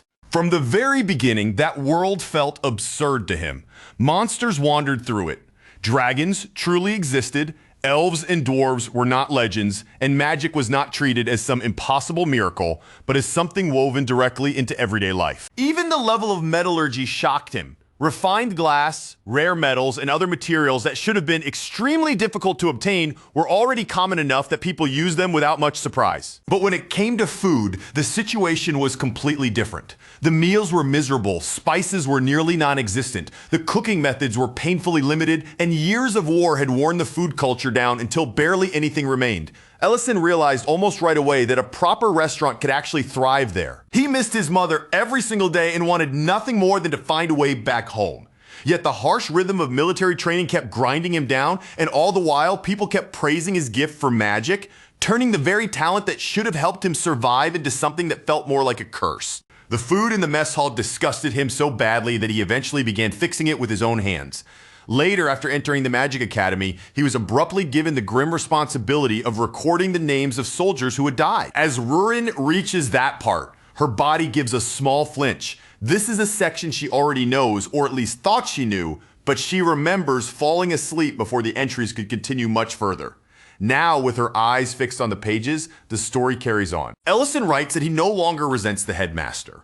If he had been allowed to remain somewhere safe behind the lines, he believes he would have spent the rest of his life trapped in regret. He writes about meeting Beeden and the others, about sharing heavy burdens with them, and about discovering a strange, stubborn kind of happiness in watching exhausted soldiers smile over decent food, waiting for the next dish as if that small comfort truly mattered. The way Ellison writes about his unit is not cold or distant at all. His words carry warmth, almost tenderness, and they are filled with affection for the people who fought beside him. Little by little, Rurin's grip on the diary begins to loosen. The hard tension in her face softens slightly, as though the words on the page are slowly easing the fear inside her. With every page she reads, the rumor about a massacre begins to sound more and more absurd. Then the diary shifts into recipes, ordinary daily notes, and tiny memories so mundane that Rurin's guard starts lowering before she even realizes it. But then her eyes land on several pages that have been burned away. The paper blackened and broken, leaving empty gaps where Ellison's words should have been. Rurin freezes the instant she sees them.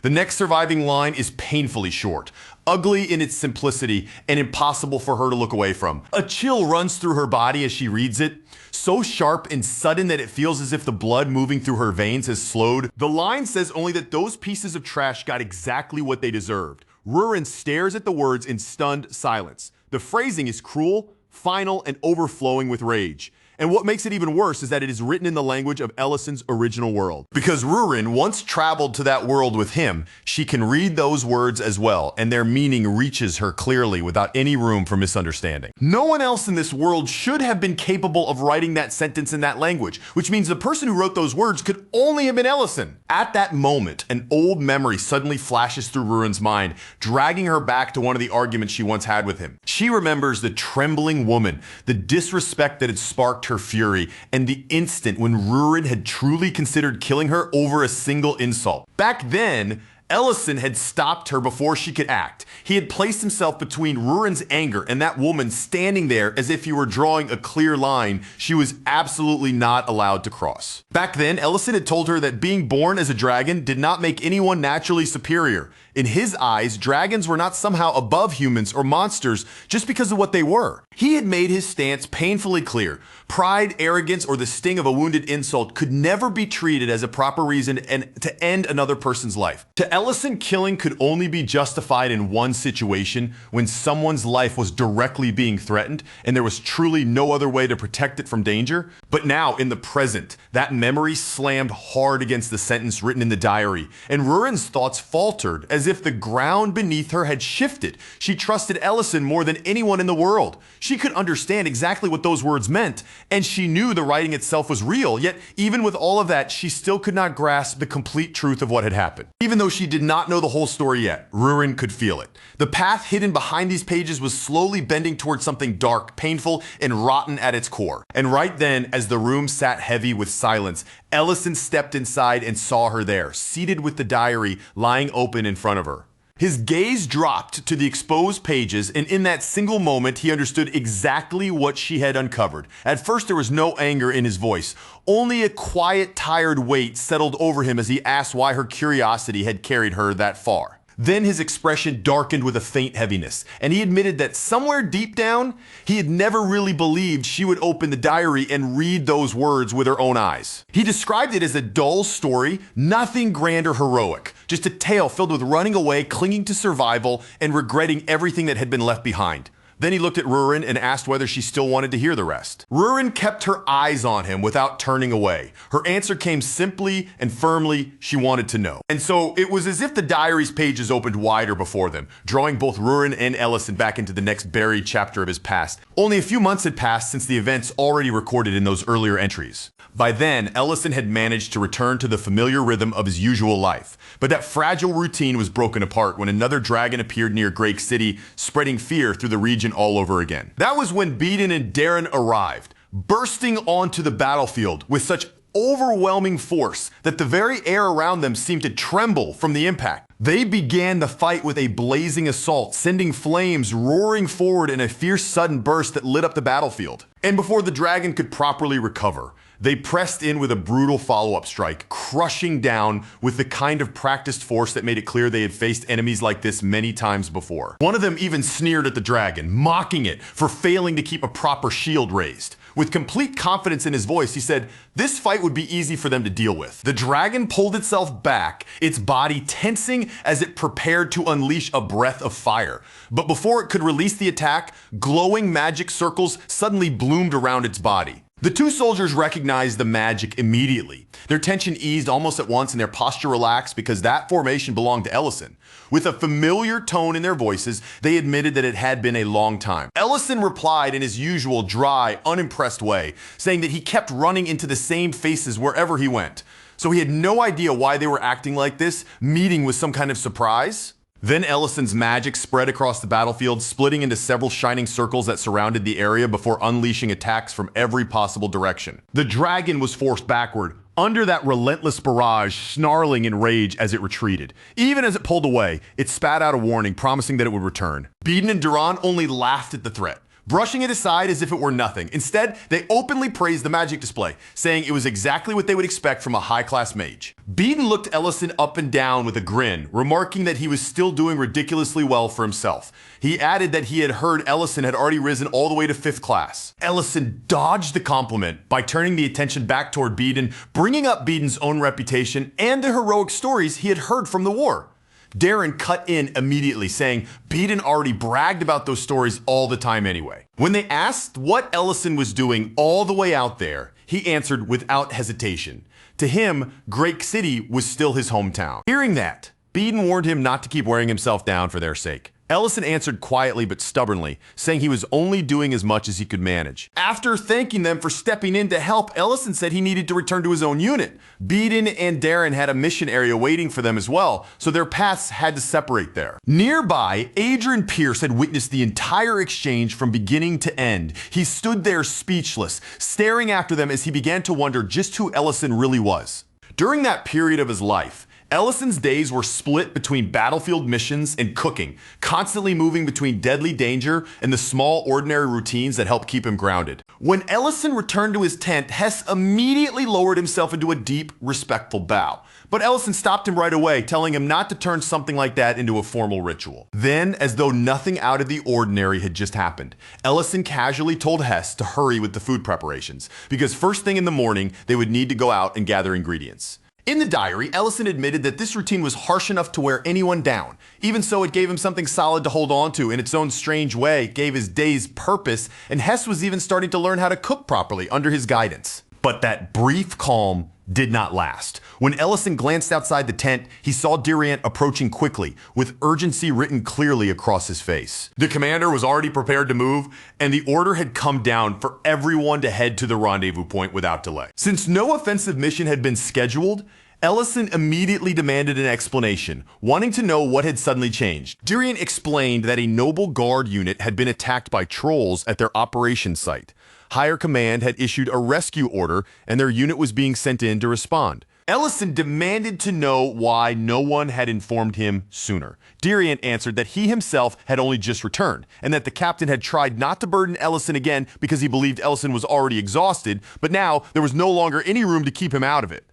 Diriant also warned him directly, saying that lately he had been pushing himself far beyond his limits. Ellison gave the same stubborn answer he always did, insisting that this was his duty and that he had no intention of stopping. By the time they reached the site, the battlefield had already turned into a nightmare. Monsters swarmed everywhere, bodies lay scattered across the ground, chaos had swallowed the battle lines, and the attackers kept charging forward without slowing down. Soldiers shouted desperately for everyone to hold formation, their voices nearly drowned out by the chaos. Somewhere in the madness, someone screamed that a dragon was involved. Paladins barked sharp orders for the elite troops to advance, their voices cutting through the battlefield as they demanded to know where Beedon was. But before anyone could pull the situation back under control, a beast slammed straight into one of the soldiers and killed him on the spot. Then Ellison dropped from above like a star crashing down from the sky, using a high-speed technique that changed the entire flow of the battlefield in a single breath. He tore through the monsters one after another, eliminating them with terrifying precision as he moved through the chaos without wasting a single motion, and with a voice so cold that even the soldiers he had come to rescue felt a chill run through them.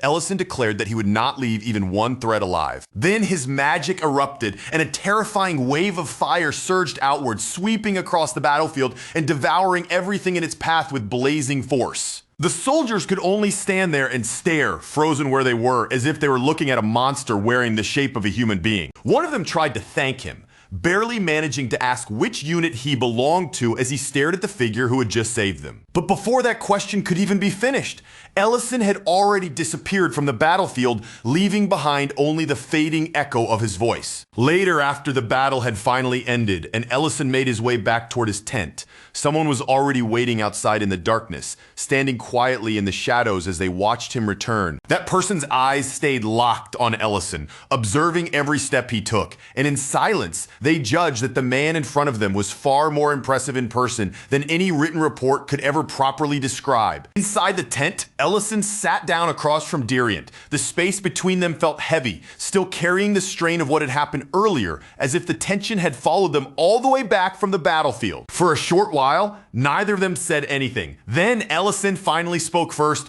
lowering his voice as he apologized for losing control of his emotions earlier. Diriant dismissed that apology immediately, refusing to let Ellison carry the blame. He shook it off, as though Ellison had no reason to apologize at all, and instead tried to place the responsibility on himself. But before their conversation could move any further, someone was suddenly thrown forward with violent force, crashing face first onto the table right between them. Ellison flinched back in shock, his eyes widening at the sudden impact. Staring at the person sprawled across the table, he immediately demanded to know who had just been dumped in front of him. The answer completely caught him off guard. The man was Vane, a 5th-class mage, and he was already trembling in panic, stammering apologies again and again as if begging for mercy. Ellison stared at the shaking man for a moment, genuinely unable to place him.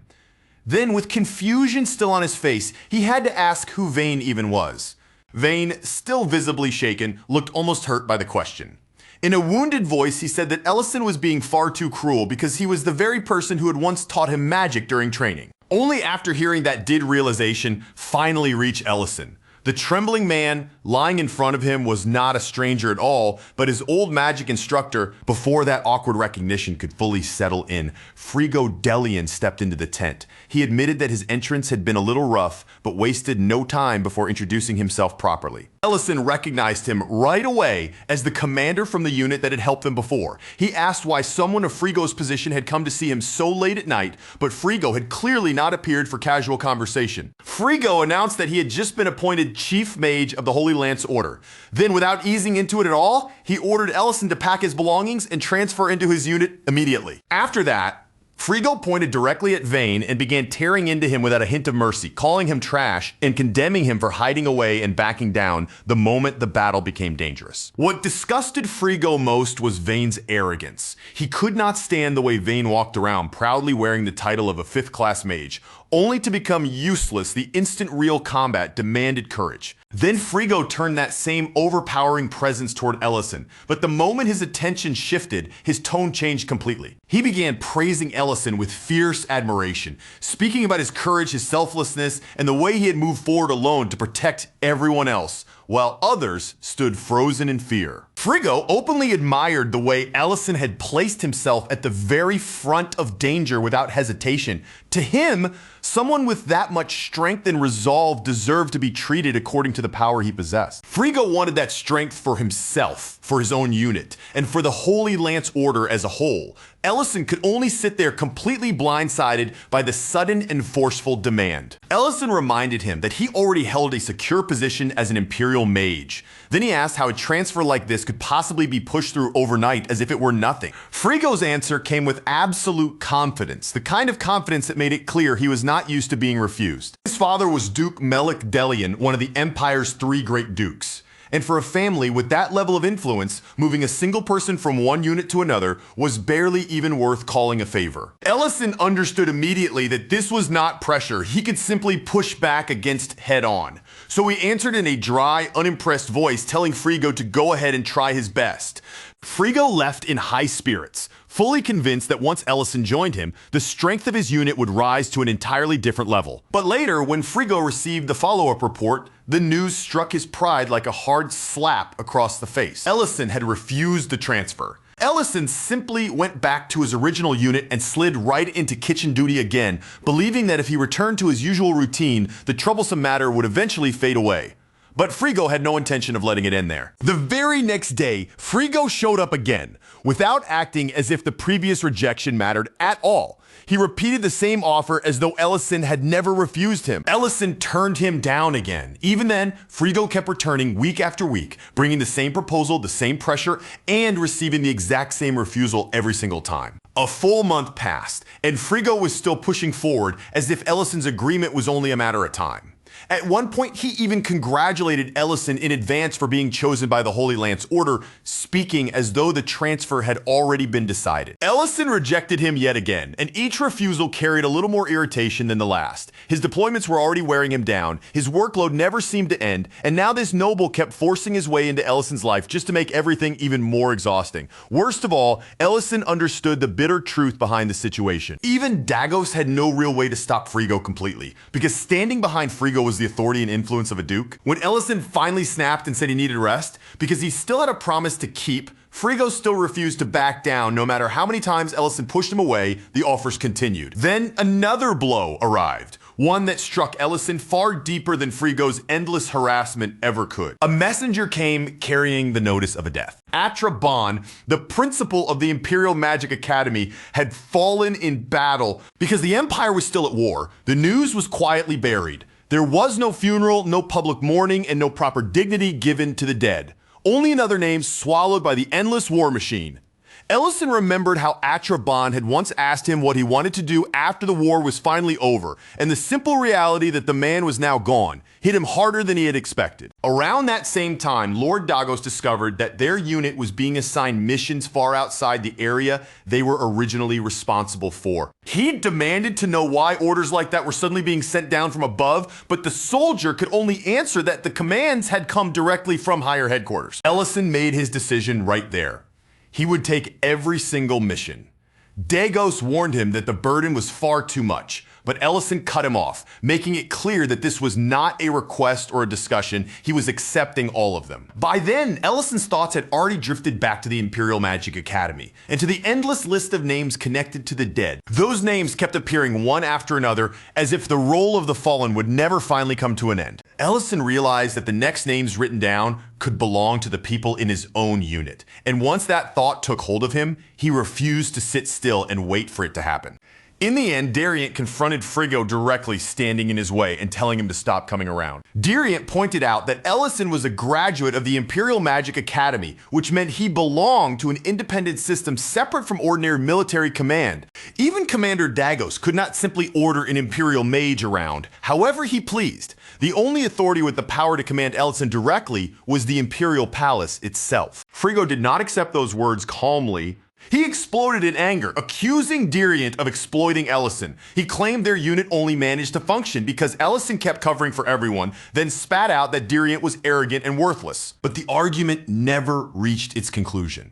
Before either side could finish, soldiers suddenly burst in, shouting an alarm that Ellison had collapsed and needed help immediately. Ellison was rushed straight to the infirmary, his body hanging limp and completely unresponsive as the others carried him in. Before long, he was lying unconscious on the cold ground, while everyone around him moved in frantic panic, desperate to understand what had happened. But while his body remained there in silence, unable to move or answer anyone, Ellison's mind drifted somewhere else entirely. In the depths of a dream, the figure of Archmage appeared before him. Inside that dream, Ellison found himself standing before the old headmaster. His voice tightened as he demanded to know why Archmage had ever gone to the front lines himself. Yet even as Ellison asked that question, his own excuses began spilling out one after another. He said he had done everything he could to shorten the list of the dead. He said he had still failed, that no matter how hard he tried, it was never enough. He spoke of meeting Beeden and Duran, of making promise after promise until the road in front of him grew narrower with every step, leaving him no choice but to keep pushing forward. Ellison tried to wrap those words in logic, calling it responsibility, duty, and something he simply could not avoid. But Archmage looked at him with eyes that pierced through every excuse as if they were nothing. Then, in a low and steady voice, Archmage told Ellison the truth he had been refusing to admit. He was pushing himself far beyond what his body and mind could endure. Ellison tried to reject it immediately. Just like always, he clung to that same stubborn answer as if repeating it would somehow make it true. But the headmaster did not let him hide behind it. Archmage struck him hard across the face, cutting straight through Ellison's denial with a single merciless word, calling it exactly what it was, a lie. The impact of that slap tore through the dream like a crack-splitting glass, violently dragging Ellison back into the waking world. When Ellison opened his eyes, Hess was right beside him, anxiously asking if he was all right. Durant quickly reassured him that the mission had already been handled, and in that fragile, hazy moment, Ellison finally understood what Archmage had truly been trying to make him see. The headmaster had never wanted Ellison to carry the entire burden of the war alone, as if every death in every battlefield belonged solely on his back. So Ellison made a quiet decision deep within himself.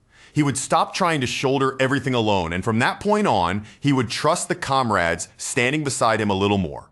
That was when a woman entered the tent, her voice calm and official as she announced that Ellison had been reassigned to the Holy Lance Order. She presented the formal letter to them, then added that the commander responsible for repeatedly sending Ellison into reckless, dangerous missions would face punishment for those actions. Dagos accepted the document with trembling hands. But the moment his eyes fell on the imperial seal stamped upon it, the blood drained from his face. He could hardly believe that the emperor himself would issue such an order. One soldier pointed out that the messenger had not come directly from the palace, and Hess added that the document might still be forged, but none of those doubts could remove the heavy question now pressing down on the tent. Everyone slowly turned their eyes toward Ellison, their faces filled with uncertainty, and they asked him whether he was really going to leave them behind. Ellison gave them no answer. Without explaining himself, he simply turned away from their stares and walked out of the tent. Outside, Durant caught up with him. His voice was quiet, almost careful, as he asked whether Ellison truly intended to obey the order. Ellison confirmed it plainly. The order was real, and there was no mistake. It had come from the Imperial Palace. Then, almost as if he were leaving on some ordinary errand, Ellison told Durant not to overwork himself while he was gone. And more than anything else, he told him not to die. At that moment, Durant drew his weapon. There was no hostility toward Ellison in the movement, only shame weighing on his chest and a hard resolve burning in his eyes. Durant admitted that when Frigo Delian accused him of failing Ellison, the accusation had not been entirely wrong. He had not protected Ellison the way he should have, even though he had strength of his own. So from that moment forward, he swore he would change and he would not allow any more soldiers to die under his watch. Dagos stepped forward as well, carrying the weight of command on his shoulders, and promised that he would continue leading the unit's strategy properly. Hess also made his own vow. He said he would take charge of the cooking and the daily work that kept everyone fed, moving, and able to endure. Then, one after another, the others spoke up too. They thanked Ellison for everything he had done for them, telling him to leave without carrying their worries on his back anymore. That farewell reached Ellison far more deeply than he had expected. Their words settled heavily in his chest, pressing into a place he had not prepared himself to feel. Ellison thanked them in return. Then he turned his back on the unit he had protected for so long and began walking away. Meanwhile, in another unit, word started to spread that Ellison was finally on his way. The moment Frigo Delian heard the news, his entire face brightened with excitement. He called it the best news he had received in ages, declared that he'd been waiting for this exact moment, and ordered his people to prepare a proper welcome for their guest. Back in the present, Rurin listened to the story and found herself wondering what kind of order could have forced such a sudden transfer. She guessed that perhaps someone had decided Ellison was being worked to death in his old unit, but almost as soon as the thought appeared, she brushed it aside as useless speculation. At that point, Rurin thought, all Ellison could really do was accept what had already happened, and maybe search for a way to undo the punishments placed on the unit he had been forced to leave. She also assumed that the noble behind everything must have been some greedy parasite, the kind of person who enjoyed throwing cruel orders around, but Ellison denied that idea before it could settle. When Ellison arrived at the Holy Lance garrison, Frigo Delian greeted him with a warm, satisfied welcome, looking as if everything had gone exactly according to plan. And before Ellison could even steady himself in that new place, two women rushed toward him and pressed themselves against him in an overly intimate greeting, making his entire body stiffen with immediate discomfort. Frigo Delian watched Ellison's reaction with clear amusement. Then he explained that Ellison's assignment there was extremely simple. He was supposed to rest. According to Frigo Delian, that was the entire purpose of the order that had brought Ellison to the Holy Lance garrison in the first place. Ellison tried to push the women away, insisting that his duty was to protect the unit, not sit around relaxing while other people waited on him. Frigo Delian only laughed at that. He said that if Ellison truly disliked the women being there, he could have them sent away, but that still did not change the main point. Ellison had been brought there so he could recover. And Frigo Delian made it clear that he understood how truly exceptional people were supposed to be treated. Soon after, a maid guided Ellison to a private bath so luxurious that it felt completely disconnected from anything that should exist near the front lines. The bath had been built with rare materials and carefully designed to help a weary body recover more quickly from exhaustion, strain, and the damage left behind by constant battle. After that, the maid brought him to a private bedroom made from famous artisan wood. Fine fur covered the furnishings, and the room was so comfortable it seemed almost designed to make a person forget that war existed anywhere outside its walls. Then the maid calmly told him that if he needed anything at all, no matter what it was, he only had to call for it. Then came the meal, and it was luxury piled on top of luxury.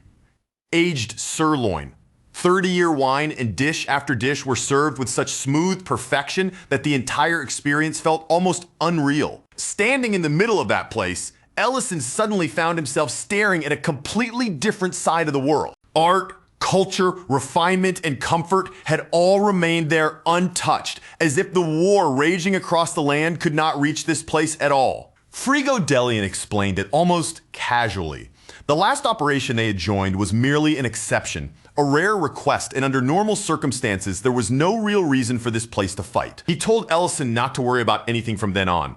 All Ellison had to do, according to Frigo, was relax and enjoy his life there. Ellison could only stand there in confusion, unable to understand what someone like him was supposed to do in a place so far removed from the battlefield he had known. The garrison was positioned on the outskirts of Dedran City, but anyone seeing it from the outside would have struggled to believe it was a military base at all. There was no suffocating smell of mud, no blood-soaked tension, and none of that harsh battlefield atmosphere Ellison knew so well.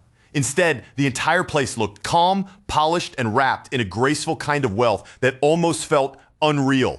Every piece of equipment there was top quality, and the people moved with an easy, relaxed confidence. Daily life in the garrison seemed less focused on war and more built around theaters, parties, alcohol, and an endless stream of entertainment. Ellison had to force himself to hold on to the memories of where he had come from. The broken beds he had slept on, the bugs crawling through the cracks, the mud stuck to his boots, the cramped kitchens, and those freezing mornings that seemed to bite straight into his bones. He desperately tried not to let all that softness and comfort wash away the lessons that pain had carved into him, and somehow, while he struggled to keep himself from being swallowed by that strange new life, 2 full years passed. Then, one day, a soldier came rushing toward him in a hurry, nearly breathless, as he reported that Frigo Delian wanted Ellison to come to the central hall immediately. When Ellison arrived, he found a massive cake waiting in the hall, its surface crowded with candles.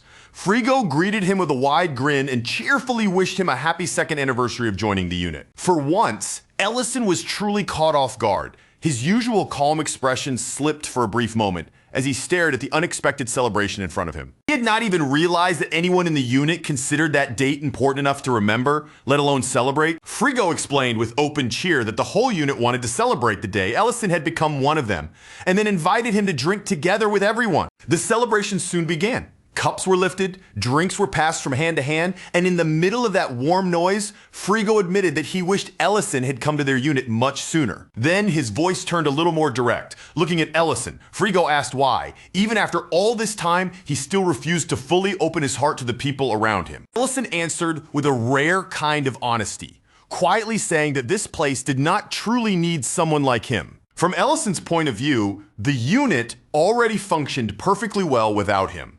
His presence was not necessary here, not the way it had been before, but Frigo immediately rejected that way of thinking. Frigo told him that he had watched too many gifted people break down after being used, drained, and ground into dust, and he could not stand the thought of seeing that happen again.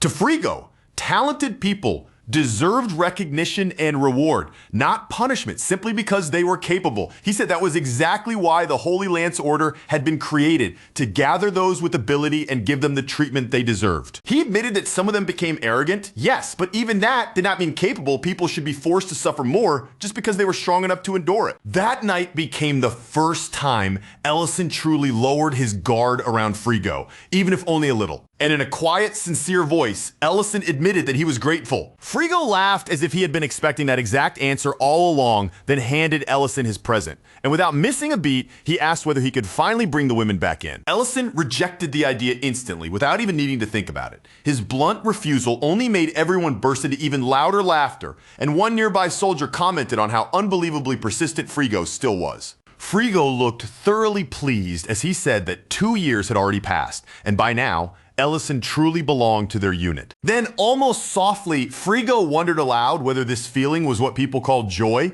But then, in a tone far too casual for what came next, Frigo mentioned 2 names, Mardell and Eugen.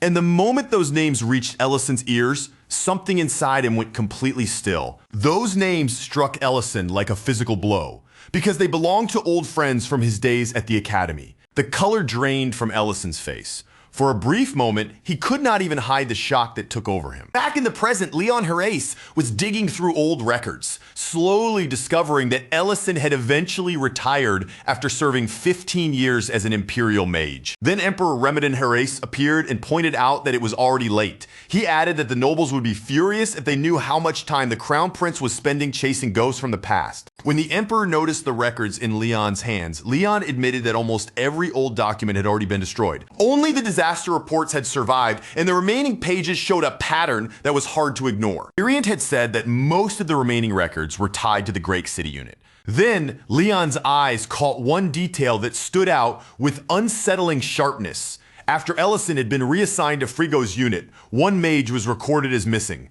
Leon understood immediately who that missing mage had to be. The name hidden behind that entry was Ellison himself. And in that moment, Leon realized that something much deeper than a simple transfer had been buried inside this history. Leon could not let the matter go. Madrine's earlier words kept echoing through his mind, that Ellison had not merely been defeated, had not simply disappeared, but had been abandoned. So Leon turned toward his father and demanded the truth from him directly. This time, Emperor Remedin Herreys did not hide behind royal dignity, ceremony, or the weight of his title. He admitted it plainly. He had failed. After the First Night Order collapsed and Archmage died, the Empire lost its balance, and the Emperor admitted that he had lost his own balance as well. The burden of the throne, the pressure closing in from every direction, and the threats from the dukes had crushed what little resolve he still had. And when one duke threatened to withdraw his forces, the Emperor finally broke and chose the easier path. He convinced himself that Ellison would be safer under Frigo's control, that maybe it was the least damaging choice left. But now, looking back, he admitted the truth. He had never imagined that decision would rot into such a disaster. Back in Ellison's memory, the true horror of that night struck him all at once. The names Eugen and Mardell pierced into him like blades driven straight into his chest. Frigo spoke about them with open contempt, calling them useless, self-righteous fools who went around preaching about saving civilians and cutting luxuries as if morality alone could win a war. Then Frigo said the unforgivable part out loud without even lowering his voice. He admitted that he had deliberately thrown them into the path of monsters and left them there to die. One soldier awkwardly warned that the story might sound bad if it was repeated somewhere else, but Frigo only laughed. And what made it even more horrifying was that the others laughed along with him. Ellison stood there frozen, unable to understand how the deaths of two people could be passed around like some drunken joke in a tavern. That laughter cut into him like an open wound, raw and impossible to ignore. Inside his mind, he could still see the records he had once written down with his own hands.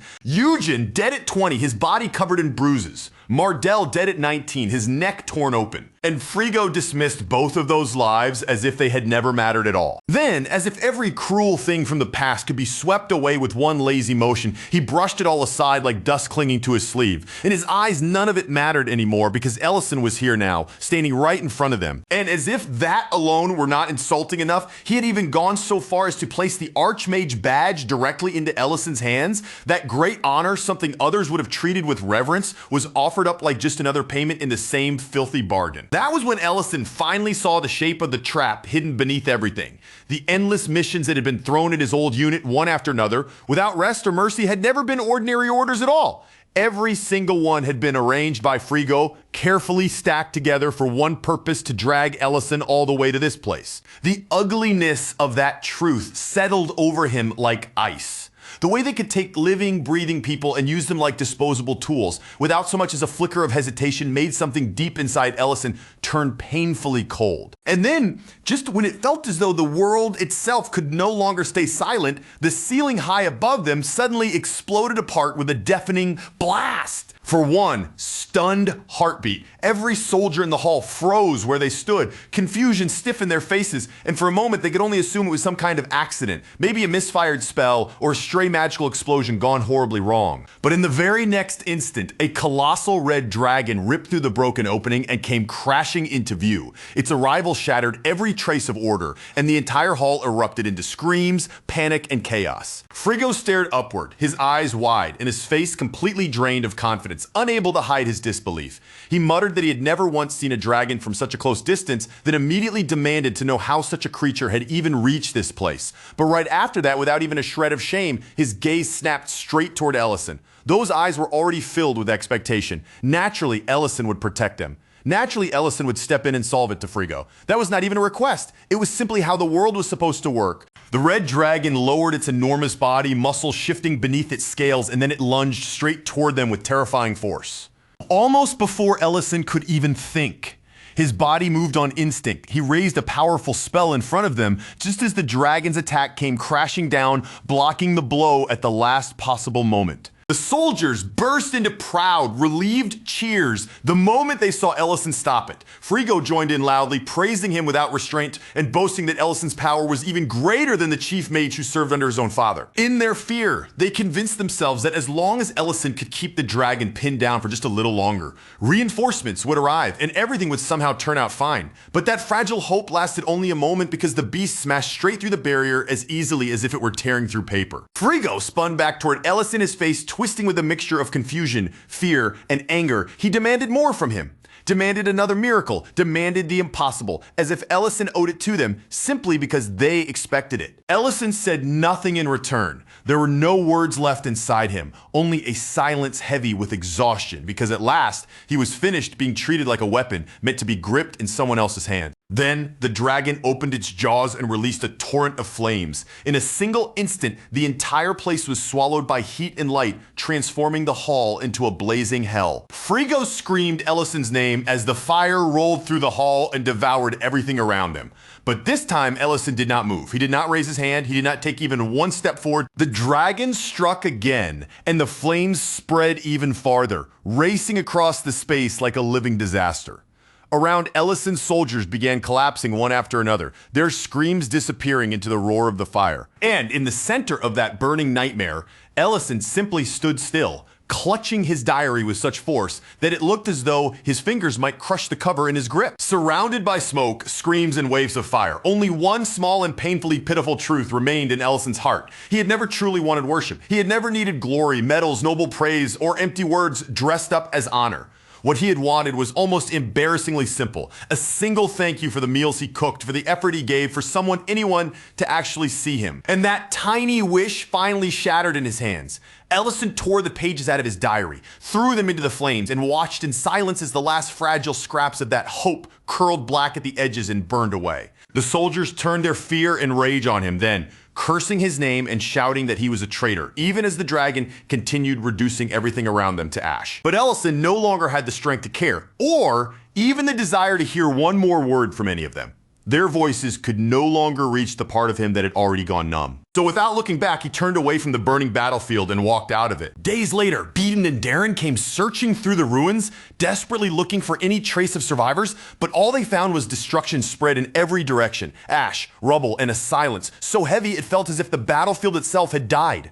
For 3 full days and 3 long nights, they kept searching despite their injuries and exhaustion, refusing to stop even when everything around them seemed to insist that no one could possibly still be alive. And if there truly were no survivors left to find, then they would at least track down the dragon responsible for all of it and kill it with their own hands. Then, in the middle of that ruined wasteland, they found Ellison. He was alive, but he looked utterly broken. Beaton was the first to confront him, stepping forward and demanding to know where he had been for the last 2 years and why he had suddenly appeared again now after everyone had believed he was dead. Darren could only stare at him in disbelief, struggling to understand what he was seeing. Then he asked the question hanging between them. How had Ellison managed to survive everything that had happened? Ellison answered with the only truth he still had left inside him. He wanted to join them again. He wanted to cook again. Even if it was only in some small, ordinary way, he wanted to help however he still could. When Ellison finally explained why he had abandoned the army, he was not trying to defend himself or polish his own name clean. He was simply telling the truth as it was. He could not continue offering up his life forever, not for people who treated every piece of him like something to use, drain, and throw away. And yet, even after saying that, he admitted the dead still haunted him. They were people he had failed to protect. Even if they had been cruel, even if they had carried guilt, even if they had used him until almost nothing remained, the weight of their deaths still clung to him and refused to let go. Back in the present, Ellison told Rurin that same painful truth.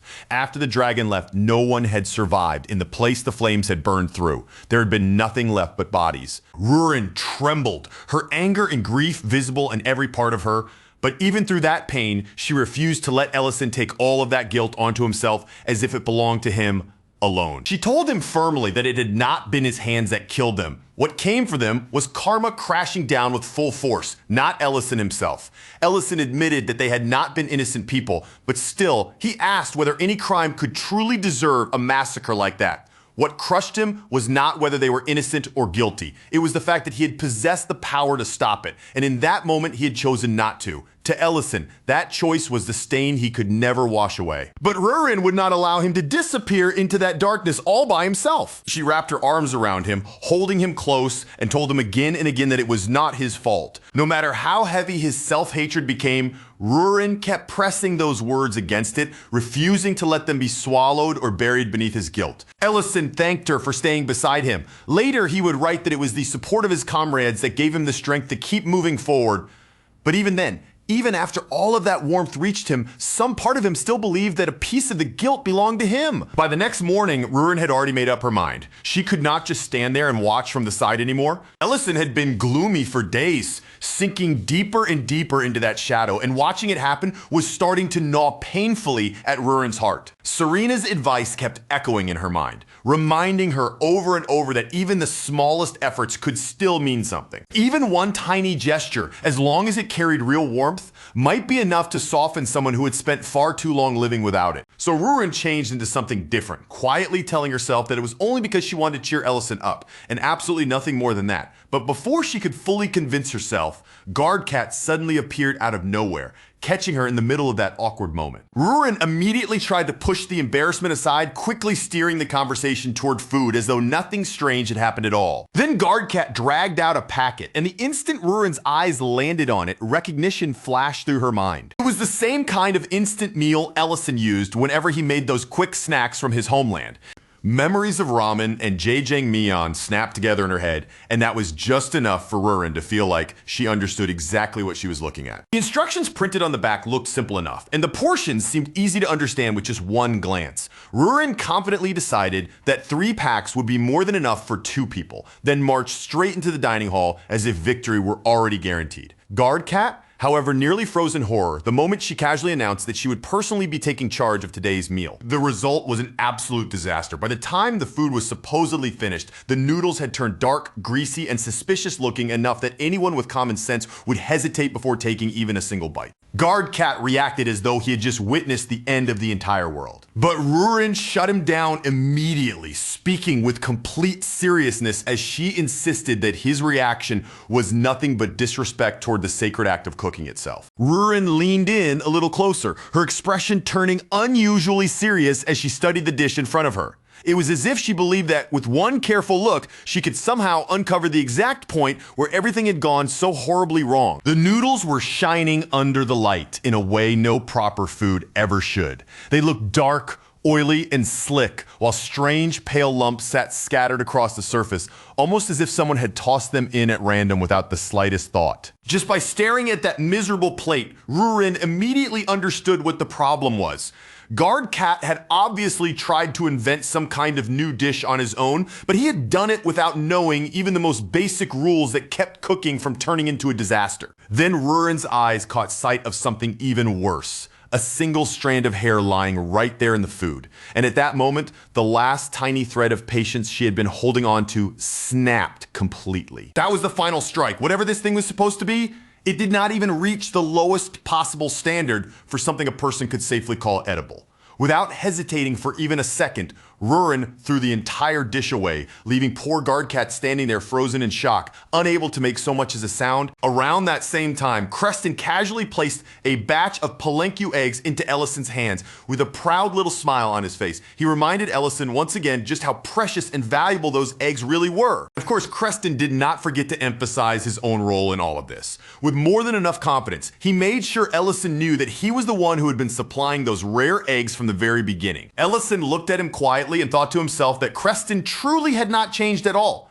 But at the same time, another thought weighed on his mind. By now, rumors about the Archmage should have spread far enough to send the entire city into a panic. Creston rejected that possibility almost immediately. Instead, he shifted the blame straight toward Rhine, insisting without hesitation that if any strange rumors were moving through the city, then they must have started with her. And as if she had been summoned by the accusation itself, Reen appeared almost right away to deny it in person. After Ellison thanked both of them for what they had done, he turned and prepared to leave. But before Ellison could fully step away from them, Reen insisted once again that she had not leaked even a single word. Then, without missing a beat, she quickly pushed the blame onto her husband instead. On the way back, Ellison's thoughts began to drift, slowly sinking into a heavier and darker place with every step he took. He started to realize just how long he had been turning his eyes away from the strange undercurrent, moving quietly beneath the Empire's surface. Time after time, he had only gotten involved after the situation had already become urgent. He had waited until the danger was right in front of him before finally choosing to act. And deep down, Ellison understood the reason far too well. His ordinary days had become precious to him.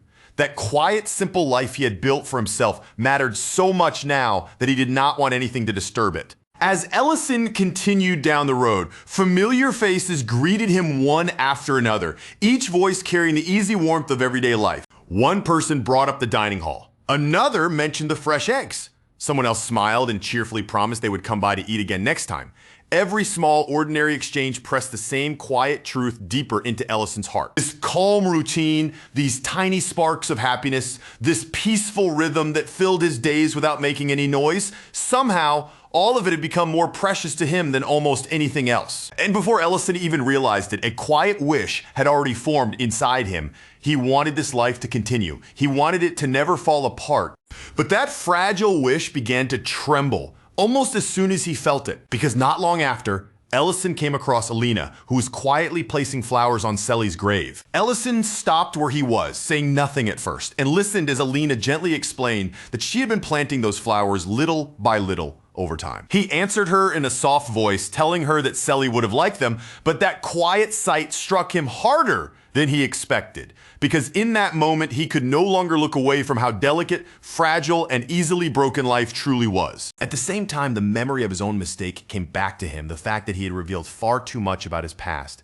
And with that memory, the old fear began rising inside him again. If his real identity were ever fully exposed, then everything he had so carefully built in this city could collapse in a single instant. And yet, even with that fear pressing heavily against his chest, gratitude still managed to remain in one quiet corner of his heart. Because after everything that had happened, the people around him had still chosen in their own quiet way to protect his secret. Not even one rumor had slipped out into the city. After making pancakes, Ellison gently placed them on Selly's grave as an offering. Then he turned away and walked off again, carrying that same heavy feeling deep inside his chest. As Ellison neared the dining hall, Rurin's voice reached him before anything else. It was sharp with irritation as she scolded Guardcat, ordering him to hurry up and taste the food properly. Ellison stepped inside quietly, barely making a sound. Rurin only noticed him when she turned around in the middle of her complaint and suddenly found him standing there. The moment her eyes landed on Ellison, Rurin hurried to explain herself. She told him that the outfit she was wearing and the food prepared in front of him were both meant for him, a small gift she had put together because she wanted to help him feel even a little better. She tried to keep her voice light and casual, saying that they could eat first, rest afterward, and then do whatever Ellison wanted to do. But that simple, awkward, clumsy little moment hit him with a painful kind of clarity. In that instant, Ellison understood just how badly he did not want to lose this life. Not this room, not Rurin standing there in front of him, not this strange, ridiculous, gentle warmth that surrounded them. And the moment he realized how deeply he wanted to protect it, he also understood the harsher truth hiding behind that desire to defend a peaceful life. There might come a day when he would have to risk sacrificing that very peace. That was the price waiting on the other side. Ellison let out a small, quiet laugh, already certain that Serena had somehow arranged this entire situation from behind the scenes.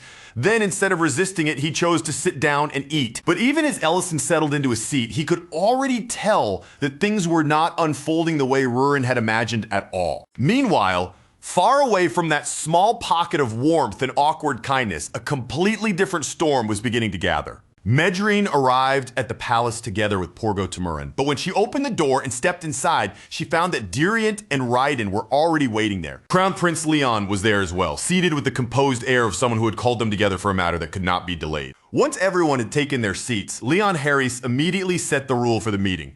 Everything spoken inside that room was to remain absolutely confidential, and not a single word was allowed to pass beyond those walls. But the heavy mood nearly stumbled right from the start because everyone's eyes kept drifting toward Medrine's maid uniform.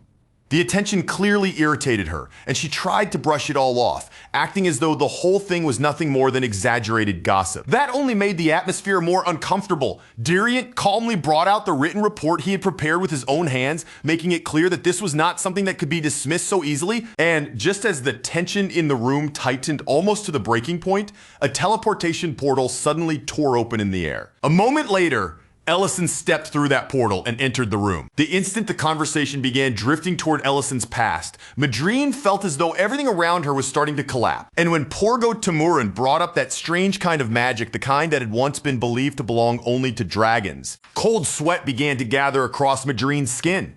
She understood right away that this moment had been waiting for her for a very long time. Now that it had finally arrived, regret pressed down on her so heavily that her entire life felt like one long chain of choices leading her straight into that room. Ellison, however, did not flinch. His expression stayed calm, almost unnervingly steady, and the hesitation that had once clouded his decisions was nowhere to be seen. After everything that had happened, his eyes no longer drifted away from the truth, and he made it clear that there was no longer any point in keeping it buried. A heavy silence spread through the room as everyone understood what Ellison had chosen. He was done running from the past that had been weighing on him, and this time he would face it openly, in front of everyone without stepping back. Then, with words as sharp and final as a blade being drawn, he declared the truth that would shake the Empire. The 9th class Archmage had returned, and the entire nation needed to know it. Far from the capital, in the darkness of a hidden cave, flames suddenly sparked to life in someone's hands. A second later, that fire was hurled outward, scattering across the dry branches nearby and swallowing them in bright, hungry flames almost instantly. Lady Sydney sat within the flickering glow as if the fire around her meant nothing at all. There was no panic in her posture, no fear in her face, only a calm and steady composure as she quietly reported how far her research had come. According to Sydney, the drug was now nearly complete. The test had already produced clear results on humans, elves, and dwarves, proving that its effects were no longer just theory or guesswork. At this point, only the final stage remained. The success rate for the heart transplant had already climbed past 70%, and the Star Army was still expanding at a steady pace. Around Sydney, the flames continued to crawl outward, twisting through the branches until they formed a massive ring of fire, and from within that burning circle, a voice finally answered her. The Lord acknowledged Sydney's determination, but there was no warmth or praise in his voice. His tone carried only cold pressure, pressing down on her like an order she had no room and no right to refuse. Even with that acknowledgement, he condemned her failure without the slightest hesitation. And the moment his magic came down, it struck Sydney's body with crushing force. The pressure was so overwhelming that sweat began pouring from her skin as she fought to stay upright and endure it. The Lord told her that the tightening was no longer some distant, unclear threat. It was happening directly around his heart now, closing in on the one place that mattered most. Then his order came down, sharp, cold, and absolute. She was to find it, and she was to prepare the next sacrifice, a person chosen for no purpose except to become the vessel that would carry the Lord's will. At the very heart of the capital, Ellison appeared before the public in his full mage uniform, looking every bit like the old war hero who had finally stepped back into the light. He raised one hand toward the sky and released an enormous spell, sending a vast projection rising high above the city where everyone could see it. In an instant, every gaze down below was dragged upward. People froze in the streets, staring in stunned silence as Ellison's image spread across the sky. The capital had only just begun to calm down after the excitement from the concert. So when a new projection suddenly appeared overhead, confusion once again rippled through the streets from one end of the city to the other. And that sight was not limited to the capital alone. Far away, even in remote countryside villages like Esberg, people lifted their heads in shock, barely able to understand why a mage of such unbelievable rank would be speaking to a place so distant from the Empire's center of power. When Ellison's voice rang out clearly through the air, the 9th class emblem shining on his chest answered every doubt before he had even fully begun his speech. At that moment, all the rumors were silenced. The legendary hero had truly returned, and now the proof was hanging above the Empire for every person to witness with their own eyes. Ellison spoke to the people in a plain, steady voice. He said that after the war ended, he had once believed a real age of peace might finally arrive. But the empire before him now had proven that hope painfully wrong. In one city, a local lord immediately snapped at his guards, ordering them to shut the projection down. But the guards hesitated, their eyes still fixed on the image in the sky, because even they could tell that this broadcast carried the authority of the imperial palace itself. Ellison continued, his voice spreading across the empire, as he declared that the nation was rotting from the inside, poisoned by warmongers who were trying to drag the world back into the chaos it had barely escaped. He said he would no longer stay silent while slavery, corruption, and betrayal continued spreading beneath the surface like a sickness everyone chose to ignore. He had already fought once for those beliefs, and he refused to stand still while they were sold off, trampled, and twisted into something meaningless.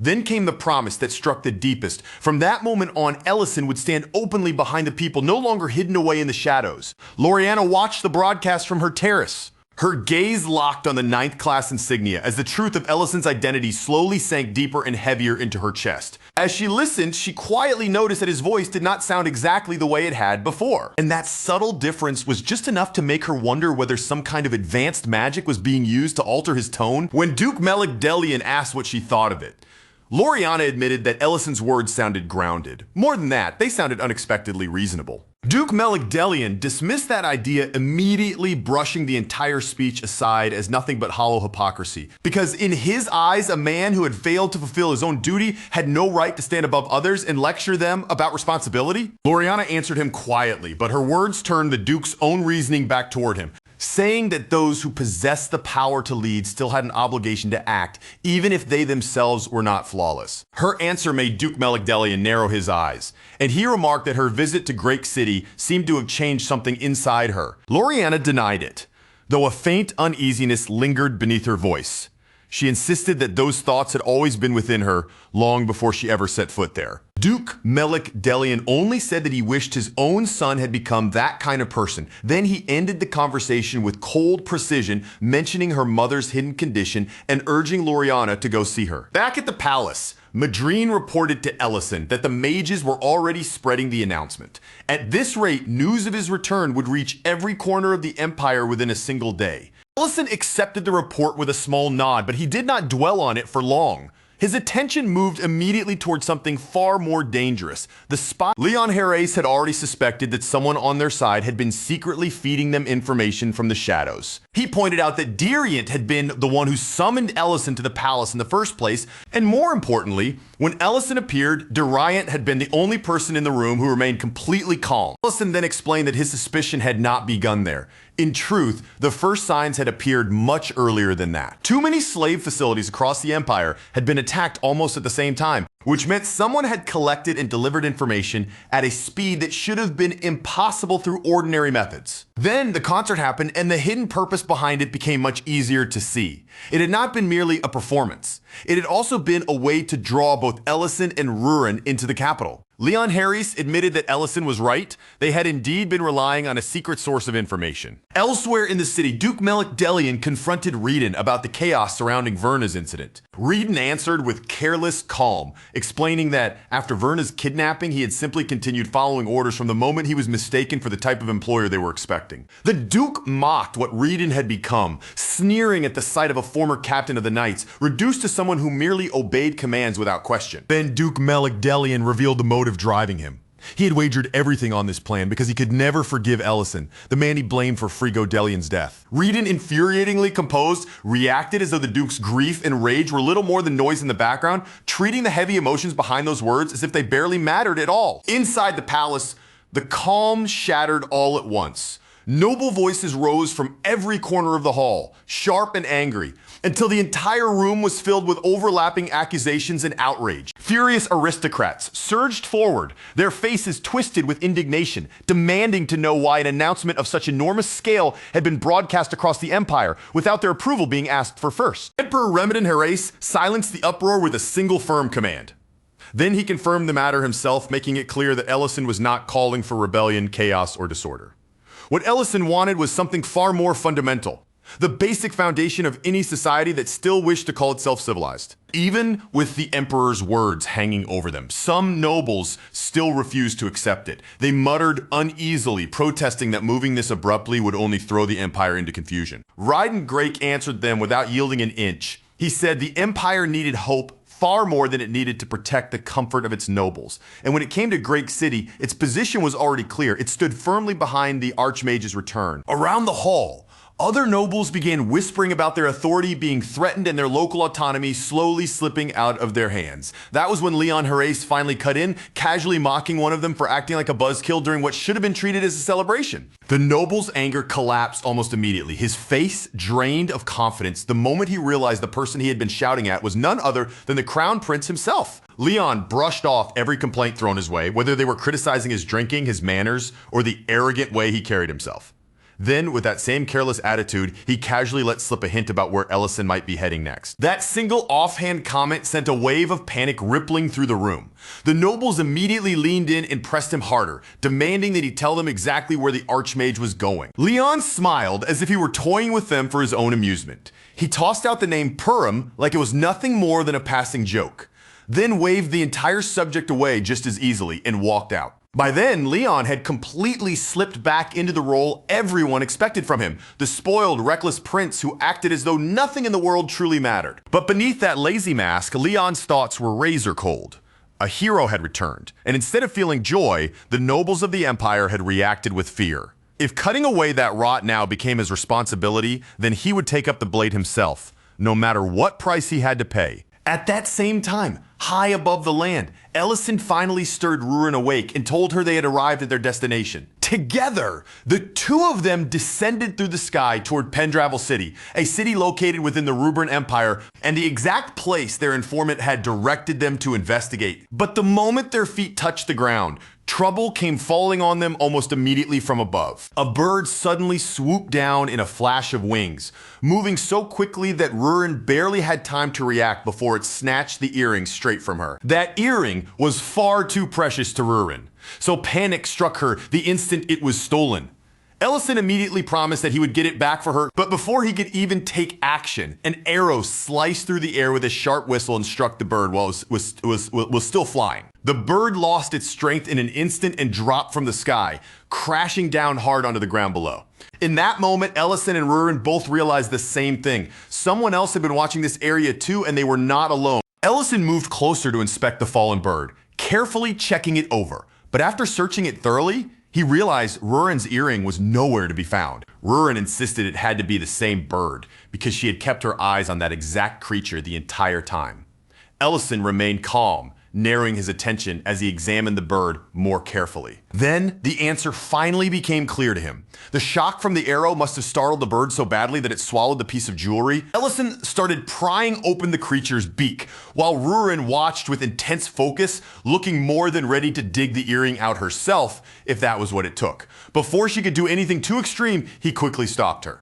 Not long afterward, the archer who had shot the bird approached them and calmly claimed it as his catch.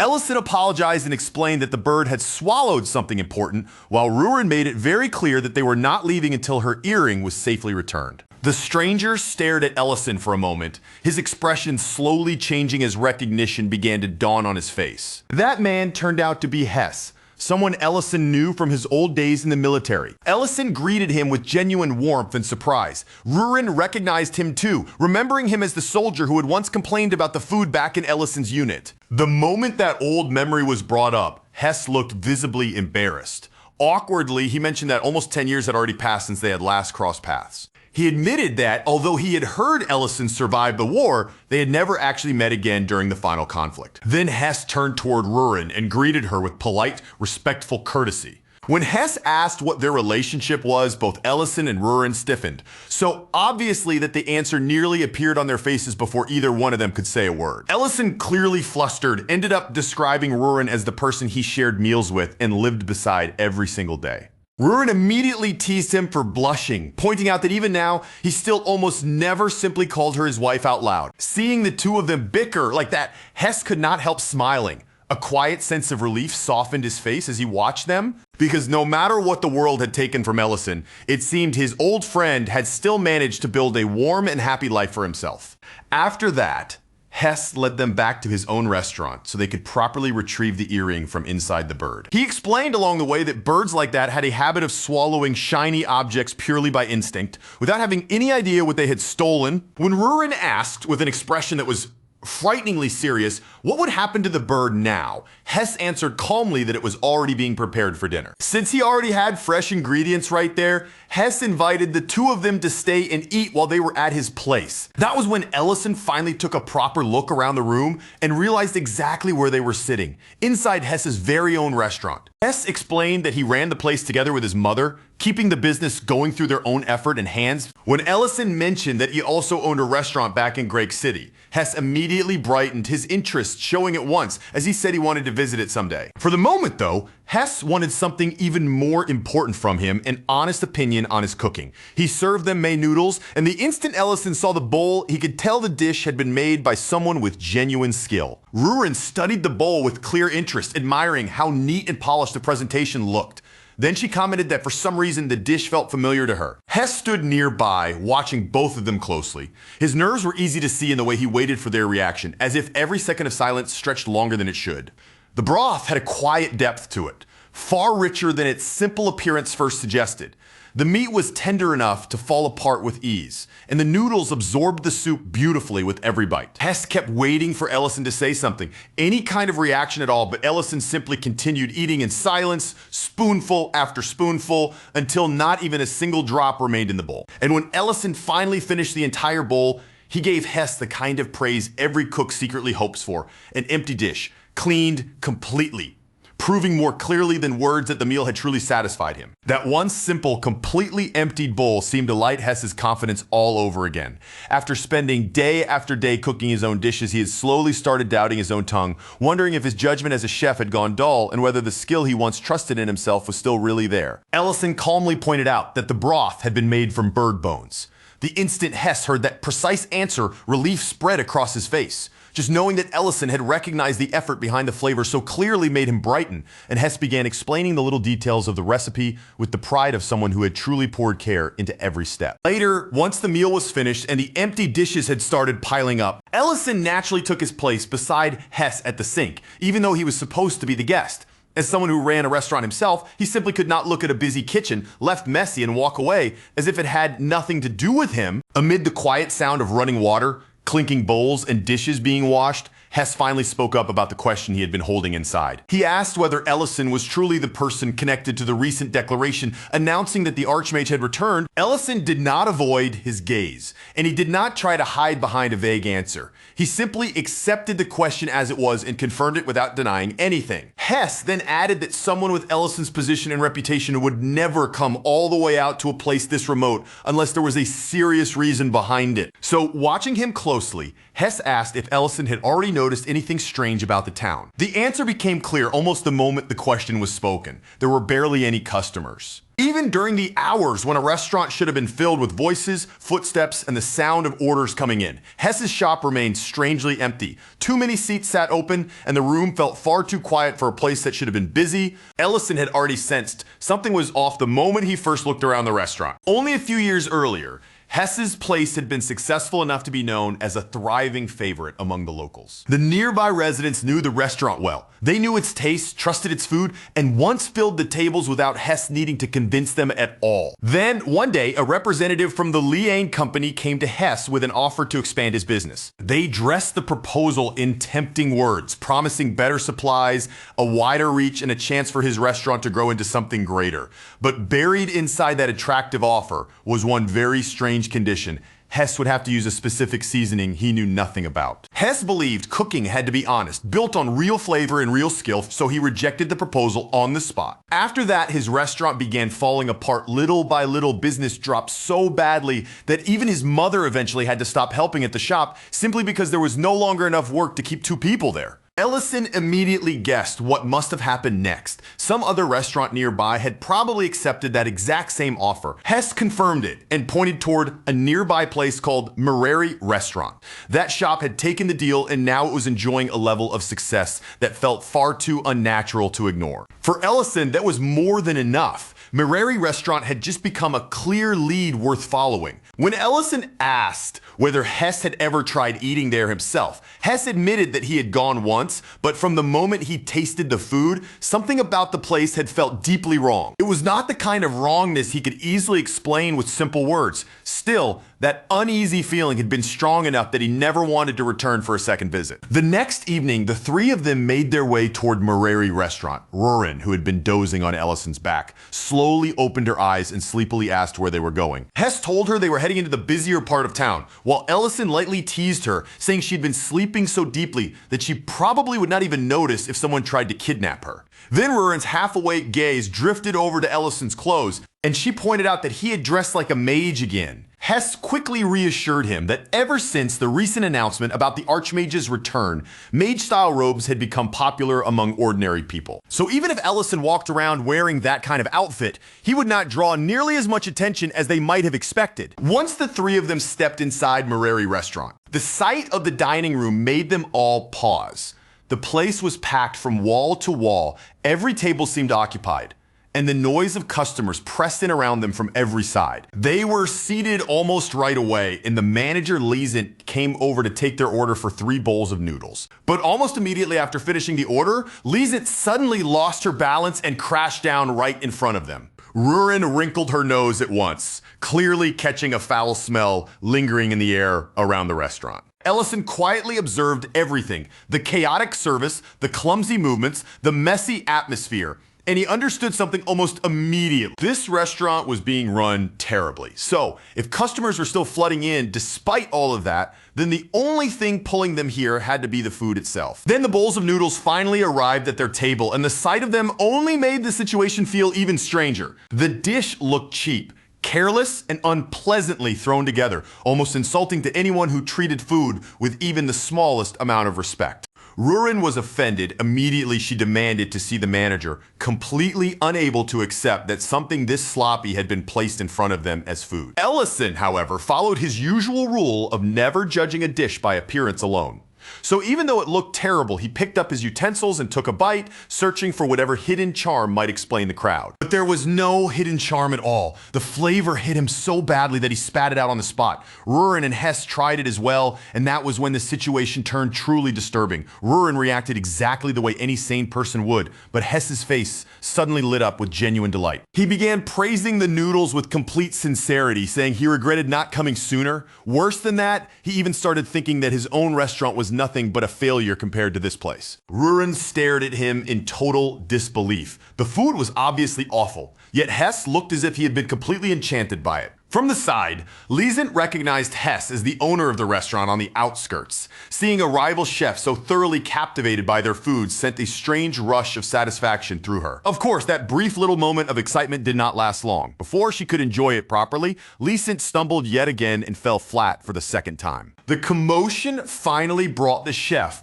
Horai, storming out from the kitchen. He scolded Liesent sharply for stepping into the dining area and demanded to know what she thought she was doing out there. Liesent apologized and explained that she had only been curious about what kind of seasoning could make a man who once hated their food become so obsessed with it. Horai shut her down at once, warning her not to get anywhere near the seasoning and telling her to focus only on making money. The moment they got outside, Rurin dealt with the problem in the most Rurin-like way imaginable. Without hesitating at all, she grabbed Hess and dunked his head straight into water. She kept demanding that he answer honestly whether the noodles had actually tasted good, and every time Hess stubbornly insisted that they had, Rurin shoved his head right back under the water again. Ellison finally moved in front of her and stopped that frantic momentum before it could spiral any further. His face tightening as he quietly began sorting through every strange piece of the situation, one detail at a time. Whatever was happening here, Ellison could tell it was not some ordinary spell. If regular magic had been used, he and the others should have sensed the flow of it immediately, so his thoughts naturally shifted towards something much more disturbing, something similar to the mind control they had seen before at the ranch. Rurin quickly noticed the flaw in that theory. If that kind of control was forced too deeply into an ordinary human's mind, the pressure would usually be too much to endure, and in many cases the victim would suffer severe damage to the brain. At that exact moment, Madrine appeared on the scene, looking oddly energized, almost as if she had been waiting for this.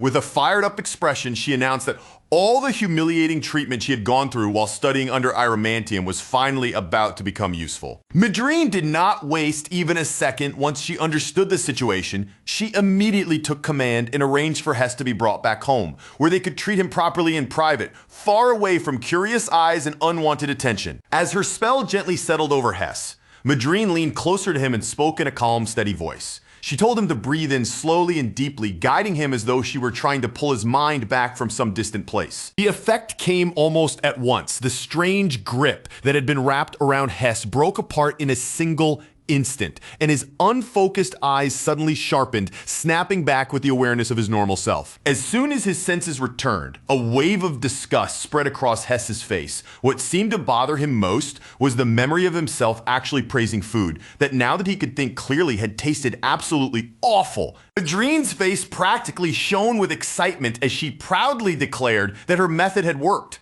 Still, Ellison could not help noticing the tiny flicker of surprise in her reaction, as if even she had not fully expected her own treatment to succeed so cleanly. Madrine then explained that the seasoning was not simply made from magic. It was more like a stimulant, carefully designed to layer multiple mental influences on top of each other until the victim's judgment was overwhelmed and twisted into blind, unnatural devotion. The moment Ellison heard that explanation, a sharp memory rose up from the back of his mind. It was something he had not thought about in a long time, but now it came back with uncomfortable clarity. He remembered the dangerous potion Leon Harries had once shown him, a vile, disturbing substance used on slaves to crush their sense of self and force force them into complete obedience, leaving them unable to resist. For Ellison, connecting those pieces together was more than enough. The moment that realization settled in, his expression made it clear that he had already reached a decision. Right then and there, Ellison made up his mind. Hess was not simply going to recover from this humiliation and move on quietly.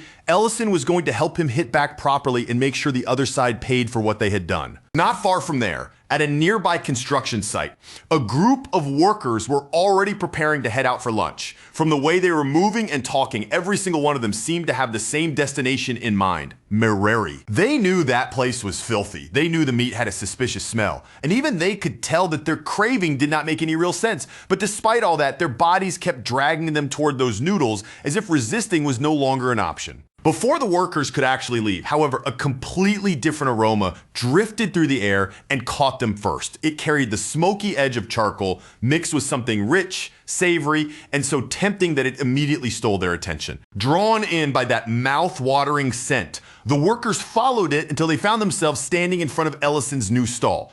There, fresh maw bird skewers were sizzling over the grill, the meat glistening as the smoke curled upward. That aroma alone had enough power to loosen the strange fixation that had been pulling them toward Merari's noodles. For the first time, their senses seemed to hesitate and turn toward something real. The workers each took a bite of the skewers, and the change in their faces came immediately, as if their bodies understood the difference before their minds could even catch up. The skewers were tender, juicy, and seasoned just right, packed with a genuine depth of flavor that filled their mouths instead of confusing their minds. That real taste woke up their senses and snapped them cleanly out of their obsession with Merari's noodles. At that point, Ellison understood exactly where the enemy's weakness was hiding. No matter what strange trick Merari was using, Hess's restaurant still served better food overall. The customers did not need to be argued with or dragged away by force.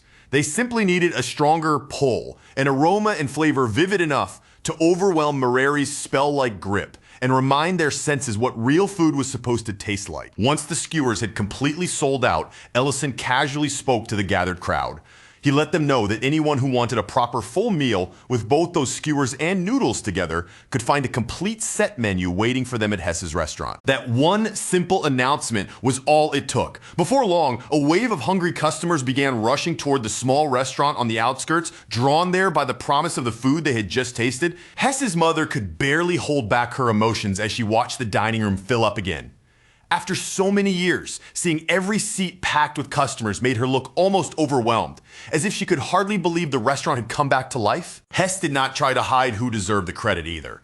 In front of everyone, he openly admitted that it was Ellison's plan, together with the improved menu that had completely turned their situation around. Meanwhile, Merari had fallen into an eerie silence. The tables that had once been full now sat completely empty, with not a single customer there to fill the lifeless seats. Inside that deserted restaurant, Horai and the manager were arguing anxiously over where all their customers had disappeared to. Then, right in the middle of that tense exchange, a representative from the Lane company finally arrived. The man was absolutely furious. His anger was written all over his face as he raged about the money he had poured into the restaurant going to waste. Then turned on the manager and insulted her for being useless and incompetent. After that, he handed Horai a new box of seasoning, one that was even stronger than the previous batch. He ordered him to use it while cooking and to open every window whenever he did, making sure the smell would spread outside. With a sly, confident look, the representative promised that things were about to become interesting, as if he already knew the next move would cause trouble. Later, Rurin was walking back alone, still grumbling irritably under her breath. She was clearly annoyed because Ellison had kicked her out of the kitchen after catching her stealing skewers. That was when a voice reached her from nearby, calling out to people passing through the area. Someone was advertising free noodles from a new stall, and the stall was being run by Merari's chef. Rurin had absolutely no intention of going anywhere near that garbage. Her mind rejected the idea instantly, but before her logic could fully take control, the scent reached her first. The smell hit her senses hard. Her eyes shifted in a strange, unnatural way, and in the very next moment, the temptation took hold of her completely, seizing her before she could resist. Back inside the storage room, Ellison was calmly reviewing the success of the past 3 days. He went over each part of his counterattack, considering how effectively his plan had pulled customers away from Merari and back toward Hess. He was already turning his thoughts toward the next step, how to bring down the Lane company itself, when Rurin suddenly rushed into the room. acting far more affectionate than she ever normally would. Before Ellison even had time to understand what was happening, Rurin closed the distance between them in an instant and kissed him with startling force, catching him completely off guard. Ellison froze on the spot, his mind going blank for a second. A genuinely worried thought crossed his mind as he wondered whether this was somehow another terrible lesson from Serena starting to take effect. But when Rurin answered him, the way she spoke made the truth painfully obvious. This was not just her being bold or strange, there was clearly something wrong with her. She said she had eaten unbelievably delicious noodles, and now she wanted Ellison to taste the flavor that was still lingering on her breath, as if sharing it that way made perfect sense to her. That single sentence was enough for Ellison to understand the entire situation. He did not need any further explanation to know exactly what had happened. Rurin had eaten food made with the new seasoning, and the stronger influence had already taken hold of her. Her frustration rose almost instantly, flaring hotter with every passing second as Ellison failed to respond the way she wanted. Then Rurin slammed her fist down into the floor with terrifying force, hard enough to split the wooden boards beneath her hand. With her emotions surging, she demanded to know why Ellison kept backing away from her every single time she tried to get closer. Ellison carefully pointed out that the intensity she was showing right now felt genuinely dangerous, especially with the way she was pressing toward him without restraint. But Rurin insisted that she was only trying to share the noodle flavor with him through a kiss, saying it as though that explanation somehow made the entire situation completely normal. Ellison warned Rurin to stop right there, trying to keep the situation from getting any more dangerous. But Rurin immediately snapped back at him, insisting that everyone else had already started eating everything she had brought along with her. And because all of it had already been taken by the others, Rurin claimed this was the only method she had left to let Ellison taste it too. In her distorted state, that bizarre explanation sounded perfectly reasonable to her. That was the moment Ellison's expression shifted. He finally realized this was no longer just about Rurin acting strangely. If the others had already eaten what she brought, then the same influence had spread to them as well. After that, Rurin's voice sank lower and heavier, and the emotion she had been keeping buried began to spill out of her all at once, one painful feeling after another. She started dragging up every moment of hesitation Ellison had shown in the past, accusing him of holding himself back because she was a dragon, as if that was the real reason he always kept distance between them. Her words kept pushing deeper into him, growing sharper, more desperate, and more emotional with every breath, and finally, Ellison reached the point where he could not keep silent anymore. He slammed his hand hard against the wall, the impact shaking the entire room around them. Then, with a voice that could no longer stay calm, he told her the truth. He had never once been ashamed of her. The real reason he always pulled away was not disgust, embarrassment, or fear of who she was. It was because he was afraid of what might happen if he ever allowed himself to cross that line. For real. He was afraid that if he finally gave in completely, if he let his restraint collapse even once, he might not be able to stop himself afterward. But just as Ellison leaned in closer, almost ready to kiss her, he sensed it with sudden clarity. There was a layered veil of magic wrapped around Rurin's mind, quietly blurring her judgment and twisting her emotions. Rurin was powerful enough to smash through most obstacles with brute force alone, and normally very little could stand in her way. But this was not an enemy she could simply crush with strength. The tainted food had already built up inside her body, and once the enchantment layered itself on top of that, even Rurin had finally been pulled under its influence. Ellison hurried back to the restaurant as quickly as he could, his mind already bracing for trouble. But when he arrived, he found that the situation had somehow become far worse than he expected. Madrine, of all people, had completely thrown away every trace of pride and dignity she carried as a mage. She was openly crying over the noodles, treating them like some priceless sacred treasure. Hess had sunk into such heavy despair that he was already ready to close down his own restaurant, fully convinced there was no possible way he could compete against that overwhelming flavor. Even Hess's mother, the one person who should have stood behind him no matter what, had turned away from her own son's cooking under the force of that influence. By then, one thing was painfully obvious to Ellison. The seasoning had become much stronger than it had been only the day before. That was when the manager came rushing toward Ellison, her face drained of color and her composure completely shattered,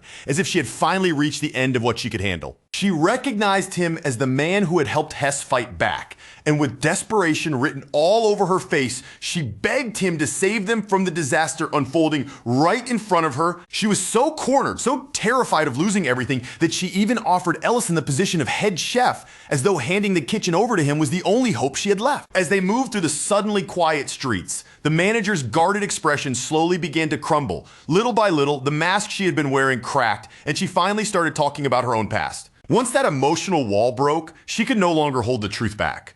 Everything she had been hiding, everything she had been trying not to admit, came pouring out of her. She confessed that she had always been clumsy, always feeling like useless dead weight beside her late father, who had been a true master chef. Desperate to protect his name and keep his restaurant alive, she had accepted a suspicious offer from the Lei Ain company. Ellison did not soften the truth with comforting words. He told her plainly that protecting a building meant nothing if, in order to do it, she had to feed people dangerous substances she did not even understand. Outside the restaurant, the situation had already started turning into something ugly and uncontrollable. Crowds had gathered in the streets with nobles mixed right in among the common people. Everyone was shouting, shoving, and fighting desperately for a chance to move closer. They no longer looked like normal customers waiting for food. They looked more like starving addicts, completely overtaken by their craving for those cursed noodles. Seeing the damage she had helped create, the manager finally broke down completely. She begged Ellison to save her father's legacy, promising him anything at all if he could somehow undo what had happened. Ellison did not waste time arguing or lecturing her any further. He walked straight into the kitchen and took control of the entire restaurant with absolute confidence. Standing directly in front of Horai, Ellison declared without the slightest hesitation that from that moment onward, he was the new head chef. Then, with the same blunt certainty, Ellison told Horai that he was fired right there on the spot. There was no polite transition, no warning, and absolutely no room left for discussion. Horai was simply ordered to get out of the kitchen and leave. Meanwhile, far away from the chaos surrounding Mareri and its cursed noodles, Sydney was calmly refining herbs, her hands moving with quiet precision while she spoke as if she were only weighing options, discussing possible candidates for her larger plan. Adrian Pierce brought up Rurin's name as one possible choice for that role. But Sydney dismissed the suggestion, immediately rejecting the idea without needing even a moment to consider it. To Sydney, the Black Dragon had become far too attached to the quiet, peaceful life she shared at Ellison's side. In Sydney's view, a true vessel had to be someone who could throw everything away without hesitation, abandoning all attachments for the sake of a single goal. That conversation changed direction the moment Saint arrived, proudly revealing that he had already begun testing the seasoning on Rurin herself. Saint looked almost delighted as he said it, his satisfaction impossible to hide, as though he was deeply pleased with the results of his experiment. He was convinced that his research had finally begun producing exactly the kind of outcome he had been aiming for. And with a chilling amount of confidence, Saint declared that if the perfect vessel did not already exist somewhere in the world, then he would simply create one himself, even if he had to force it into existence with his own hands. He would twist the mind, corrupt it piece by piece, and shape the vessel through layers of mental destruction until nothing remained untouched. Back at Mareri, the manager found herself scrubbing every corner of the kitchen under Ellison's strict supervision, cleaning away the filth and traces of what had been used there. She reported that once the contaminated broth had been thrown out, the customers eventually scattered, but some of them had fallen so far under its influence that they had even licked the floor, desperately searching for any leftover taste. Still shaken by everything she had witnessed, the manager nervously asked when Ellison was finally going to start cooking.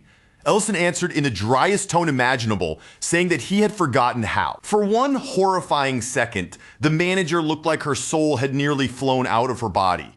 She seemed terrified that Ellison had tricked her into destroying the very business she was trying so desperately to save. Before that panic could fully swallow her, Saint arrived at the restaurant. Ellison did not look surprised in the slightest when Saint appeared. His calm reaction made it seem as though he had already expected the true source of the trouble to finally show himself. Ellison calmly acknowledged that he had been waiting for this exact moment. The instant the chaos around Mareri became loud enough to shake the whole situation apart, he had already expected Saint to crawl out from behind the curtain. Saint responded almost immediately, his lips curling into a mocking smile as his voice took on that familiar poisonous edge of contempt. He sneered at Ellison, calling him a troublesome hero who had chased away the staff, scattered the customers, and thrown the entire restaurant into disorder, all so he could conveniently seize the kitchen for himself. The manager froze the moment she heard that accusation. Only then did it truly hit her. The man standing in the middle of a ruined kitchen was not just some strangely talented cook, but one of the legendary war heroes she had only heard about in stories. Ellison gave her no time to fully absorb the shock. Without hesitation, he put on his mage uniform, and with that simple motion, he revealed far more than the identity he had been hiding behind his quiet restaurant owner act. Then Ellison spoke openly, saying he was honestly surprised to see a silver dragon involved in a plan to resurrect the Dragon Lord, especially when that clan was known for hiding itself away and avoiding the world in silence. Saint's face twisted with obvious disgust the moment the silver dragons were mentioned. He immediately rejected any sense of kinship, loyalty, or belonging to his own kind. He dismissed them as fools who had failed to change with the times, then looked down at Ellison with a cold sneer and told him he should have stayed quietly in his little city. In Saint's eyes, Ellison should have remained there, playing the role of a harmless, ordinary restaurant owner and pretending he had nothing to do with the larger world. The air inside the room grew heavier by the second. The pressure thickened around them until it felt like the atmosphere itself was being crushed down from every direction. The manager could not withstand that oppressive force. Her body began to weaken, her knees nearly giving out as her consciousness slowly started slipping away beneath the weight of it. That was when Ellison released his mana. A dense, overwhelming surge spread out from him, so powerful that the entire feeling of the room seemed to change in an instant. With that pressure alone, Ellison made one thing unmistakably clear. The heroes had not spared the remnants of their enemies because they had feared what those survivors might become. They had let those defeated enemies live for reasons. Saint clearly did not understand, reasons far beyond the shallow arrogance he was showing now. Then, in the very next instant, the suffocating tension that had filled the room shattered, breaking apart like glass under unbearable pressure. Ellison's power exploded outward, slamming into Saint and blasting him straight through the building, sending his body crashing out through shattered walls and flying wreckage. Ellison followed him at once, stepping through the broken remains without slowing down. His voice cut through the dust as he demanded to know where their base was, and exactly what plan they were using to bring back the Dragon Lord. Saint regained his footing almost immediately, brushing off the impact as if it were only a minor inconvenience. With a sneer, he mocked Ellison for revealing his strength far too soon. He laughed at the idea that Ellison understood their organization at all, then declared that real negotiations could only take place between those who stood on equal ground. To prove he was not some insignificant creature Ellison could interrogate and crush at will, Saint threw away his human disguise completely. His true dragon form burst free, tearing through that false appearance as his body expanded with terrifying force right before everyone's eyes. Then, looming above the city, Saint declared that wiping the entire place off the map would not bother him in the slightest. If total destruction was what it took to make Ellison understand his position, Saint made it clear he would carry it out without the slightest hesitation. Even with that monstrous threat hanging over him, Ellison did not flinch. His posture stayed firm, his gaze locked forward, completely unshaken. Saint responded by spreading glowing spheres of energy across the sky, filling the space above the city with a storm of light that looked ready to rain destruction down at any moment. Ellison answered with a warping nexus of his own, bending space and force together as he prepared to meet Saint's attack head-on. The impact tore through the ground, erupting with such violent force that it felt as though the city itself had started splitting apart beneath them. Saint rose higher into the air and taunted Ellison from above, asking if he truly believed he could protect all the civilians below while still fighting at full strength. Then Saint finally revealed the truth behind the seasoning. It had never been made simply to enhance food or make the noodles taste better. Its real purpose was far more sinister. It was a prototype created to force absolute submission onto anyone who consumed it. In other words, the seasoning was an artificial imitation of domination itself, a manufactured copy of the same overwhelming control that had once defined the power of the Lord. Ellison did not pause to admire the explanation, nor did he give Saint the satisfaction of acting impressed. Instead, he mocked him by calling him the Lord of Noodles, then immediately launched a magical chain straight towards Saint, aiming to bind his movements before he could react. That attack should have caught Saint cleanly. The binding trap was already closing in, tightening around its target. But at the worst possible moment, Horai suddenly lunged in with terrifying strength and grabbed Ellison from behind, locking him in place before the spell could fully finish. And that sudden interruption was only the first shock. the situation was about to become even more dangerous. The townspeople who had eaten the contaminated noodles began flooding into the area as well, pouring into the battlefield in growing numbers. They moved together as if guided by the same will, placing their bodies between Ellison and Saint like a living human shield. Saint laughed at the sight and explained that their loyalty had already moved beyond a simple craving for food. By now, their obedience was tied directly to him. Then, just when the situation already seemed bad enough, the danger escalated again. The sky above them shifted, and Madrine descended from overhead, surrounded by floating magical orbs that hovered around her like weapons, ready to fire. She was still caught under the seasoning's influence, her eyes clouded and unfocused, and through that twisted perception, she recognized Ellison as an enemy. Immediately after Madrine appeared, Rurin came crashing down with enough force to crack the ground beneath her feet.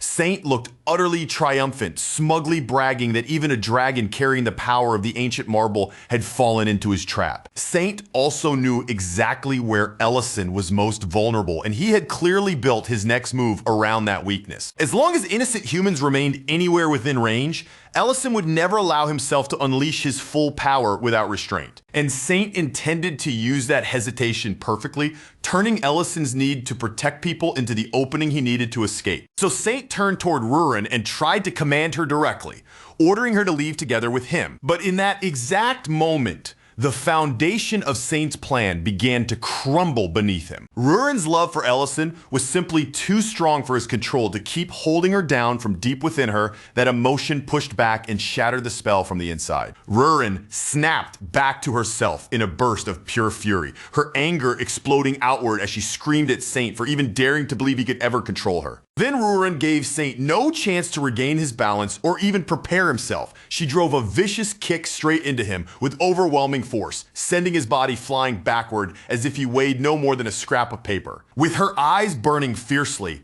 Rurin made her answer completely clear. There was no hesitation in her voice, no uncertainty in her expression. The only place she belonged was right beside Ellison. A quiet smile softened Ellison's face as he watched her choose him so firmly. Deep down, somewhere beneath all his worry, he had always believed that this was the answer Rurin would reach in the end. The instant Ellison saw an opening, he acted without wasting even a heartbeat. His magic spread quickly across the area, reaching around the brainwashed townspeople and binding them in place before they could move again. At the same time, he safely sealed Madrine away, making sure she could not hurt anyone or be hurt herself. This time, Ellison would not allow innocent people to become sacrifices to the same cruel mistakes that had once scarred the old battlefield. Saint crashed hard onto the ground, but instead of trembling in fear, a broken, crazed laugh spilled from his mouth. To him, the scene in front of him was so impossible that he could barely accept it. In Saint's twisted way of thinking, a dragon and a human should never have been able to stand together through trust, affection, and love. To him, bonds were supposed to be built on control, command, and obedience. Ellison did not bother answering him with a long argument. Instead, he drew in an enormous surge of power, gathering it around himself as he prepared a strike strong enough to end the entire confrontation. Saint's body shifted once more into his dragon form, swelling with rage as he roared that their bond was nothing but a disgrace. Then he unleashed a deadly blast of dragon breath straight toward Ellison. Ellison faced the attack directly without stepping back. He raised his magic against the incoming breath and shattered it completely, then spoke in a calm, steady voice that carried clearly to everyone around them. He said there was nothing disgraceful about what he shared with Rurin.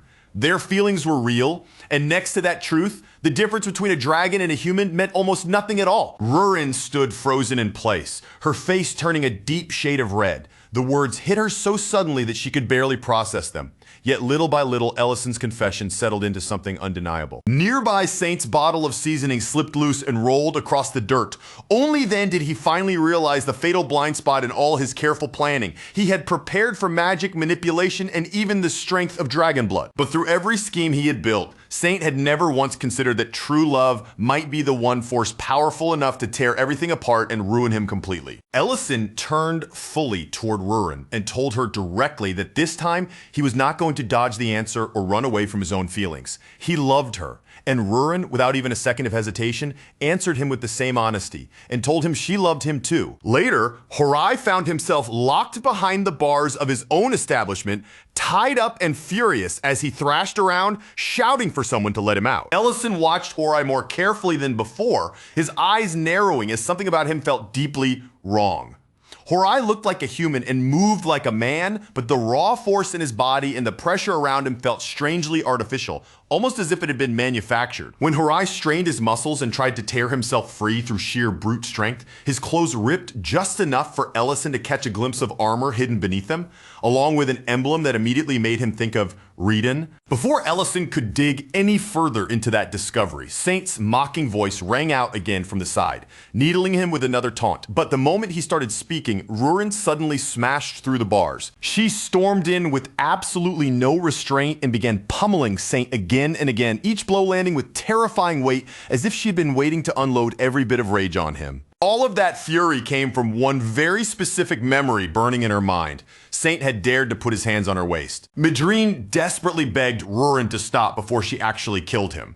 Meanwhile, Ellison was troubled by the exact same thought for a completely different reason, and for a moment he almost found himself wanting to join in. Somewhere else in the city, the former manager walked alone through the streets, quietly turning Ellison's words over and over in her mind with every step. She remembered how Ellison had refused to teach her his recipes. It had not been cruelty or arrogance. He had done it because she still did not understand why each ingredient mattered or why every step had to exist in the first place. He had told her that simply copying instructions without understanding their meaning was no different from the reckless, clumsy way she had been stumbling through her own life. If she truly wanted to find a path forward, then the first thing she had to do was face herself honestly, recognizing both the things she could do well and the weaknesses she had always avoided looking at. Those words stayed with her long after the conversation had ended. No matter how far she walked through the city, they refused to fade from her thoughts. Meanwhile, Hess's restaurant was thriving again, full of energy, noise, and customers. In the middle of that busy atmosphere, Hess spoke with his mother about how urgently they needed someone to handle inventory and organize the storeroom before the kitchen fell into chaos. Almost as if she had been waiting for that exact opportunity, the former Mareri manager appeared at the restaurant, her expression serious as she came forward with a proposal of her own. She offered to take responsibility for their stock, storage, and overall organization.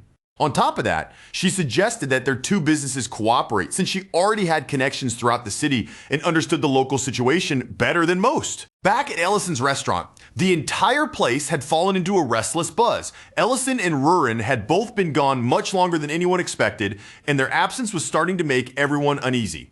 With no clear explanation for where they had gone or why they had stayed away so long, whispers had already started passing from one person to another. Those rumors only grew louder after Ellison's identity as an Archmage had been declared in public, giving everyone even more reason to speculate. And Serena, being exactly the kind of person who would stir things up for fun, joked that maybe she should tell everyone Ellison had run off after having an affair with some noblewoman. But that ridiculous gossip disappeared in an instant when Ellison and Rurin finally stepped through the door together. After apologizing for being away for so long, the two of them were welcomed back warmly. Still, it did not take long before the others began pressing Ellison about the rumors claiming that he was really an Archmage. Rather than answer that question directly, Ellison chose to reveal a different truth instead, one that mattered far more to him in that moment.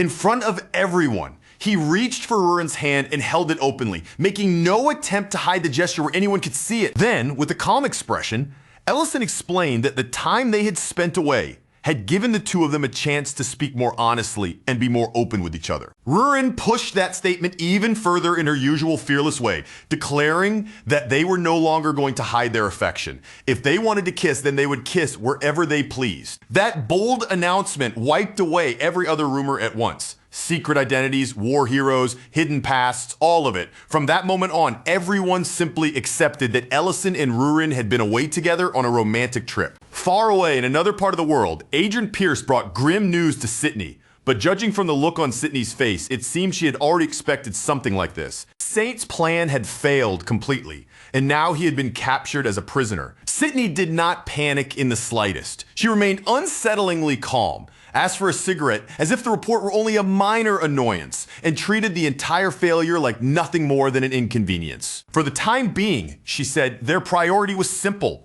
They needed to clean up the chaos that had been left behind in Pendravel City. Then the focus shifted to the Dragon Sanctuary, where Medidana stood in front of a memorial stone that now bore Varen's name. Standing before that stone, Medidana should have been able to feel at least some small measure of relief or closure. But the moment he saw that the monument had been defaced, the grief inside him twisted instantly into blazing rage. His dragon form burst out from within him, filling the sanctuary with overwhelming pressure and raw fury. And when Meridana's roar thundered through the sanctuary, every nearby subordinate rushed toward him in alarm, only to freeze in horror when they saw what had been done. Inside the dragon sanctuary, Dehegma tried to cool Meridana's blazing rage before it spread any further. He offered him a drink and warned in a low, careful voice that if news of this insult traveled too widely, the entire clan could be pushed into even deeper unrest. But Meridana was far past the point of listening to calm advice. He had no patience left for careful wording, quiet restraint, or any kind of caution that asked him to swallow down his anger and pretend this was something he could endure. What disgusted him most was not only the damage itself, but the cowardice behind it. Whoever had done this had snuck in like a thief in the dark, scratching at the monument in secret, because they were too afraid to stand openly before the truth. Dehegma's expression grew darker as he finally pointed toward the deeper, uglier problem hiding beneath the sanctuary's calm surface. Nearly half of the dragons living there still refused to accept the Elder's judgment. Their resentment had not disappeared at all. It had simply gone quiet, spreading beneath the surface like a crack under polished stone. What should have remained a private investigation became even more troubling once the Elder revealed the full truth. Ellison's reckless arrival at the sacred ceremony and the way he had left with Rurin afterward had done more than disrupt ancient customs. It had struck directly at the dragon's pride, because Ellison declared his feelings openly instead of proving his claim by slaughtering other dragons. Many of them were forced to swallow a kind of humiliation they had never imagined accepting. For the first time, they were made to feel that they were not absolute beings standing above every other life in the world. That single wound to their pride pushed half the sanctuary toward a dangerous belief that Varen had been right all along, and that Ellison had simply carried her will through to its final conclusion. Then the Elder's gaze turned sharply toward Dehegma, and his accusation became impossible to ignore. He said Dehegma had been the one to first plant that poisonous fear in Ellison's heart by reminding him of his human lifespan. Dehegma opened his mouth, ready to defend himself, but the words froze before they could leave his lips. At that moment, he realized Ellison was standing nearby and had heard every word. Rather than say something careless that might stir up even more suspicion and whispers, Dehegma chose to step back and let the matter rest there for the moment. Even so, deep inside, Dehegma already understood that the answer had probably been decided long before this conversation ever began. It had been decided the moment Ellison broke through every barrier standing in front of him and forced his way forward, all for the sake of reaching Rurin. As Dehegma walked away, his thoughts were suddenly interrupted by Luhad, who appeared before him carrying a grievance he claimed was serious enough to affect the entire future of the clan. Meanwhile, the Elder turned his attention to the strange seasoning they had recovered. He studied it carefully, examining the mixture until he realized almost immediately that something inside it was deeply wrong. Ellison had expected them to find some kind of poison magic, or perhaps a cursed herb that had been ground down and mixed into the seasoning. But what the Elder discovered was far more unnatural than that. Buried deep inside the mixture was a small, hard fragment that did not belong there at all. When he pulled it free and examined it closely, the truth hit everyone in the room like a heavy blow. It was not stone and it was not bone. It was a broken shard from a dragon's shattered heart. A cold silence fell over everyone present after that discovery. Even the Elder could not completely hide the dark thought pressing behind his eyes. This horror might not have come from outside the dragons at all. It may have been something born from within their own history, a bitter harvest grown from the sins they themselves had left behind. Elsewhere, inside the castle, Luhad finally dropped the polite mask he had been wearing and began pressing his complaint with open intensity. He raged that the Black Dragon's thousand-year traditions had been trampled into the dirt, all because of one human outsider who had been allowed to interfere. In Luhad's eyes, a sinner had been forgiven simply because Ellison held influence. Sacred dragon law had been twisted out of shape, and the ancient absolute order of their clan was beginning to fall apart. Dehegma, already tired of hearing him circle around the same point, cut through the performance with a blunt command. He told Luhad to stop dragging things out and finally say what he really wanted. That was when Luhad changed the angle of his attack and aimed directly at the weakness he believed no one could ignore: time. He argued that Ellison might be terrifyingly powerful right now, strong enough to hold back ancient threats and stand against danger no ordinary person could face. But in the end, Ellison was still only human, and after 80 years, he might simply be gone. To Luhad, placing the future of the Black Dragons on a life that brief was not courage or wisdom. It was Complete madness. Dehegma immediately felt that something about this argument was off. Luhad was usually driven by pride, anger, and brute strength, yet now his words sounded too smooth and too carefully arranged. So Dehegma pressed the weak point and asked if time was truly the issue. Why not simply wait 50 years and let Ellison disappear naturally? That single question tore away the disguise covering Luhad's argument. Luhad snapped, and the truth spilled out before he could stop himself. He was not speaking for the clan at all. He was drowning in jealousy, unable to bear the thought of Rurin spending her long life beside Ellison, sharing her days with him, and giving Ellison everything Luhad had wanted for himself. The moment Dehegma heard that bitterness, his suspicion sharpened. He began to wonder what else might be hiding behind Luhad's anger.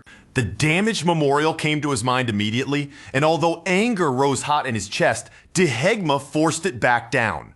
For the moment, he pretended to consider Luhad's argument seriously. He even allowed his words to drift in a direction that made it sound as though he might be willing to overlook the insult done to the monument. But Dehegma was not agreeing with him. He was baiting him carefully, giving Luhad enough space to reveal just how much he was hiding. And the trap worked exactly the way Dehegma hoped it would. Luhad's confidence began to crack, and in his nervousness, he let far too much slip. It became clear he was not acting alone, and that someone much sharper had been feeding him words from the shadows. At that same time, Ellison was telling the Elder what he had learned. The enemy's leader appeared to be a silver dragon named Saint. Since ordinary spells were nearly meaningless against dragons, the Elder accepted the responsibility of investigating the matter more deeply himself. From there, the conversation unexpectedly shifted away from danger, enemies, and hidden plots, moving instead into something much more personal. Ellison admitted that he and Rurin had stopped hiding so much from the people around them, and that they had even begun kissing openly in public. The Elder burst into laughter at that confession, clearly delighted by it, but his amusement lasted only a moment before he leaned straight into the question he truly cared about. Where were his great-grandchildren? Ellison's face turned red so fast it looked almost painful, as if that one question had hit him harder than any attack on the battlefield. The Elder, obviously enjoying Ellison's panic, pushed even further. He said the adulthood ritual was already finished, so by this point, Rurin should practically be pregnant. That comment threw Ellison into complete embarrassment, but beneath the flustered reaction was a very real fear. He did not even know whether a human and a dragon could have a child together in the first place. The Elder teased him lightly, telling him to keep trying, but then his voice softened, because he seemed to understand that Ellison's anxiety came from somewhere much deeper than simple awkwardness. It was not truly about conception, and it was not only about the difference between a human body and a dragon's body. What truly terrified Ellison was the thought that one day his own life might end, leaving Rurin behind to face the years alone. And even worse than that was the possibility of leaving her behind with a child, if his life really ended as quickly as an ordinary human's would. To answer that fear, the Elder did something that looked simple at first glance, but the moment it began, the action carried a strange and unsettling weight. The Elder calmly lifted his own hand into view, and without the slightest hesitation, he sliced across his palm. Blood welled up from the fresh wound, and he held it out in front of Ellison, letting him see the truth with his own eyes. Then, in a steady voice, he explained that when dragons take human form, they are not simply covering themselves with some flimsy illusion. Their blood becomes human, their flesh becomes human, and even the inner structure of their bodies truly changes into that of a human being for as long as they remain that way. After that, the Elder brought up Rurin's ritual again, reminding Ellison that she had refused to return to the body of a dragon. She had already accepted that human body as the shape of her real self, and a choice like that could never be brushed aside as something meaningless. The Elder urged Ellison to trust the determination Rurin had already shown through her actions. She had not stumbled into this life blindly or without knowing what it meant. She had chosen it for herself, fully aware, with her heart already fixed on the path ahead. At the same time, things back at the restaurant had taken a much less solemn turn, and the atmosphere there was nowhere near as heavy. Rurin was lounging around without doing a single useful thing, completely lost in her own little world. Her thoughts kept circling back to that deep kiss with Ellison, replaying the moment over and over as if she could not escape it. The more she remembered it, the more it felt like she and Ellison had stepped onto a completely new stage as lovers.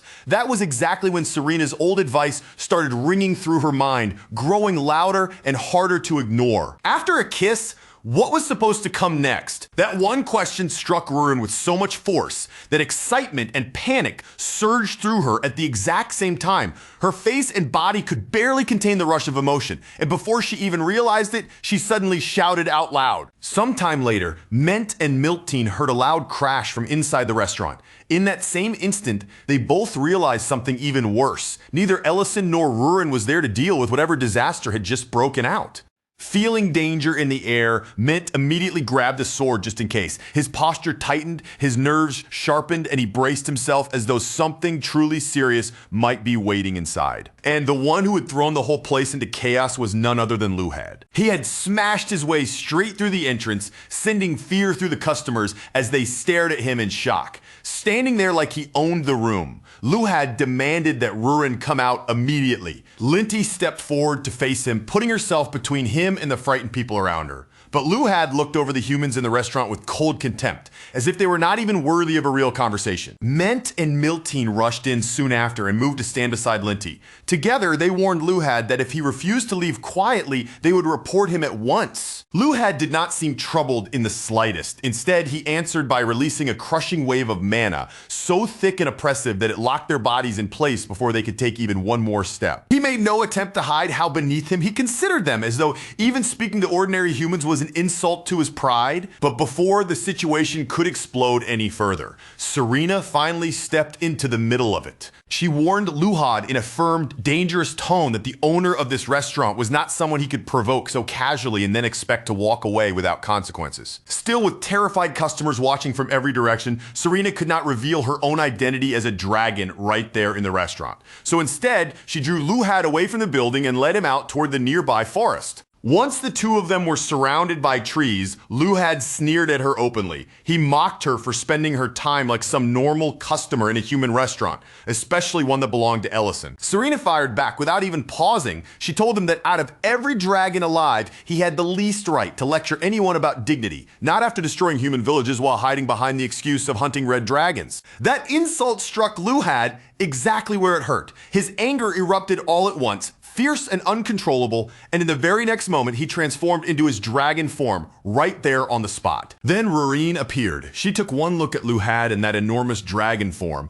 and without holding back at all, she openly told him just how disgusted she was. Meanwhile, in another place, Madrine stood uneasily outside a bar. Even though Ellison had given her instructions, she could not stop worrying about the silver dragon she had left alone. Her anxiety only grew worse when a mysterious figure appeared nearby and began asking questions about the sinner, making the air around her feel even more uncertain. Back in the forest, Luhad tried one final time to pull Rurin back to his side. He insisted that it still was not too late, speaking as though he could reason his way through her rejection. According to him, nothing truly irreversible could have happened yet between a dragon and a human, especially since the two of them could never have children together anyway. In that moment, Rurin decided she would use Luhad's own arrogant assumptions against him and crush his argument from the inside. So she looked him straight in the face and lied boldly, claiming that she and Ellison had already done every single thing that lovers could possibly do together. She even went further, saying that on the very night of the ritual,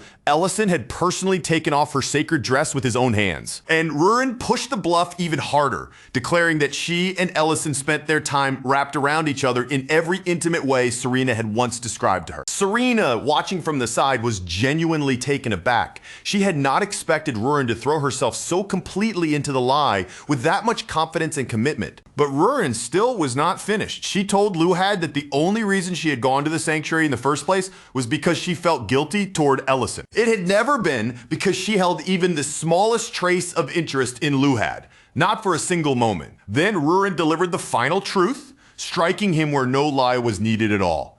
She told him that even if Ellison's life as a human was painfully short, she would still never belong to Luhad. Not in this lifetime and not in any life that might come after it. That was the exact moment Ellison arrived at the scene, just in time to hear Luhad turn his fury toward him and demand an answer. Luhad accused Ellison of being selfish, throwing the words at him with anger and resentment. He claimed that once Ellison eventually died, Rurin would be left behind to suffer alone for thousands of years. Serena immediately cut through the dramatic accusation, reminding everyone that Luhad was the one who had smashed through the restaurant door in the first place. Ellison, however, did not waste his breath arguing over distant possibilities or theories about what might happen far in the future. Instead, he stepped forward and gently pulled Rurin into his arms. Holding her close, he faced the painful truth, without pretending it did not exist. Yes, as a human, his life would be short. But that was exactly why every single day he could spend beside Rurin mattered so much. To him, those days were precious enough to outweigh anything else. Then Ellison lifted Rurin fully into his arms and turned away from Luhad. Behind them, Luhad's furious shouting continued, but his voice only grew more distant as Ellison carried her away. Rurin, completely flustered by being held so closely, told Ellison that he could put her down if he wanted to, but Ellison quietly admitted that he wanted to keep holding her for just a little longer. Then he remembered how Rurin had teased him earlier, saying she wanted him to learn the taste of something delicious. In a softer voice, he suggested that maybe they should continue from where they had left off. By that point, Ellison's true decision had already become firm inside his heart. He would fill Rurin's life with so many happy memories that even if their time together could not last forever, it would never become something hollow, lonely, or empty. High above them, Dihegma quietly watched everything unfold from a distance, and as he observed their choice, something important finally became clear to him. The fact that their time together might be short did not make the bond they had chosen any weaker. If anything, that very limit made the meaning of their choice shine even more strongly. For Dihegma, that single realization was more than enough to make him believe Ellison could be entrusted with the future of the Black Dragons. And hidden beneath that thought was another quiet possibility. Maybe Ellison's life was not as simple, fragile, or ordinary as everyone had feared. Later, Ellison and Rurin found themselves sitting side by side on the bed. Neither of them spoke, and the silence between them grew so thick and heavy that it almost felt like another person had settled there in the room with them. Both of them knew exactly what had been cut short before. The memory hung between them clearly, and this time, Ellison was the one who made the choice not to retreat from it. He slowly leaned closer and kissed Rurin first, taking the lead with a tenderness that showed in the way his hands cupped her face. Then together, the two of them began to sink back onto the bed, moving carefully as the moment deepened. And for that one small, breathless stretch of time, it honestly felt as though nothing in the entire world could interrupt them anymore. But then, in the most absurd and badly timed way imaginable, disaster crashed right into the mood. Out of nowhere, the Elder's voice boomed through Ellison's mind, bluntly demanding to know when he was finally going to see his great-grandchildren. That ridiculous pressure struck Ellison at the absolute worst possible moment. Even though he wanted to keep going, and even though he had tried to brace himself for this, the nerves, the fear, and the sheer weight of the situation all slammed into him at once. In the end, he realized he still could not bring himself to cross that next line. After that beautifully awkward failure, the scene shifted back to the restaurant. Their Mint was caught in the middle of a transformation that absolutely nobody had requested. And yet the moment it started, everyone in the room somehow became completely invested in watching it happen. Miltine carefully shaved away Ment's beard while the regulars gathered close around them. They watched with such intense curiosity that it almost seemed like this was the most thrilling spectacle Great City had to offer that day. By the time Miltine finished, the entire room stared at Ment in surprise. Without that beard covering his face, he looked nearly 10 years younger, as though a whole layer of age had simply been peeled away. That unexpected change naturally led everyone into a conversation about age. And as Ellison listened, he felt a strange little shock when he realized he had somehow never heard them talk about that subject before. Ment then revealed almost casually that he was only 34 years old. He explained that he had served 15 years in the military, right up until the war had finally come to an end. For some reason, that number hit Ellison much harder than he expected, landing in his chest with an uncomfortable weight. All at once, he became painfully aware of something he had been avoiding. His own face had hardly changed at all as time passed. And if he had to guess the cause of that unnatural lack of change, the most likely answer was the Lord's heart resting inside him. His body was no longer aging in the normal way a human body was supposed to. Then Preston, choosing the worst possible time to be completely unhelpful, pointed out that humans usually begin aging much faster after they pass 35. That one casual remark only poured fuel onto Ellison's growing anxiety. The thought of the gap between him and Rurin twisted even tighter in his mind, refusing to let him relax. That night, Ellison dealt with the problem in the most practical yet utterly ridiculous way possible. He lay in bed wearing a face mask, treating skincare as though it had suddenly become a matter of life and death. Rurin stared at him in complete confusion and asked what on earth he thought he was doing. Ellison answered with absolute seriousness that he was trying to prevent wrinkles, so the visible age difference between them would not become even more obvious. Rurin told him plainly that she did not care about how he looked at all.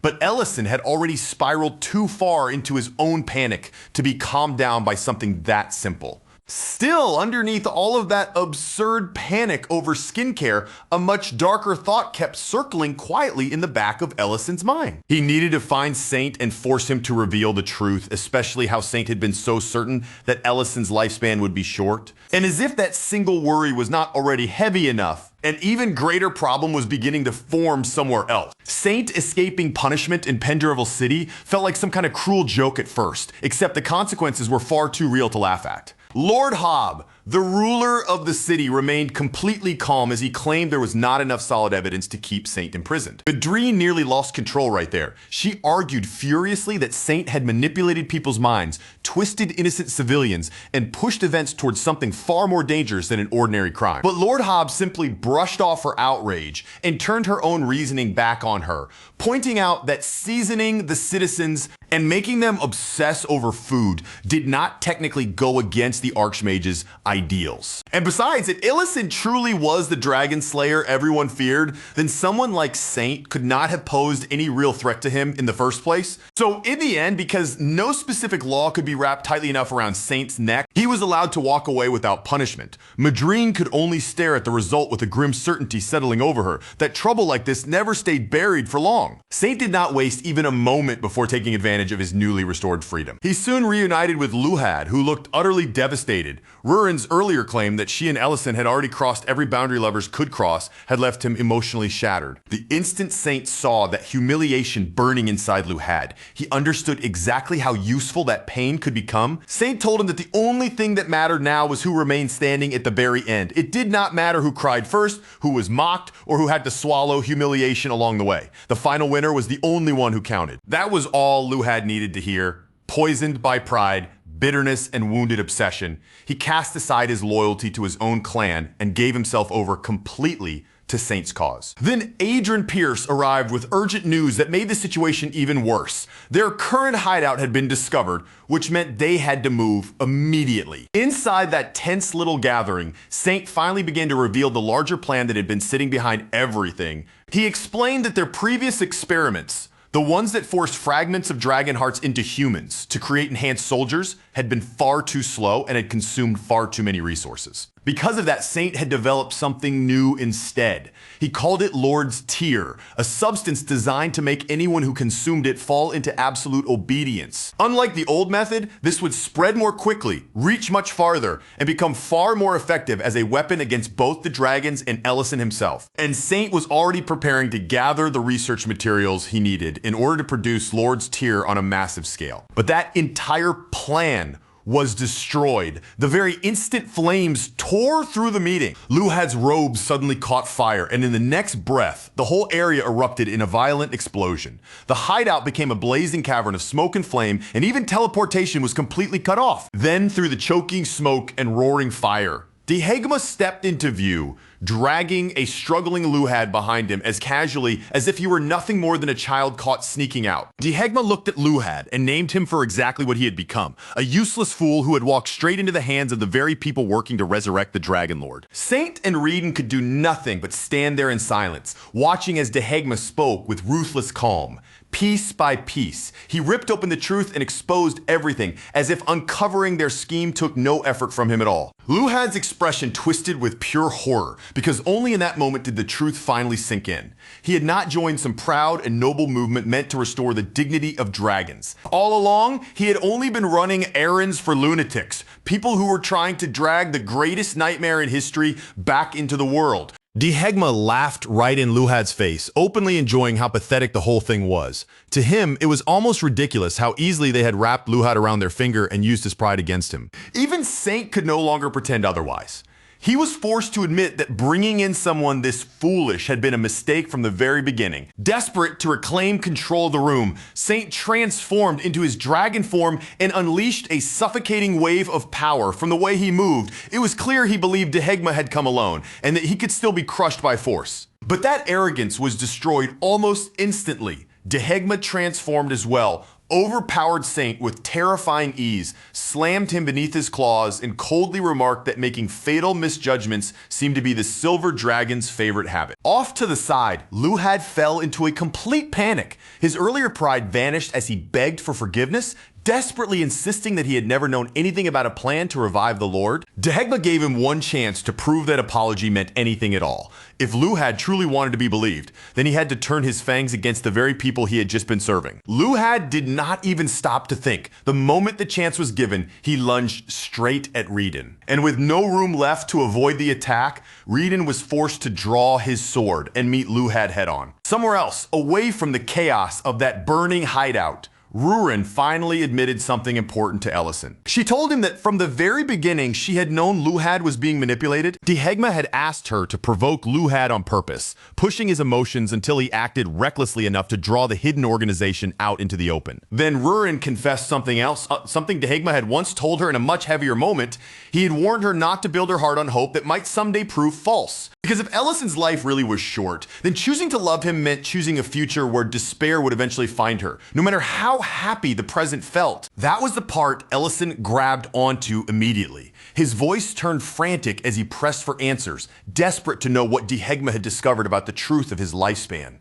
But before Ellison could rush off again, chasing another hidden answer somewhere beyond her reach, Rurin stopped him. Tears finally spilled from her eyes as the fears she had been holding back all this time broke free. She told him she did not care if he grew old. She did not care if the passing years changed his face or weakened his body. What truly terrified her was something else entirely.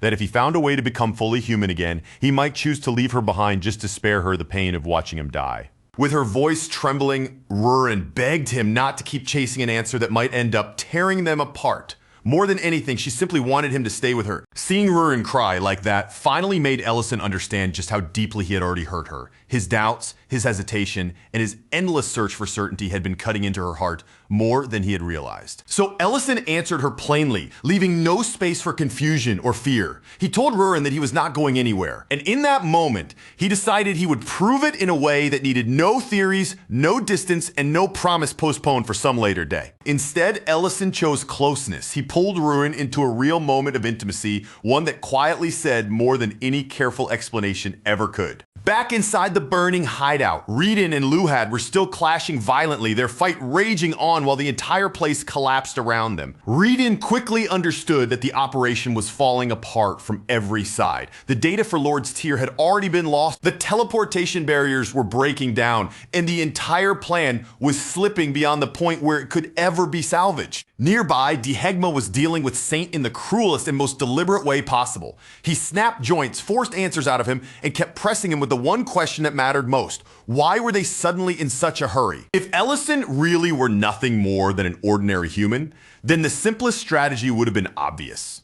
They could have waited a few decades and let old age kill him for them. So the fact that they were moving this urgently said everything. It meant they already knew that easy ending was never going to happen. Then Dehegma revealed the truth he had managed to uncover. After questioning Horai, he had learned that Reedon was actually 92 years old. In other words, Reedon was Adrian Pierce, the former Imperial Knight Commander, someone who should have been an old man standing near the very edge of death. Pressed so hard that denial was no longer possible, Saint finally gave up the truth. They had transplanted a dragon heart into the aging commander as an experiment, and instead of killing him, the procedure had somehow restored his youth. And if that was true for an ordinary dragon heart, then Ellison's situation could no longer be ignored.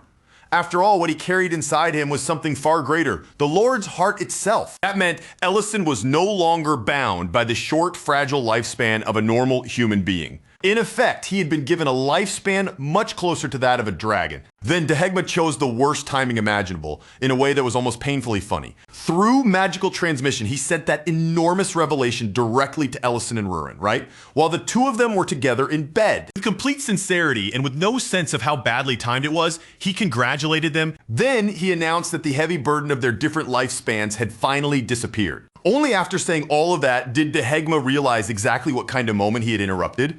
Awkwardly, he covered his eyes and apologized for ruining such a romantic scene with life-changing good news. As the anniversary of the war's end drew nearer, someone inside the palace finally reminded Emperor Remedin Harris of just how much time had already passed. The number genuinely caught him off guard. 2 full years had passed, even though the pain of that war still felt close enough to touch. And with the Empire relatively peaceful lately, especially after the concert, he decided that this was the right moment to act. He ordered that a festival be held to honor the 3 heroes who had carried the war, turning the Empire's gratitude into something both the people and history itself would remember. Meanwhile, back at the restaurant, everyday life continued moving along in its own warm and familiar rhythm. Ellison worked through the evening rush, moving from table to table, handling orders and customers while the bright, lively noise of the restaurant filled the air around him. Ellison moves with practiced ease as he finishes setting the last plates into place, his hands steady from years of kitchen work. Once everything is arranged properly, he slides the dishes forward and tells Rurin to bring them out to the customers waiting in the dining room. But just as Rurin reaches out to take the plates, her fingers barely graze against Ellison's for the smallest instant. It lasts less than a heartbeat, just a tiny brush of skin, yet somehow that is enough to make both of them stop dead, their faces turning red like a pair of complete fools. Linta and Matt notice the awkward little exchange immediately, because of course a moment that obvious would never slip past them.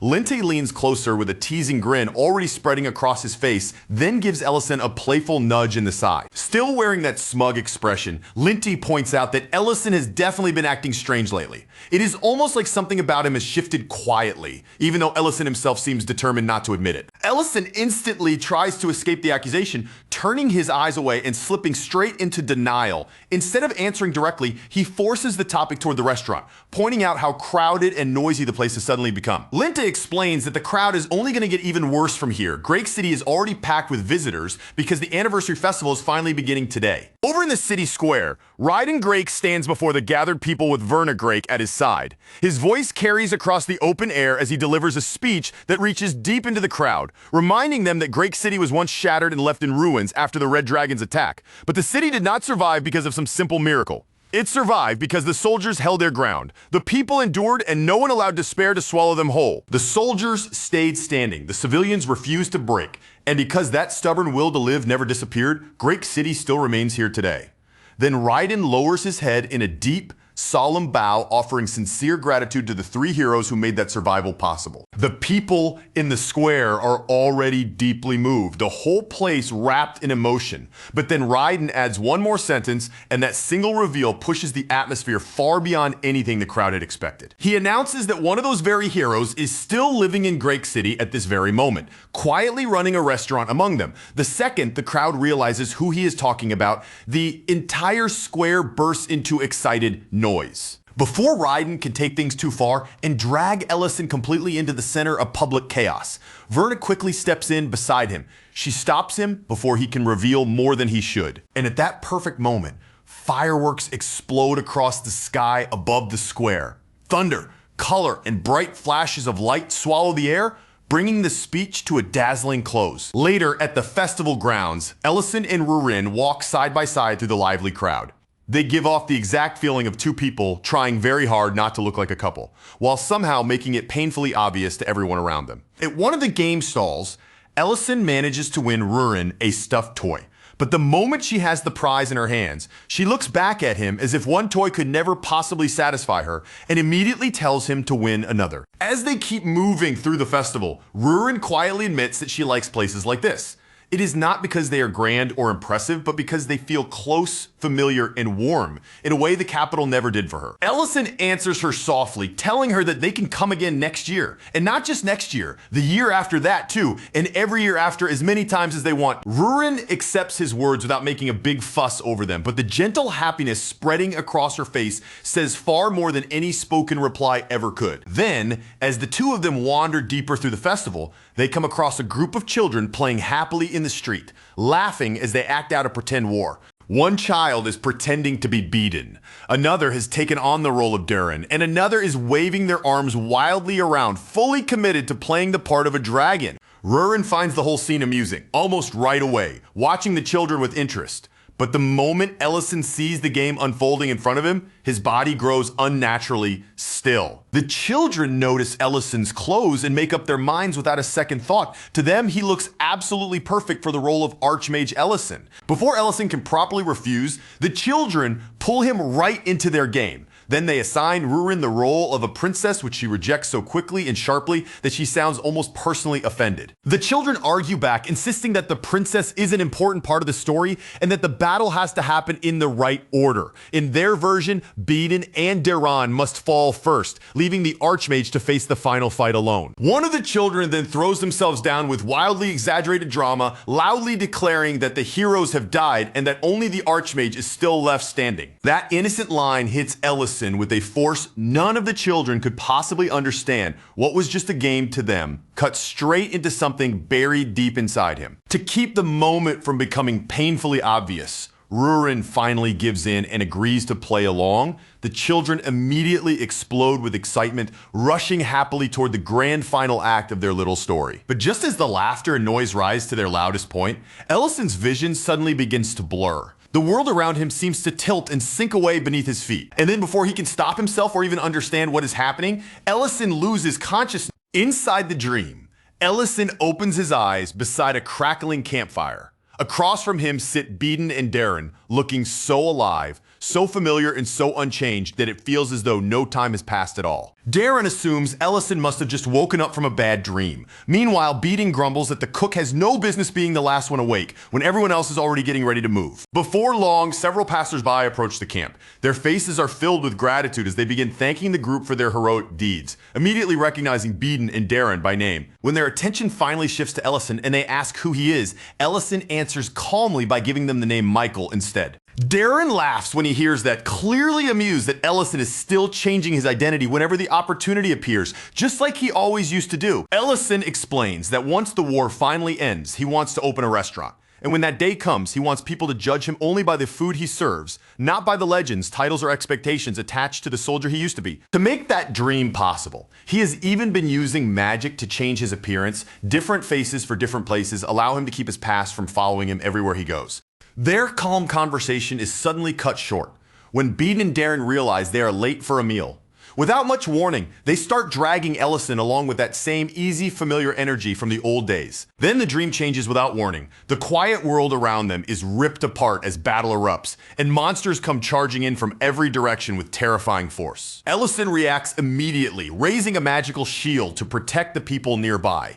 He holds the barrier steady while panic spreads through the crowd like fire. It does not take long for them to understand that this is no ordinary battle. This is a war breaking out within the war itself, a violent clash between a red dragon and a black dragon. The red dragon looks down at everyone below with icy contempt, calling them worms and warning them to disappear if they do not want to be crushed by the aftermath of the fight. As Ellison watches the destruction spread across the battlefield, he suggests the most direct solution he can think of.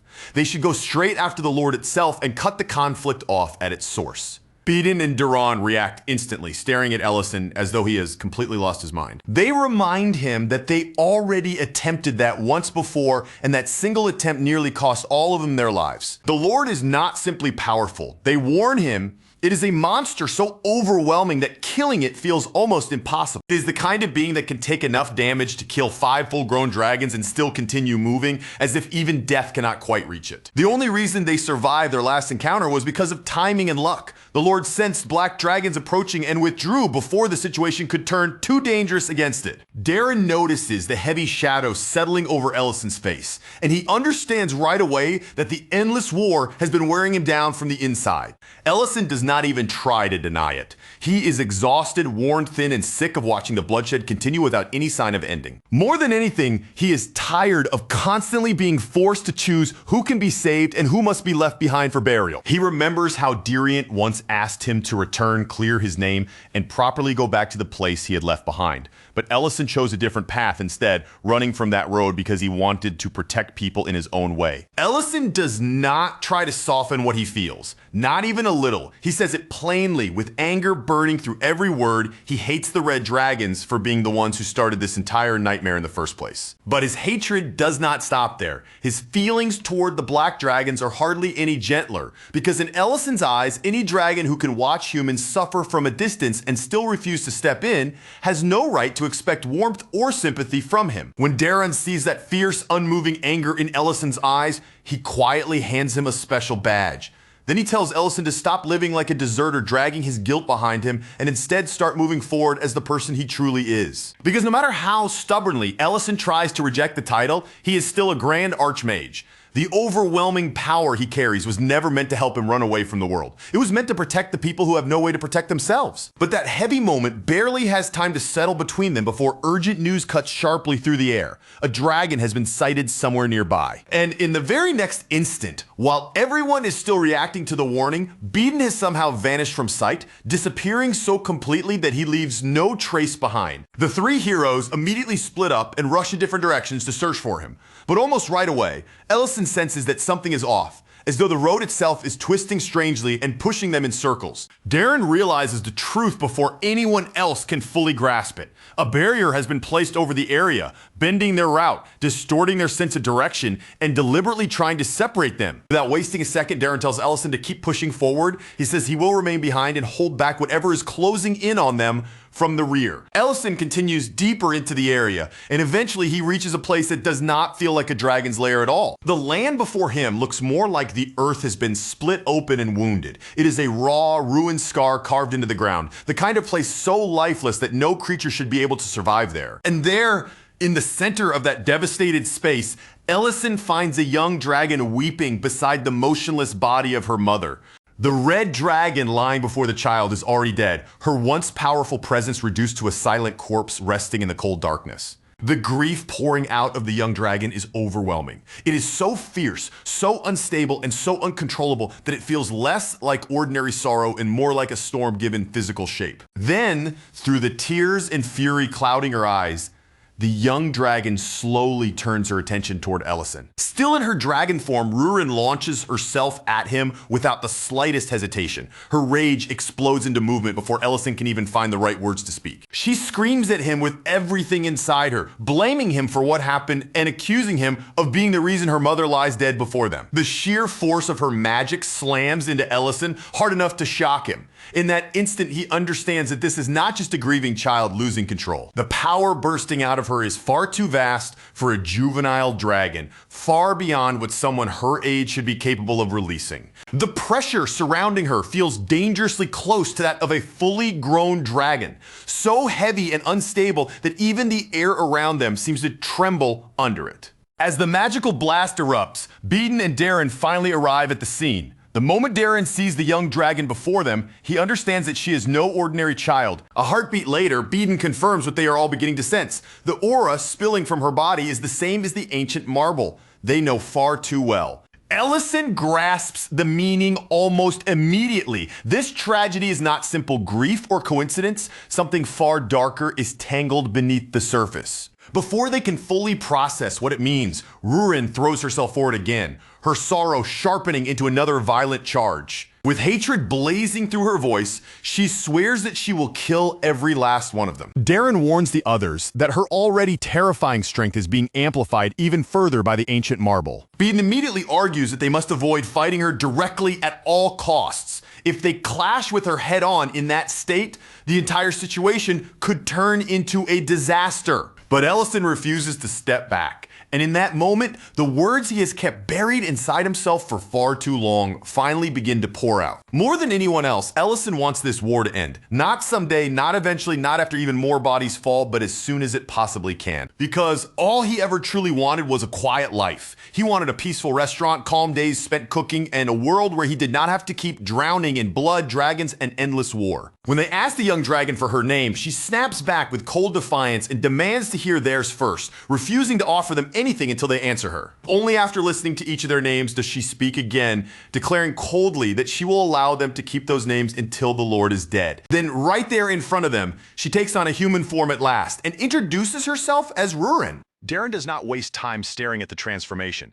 He immediately orders Ellison to move with her, saying they need to escape this place quickly, while Beeden warns that they may already be following the exact path the Lord prepared for them. Ellison, however, has already locked onto one single thought. If they can bring down the Dragon Lord, then this war can finally come to an end. Somewhere far away, the Red Dragon Lord gazes upon his own heart and calls out to the one who holds the power to finish everything, inviting them closer with the calm patience of a hunter luring prey into a trap. Ellison realizes that if they truly want to win, they need something they have never properly had before, a united force strong enough to stand together. So he begins reaching out for allies, trying to build a plan where their combined strength can draw the Dragon Lord's attention long enough to create one narrow opening, one real chance to strike him down. Beeden agrees without hesitation, fully understanding that charging in with raw strength alone will never be enough to defeat an enemy like that. But the moment Ellison starts trying to gather support, he runs straight into a wall of rejection. One regional lord after another turns him away. One lord insists that dragon raids are far too unpredictable and that he cannot risk leaving his own territory exposed even for a moment. Another dismisses Ellison's entire proposal as nothing more than a suicide mission dressed up to sound like strategy. A third fears that launching a direct attack will only anger the dragons further, bringing even harsher retaliation down on everyone. The refusals keep piling up until Ellison's frustration finally starts to spill over. In front of Rurin, he insists that this has nothing to do with pride, glory, or selfish ambition. He is trying to stop the slaughter before more people die. Watching that stubborn fire burn through him, Rurin points out that for someone everyone keeps calling a hero, he is surprisingly terrible at listening once he has made up his mind. In the middle of all that tension and anger, Ellison returns to the one thing that has always helped him find his balance: cooking. He prepares langsha with Saravine eggs. And as Rurin eats, Ellison feels the truth settle inside him once again. His love for cooking is stronger than his desire for battle, stronger than fame, and maybe even stronger than the heroic role everyone keeps trying to force onto his shoulders. Maybe he was never meant to look like a legendary hero the way Beeden or Duran do. At the same time, Beeden is having a serious conversation with his own people, and Lilinia warns him that his clan still needs him. Walking away now is not something he can treat lightly. Beeden explains that their leader, Lord Colored, has grown old and can barely keep the region secure anymore, even by borrowing strength from the ancient marble. Humans outside the forest have no real way to stand against a threat of that scale, and the only reason the area still stands is because, for now, the dragon continues to avoid them. Lilinia understands what Beeden is really saying. This fragile avoidance cannot last forever, and in the end, she finally lets him go. As for Duran, his choice has already been made. Before anyone even needs to ask him, he is standing ready to move forward. Once everyone steals their hearts and commits to moving forward, the group finally advances toward the castle. But the closer they get to its walls, the heavier the air becomes, and the instant they step near it, a chilling sense of unease settles over them like a shadow crawling across their backs. There are no guards posted at the entrance, no patrols moving through the corridors, no distant footsteps, and not even the faintest echo of human voices. The entire castle feels disturbingly hollow, almost as if every trace of life had been carefully removed before they arrived. Beeden's eyes narrow as he takes in the emptiness around them, and a troubling thought begins to form in his mind. The signal point they followed might not have been their true destination at all. It may have been leading them somewhere else entirely. Darren, however, is not ready to accept that possibility so quickly. His face hardens as he scans the silent castle, his gaze moving over the abandoned surroundings as if searching for the hidden reason behind this unnatural stillness. Then, without warning, Rurin senses the Lord's presence. The moment she feels it, her anger surges up before anyone can stop her, and she lunges forward with a murderous fury, looking as though she intends to rip him apart with her own hands. But before Rurin can get too far ahead, the others quickly hold her back. This silence is too complete, too carefully arranged, and the spotless emptiness surrounding them feels far too intentional to be nothing more than coincidence. Ellison studies the eerie calm hanging over the castle, and despite the danger pressing in from every side, he realizes something important. This unnatural opening may be exactly what they have been waiting for, the one chance they may never get again. And almost in the same breath, as if the castle itself is answering that realization, the Lord's heart appears before them. It hangs openly in the air, exposed in plain sight where every single person can see it. The meaning of that sight becomes clear almost immediately. Somehow, in a way that should not have been possible, the Lord has separated his own heart from his body and placed it before them. At that moment, Beedon finally understands the source of the strange discomfort that had been gnawing at him since before they even reached the castle. This was what had felt wrong all along. Rurin does not waste even a second. She transforms instantly and launches herself straight toward the exposed heart, and beside her, all three heroes unleash their strongest attacks at once, pouring everything they have into that single target. The combined impact erupts with overwhelming force, shaking the battlefield in a burst of light and destruction. For one brief, dazzling moment, it almost feels as though this long and brutal war has finally been ended in a single strike. But as soon as the explosion fades and the smoke begins to clear, the Lord appears before them once again. Calm and untouched in spirit, he reveals that this result was not a surprise to him at all. It was exactly what he had expected. In his possession rests the final ancient marble, the last missing piece required to complete the plan he has been carefully guiding from the beginning. Then, with a terrifying calmness that makes his confidence feel even more oppressive, the Lord declares that the Age of Dragons is now about to begin. Beedon can only clench his jaw and grit his teeth as the victory they had almost reached slips through their fingers.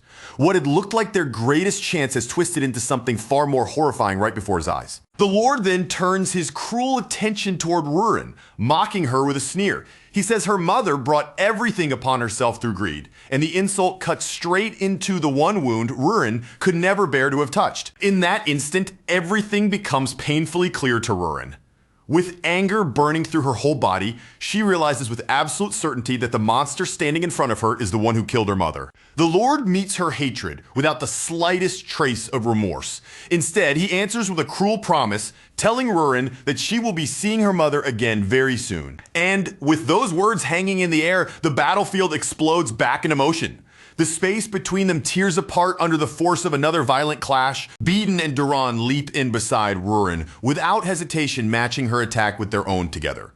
Their combined assault finally lands with enough force to sever one of the Lord's arms. But the Lord barely reacts to the loss. Even with one arm cut away, he shows no panic, no pain, and no fear, treating the wound as nothing more than a small inconvenience. With a cold voice, he reminds them that the body they are striking is only a vessel. No matter how fiercely they attack it, that flesh is not the true core of his existence. Then flames suddenly burst outward from him, roaring across the battlefield in a violent wave that spreads in every direction. The fire is massive and suffocating, swallowing the space around them until it feels as if the very air has ignited, leaving no room to breathe and nowhere safe to stand. Beedon curses under his breath at the Lord's monstrous regeneration, but Darren points out the grim reality even more clearly. Destroying that body will not matter if it can simply return again and again. Ellison suggests that they should break through the protection surrounding the heart, instead aiming for what truly matters. But Rurin rejects the idea at once, warning him that magic of this scale could never have been created by only one or two dragons. That warning makes Beedon's eyes sharpen as the truth finally clicks into place. The Lord's real goal is to absorb the final ancient marble and complete the entire process. Beedon immediately charges forward to stop him, while Darren throws himself into the fight as well, trying to buy even a few precious seconds. At the same time, Rurin makes her own resolve clear. She refuses to become the next Lord. Driven by that determination, Rurin rushes toward the heart as well. She refuses to simply stand there and watch while her future and everyone else's is stolen right in front of her. Ellison locks his gaze onto the heart, and in that instant, the entire battlefield seems to fade away around him. The chaos, the flames, and the voices all narrow down to one single point. He understands that only one path remains. So instead of hesitating, Ellison strikes directly at the heart and begins drawing its power into himself, forcing the ancient energy to flow toward his own body. The move sends shock through everyone on the battlefield. No one expected Ellison to attempt something like this, and the one most stunned by it is the Lord himself. Darren realizes what Ellison is doing almost immediately. Ancient marbles are not things that ordinary beings can absorb. They can only be taken in by someone with an almost impossible capacity for magic. Ellison keeps pulling that power inward, refusing to let go even as the pressure builds. And for the first time, the Lord begins to understand the terrifying truth about the opponent standing in front of him. Ellison is not a hero in the clean, shining way old stories like to describe them. He is something far stranger than that. A mage born on a completely different level from anyone the Lord expected. While Ellison forces the power to merge with him, Darren and Beaton fight desperately to keep the Lord occupied, scraping out every second they can. Ellison endures the pain, the chaos, and the crushing knowledge that if he fails now, the entire world may fall with him. And yet, through that agony, Ellison can feel victory almost within reach. For the first time, there is a faint but real possibility that this endless war might finally be ended by his own hands. Even the Lord is forced to admit that he never imagined a mere human would try something so reckless to him. Ellison's choice is impossible, insane, and far beyond anything a human should dare to attempt. The Lord explains that the theory behind merging is known, but that knowledge only goes so far. No one truly understands what an ancient marble will become once it begins reacting with mana. The result could turn unstable in an instant, becoming wildly unpredictable and catastrophic on a scale that no one on the battlefield would be able to control. But by the time that warning is finally spoken aloud, the process has already gone too far. What has begun can no longer be stopped. A blinding light erupts from the ancient marble, flooding the battlefield in a violent flash. Then jagged spikes burst outward in every direction, tearing through the area like shards of pure destruction. The pain that crashes into Ellison is nearly enough to rip him apart from the inside. But even as his body trembles under the force of it, he refuses to let his path end here in this ruined place. Through nothing but sheer will, Ellison pushes himself past the unbearable agony. Inch by inch, he forces the ancient power to submit and drags it completely into his own body. At first, the wild mana lashes violently around him, surging out of control like a storm. But little by little, the chaos begins to calm, and as it settles, the power starts repairing the damage inside him. For one breath, just one fragile, impossible breath, it feels as though Ellison has truly done it. It feels as though he has actually won. Desperate to share that hope, Ellison turns back toward the others, wanting to tell them that it worked, that somehow he survived what should have destroyed him. But in the very next instant, that brief relief is ripped away from him completely because the spikes that exploded from the ancient marble had not struck Ellison alone. They had pierced straight through both Darren and Beaton as well. Even the Lord himself is struck silent by what has just happened. His expression locks in place, the arrogance draining from his face as the true meaning of that sacrifice finally sinks into him. As his life begins slipping away from him, the Lord finally realizes the role he had truly been given. He was never meant to be the final disaster that ended everything. He was only the spark, the trigger meant to awaken something far greater. After all the countless years he had lived, after everything he had seen and done, he admits one truth he still could never understand: why beings from different races would willingly give up their own lives for each other. And in those last fading moments, the regret that escapes him is painfully small, bitter, and human. Nash should have stayed with him. With that final thought left hanging over the ruined battlefield, the Lord's presence begins to fade. Little by little, he disappears from the world at last. Ellison does not hesitate for even a heartbeat. He rushes straight toward Beaton and Duran, drops down beside them in the dirt, and desperately presses his hands against their wounds, trying to stop the blood that keeps pouring out. His voice cracks as he calls for Rurin to help him panic, tearing through every word. But before Rurin can even fully move, she already understands the terrible truth. Those wounds are far beyond anything healing can fix. And yet, even with death closing in around them, Beaton and Darren do not use their final moments to tremble in fear or curse what happened. Instead, with the last bit of strength still left in their bodies, Beaton and Duran manage to congratulate Ellison and Rurin. Their voices are weak and fading, but there is still warmth in them, gentle enough to hurt even more. Rurin finally falls apart. Through her tears, she admits that all she had been thinking about was surviving, clinging to the belief that awakening was the only road left for her, and now she cannot understand why they protected her when she was supposed to be the one most likely to die. Beaton answers her softly, correcting her with a kindness that makes the moment even heavier. If she had taken that attack by herself, he tells her, there was no chance she would have survived. Then, with his remaining strength, Beaton reminds her of something far more important. Every life carries the same weight, and the race someone is born into has nothing to do with whether they deserve to keep living. Darren then turns his fading attention toward Ellison, his expression softening into a quiet apology. He says that the two of them had truly wanted to become the very first customers at Ellison's restaurant. Ellison cannot hold back his tears anymore, and they fall as the grief crushes down on him. Still beneath that pain, he understands the cruel truth of what has happened. After all the blood, all the loss, and all the sacrifice. The war is finally over. Later, he remains kneeling there alone in the dirt, with victory surrounding him like a curse instead of a blessing. He stares into the empty space left behind, unable to make sense of the ending in front of him. After everything they fought through, after everyone who died to reach this moment, why were only the three of them left standing at the very end? Inside Ellison's chest, something dark begins to open. It feels rotten and heavy, spreading through the hollow place that grief has carved into him. His thoughts flash back to every refugee who only demanded more while others were bleeding for them,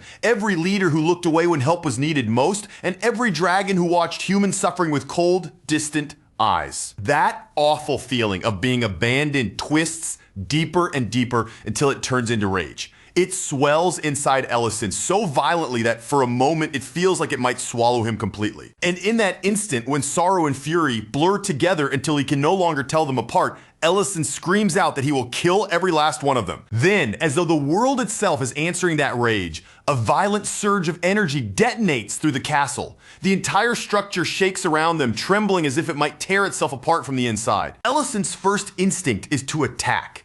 His body is already moving before his mind can catch up, pulled toward violence by the anger burning through him. He wants to meet that force with something even more overwhelming.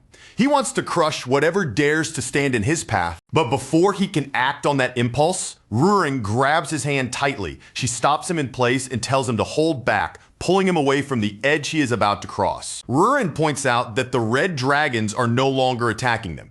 Then she pulls Ellison forward, forcing him to look closely and see the truth with his own eyes. What Ellison sees completely overturns the battlefield inside his mind. The hatred he had almost given himself over to begins to crack under the weight of what is right in front of him. The red dragons are not coming for him at all. They are holding the line against something else, fighting with everything they have to buy him the time he still needs. Even the creatures he had just branded as enemies are risking their own lives now, protecting the final opening that could bring this battle to its end. All around him, the soldiers begin raising their voices. With every bit of strength they have left, they shout the names of the heroes they still believe in. And in that moment, it is almost as if Beaton and Duran appear beside Ellison once more.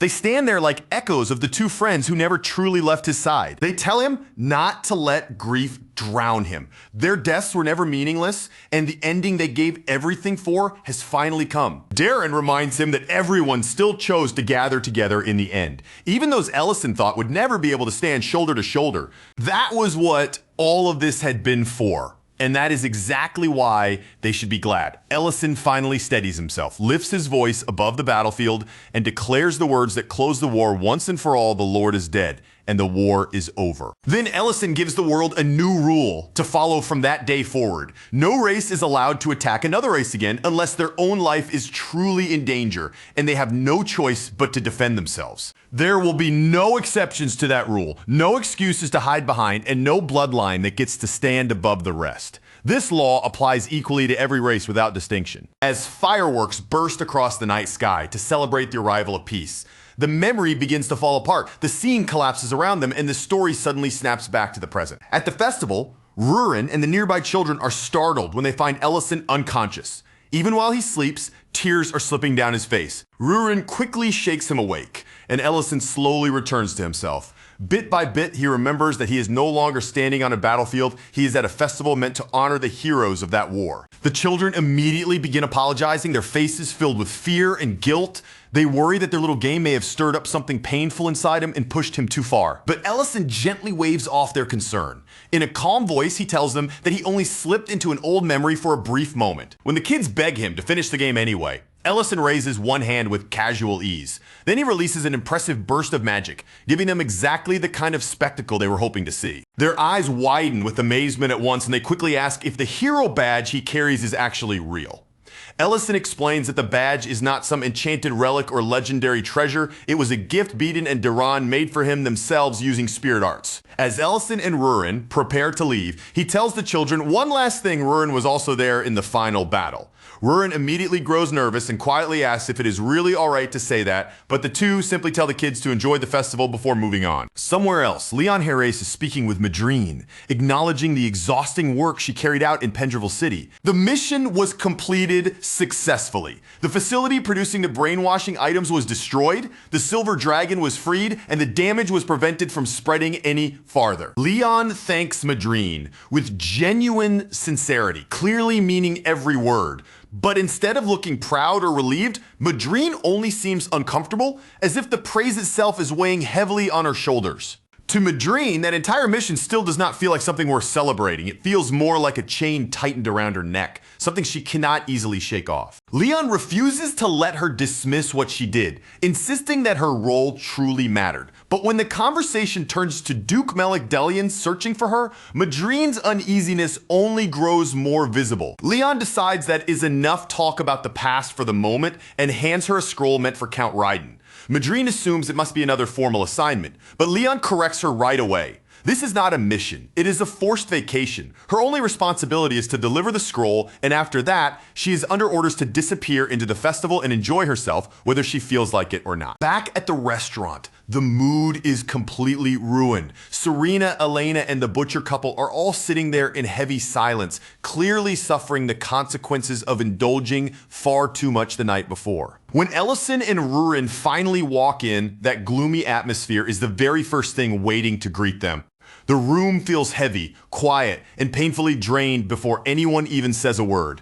The second Ellison and Rurin step inside and ask what in the world happened to everyone, Serena does not even bother trying to make the situation sound better. With a drained expression, she bluntly admits that the whole miserable atmosphere is the result of everyone partying way too hard. Alina explains that at first she only intended to treat a few dwarves to a friendly drink, but somehow that simple gesture spiraled completely out of control, and before she knew it, someone had handed her liquor so powerful it felt like it was burning her apart from the inside. Now she is trapped in a brutal hangover, and the moment Creston even starts talking about food, Alina immediately rejects anything heavy. That instant reaction is what suddenly sparks a new idea in Ellison's mind. Right there on the spot, Ellison decides to create a dish made especially for recovering from a hangover. If he can make it properly, he is sure it could become one of the festival's most memorable foods. With that familiar, confident look in his eyes, he turns to Rurin and tells her to just wait and see. Outside the restaurant, the festival is still alive with noise, color, and movement. The streets are packed shoulder to shoulder with excited visitors. Lights shine from every direction, and the whole city seems to pulse with celebration. A performer walks out onto the stage and greets the audience with warm appreciation. Then comes the announcement, a special musical tribute dedicated to the three heroes of the war. The crowd erupts with excitement, and the reaction grows even louder once people realize the singer is already famous in other regions. Moving through that lively crowd, Madrine keeps her face carefully hidden, trying to make herself as unnoticeable as possible. Her shoulders stay tense, and every step she takes feels like an attempt to slip past the festival without anyone stopping her. When a flower girl comes up and offers her flowers, Madrine quietly refuses. She does it quickly and politely, but it is obvious she does not want to pause long enough to attract attention. Next, a drunk man bumps into her in the middle of the crowd. Madrine accepts his clumsy apology without complaint, keeping her reaction small and controlled as she hopes the moment will end there. For a brief moment, it seems like she might actually continue on without being recognized, but then the drunk man's friend notices the badge on her, and that one glance changes everything. The instant he realizes that Madrine is a 7th class mage, the mood around her shifts completely. What had been just another noisy festival street suddenly turns into a place where every eye seems ready to notice her. All at once, Madrine is surrounded by loud praise for her service to the Empire. The men begin urging her to drink with them, pushing the offer as if accepting their alcohol is the only proper way for her to receive their gratitude. Before long, Madrine is pulled into a bar and pressured into drinking along with them.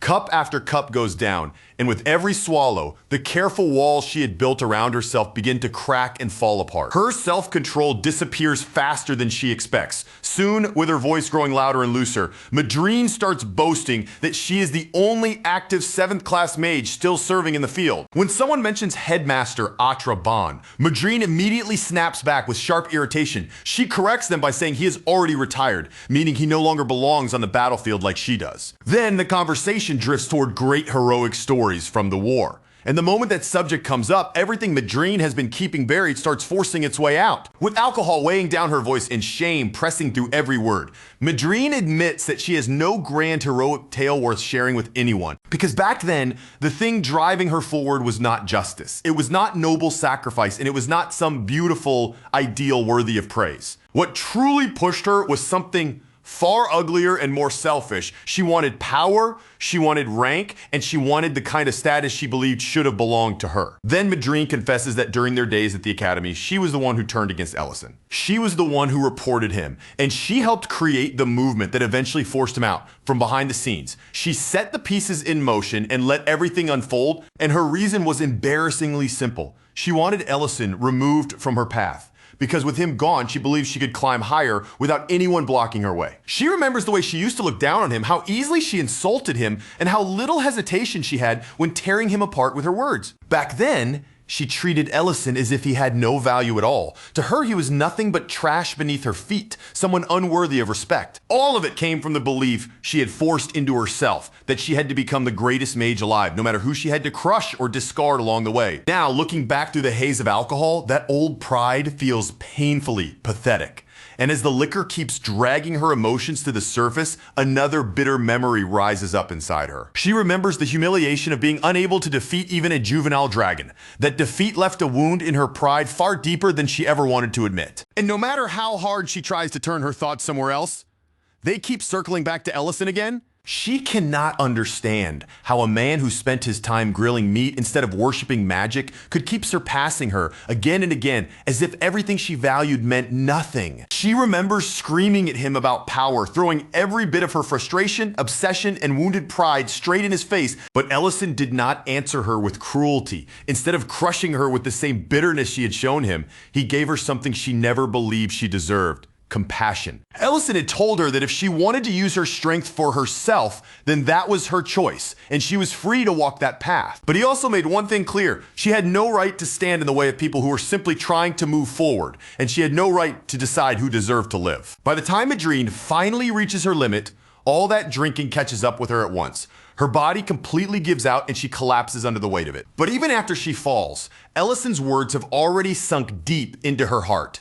They settle in a place she can no longer run from or pretend not to hear. Later, Madrine wakes up seated at a dining table, slowly dragging herself back to consciousness through a miserable, foggy haze. She looks absolutely destroyed. Her posture is weak, her face is drained, and every part of her seems to show the damage left behind by the night before. Then her eyes focus, and she realizes Ellison is sitting directly across from her. In front of her is a steaming bowl of yuba goobap, warm and ready to eat. Ellison takes one look at the wreck she has become and does not make a big speech. He simply tells her to eat. The warmth rising from the bowl fills the space between them, gentle and comforting in a way Madrine is not prepared for. And the fact that Ellison himself is sitting there, calmly facing her, is enough to break through the last tiny piece of composure she had managed to hold together. Madrine starts crying, and the confession comes spilling out of her all at once. She tries to tell him about the betrayal at the academy, the report, the lies, and the jealousy that drove her. But Ellison stops her before she can force every painful word out. In a quiet voice,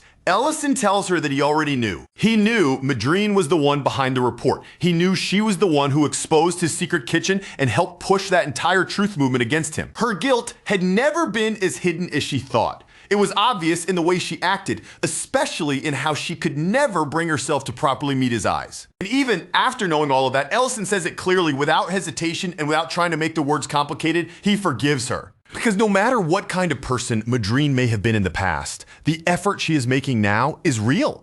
Ellison can see that she is trying to change, and that is what matters to him. For a brief moment, a fragile and almost healing silence settles between them. It lasts for about 2 seconds before Rurin suddenly barges in and completely shatters it. Rurin is practically glowing with excitement. Her whole face is lit up with pride, like she's just pulled off something absolutely incredible. Then, in the most casual tone imaginable, she announces exactly what she has done. She broadcasts Madrine's entire drunken confession through visual projectors all over the city, letting everyone hear every word. Madrine turns completely motionless, as if her entire body has forgotten how to move. The color drains from her face in an instant, and the reality of what Rurin just said crashes over her all at once, leaving her frozen in absolute horror. Everyone in the city has already seen it by now. Her drunken confession, her jealousy, her shame, and every ugly truth she had spilled without realizing the whole place was watching. Then, in the very next second, Madrine snaps back to herself. Panic takes over completely, and she bolts straight out of the restaurant, running blindly, like she can somehow escape the humiliation chasing after her. Ellison watches her rush for the exit and calls after her in concern, warning her that sprinting right after eating a full meal is one of the worst things she could possibly do. But Madrine is too overwhelmed to hear him properly. She does not even look back, disappearing from the restaurant in a frantic rush, as if his words never reached her at all. Then, without any warning, Rurin steps closer and wraps both arms tightly around Ellison.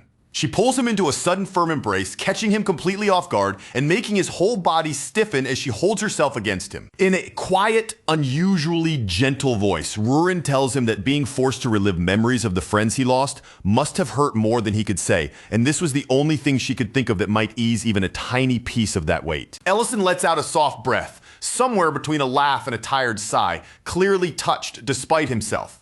He admits that lately Rurin keeps surprising him with how thoughtful she has become, then teasingly says the old Rurin would have just called him a whiny, foolish human and walked away. That playful little remark hits much harder than Ellison expected. Rurin's arms tighten around him immediately, squeezing with far too much strength.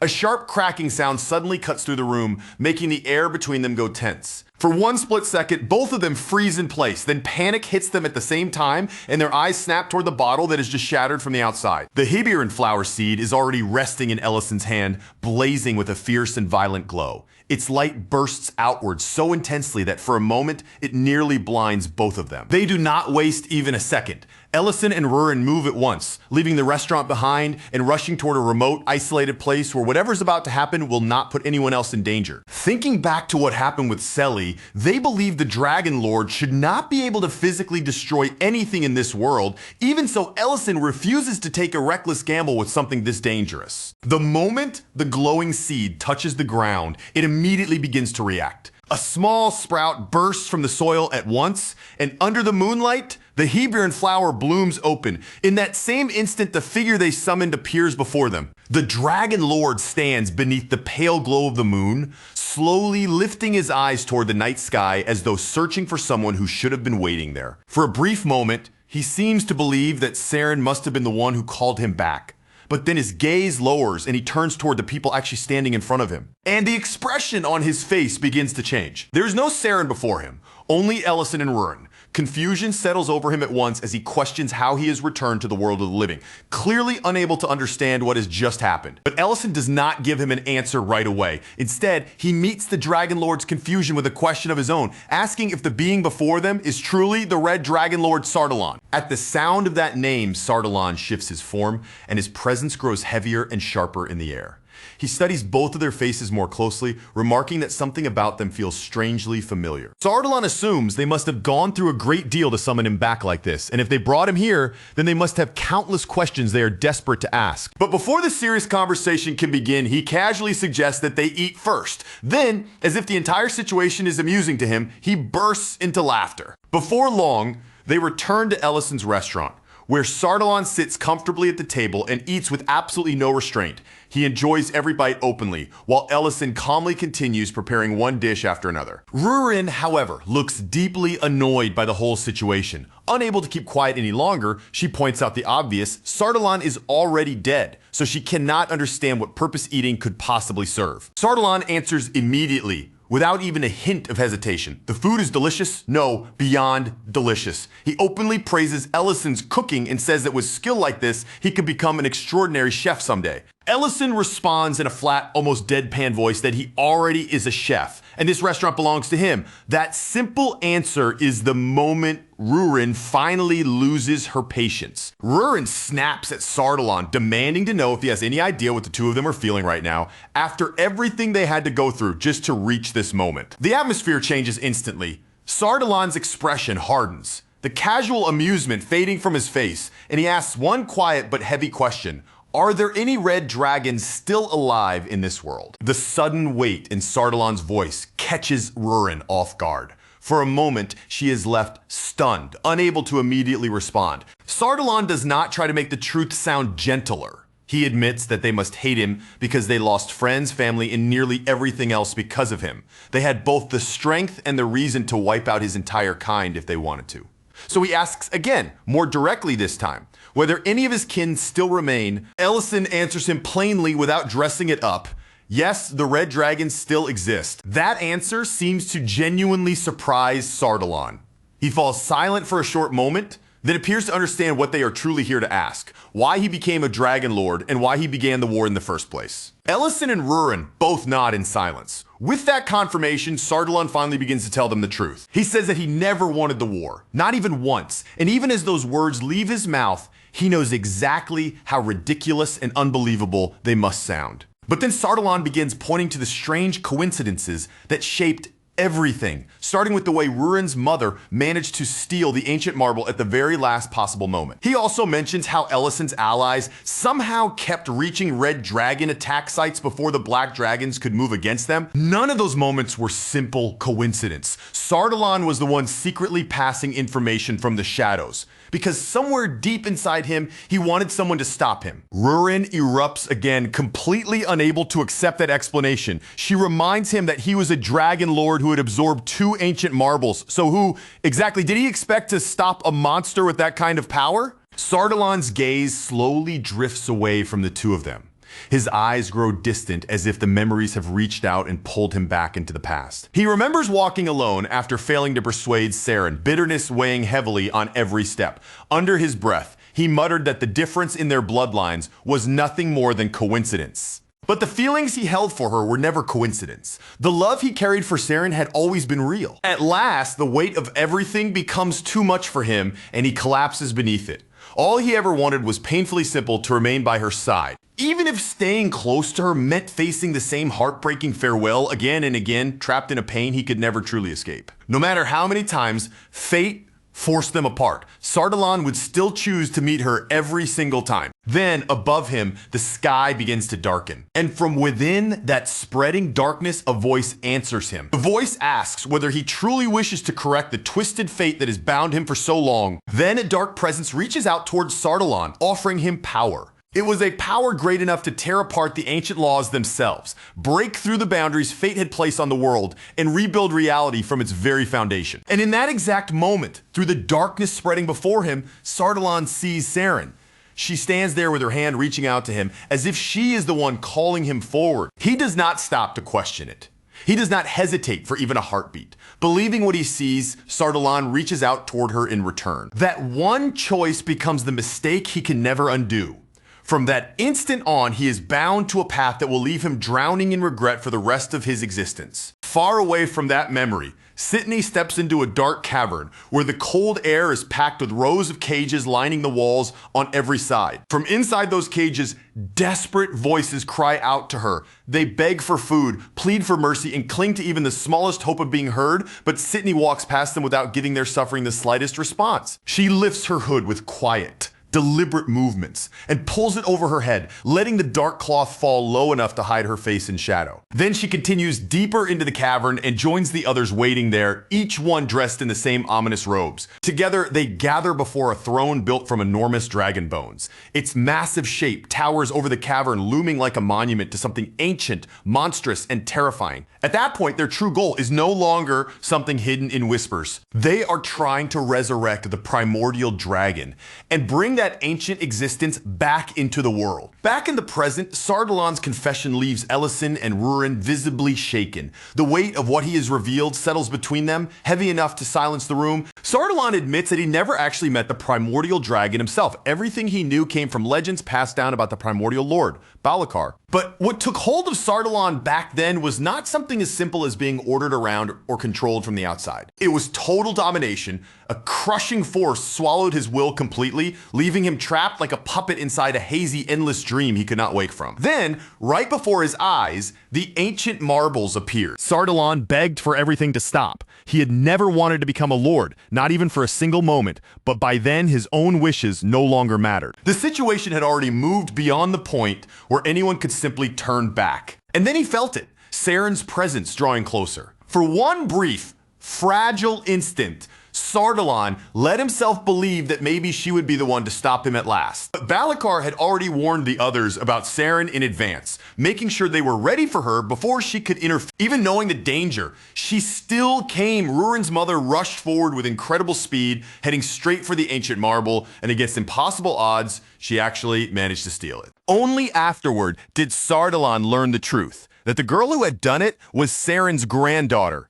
He says it without trying to excuse himself, admitting that he owes Rurin's mother a debt so enormous he could never repay it, even with an entire lifetime. That is the moment Rurin finally breaks. She lunges straight at Sardalan and drives her fist into his face with all the fury she can no longer hold back. Tears stream down Rurin's cheeks as she screams at him, blaming him for pushing her mother into such a dangerous and impossible situation. Her voice shakes with rage and grief as she demands to know whether he has any idea what her mother had to endure after all of that. She keeps hitting him again and again, every strike carrying years of pain that had nowhere else to go.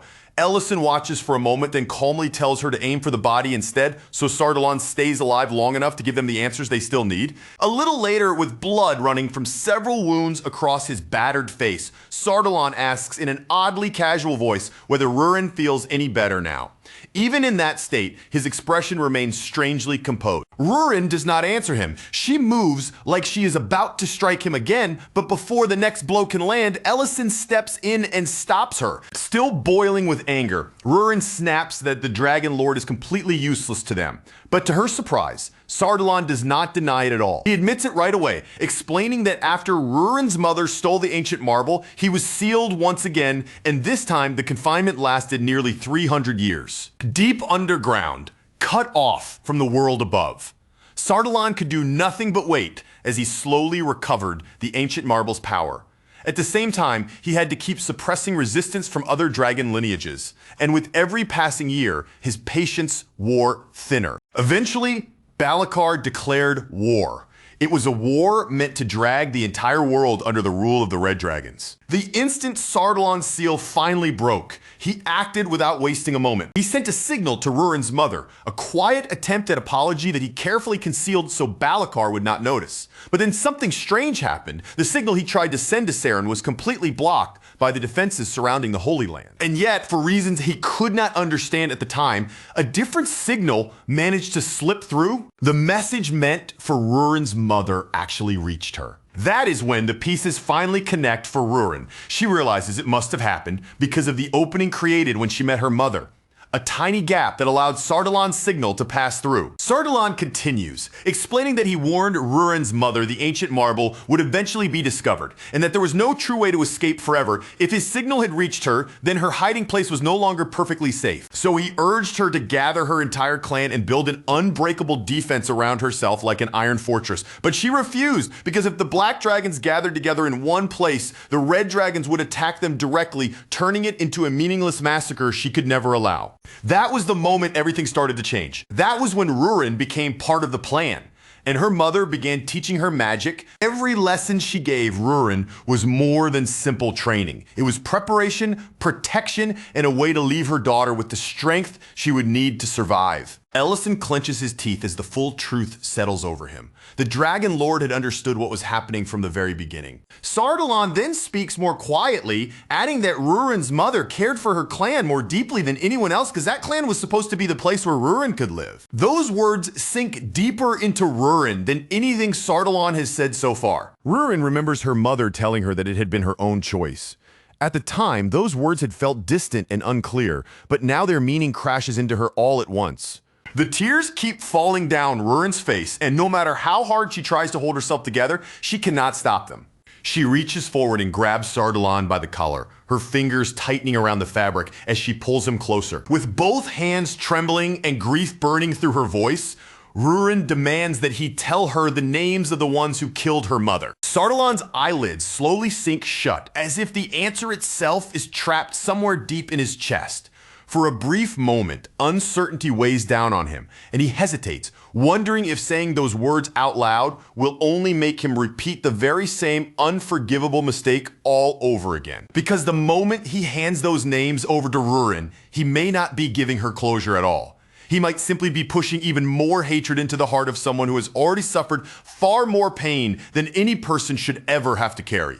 At the same time, far away in the Red Dragon Holy Land, the mood has grown suffocating. The air inside the chamber feels heavy, tense, and impossible to breathe through. One of the elders fixes his stern gaze forward and asks just how much progress has been made in tracking down the remaining cult members, the ones still moving in secret as they try to bring the Dragon Lord back to life. Reheim lowers his head deeply. Unable to meet the elder's eyes, with shame pressing into every word, he quietly apologizes and admits that, up to this point, he has failed to uncover anything truly useful. The elder's voice turns even heavier as he reminds Reheim that even if the Red Dragons once acted under the Lord's command, that does not erase what happened. They still cannot simply walk away from the responsibility for the war they unleashed. A power strong enough to dominate dragons should never have been allowed to exist in this world to begin with. And more than anything, such a dangerous force should never have surfaced among the Red Dragons themselves. Reheim accepts the reprimand in silence, offering no excuse and no defense. He turns as if to leave the room.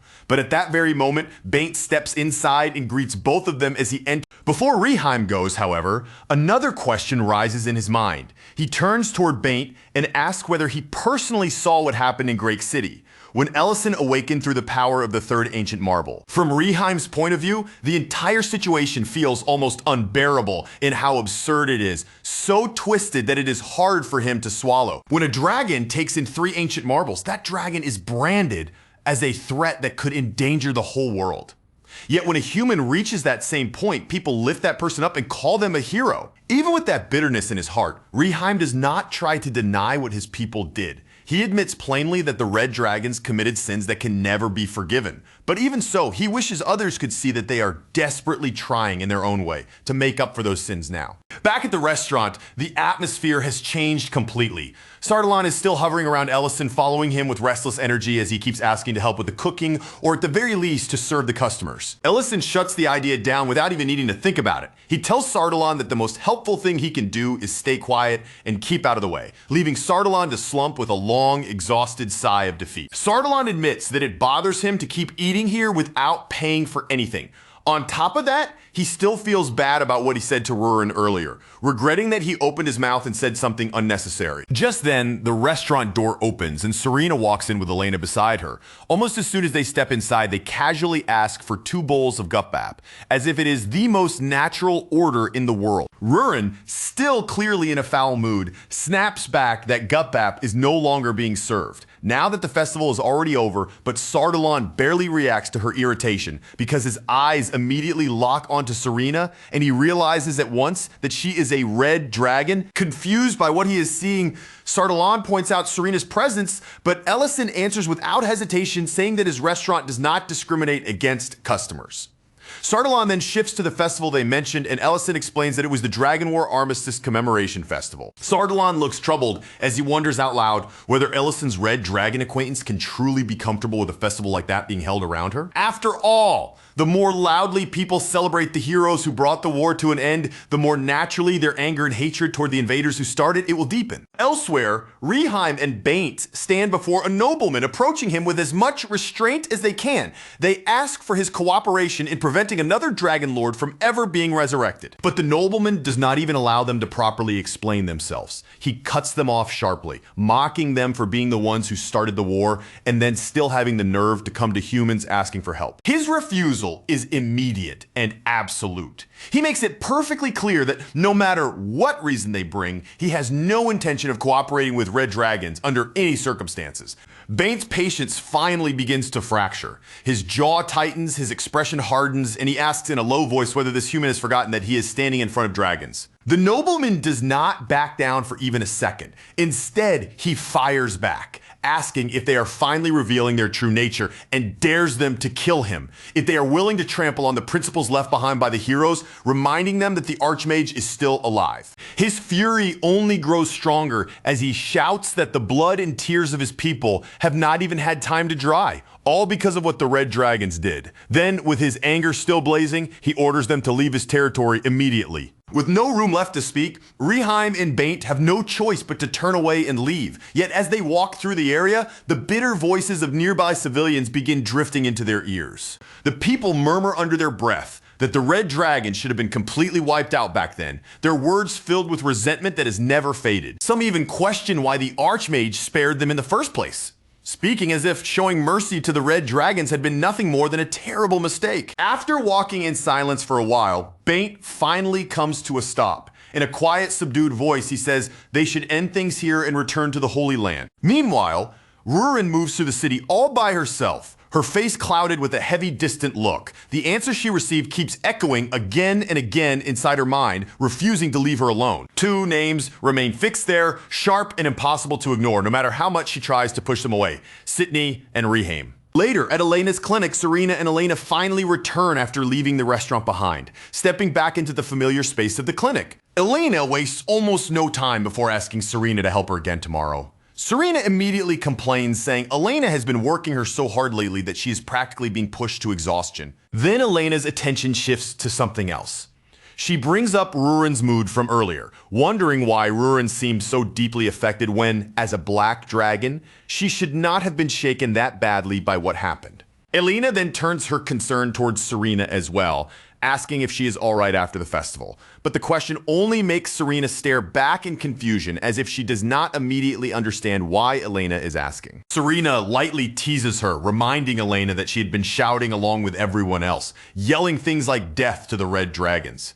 Elena quickly waves it off and insists that was not the point, saying she had only been worried. Serena lets out a weary sigh, the teasing fading from her face. She admits that she does understand why people still hate the red dragons, even after the Dragon Lord was killed. She explains that the Dragon Lord died 13 years ago, but that death did not instantly end everything. The war itself did not officially come to a close until 2 full years after that. Elena frowns, clearly disturbed, and asks if the red dragons really kept fighting even after they no longer had his orders. Serena confirms that they did, explaining that some of them became consumed by looting and turned into lunatics who continued attacking human territories. Most of those red dragons, however, eventually crossed paths with one incredibly furious restaurant owner, and once they ran into him, not a single one of them survived that encounter. That was how Ellison came to be known as the Dragon Slayer, and even the dragons he did not personally kill were not allowed to escape punishment, because every dragon who committed crimes was imprisoned in the Holy Land prison without exception. After hearing that, Elena shifts the conversation towards Serena herself. Looking at her more carefully, she asks what happened in Serena's case back then. Serena's expression immediately turns irritated as she explains that she was ambushed by black dragons and captured, which left her unable to do anything at all. Elena suddenly brightens and says that is actually a good thing, because it means Serena was not involved in those crimes. Then Elena, with a painfully blunt kind of cheerfulness, adds that sometimes things work out precisely because Serena was weak. Serena instantly gets flustered and protests, insisting she is not weak at all and that the Black Dragons only won because they fought dirty by ganging up on her. Elena gently reaches out and takes Serena's hand, softening her tone as she reminds her that she did not commit any crimes while being forced to follow orders. Serena exhales and says none of it really matters anyway, since no one even knows who she truly is.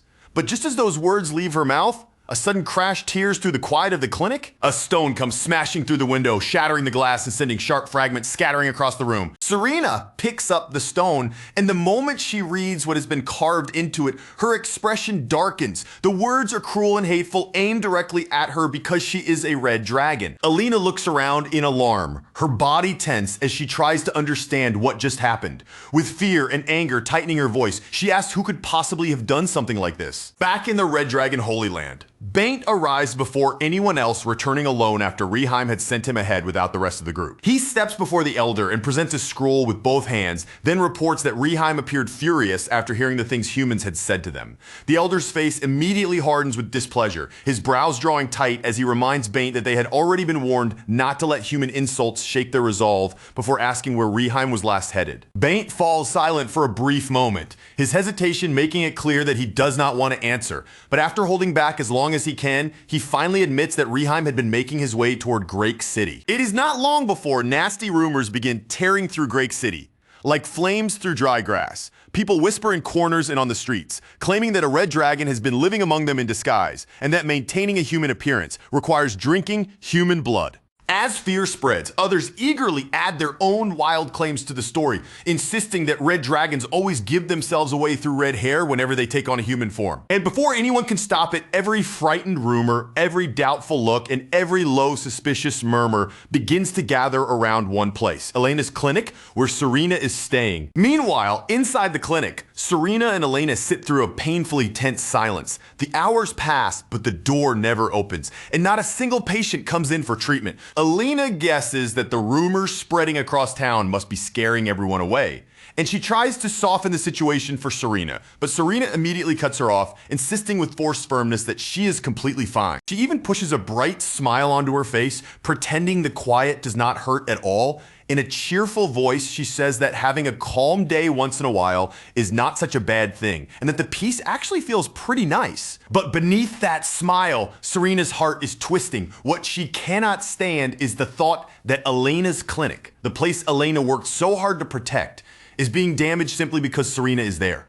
So instead of sitting still and letting the rumors grow worse, Serena makes up her mind. She decides she will go outside herself, face the people directly, and clear up the misunderstanding with her own words. At that same time, Ellison and Rurin are discussing the red dragon Reheim. Ellison reminds her that Reheim was one of the dragons who had been present back when Niiza tried to frame them for Serena's death. Rurin adds the detail almost casually, mentioning that it also happened around the time Ellison absorbed one of the ancient marbles. The instant Sardalon hears that, his entire body goes still. The color of surprise spreads across his face, and he cannot hide how deeply that one piece of information shocks him. Then, without warning, the sound of hurried footsteps comes rushing toward them, growing louder with every passing second. Elena and Baint arrive almost at the same time, both looking urgent and unsettled as they call out for Ellison. Elena immediately snaps that she got there first, trying to push her concerns to the front, but Baint refuses to back down, insisting that what he has to say is far more urgent. Elena blurts out that terrible rumors about Serena are spreading all over the city, while Baint cuts in at nearly the exact same moment, asking if anyone has seen Reheim. Meanwhile, Serena walks toward the restaurant alone, muttering under her breath with irritation.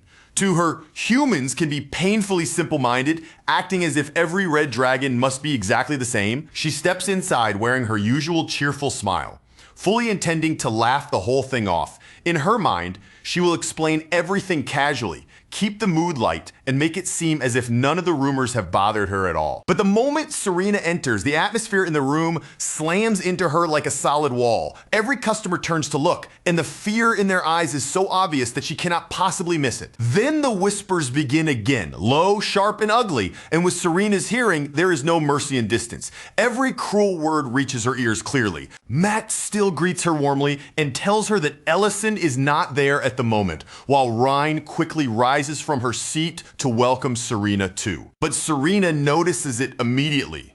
Behind their friendly words, there's a faint trace of fear in their faces, a slight pause in their voices, and a small, invisible distance they cannot quite hide. She lets out a nervous little laugh, the sound much thinner than she intended, then slowly turns her body back toward the entrance. Trying hard to keep her voice light and casual, Serena says she only dropped by to check whether Elena happened to be there. Rian tries to call out and stop her before she can leave, but Serena is already moving. She rushes out of the restaurant before anyone can say enough to make her stay. Serena had honestly believed she could handle it.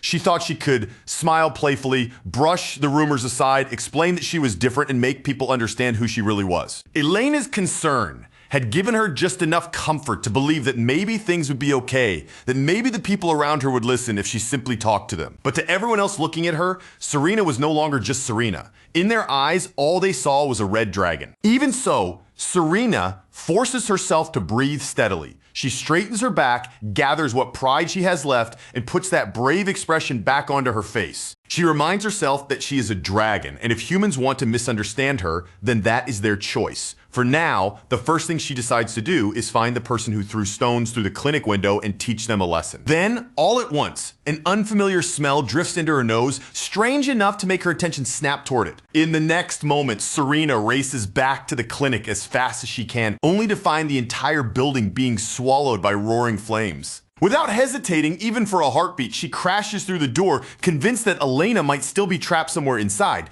Panic takes over her movements as she forces her way into the burning clinic. Thankfully, Elena is not inside. But as Serena stands before the burning clinic and watches the flames devour the place, a single crushing thought begins to settle heavily over her. Had everything really reached this point?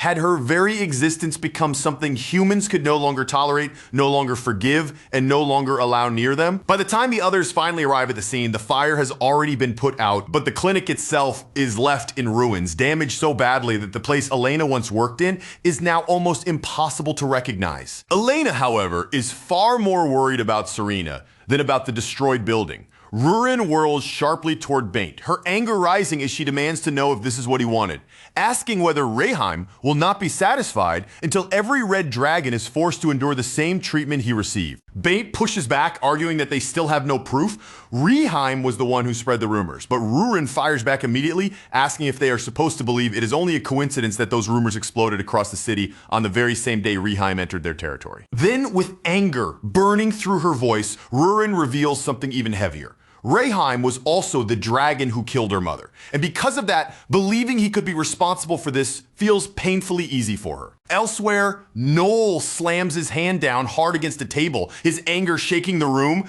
as he demands to know how rumors like that could have spread about Serena in the first place. Rien apologizes and explains that by the time they heard the rumors, the stories had already been twisted, inflated, and exaggerated beyond anything recognizable.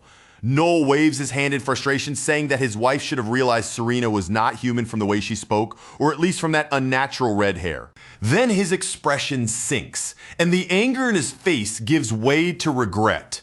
He admits that even if the rest of the city believed those lies, the two of them should have been the people Serena could trust and rely on in a moment like this. Noel then says something even weightier. He reveals that he knows Ellison is a great mage who lost all of his comrades to the Red Dragons, and he asks Rhine if she truly believes a man like Ellison would treat Serena with such warmth if she were really a sinner. Rien finally breaks down, tears spilling out as she says she wants to apologize to Serena. But by then, Serena is already gone. By the next day, Serena's disappearance has spread through the entire city, becoming the one thing everyone is talking about, and many people speak of it with a cruel satisfaction, as though humans have somehow won. Some laugh and say she ran away with her tail tucked between her legs. Others claim the Archmage should have killed her long ago, and their vicious gossip even turns Elena into a victim in their version of the story, as if Serena's presence had only ever brought trouble and burden into her life. Then, just as the adults keep talking, a few children finally step forward,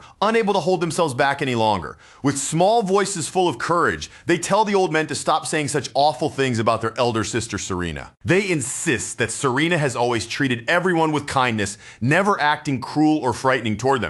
The Serena they know is nothing like the monster the grown-ups are describing in their ugly rumors. Not far from the crowd, a hooded figure remains still in the shadows, quietly listening to the entire exchange without making a sound. But before long, someone finally notices him standing there. Rurin spots him immediately, and her voice cuts through the air with sharp anger. She calls Reheim out in front of everyone, saying he has a lot of nerve daring to show his face in Great City. Then, without hiding a single bit of her hatred, Rurin declares it right there before the crowd. Reheim is the dragon who killed her mother. Reheim answers in a cold, detached tone, saying he has no memory of anything that happened during the Dragon War, but that calm response only pours more fuel onto Rurin's already blazing anger. Rurin snaps back that his crimes do not simply disappear just because he cannot remember committing them.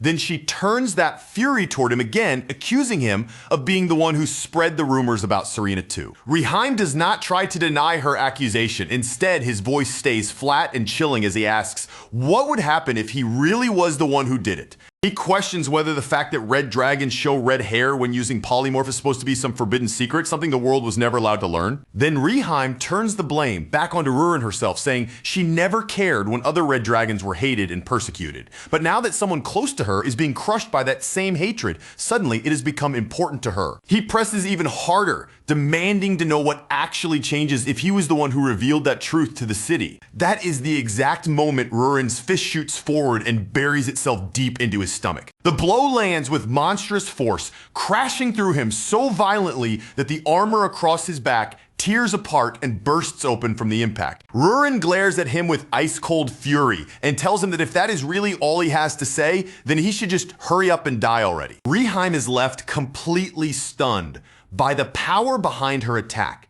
His body struggles to absorb the damage as if even he cannot fully understand what just hit him. And before the people of Great City can even process the sudden violence in front of them, Rurin opens a portal behind Rieheim and sends him flying straight through it. She pulls the battle away from the civilians on purpose, refusing to let a fight between dragons erupt in the middle of the city and put everyone nearby in danger. The bystanders are left staring in confusion, startled by the heavy crash and the strange distortion that had ripped through the air.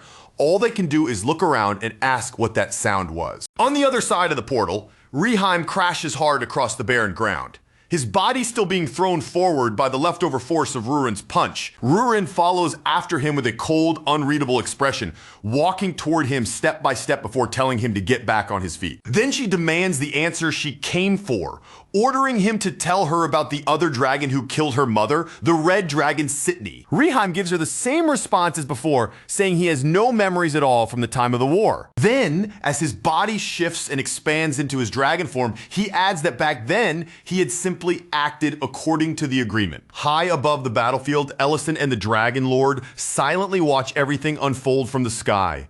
And the longer Ellison observes the clash below, the stronger his suspicion becomes. Something about this entire situation does not fit together the way it should. Down below, Rurin continues fighting without changing shape, facing Rieheim head-on while remaining completely in her human form. To Rieheim, that alone feels like a direct insult, as if she is looking down on him by refusing to reveal her full strength. He demands that she stop holding back and finally show him her true dragon form. Rurin answers immediately, without the slightest hesitation, telling him that this human form is her true form. Then she releases gravity magic, dragging Rieheim's neck downward by force, before driving a savage kick straight up into his jaw. The impact explodes outward across the empty battlefield, sending a violent shockwave rippling through the surrounding land. Rieheim cannot make sense of it. How can a dragon who has only just reached adulthood possess this level of strength? For the first time, doubt enters his mind, and he starts wondering whether even fighting with everything he has would be enough to defeat her. As he struggles against Rurin's overwhelming power, his thoughts begin drifting backward to the words the Elder spoke after the war had finally ended. The Elder had told them that they had no choice but to take responsibility for starting the war,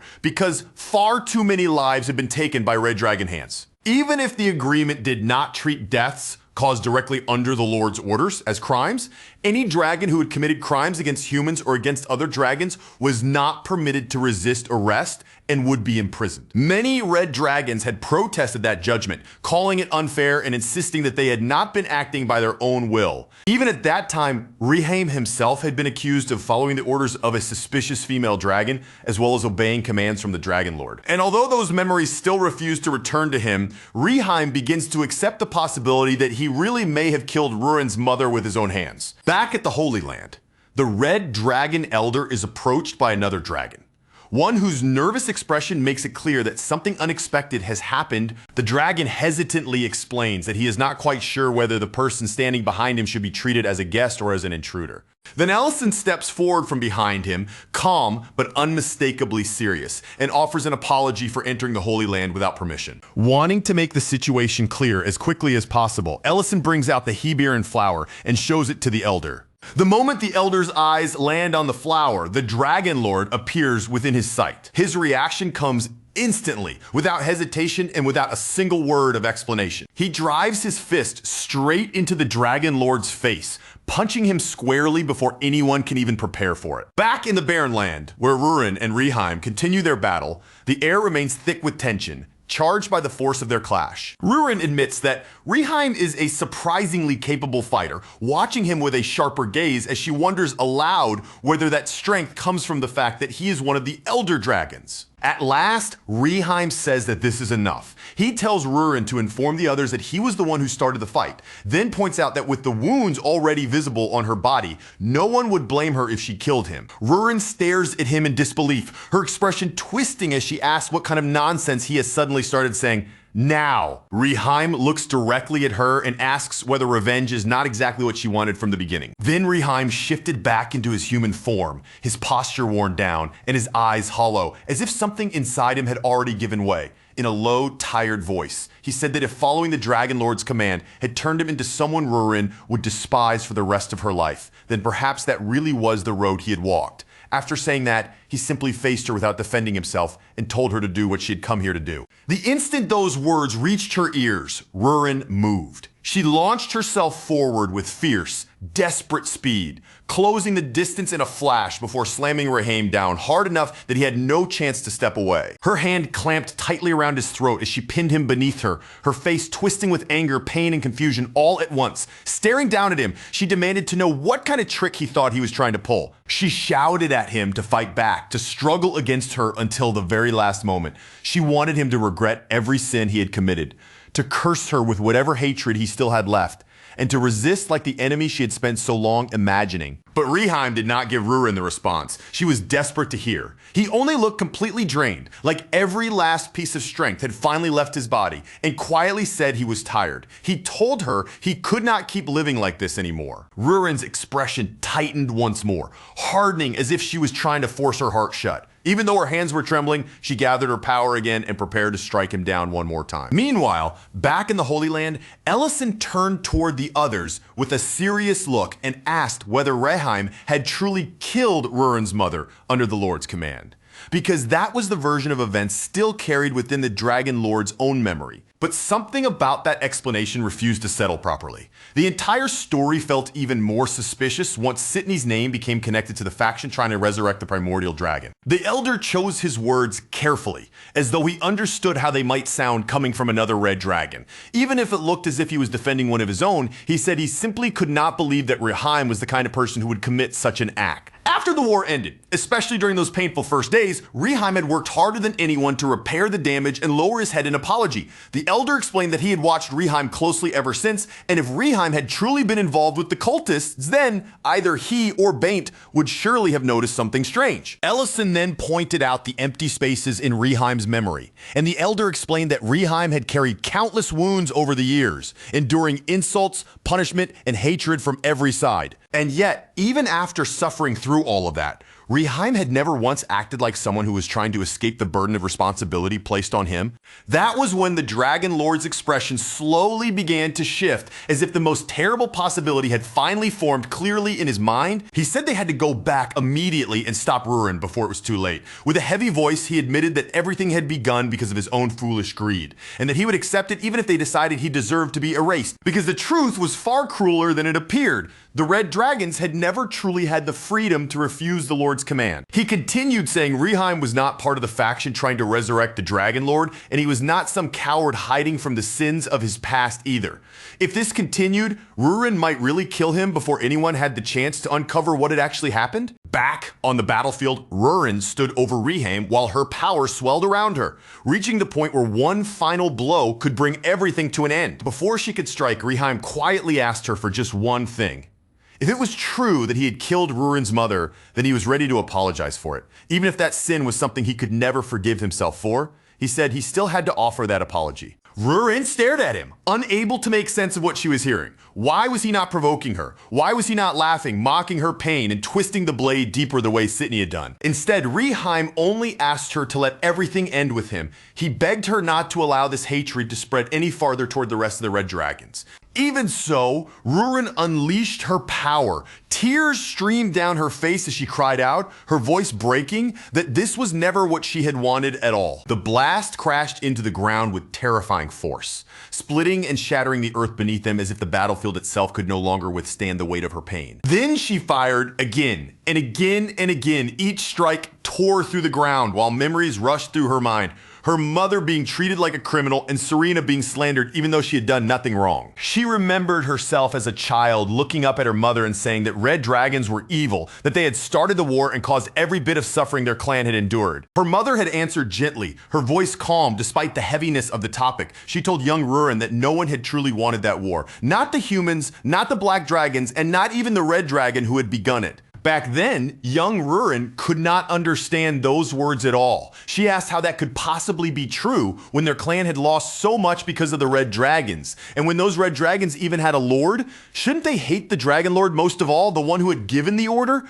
Her mother, trying to turn a truth far too heavy for a child into something Rurin could hold on to, asked her to make only one promise. She told Rurin that even if she one day gained great power, she must never judge others with her eyes closed. Before deciding someone's guilt, she had to look carefully, see clearly, and confirm what truly existed inside that person's heart. Back in the present, the ground beneath Rurin's feet continued to fracture, cracking and collapsing under the force of everything she could no longer keep buried inside. She stood there trembling, her shoulders shaking as tears poured down her face. No matter how much pain filled her chest, she could not turn it into the final strike. At the Holy Land, Ellison did not move to stop her. Because if Reheim had truly lost his memories and still tried to bear those sins as if they were his own, then Ellison understood one thing with painful clarity. Rurin would never be able to kill him. Reheim slowly forced himself up from the broken ground, still dazed and struggling to understand what had just happened. He looked toward Rurin and asked why she had stopped. Rurin roughly wiped the tears from her face and told him to get lost. Her voice shook, but her words stayed firm as she ordered him to return to the Holy Land and pay for his crimes there instead. Because now that she understood this had never been something he truly wanted either, she could no longer bring herself to kill him. The elder quietly said that if Rurin truly felt that way, then perhaps that alone was something they could be relieved about. Even so, he could not ignore the truth that her mother's death remained a grave crime. It had not been damage caused by the chaos of battle. It was the deliberate murder of a defenseless dragon. In the elder's view, proper punishment still had to be carried out, even if it was far too late. But because Reheim himself had no memory of that day, even he could not confirm what had truly happened. Ellison said that was exactly the part that felt wrong to him. Even dragons being controlled by the Lord's command did not normally lose their memories like that. The Red Dragons reacted at once, asking what he meant by those words. But before the discussion could go any further, Baint arrived with urgent news, reporting that he had followed the footprints near the burned clinic as instructed and had even managed to find a witness. According to that witness, the person who set the fire looked exactly like Reheim. The moment Ellison heard that, his expression sharpened and he asked when Reheim had last seen Serena. At that very moment, far away inside Serena's lair, Serena lay stretched across a glittering mound of gold. She stared blankly into the empty space around her, quietly wondering why she had come all the way back to this place in the first place. Trying to lift her own spirits, Serena told herself that her lair was different now. This time she insisted it was not the same lonely place it used to be. The treasure beneath her was real. Real gold, real silver, and piles of wealth most people would never even dream of seeing in their entire lives shimmered all around her. But no matter how brightly all that treasure shone, there was no one beside her to admire it with. Her mood sank all over again as the faces of the people from Great City slowly drifted into her thoughts. She wondered if she had been the only one who believed they had truly grown close. Nothing about Serena herself had actually changed, so why had everyone suddenly started looking at her with completely different eyes? That thought pressed painfully against her chest, and she could not help asking herself whether it was just terribly, unbearably unfair. Then someone stepped into the lair, claiming to be just like her, someone innocent, yet hated anyway simply because of how they appeared. Back at the Holy Land, Baint explained to Ellison that the last time Reheim had crossed paths with Serena was during the incident when Ellison had been falsely accused. Ellison's eyes narrowed as he caught on to something that did not make sense. None of the other Red Dragons should have known that Serena had abandoned her own lair and begun living at Elena's side. And the second he said it out loud, Baint stiffened in shock. After a heavy pause, Baint suddenly looked up and asked what exactly had been written on the scroll Reheim delivered earlier, as if that small, overlooked detail had started clawing at the back of his mind. The elder answered without dressing it up, revealing that there had been nothing significant written there at all. The scroll had only contained a simple request for time off. That was when Ellison finally voiced the truth they had all been circling around. The one they were chasing was not Reheim at all. The real culprit had gotten too greedy, pushed too far, and exposed himself. Meanwhile, deep inside Serena's lair, the false Reheim stood before her in the glittering darkness and quietly urged her to come along with him. His voice was soft, almost soothing, as he tempted her with the one thing she wanted most in that moment. He told Serena that he understood her pain better than anyone else ever could. Then he pressed the wound even deeper, telling her that somewhere inside her heart she already knew the truth. There was nothing left for her back in that city anymore. As those words slipped into her mind, every cruel insult Serena had heard earlier came rushing back. The voices, the fear, the hatred, all of it echoed through her again, cutting just as sharply as when she first heard them. While Serena stood trapped inside those painful memories, the fake Reheim quietly scattered a strange powder into the air. A hazy mist began to drift around her, dulling her senses and pulling her consciousness into an unnatural trance. Little by little, Serena's feet began moving toward him on their own. Somewhere deep inside her mind, she told herself that no one in Greg City was waiting for her anymore. No one was searching for her. No one truly wanted her to come back. At least that was what the darkness gathering inside her heart kept whispering. But just as Serena began drifting away with him, a faint voice reached her ears from far beyond the lair, calling out her name through the distance. Out in the mountains, a group of people were shouting for Serena with everything they had, their voices rough, breathless, and desperate from climbing through the rough terrain. It was Reen, Matt, and Linte pushing their way through the mountain path as they searched for her with all the urgency their bodies could manage. The fake Reheim immediately warned Serena not to listen to them.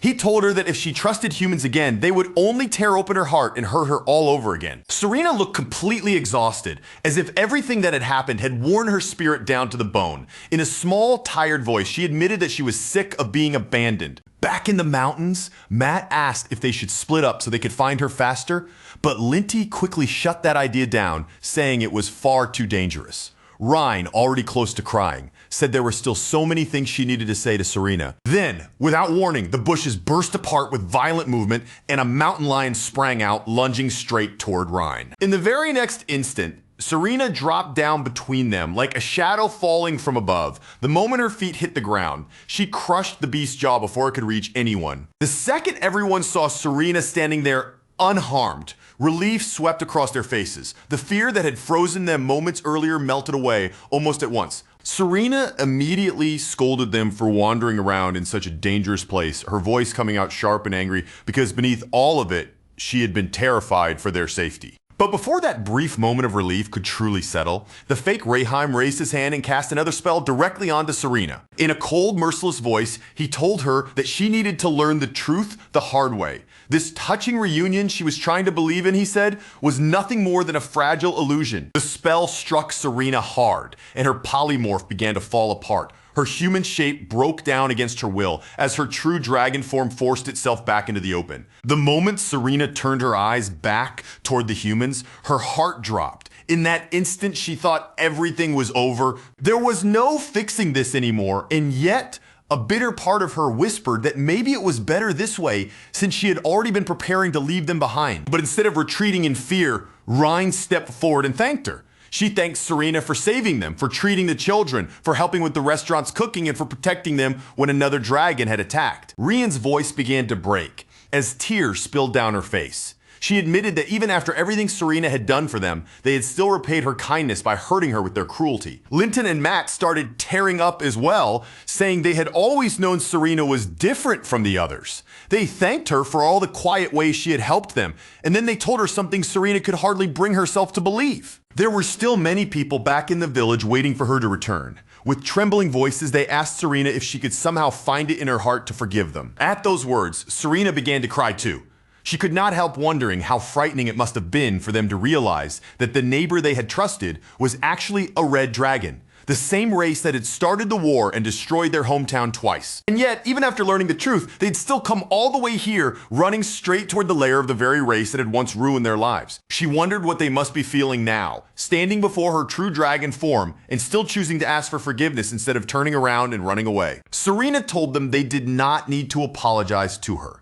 If anyone had to bow their head first, she said, then it should be her. Then, with no warning at all, Serena unleashed an attack straight at the fake Reheim, forcing him to pull back and retreat on the spot. Once the immediate danger had passed and the tension around them finally began to loosen, Ellison turned toward the elder and said that in the end, things had unfolded better than they could have hoped. Baint spoke with visible pride in his expression, saying Serena must have built up an incredible amount of virtue if humans were willing to climb all the way to her in person like that. Ellison quietly thought to himself that Serena had been the one to help them understand where she truly belonged, and that place was Greg City. What had only been a vague suspicion before was now standing clearly before him. There really was someone behind this entire chain of events, carefully arranging each step while moving from the shadows. Then Reheim spoke up as well, saying he had seen it with his own eyes, someone else moving around while wearing his appearance. The Dragon Lord was visibly shaken by those words, his face tightening as the meaning of them struck him. The elder then turned to Reheim and reassured him in a firm, gentle voice, telling him that he truly had done nothing wrong. A little later, Rurin slowly approached Reheim from behind. The confidence she usually carried was nowhere to be seen.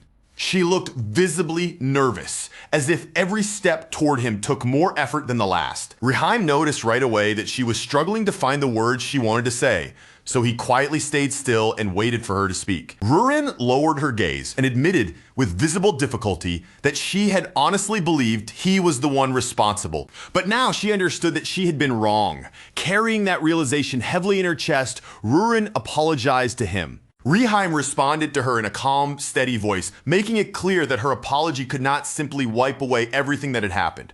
After all, when everything was stripped down to the truth, both of them had been trapped by the very same horrifying lie. He went on to say that even if he really had been the person spreading those cruel rumors about Serena, and even if he truly had committed an unforgivable sin against Rurin's mother, he still believed one thing with absolute certainty: Rurin would have stopped herself before crossing that final line. And that was why Reheim told her he was thankful, not because of the anger she had carried, and not because of the pain that had pushed her so far, but because even after everything she had suffered, there was still a piece of kindness inside her that had refused to disappear. But then, the calm look on Reheim's face began to fade. His expression grew heavier, and his voice shifted as he started speaking about something that cut even deeper than the accusation itself. Reheim confessed that he had never truly forced himself to investigate the blank period missing from his memories. It was not because he had not cared, but because he had been afraid that if he uncovered the truth, it might prove he really had done those terrible things, and afraid that if he kept denying everything until the bitter end, he would only be using his own suffering as a shield. He admitted that if he had fought too fiercely to clear Serena's name, it might have looked as though he was only trying to protect himself, as if he wanted everyone to see him as nothing more than an innocent victim who had been wronged. Even while he was apologizing, that fear had still been sitting inside him, making him hesitate whenever the truth came too close. But in the end, that hesitation had done nothing but protect the real culprits, giving them more space, more time, and more freedom to act. And because Serena had been pulled into the center of that chaos and hurt because of it, Reheim bowed his head toward her as well, lowering his gaze as he offered her a sincere apology. Rurin answered him firmly, refusing to let him shoulder all of the blame. She told Reheim that this was not his fault, and that the one who truly needed to answer for everything was the Dragon Lord. The instant those words left her mouth, Reheim suddenly drove his fist straight into the Lord's face. With no hesitation at all, he declared that it absolutely was the Lord's fault, because he had been the one who gave everyone the wrong information from the very beginning. Rurin then whipped around toward Ellison, her frustration immediately finding a new target. She complained that if he had already sensed something was strange, he should have stopped her much sooner, while Ellison quickly shot back that he had no way of knowing she intended to beat Reheim so mercilessly. The elder's attention then shifted to Baint, scolding him for being so terrible and so certain that Reheim had been the one who set fire to the clinic.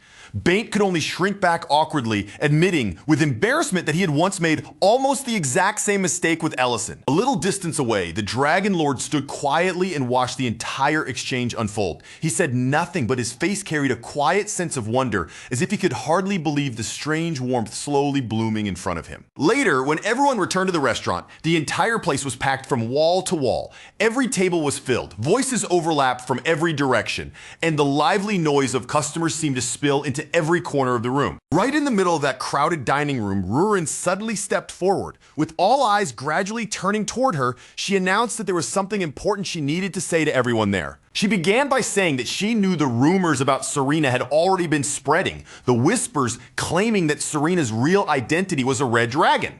Then, without trying to soften the blow or hide behind vague words, Rurin told him plainly that every part of that rumor was true and that she herself had known it from the start. The customers were stunned into silence. Their eyes widened, confused murmurs caught in their throats, and the whole room seemed to freeze under the weight of that revelation. But before they could fully process it, Rurin revealed something even more shocking. She told them that she was a dragon as well. In an instant, the restaurant erupted into hushed whispers.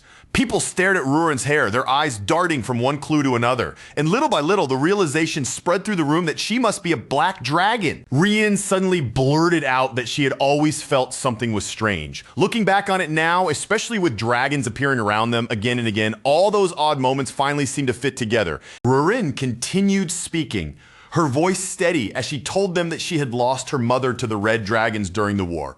She was not telling people who had suffered less than her to shut their mouths, and she was not demanding that anyone become some flawless saint capable of forgiving every scar left behind. What she wanted from them was far simpler than that. She only asked that their anger be aimed at the people who had truly committed the crimes, instead of being thrown blindly at anyone who merely looked the same. Then Rurin asked the one question that mattered more than anything else. The Serena they had eaten beside, spoken to, and known all this time, was she really the kind of person who could do any of those awful things? After saying that, Rurin turned as if to head back inside, but before she fully left them behind, she gave the room one last warning. Inside this restaurant, no customer would ever be mocked, looked down on, or driven away simply because of the color of their hair. Outside the restaurant, the Dragon Lord was there once again, standing quietly where no one paid him much attention. He listened to every word without interrupting, silently taking in everything Rurin had said. By the following day, the dragons had already finished repairing Elena's clinic. The damaged building had been restored at an unbelievable speed, as if the destruction from before had almost been erased overnight. Serena could only stand there and stare, her eyes wide with disbelief. She could hardly wrap her mind around the fact that they had managed to complete so much repair work in only a few short hours. Not long after that, Rain and the others arrived carrying boxes in their arms. With cheerful energy, they explained that they had come to celebrate Ellison and Rurin finally returning. Serena's cheeks immediately turned red as she looked at them. Clearly embarrassed and unsure how to react, she awkwardly mumbled that a gift like this did not really feel like something meant for a person like her. But when she opened the box and looked inside, she saw exactly what they had brought. There was a cake decorated with a drawing of her own crying face on top, and beside it, several bottles of hair dye had been tucked in as part of the gift. From far away, the Dragon Lord watched them once more. Without stepping into the scene himself, he quietly observed the laughter, the teasing, and the gentle warmth gathering around Serena. And as he continued looking at that peaceful sight, he found himself wondering in silence whether this was not, in its own way, something truly wonderful. Later, after the restaurant had closed for the day, Ellison was still inside washing dishes. In that quiet, after-hours calm, the Lord appeared and asked if Ellison was still cooking even though business had already ended. The Lord then said that the territory had finally found peace again.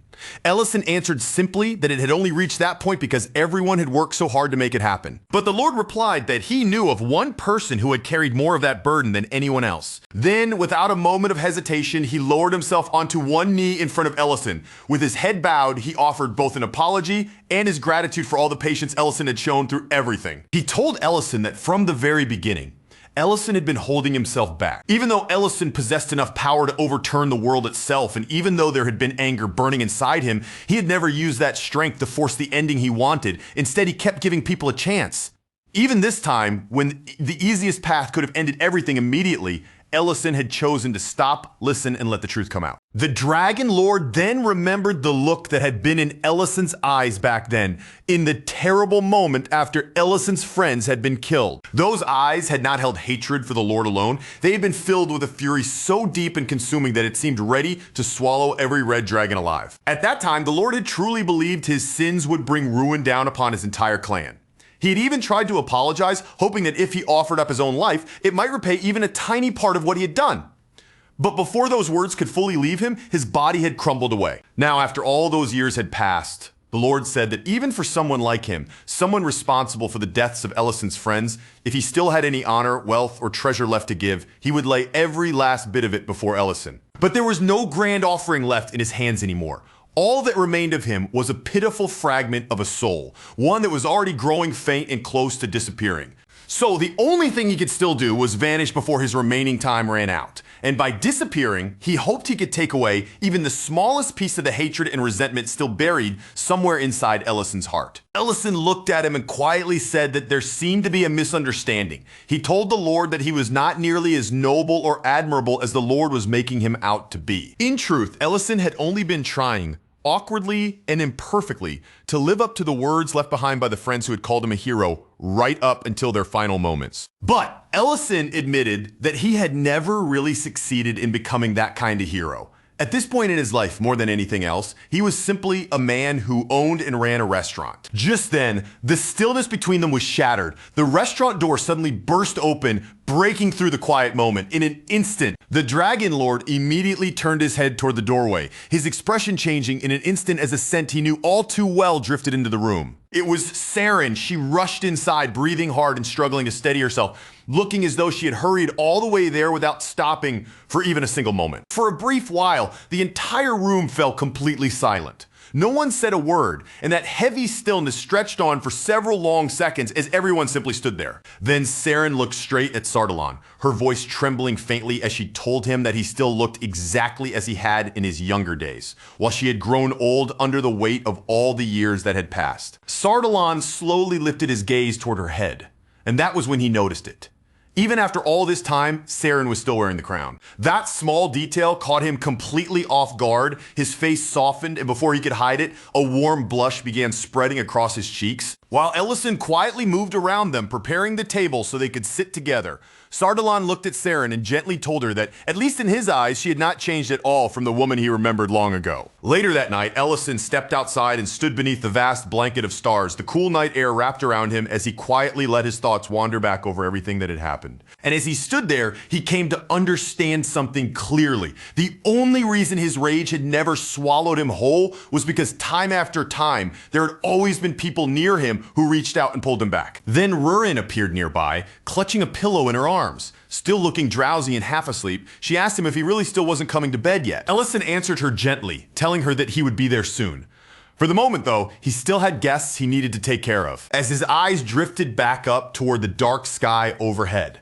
Ellison realized that the hatred buried deep inside his heart had not disappeared all at once. Instead, it had faded little by little, worn down slowly by the passage of time. It had faded because he had seen the wounded, pained expressions of the people he had once hated, and just as importantly, he had also been given the chance to see the bright, joyful faces of the people he loved. Then, in the quiet of that moment, the Hiburan flower began to vanish. As Ellison thought of Rurin, gratitude quietly filled his chest, because thanks to her, even the act of saying goodbye had become something he could bear. Back inside, Saren sat at the table with tears gathering in her eyes, yet a gentle smile remained on her face as Sardalan's form slowly started to fade away before her. And while that final moment slipped through her fingers, Saren faced him with all the tenderness she had left and gave him her last farewell. A little later, Saren stepped outside into the night and apologized to Ellison for keeping him working so late. In Ellison's arms, Rurin was already completely asleep.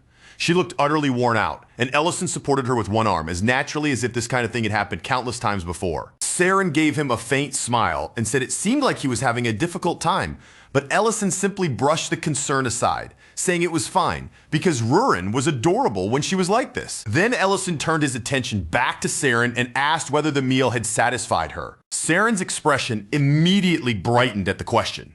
She said it had been more than satisfying, speaking as though the warmth of that meal was still lingering gently inside her. Ellison told her that she was welcome to come to his restaurant anytime, but soon after, Saren's face grew serious and she said there was something important she needed to tell him. Since Rurin had already fallen fast asleep, Saren asked Ellison to leave her resting in the lair for the time being and then accompany her to the Black Dragon Sanctuary. When they finally arrived at the sanctuary, Metadana noticed Saren returning, and this time, Ellison was standing right there beside her. Metadana then told them that the investigation into the seasoning Ellison had brought to them had finally been completed. He revealed that the powder was called the Lord's Tear, a substance made from shattered dragon hearts, but the heart used to create it this time was not ordinary at all. The atmosphere in the room instantly grew heavier. Saren explained that what they were about to discuss was a secret hardly known even among the black dragons themselves, something that only a small number of elders had ever been permitted to learn. She admitted that she had hesitated for a long time, unsure whether she should reveal the truth to Ellison at all. Even so, she decided to speak,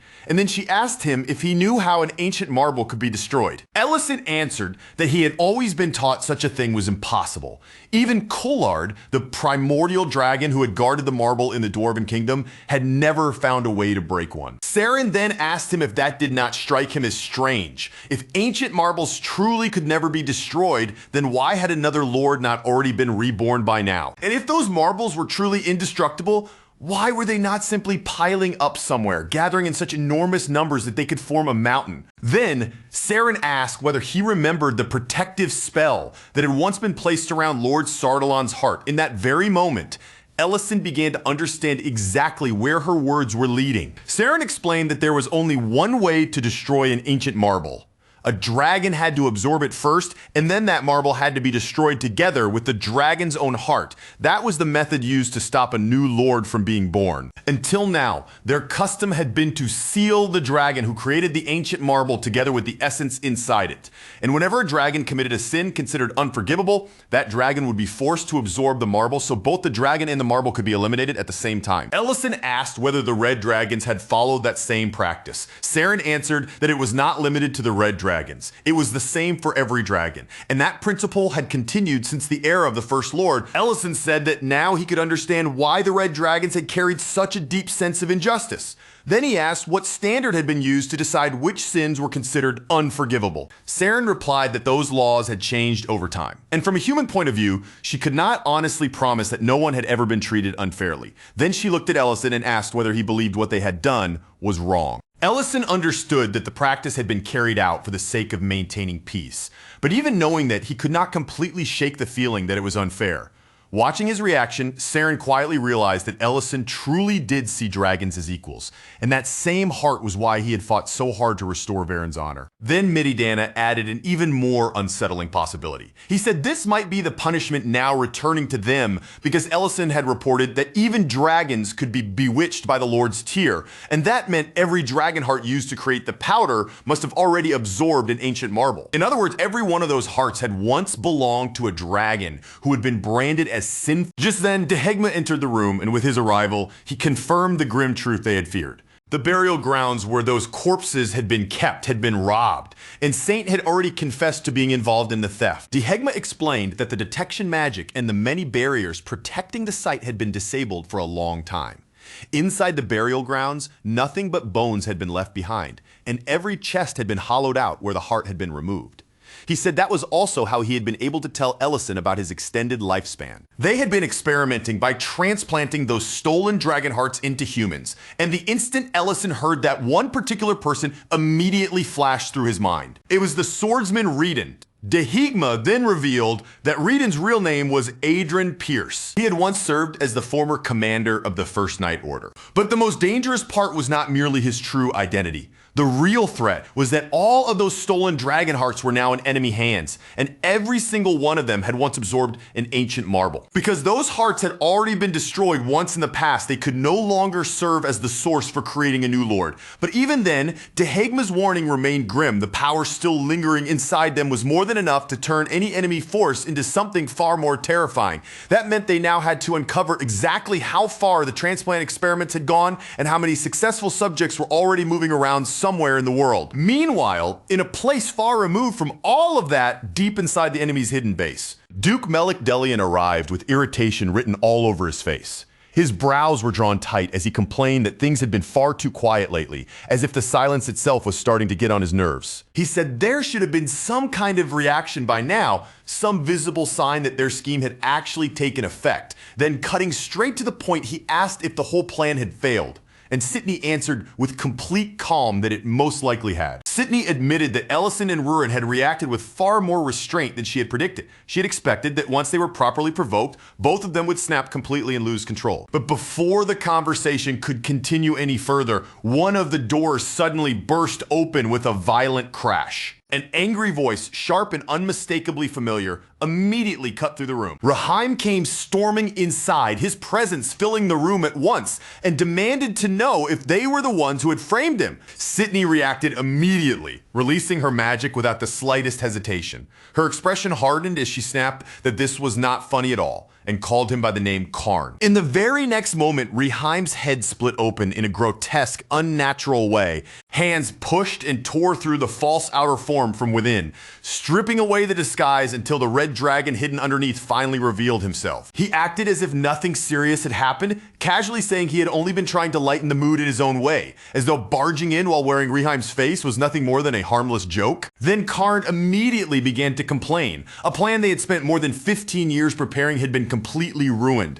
and even the disguise he had used as Reheim during the war had now been exposed, all because of Saint. He also reported that Serena had turned out to be a lot like Rurin. The powder created to bewitch dragons worked well at first, but only up until the target found another desire strong enough to pull their heart away from its influence. Sidney simply replied that they would need to improve the formula and add another trigger. Sidney also pointed out that Karn had exposed himself by stirring up conflict while disguised as Reheim, and then had gotten greedy enough to try taking Serena as well. Karn paced back and forth in frustration, grumbling that this was exactly the sort of moment where he needed a little encouragement, not a lecture. That was when Duke Melik Delian cut into the conversation with a cold voice, saying that Karn was far too soft. If it had been him, Duke Melik Delian said he would have killed the Alphalena, thrown her corpse into the burning clinic, and wiped out the villagers before they ever managed to reach Serena. That way, no one would have been left with any choice except to kill Reheim. For a brief second, Karn and Sidney both stared at him in stunned disbelief, as if they were silently wondering whether the man in front of them was actually some kind of demon. Then somehow, Karn thanked Duke Melik Delian for the suggestion and said he would use it next time. Sidney immediately struck him,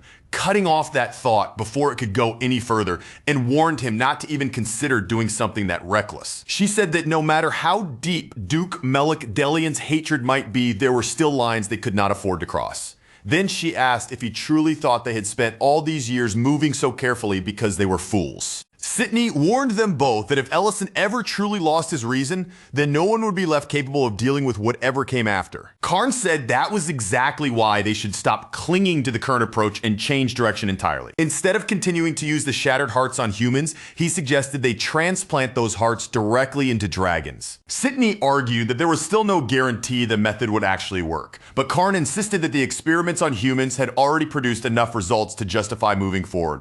Besides, he added they had no shortage of dragons willing to volunteer. Right, at that moment, two hooded dragons stepped forward from the shadows and asked Sidney to give them a chance. They accepted the shattered hearts and began chanting. Almost immediately, a violent surge of power exploded from their bodies, filling the area with overwhelming force. When the dust and pressure finally settled around them, they were given only one order: destroy Grake City, and erase Ellison's restaurant along with it. Elsewhere, Reedon walked alone through a wide field of grass, his steps steady, while his mind drifted back to the conversation he had once shared with Dihegma. When Saint had been captured, most of the experimental records about the Lord's Tear had been swallowed by the fire. Saint had screamed at Reedon to hurry and put it out before everything was lost. Dihegma, however, had remained calm and had offered to part ways peacefully. He wondered aloud why Reedon had ever chosen to join hands with dragon cultists, saying that Reedon had never been that sort of man. Then Dihegma asked one simple question, and the moment Reedon heard it, his eyes widened. Had he become disappointed in humans? As soon as Dihegma saw Reedon's reaction, he understood that his question had struck the truth. So Dihegma left him with one final warning. No matter where Reedon chose to go, and no matter what side he stood on, he would eventually find himself disappointed in exactly the same way. Back in Grake City, the dwarves had finished constructing a grand statue of the primordial dragon Colored and the hero Darren. Ellison looked up at the completed statue and openly called it impressive. He even said that one day it might become a famous sightseeing spot that people visited the city just to see. But when he turned around to praise the other dwarves for their work as well, he found them sprawled across the ground, completely drained, miserable, and looking as if all their energy had been wrung out of them. Rurin stared at the collapsed dwarves in confusion and asked what in the world had happened to them. The elder explained rather simply that dwarves loved making things. Until recently, they had been so busy struggling just to survive that they had never had the luxury to think about anything beyond the next urgent problem. But now that the village construction was finally complete, they were experiencing the first truly peaceful atmosphere they had known in a very long time. There was no pressure, no crisis, and no urgent work demanding their hands, and that lack of purpose had apparently left them so lost that they were practically malfunctioning. Rurin immediately said that must have been why the dwarves looked so strangely cheerful when they heard Elena's clinic had burned down.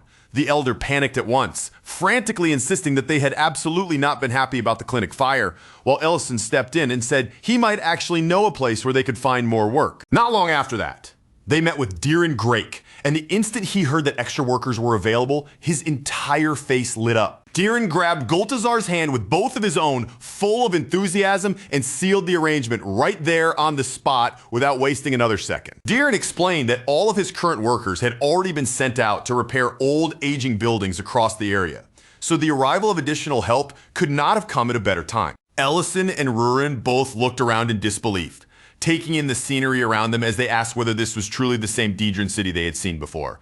Diran proudly answered that the place was now called New Great City. Then Mohen, the official responsible for land management, began guiding them through the central market, the first area Diran had focused on rebuilding after he arrived. Even Ellison could hardly believe the transformation in front of him.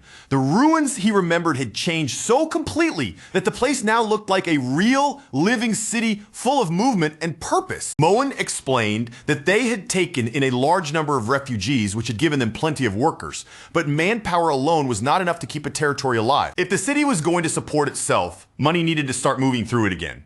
And for that to happen, the market had to come first, a safe place where anyone could buy, sell, and trade without fear. She added that, although the market now looked calm and orderly, the beginning had been nothing like this at all. Back then, public security had been so terrible that walking around alone, even under the bright light of day, was basically the same as inviting trouble to come straight toward you. But Diran was not willing to let the market remain empty and forgotten. Day after day, he walked through those streets by himself, stopping merchants and ordinary passersby one at a time, urging them to return and use the market again, almost as if his own steady presence was meant to prove that the place had finally become safe. At first, though, no one was ready to trust him. For the people who had once been frightened away from those streets, a few confident words from Diran were nowhere near enough to make their fear disappear. Even so, Diran never stopped coming. Morning after morning, day after day, he kept patrolling those same streets alone, until the simple sight of him walking through the market began to change something in people's hearts. Bit by bit, their suspicions started to loosen, and that fear slowly turned into trust. Ellison watched him with genuine admiration in his eyes and quietly said that his student had become someone truly impressive. Rurin, on the other hand, responded in her usual blunt way, tilting her head as she wondered why they had not just beaten up every robber who dared to show his face. Diran smiled at Rurin's reaction and admitted that he had not accomplished everything alone. Then he showed them the gifts he had received from grateful townspeople before asking if they wanted to meet the people who had worked harder than anyone else to make this change possible. When they arrived at the security force's training grounds, the guard posted at the entrance immediately snapped to attention the moment Diran appeared. Standing tall, he loudly announced Diran's arrival for everyone inside to hear. Beyond the entrance, soldiers were pushing through drill after drill without a break, their bodies moving with sharp focus and relentless energy. Seeing how intensely they were training, Diran told them they should really learn to take it easy once in a while. But Kinder and Vanna answered him right away, insisting that this level of training was nothing to them. They made it clear that no one there had been forced to pick up a weapon and that every person swinging a blade was doing it by their own choice. Then their gazes shifted toward Ellison and recognition suddenly flickered across their faces. They asked if he was not the same man who had once owned the street stall they remembered from before. Diran explained that Vice Commander Duriant had continued helping them all this time. Even now, members of the First Order were still being sent over on a regular basis to train the security force and sharpen their abilities. Ellison nodded as though that finally explained what he was seeing. He said it made sense now that the soldiers had become so much more capable than before. And hearing that, Diran began telling him just how much had changed. These people were not simply wearing armor and standing around to look intimidating. Every single day, they had been doing real work, crushing criminal groups, organizing patrol routes, forming arrest squads to protect public order, and even scouting the surrounding areas for signs of monster threats. Because they kept training day and night with stubborn determination, almost as if they had forgotten how to stop. Their reputation had risen quickly. During military exchanges with other territories, they were now being evaluated at the same level as apprentice knights. Ellison gave a half-amused smile and said that if things had already come this far, then maybe Diran no longer needed to keep calling him master. Just then, one of the soldiers smashed through several training mannequins with a single powerful swing, puffing out his chest with obvious pride. He declared that they had already moved beyond the level of apprentice knights and had even defeated official knights before. And then without even a hint of humility, he added that those nobles were nothing but spoiled brats who threw tantrums after losing and took out their frustration on his unit. Ellison glanced toward the loud soldier and asked who exactly he was. Diran explained that his name was Gota and that he had made an especially strong impression during the exchange event. Gota did not stop boasting there. He went on about how catching robbers had become boring for him and claimed that even if monsters came piling up like mountains, it still would not be enough to scare him. Then he said something he really should have kept to himself. With a reckless grin on his face, Gota admitted that he almost wished a dragon would attack just so he could finally fight an opponent that felt like a real challenge. The moment those words came out of his mouth, Ellison's expression changed completely. His voice turned firm as he told Goda not to joke about something like that. Anyone who had truly stood in front of a dragon, anyone who understood the terror of that kind of being, would never speak of them so casually. Gota noticed Ellison's Imperial Mage uniform and let a smug little smirk creep onto his face. He said that must mean Ellison had met dragons before, then pushed even further, mocking him by saying that these days anyone could call himself a war veteran if all he had were words. Kinder and Vanna reacted at once, both trying to cut Gota off before his mouth dragged the situation somewhere even worse. Rurin's eyes turned cold as she fixed her gaze on Gota. In a dangerously calm voice, she asked whether that stupid brat wanted to experience it for himself. Ellison, however, did not shout or show anger on the surface. Instead, he simply reached down and picked up a wooden sword. Holding the training sword loosely in his hand, he said that sometimes words alone were not enough to make a person understand. And when that happened, there were other ways to prove the point. Gota stared at him in total confusion, unable to figure out what Ellison thought he was doing with a wooden sword in his hand. Then, almost unable to believe what he was hearing, Gota asked if a mage was seriously trying to challenge him to a swordsmanship spar. Diren looked visibly uneasy as the tension in the training ground rose. Beside him, Rurin quietly wondered whether Ellison even knew how to handle a sword properly. But Kinder began connecting the pieces in his mind. He remembered the thug who had once attacked Ellison's stall and then thought about Ellison's connection to the commander of the First Order. On top of all that, Diren called this man Master. The more Kinder thought about it, the more obvious it became that Ellison was absolutely not just an ordinary mage. Kinder's expression turned serious, and he warned Gota not to underestimate the man standing in front of him. Of course, that warning did not calm Gota down at all. If anything, it only made his temper flare even hotter. He snapped at them, demanding to know if everyone was teaming up just to make him look like a fool. Then, without holding back in the slightest, he charged straight toward Ellison with all the strength he had. And in the very next instant, Ellison knocked Gota's sword clean out of his hands with a casual motion, as if disarming him were the easiest thing in the world. The force of the impact shot through Gota's arm so violently that his hands were left trembling where he stood. Rurin understood what had happened almost immediately. The ancient marble had not only strengthened Ellison's magic, it had also raised his physical ability far beyond what it had once been. Ellison began pushing Gota back with calm, controlled movements, never rushing and never wasting a step. Vanna could barely keep up with the sight unfolding in front of her. After all, she had assumed Ellison was only a mage, the kind of person who fought from a distance with spells instead of standing face to face against a swordsman. As their wooden swords continued to clash, Gota felt a cold shiver creep through his body. Every move he made, every shift of his feet, every attack he tried to prepare, Ellison was reading all of it perfectly. It felt as if Ellison could see straight through him,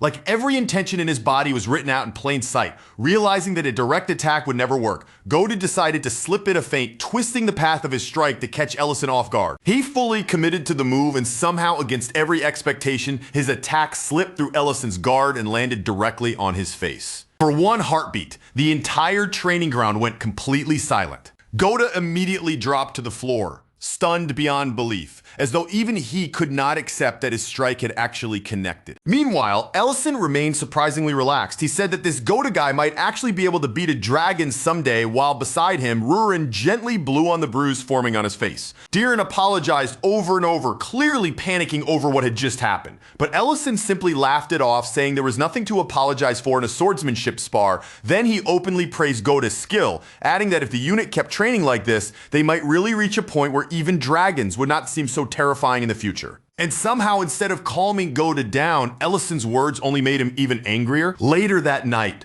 one of Gota's friends noticed the sour look still stuck on his face and asked if he was still sulking over what had happened that morning. His friend pointed out that there was no real reason for Gota to be upset, since when everything was said and done, Gota had technically won the match. But Gota grumbled under his breath that Ellison had obviously only been playing around with him. Then as he wandered forward, without really watching where he was going, he suddenly bumped into someone. The stranger did not raise his voice or show any anger. He simply looked around the unfamiliar streets with a calm expression and asked one quiet question: whether this place was truly Great City. Gota immediately snapped back at him without holding anything in. his temper still raw from everything that had happened earlier.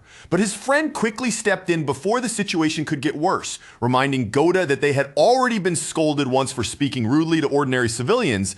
Then, trying to smooth things over, he turned to the stranger and asked if he was a traveler, politely explaining that this place was now called New Greg City. If the man was looking for the original Greg City, he would need to head farther southeast. The stranger gave only a slight nod, as if that answer confirmed something he had already been suspecting. Then he muttered quietly to himself that he must have gotten the coordinates wrong again, and without causing any further trouble, he turned and began walking away. But of course, Goda was not the type to simply let things end there, still fuming. He tried to pick another fight, only for his friend to stop him on the spot and warn him that if Captain Kinder heard about this, Goda would be in serious trouble. His friend told him to quit obsessing over that duel with Ellison and finally move on. But the moment Ellison's name was spoken, the stranger suddenly stopped walking. He had clearly heard it.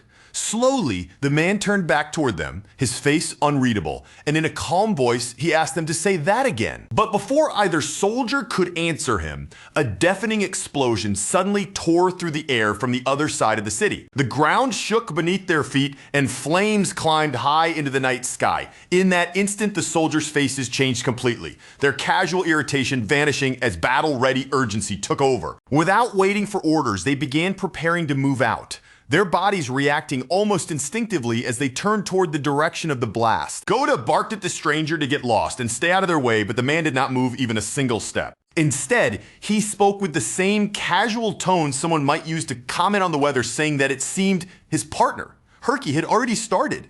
Then he opened his coat, revealing a glowing crystal embedded directly into his chest beneath the fabric. And now that he had heard Ellison was somewhere in this place, the stranger calmly decided that destroying this city too might not be such a bad idea. In the next instant, his body began to twist and swell, warping far beyond anything human. Before the soldiers could fully understand what was happening in front of them, a dragon was already standing there. The soldiers froze on the spot, their bodies locked stiff with fear, but Goda alone did not step back. Instead, he moved forward, drew his sword, and faced the monster head on, declaring that this was exactly the kind of moment he had been waiting for. Then Goda charged in with everything he had, pouring all of his strength, all of his confidence, and all of his frustration into one full-powered strike. His blade struck the dragon's body cleanly, but the result was barely anything at all. Only a thin, shallow scratch left across its surface. That was the moment reality finally came crashing down on him. Sweat began to run down Goda's face as he realized that even his strongest attack had barely managed to leave a mark. The dragon glanced down at him for less than a second, then looked away almost immediately, as though Goda was not even worth properly acknowledging. To that dragon, the tiny cut on its body was no different from a blade lightly brushing through a patch of grass. But Goda could not accept that. His pride, his training, and everything he believed about his own strength refused to let him retreat. So he attacked again, forcing his shaken body forward as he prepared another strike. But in the very next instant, the dragon flicked its tail almost lazily, and Goda was sent flying like a rag doll, slamming hard into a nearby wall. While Goda lay there, reeling from the impact, the dragon continued rampaging through the city, tearing through the streets and leaving destruction behind with every step. Goda clenched his teeth and struggled to push himself back up, pain running through his body as he tried to force his legs to move again. But as he fought just to stand, his thoughts began drifting away from the flames, the screams, and the chaos surrounding him. He remembered the days when he and the others had worked together to build this city piece by piece, using their own hands, their own sweat, and their own stubborn pride. And now that same city they had struggled so hard to protect was being swallowed by fire. The people who had trusted them were running through the streets in terror, fleeing from a disaster the security force could no longer hold back. And standing before a real dragon, everything they had trained for, everything they had built up, suddenly felt painfully small and meaningless. From a cliff overlooking the burning city, Reedon stood in silence, watching the chaos spread below him. The same thought echoed through his mind once again. The things humans build are fragile, weak, and insignificant when placed beside the overwhelming power of dragons. That was exactly why he had abandoned them.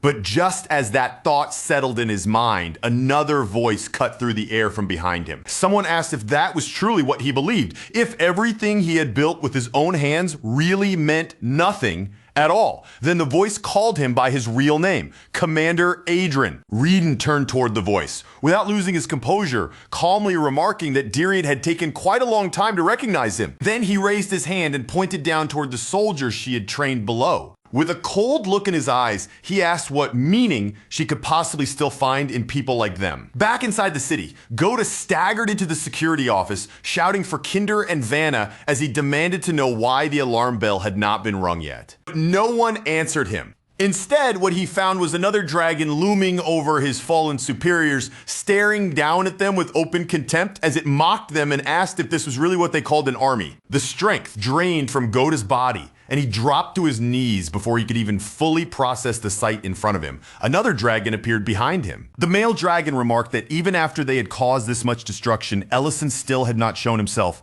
Because of that, he figured Ellison probably was not here at all. And besides, he added casually, this place was not even Great City to begin with. The female dragon questioned him, and he answered as if it were nothing important, explaining that the city they were attacking was actually New Great City. Her gaze then drifted downward to Goda, who was still trembling on the ground beneath them. She decided they might as well clean up the remaining pests while they were here, then moved to strike at Goda's neck. But before her attack could land, Rurin suddenly appeared. Rurin intercepted the blow in an instant, stopping it cold as she demanded to know exactly who they thought they were. Then, with one powerful strike, she launched both dragons straight up into the air. Her voice was ice cold as she made it perfectly clear that she had no problem killing troublemakers like them. The two red dragons transformed immediately and counterattacked together, slamming Rurin straight down into the ground. The female dragon laughed at the sight, saying it was actually a pleasant surprise that Rurin was still in the city. Rurin's eyes tightened the moment she spotted it. Those unnatural crystals lodged deep in the dragon's chests, giving off a dim, eerie glow from beneath their scales. Her expression sharpened with suspicion, and her voice cut through the battlefield as she demanded to know what disgusting trick they were trying to pull this time. The dragon only curled his mouth into a mocking smirk, clearly pleased that she had noticed. With a smug look in his eyes, he told Rurin that the era where she could simply charge into a fight while leaning on the power of her ancient marble had already come to an end. Rurin did not bother wasting even a second on a verbal reply. Instead, she answered in the only way that mattered, letting her power flare outward around her as the air around her began to distort with pressure. An 8th class spell roared into existence, violently shaking the ground beneath everyone's feet. Then in the very next instant, the earth split open as a towering column of lava erupted upward like a blazing spear, tearing straight through the battlefield. High above the chaos, Reedon stood on the cliff and looked down over the battlefield below. Without taking his eyes off the destruction, he told Dirian to watch closely, because this was the moment she would see with her own eyes how even the earth itself trembled beneath the overwhelming power of dragons. In Reedon's eyes, a battle on this scale was something humans had no right to touch. Unless another dragon entered the field, no human being could possibly interfere, no matter how long they trained or how courageously they tried to stand their ground. The soldiers below were nothing more than fragile bodies waiting to be crushed in an instant. The cities humans built, the empires they were so proud of, and every grand achievement they clung to so desperately. Reedon saw all of it as sandcastles standing before a wave, and at last he said he finally understood the true distance between humans and dragons. Then Reedon shifted his gaze toward Diriant and turned that realization back on her, asking if she had come all the way here because she had finally reached that same conclusion for herself. After saying all of that, Reedon left her with one last judgment, his voice cold and certain as if there was no room left for doubt. If any human existed who could step into a battle like this, take control of the chaos, and still come out victorious, then there was only one person in the world capable of doing it: Ellison. At that exact moment, one of the red dragons launched a devastating attack, sending a wave of destructive force ripping violently through the air toward its target. But Rurin moved through the air with sharp precision, slipping past the attack before it could consume her. She weaved through the flames and pressure, forcing herself forward without letting the dragon's power swallow her whole. The female dragon watched Rurin's movements and burst into a mocking laugh, sneering that she was still far too slow. Then, without the slightest hesitation, she struck Rurin again with a heavy, brutal blow. Rurin realized almost immediately that something about these two was off. They were not just ordinary dragons. Their mana was far too high, swollen to an unnatural level, and their physical strength was well beyond what she had expected. Even with Rurin's current power, this was not a fight she could afford to treat carelessly. Then both dragons moved at once, closing the distance from separate angles as they pressed in on Rurin together, leaving her with almost no space to breathe. Before Rurin could completely react to their movements, something unnatural suddenly reached her, coiling around her body without warning. A strange shadow wrapped tightly around her like a set of dark chains, locking around her limbs and holding her in place, stopping her movement while she was still suspended in midair. The female dragon looked at Rurin struggling against the shadow and smirked with cruel satisfaction. In a mocking voice, she told Rurin that from the very beginning, she had never been a proper match for her at all. Then the female dragon began gathering power once again, drawing it in with clear killing intent as she prepared another attack, one that was obviously meant to end everything right there. Down on the ground, Goda stood frozen in place, his body trembling so badly that he could barely move. Behind him, he could feel an overwhelming power swelling in the air, thick, heavy, and crushing against his back, and deep inside, he already understood exactly what that pressure meant. This was the point where the fight would end. Slowly, almost afraid to move too quickly, Goda turned his head. In that moment, all he could do was desperately hope that whoever won would simply overlook him. He wanted them to see him the way they had before, as nothing more than an insect, something so insignificant it was not even worth killing. But the two dragons were not looking at Goda at all. Their gazes were fixed beyond him. Confusion mixed with terror, as Goda stood there certain that everything had finally reached its end. Then, from somewhere behind him, a calm voice suddenly broke through the tension. Ellison quietly told the soldier that he had done well to endure and hold out for this long. Goda's eyes flew wide open at once. His gaze dropped to Ellison's chest, and there, gleaming clearly before him, he saw the insignia that marked him as a 9th class. In that single instant, the truth hit Goda all at once. The dragons had never been staring at him in the first place. Their attention had been locked completely on Ellison. The female dragon's expression shifted the moment she understood that their true target had finally appeared. Beside her, the male dragon immediately warned her not to drop her guard, not even for a single second. Before either dragon could properly respond, Ellison disappeared from where he had been standing and reappeared right beside Rurin. The sheer suddenness of his movement was enough to make both dragons instinctively recoil. Ellison carefully gathered Rurin into his arms, holding her with a gentleness that contrasted sharply with the battlefield around them. In a soft voice, he apologized for arriving late. He already understood why Rurin had not used the full extent of her power. There were probably still civilians trapped somewhere beneath the collapsed rubble, and because of that, she had been forcing herself to hold back her magic. Rurin tried to warn him about the strange crystals embedded in the dragon's chests, but Ellison gently stopped her before she could finish, telling her that for now, she should simply rest. He knew exactly what Rurin was trying to tell him, even without needing her to say all of it. After sending Rurin away from immediate danger, Ellison turned back toward the dragons, and the warmth in his voice disappeared completely. He said that whenever something like this happened, he could not help questioning whether the path he had chosen was truly the right one. Perhaps they could have simply stayed away from each other, lived in separate worlds, and avoided reaching this point altogether. Then, with his gaze fixed on them, he asked one simple question: had his warning not been enough? The two dragons exchanged a glance, and for the briefest moment, the confidence on their faces seemed to waver. Ellison continued in the same calm but heavy tone, making it clear that just because he had given them an opportunity did not mean they were free to run wild and destroy whatever they wanted. The dragons erupted in fury, shouting back at him with rage in their voices. They called him a foolish human and told him to understand the situation he had dared to place himself in. The female dragon snarled and demanded to know if he truly believed he could act so arrogantly in front of them, but before she could even finish her words, the male dragon's head had already fallen to the ground. It happened cleanly. It happened instantly. There was no resistance, no struggle, and no time for anyone to even process the motion. Ellison said that under normal circumstances, he would have preferred to question them first, but now there were simply too many of them involved, and he no longer felt like wasting his time listening to their answers. The moment the female dragon realized what had just happened, panic overtook her expression, and she immediately turned to flee. Only then, when it was already far too late, did she understand that she had chosen the wrong opponent.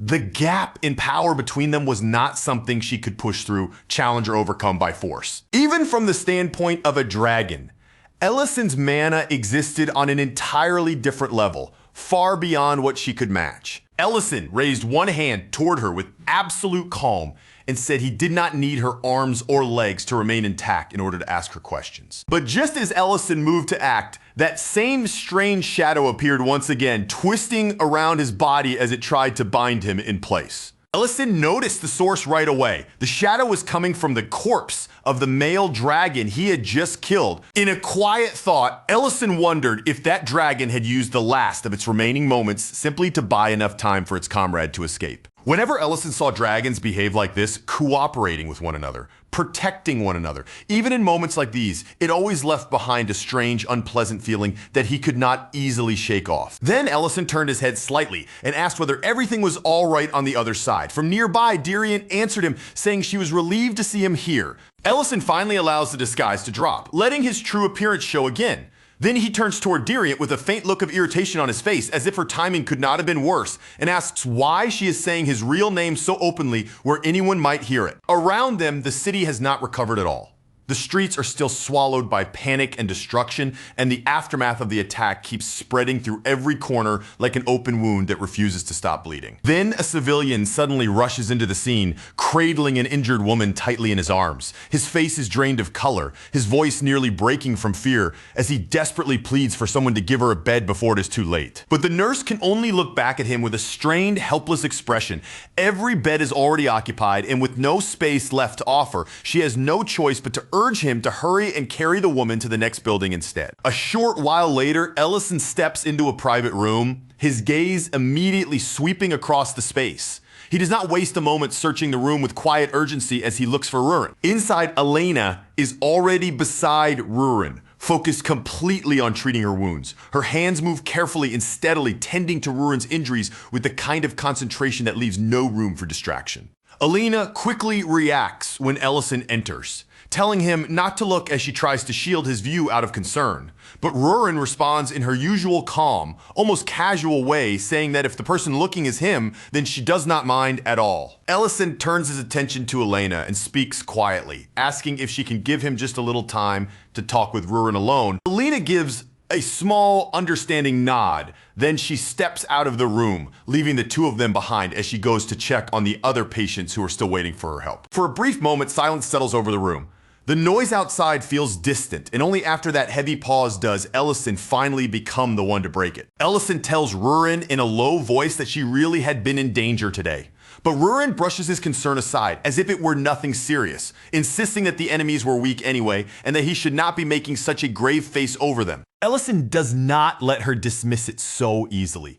His expression remains heavy, and his voice carries the weight of what he has seen as he tells her that people died today, and many more were left badly wounded. Rurin understands immediately what is happening inside him. She can see it written clearly across his face. Ellison is beginning to turn the blame onto himself again. So before that guilt can pull him any deeper, she stops him. She tells him firmly that this disaster did not happen because he chose to forgive the Red Dragons after the war.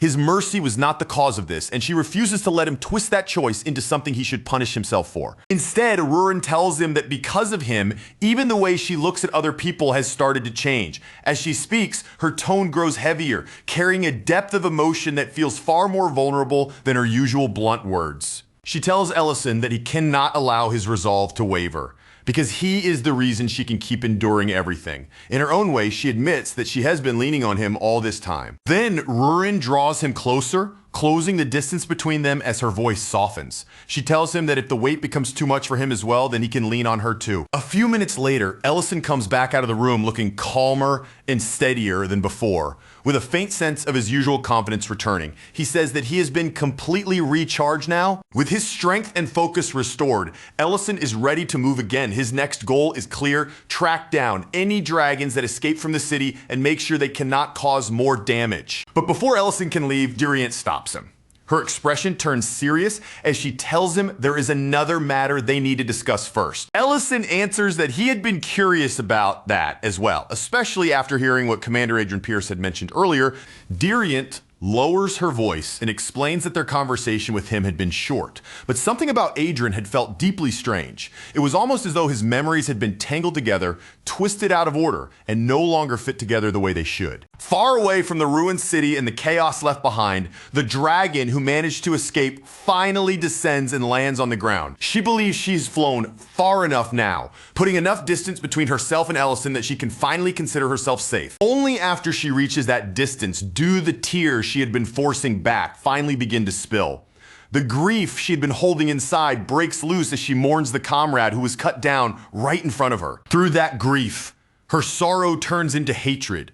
She swears that she will never forgive Ellison and vows that next time she will return with an army of dragons strengthened by transplanted hearts, ready to crush everything that stands in their way. But before she can even finish that furious vow, a voice suddenly slices through the air and interrupts her. Reedon is standing there calm and completely still, as if he had been waiting for her. He observes that her mission seems to have ended in failure, then tells her there is something he wants to ask. He asks whether she was one of the dragons who participated in the attack on the Imperial Palace during the early days of the war. Meanwhile, back at the cultist headquarters, Karn clicks his tongue in clear irritation. The two dragons still have not come back, and he wonders aloud whether that means they failed. Sydney does not seem surprised in the slightest. With a calm voice and an almost indifferent expression, she reminds him that if raw power alone could solve every problem, then this war would have ended long ago. Karn brushes off the dragon's failure as if that part hardly matters. To him, the real issue is something else entirely. Adrian still has not appeared. He makes it clear that he never supported the decision to release Adrian in the first place. Then he warns Sydney that if anything goes wrong because of it, she will be the one forced to take responsibility. Elsewhere, the surviving dragon looks at Adrian with a confused frown, unable to understand why he would suddenly bring up the Imperial Palace attack. She remembers that incident from the early stage of the war, the day when the First Order Knights were wiped out in the capital. To her, that event had been nothing more than a human squad being crushed under dragon power. But for Adrian, the meaning of that day is completely different. He tells her those people were not ordinary soldiers. They were gifted warriors he had personally raised with his own hands. They were people he had chosen, trained, and shaped himself. Veterans who had survived countless battles and hardened their skills through repeated life or death struggle. And yet all of it fell apart because of his own misplaced confidence. Adrian had led most of them away from the capital, believing that the city would remain safe even if he was not there to defend it. Even when the king hesitated over that choice, Adrian trusted his own judgment more. He pushed forward anyway, convinced that his decision was the right one. And because of that single decision, everything was destroyed. The knights he had left behind in the capital were annihilated completely by nothing more than a small handful of dragons. To those creatures, the people he had trained and trusted, they must have seemed no different from insects being casually swatted aside. Adrian lowers his gaze, the weight of that memory pressing down on him as he admits that, back then, he could do nothing to stop it. In the end, he says, he had been nothing more than a weak human in a distant dungeon. Saint screamed tears through the cold chamber, his voice echoing sharply off the walls as agony overtakes him. Dihegma tells him coldly to be quiet, but Saint snaps back through the pain, demanding to know how he is supposed to stay silent when Dihegma is the one torturing him. Dihegma ignores Saint's complaint as though it means nothing. Instead, he moves straight to the question he actually cares about, asking exactly what Saint did to Adrian Pierce. Dihegma thinks back to the way Adrian fought against Luhad, remembering how he focused almost entirely on defense. At first, it looked like a desperate battle, as though Adrian was risking his life against an opponent far beyond him. But something about it never quite added up. Even after Adrian won, he did not act like a man who truly believed he had won it all. Dihegma cannot understand why someone like Adrian still thinks of himself as only slightly stronger than an ordinary human. Saint answers with a chilling simplicity, saying that the reason is obvious: Adrian is human. Dihegma rejects that answer immediately, calling it complete nonsense without the slightest hesitation. Both of them know exactly who Adrian Pierce is, and a man like him should never be trembling in fear before a fight at that level. Then Dihegma's eyes narrow, his gaze turning much sharper than before. He cuts straight to the point and asks whether they did something to Adrian's mind, whether they poisoned his thoughts somehow. Saint denies it right away, not even allowing the accusation to settle. He says they never twisted Adrian with some crude form of mental control. According to Saint, what they did was much simpler than that. They merely showed him the truth of reality. Saint explains that Sydney forced Adrian to face the aftermath of that horrific battle with his own eyes, making him look directly at what had been left behind. There, spread across the ruined battlefield, lay the bodies of the knights Adrian had personally raised and trained. Those men were scattered everywhere, their armor shattered beyond recognition, their bodies crushed, ripped apart, and thrown aside by dragons as though all their discipline and years of training had meant absolutely nothing. As Sydney forced him to take in that brutal sight, she mocked him with cold cruelty, asking why humans still could not understand that the battle lines they trusted so deeply were completely meaningless before dragons. Then she brought up Ellison, the new hero whose name was beginning to spread.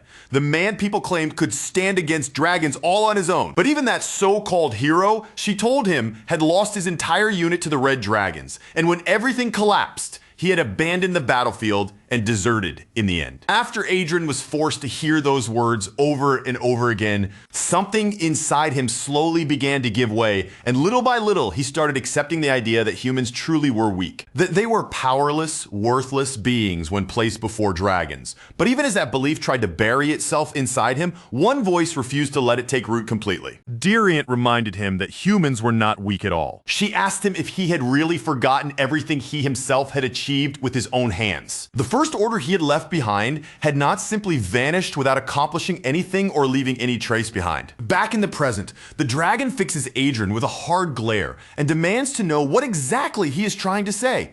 Adrian stays calm, meeting her hostility without flinching, and asks whether the dragons truly suffered no losses at all when they fought against his knights. Then, Adrian says something that makes the air around them feel strangely unsettled. He admits that he cannot clearly remember what actually happened on that day, so he asks her directly whether she remembers any casualties among the dragons during the war. The dragon scoffs at him with open contempt, sneering as she calls him nothing more than Sydney's servant. Then she looks down on him even harder, asking if he truly believes dragons would be wounded while crushing pathetic worms beneath their feet. Adrian shakes his head and tells her he is not trying to provoke her. He only wants her to listen to him this one time, especially since she is already fleeing from a human she could not defeat. That one sentence hits the dragon exactly where it hurts, and something inside her snaps. She attacks without another moment of hesitation, roaring in fury that a mere human with a transplanted heart now dares to act as if he has forgotten what fear is.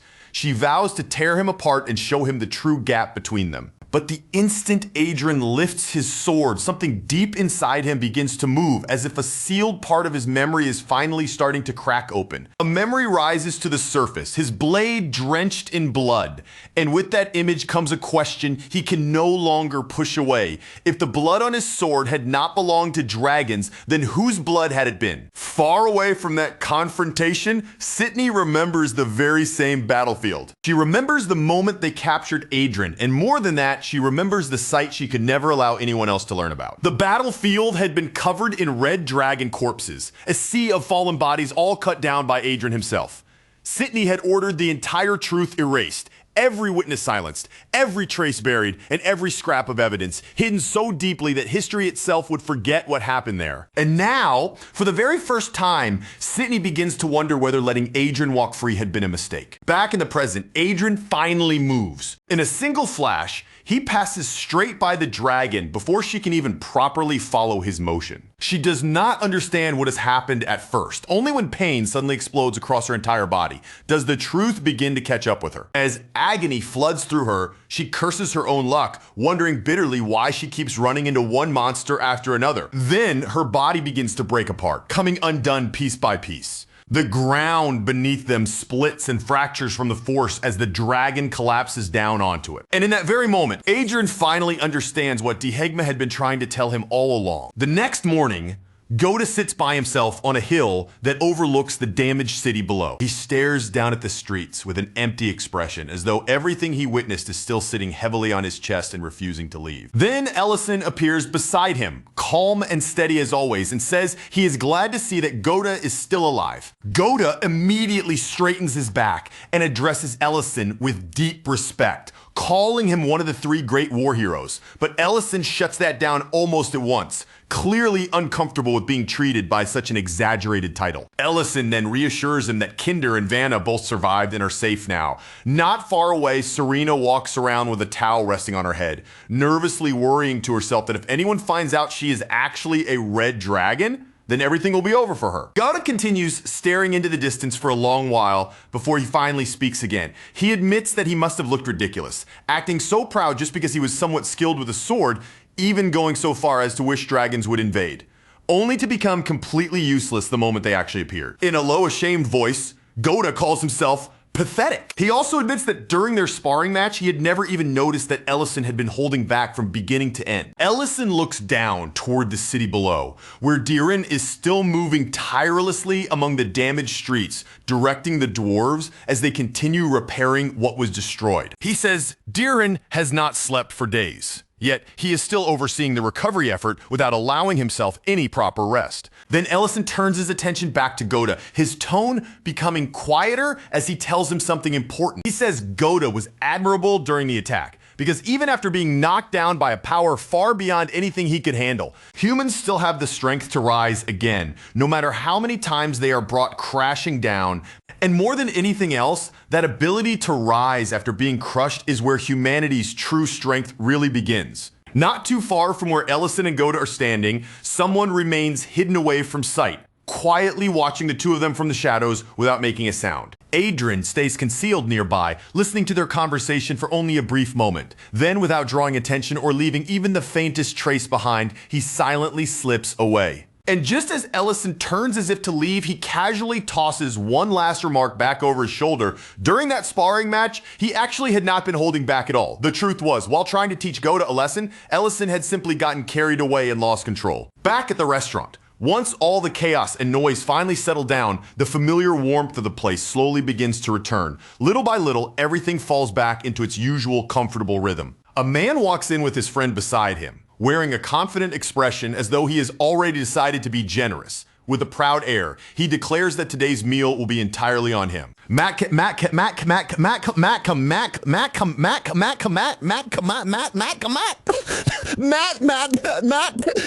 come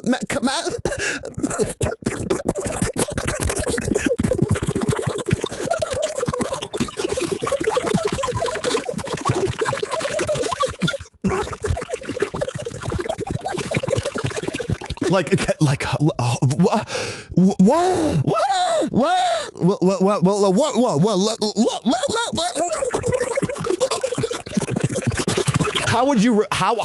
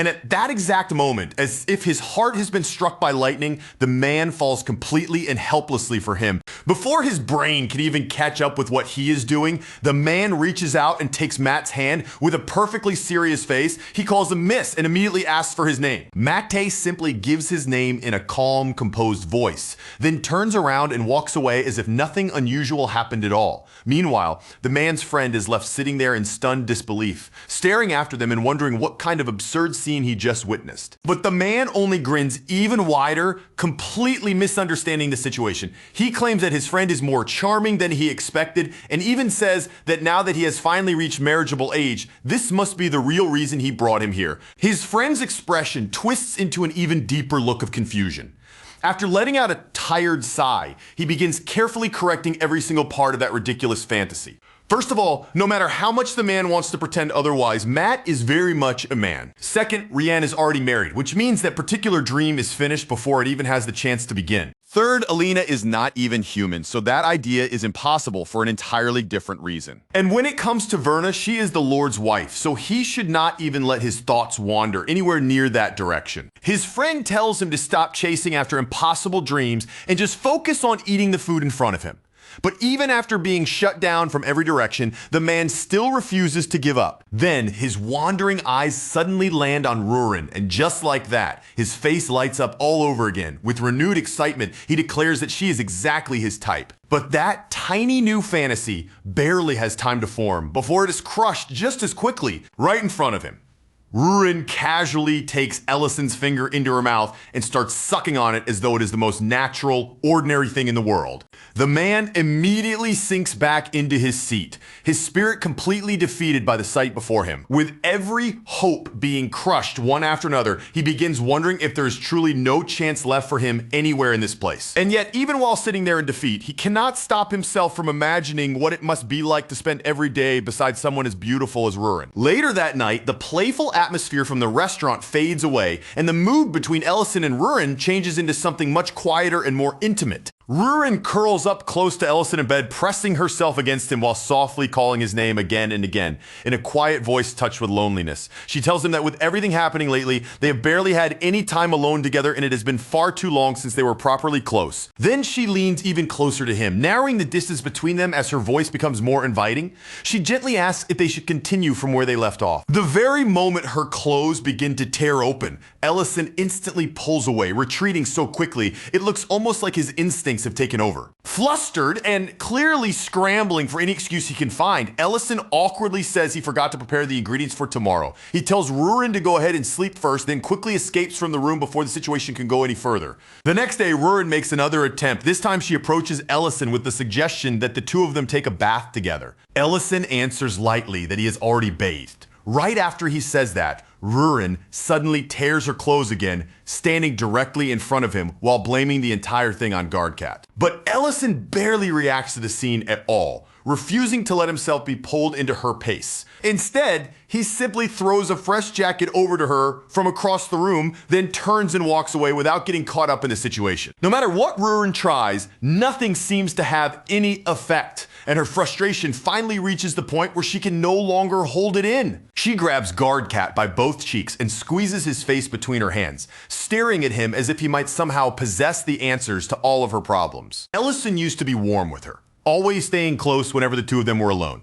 But lately, every time they end up by themselves, he keeps slipping away and avoiding her. For the first time, uncertainty begins creeping into Rurin's mind. She starts to wonder if perhaps she's been asking too much from him without realizing it. Just then, Serena arrives at Rurin's lair and asks if she can borrow the bathhouse for a while. Inside, Rurin is sprawled out across the floor, surrounded by loose fur and looking so drained, gloomy, and defeated that she hardly seems like her usual self at all. Serena steps into the bath, lowers herself into the warm water, and lets out a long, deeply satisfied sigh. Relaxing at last, she says that she finally feels alive again. She casually comments that she really should have asked the dwarves to build something like this at the clinic as well. But then her attention shifts when she notices the miserable look on Rurin's face. Seeing Rurin sitting there so gloomily despite having such a perfect bathhouse, Serena asks why she looks so depressed in a place that should make anyone feel relaxed. Rurin finally admits what has been bothering her.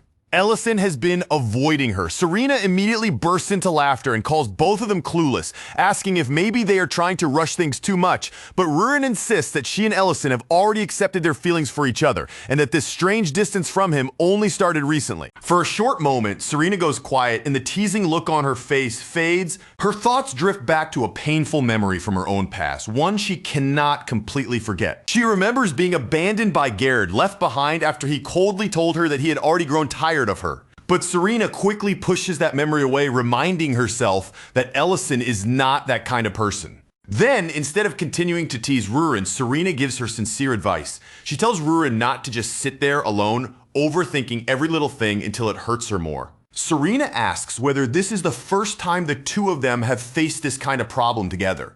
Then she gently explains that in any relationship, honest conversation has to come before anything else. In the end, Serena tells her plainly that instead of guessing at Ellison's feelings by herself, she should go to him directly and be honest about what is on her mind. Rurin falls quiet, listening carefully to Serena's words. This time, instead of brushing the advice aside, she takes it in and lets it settle. But while Rurin is listening to Serena speak, her eyes slowly begin to drift downward. And instead of taking Serena's advice in the honest, emotional way it was meant, Rurin's thoughts suddenly wander off in an entirely different direction. Her gaze comes to a stop right on Serena's chest, and she stares with such intense, unwavering focus that the air between them starts to turn painfully awkward. Then, as if a great revelation has just struck her, Rurin's expression suddenly changes. With complete certainty in her voice, she announces that she finally understands the real reason Ellison has been avoiding her. In Rurin's mind, the answer now seems almost too obvious. The reason must be that she simply does not have those. She grumbles that every woman in this town is far too developed, as if the entire place has been designed to make her feel inferior. Serena's face instantly burns bright red, and she stammers in embarrassment, demanding to know what Rurin is even talking about. But Rurin does not back off at all. Instead, she insists that Ellison is simply too kind to ever say something like that directly to her, so he must have been quietly keeping it to himself. And before Serena has any chance to stop her or correct the misunderstanding, Rurin rushes off with fierce determination, declaring that if this is the problem, then she has no choice but to solve it with her own hands. Now, panicking over what Rurin might do next, Serena hurries straight to the restaurant to find Ellison. But when she arrives, she sees him there together with Alina. The instant Serena sees the two of them standing together, her imagination takes off in the worst possible direction. Without waiting for an explanation, and without even asking what is actually going on, Serena blurts out a shocking question, whether Ellison is really that obsessed with breasts. Ellison freezes completely, caught so off guard that he can only stare back and ask what in the world she is talking about. Serena, still flustered and worked up, immediately demands to know what he and Alina were doing together. Alina calmly steps in before the misunderstanding can grow any worse, explaining in a composed voice that they had only been talking about healing magic. At those words, Ellison's expression shifts, the faint lightness in the room fades away, and a more serious mood quietly settles over him. He says that Rurin still has scars left on her body, visible marks from the injuries she suffered before. She had been hurt badly, and at the time, Ellison could not do anything meaningful to help her. People may call him a hero, but when the person most precious to him truly needed him, he admits that he felt completely powerless. Alina, however, immediately focuses on a very different part of what he just said, with blunt curiosity. She asks how he ended up seeing Rurin's body in the first place. Then Serena notices the plant they had apparently been practicing on and asks what happened to it. Ellison lets out a weary sigh and explains that whenever he tries to heal something, the result always turns out like that. Serena understands the problem right away. His power is simply too overwhelming, and what he truly needs is the ability to control it gently. That is when Serena suddenly remembers the actual reason she came rushing to the restaurant in the first place. She quickly tells Ellison that they need to stop Rurin immediately before she charges ahead on her own and does something completely ridiculous. Meanwhile, in an entirely different place, the scene shifts to the lair of a certain dragon with a reputation that is already suspicious enough on its own. Rurin pounds firmly on the door and calls out for Iramantium, accusing him without the slightest hesitation of being a pervert who always spends his time researching women. She then demands that he remodel her body into a form so attractive and irresistible that Ellison would completely lose his composure the moment he saw her. Iramantium can only stand there in front of her, frozen in place and utterly confused, as if he has no idea how the conversation reached this point. Rurin insists that he knows exactly what she means, then points straight toward the nearby maids as though their appearances alone should explain everything without another word. With a tired sigh, Iramantium finally pulls out a scroll. He admits that there is technically a method, but he also warns her that it may not be anything like what she is imagining. Before they can go any further, he tells Rurin that she will first have to collect the necessary ingredients. And just like that, Rurin sets off on her own, far away in a frozen mountain range. She climbs straight up the side of a steep cliff, gripping the icy rock while her thoughts race wildly. As she climbs, she reminds herself that dragons only grow rapidly during their sacred rite. Once that period passes, their bodies stop developing any further. But her mother had clearly been much larger than she is, and that thought bothers Rurin enough to make her wonder if she simply inherited more from her father's side instead. Still clinging to the cliff face, Rurin finally reaches the rare flower growing in that dangerous place. She snatches it up with determination, declaring that no matter what it takes, she is going to make this succeed. She is determined to become so stunning that everyone around her will be left speechless, and then she will stand proudly before Ellison with complete confidence. Back in the city, after Serena explains the entire situation to him, Ellison can only stare at her in disbelief then. With a completely baffled expression, he asks the simplest question possible: how did Rurin even arrive at that conclusion?